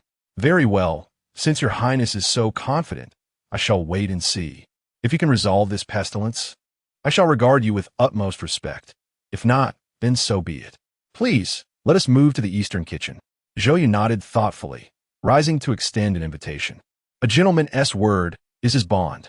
Ma Hongjun could not fail to discern the underlying meaning in Zhou Yu's words, quickly rising with excitement. This statement merely conveyed that he had seen through Ma Hongjun's intentions. If the pestilence were resolved, there would be grounds for discussion. If not, then there would be no further conversation. It must be said that Ma Hongjun was still somewhat naive. Merely stating that it could be consumed allowed Zhou Yu to glean his intent, focusing on the crucial question of edibility. Through subtle means, he further deduced Ma Hongjun's purpose for visiting, displaying remarkable cleverness. After all, although Zhou Yu's family is the largest clan in Chaisang, the true management lies elsewhere. No force can pursue a noble steed. Zhou Yu responded affirmatively. The reputation may allow for such claims. It would be implausible for a sovereign to come in person without ulterior motives. The mere ability to infer Ma Hongjun's intentions from these cues speaks volumes of the intellect possessed by these sages. Due to the connection with the Douluo realm for the past 3 to 4 years, the variety of ingredients in the Three Kingdoms world has diversified. Essential ingredients, such as garlic and chili peppers, are readily available and very affordable, easily accessible to every household. As for the notion that gentlemen should avoid the kitchen, the reality is quite the opposite. Under special circumstances, they may indeed cook, and this phrase does not imply that men cannot enter the kitchen. Ma Hongjun instructed the servants and Zhu Zhuqing to assist in deveining the shrimp. His hands-on approach was necessary to alleviate the servants' fear of the Xiaolong Xia, as he must set a good example. A large barrel of Xiaolong Xia was quickly processed. Half an hour later, the air was filled with the enticing aroma of the shrimp, captivating everyone and dispelling their trepidation. Ma Hongjun eagerly split open a Xiaolong Xia, revealing the tender flesh inside, complemented by a fragrant and spicy broth. The moment it touched his palate, the texture was delicate, the flavor invigorating, leaving one utterly captivated. Delicious. It has been ages since I have savored such exquisite fare. Zhu Qing, come quickly and enjoy one. Ma Hongjun exclaimed, swiftly peeling another Xiaolong Xia and offering it to Zhu Zhuqing. Unable to resist, he then peeled one for himself, the tender meat exposed, dipped in the spicy broth, and relished the delightful heat. Witnessing Ma Hongjun indulge, Zhu Zhuqing could not help but take a piece of the Xiaolong Xia he had prepared, savoring it with delight and finding it impossible to stop, licking her fingers in appreciation. Come, Gongjin, do sit down. There's far too much for us to finish. Ma Hongjun said, turning to Zhou Yu, who stood in astonishment, speaking without reserve, as though in his own home. A table laden with Xiaolong Xia realized the freedom of indulging in this delicacy, featuring garlic Xiaolong Xia, spicy Xiaolong Xia, 13-spice Xiaolong Xia, and steamed Xiaolong Xia, among various preparations. In the end, I hope everyone can prioritize reading and subscribing on Qidian for support, and consider using QQ Reader, which offers free access. Lastly, I hope friends from Baichuge can provide their initial subscriptions and later visit QQ Browser for free access, allowing me to gauge the support for the author's continued writing. I express my gratitude to every reader for their support and understanding. Chapter 199, Grand Commander of the Water Army. Zhou Yu observed Ma Hongjun test the waters and dared not remain standing. Quickly taking a seat and mimicking Ma Hongjun's actions to enjoy the Xiaolong Xia. Upon his first bite, his pupils dilated. Indeed, the dish bore none of the foul odors that had once accompanied the living creatures. It was utterly delightful. So what do you think? Do you believe that once these methods of preparation are popularized, the pestilence will resolve itself? Ma Hongjun finally set aside his desire to continue eating, wiped his hands, and smiled at Zhou Yu. Yes, Yu pays his respects to the sovereign. As agreed, you shall henceforth regard your highness with utmost reverence. Zhou Yu quickly wiped his hands and rose to bow. Please rise. Having you, Gongjin, as an ally is akin to Emperor Gaozu gaining Han Exine. It is like a fish in water. Ma Hongjun, displaying utmost respect for talent, rose with such excitement that he nearly toppled his stool, hurriedly stabilizing Zhou Yu's shoulder. Never did he expect to win over Zhou Yu so easily. Initially, Ma Hongjun had intended to address the pestilence first before devising a strategy for persuasion, preparing extensively for the task, yet it proved remarkably smooth. To assist your highness in pacifying the chaotic world and alleviating the threats from foreign lands is indeed U.S. lifelong aspiration. Zhou Yu expressed with heartfelt emotion. What minister does not yearn for the sovereign's esteem? Zhou Yu supported Sun Su due to their deep bond, and allied with Sun Quan for both the legacy of Sun Su and the respect Sun Quan afforded him. Furthermore, given the extensive intelligence network, the circumstances surrounding Sun Su's demise are rife with suspicion, likely rooted in internal discord within Sun Wu's domain. It is evident who benefited most in Eastern Wu at that time. Ma Hongjun seized the opportunity to attack Eastern Wu only after Sun Su's death, under Sun Quan's leadership. Eastern Wu barely endured for 3 years before being completely subdued. Within a year of the establishment of the Wuhan dynasty, there has been considerable development across all sectors, and the lives of the people are remarkably prosperous, with every household having a surplus of grain. Were it not for the pestilence, prosperity would have soared even higher, particularly in the capital, Jinling, utilizing the advantages of modern industrial technology from Douluo, fused with the craftsmanship inherited from Huaxia. It has transformed into a world-renowned city in a mere 6 months. How could such a formidable leader not inspire admiration? Even a mind as brilliant as Zhou Yu could not escape this allure.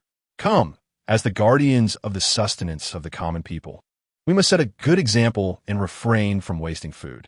Please, let us continue our meal. Why not invite your esteemed wife and sister-in-law to join us for this delightful feast?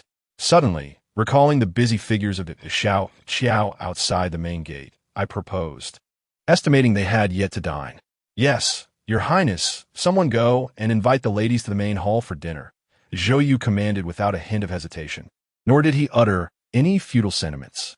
Hadn't he noticed how Zhu Zhuqing was relishing her meal right beside him? Given Zhu Zhuqing's graceful figure and beauty, it was clear to anyone with sense that such trivial notions of women being unfit for grand occasions would be utterly foolish, especially in the presence of a future consort. Ma Hongjun nodded in satisfaction. Conversing with an intelligent person was indeed a different experience, freeing him from worry. Before long, the 2 ladies appeared in fresh attire, offering a slight bow to Ma Hongjun before taking their seats beside Zhou Yu. The spirited Xiao Qiao, enticed by the aroma wafting in the air, eagerly inquired, "What dish is this? It smells absolutely divine." She gazed at the small lobsters on the table while looking at Zhou Yu with curiosity. These are the small lobsters personally prepared by His Highness, crafted for your tasting pleasure," Zhou Yu explained with a laugh, his affection for his wife evident. Small lobsters?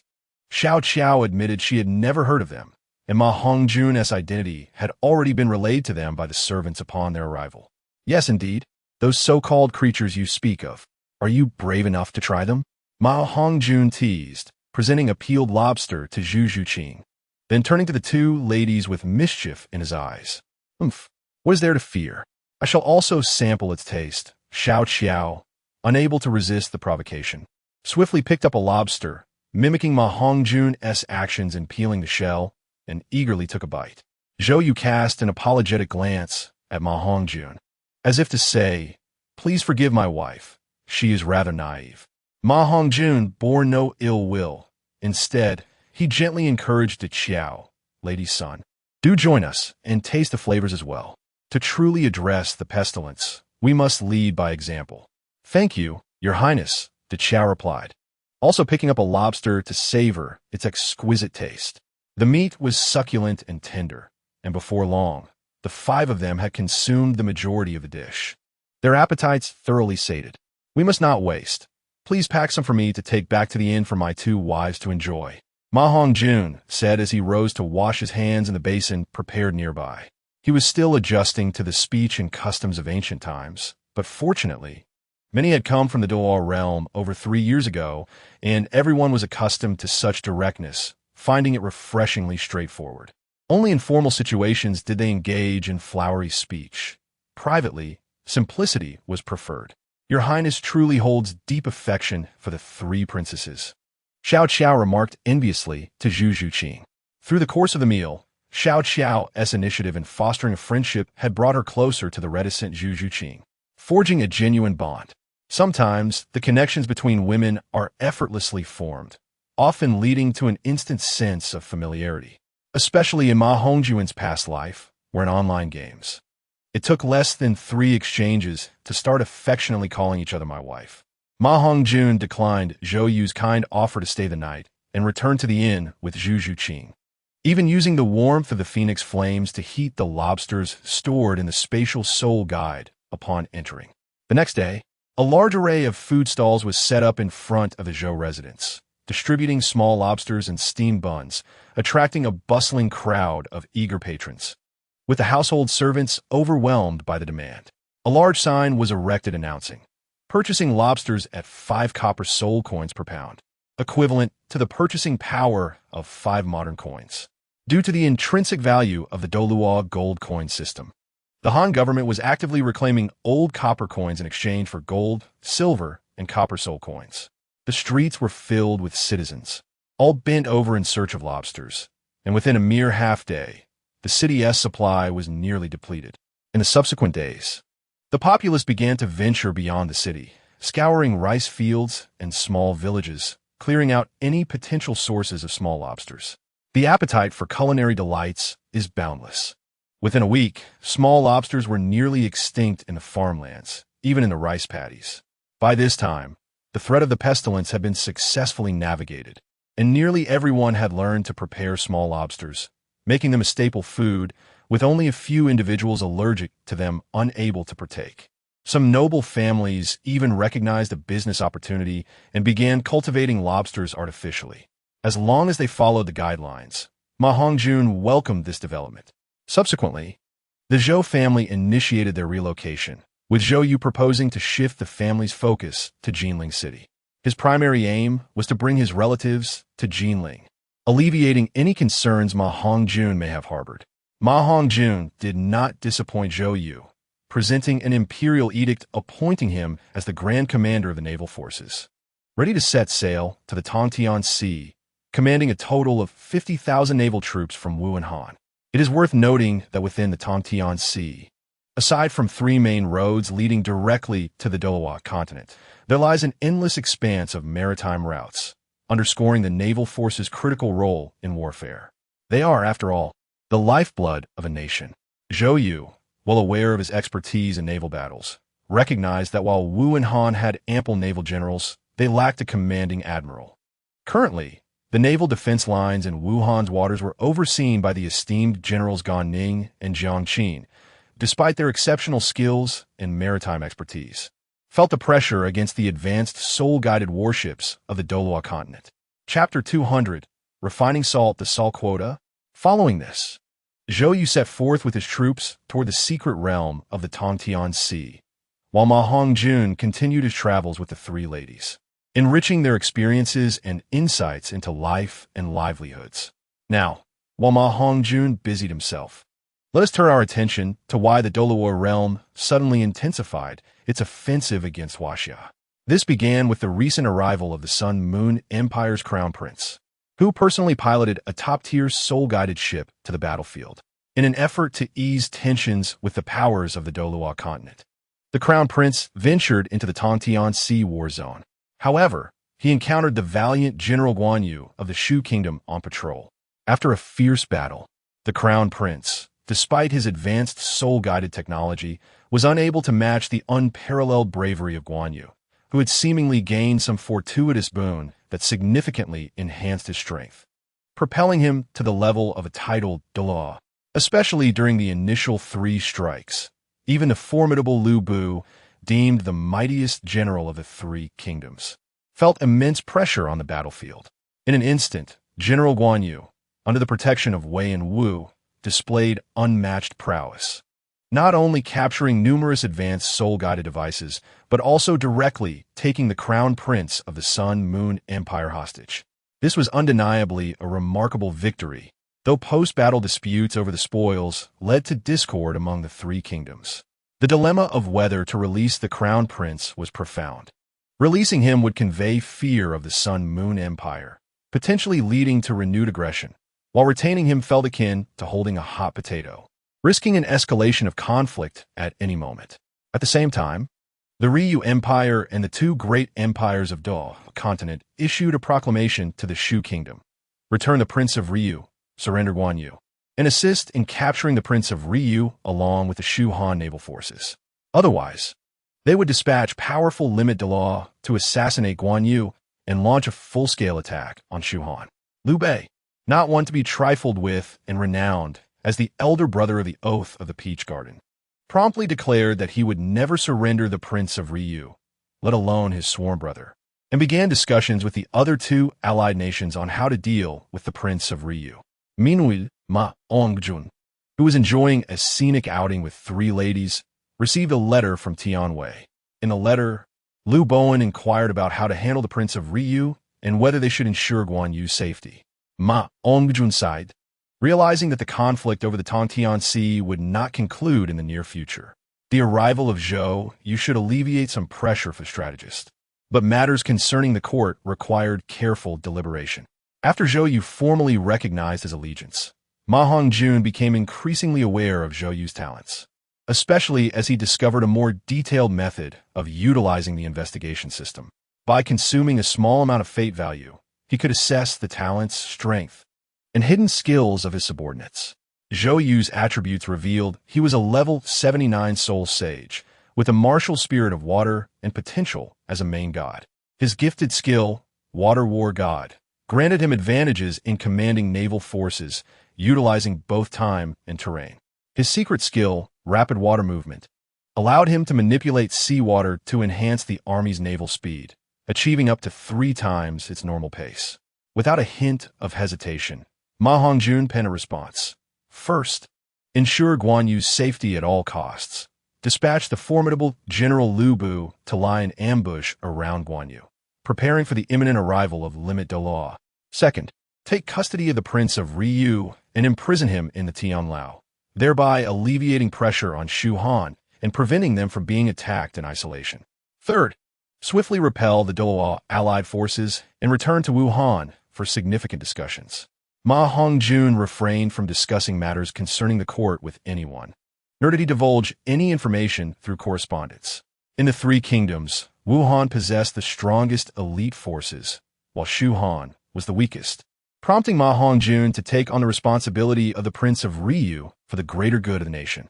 This proposal, seemingly thankless, actually served to establish a model of righteousness for Wuhan and embodied the spirit of national unity, fostering solidarity among the three kingdoms. After completing these tasks, the four continued their exploration around several villages encircling Jinling City. Their first stop was Hongjun's ancestral home, Wutong Village, whose residents had all relocated from the Douluo world over 3 years ago. Notably, many teachers from Shrek Academy and families willing to accompany them to Huaxia resided near Wutong Village. The second stop was Qibao Village, which, as its name suggests, was home to disciples of the Qibao Glaze sect and members of affiliated families like the Jiangu Douluo. The third stop was the Jiu Exine Haidang clan, located to the south of Jinling City. The fourth stop was Zhu Jia Village, which was also the family of Hongjun's in-laws, Zhu Zhuqing. These four factions were responsible for guarding Jinling City, forming a triangular alliance that bolstered the city's status. Although referred to as villages, they were not significantly inferior to some less developed towns, especially in terms of economy and infrastructure, with the only difference being their scale. The saying, though small, it is complete, aptly described these places. Particularly, Shrek Academy, as the only Soul Master Academy, had rapidly gained renown throughout the Han Dynasty, standing on par with Yingchuan Academy. Throughout the entire Han Dynasty, these two academies were the only ones capable of awakening martial spirits. Unlike the Douluo world, the awakened martial spirits were referred to as battle spirits. Any awakening would yield considerable talent, while those unable to awaken would not possess martial spirits. The concept of useless martial spirits did not exist here, thus highlighting the esteemed status of these two academies. Ma Hongjun was also quite curious about how Ancient Academy possessed the magical formations for awakening and testing soul power. However, according to intelligence from Tianwei, their method of awakening differed from that of Douluo continent, employing formations that had never been encountered before. Nevertheless, since they ultimately sought the same goal, he did not dwell on it too much. With Jinling City standing firm, Ma Hongjun, after their explorations concluded, did not intend to return immediately, but instead commenced inspections throughout Wuhan with the three ladies. Eventually, as the inspections deepened, Ma Hongjun identified the most pressing issue troubling the common folk: salt. Indeed, although various resources brought from Douluo continent included a substantial supply of salt, it remained a non-renewable resource. Moreover, compared to the fine salt of his previous life, the coarse salt from Douluo continent fell short in quality. Consequently, Ma Hongjun, accompanied by the three ladies, set about devising a method for refining salt. Drawing from the somewhat hazy memories of chemistry from his past life, Ma Hongjun was able to refine edible fine salt after a week of research. He then summoned Tianwei to initiate this endeavor, insisting on strict secrecy regarding the method and ensuring that the salt mines were firmly controlled by the government. Ultimately, Ma Hongjun also developed a method for refining sea salt and entrusted the entirety of the operation to Tianwei. Half a month later, the citizens of Wuhan joyfully spread the news and began to sing praises of Ma Hongjun's virtues and remarkable prowess. The price of salt plummeted, with fine salt costing merely 1 copper coin per pound. This was an exhilarating development, as the price had decreased by more than tenfold. It is noteworthy that an ordinary person's meal cost at least 2 copper coins. Subsequently, the prominent families within Wuhan began to express their discontent, petitioning for an increase in salt prices. Ma Hongjun, left with no choice, returned to court and adjusted the salt pricing structure to 3 tiers, focusing on packaging. He established 3 categories: table salt, fine salt, and tribute salt, while allowing these families to utilize their own channels to sell within the Han territory. The government would sell to these families at the original price, who could then sell it at a markup of up to 5 times, but not within Wuhan itself. This strategy effectively silenced the discontented families who understood that Ma Hongjun, as the founding emperor, wielded absolute power, making them wary of excessive pressure. Had it not been for Ma Hongjun significantly encroaching upon their interests, they would not have dared to raise their voices. Consequently, the 3 types of edible salt from Wuhan swiftly dominated the entire Han dynasty's salt market. Meanwhile, the salt refining process began to lag. But fortunately, there were numerous personnel in Tianwei, from which Ma Hongjun selected those with water and fire-type martial spirits to assist in refining, stabilizing the operation. The treasury of Wuhan was soon overflowing with wealth. "My husband, why must we entrust the refined table salt to those families for sale? If they resist, we can simply suppress them," Yi Lingling inquired with a hint of displeasure while seated across the dining table from Ma Hongjun. The 3 ladies had no fondness for the families that disrupted their excursions. Sister Lingling, even without granting these families the right to sell, they would still procure salt within Wuhan and then smuggle it to Wei and Shu at inflated prices, Ning Rongrong explained, demonstrating her political insight. Indeed, it is better to control the salt at a certain price and authorize them to sell. Furthermore, they are not the only ones permitted to sell in Wei and Shu. The majority of the profits still belong to the government. We determine the amount available to them, and without a means of production, they will always rely on us. Firmly tethered to our ship, Ma Hongjun affectionately clarified to the 3 ladies. "Very well. I wondered how you could possibly yield to these families, thus. The Jiuxian Haidang clan should also receive a share," she replied. Yi Lingling's eyes sparkled with delight as she exclaimed, "I want that too." The Qibao Liuli sect should also bind a warship. Ning Rongrong, equally thrilled, hurriedly echoed her request. Zhu Zhuqing, maintaining her usual cool demeanor, remained somewhat reticent. "Indeed, you are truly my beloved wives, always considering my needs. I feel so fortunate to have you." Ma Hongjun expressed his happiness at the harmonious interaction among the 3 ladies, realizing they were the women he cherished. If the 3 clans knew that the 3 ladies were ostensibly striving for their maternal family's interests, while in fact, they were diverting resources elsewhere. They would be at a loss whether to laugh or cry. Chapter 201. The dining restriction on this day. Filled with joy from his abundant earnings, Ma Hongjun decided to host a grand banquet for the officials and their families to celebrate the flourishing state treasury. That evening, a temporary tent was erected in the expansive square outside the palace, illuminated by lights and adorned with over 100 tables laden with delectable dishes. However, amidst the festivities, an incident occurred that left Ma Hongjun both furious and disheartened. After dining, he retreated to the inner palace, seething with anger. How infuriating! The recent pestilence had barely subsided, and most common folks are left with scant provisions. The soldiers at the front endure only tasteless military rations, yet these ministers show such ingratitude, wasting food in my lavish banquet, leaving more uneaten than consumed. This is utterly unforgivable. Ma Hongjun lamented as he settled at Ning Rongrong's quarters, pounding the table in exasperation. How is it wasteful? Ning Rongrong gently poured him tea, her tone soothing. The exquisite delicacies were somewhat acceptable, with half of them consumed. But the ordinary fare barely touched, and some dishes were only nibbled at. Ma Hongjun sighed, lifting his teacup, his vexation mounting once more. Seated in a commanding position above the square, Ma Hongjun could see everything that transpired below. Perhaps these officials had grown accustomed to opulent feasts and found it hard to appreciate simple home-cooked meals.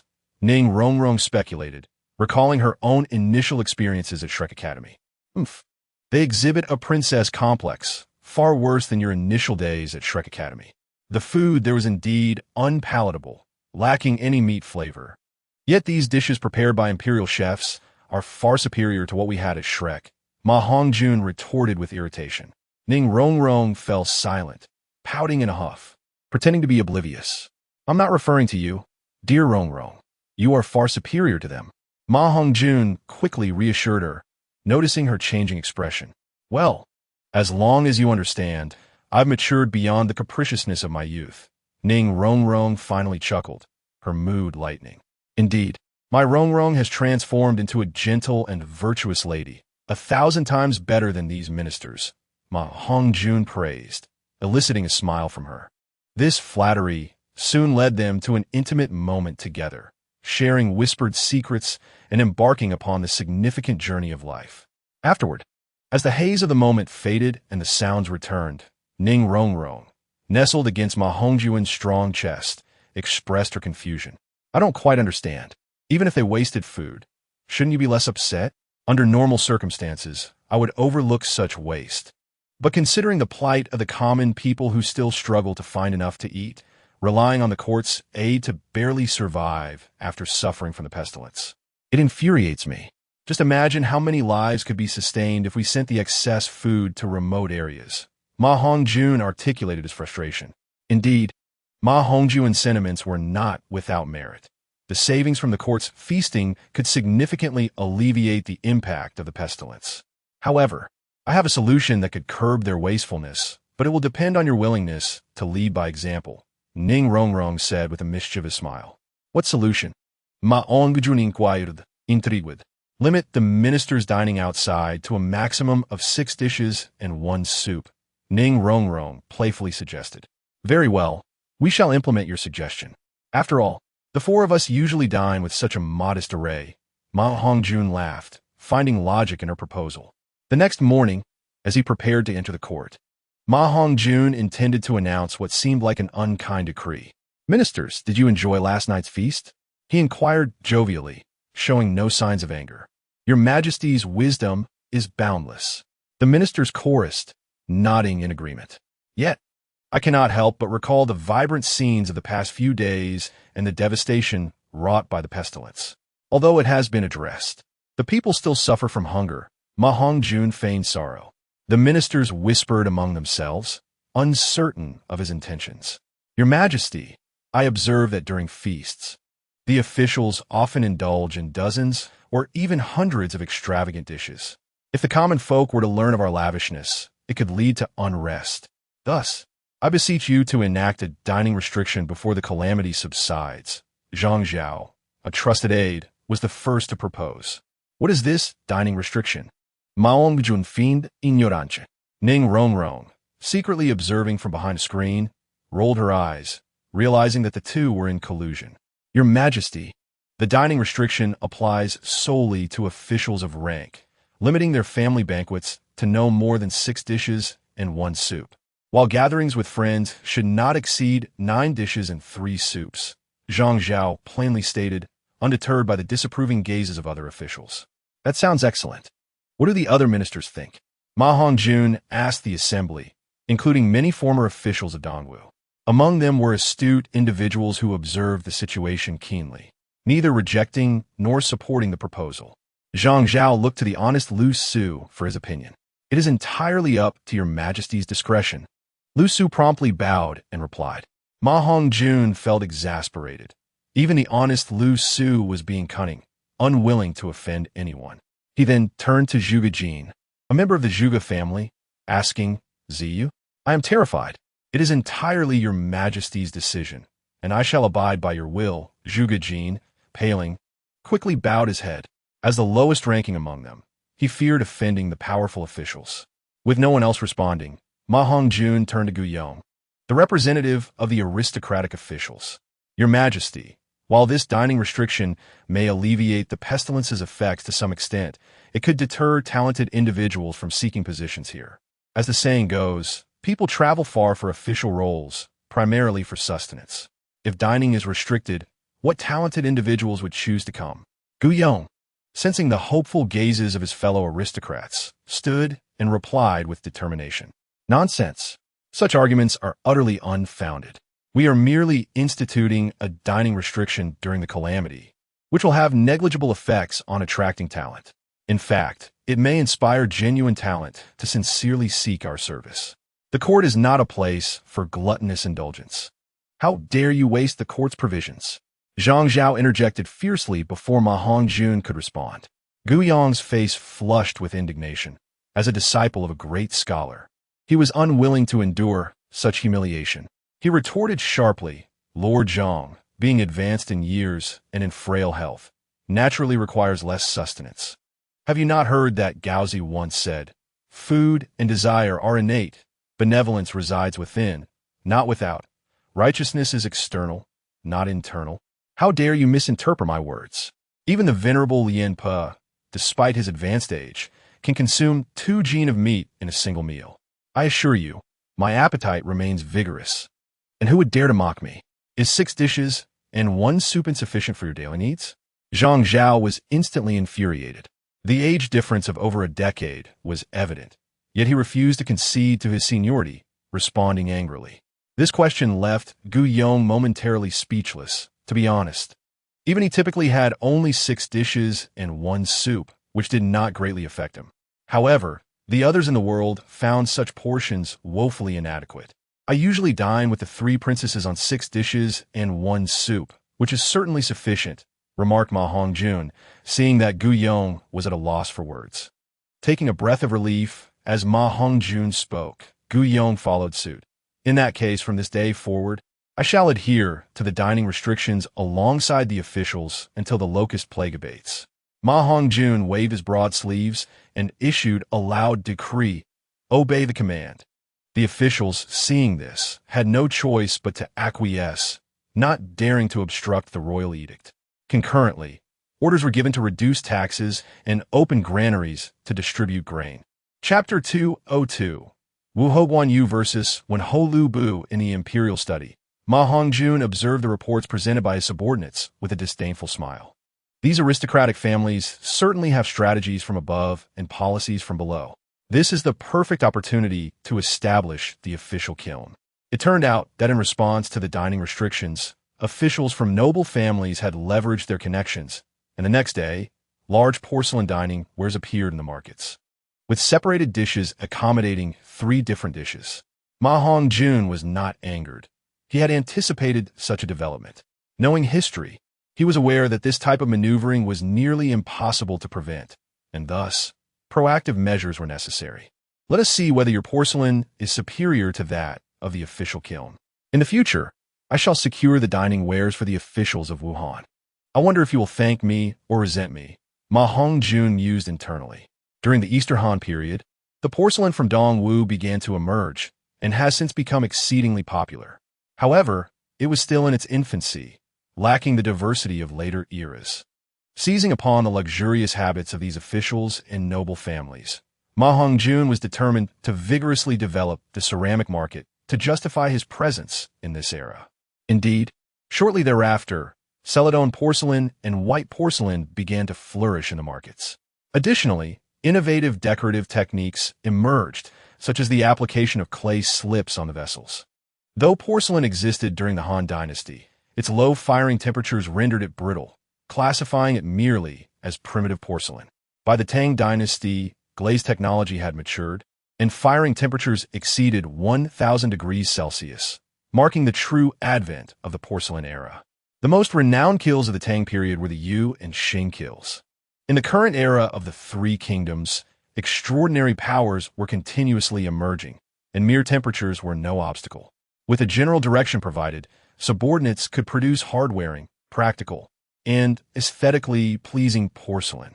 After giving general guidance at the official kiln, Ma Hongjun established the standards: as blue as the sky, as bright as a mirror, as thin as paper, and with a sound like a chime. Indeed, 1 month later, the official kiln completely dominated the Wuhan porcelain market, with those officials and aristocrats eager to maintain their dignity voluntarily elevating the status of the official kiln. Dining required the use of porcelain wares from the official kiln. Otherwise, one would lose face. Consequently, Ma Hongjun's coffers grew heavier, and the national treasury had been expanded several times. The dining restrictions he implemented were also successfully enforced. Ultimately, the cleverness of the cunning is met with the wisdom of the wise. Those who dared to challenge him were still but fledglings. Ma Hongjun reveled in his quiet satisfaction. As for the officials and aristocrats, they began to invest effort into the culinary arts, producing an array of exotic delicacies and innovative cooking methods, which Ma Hongjun welcomed as it encouraged excellence and diversity in cuisine. Suddenly, a report came in, urgent and swift, startling the entire city of Jinling. Outside the city, a messenger, draped in a tattered white robe, stained with blood, rode a white horse, clearly exhausted. 800 li urgent, he shouted, galloping forth, the dust rising behind him. The messenger leapt off his horse and bellowed at the city guards. 800 li urgent. The imperial gold medal is here. Those who obstruct will face death, and those who defy will perish. He then mounted his steed and dashed into Jinling, exuding an overwhelming aura. In the distance, the rising dust signaled his departure. At this moment, the ancient path was shrouded in clouds, and the clear sky loomed above. The 800 li urgent messages were of utmost importance to the court. Yet for bandits, they were mere scraps of paper fraught with the risk of robbery, offering no profit and posing the danger of extermination. Even bandits would not be foolish enough to intercept an 800 li urgent message. Who possesses such strength that they would deliver this urgent message to the royal city? One person exclaimed in astonishment. This is the most elite cavalry of Wuhan, the White Horse Brigade. I recognize him.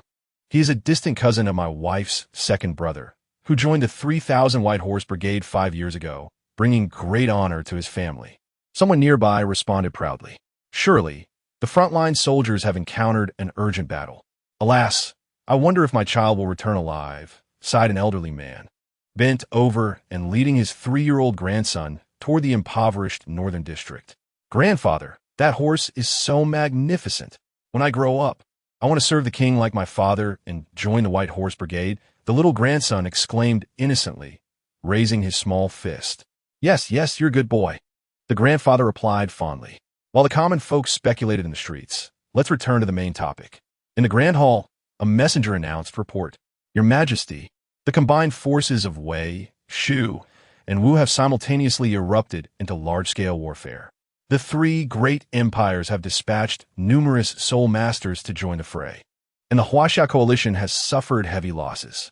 The military advisor requests an urgent 800 li plea for support from the royal city. Ma Hongjun furrowed his brow, realizing that the messenger indeed bore grim tidings, which darkened his mood further. If Liu Bowen was seeking help, the situation must have become exceedingly dire. What of naval operations? Recording Tsuyu, Ma Hongjun inquired. Prior to launching the war, the foreign powers had repeatedly initiated small-scale naval skirmishes as tests, all of which were easily neutralized by Commander Zhou, who inflicted significant losses upon them. Thus, this war will primarily focus on land, the messenger replied, kneeling and speaking truthfully. Why has war suddenly broken out? Ma Hongjun asked, perplexed. I was just about to report. General Liu and General Guan had collaborated 10 days ago to slay a limit title Douluo from the Sun and Moon Empire. The soldier, unable to hide his excitement, quickly added, Good, good, ha ha ha ha. Truly worthy of the man among men, Lu Bu, and the steed among steeds, the red hair. Just as Guan Yu is renowned for slaying Yan Liang and Wen Chou, and for overcoming 5 passes and slaying 6 generals, our Huaxia's fame is elevated. They must be rewarded, Ma Hongjun exclaimed, rising excitedly from his seat and laughing heartily.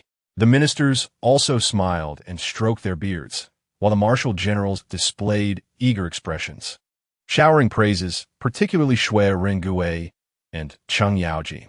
Shui Rengue had successfully completed the task assigned by Ma Hongjun, returning to court with an elite force rivaling that of the White Horse Brigade. Your Majesty, although we are all part of the Huaxia coalition, Guan Yu hails from Shuhan. Will our awards not seem biased? Guyong stepped forward to voice his concerns. As descendants of the illustrious Huaxia Yanwang, regardless of our national boundaries, those who have rendered service must be rewarded. Let 2 rare medicinal herbs from the national treasury be bestowed upon these 2 individuals. Furthermore, I decree that the Han Emperor confer upon Liu Aiqing the title of Wen Ho and General Guan of the Guan family the title of Han Shouting Ho. However, Ma Hongjun did not directly grant them official titles. Rather, he resolved to let Cao Cao's faction administer the rewards. After all, the Han Xian Emperor still nominally holds the throne, and, as the ruler of a nation, he can bestow titles, while conferring the title of Ho would be an overreach. Nevertheless, due to the circumstances of the 3 Kingdoms coalition, Cao Cao would likely not refuse Ma Hongjun's request. Additionally, I appointed Shui Rengue to lead an army of 20,000 to Tongtian Sea to support our military strategist, granting him the title of Deputy Commander of the Army, with the authority to act independently. Ma Hongjun did not forget the matter of seeking aid, and after a moment of contemplation, he dispatched half of the military forces from the imperial city. I shall convey the order, Shui Rengue exclaimed, excitedly kneeling to receive the decree. In Suchong, upon receiving the same intelligence, Cao Cao found himself in a disheartening predicament, feeling as though he were merely a scapegoat entangled in the affairs of others. Most vexing was the fact that both Ma Hongjun and Liu Bei had sent messages to request titles for Liu Bu and Guan Yu. Liu Bu was of little concern, as he had already been granted the title of Wen Ho by Dong Zhuo, and this only reaffirmed his return to the Han's rightful lineage. But who is Guan Yu? He is a figure that Cao Cao has long coveted, a man whose prowess he has yearned for. Why should he need others to request a reward for him? At the same time, he lamented the absence of capable individuals under his command who could partake in the ambush to eliminate the ultimate title holder. Subsequently, with a flourish of his brush, Cao Cao directly conferred upon Guan Yu the title of Wu Sheng and bestowed upon him the rank of Wu Ho. The Han Xian Emperor was but a figurehead. All Cao Cao needed was to present the prepared decree for his seal. Chapter 203. Fierce Generals Like Clouds. Strategists like rain to slay a grandmaster of the ultimate title Douluo with innate prowess is, quite frankly, astonishing. As various masters of different strengths continued to emerge within the Han realm, a unified classification of power began to circulate from an unknown source. It is said that ancient texts recorded that regardless of the 3 cultivation methods of technique, body, and energy, or other scattered special training methods, they have been categorized into defined realms. Below the title Douluo, there exists a unified classification of the acquired realm, with the internal energy referred to as acquired true qi, while above the title is known as the innate realm. The acquired realm is divided into 4 stages: body refinement, energy refinement, bone refinement, and the acquired realm following level 70 Soul Saint. Each stage is further divided into 3 tiers: primary, intermediate, and advanced. Body refinement corresponds to below the Great Soul Master, energy refinement to below the Soul King, and bone refinement to below the Soul Saint, while the acquired realm is below the title. It is noteworthy that within the entire Han realm, the number of Grandmasters of the Pinnacle is merely a handful. There exists a certain limitation, with even the innate realm confined within 365 cycles of the celestial heavens. The innate realm corresponds to the true chi level of the title Douluo, while the power of a Grandmaster equates to the super title Douluo realm, and the Grandmaster at the Pinnacle naturally represents the ultimate title realm. Among the two, Lu Bu is a half-step Grandmaster, equivalent to peak level 94, while Guan Yu stands at the innate peak, corresponding to level 93 of the title Douluo realm. Though they face one another as 2 against 1, the prospect of jointly slaying the ultimate title remains invigorating. Yet, unbeknownst to anyone, at the very moment these two were to eliminate the ultimate title holder, the King of Slaughter in the Slaughter City of Douluo, the continent suddenly awakened, coming back to life. I am the King of Slaughter? No, I am Tang Chun, the former Grandmaster of Haotian's sect, Tang Chun. At Tongtian Sea, this rogue dared to ambush my second brother. Truly, he does not know the meaning of death, and if he perishes, it would be well-deserved.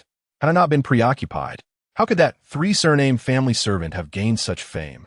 After the battle, at the grand camp of Shu Han, a man of impressive stature, with a leopard's head and ringed eyes, a tiger's beard and a voice like thunder, was vociferously expressing his grievances to the commander seated in the main position of the camp. Ida, such words are inappropriate. We must not mention this again. Lu Fengxian is now our ally. We must set aside past grievances and unite against foreign threats. Seated in the commander's position was a refined scholar, standing tall, with a face like jade, wearing a silk cap, draped in a crane cloak, exuding an air of celestial grace. Clad in a silk cap and crane cloak, he held a feather fan. He was none other than Zhuge Kongming, the strategist of Shu Han and the military advisor to Liu Bei. I do not comprehend such lofty principles. This time, that fellow saved my second brother. I shall refrain from cursing him as a 3-surname family servant. Zhang Fei huffed. Noticing Zhuge Liang's displeased expression, his tone softened as he spoke. Indeed, Ida, do not lose heart. The battle against the foreign realm is just beginning. There will be ample opportunities to confront those formidable foes. Zhuge Liang reassured, stroking his beard with satisfaction at Zhang Fei's demeanor.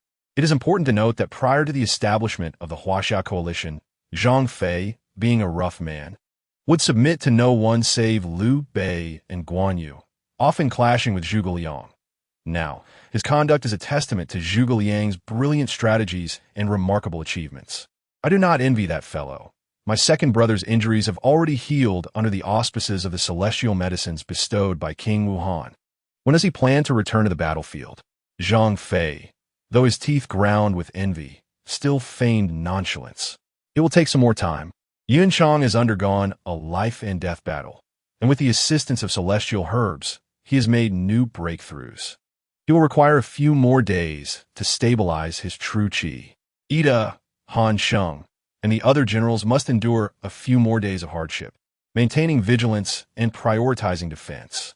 I've already reported the situation here to the Lord, and I believe reinforcements will arrive in a few days.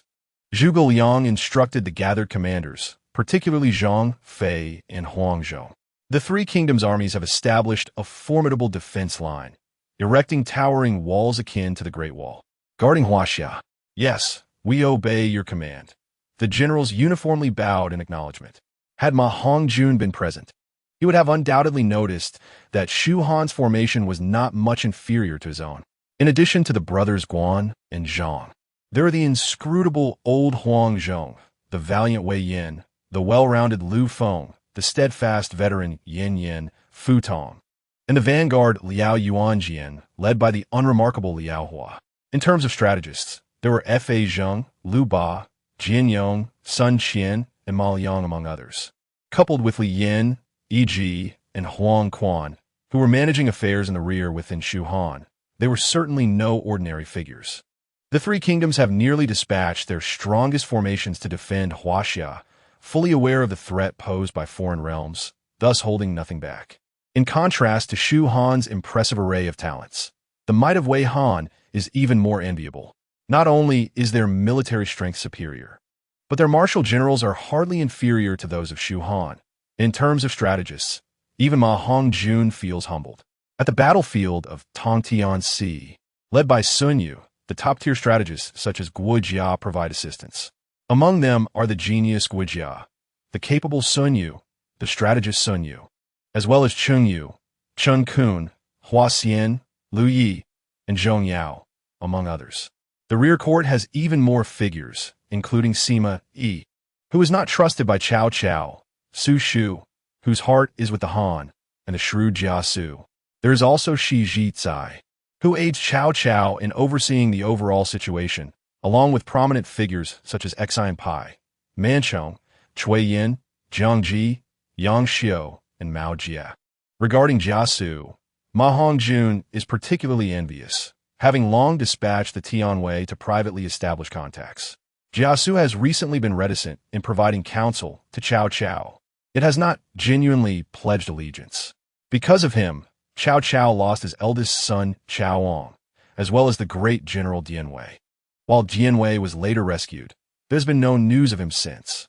Thus, Jia Su shows no aversion to the Tianwei's approach. Rather, he appears to hint at a desire to join. The situation on the Wuhan front closely mirrors that of the Shu Han, with the illustrious military strategist Liu Bowen commanding the central forces, alongside Deputy Commander Shui Rengo, Navy Commander Zhou Yu, and the formidable General Zhao Yun. They are supported by fierce warriors such as Lu Bu, Zhang Liao, Ma Chao, Peng De, Tai Shirzi, and Gan Ning, as well as notable generals from Eastern Wu like Jiang Qin, Huang Gai, Han Dang, and Lu Meng. Additionally, Lu Bu's ranks include the 8 valiant generals, excluding Zhang Liao and Gao Shun, Chao Xing, Zhang Ba, Hao Meng, Cheng Lian, Wei Su, Song Xian, and Ho Cheng, all of whom remain alive and have joined forces with Ma Hongjun. Ma Chao's 8 generals are Liang Xing, Ho Xian, Cheng Yin, Li Can, Zhang Heng, Cheng Ma Wan, and Yang Qiao. Notably, there is the poison Douluo from the Douluo world, known as Old Jack, and the Sword Douluo, part of the Jiuxin Haidang clan, along with the legendary General Ma Zhong, renowned for his remarkable military feats, and the late blooming Ding Feng. Some elderly generals from Eastern Wu, aside from a few who have defected, either met their demise on the battlefield, followed their former lord, or retreated into seclusion. After establishing Wuhan on the foundation of Eastern Wu, Ma Hongjun did not resort to annihilating the Eastern Wu populace, but rather employed Liu Bowen strategies to first tarnish Sun Quan's reputation, leading to his estrangement from allies and family, before decisively overpowering Eastern Wu. This explains the multitude of former Eastern Wu officials who chose to align with him. Consequently, Liu Bowen's stature within Ma Hongjun's army is unequivocal, serving as a cornerstone for Wuhan. His council is complemented by the assistance of only 2 strategists, Lu Sun and Zhang Hong. However, with the capable commanders Shui Rengo and Zhou Yu at the helm, an abundance of strategists is unnecessary. In Chapter 204, the legendary 9 trials emerge. The Sun and Moon Empire possesses unparalleled strength on the Douluo continent, while the Spirit Hall stands as a pinnacle force of unique significance. Initially, it was the Spirit Hall that instigated the conflict, and Wuhan found itself in a standoff against their advances, with power levels closely matched. Each skirmish resulted in a stalemate, leading to a gradual stabilization of the situation. However, with the intervention of the Sun and Moon Empire, the Spirit Hall began to adopt a more clandestine approach, gradually rallying under the Sun and Moon Empire to confront Wuhan, prompting Liu Bowen to seek assistance from Ma Hongjun. In the Spirit Hall's Grand Hall, Shui'er, under the divine mandate of the angel god, we are powerless to defy. We must comply. You must accept the divine inheritance of the angel god. For the legacy of our Spirit Hall cannot perish. Even if it costs me my life, I am unhesitant. The grand offering Qian Douluo spoke gravely, imploring earnestly, yet his heart seethed with resentment towards Ma Hongjun. Were it not for him, were it not for that individual who, upon departing from the Douluo continent, disseminated information regarding the divine inheritance to restrict the emergence of god-level powers, particularly emphasizing the need for human sacrifices. Qian Rinxue had already undergone the angel god's assessment in advance. Thus, Qian Douluo devised various means, even resorting to threats of death, ultimately persuading Qian Rinxue to willingly undertake the inheritance trial. I understand, grandfather. For the future of the Spirit Hall, you have sacrificed so much. I will undoubtedly succeed in the Angel 9 trials before that woman. A flicker of defiance flashed in Qian Rinxue's eyes as she resolutely declared. Unknown to anyone, the Spirit Hall's contraction of power stemmed from the pressure exerted by various hidden forces on the continent. Its status had significantly diminished from its former exalted position. On Sea God Island, although they had lost most of the Shrek Academy members, destiny unfolded as history repeated itself. Tang San, accompanied by Dai Mubai and the talents affiliated with the Tang sect, arrived here, successfully awakening the Sea God 9 trials. In the city of Slaughter, Tang Chun had fully awakened and averted the impending doom of the city of Slaughter. Shortly thereafter, Haotian's sect announced its entry into the fray, and Tang Chun officially declared his return, establishing a power second only to the Spirit Hall. In the Wuhan camp, General Shui, you have endured much hardship. Currently, our primary concern is how to handle the Sun and Moon Prince and confront the military might of the Sun and Moon Empire. May I inquire about your esteemed insights? Liu Bowen addressed Shui, seated to his right, with direct courtesy. I dare not claim insights, yet I do possess a clever strategy to propose to the military advisor, and I hope it can be refined. Shui Rengue responded promptly, cupping his hands in respect. You're too modest, General. Since the Lord has entrusted you with autonomy, it is clear he has great confidence in your abilities. However, a mutual discussion is always beneficial. Liu Bowen, adorned in a scholar's attire akin to Zhuge Liang, held a feather fan in hand. I intend to first release the Sun and Moon Prince, returning him to Shu Han. But he must be handed over to the people of the Tiando Empire. Thus, Shui Rengue elaborated his plan to Liu Bowen and Zhao Yun through the use of inner strength as a thread. Thankfully, Liu Bu was absent due to his absorption of celestial herbs. Otherwise, his temperament would have undoubtedly led him to challenge Shui Rengue. Excellent. This is indeed a brilliant strategy. General Shui, you are truly a talented commander skilled in both civil and military affairs. Even if this plan were to fail, we would still retain the moral high ground. Liu Bowen exclaimed in agreement, praising Shui Rengue's approach. As it turns out, Shui Rengue's strategy involved a series of interconnected plots and schemes. On the surface, the Sun and Moon Empire's prince would be returned to Shu Han, feigning fear of the Sun and Moon Empire to disorient the enemy. Behind the scenes, he would collaborate with Zhuge Liang, creating the illusion of being overwhelmed by pressure, thus requesting peace while returning the Sun and Moon Empire's prince to the Tiando Empire. Covertly, they would dispatch experts to assassinate the prince within the Tiando Empire's territory, while simultaneously fabricating a smokescreen to propagate that the Tiando Empire had assassinated the Sun and Moon Empire's prince to claim credit for breaching the Shuhan camp. Attempting to frame the Huaxia camp. This plan requires the participation of General Fengxian and Zilong to ensure its success. Shui Rengue nodded and added.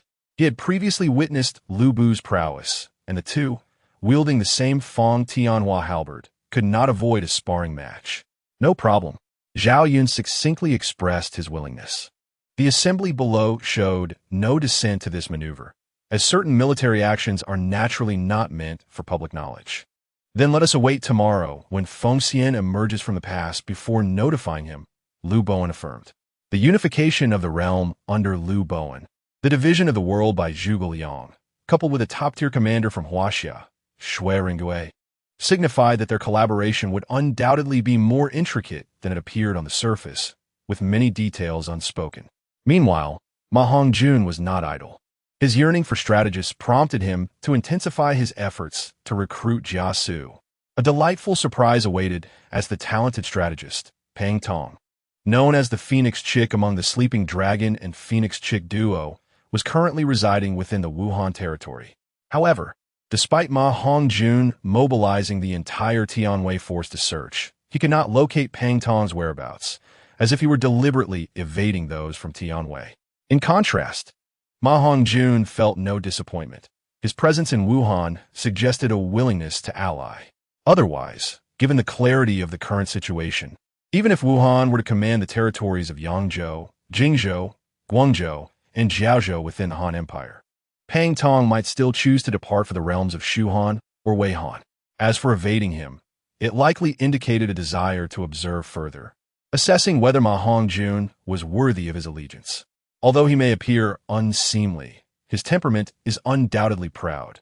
Those who feel inferior often harbor the greatest pride. Pang Tong's self-consciousness regarding his appearance fostered an exceptionally proud character from a young age. Historically, although it is said that Pang Tong willingly allied with Liu Bei, he did not formally acknowledge him as his lord, but rather observed him closely. As Ma Hongjun had anticipated, Pang Tong now holds a similar regard for him. Currently, Pang Tong is traversing the territory of Wuhan, observing the lives of its people and drawing comparisons to his experiences elsewhere. The more he observes, the more astonished he becomes. Recently, a locust plague had ravaged Wuhan, yet the populace, despite lacking any surplus grain, exudes an infectious vigor. With the nourishing presence of small crayfish and the assistance of the court, they are free from worries. Gone are the days of sallow faces caused by the inability to afford meat. The citizens are diligently cultivating rice fields, and even those typically indolent are now often seen toiling in the fields, occasionally catching crayfish. The smiles that adorn their faces are a stark contrast to the desperate times of cannibalism during the Dongwu period. The current situation has improved manifold. The people are filled with hope for their future. Chapter 205. The Return of the Phoenix Chick to Wu. It seems that I, as a discerning observer in the kingdom of Wu, have made a wise decision. However, I remain uncertain if this remarkable young monarch will recognize my worth. Should he be merely a shallow individual who judges by appearance, I shall have to seek out a more enlightened ruler. Before him stands a scholar of strikingly unattractive visage, with thick brows and a flat nose, a dark complexion, and an oddly shaped countenance. At this moment, he fans himself with a bamboo fan. Lost in thought as he gazes at the laboring citizens in the fields, their simple smiles revealing their contentment. While his words carry an air of affirmation, they also reflect a certain pride, as if only those of high stature within a powerful faction are worthy of his regard. Those unfamiliar with him might perceive him as arrogant. Historically, both Sun Quan and Liu Bei underestimated him due to his appearance and demeanor. Fortunately, Liu Bei, in the end, demonstrated sufficient sincerity to amend his misjudgment, which ultimately led to the establishment of the Shu Han. In this timeline, owing to the augmentation of personal martial prowess, Liu Bei, prior to encountering Pang Tong, has already established the Shu Han with the formidable strength of his two brothers and the enhanced strategies of Zhuge Liang. This has resulted in the unfortunate oversight of this master strategist, renowned for his ingenious tactics. Although Liu Bowen is celebrated for his ability to unify the realm, it is evident that Zhu Yuanzhang's ascension from a mere beggar to a sovereign was not solely due to Liu Bowen's influence. The distinction between Liu Bowen's unification of the realm and Zhuge Liang's division of it does not imply that Liu Bowen is superior. Rather, it highlights the unique challenges faced by each strategist. When considering the advisors of Shu Han, only the deceased Pang Tong could rival Zhuge Liang. Conversely, Zhu Yuanzhang had a diverse array of advisors, including the renowned Zhang Zhong, known for his cunning, and Taoan, praised for his administrative prowess, who was posthumously regarded by Zhu Yuanzhang as an unparalleled strategist. Additionally, there was Li Shanchong, the foremost civil official, second only to Liu Bowen. Thus, the disparity between individual effort and collective strength is significant. The adage that 3 mediocre generals can equal 1 Zhuge Liang encapsulates this truth. With Li Shanchong and other strategists, the combined prowess could indeed rival Zhuge Liang's, and with the formidable Liu Bowen, it could manifest as the strength of 2 Zhuge Liangs, making the unification of the realm a plausible outcome. Moreover, the adversaries they face are not of the caliber of Cao Cao and his elite strategists, Guo Jia, Su Yu, and Su Yu.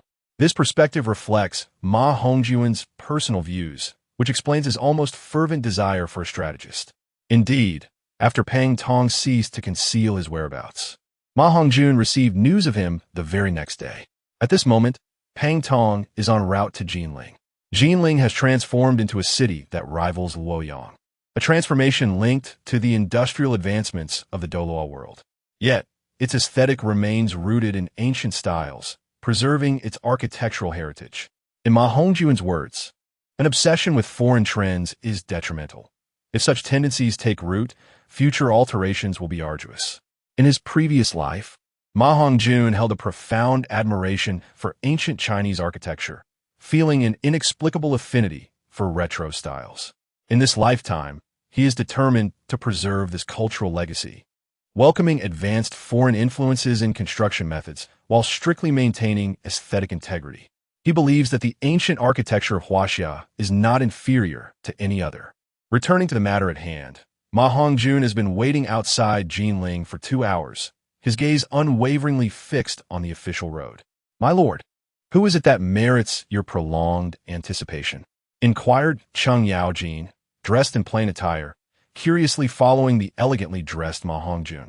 "Your left arm, your right arm, and half of the realm," Ma Hongjun jested, blurring the line between truth and jest as he noted Cheng Yaojin's impatience. "What? My left arm, right arm, and half the realm? That is an honor reserved for strategists alone," Cheng Yaojin exclaimed incredulously. "Nothing is impossible. The land of Huaxia is rich in talent, and it is quite normal for several individuals to rival a strategist." Cheng Yaojin pondered, recalling his last encounter with Zhuge Liang and Guo Jia, shivering at the thought of their formidable scheming. He would rather risk the ire of the battlefield's god of war than confront these two master strategists, despite having recently attained the title of Douluo through practice. The origins of this trepidation trace back to the establishment of Wuhan. During their last meeting, Cheng Yaojin, confident in his home ground, had looked down upon the two strategists who came to offer congratulations, deliberately trying to assert dominance. Though he succeeded at the time, the aftermath led to his inevitable misfortune, as he found himself ensnared in their cunning traps, fearing even the most mundane activities. It was only after their departure from Jinling that he grasped the insidious nature and vengeful character of these strategists. You are familiar with Zhuge Kongming, are you not? This individual, bearing the same name, is the Phoenix Chick from the legendary duo of the Crouching Dragon and Phoenix Chick, and he is now on his way to Jinling. Ma Hongjun spoke na gentle ton. Ma Hongjun's disposition is typically mild, unless confronted with insurmountable circumstances. "Congratulations, my lord. What a fortunate acquisition of such a talent," Cheng Yaojin exclaimed, his eyes lighting up with delight. "Do not rejoice too soon. While the likelihood of the Phoenix Chick seeking us is high, one must not dismiss other possibilities," Ma Hongjun replied, shaking his head in resignation as he gazed anxiously at the distant official road. Amidst the ebb and flow of people and carriages, the figure he yearned to see remained elusive. At last, just before sunset, a diminutive silhouette emerged from the distant rays of the setting sun. From afar, it appeared almost divine, radiating a sense of sanctity. However, as the figure drew near, Cheng Yaojin stumbled back in astonishment. The individual appeared peculiar, with an expression that suggested a lack of intelligence. One might say his mouth was crooked and his eyes askew. Yet, he was attired as a scholar. Ma Hongjun silently affirmed his initial impressions, maintaining a face devoid of disdain as he eagerly approached to intercept him. In his previous life, individuals of extraordinary intellect, such as Wei Shun, had often been dismissed as fools by those who later realized the folly of their judgments. "Good sir, why do you block my path? Is there some misunderstanding?" Pang Tong inquired, regarding Ma Hongjun with curiosity, perplexed by his actions. Due to Ma Hongjun's martial spirit, which can obscure his presence, Pang Tong is unable to gauge his true strength.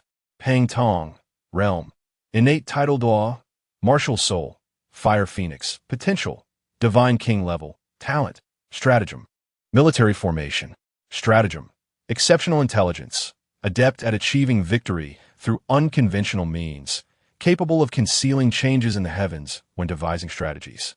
Military formation, Enhances the overall combat effectiveness of the army when leading troops into battle, augmenting strength based on one's own capacity.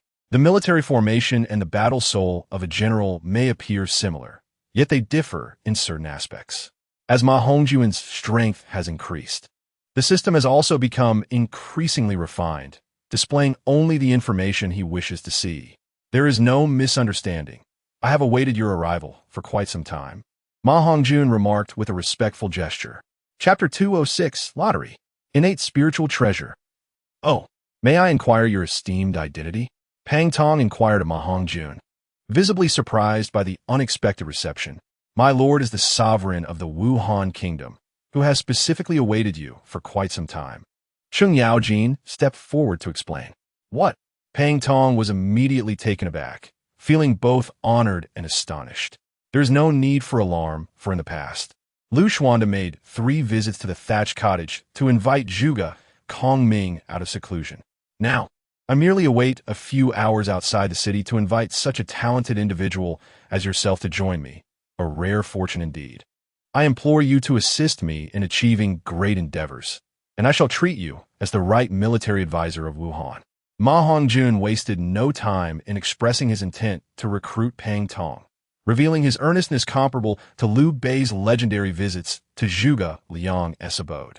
However, Pang Tong was not Zhuge Liang.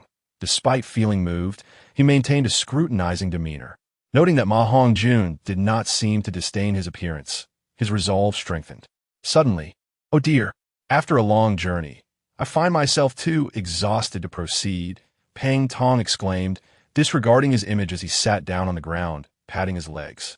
Ma Hongjun's eyes narrowed, realizing that these renowned figures are not so easily won over. He sighed helplessly and stepped forward, saying, "Allow me to assist you into the city." "My lord, let me take care of this," Chung Yaojin said, observing Pang Tong's disheveled appearance and unkempt demeanor, quickly stepping in to intervene.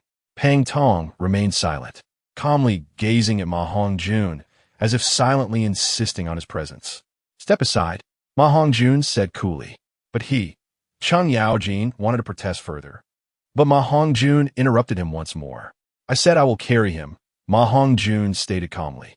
Chung Yaojin dared not object again, casting a stern glance at Pang Tong, warning him not to overstep. Maintaining a gentle expression, Ma Hongjun knelt before Pang Tong, turning his back to him with a smile, and said, "Please hold on to me. I shall carry you into the city for rest." Pang Tong disregarded Chung Yaojin's warning gaze, unceremoniously climbing onto Ma Hongjun's back. Without concern for the gazes of passers-by, Ma Hongjun steadily walked into Jinling City, with Chung Yaojin following closely, ensuring no one approached too closely.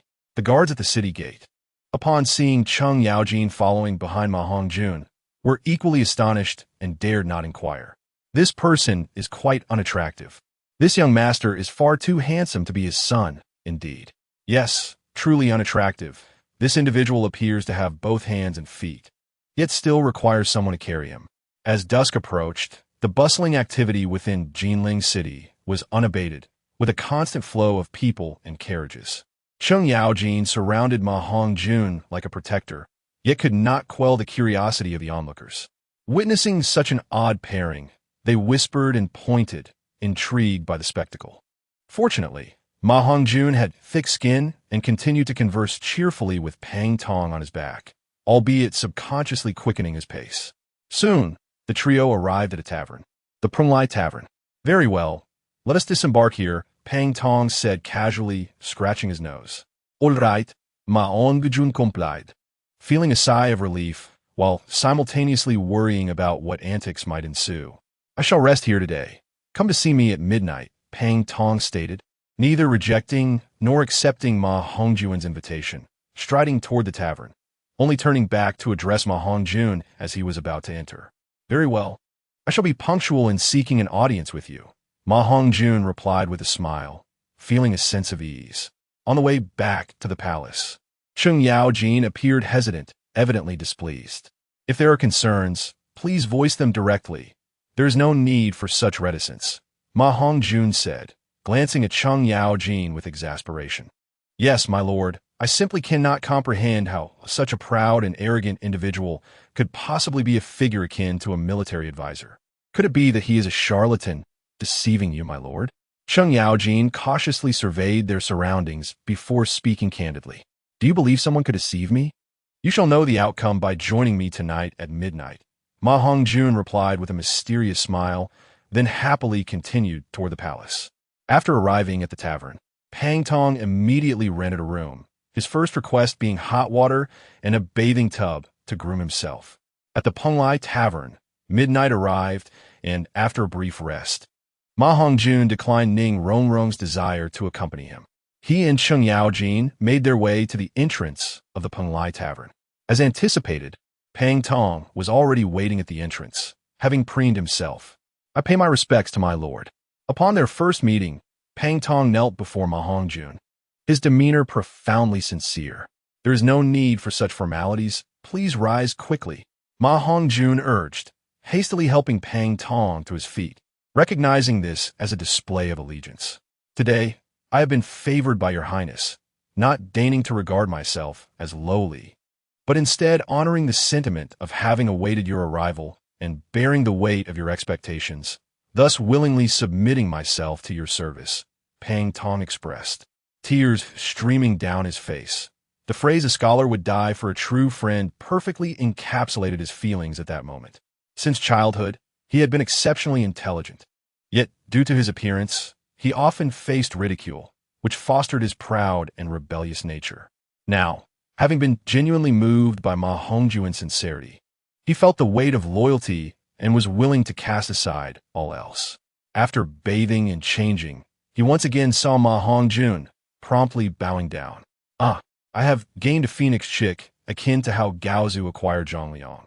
I'm like a fish returned to water, Ma Hongjun exclaimed joyfully, unabashed by the cliché.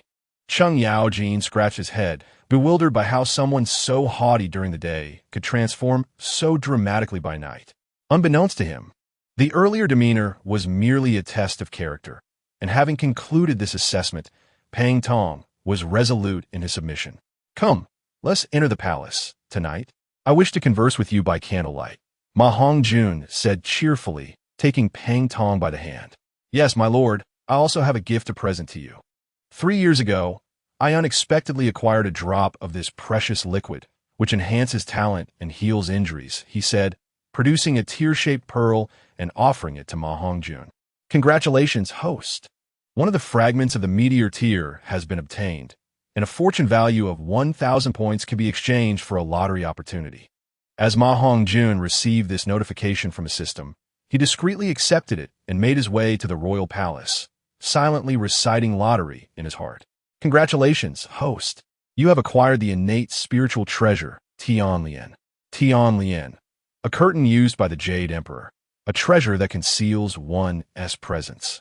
When lowered, it can block all forms of inquiry, including that of saints. Although it serves but one purpose, Ma Hongjun was exceedingly pleased. While its immediate utility may seem limited, its esteemed rank is undeniable. Chapter 207. Implementation of the plan. A curtain? Could it possibly relate to the one managed by the General of the Curtain? Should I also appoint a General of the Curtain? Who would be suitable? However, Ma Hongjun soon concluded that this item would be more practical in the council chamber. Its use for personal display seemed trivial, but it could effectively prevent leaks during political discussions. If it can shield from saints, then it will undoubtedly suffice against the limited powers of the small Thousand Worlds. Perhaps it may prove useful in the future. Ma Hongjun had no intention of taking it out. Instead, he placed it in the system's storage for safekeeping. The next time he met Anna, while receiving news from Douluo, it could serve to prevent any prying eyes. Ma Hongjun recalled the hidden figure of Mei Anna in Douluo, who led the remnants of some factions and was responsible for intelligence gathering. It was imperative to ensure stringent confidentiality. Although Ma Hongjun possessed the ability to traverse the two realms freely, the recent formal connection between the realms meant that the Tongtian Sea was densely populated with powerful title holders. Thus, he could only secretly visit Douluo once every 6 months. Now, with Tianlian, he need not worry about exposing his presence. Not even a title Douluo let alone a divine king, could detect his information. He could traverse freely between the worlds of Douluo.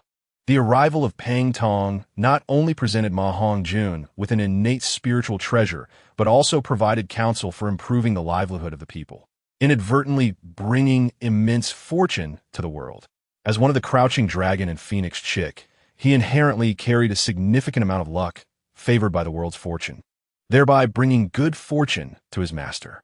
The crouching dragon and phoenix chick, possessing one would stabilize the realm. If one were to fall, the Han dynasty would struggle to flourish. Among the four, although Ma Hongjun only managed to acquire Pang Tong, he felt immensely satisfied. After all, he did not rely solely on the talents of the three kingdoms, but also on the resources from the system and the foundation established in Douluo. Meanwhile, Liu Bei, engaged in discussions with Fa Zheng and Liu Ba and Shu, suddenly felt a pang of heartache, as if something significant had been taken from him. "What is the matter with the Lord?" Liu Ba inquired with concern as he saw Liu Bei clutching his chest. "It's nothing to worry about. I simply felt a sudden heartache. It must be due to my brother's lingering injury, a bond of brotherhood." Liu Bei offered an excuse without revealing his deeper feelings. Sighing, Liu Bei reflected on the three passages of the Tongtian Sea, one at the gates of Shu Han, one between Wei and Han, and another between Wu and Han, and pondered whether it was mere coincidence. Liu Ba, upon hearing this, breathed a sigh of relief while calmly analyzing. Perhaps the mysterious ruler of Wu, Lu Ning, knows something. Suddenly, a spark of inspiration flashed through Fa Zheng's mind as he affirmed this. "Why do you say that, Xiaoxi?" Liu Bai asked, puzzled. "I'm not certain. I once had a close relationship with Su Jing, hence I possess some insight into physiognomy. However, since the last time I laid eyes on Lu Ning, I have felt an unusual clarity.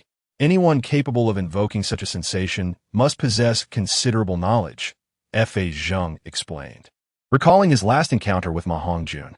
"Isn't that the Su Xiao who is responsible for the monthly critiques from Renan County?" Liu Bai exclaimed excitedly. "Indeed, it is so.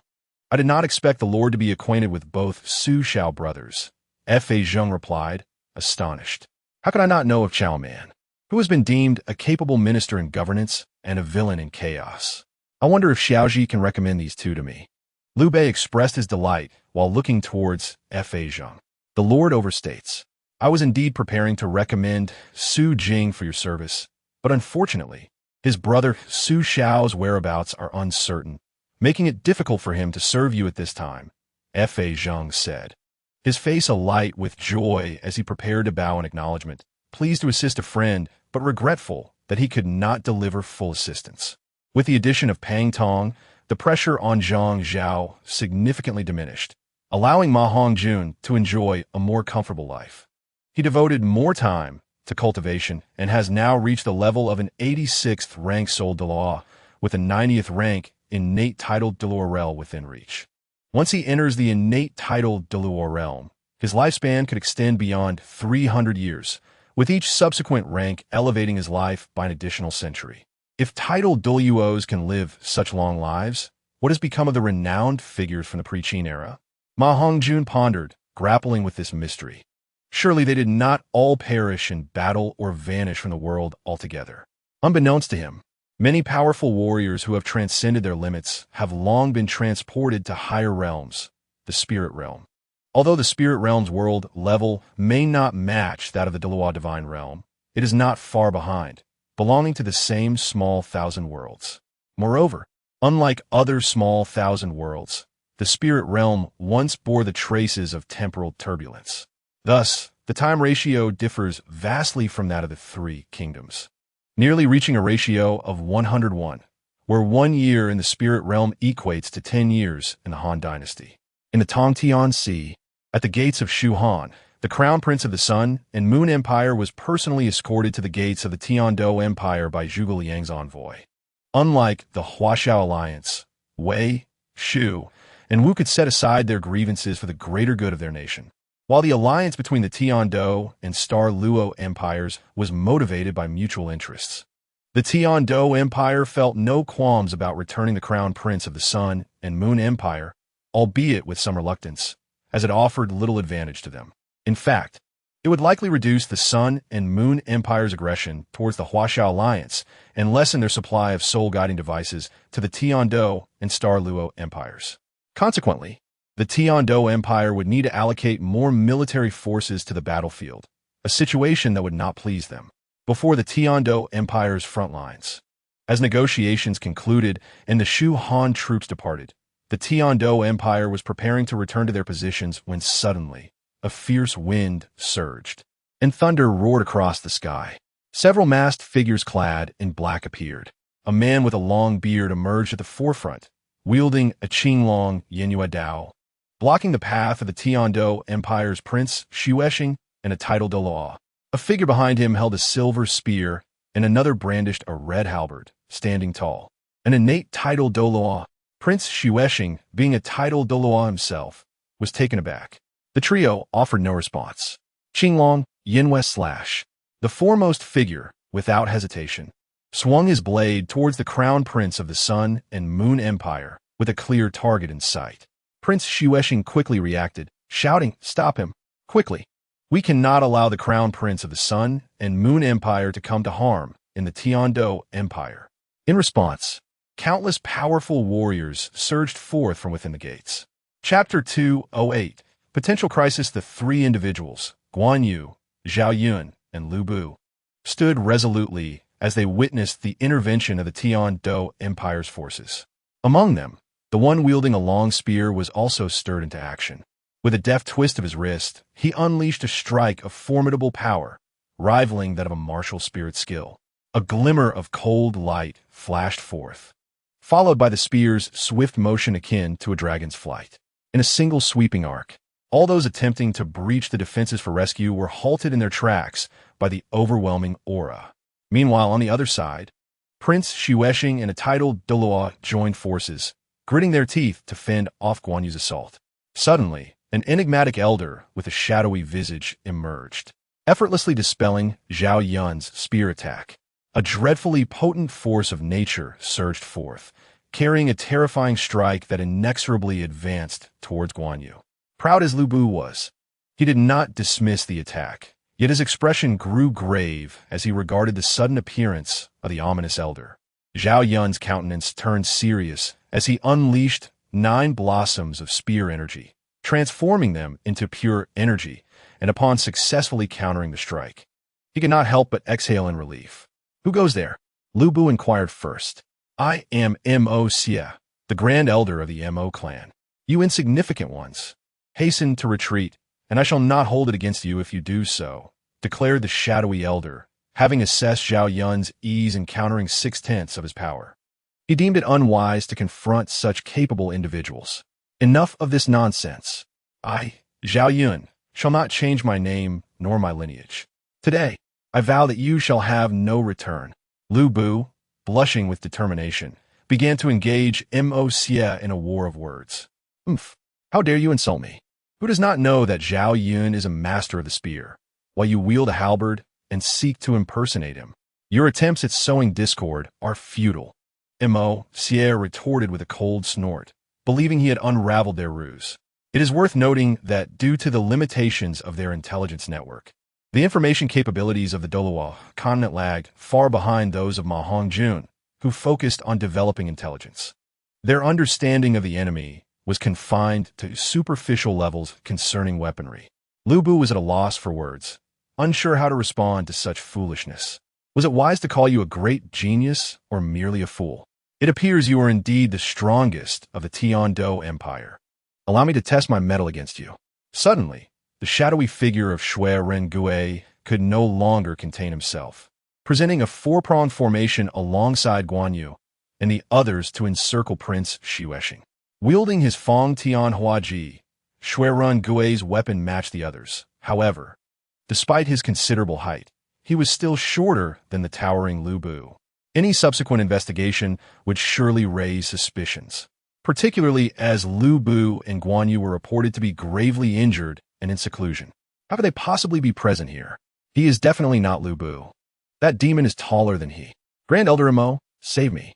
Following this, the Prince of the Sun and Moon Empire's role became evident.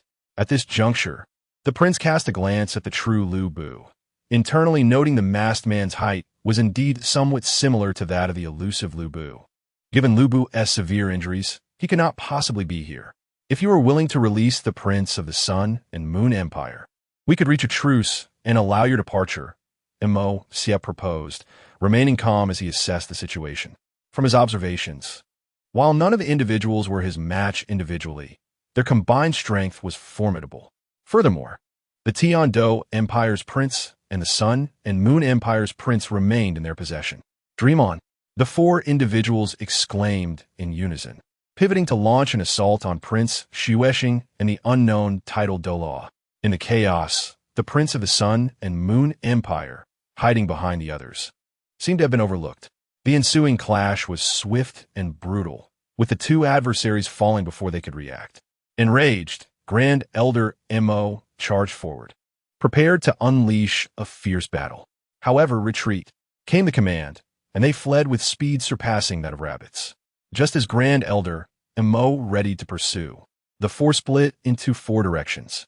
At that moment, the faint voice of the Sun and Moon Empire's prince reached them.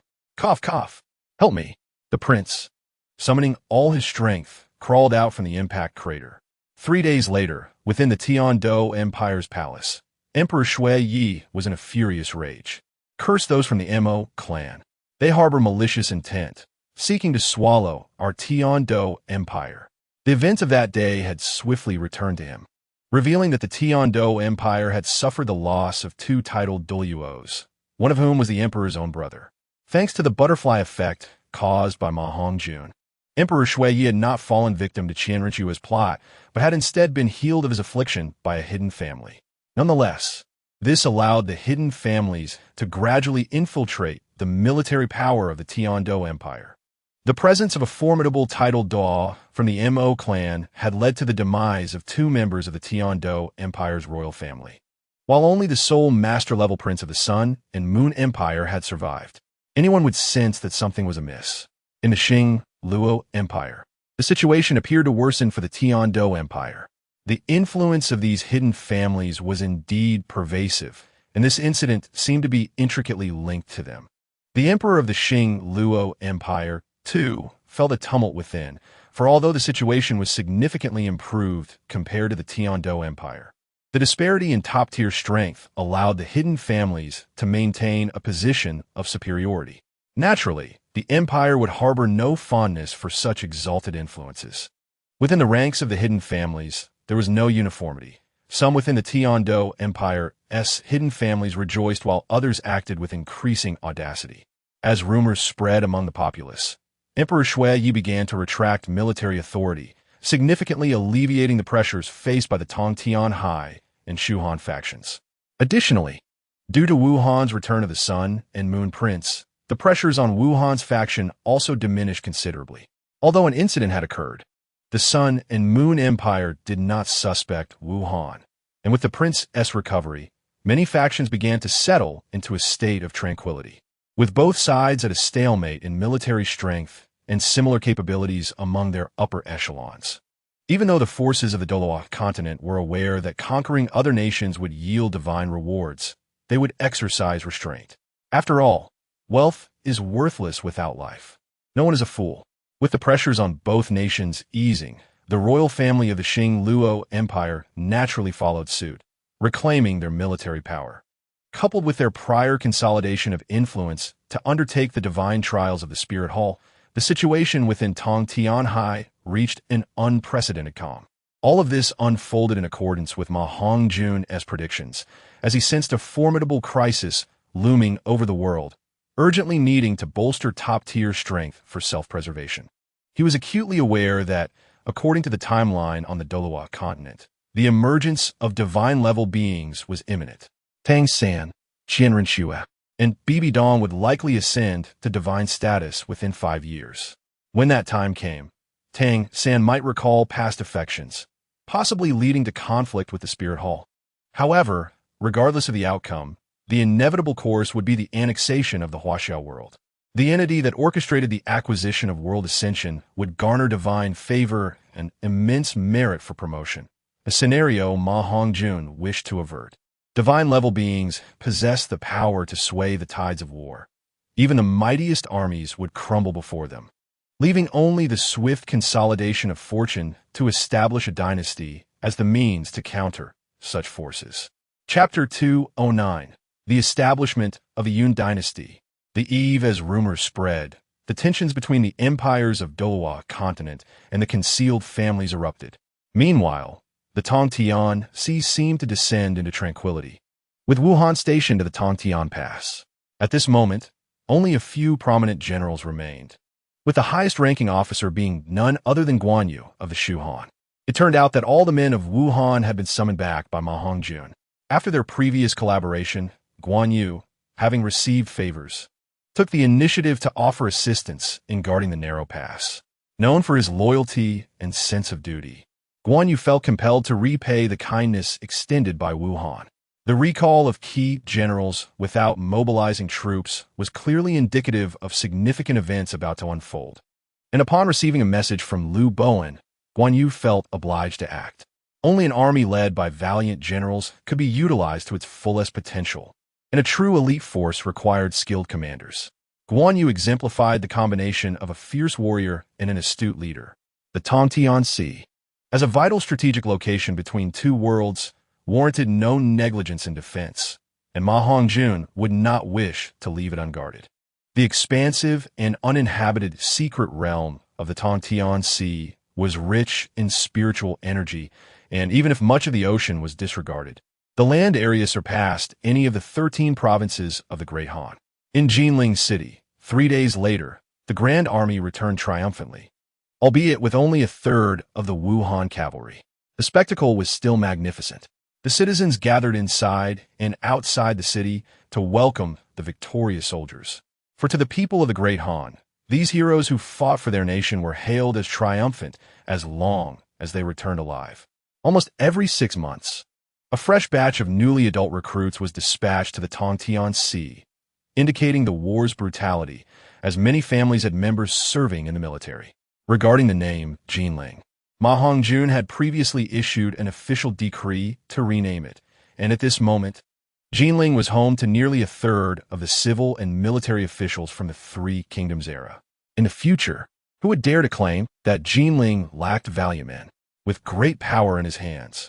Ma Hongjun had no need to consider the feelings of the aristocratic families when it came to matters of great importance. Anyone daring to obstruct him would find a dagger bearing the Tianwei insignia on their bedside the following morning, who would not be frightened. Thus, the renaming of the capital was effortlessly accomplished during the return of the heroes. The triumphant soldiers were divided into several segments, with the first being the White Horse Eon, known for instilling terror in the hearts of their enemies on the battlefield. Following them were the light cavalry, led by Tai Shirtzi, and then the heavy cavalry commanded by Liu Bu, equally formidable in presence. Liu Bowen led the center, accompanied by numerous generals and scholars, with the elite forces closely following.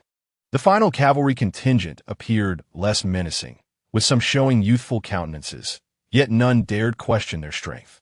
Approximately 1,000 strong, each warrior possessed the peak cultivation level equivalent to a Soul King, forming the great Han dragon riders under Schweringa, all mounted on purebred blood horses. Who would have imagined that such rare blood horses could be organized into a regiment? Truly, their leader was extraordinary. On the city gate tower, Zhang Zhao smiled with satisfaction, stroking his beard. Indeed, how could the likes of Cao Cao and Liu Bei be compared to our king? Just a pack of petty opportunists. Many ministers praised the king's wisdom and martial prowess, with some seizing the opportunity to belittle Wei and Shu. Ma Hongjun merely shook his head in exasperation, choosing to ignore them. These scholars were all cunning in their own right, and while he did not appreciate their flattery, he was pleased by the praise from principled and capable officials like Zhang Zhao. It must be acknowledged that while most of the Huaxia people would not falter in matters of national righteousness, there remained a segment deeply entrenched in corruption. This corruption was not merely about embezzlement. It encompassed a broader malaise of moral decay, an erosion of ethical standards and deviance in behavior. Such individuals were solely focused on personal gain, lacking any moral compass, and some even betrayed familial bonds, let alone loyalty to their country. A ruler as innocent and principled as Ma Hongjun could hardly comprehend how such characters came to be. From the data provided by the intelligence system, Ma Hongjun learned that a third of the court's civil and military officials had only just reached a threshold of loyalty, remaining on the brink of potential betrayal. A few members of the aristocracy fell below even that line, but fortunately, they occupied positions of little real power, posing no threat to Wuhan's governance. We pay our respects to His Majesty. The assembled troops arranged themselves and knelt in unison, creating a magnificent scene. Rise. You are the foundation upon which Wuhan stands. The tense situation in the Tongtian Sea relies on your vigilance. Your efforts are commendable. We are not weary. The soldiers exclaimed in unison, rising with a resounding vigor. On the city tower, Ma Hongjun stood majestically. Today, I have prepared bathing tubs for you to cleanse and change. You may bathe upon returning to the camp, and those residing in Jinling may visit their families after bathing. I expect you to return early tomorrow. I will ascend the throne at dawn. You may not comprehend why I declare myself emperor while the Han emperor still exists, but this is a matter of utmost significance for Wuhan and the entire Great Han. Await the outcome tomorrow. With a grand wave of his sleeve, he spoke assertively. Arranging the bathing tubs and providing both hot and cold water had indeed taken considerable effort. However, it was essential, for the soldiers bore heavy burdens of resentment. Their aggressive spirits were detrimental to the establishment of the Yun dynasty.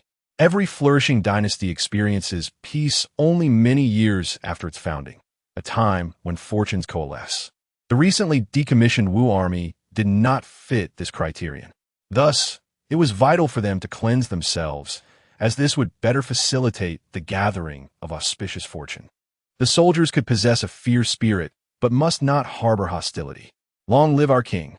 The soldiers cheered, their faces alight with excitement, grateful for the opportunity to visit their families, and even more so at the prospect of their lord ascending the throne. Currently, the Han Emperor had long since become a mere figurehead. It was only a matter of time before the declaration of the new emperor. The common soldiers, in fact, yearned for their lord to ascend as soon as possible. The sense of honor among the nation's people was not a recent phenomenon. It mirrored how, in the future, if our country were to become the world's strongest power, most of us would react similarly. Soon, the army began to establish camp outside the city, while the officials of rank dismounted and entered the city. Upon returning to the barracks and receiving orders, the soldiers dispersed in a rush, eagerly finding the bathing tubs to indulge in hot baths.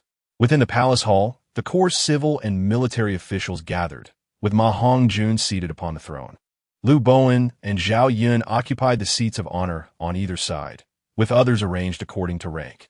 Even the headstrong Liu Bu and Ma Chao appeared considerably more subdued in the presence of Ma Hongjun. I have notified the allied nations of Wei and Shu regarding my ascension, and they have acknowledged it. Under the right conditions, they are willing to become vassal states of the new nation, Ma Hongjun declared boldly. Huh? But why? The generals exchanged puzzled glances, aware that there was more to come. Though the three kingdoms were allied, it was a reluctant union forged to confront external threats. Once the foreign menace was quelled, they would revert to being the greatest adversaries. The dynasty I am to establish tomorrow is the ancient Yun dynasty. Ma Hongjun explained slowly. May I inquire, what is the ancient Yun dynasty? What benefits does it hold? Liu Bowen could no longer restrain his curiosity. Even though he was exceptionally intelligent, he remained somewhat unclear about this matter. However, upon hearing about the Yun dynasty, he displayed a thoughtful expression. In Chapter 210, Jiasu's allegiance was discussed. Within Liu Bowen's teachings, there was some exploration of the concept of fortune, and he possessed a deeper understanding of the methods to sever it, yet he remained entirely ignorant of the Yun dynasty. What you may not know is that the Yun dynasty is an ancient human lineage that emerged even before the era of the 3 sovereigns and 5 emperors. A crucial means for humanity to survive amidst the myriad races of antiquity, Ma Hongjun slowly elucidated to the crowd. These military generals and civil officials were all his trusted confidants, genuinely loyal to him. Even the former officials of Eastern Wu exhibited a loyalty level exceeding 85. The term ancient human lineage elicited astonished expressions among the generals. Even without knowledge of the ancient human race, the very name suggested a distant past, steeped in the mythological tales of antiquity. Indeed, in the distant ancient times, humanity once flourished, but unfortunately, some traitorous humans, in collusion with foreign races, nearly led to its annihilation, and the lineage gradually waned after the era of the 3 sovereigns and 5 emperors. Ma Hongjun recalled the records in the secret texts, his expression grave as he recounted the accounts. He lamented, as throughout any dynasty, one must never underestimate the frailties of human nature. Fortunately, he possessed a system to discern loyalty. The reason for the severance of the ancient human lineage was due to betrayal by those seeking power, conspiring with foreign races, leading to countless deaths among the top-tier warriors. Ultimately, they were reduced to mere fodder for the more powerful races of witches and demons. Had it not been for the emergence of extraordinary talents like the 3 sovereigns and 5 emperors to protect humanity, it is likely that humanity would have faced extinction, let alone become the principal protagonists of later celestial realms. Despicable. If such traitors existed in our time, they would be swiftly dealt with, Zhao Yun declared, rising in indignation. Even Lu Bu, upon hearing Ma Hongjun's tale, wore a grim expression, deeply disdainful of such individuals. Though Lu Bu had changed allegiances twice, those were internal conflicts. His stance against foreign races remained resolute, having once repelled the Xiongnu from Beizhou. Indeed, the current situation of our descendants of Yin and Huang is far from optimistic, especially as the northern Wei Han not only faces harassment from foreign races, but must also continually guard the Tongtian Sea against invasions. If our dynasty were to witness such traitors again, the Yin Huang lineage would surely face devastation. Furthermore, I am aware that the forces of foreign realms are soon to be reshuffled, with divine-level warriors emerging. If we maintain our current state, we are destined for defeat. Therefore, the establishment of the Yun dynasty is urgent. Only by founding it can we effectively prevent the harm caused by traitors. Anyone belonging to the Yun dynasty will be enveloped by its fortune, but those with ulterior motives will face backlash from that fortune, Ma Hongjun explained methodically. In this world, no one possesses the means to resist the backlash of the Yun dynasty's fortune. Joining it is akin to being bound to the same vessel. Ma Hongjun did not disclose this to the 2 vassal states. Thus, without shedding blood, they would be compelled to consider the Yun dynasty's interests. Although they were both sovereigns of vassal states, their statuses were only subordinate to Ma Hongjun, yet their fates were irrevocably entwined, allowing them to simultaneously enjoy the benefits of the Yun dynasty's fortune. Meanwhile, the forces of the Tianluo Diwang had suffered a significant blow from the Wuhuan Temple. Even their leader, Mei Anna, had been captured, owing to the emergence of a traitor within their ranks. As Ma Hongjun elucidated, the crowd grew increasingly agitated, expressing that the establishment of the Yun dynasty was imperative. Zhou Yu, seated below Lu Bowen, could not contain himself and rose to punctuate the atmosphere with a probing question that resonated with the thoughts of many. The establishment of the Yun dynasty, will the augmentation of fortune enable us to rapidly enhance our own strength? Zhou Yu inquired. As long as the spiritual energy is sufficient and fortune abounds, one can indeed elevate their strength swiftly. The rate of cultivation will vary depending on one's official rank. Ma Hongjun answered candidly, showing no signs of concealment. Upon hearing this, even the generals, who typically disregarded the significance of rank, turned their attention, their eyes gleaming with anticipation. Particularly Lu Bu and Ma Chao, whose gazes were filled with desire. Dare I ask, my lord, will rank enhance the speed of cultivation? Lu Bu, unable to suppress his excitement, promptly rose and inquired. Indeed, though the specifics of the enhancement remain unclear, it should be similar to the augmentation based on official rank. It won't be significantly weaker. Titles, like ranks, can enjoy the benefits of fortune, and the two are not mutually exclusive, Ma Hongjun affirmed. Upon hearing this, the ministers and generals below cast envious glances at Lu Bu. Thank you for your grace, my lord. I shall henceforth look to you as my guiding star.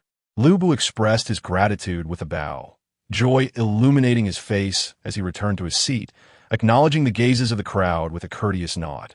Although he had last pledged allegiance, and thus ranked below Zhao Yun and Shui Rengui among the military officials, he could still enjoy dual enhancements to his cultivation. What more could he desire? It is worth noting that the title of Wenhou is a single-character title, which in ancient times signified great prestige.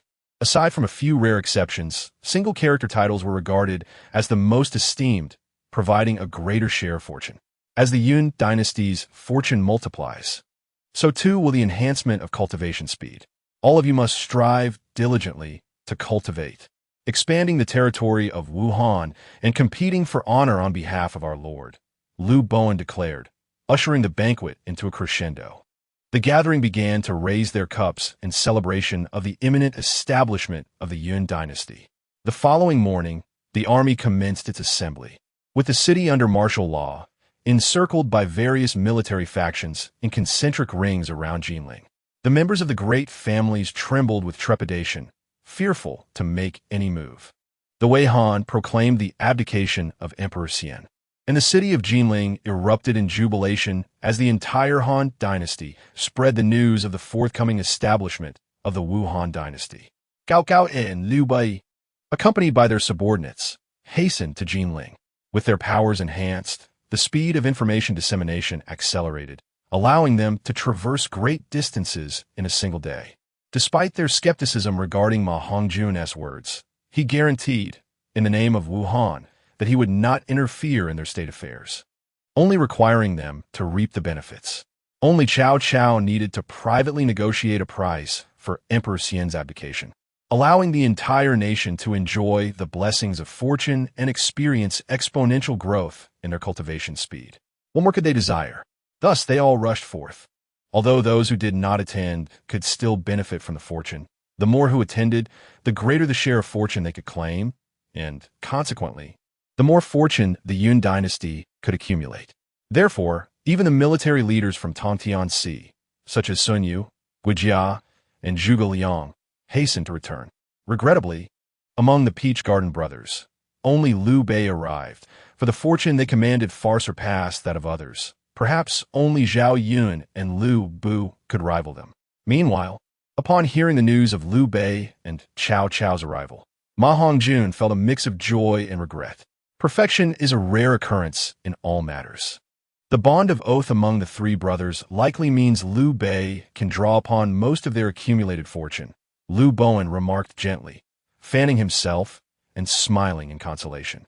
Thus, it is well that Zhang Fei must lead the troops of Shu Han, while Guan Yu remains stationed to defend the passes, which is already the most favorable outcome. Ma Hongjun consoled himself. Fortunately, the presence of individuals from Wei and Shu has little impact on the interests of Wuhan. In fact, the more people they send, the greater the fortuitous energy they carry away, albeit this energy originally belongs to them. However, the overall abundance or scarcity of such energy does influence the hierarchy of dynasties. If a dynasty, initially ranked in the mid-tier, finds itself stymied by a slight accumulation of energy, it could potentially hinder its ascent. Not to dwell on Ma Hongjun's anxieties. Among those who accompanied Cao Cao, there was a seemingly ordinary middle-aged man, whose keen intellect became evident upon closer inspection. At this moment, he discreetly detached himself from the group and stealthily followed another individual into the palace. "I report to your excellency, Jia Su requests an audience," announced Cheng Yaojin from outside the palace. Quickly admit him." Ma Hongjun, who was engrossed in a game of chess with Liu Bowen, sprang to his feet, excitement propelling him towards the entrance. Liu Bowen, left in a state of disarray, had been on the verge of victory with just one more move. Yet, seeing Ma Hongjun's fervor, he too rose out of curiosity to discover the identity of the individual who could provoke such enthusiasm in his lord. Upon seeing the youthful Ma Hongjun, Jia Su was taken aback momentarily, but quickly regained his composure, bowing deeply as he greeted, "I have met His Majesty. Congratulations to your Majesty." There is no need for such formality. "I have awaited your presence for some time," Ma Hongjun replied, keen to assure Jia Su of his support, promising him a position of high rank in return. Jia Su, his eyes glimmering with delight at Ma Hongjun's generosity, addressed him as Your Majesty, a deliberate choice demonstrating his intentions. Observing Ma Hongjun's openness and the promise of a high position, Jiasu recognized the sincerity and value placed upon him. Jiasu, age, 53 years, strength, early innate stage equivalent to a level 91 title Douluo, potential, level 1 deity. Ma Hongjun, after assessing Jiasu's capabilities, was astonished to discover that he was indeed a formidable innate stage warrior. This cunning individual had concealed his true strength remarkably well, as there had been no prior indication of his innate prowess. Having grown weary of examining martial souls, Ma Hongjun dismissed their relevance. The limitations imposed by martial souls on the talents of the Huaxia people were negligible, as these individuals possessed innate gifts. Compared to the talents of individuals from the Douluo continent, their gifts were immensely superior. Almost every historical figure of note possessed divine-level potential or higher. Ma Hongjun learned from the whispers of the world that although the ranking of this realm was slightly lower than that of Douluo, the talents were significantly enhanced. The Huaxia people inherited their talents from the primordial grand world, although they may not surpass those from the primordial realms overall in terms of top-tier talents. They're scarcely inferior. Chapter 211, Continuous Breakthroughs. Notable figures such as Zhao Yun, Shui Rengui, and Lu Bu were exceptional talents, even surpassing the majority of the primordial human race in terms of innate abilities. However, due to the constraints of the world, their true potential remained hidden. At this moment, Ma Hongjun ascended the sacrificial platform, on the verge of establishing the ancient Yun dynasty, yet his heart was devoid of joy. He had received the disheartening news of the demise of the Mei family and the capture of Mayana. The Mei family had been a crucial ally in his early endeavors, second only to the support he received from Shrek Academy. He had never forgotten this kindness, but regrettably, Mayana's insistence on remaining meant that most of her family had also chosen to stay on the Douluo continent. Fortunately, amid the misfortune, the head of the Mei family, Mei Jin, had accompanied Ma Hongjun to the Three Kingdoms, thus surviving. Otherwise, his debt to Mayana would have been even greater. "Anna, wait for me.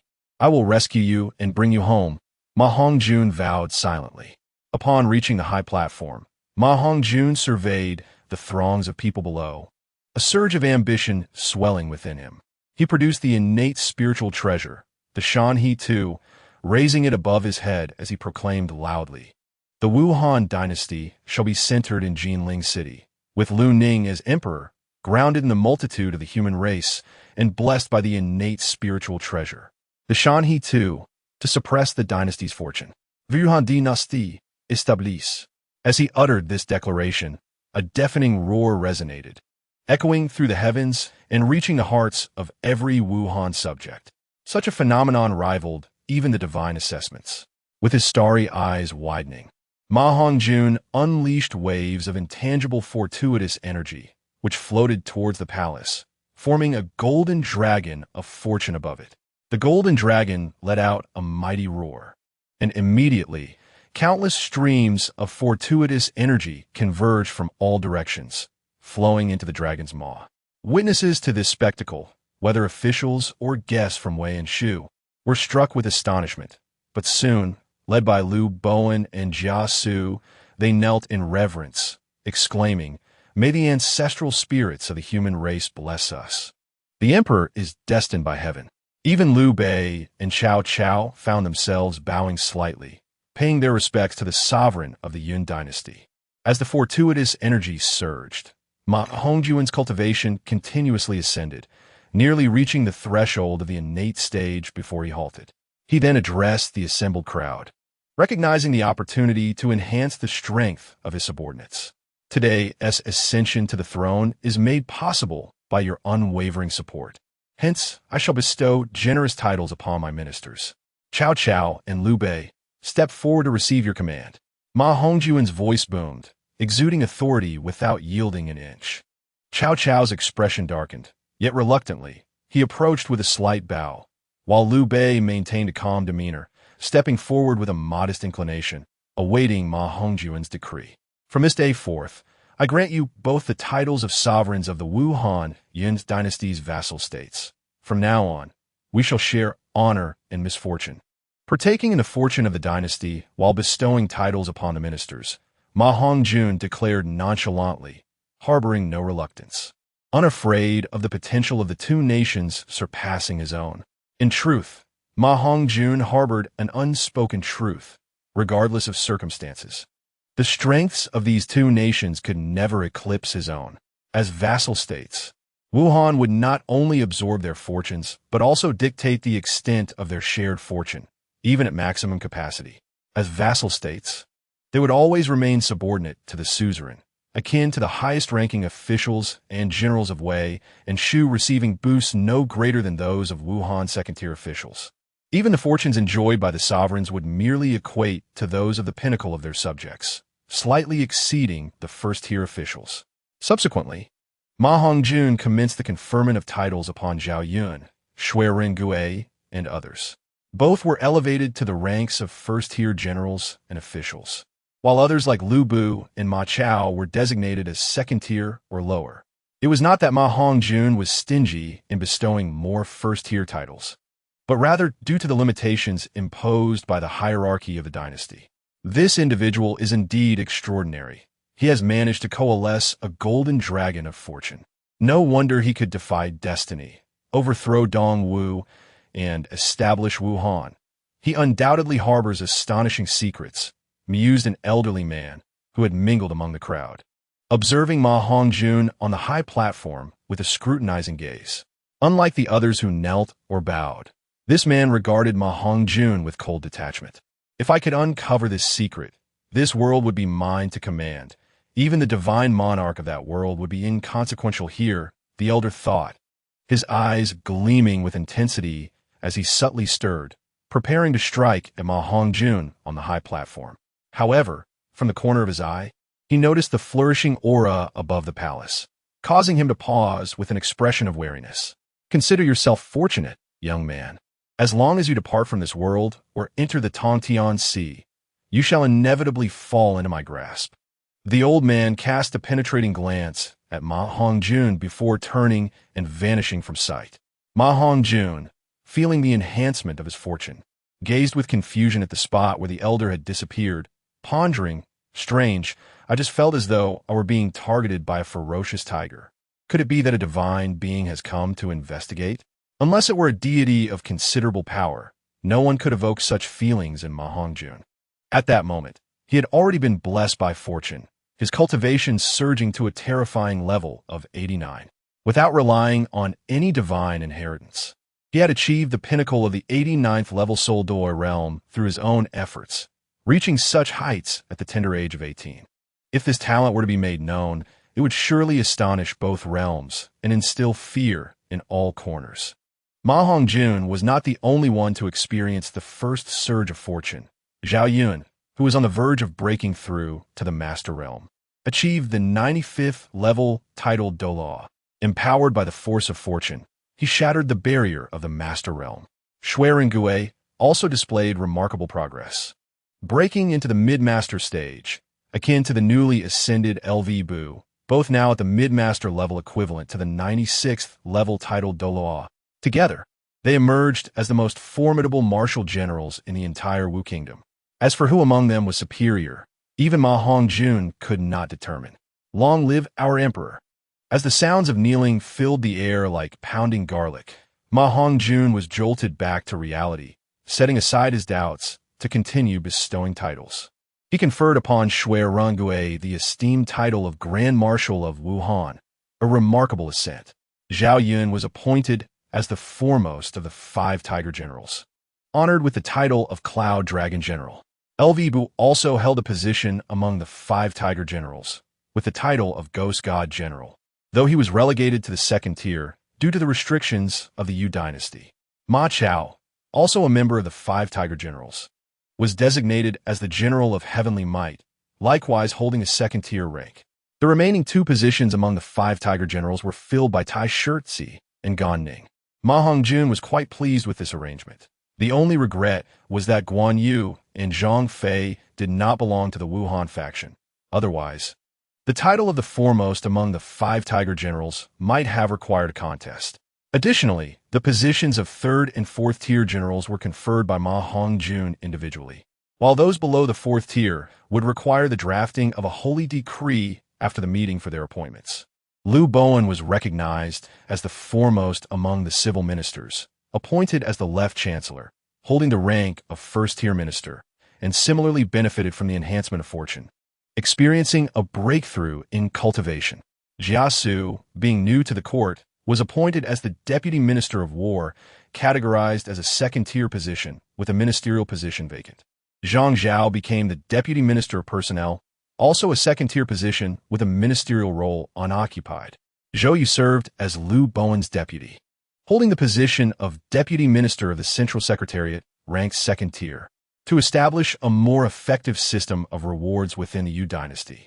Ma Hongjun had previously enacted the 3 provinces and 6 ministries system, so this came as no surprise to anyone. Of course, possessing modern knowledge, Ma Hongjun could not merely replicate the system, having improved upon many aspects. As for other vacant positions, he was not in haste to confer titles, allowing lower officials to temporarily assume duties. Chapter 212. The arrival of danger with the establishment of the Ma Hongjun Yu dynasty. The strength of the 3 kingdoms had ascended to a new level, nearly approaching the number of formidable beings in the Douluo continent. Many martial generals, civil officials, and heroes who had previously been stuck at the threshold of innate capabilities began to break through their bottlenecks. In an unknown realm, 2 streams of extraordinarily noble and mysterious energy were devouring one another. The once disadvantaged tricolor energy stream suddenly received nourishment from a mysterious force, stabilizing the situation while becoming increasingly extraordinary, as if it had gained a greater agility and intelligence. Damn it, the world's level has risen. A divine will filled with astonishment and anger was none other than the heavenly Tao consciousness of the Douluo world. The world consciousness of the 3 kingdoms, however, was lacking, possessing only instinct and a faint baby-like awareness. Generally, the heavenly Tao consciousness cannot articulate or respond.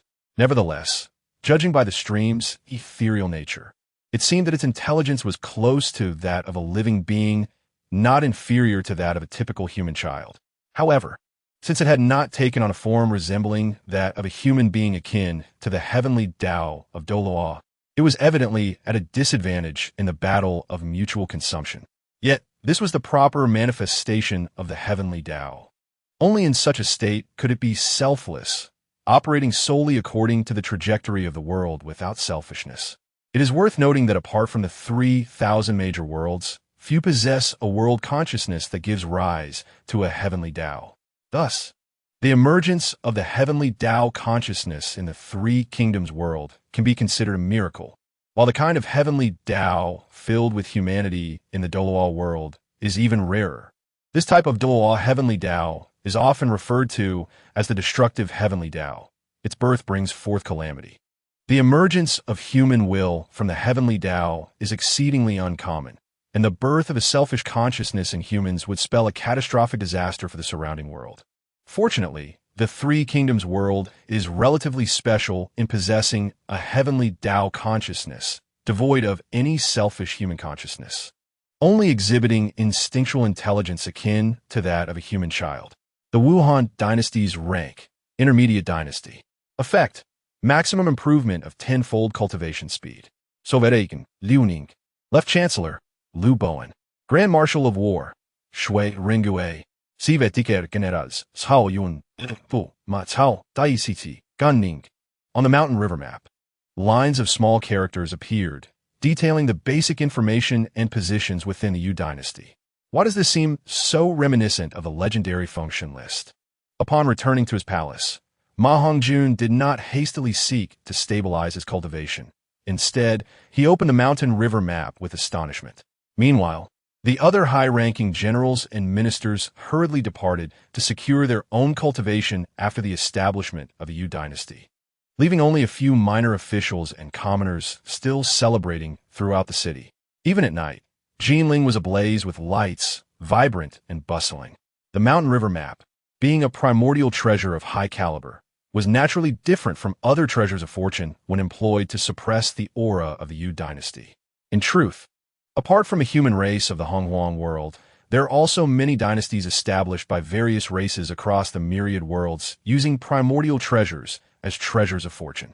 A rare, gentle voice from the system resounded in Ma Hongjun's mind, addressing his confusion. Are there other human race dynasties? Ma Hongjun inquired with delight.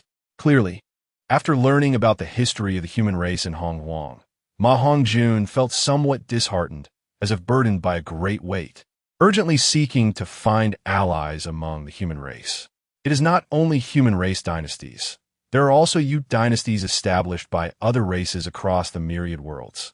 While the Hongjun world is revered as the origin of the myriad realms, due to its closed nature and the flow of time, its true strength is not significantly superior to that of other major worlds. The system seemed particularly cheerful today, patiently explaining to Ma Hongjun. I see.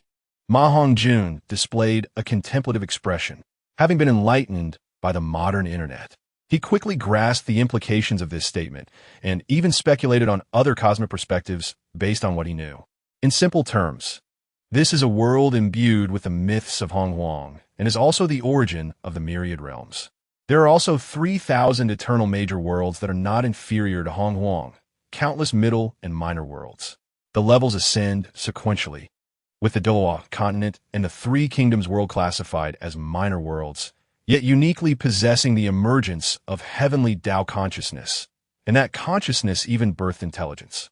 Returning to the main point, with Ma Hongjun performing sacrifices to the ancestors of the human race and establishing the Yu dynasty, the Three Kingdoms world advanced from a relatively ordinary level among minor worlds to a higher tier. The sky was adorned with clouds, and colorful light illuminated all directions. The majesty of the dynasty striking awe into the hearts of all, rendering evil spirits unable to hide. The entire Han dynasty appeared to be thriving. Yet there were still individuals who harbored sinister intentions. Due to Ma Hongjun's autocratic nature, certain aristocratic families, driven by the desire for power and profit, resorted to treachery, even betraying their own for personal gain, negotiating land concessions and reparations for their families. Such individuals are not uncommon in any era. In the dark of night, within a lavishly expansive estate in Jinling City, a black-clad figure knelt before an elderly man with a goatee. Report to the family head. The intricate web of the Wuhuan Temple in the Douluo realm has been completely dismantled. The king of Wu will undoubtedly investigate the internal factions. What should be our next move? The elder replied, The emperor's influence is vast. He has always looked down upon the aristocracy. We cannot be blamed for informing the Wuhuan Temple. With the talisman provided by my younger brother, while the Chui family does not fear coercive force, we must remain cautious of the potential for military suppression. The Chui family was one of the most distinguished among the aristocratic clans during the Three Kingdoms period, having been the first to pledge allegiance to Ma Hongjun after he established the Wuhan regime. However, Ma Hongjun's attitude towards the aristocracy ensured their marginalization. Witnessing numerous officials rise in rank, none of whom were from the Chui family, bred resentment within him.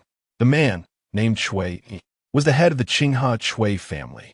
Although a scholar, his strength was formidable, reaching the level of a titled Douluo. His younger brother, Chui Zhouping, was a mysterious figure in the Three Kingdoms world, known as a reclusive hermit whose presence was seldom felt. Suddenly, a chilling wind swept through, causing the doors and windows of the Chui residence to creak ominously, as if the gates of hell had opened, heralding the arrival of a demon. Ah, Wisme. Yuji, present. Why should we fear a mere youth? An old man clad in white, with white hair and beard, abruptly appeared before Chui, grinning sinisterly. This man was the mysterious elder who had harbored murderous intent towards Ma Hongjun earlier that day. As his laughter echoed, all strange phenomena dissipated into nothingness, resembling mere illusions. Yuji, the master of my younger brother? Chui asked in astonishment, struggling to believe. Indeed, you are Chui Zhouping's elder brother. Chui, are you not? Will you heed my command? Once our objective is achieved, the rewards will be plentiful. Yuji nodded, expressing his satisfaction. Respectfully following your command.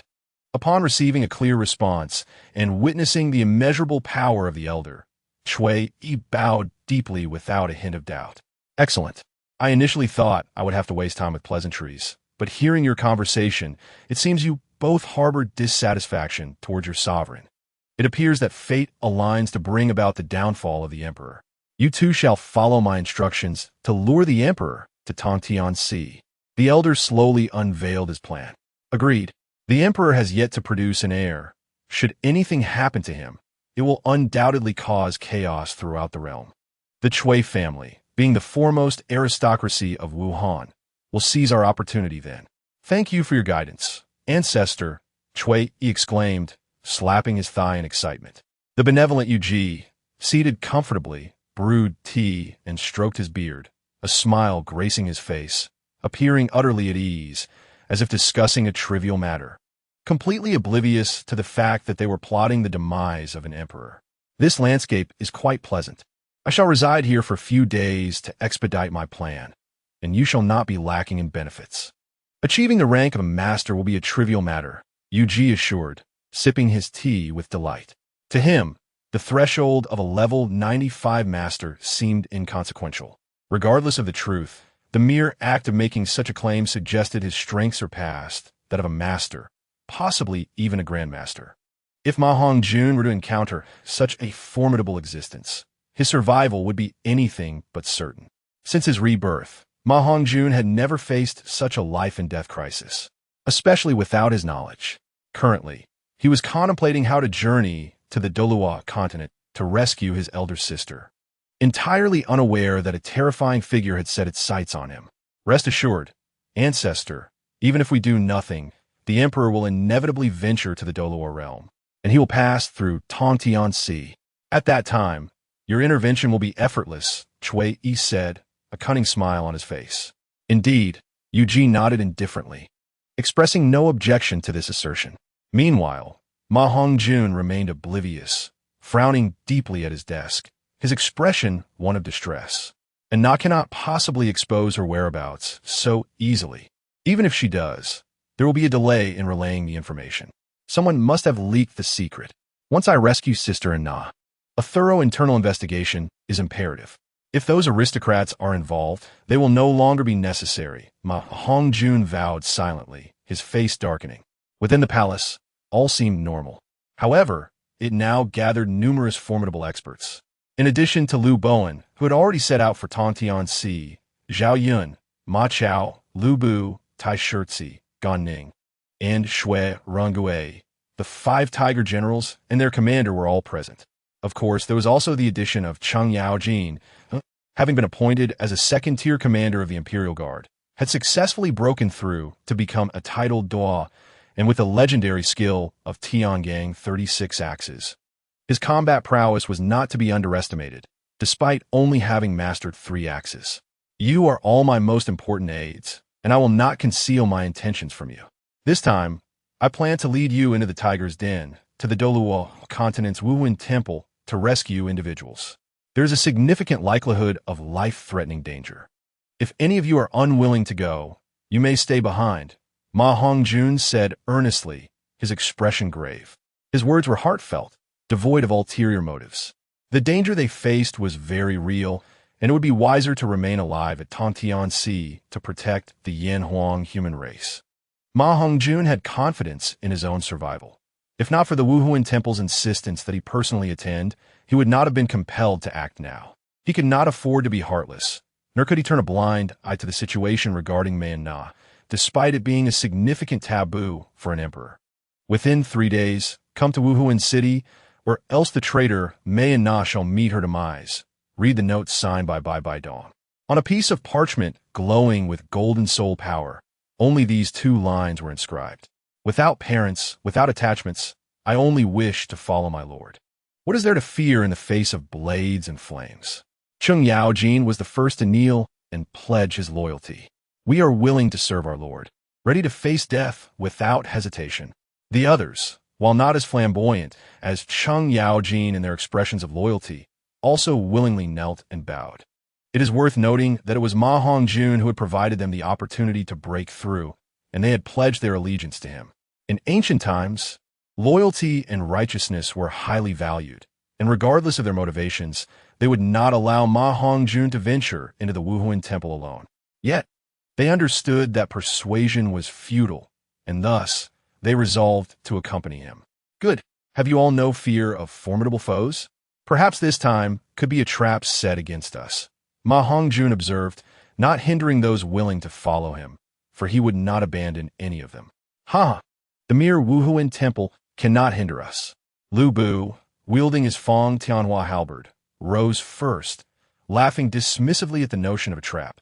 Indeed, even if countless generals stand in our way, we shall carve a bloody path for our lord. Zhao Yun slowly rose, his dragon spear shimmering like a silver dragon lurking in the depths. The others also knelt in loyalty, not to mention Shui, Ren Gui, and Cheng Yaojin, who were summoned system characters. In this era, who among the other five is not a paragon of excellence, endowed with extraordinary talents?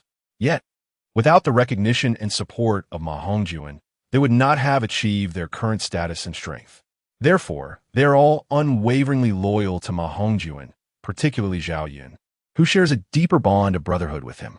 Furthermore, Lu Bu is bound by the gratitude of saving his daughter and wife, while Taisher Tsi and Ganning acknowledge the favor of promotion and mentorship.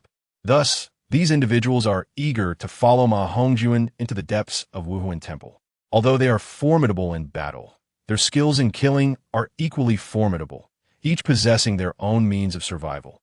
And thus they fear not the prospect of perishing in a foreign land. In Jinling City, atop the imperial palace of the Zijincheng, the night passed in silence as everyone bid farewell to their wives and children. Aside from Zhao Yun and Cheng Yaojin, the others were entangled in familial matters. Zhao Yun was able to bid farewell to his sister and brother, while Cheng Yaojin, unburdened, stood alone before the palace, gazing into the hazy night sky. The beauty of his homeland was truly intoxicating, and he pondered whether he would have another chance to enjoy it. His lord had treated him well, and he felt compelled to go. If he returned, he would surely marry several esteemed young ladies. Cheng Yaojin clutched the drunken flower brew, a reward from Ma Hongjun, sipping it intermittently. Alas, you need not go, old Cheng. Among us, you possess the weakest strength. What if unforeseen circumstances arise?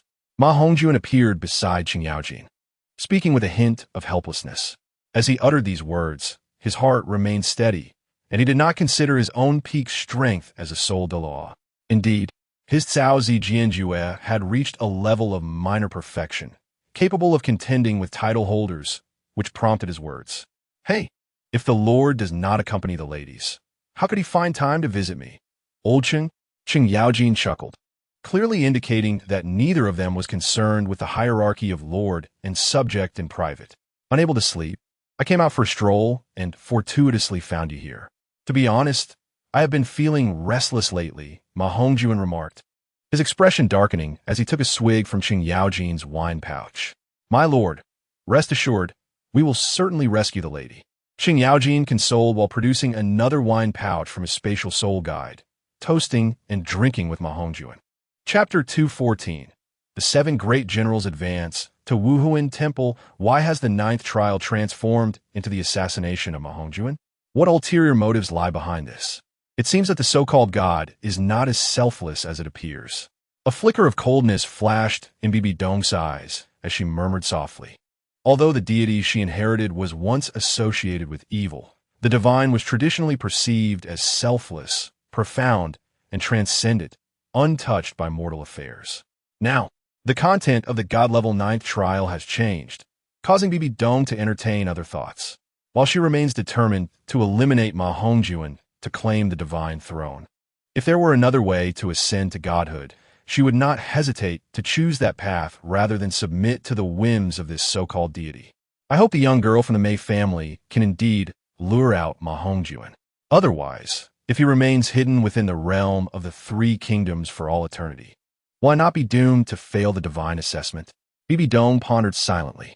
Your Holiness, the scouts report that Ma Hongjun, accompanied by several top title holders, has already headed towards Tongtianhai and will soon arrive at Wuhuan City. A ghostly figure knelt before her to report. This individual was none other than Douluo, one Bibi Dong's right-hand man. Had Ma Hongjun been present, he would have recognized that Douluo was already a 95th level title de law.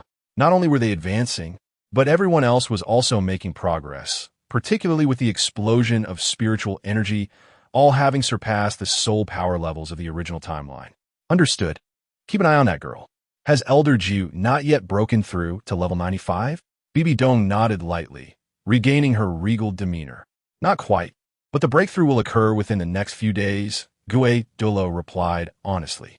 Once Elder Ju breaks through, we will utilize our soul fusion technique, which will undoubtedly match the power of the 98th level Elder of the Worship Hall, Bibi Dong casually remarked. Compared to your holiness, we are still far behind. Regardless of our strength, both Elder Ju and I remain your most loyal subordinates. Bibi Dong fell silent, slowly nodding without a word. If there is nothing further, I shall take my leave, Douluo said humbly, offering a compliment. Meanwhile, after Ma Hongjun had settled all matters in Jinling City, he quietly led Zhao Yun and the others to Tongtianhai. Observing the ravaged roads and the unclean bloodstains, Ma Hongjun could not help but let out a sigh. Alas, the ongoing war between the realms has resulted in countless casualties on both sides. Who can say what is right or wrong? Ma Hongjun, still young and a monarch with limited experience in battle, found himself deeply affected by the scene before him. This visit to Tongtianhai stirred many emotions within him. The conflict between races and worlds is indeed brutal. There is no absolute right or wrong. What may be enemies to one could be heroes to another, and vice versa. The others displayed a much colder demeanor, appearing unfazed, clearly accustomed to the cycles of life and death. Only Zhao Yun, with a compassionate heart, could not help but offer some explanations. Ma Hongjun lacked the moral high ground to criticize others. The path he had chosen was his own, and he must walk it to the end. This journey was inevitably fraught with life and death.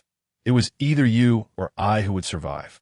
If forced to choose, he could only side with the Yin Huang descendants over the Douluo citizens. This was his personal inclination, seeming selfish to his wife and friends. Yet it represented a responsibility to countless Yin Huang compatriots. His only goal was to spare them from the bloodshed of the Douluo.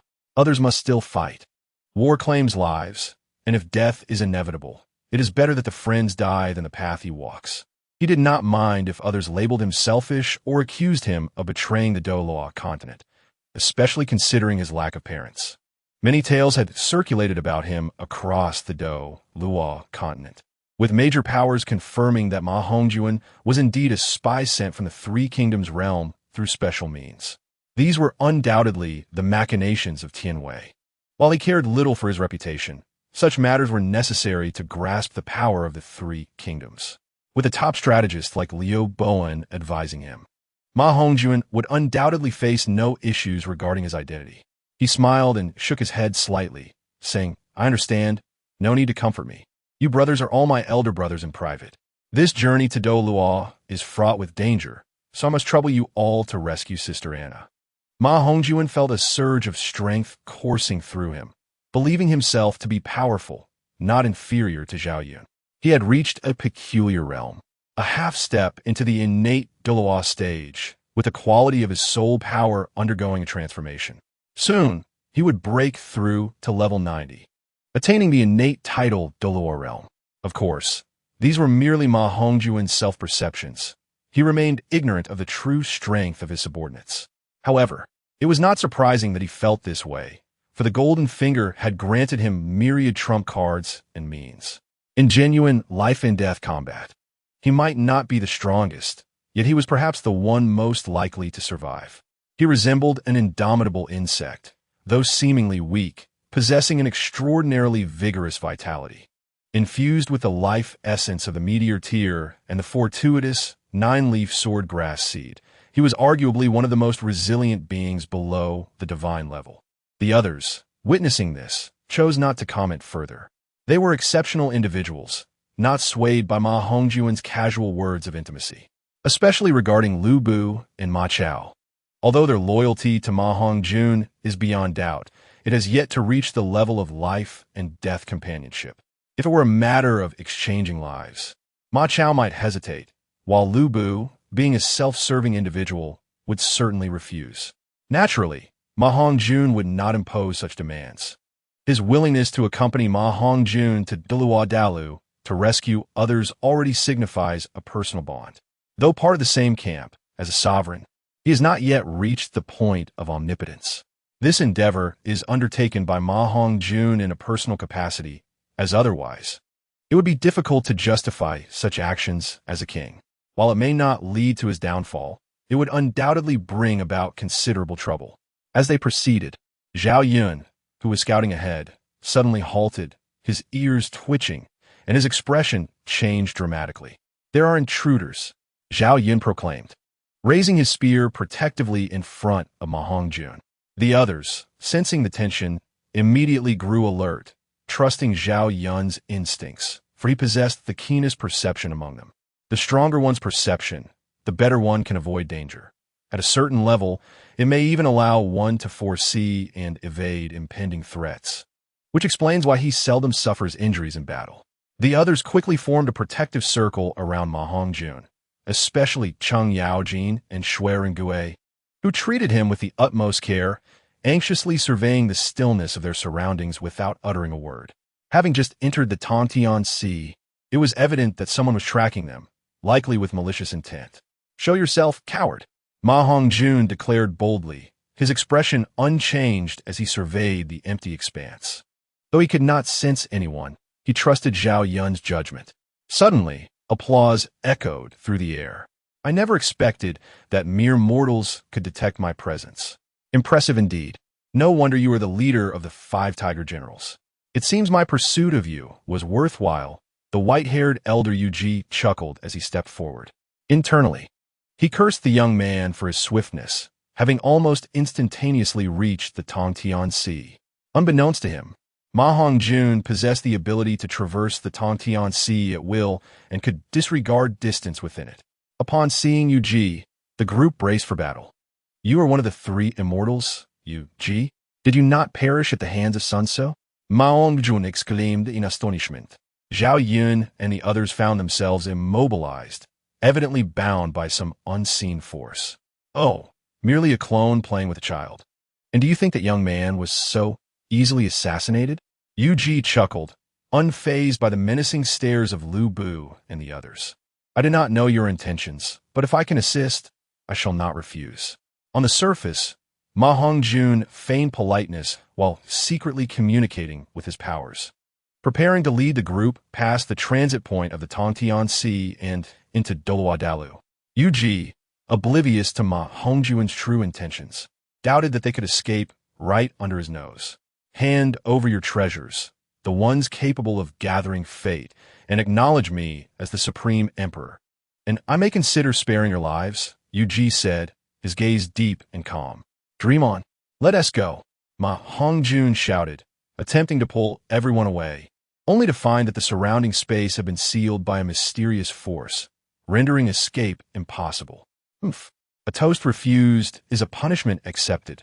You shall remain." Yuji's expression darkened as he pointed at Ma Hongjun, who felt his body uncontrollably drawn toward him. "Stop. Protect the Lord."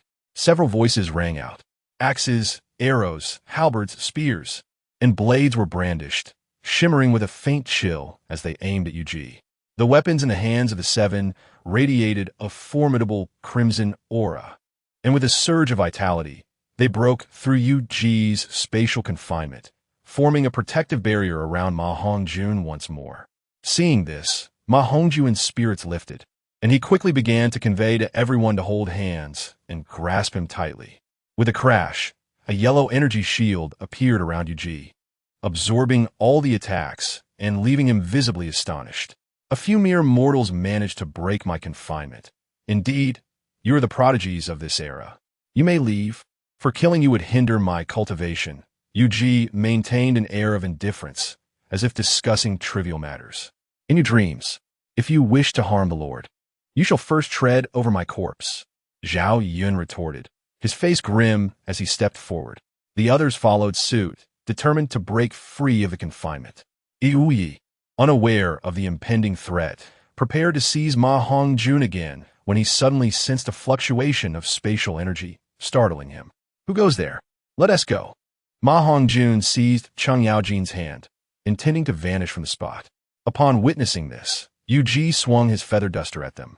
unleashing a yellow energy that rapidly surged towards the group, aiming to disrupt their spatial escape. With a thud, the others desperately raised their weapons to defend. Yet they were met with severe injuries, spitting blood as they fell. Fortunately, they managed to fend off the attack, rejoining hands and disappearing from the scene. Outside Tiando City in Douluo, several figures materialized. Although they had successfully evaded Yu Ji's confinement, they bore significant injuries. How powerful! We were utterly defenseless. Is this the might of a deity? Lu Bu lamented, his face pale as he growled in frustration. The others, accustomed to his proud demeanor, noted that this incident had evidently struck him hard. What does strength matter if we can still escape? Let us go. We shall regroup and recover our strength before taking further action, Ma Hongjun replied, casting a sidelong glance at Lu Bu. His calm demeanor offered some reassurance to the group, igniting curiosity about his abilities. How did the Lord manage to bring us all here? Cheng Yaojin inquired, surveying his somewhat familiar surroundings with astonishment. Just a few minor tricks. Nothing of consequence. Ma Hongjun dismissed the query, knowing that further explanation would only complicate matters. The spiritual energy here is so dense. Could this be Douluo? Tai Shirtzi and Gan Ning, regaining their composure, also surveyed their surroundings, neglecting their injuries for the moment.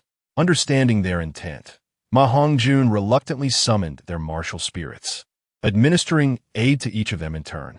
Yes, let us find a place to settle first. Ma Hongjun, having sustained no injuries himself, felt only a slight mental strain. Chapter 215, A Fortuitous Encounter with Jianwei. The group, comprised of formidable individuals, cautiously refrained from exposing their whereabouts and sought refuge in a small town. Naturally, they were not there for leisure. Once settled, they began to explore the nearby cities for information. Unbeknownst to them, after their departure, spies flew within the Tongtian Sea, and intelligence spread rapidly across the two great domains. The families of the three kingdoms received this news, their reactions to Ma Hongjun's escape being exceedingly complex. While they wished for the prosperity of their homeland, they desired it to stem from their own family's strength rather than the might of the dynasty. The two were interdependent, yet fiercely competitive. Even if Ma Hongjun could suppress all families with force without reaching divine level, he would remain powerless against them. The influence of these families was far more intricate than it appeared, regardless of their grasp on talent or their monopoly on knowledge. The feudal families have reached the utmost limits of their capabilities. Once one noble house is provoked, the entire clan of flower cultivators would feel threatened, uniting in solidarity. And that would herald the onset of war. War inevitably claims lives, and the loss of life weakens a nation's power and destiny. In an effort to mitigate casualties, Ma Hongjun has indeed exerted considerable effort. He has invested significant toil within the realms of Tongshanhai. Throughout the entire secret realm of Tongshanhai, formidable beings of the soul, Douluo level or above, are stationed at intervals, employing their soul power to monitor their surroundings, thus forming a robust intelligence network. This is also the reason why information spreads so swiftly. Douluo, being a mortal enemy, has similarly established such arrangements. The Pope Bibidong was taken aback by the report from her subordinates regarding the mysterious powerhouse from the New Realm who dared to assassinate King Wu, murmuring in astonishment. Her understanding of the Three Kingdoms world was rather limited, primarily derived from information relayed by others. Aside from those who initially allied with the Three Kingdoms world, few others had ventured there, while many scattered warriors from the Three Kingdoms roamed the Douluo world. In the Sunset Forest, the spiritual energy in this world is indeed abundant. I, Jianwei, am fortunate enough to live again in this realm. I must express my gratitude to the esteemed Giguzi, had it not been for him. Mungda, do not blame me for leaving you. I have already sacrificed my life for your whims and cannot continue to fight for you. At this moment, a sturdy, fierce, and dark-skinned man held a halberd in one hand and a tiger-class 10,000-year-old beast in the other, walking with a pensive expression. He was entirely oblivious to the two approaching presences nearby. A powerful aura is approaching us. It seems to be passing through. Should we take cover, Your Highness? No need. The inhabitants of this world are not necessarily foes, and a person with such potent vitality may not be from Douluo. Ma Hongjun waved his hand, feeling a sense of curiosity about the approaching presence. After departing their designated area, the two separated from the others to conceal their whereabouts, deliberately masking their aura. Additionally, the individual ahead, clearly bold and skilled, did not conduct a thorough investigation, making it unsurprising that they remained undetected. In the Douluo world, Ma Hongjun had never encountered a soul master or soul beast with particularly strong vitality, prompting him to pause and assess the situation. Although the Three Kingdoms world cultivates inner strength, it practices vitality cultivation. Regardless of the cultivation method, as strength increases, vitality becomes more robust. Of course, the mental strength cultivated by scholars is not included in this discussion. The newcomer approached swiftly, and as they drew near, Ma Hongjun called out loudly, "Brave warrior, please halt." The newcomer complied, looking at Ma Hongjun and his companion with curiosity, asking, "Who calls me? A flower cultivator?" Ma Hongjun was momentarily taken aback before responding. "How did you know?" The dialect of ancient flower cultivators is recognizable to anyone. "I am Dian Wei." "Who might you be?" Dian Wei retorted, not genuinely simple-minded. "What?" "Dian Wei has long since perished." Ma Hongjun exclaimed in astonishment, his words slipping out. You're also Han?" Dian Wei, undeterred by the perceived offense, inquired with interest. "Indeed, a fellow Han." "Haha, brothery, what brings you here?" Ma Hongjun quickly regained his composure and kindly posed his question. It's a long story. It seems you are the person the elder spoke of waiting for. Let us depart from this place and converse as we walk." Dian Wei sighed and warmly invited. The three made their way towards Dian Wei's dwelling, while Ma Hongjun was not in haste to investigate the ice and fiery Yang Ai. He genuinely admired Dian Wei, wishing to recruit him as a subordinate. Along the way, with Dian Wei's explanations, Ma Hongjun learned why Dian Wei was still alive and present. It turned out that Dian Wei had been saved by Giguzi and had come to settle in the Douluo continent under his guidance. It was astonishing that Giguzi could foresee the future, allowing you to wait here. Ma Hongjun marveled at this, gaining a better understanding of Giguzi's existence. Simultaneously, the weight on his heart eased slightly, realizing that the Three Kingdoms world harbored a group of divine beings. It became clear that the Huaxia people were exceptionally talented and possessed numerous strong individuals. From Dian Wei, Ma Hongjun gleaned a wealth of information about the current landscape. The world does not cease to operate in his absence. Previously, he had held himself in too high regard and only now recognized that there are always greater beings beyond oneself. The schemes of the past now seemed trivial in retrospect. While Ma Hongjun was astonished, he also felt a sense of disorientation, as if his destiny had been laid bare before him, stirring a reverence for Giguzi within him. Dian Wei was part of Giguzi's design, which had anticipated the current situation. This was a certainty in Ma Hongjun's mind. Yet Dian Wei seemed only to have a general understanding, having journeyed for a time after being saved before being sent to the Douluo continent. Meanwhile, within the sealed spirit realm, Giguzi waved his hand, causing the destructive seal at the boundary to vanish in an instant. Several figures materialized from the spirit realm, and in the blink of an eye, the seal reappeared at the portal. "Brother, would you be willing to emerge from the mountains to support Huaxia and lend a hand to your homeland?" Upon grasping the entirety of the situation, Ma Hongjun no longer hesitated and directly extended his invitation. "That is my wish. I dare not decline." Dian Wei replied with reverence. Chapter 2:16. Return to the ice and fire Yin-Yang.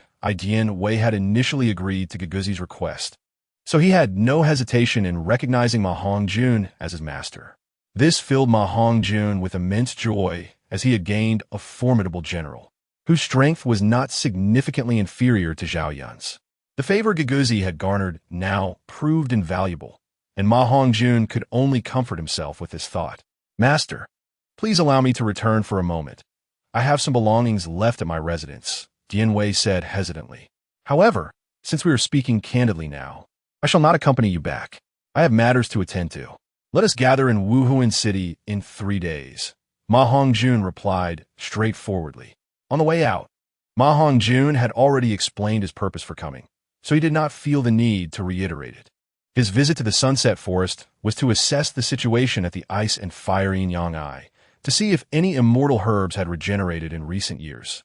While the immortal herbs might offer limited enhancement to the strength of a tidal Douluo, they would be immensely valuable for restoring soul power or concocting healing elixirs.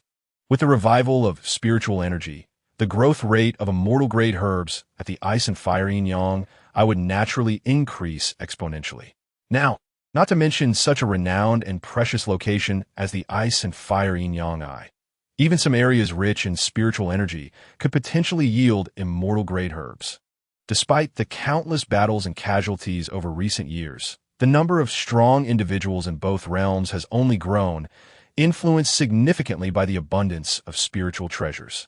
The world is on the verge of a breakthrough, and this unprecedented transformation is undoubtedly the greatest opportunity for both realms. Consequently, the number of soul masters in the Douluo world has now reached 1/10 of the total population. Ordinary individuals, devoid of any innate soul power talent, occasionally find themselves unexpectedly endowed with such abilities. This transformation is elusive, leaving one uncertain whether it heralds good or ill for the world. In the realm of the three kingdoms, talents flourish even more abundantly. With diligent cultivation, anyone, regardless of their inherent gifts, can evolve into a formidable warrior akin to a soul master. Ma Hongjun silently hoped that he would glean something beneficial from this endeavor. Contemplating whether Tang San might venture to steal the celestial herbs from his Binghua Liang Yen. Soon, Ma Hongjun arrived at the site of Binghua Liang Yen, relieved to find that his fears were unfounded. It was not that Tang San had refrained from scheming, but rather that the net of the Tianluo Diwang had only recently been dismantled, leaving no time for such pursuits. At that moment, Tang San was engaged in the Sea God's ninth trial on Sea God Island. Otherwise, given his nature, it was uncertain whether he would refrain from such actions. The spiritual energy in this place was exceedingly potent, with a single day of cultivation here equating to 10 days or more in the outside world. As Gan Ning observed in astonishment, "Indeed, how had I not considered that although this location is unsuitable for cultivating soul power, it does not hinder the practice of inner strength, which depends on the abundance of external spiritual energy. The richer the external aura, the swifter the cultivation." Ma Hongjun chided himself for his oversight. Naturally, the speed of inner strength cultivation also hinges significantly on the methods employed. Pondering this, Ma Hongjun felt a stirring in his heart, but lamented that he must first rescue individuals from the Wuhuan Temple. This treasure trove must remain under his control. Whether Tang San would come here was of no concern to him. This was his domain, and he would not hesitate to defend it. "My lord, what are you saying?" Gan Ning asked, regarding Ma Hongjun with a puzzled expression. "Huh? Oh, nothing. I merely meant to say that this place is splendid. Henceforth, it shall be my private garden. Well, it already is my garden," Ma Hongjun replied, shamelessly after reconciling his thoughts. Meanwhile, the poison Doa stationed in Jinling City sneezed unexpectedly. "Achoo! It must be that little monster thinking of me. By now, he has likely reached Tiando City. I have heard that Douluo continent has also benefited from the upheaval in the heavens and the earth, causing a surge in spiritual energy.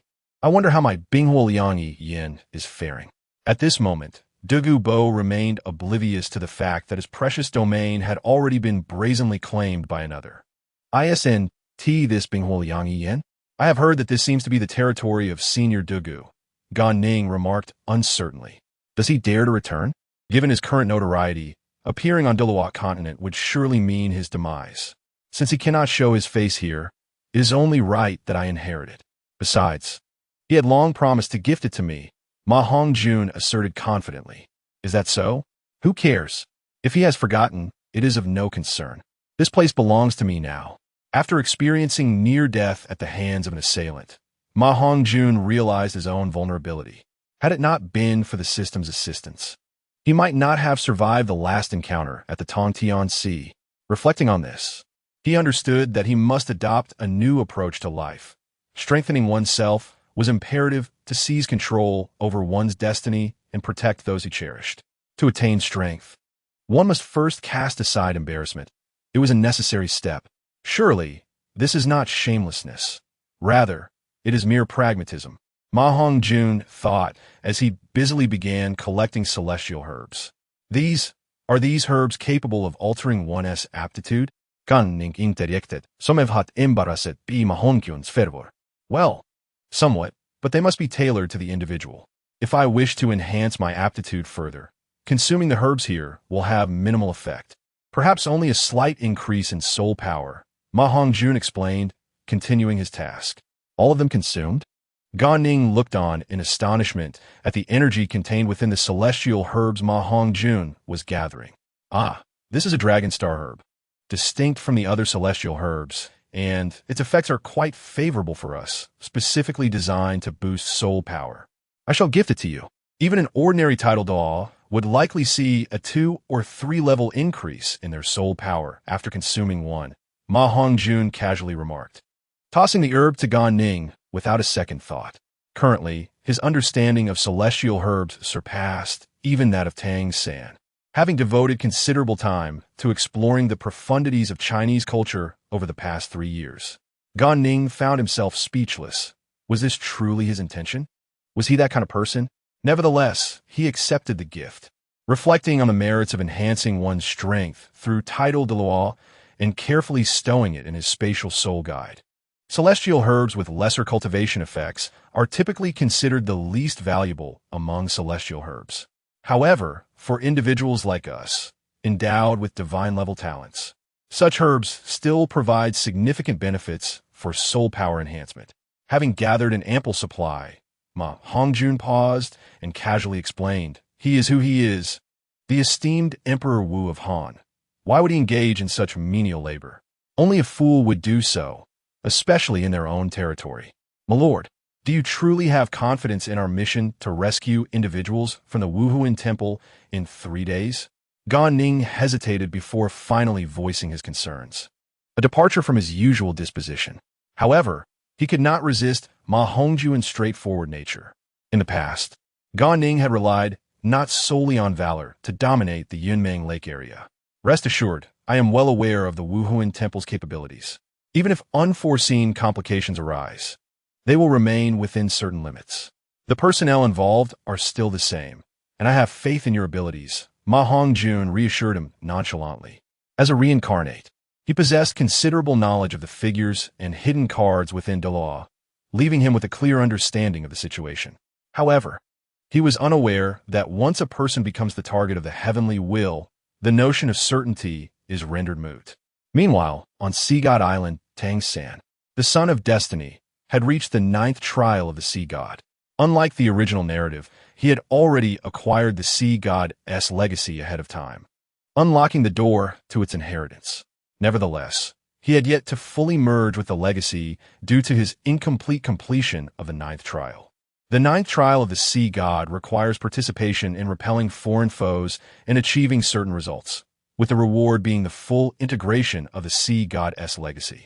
Tang San gazed at the sea god assessment card in his hand with a complex expression. After a moment's hesitation, he comforted himself. At least it is about repelling rather than exterminating. It seems Hongjun has grown exceedingly powerful. Even with my strength, I can only play a role in hindering their advance. Little San, thank you immensely. Were it not for your guidance, I would not have ascended to the rank of Soul Douluo. It is truly unfortunate that Xiao Wu and Rongrong could not accompany us here, Dai Mubai expressed cheerfully, unaware of the contents of Tang San's card as he watched him exit the Sea God Temple. Each person has their own opportunities. Xiao Wu, in the other world, will at least not be subject to prying eyes. I have heard that in that realm, humans regard soul rings as entirely optional. Tang San replied with a gentle smile as he tucked away the card. Indeed, what does the 9th trial entail?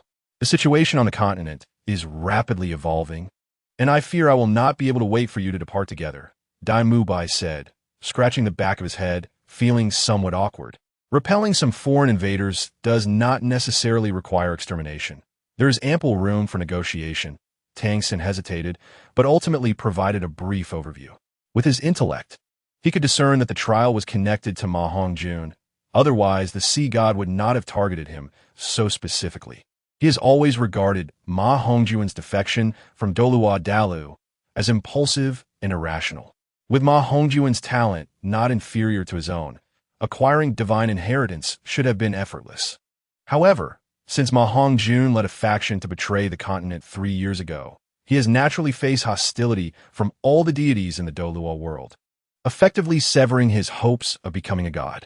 Yet, Ma Hongjun harbors no regrets. He believes that the pinnacle of Huaxiao martial arts cannot be confined to divine levels.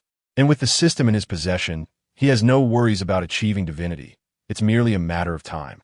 Outside Wuhuan City, soldiers swarmed like clouds, forming a defensive formation, encircling the entire city. From a distance, it is evident that Wuhuan City is on high alert. The Wuhuan Temple truly values us. They have long anticipated that some individuals would not behave, and upon our return, they will undoubtedly clean house, Ma Hongjun remarked, his hands clasped behind his back as he gazed thoughtfully at the city ahead. I estimate that our movements have already reached the ears of the Wuhuan Temple 3 days prior. They intentionally released news about Miss Anna these past few days to lure us into Wuhuan City for our demise, Shui Ringue said gravely. Everything is within my expectations. Ever since the heavenly net was dismantled, I knew there were internal issues. With our strength, unless a god intervenes, no one within Wuhuan City can withstand our rescue of Sister Anna, Ma Hongjun asserted confidently. He surmised that the grand priest of the Wuhuan Temple would be reluctant to take action, especially since Qianren Xue is currently at a critical juncture in obtaining the angelic inheritance. As long as it does not involve the destruction of the Wuhuan Temple, Douluo will ensure he remains at his peak for the sake of his granddaughter's ascension. In contrast to the ease displayed by other martial generals, only Shui Ringue wore a serious expression. After much hesitation, he finally spoke. I have heard that the Grand Priest Douluo is extraordinarily powerful, with aerial capabilities that could rival those of a demigod. Fear not. He may not necessarily intervene to stop us this time, Ma Hongjun replied with a slight smile. In the face of extremes, I am invincible, Lu Bu sneered, casting a disdainful glance in the direction of Wuhuan City. Do not underestimate the situation. Pope Bibidong is not easily dealt with, Zhao Yin cautioned. To think that the illustrious Zhao Zilong also has moments of fear. I truly feel honored to have so many formidable experts gathered here. A voice, both gentle and authoritative, resonated as Bibidong appeared before Ma Hongjun. Bibidong, release Sister Anna, otherwise. Today will mark the downfall of the Wuhuan Temple, Ma Hongjun declared passionately. Of course, only he knew he was bluffing, wishing to annihilate the Wuhuan Temple. He and his companions could hardly expect to return to Jinling City unscathed. To my surprise, Emperor Wu has come personally. This is unexpected. Bring her out, Bibidong commanded to the figures behind her. Soon, someone descended and, after a brief moment, approached, escorting a stunning figure. You may take her, but I require a promise from you, Bibidong said, her gaze fixed on Ma Hongjun, her heart filled with mixed emotions. The once junior she viewed with indifference now required her equal treatment. Save her, Ma Hongjun replied without a moment's thought. Zhao Yun, seizing the opportunity, flashed like lightning and, before the Wuhuan Temple's personnel could react, swiftly brought back Mayana. This was Zhao Yun's secret technique, rarely employed due to its immense speed and considerable energy consumption. However, he spared no effort in this moment of urgency. Hongjun, what brings you here? It is my fault for not concealing our whereabouts, putting you in such peril, Mayana said tearfully, gazing at Ma Hongjun and the others with deep gratitude. Clearly, she had not anticipated that Ma Hongjun would truly abandon state affairs to come for her. This was something Bibidong, as an enemy, could perceive more clearly than she could. It's fine. With me here, you should stand back for now, Ma Hongjun replied before turning his gaze quizzically towards Bibidong. He could not fathom Bibidong's intentions, as he doubted her strength would be insufficient to hinder Zhao Yun. What do you intend to do? Now is the time to speak. I, too, despise needless bloodshed. Wouldn't it be better to avoid such conflict? Ma Hongjun said, shrugging his shoulders. After all, one should not strike a smiling face. since BB Dong had deliberately released Mayana. He felt it would be inappropriate to immediately turn hostile. I want your assurance that during my dealings at the Wuhuan Temple, you will refrain from taking advantage of any chaos to meddle in matters concerning Douluo. BB Dong finally revealed her intentions. Summary. The elements of Douluo and the historical figures of the three kingdoms intertwine.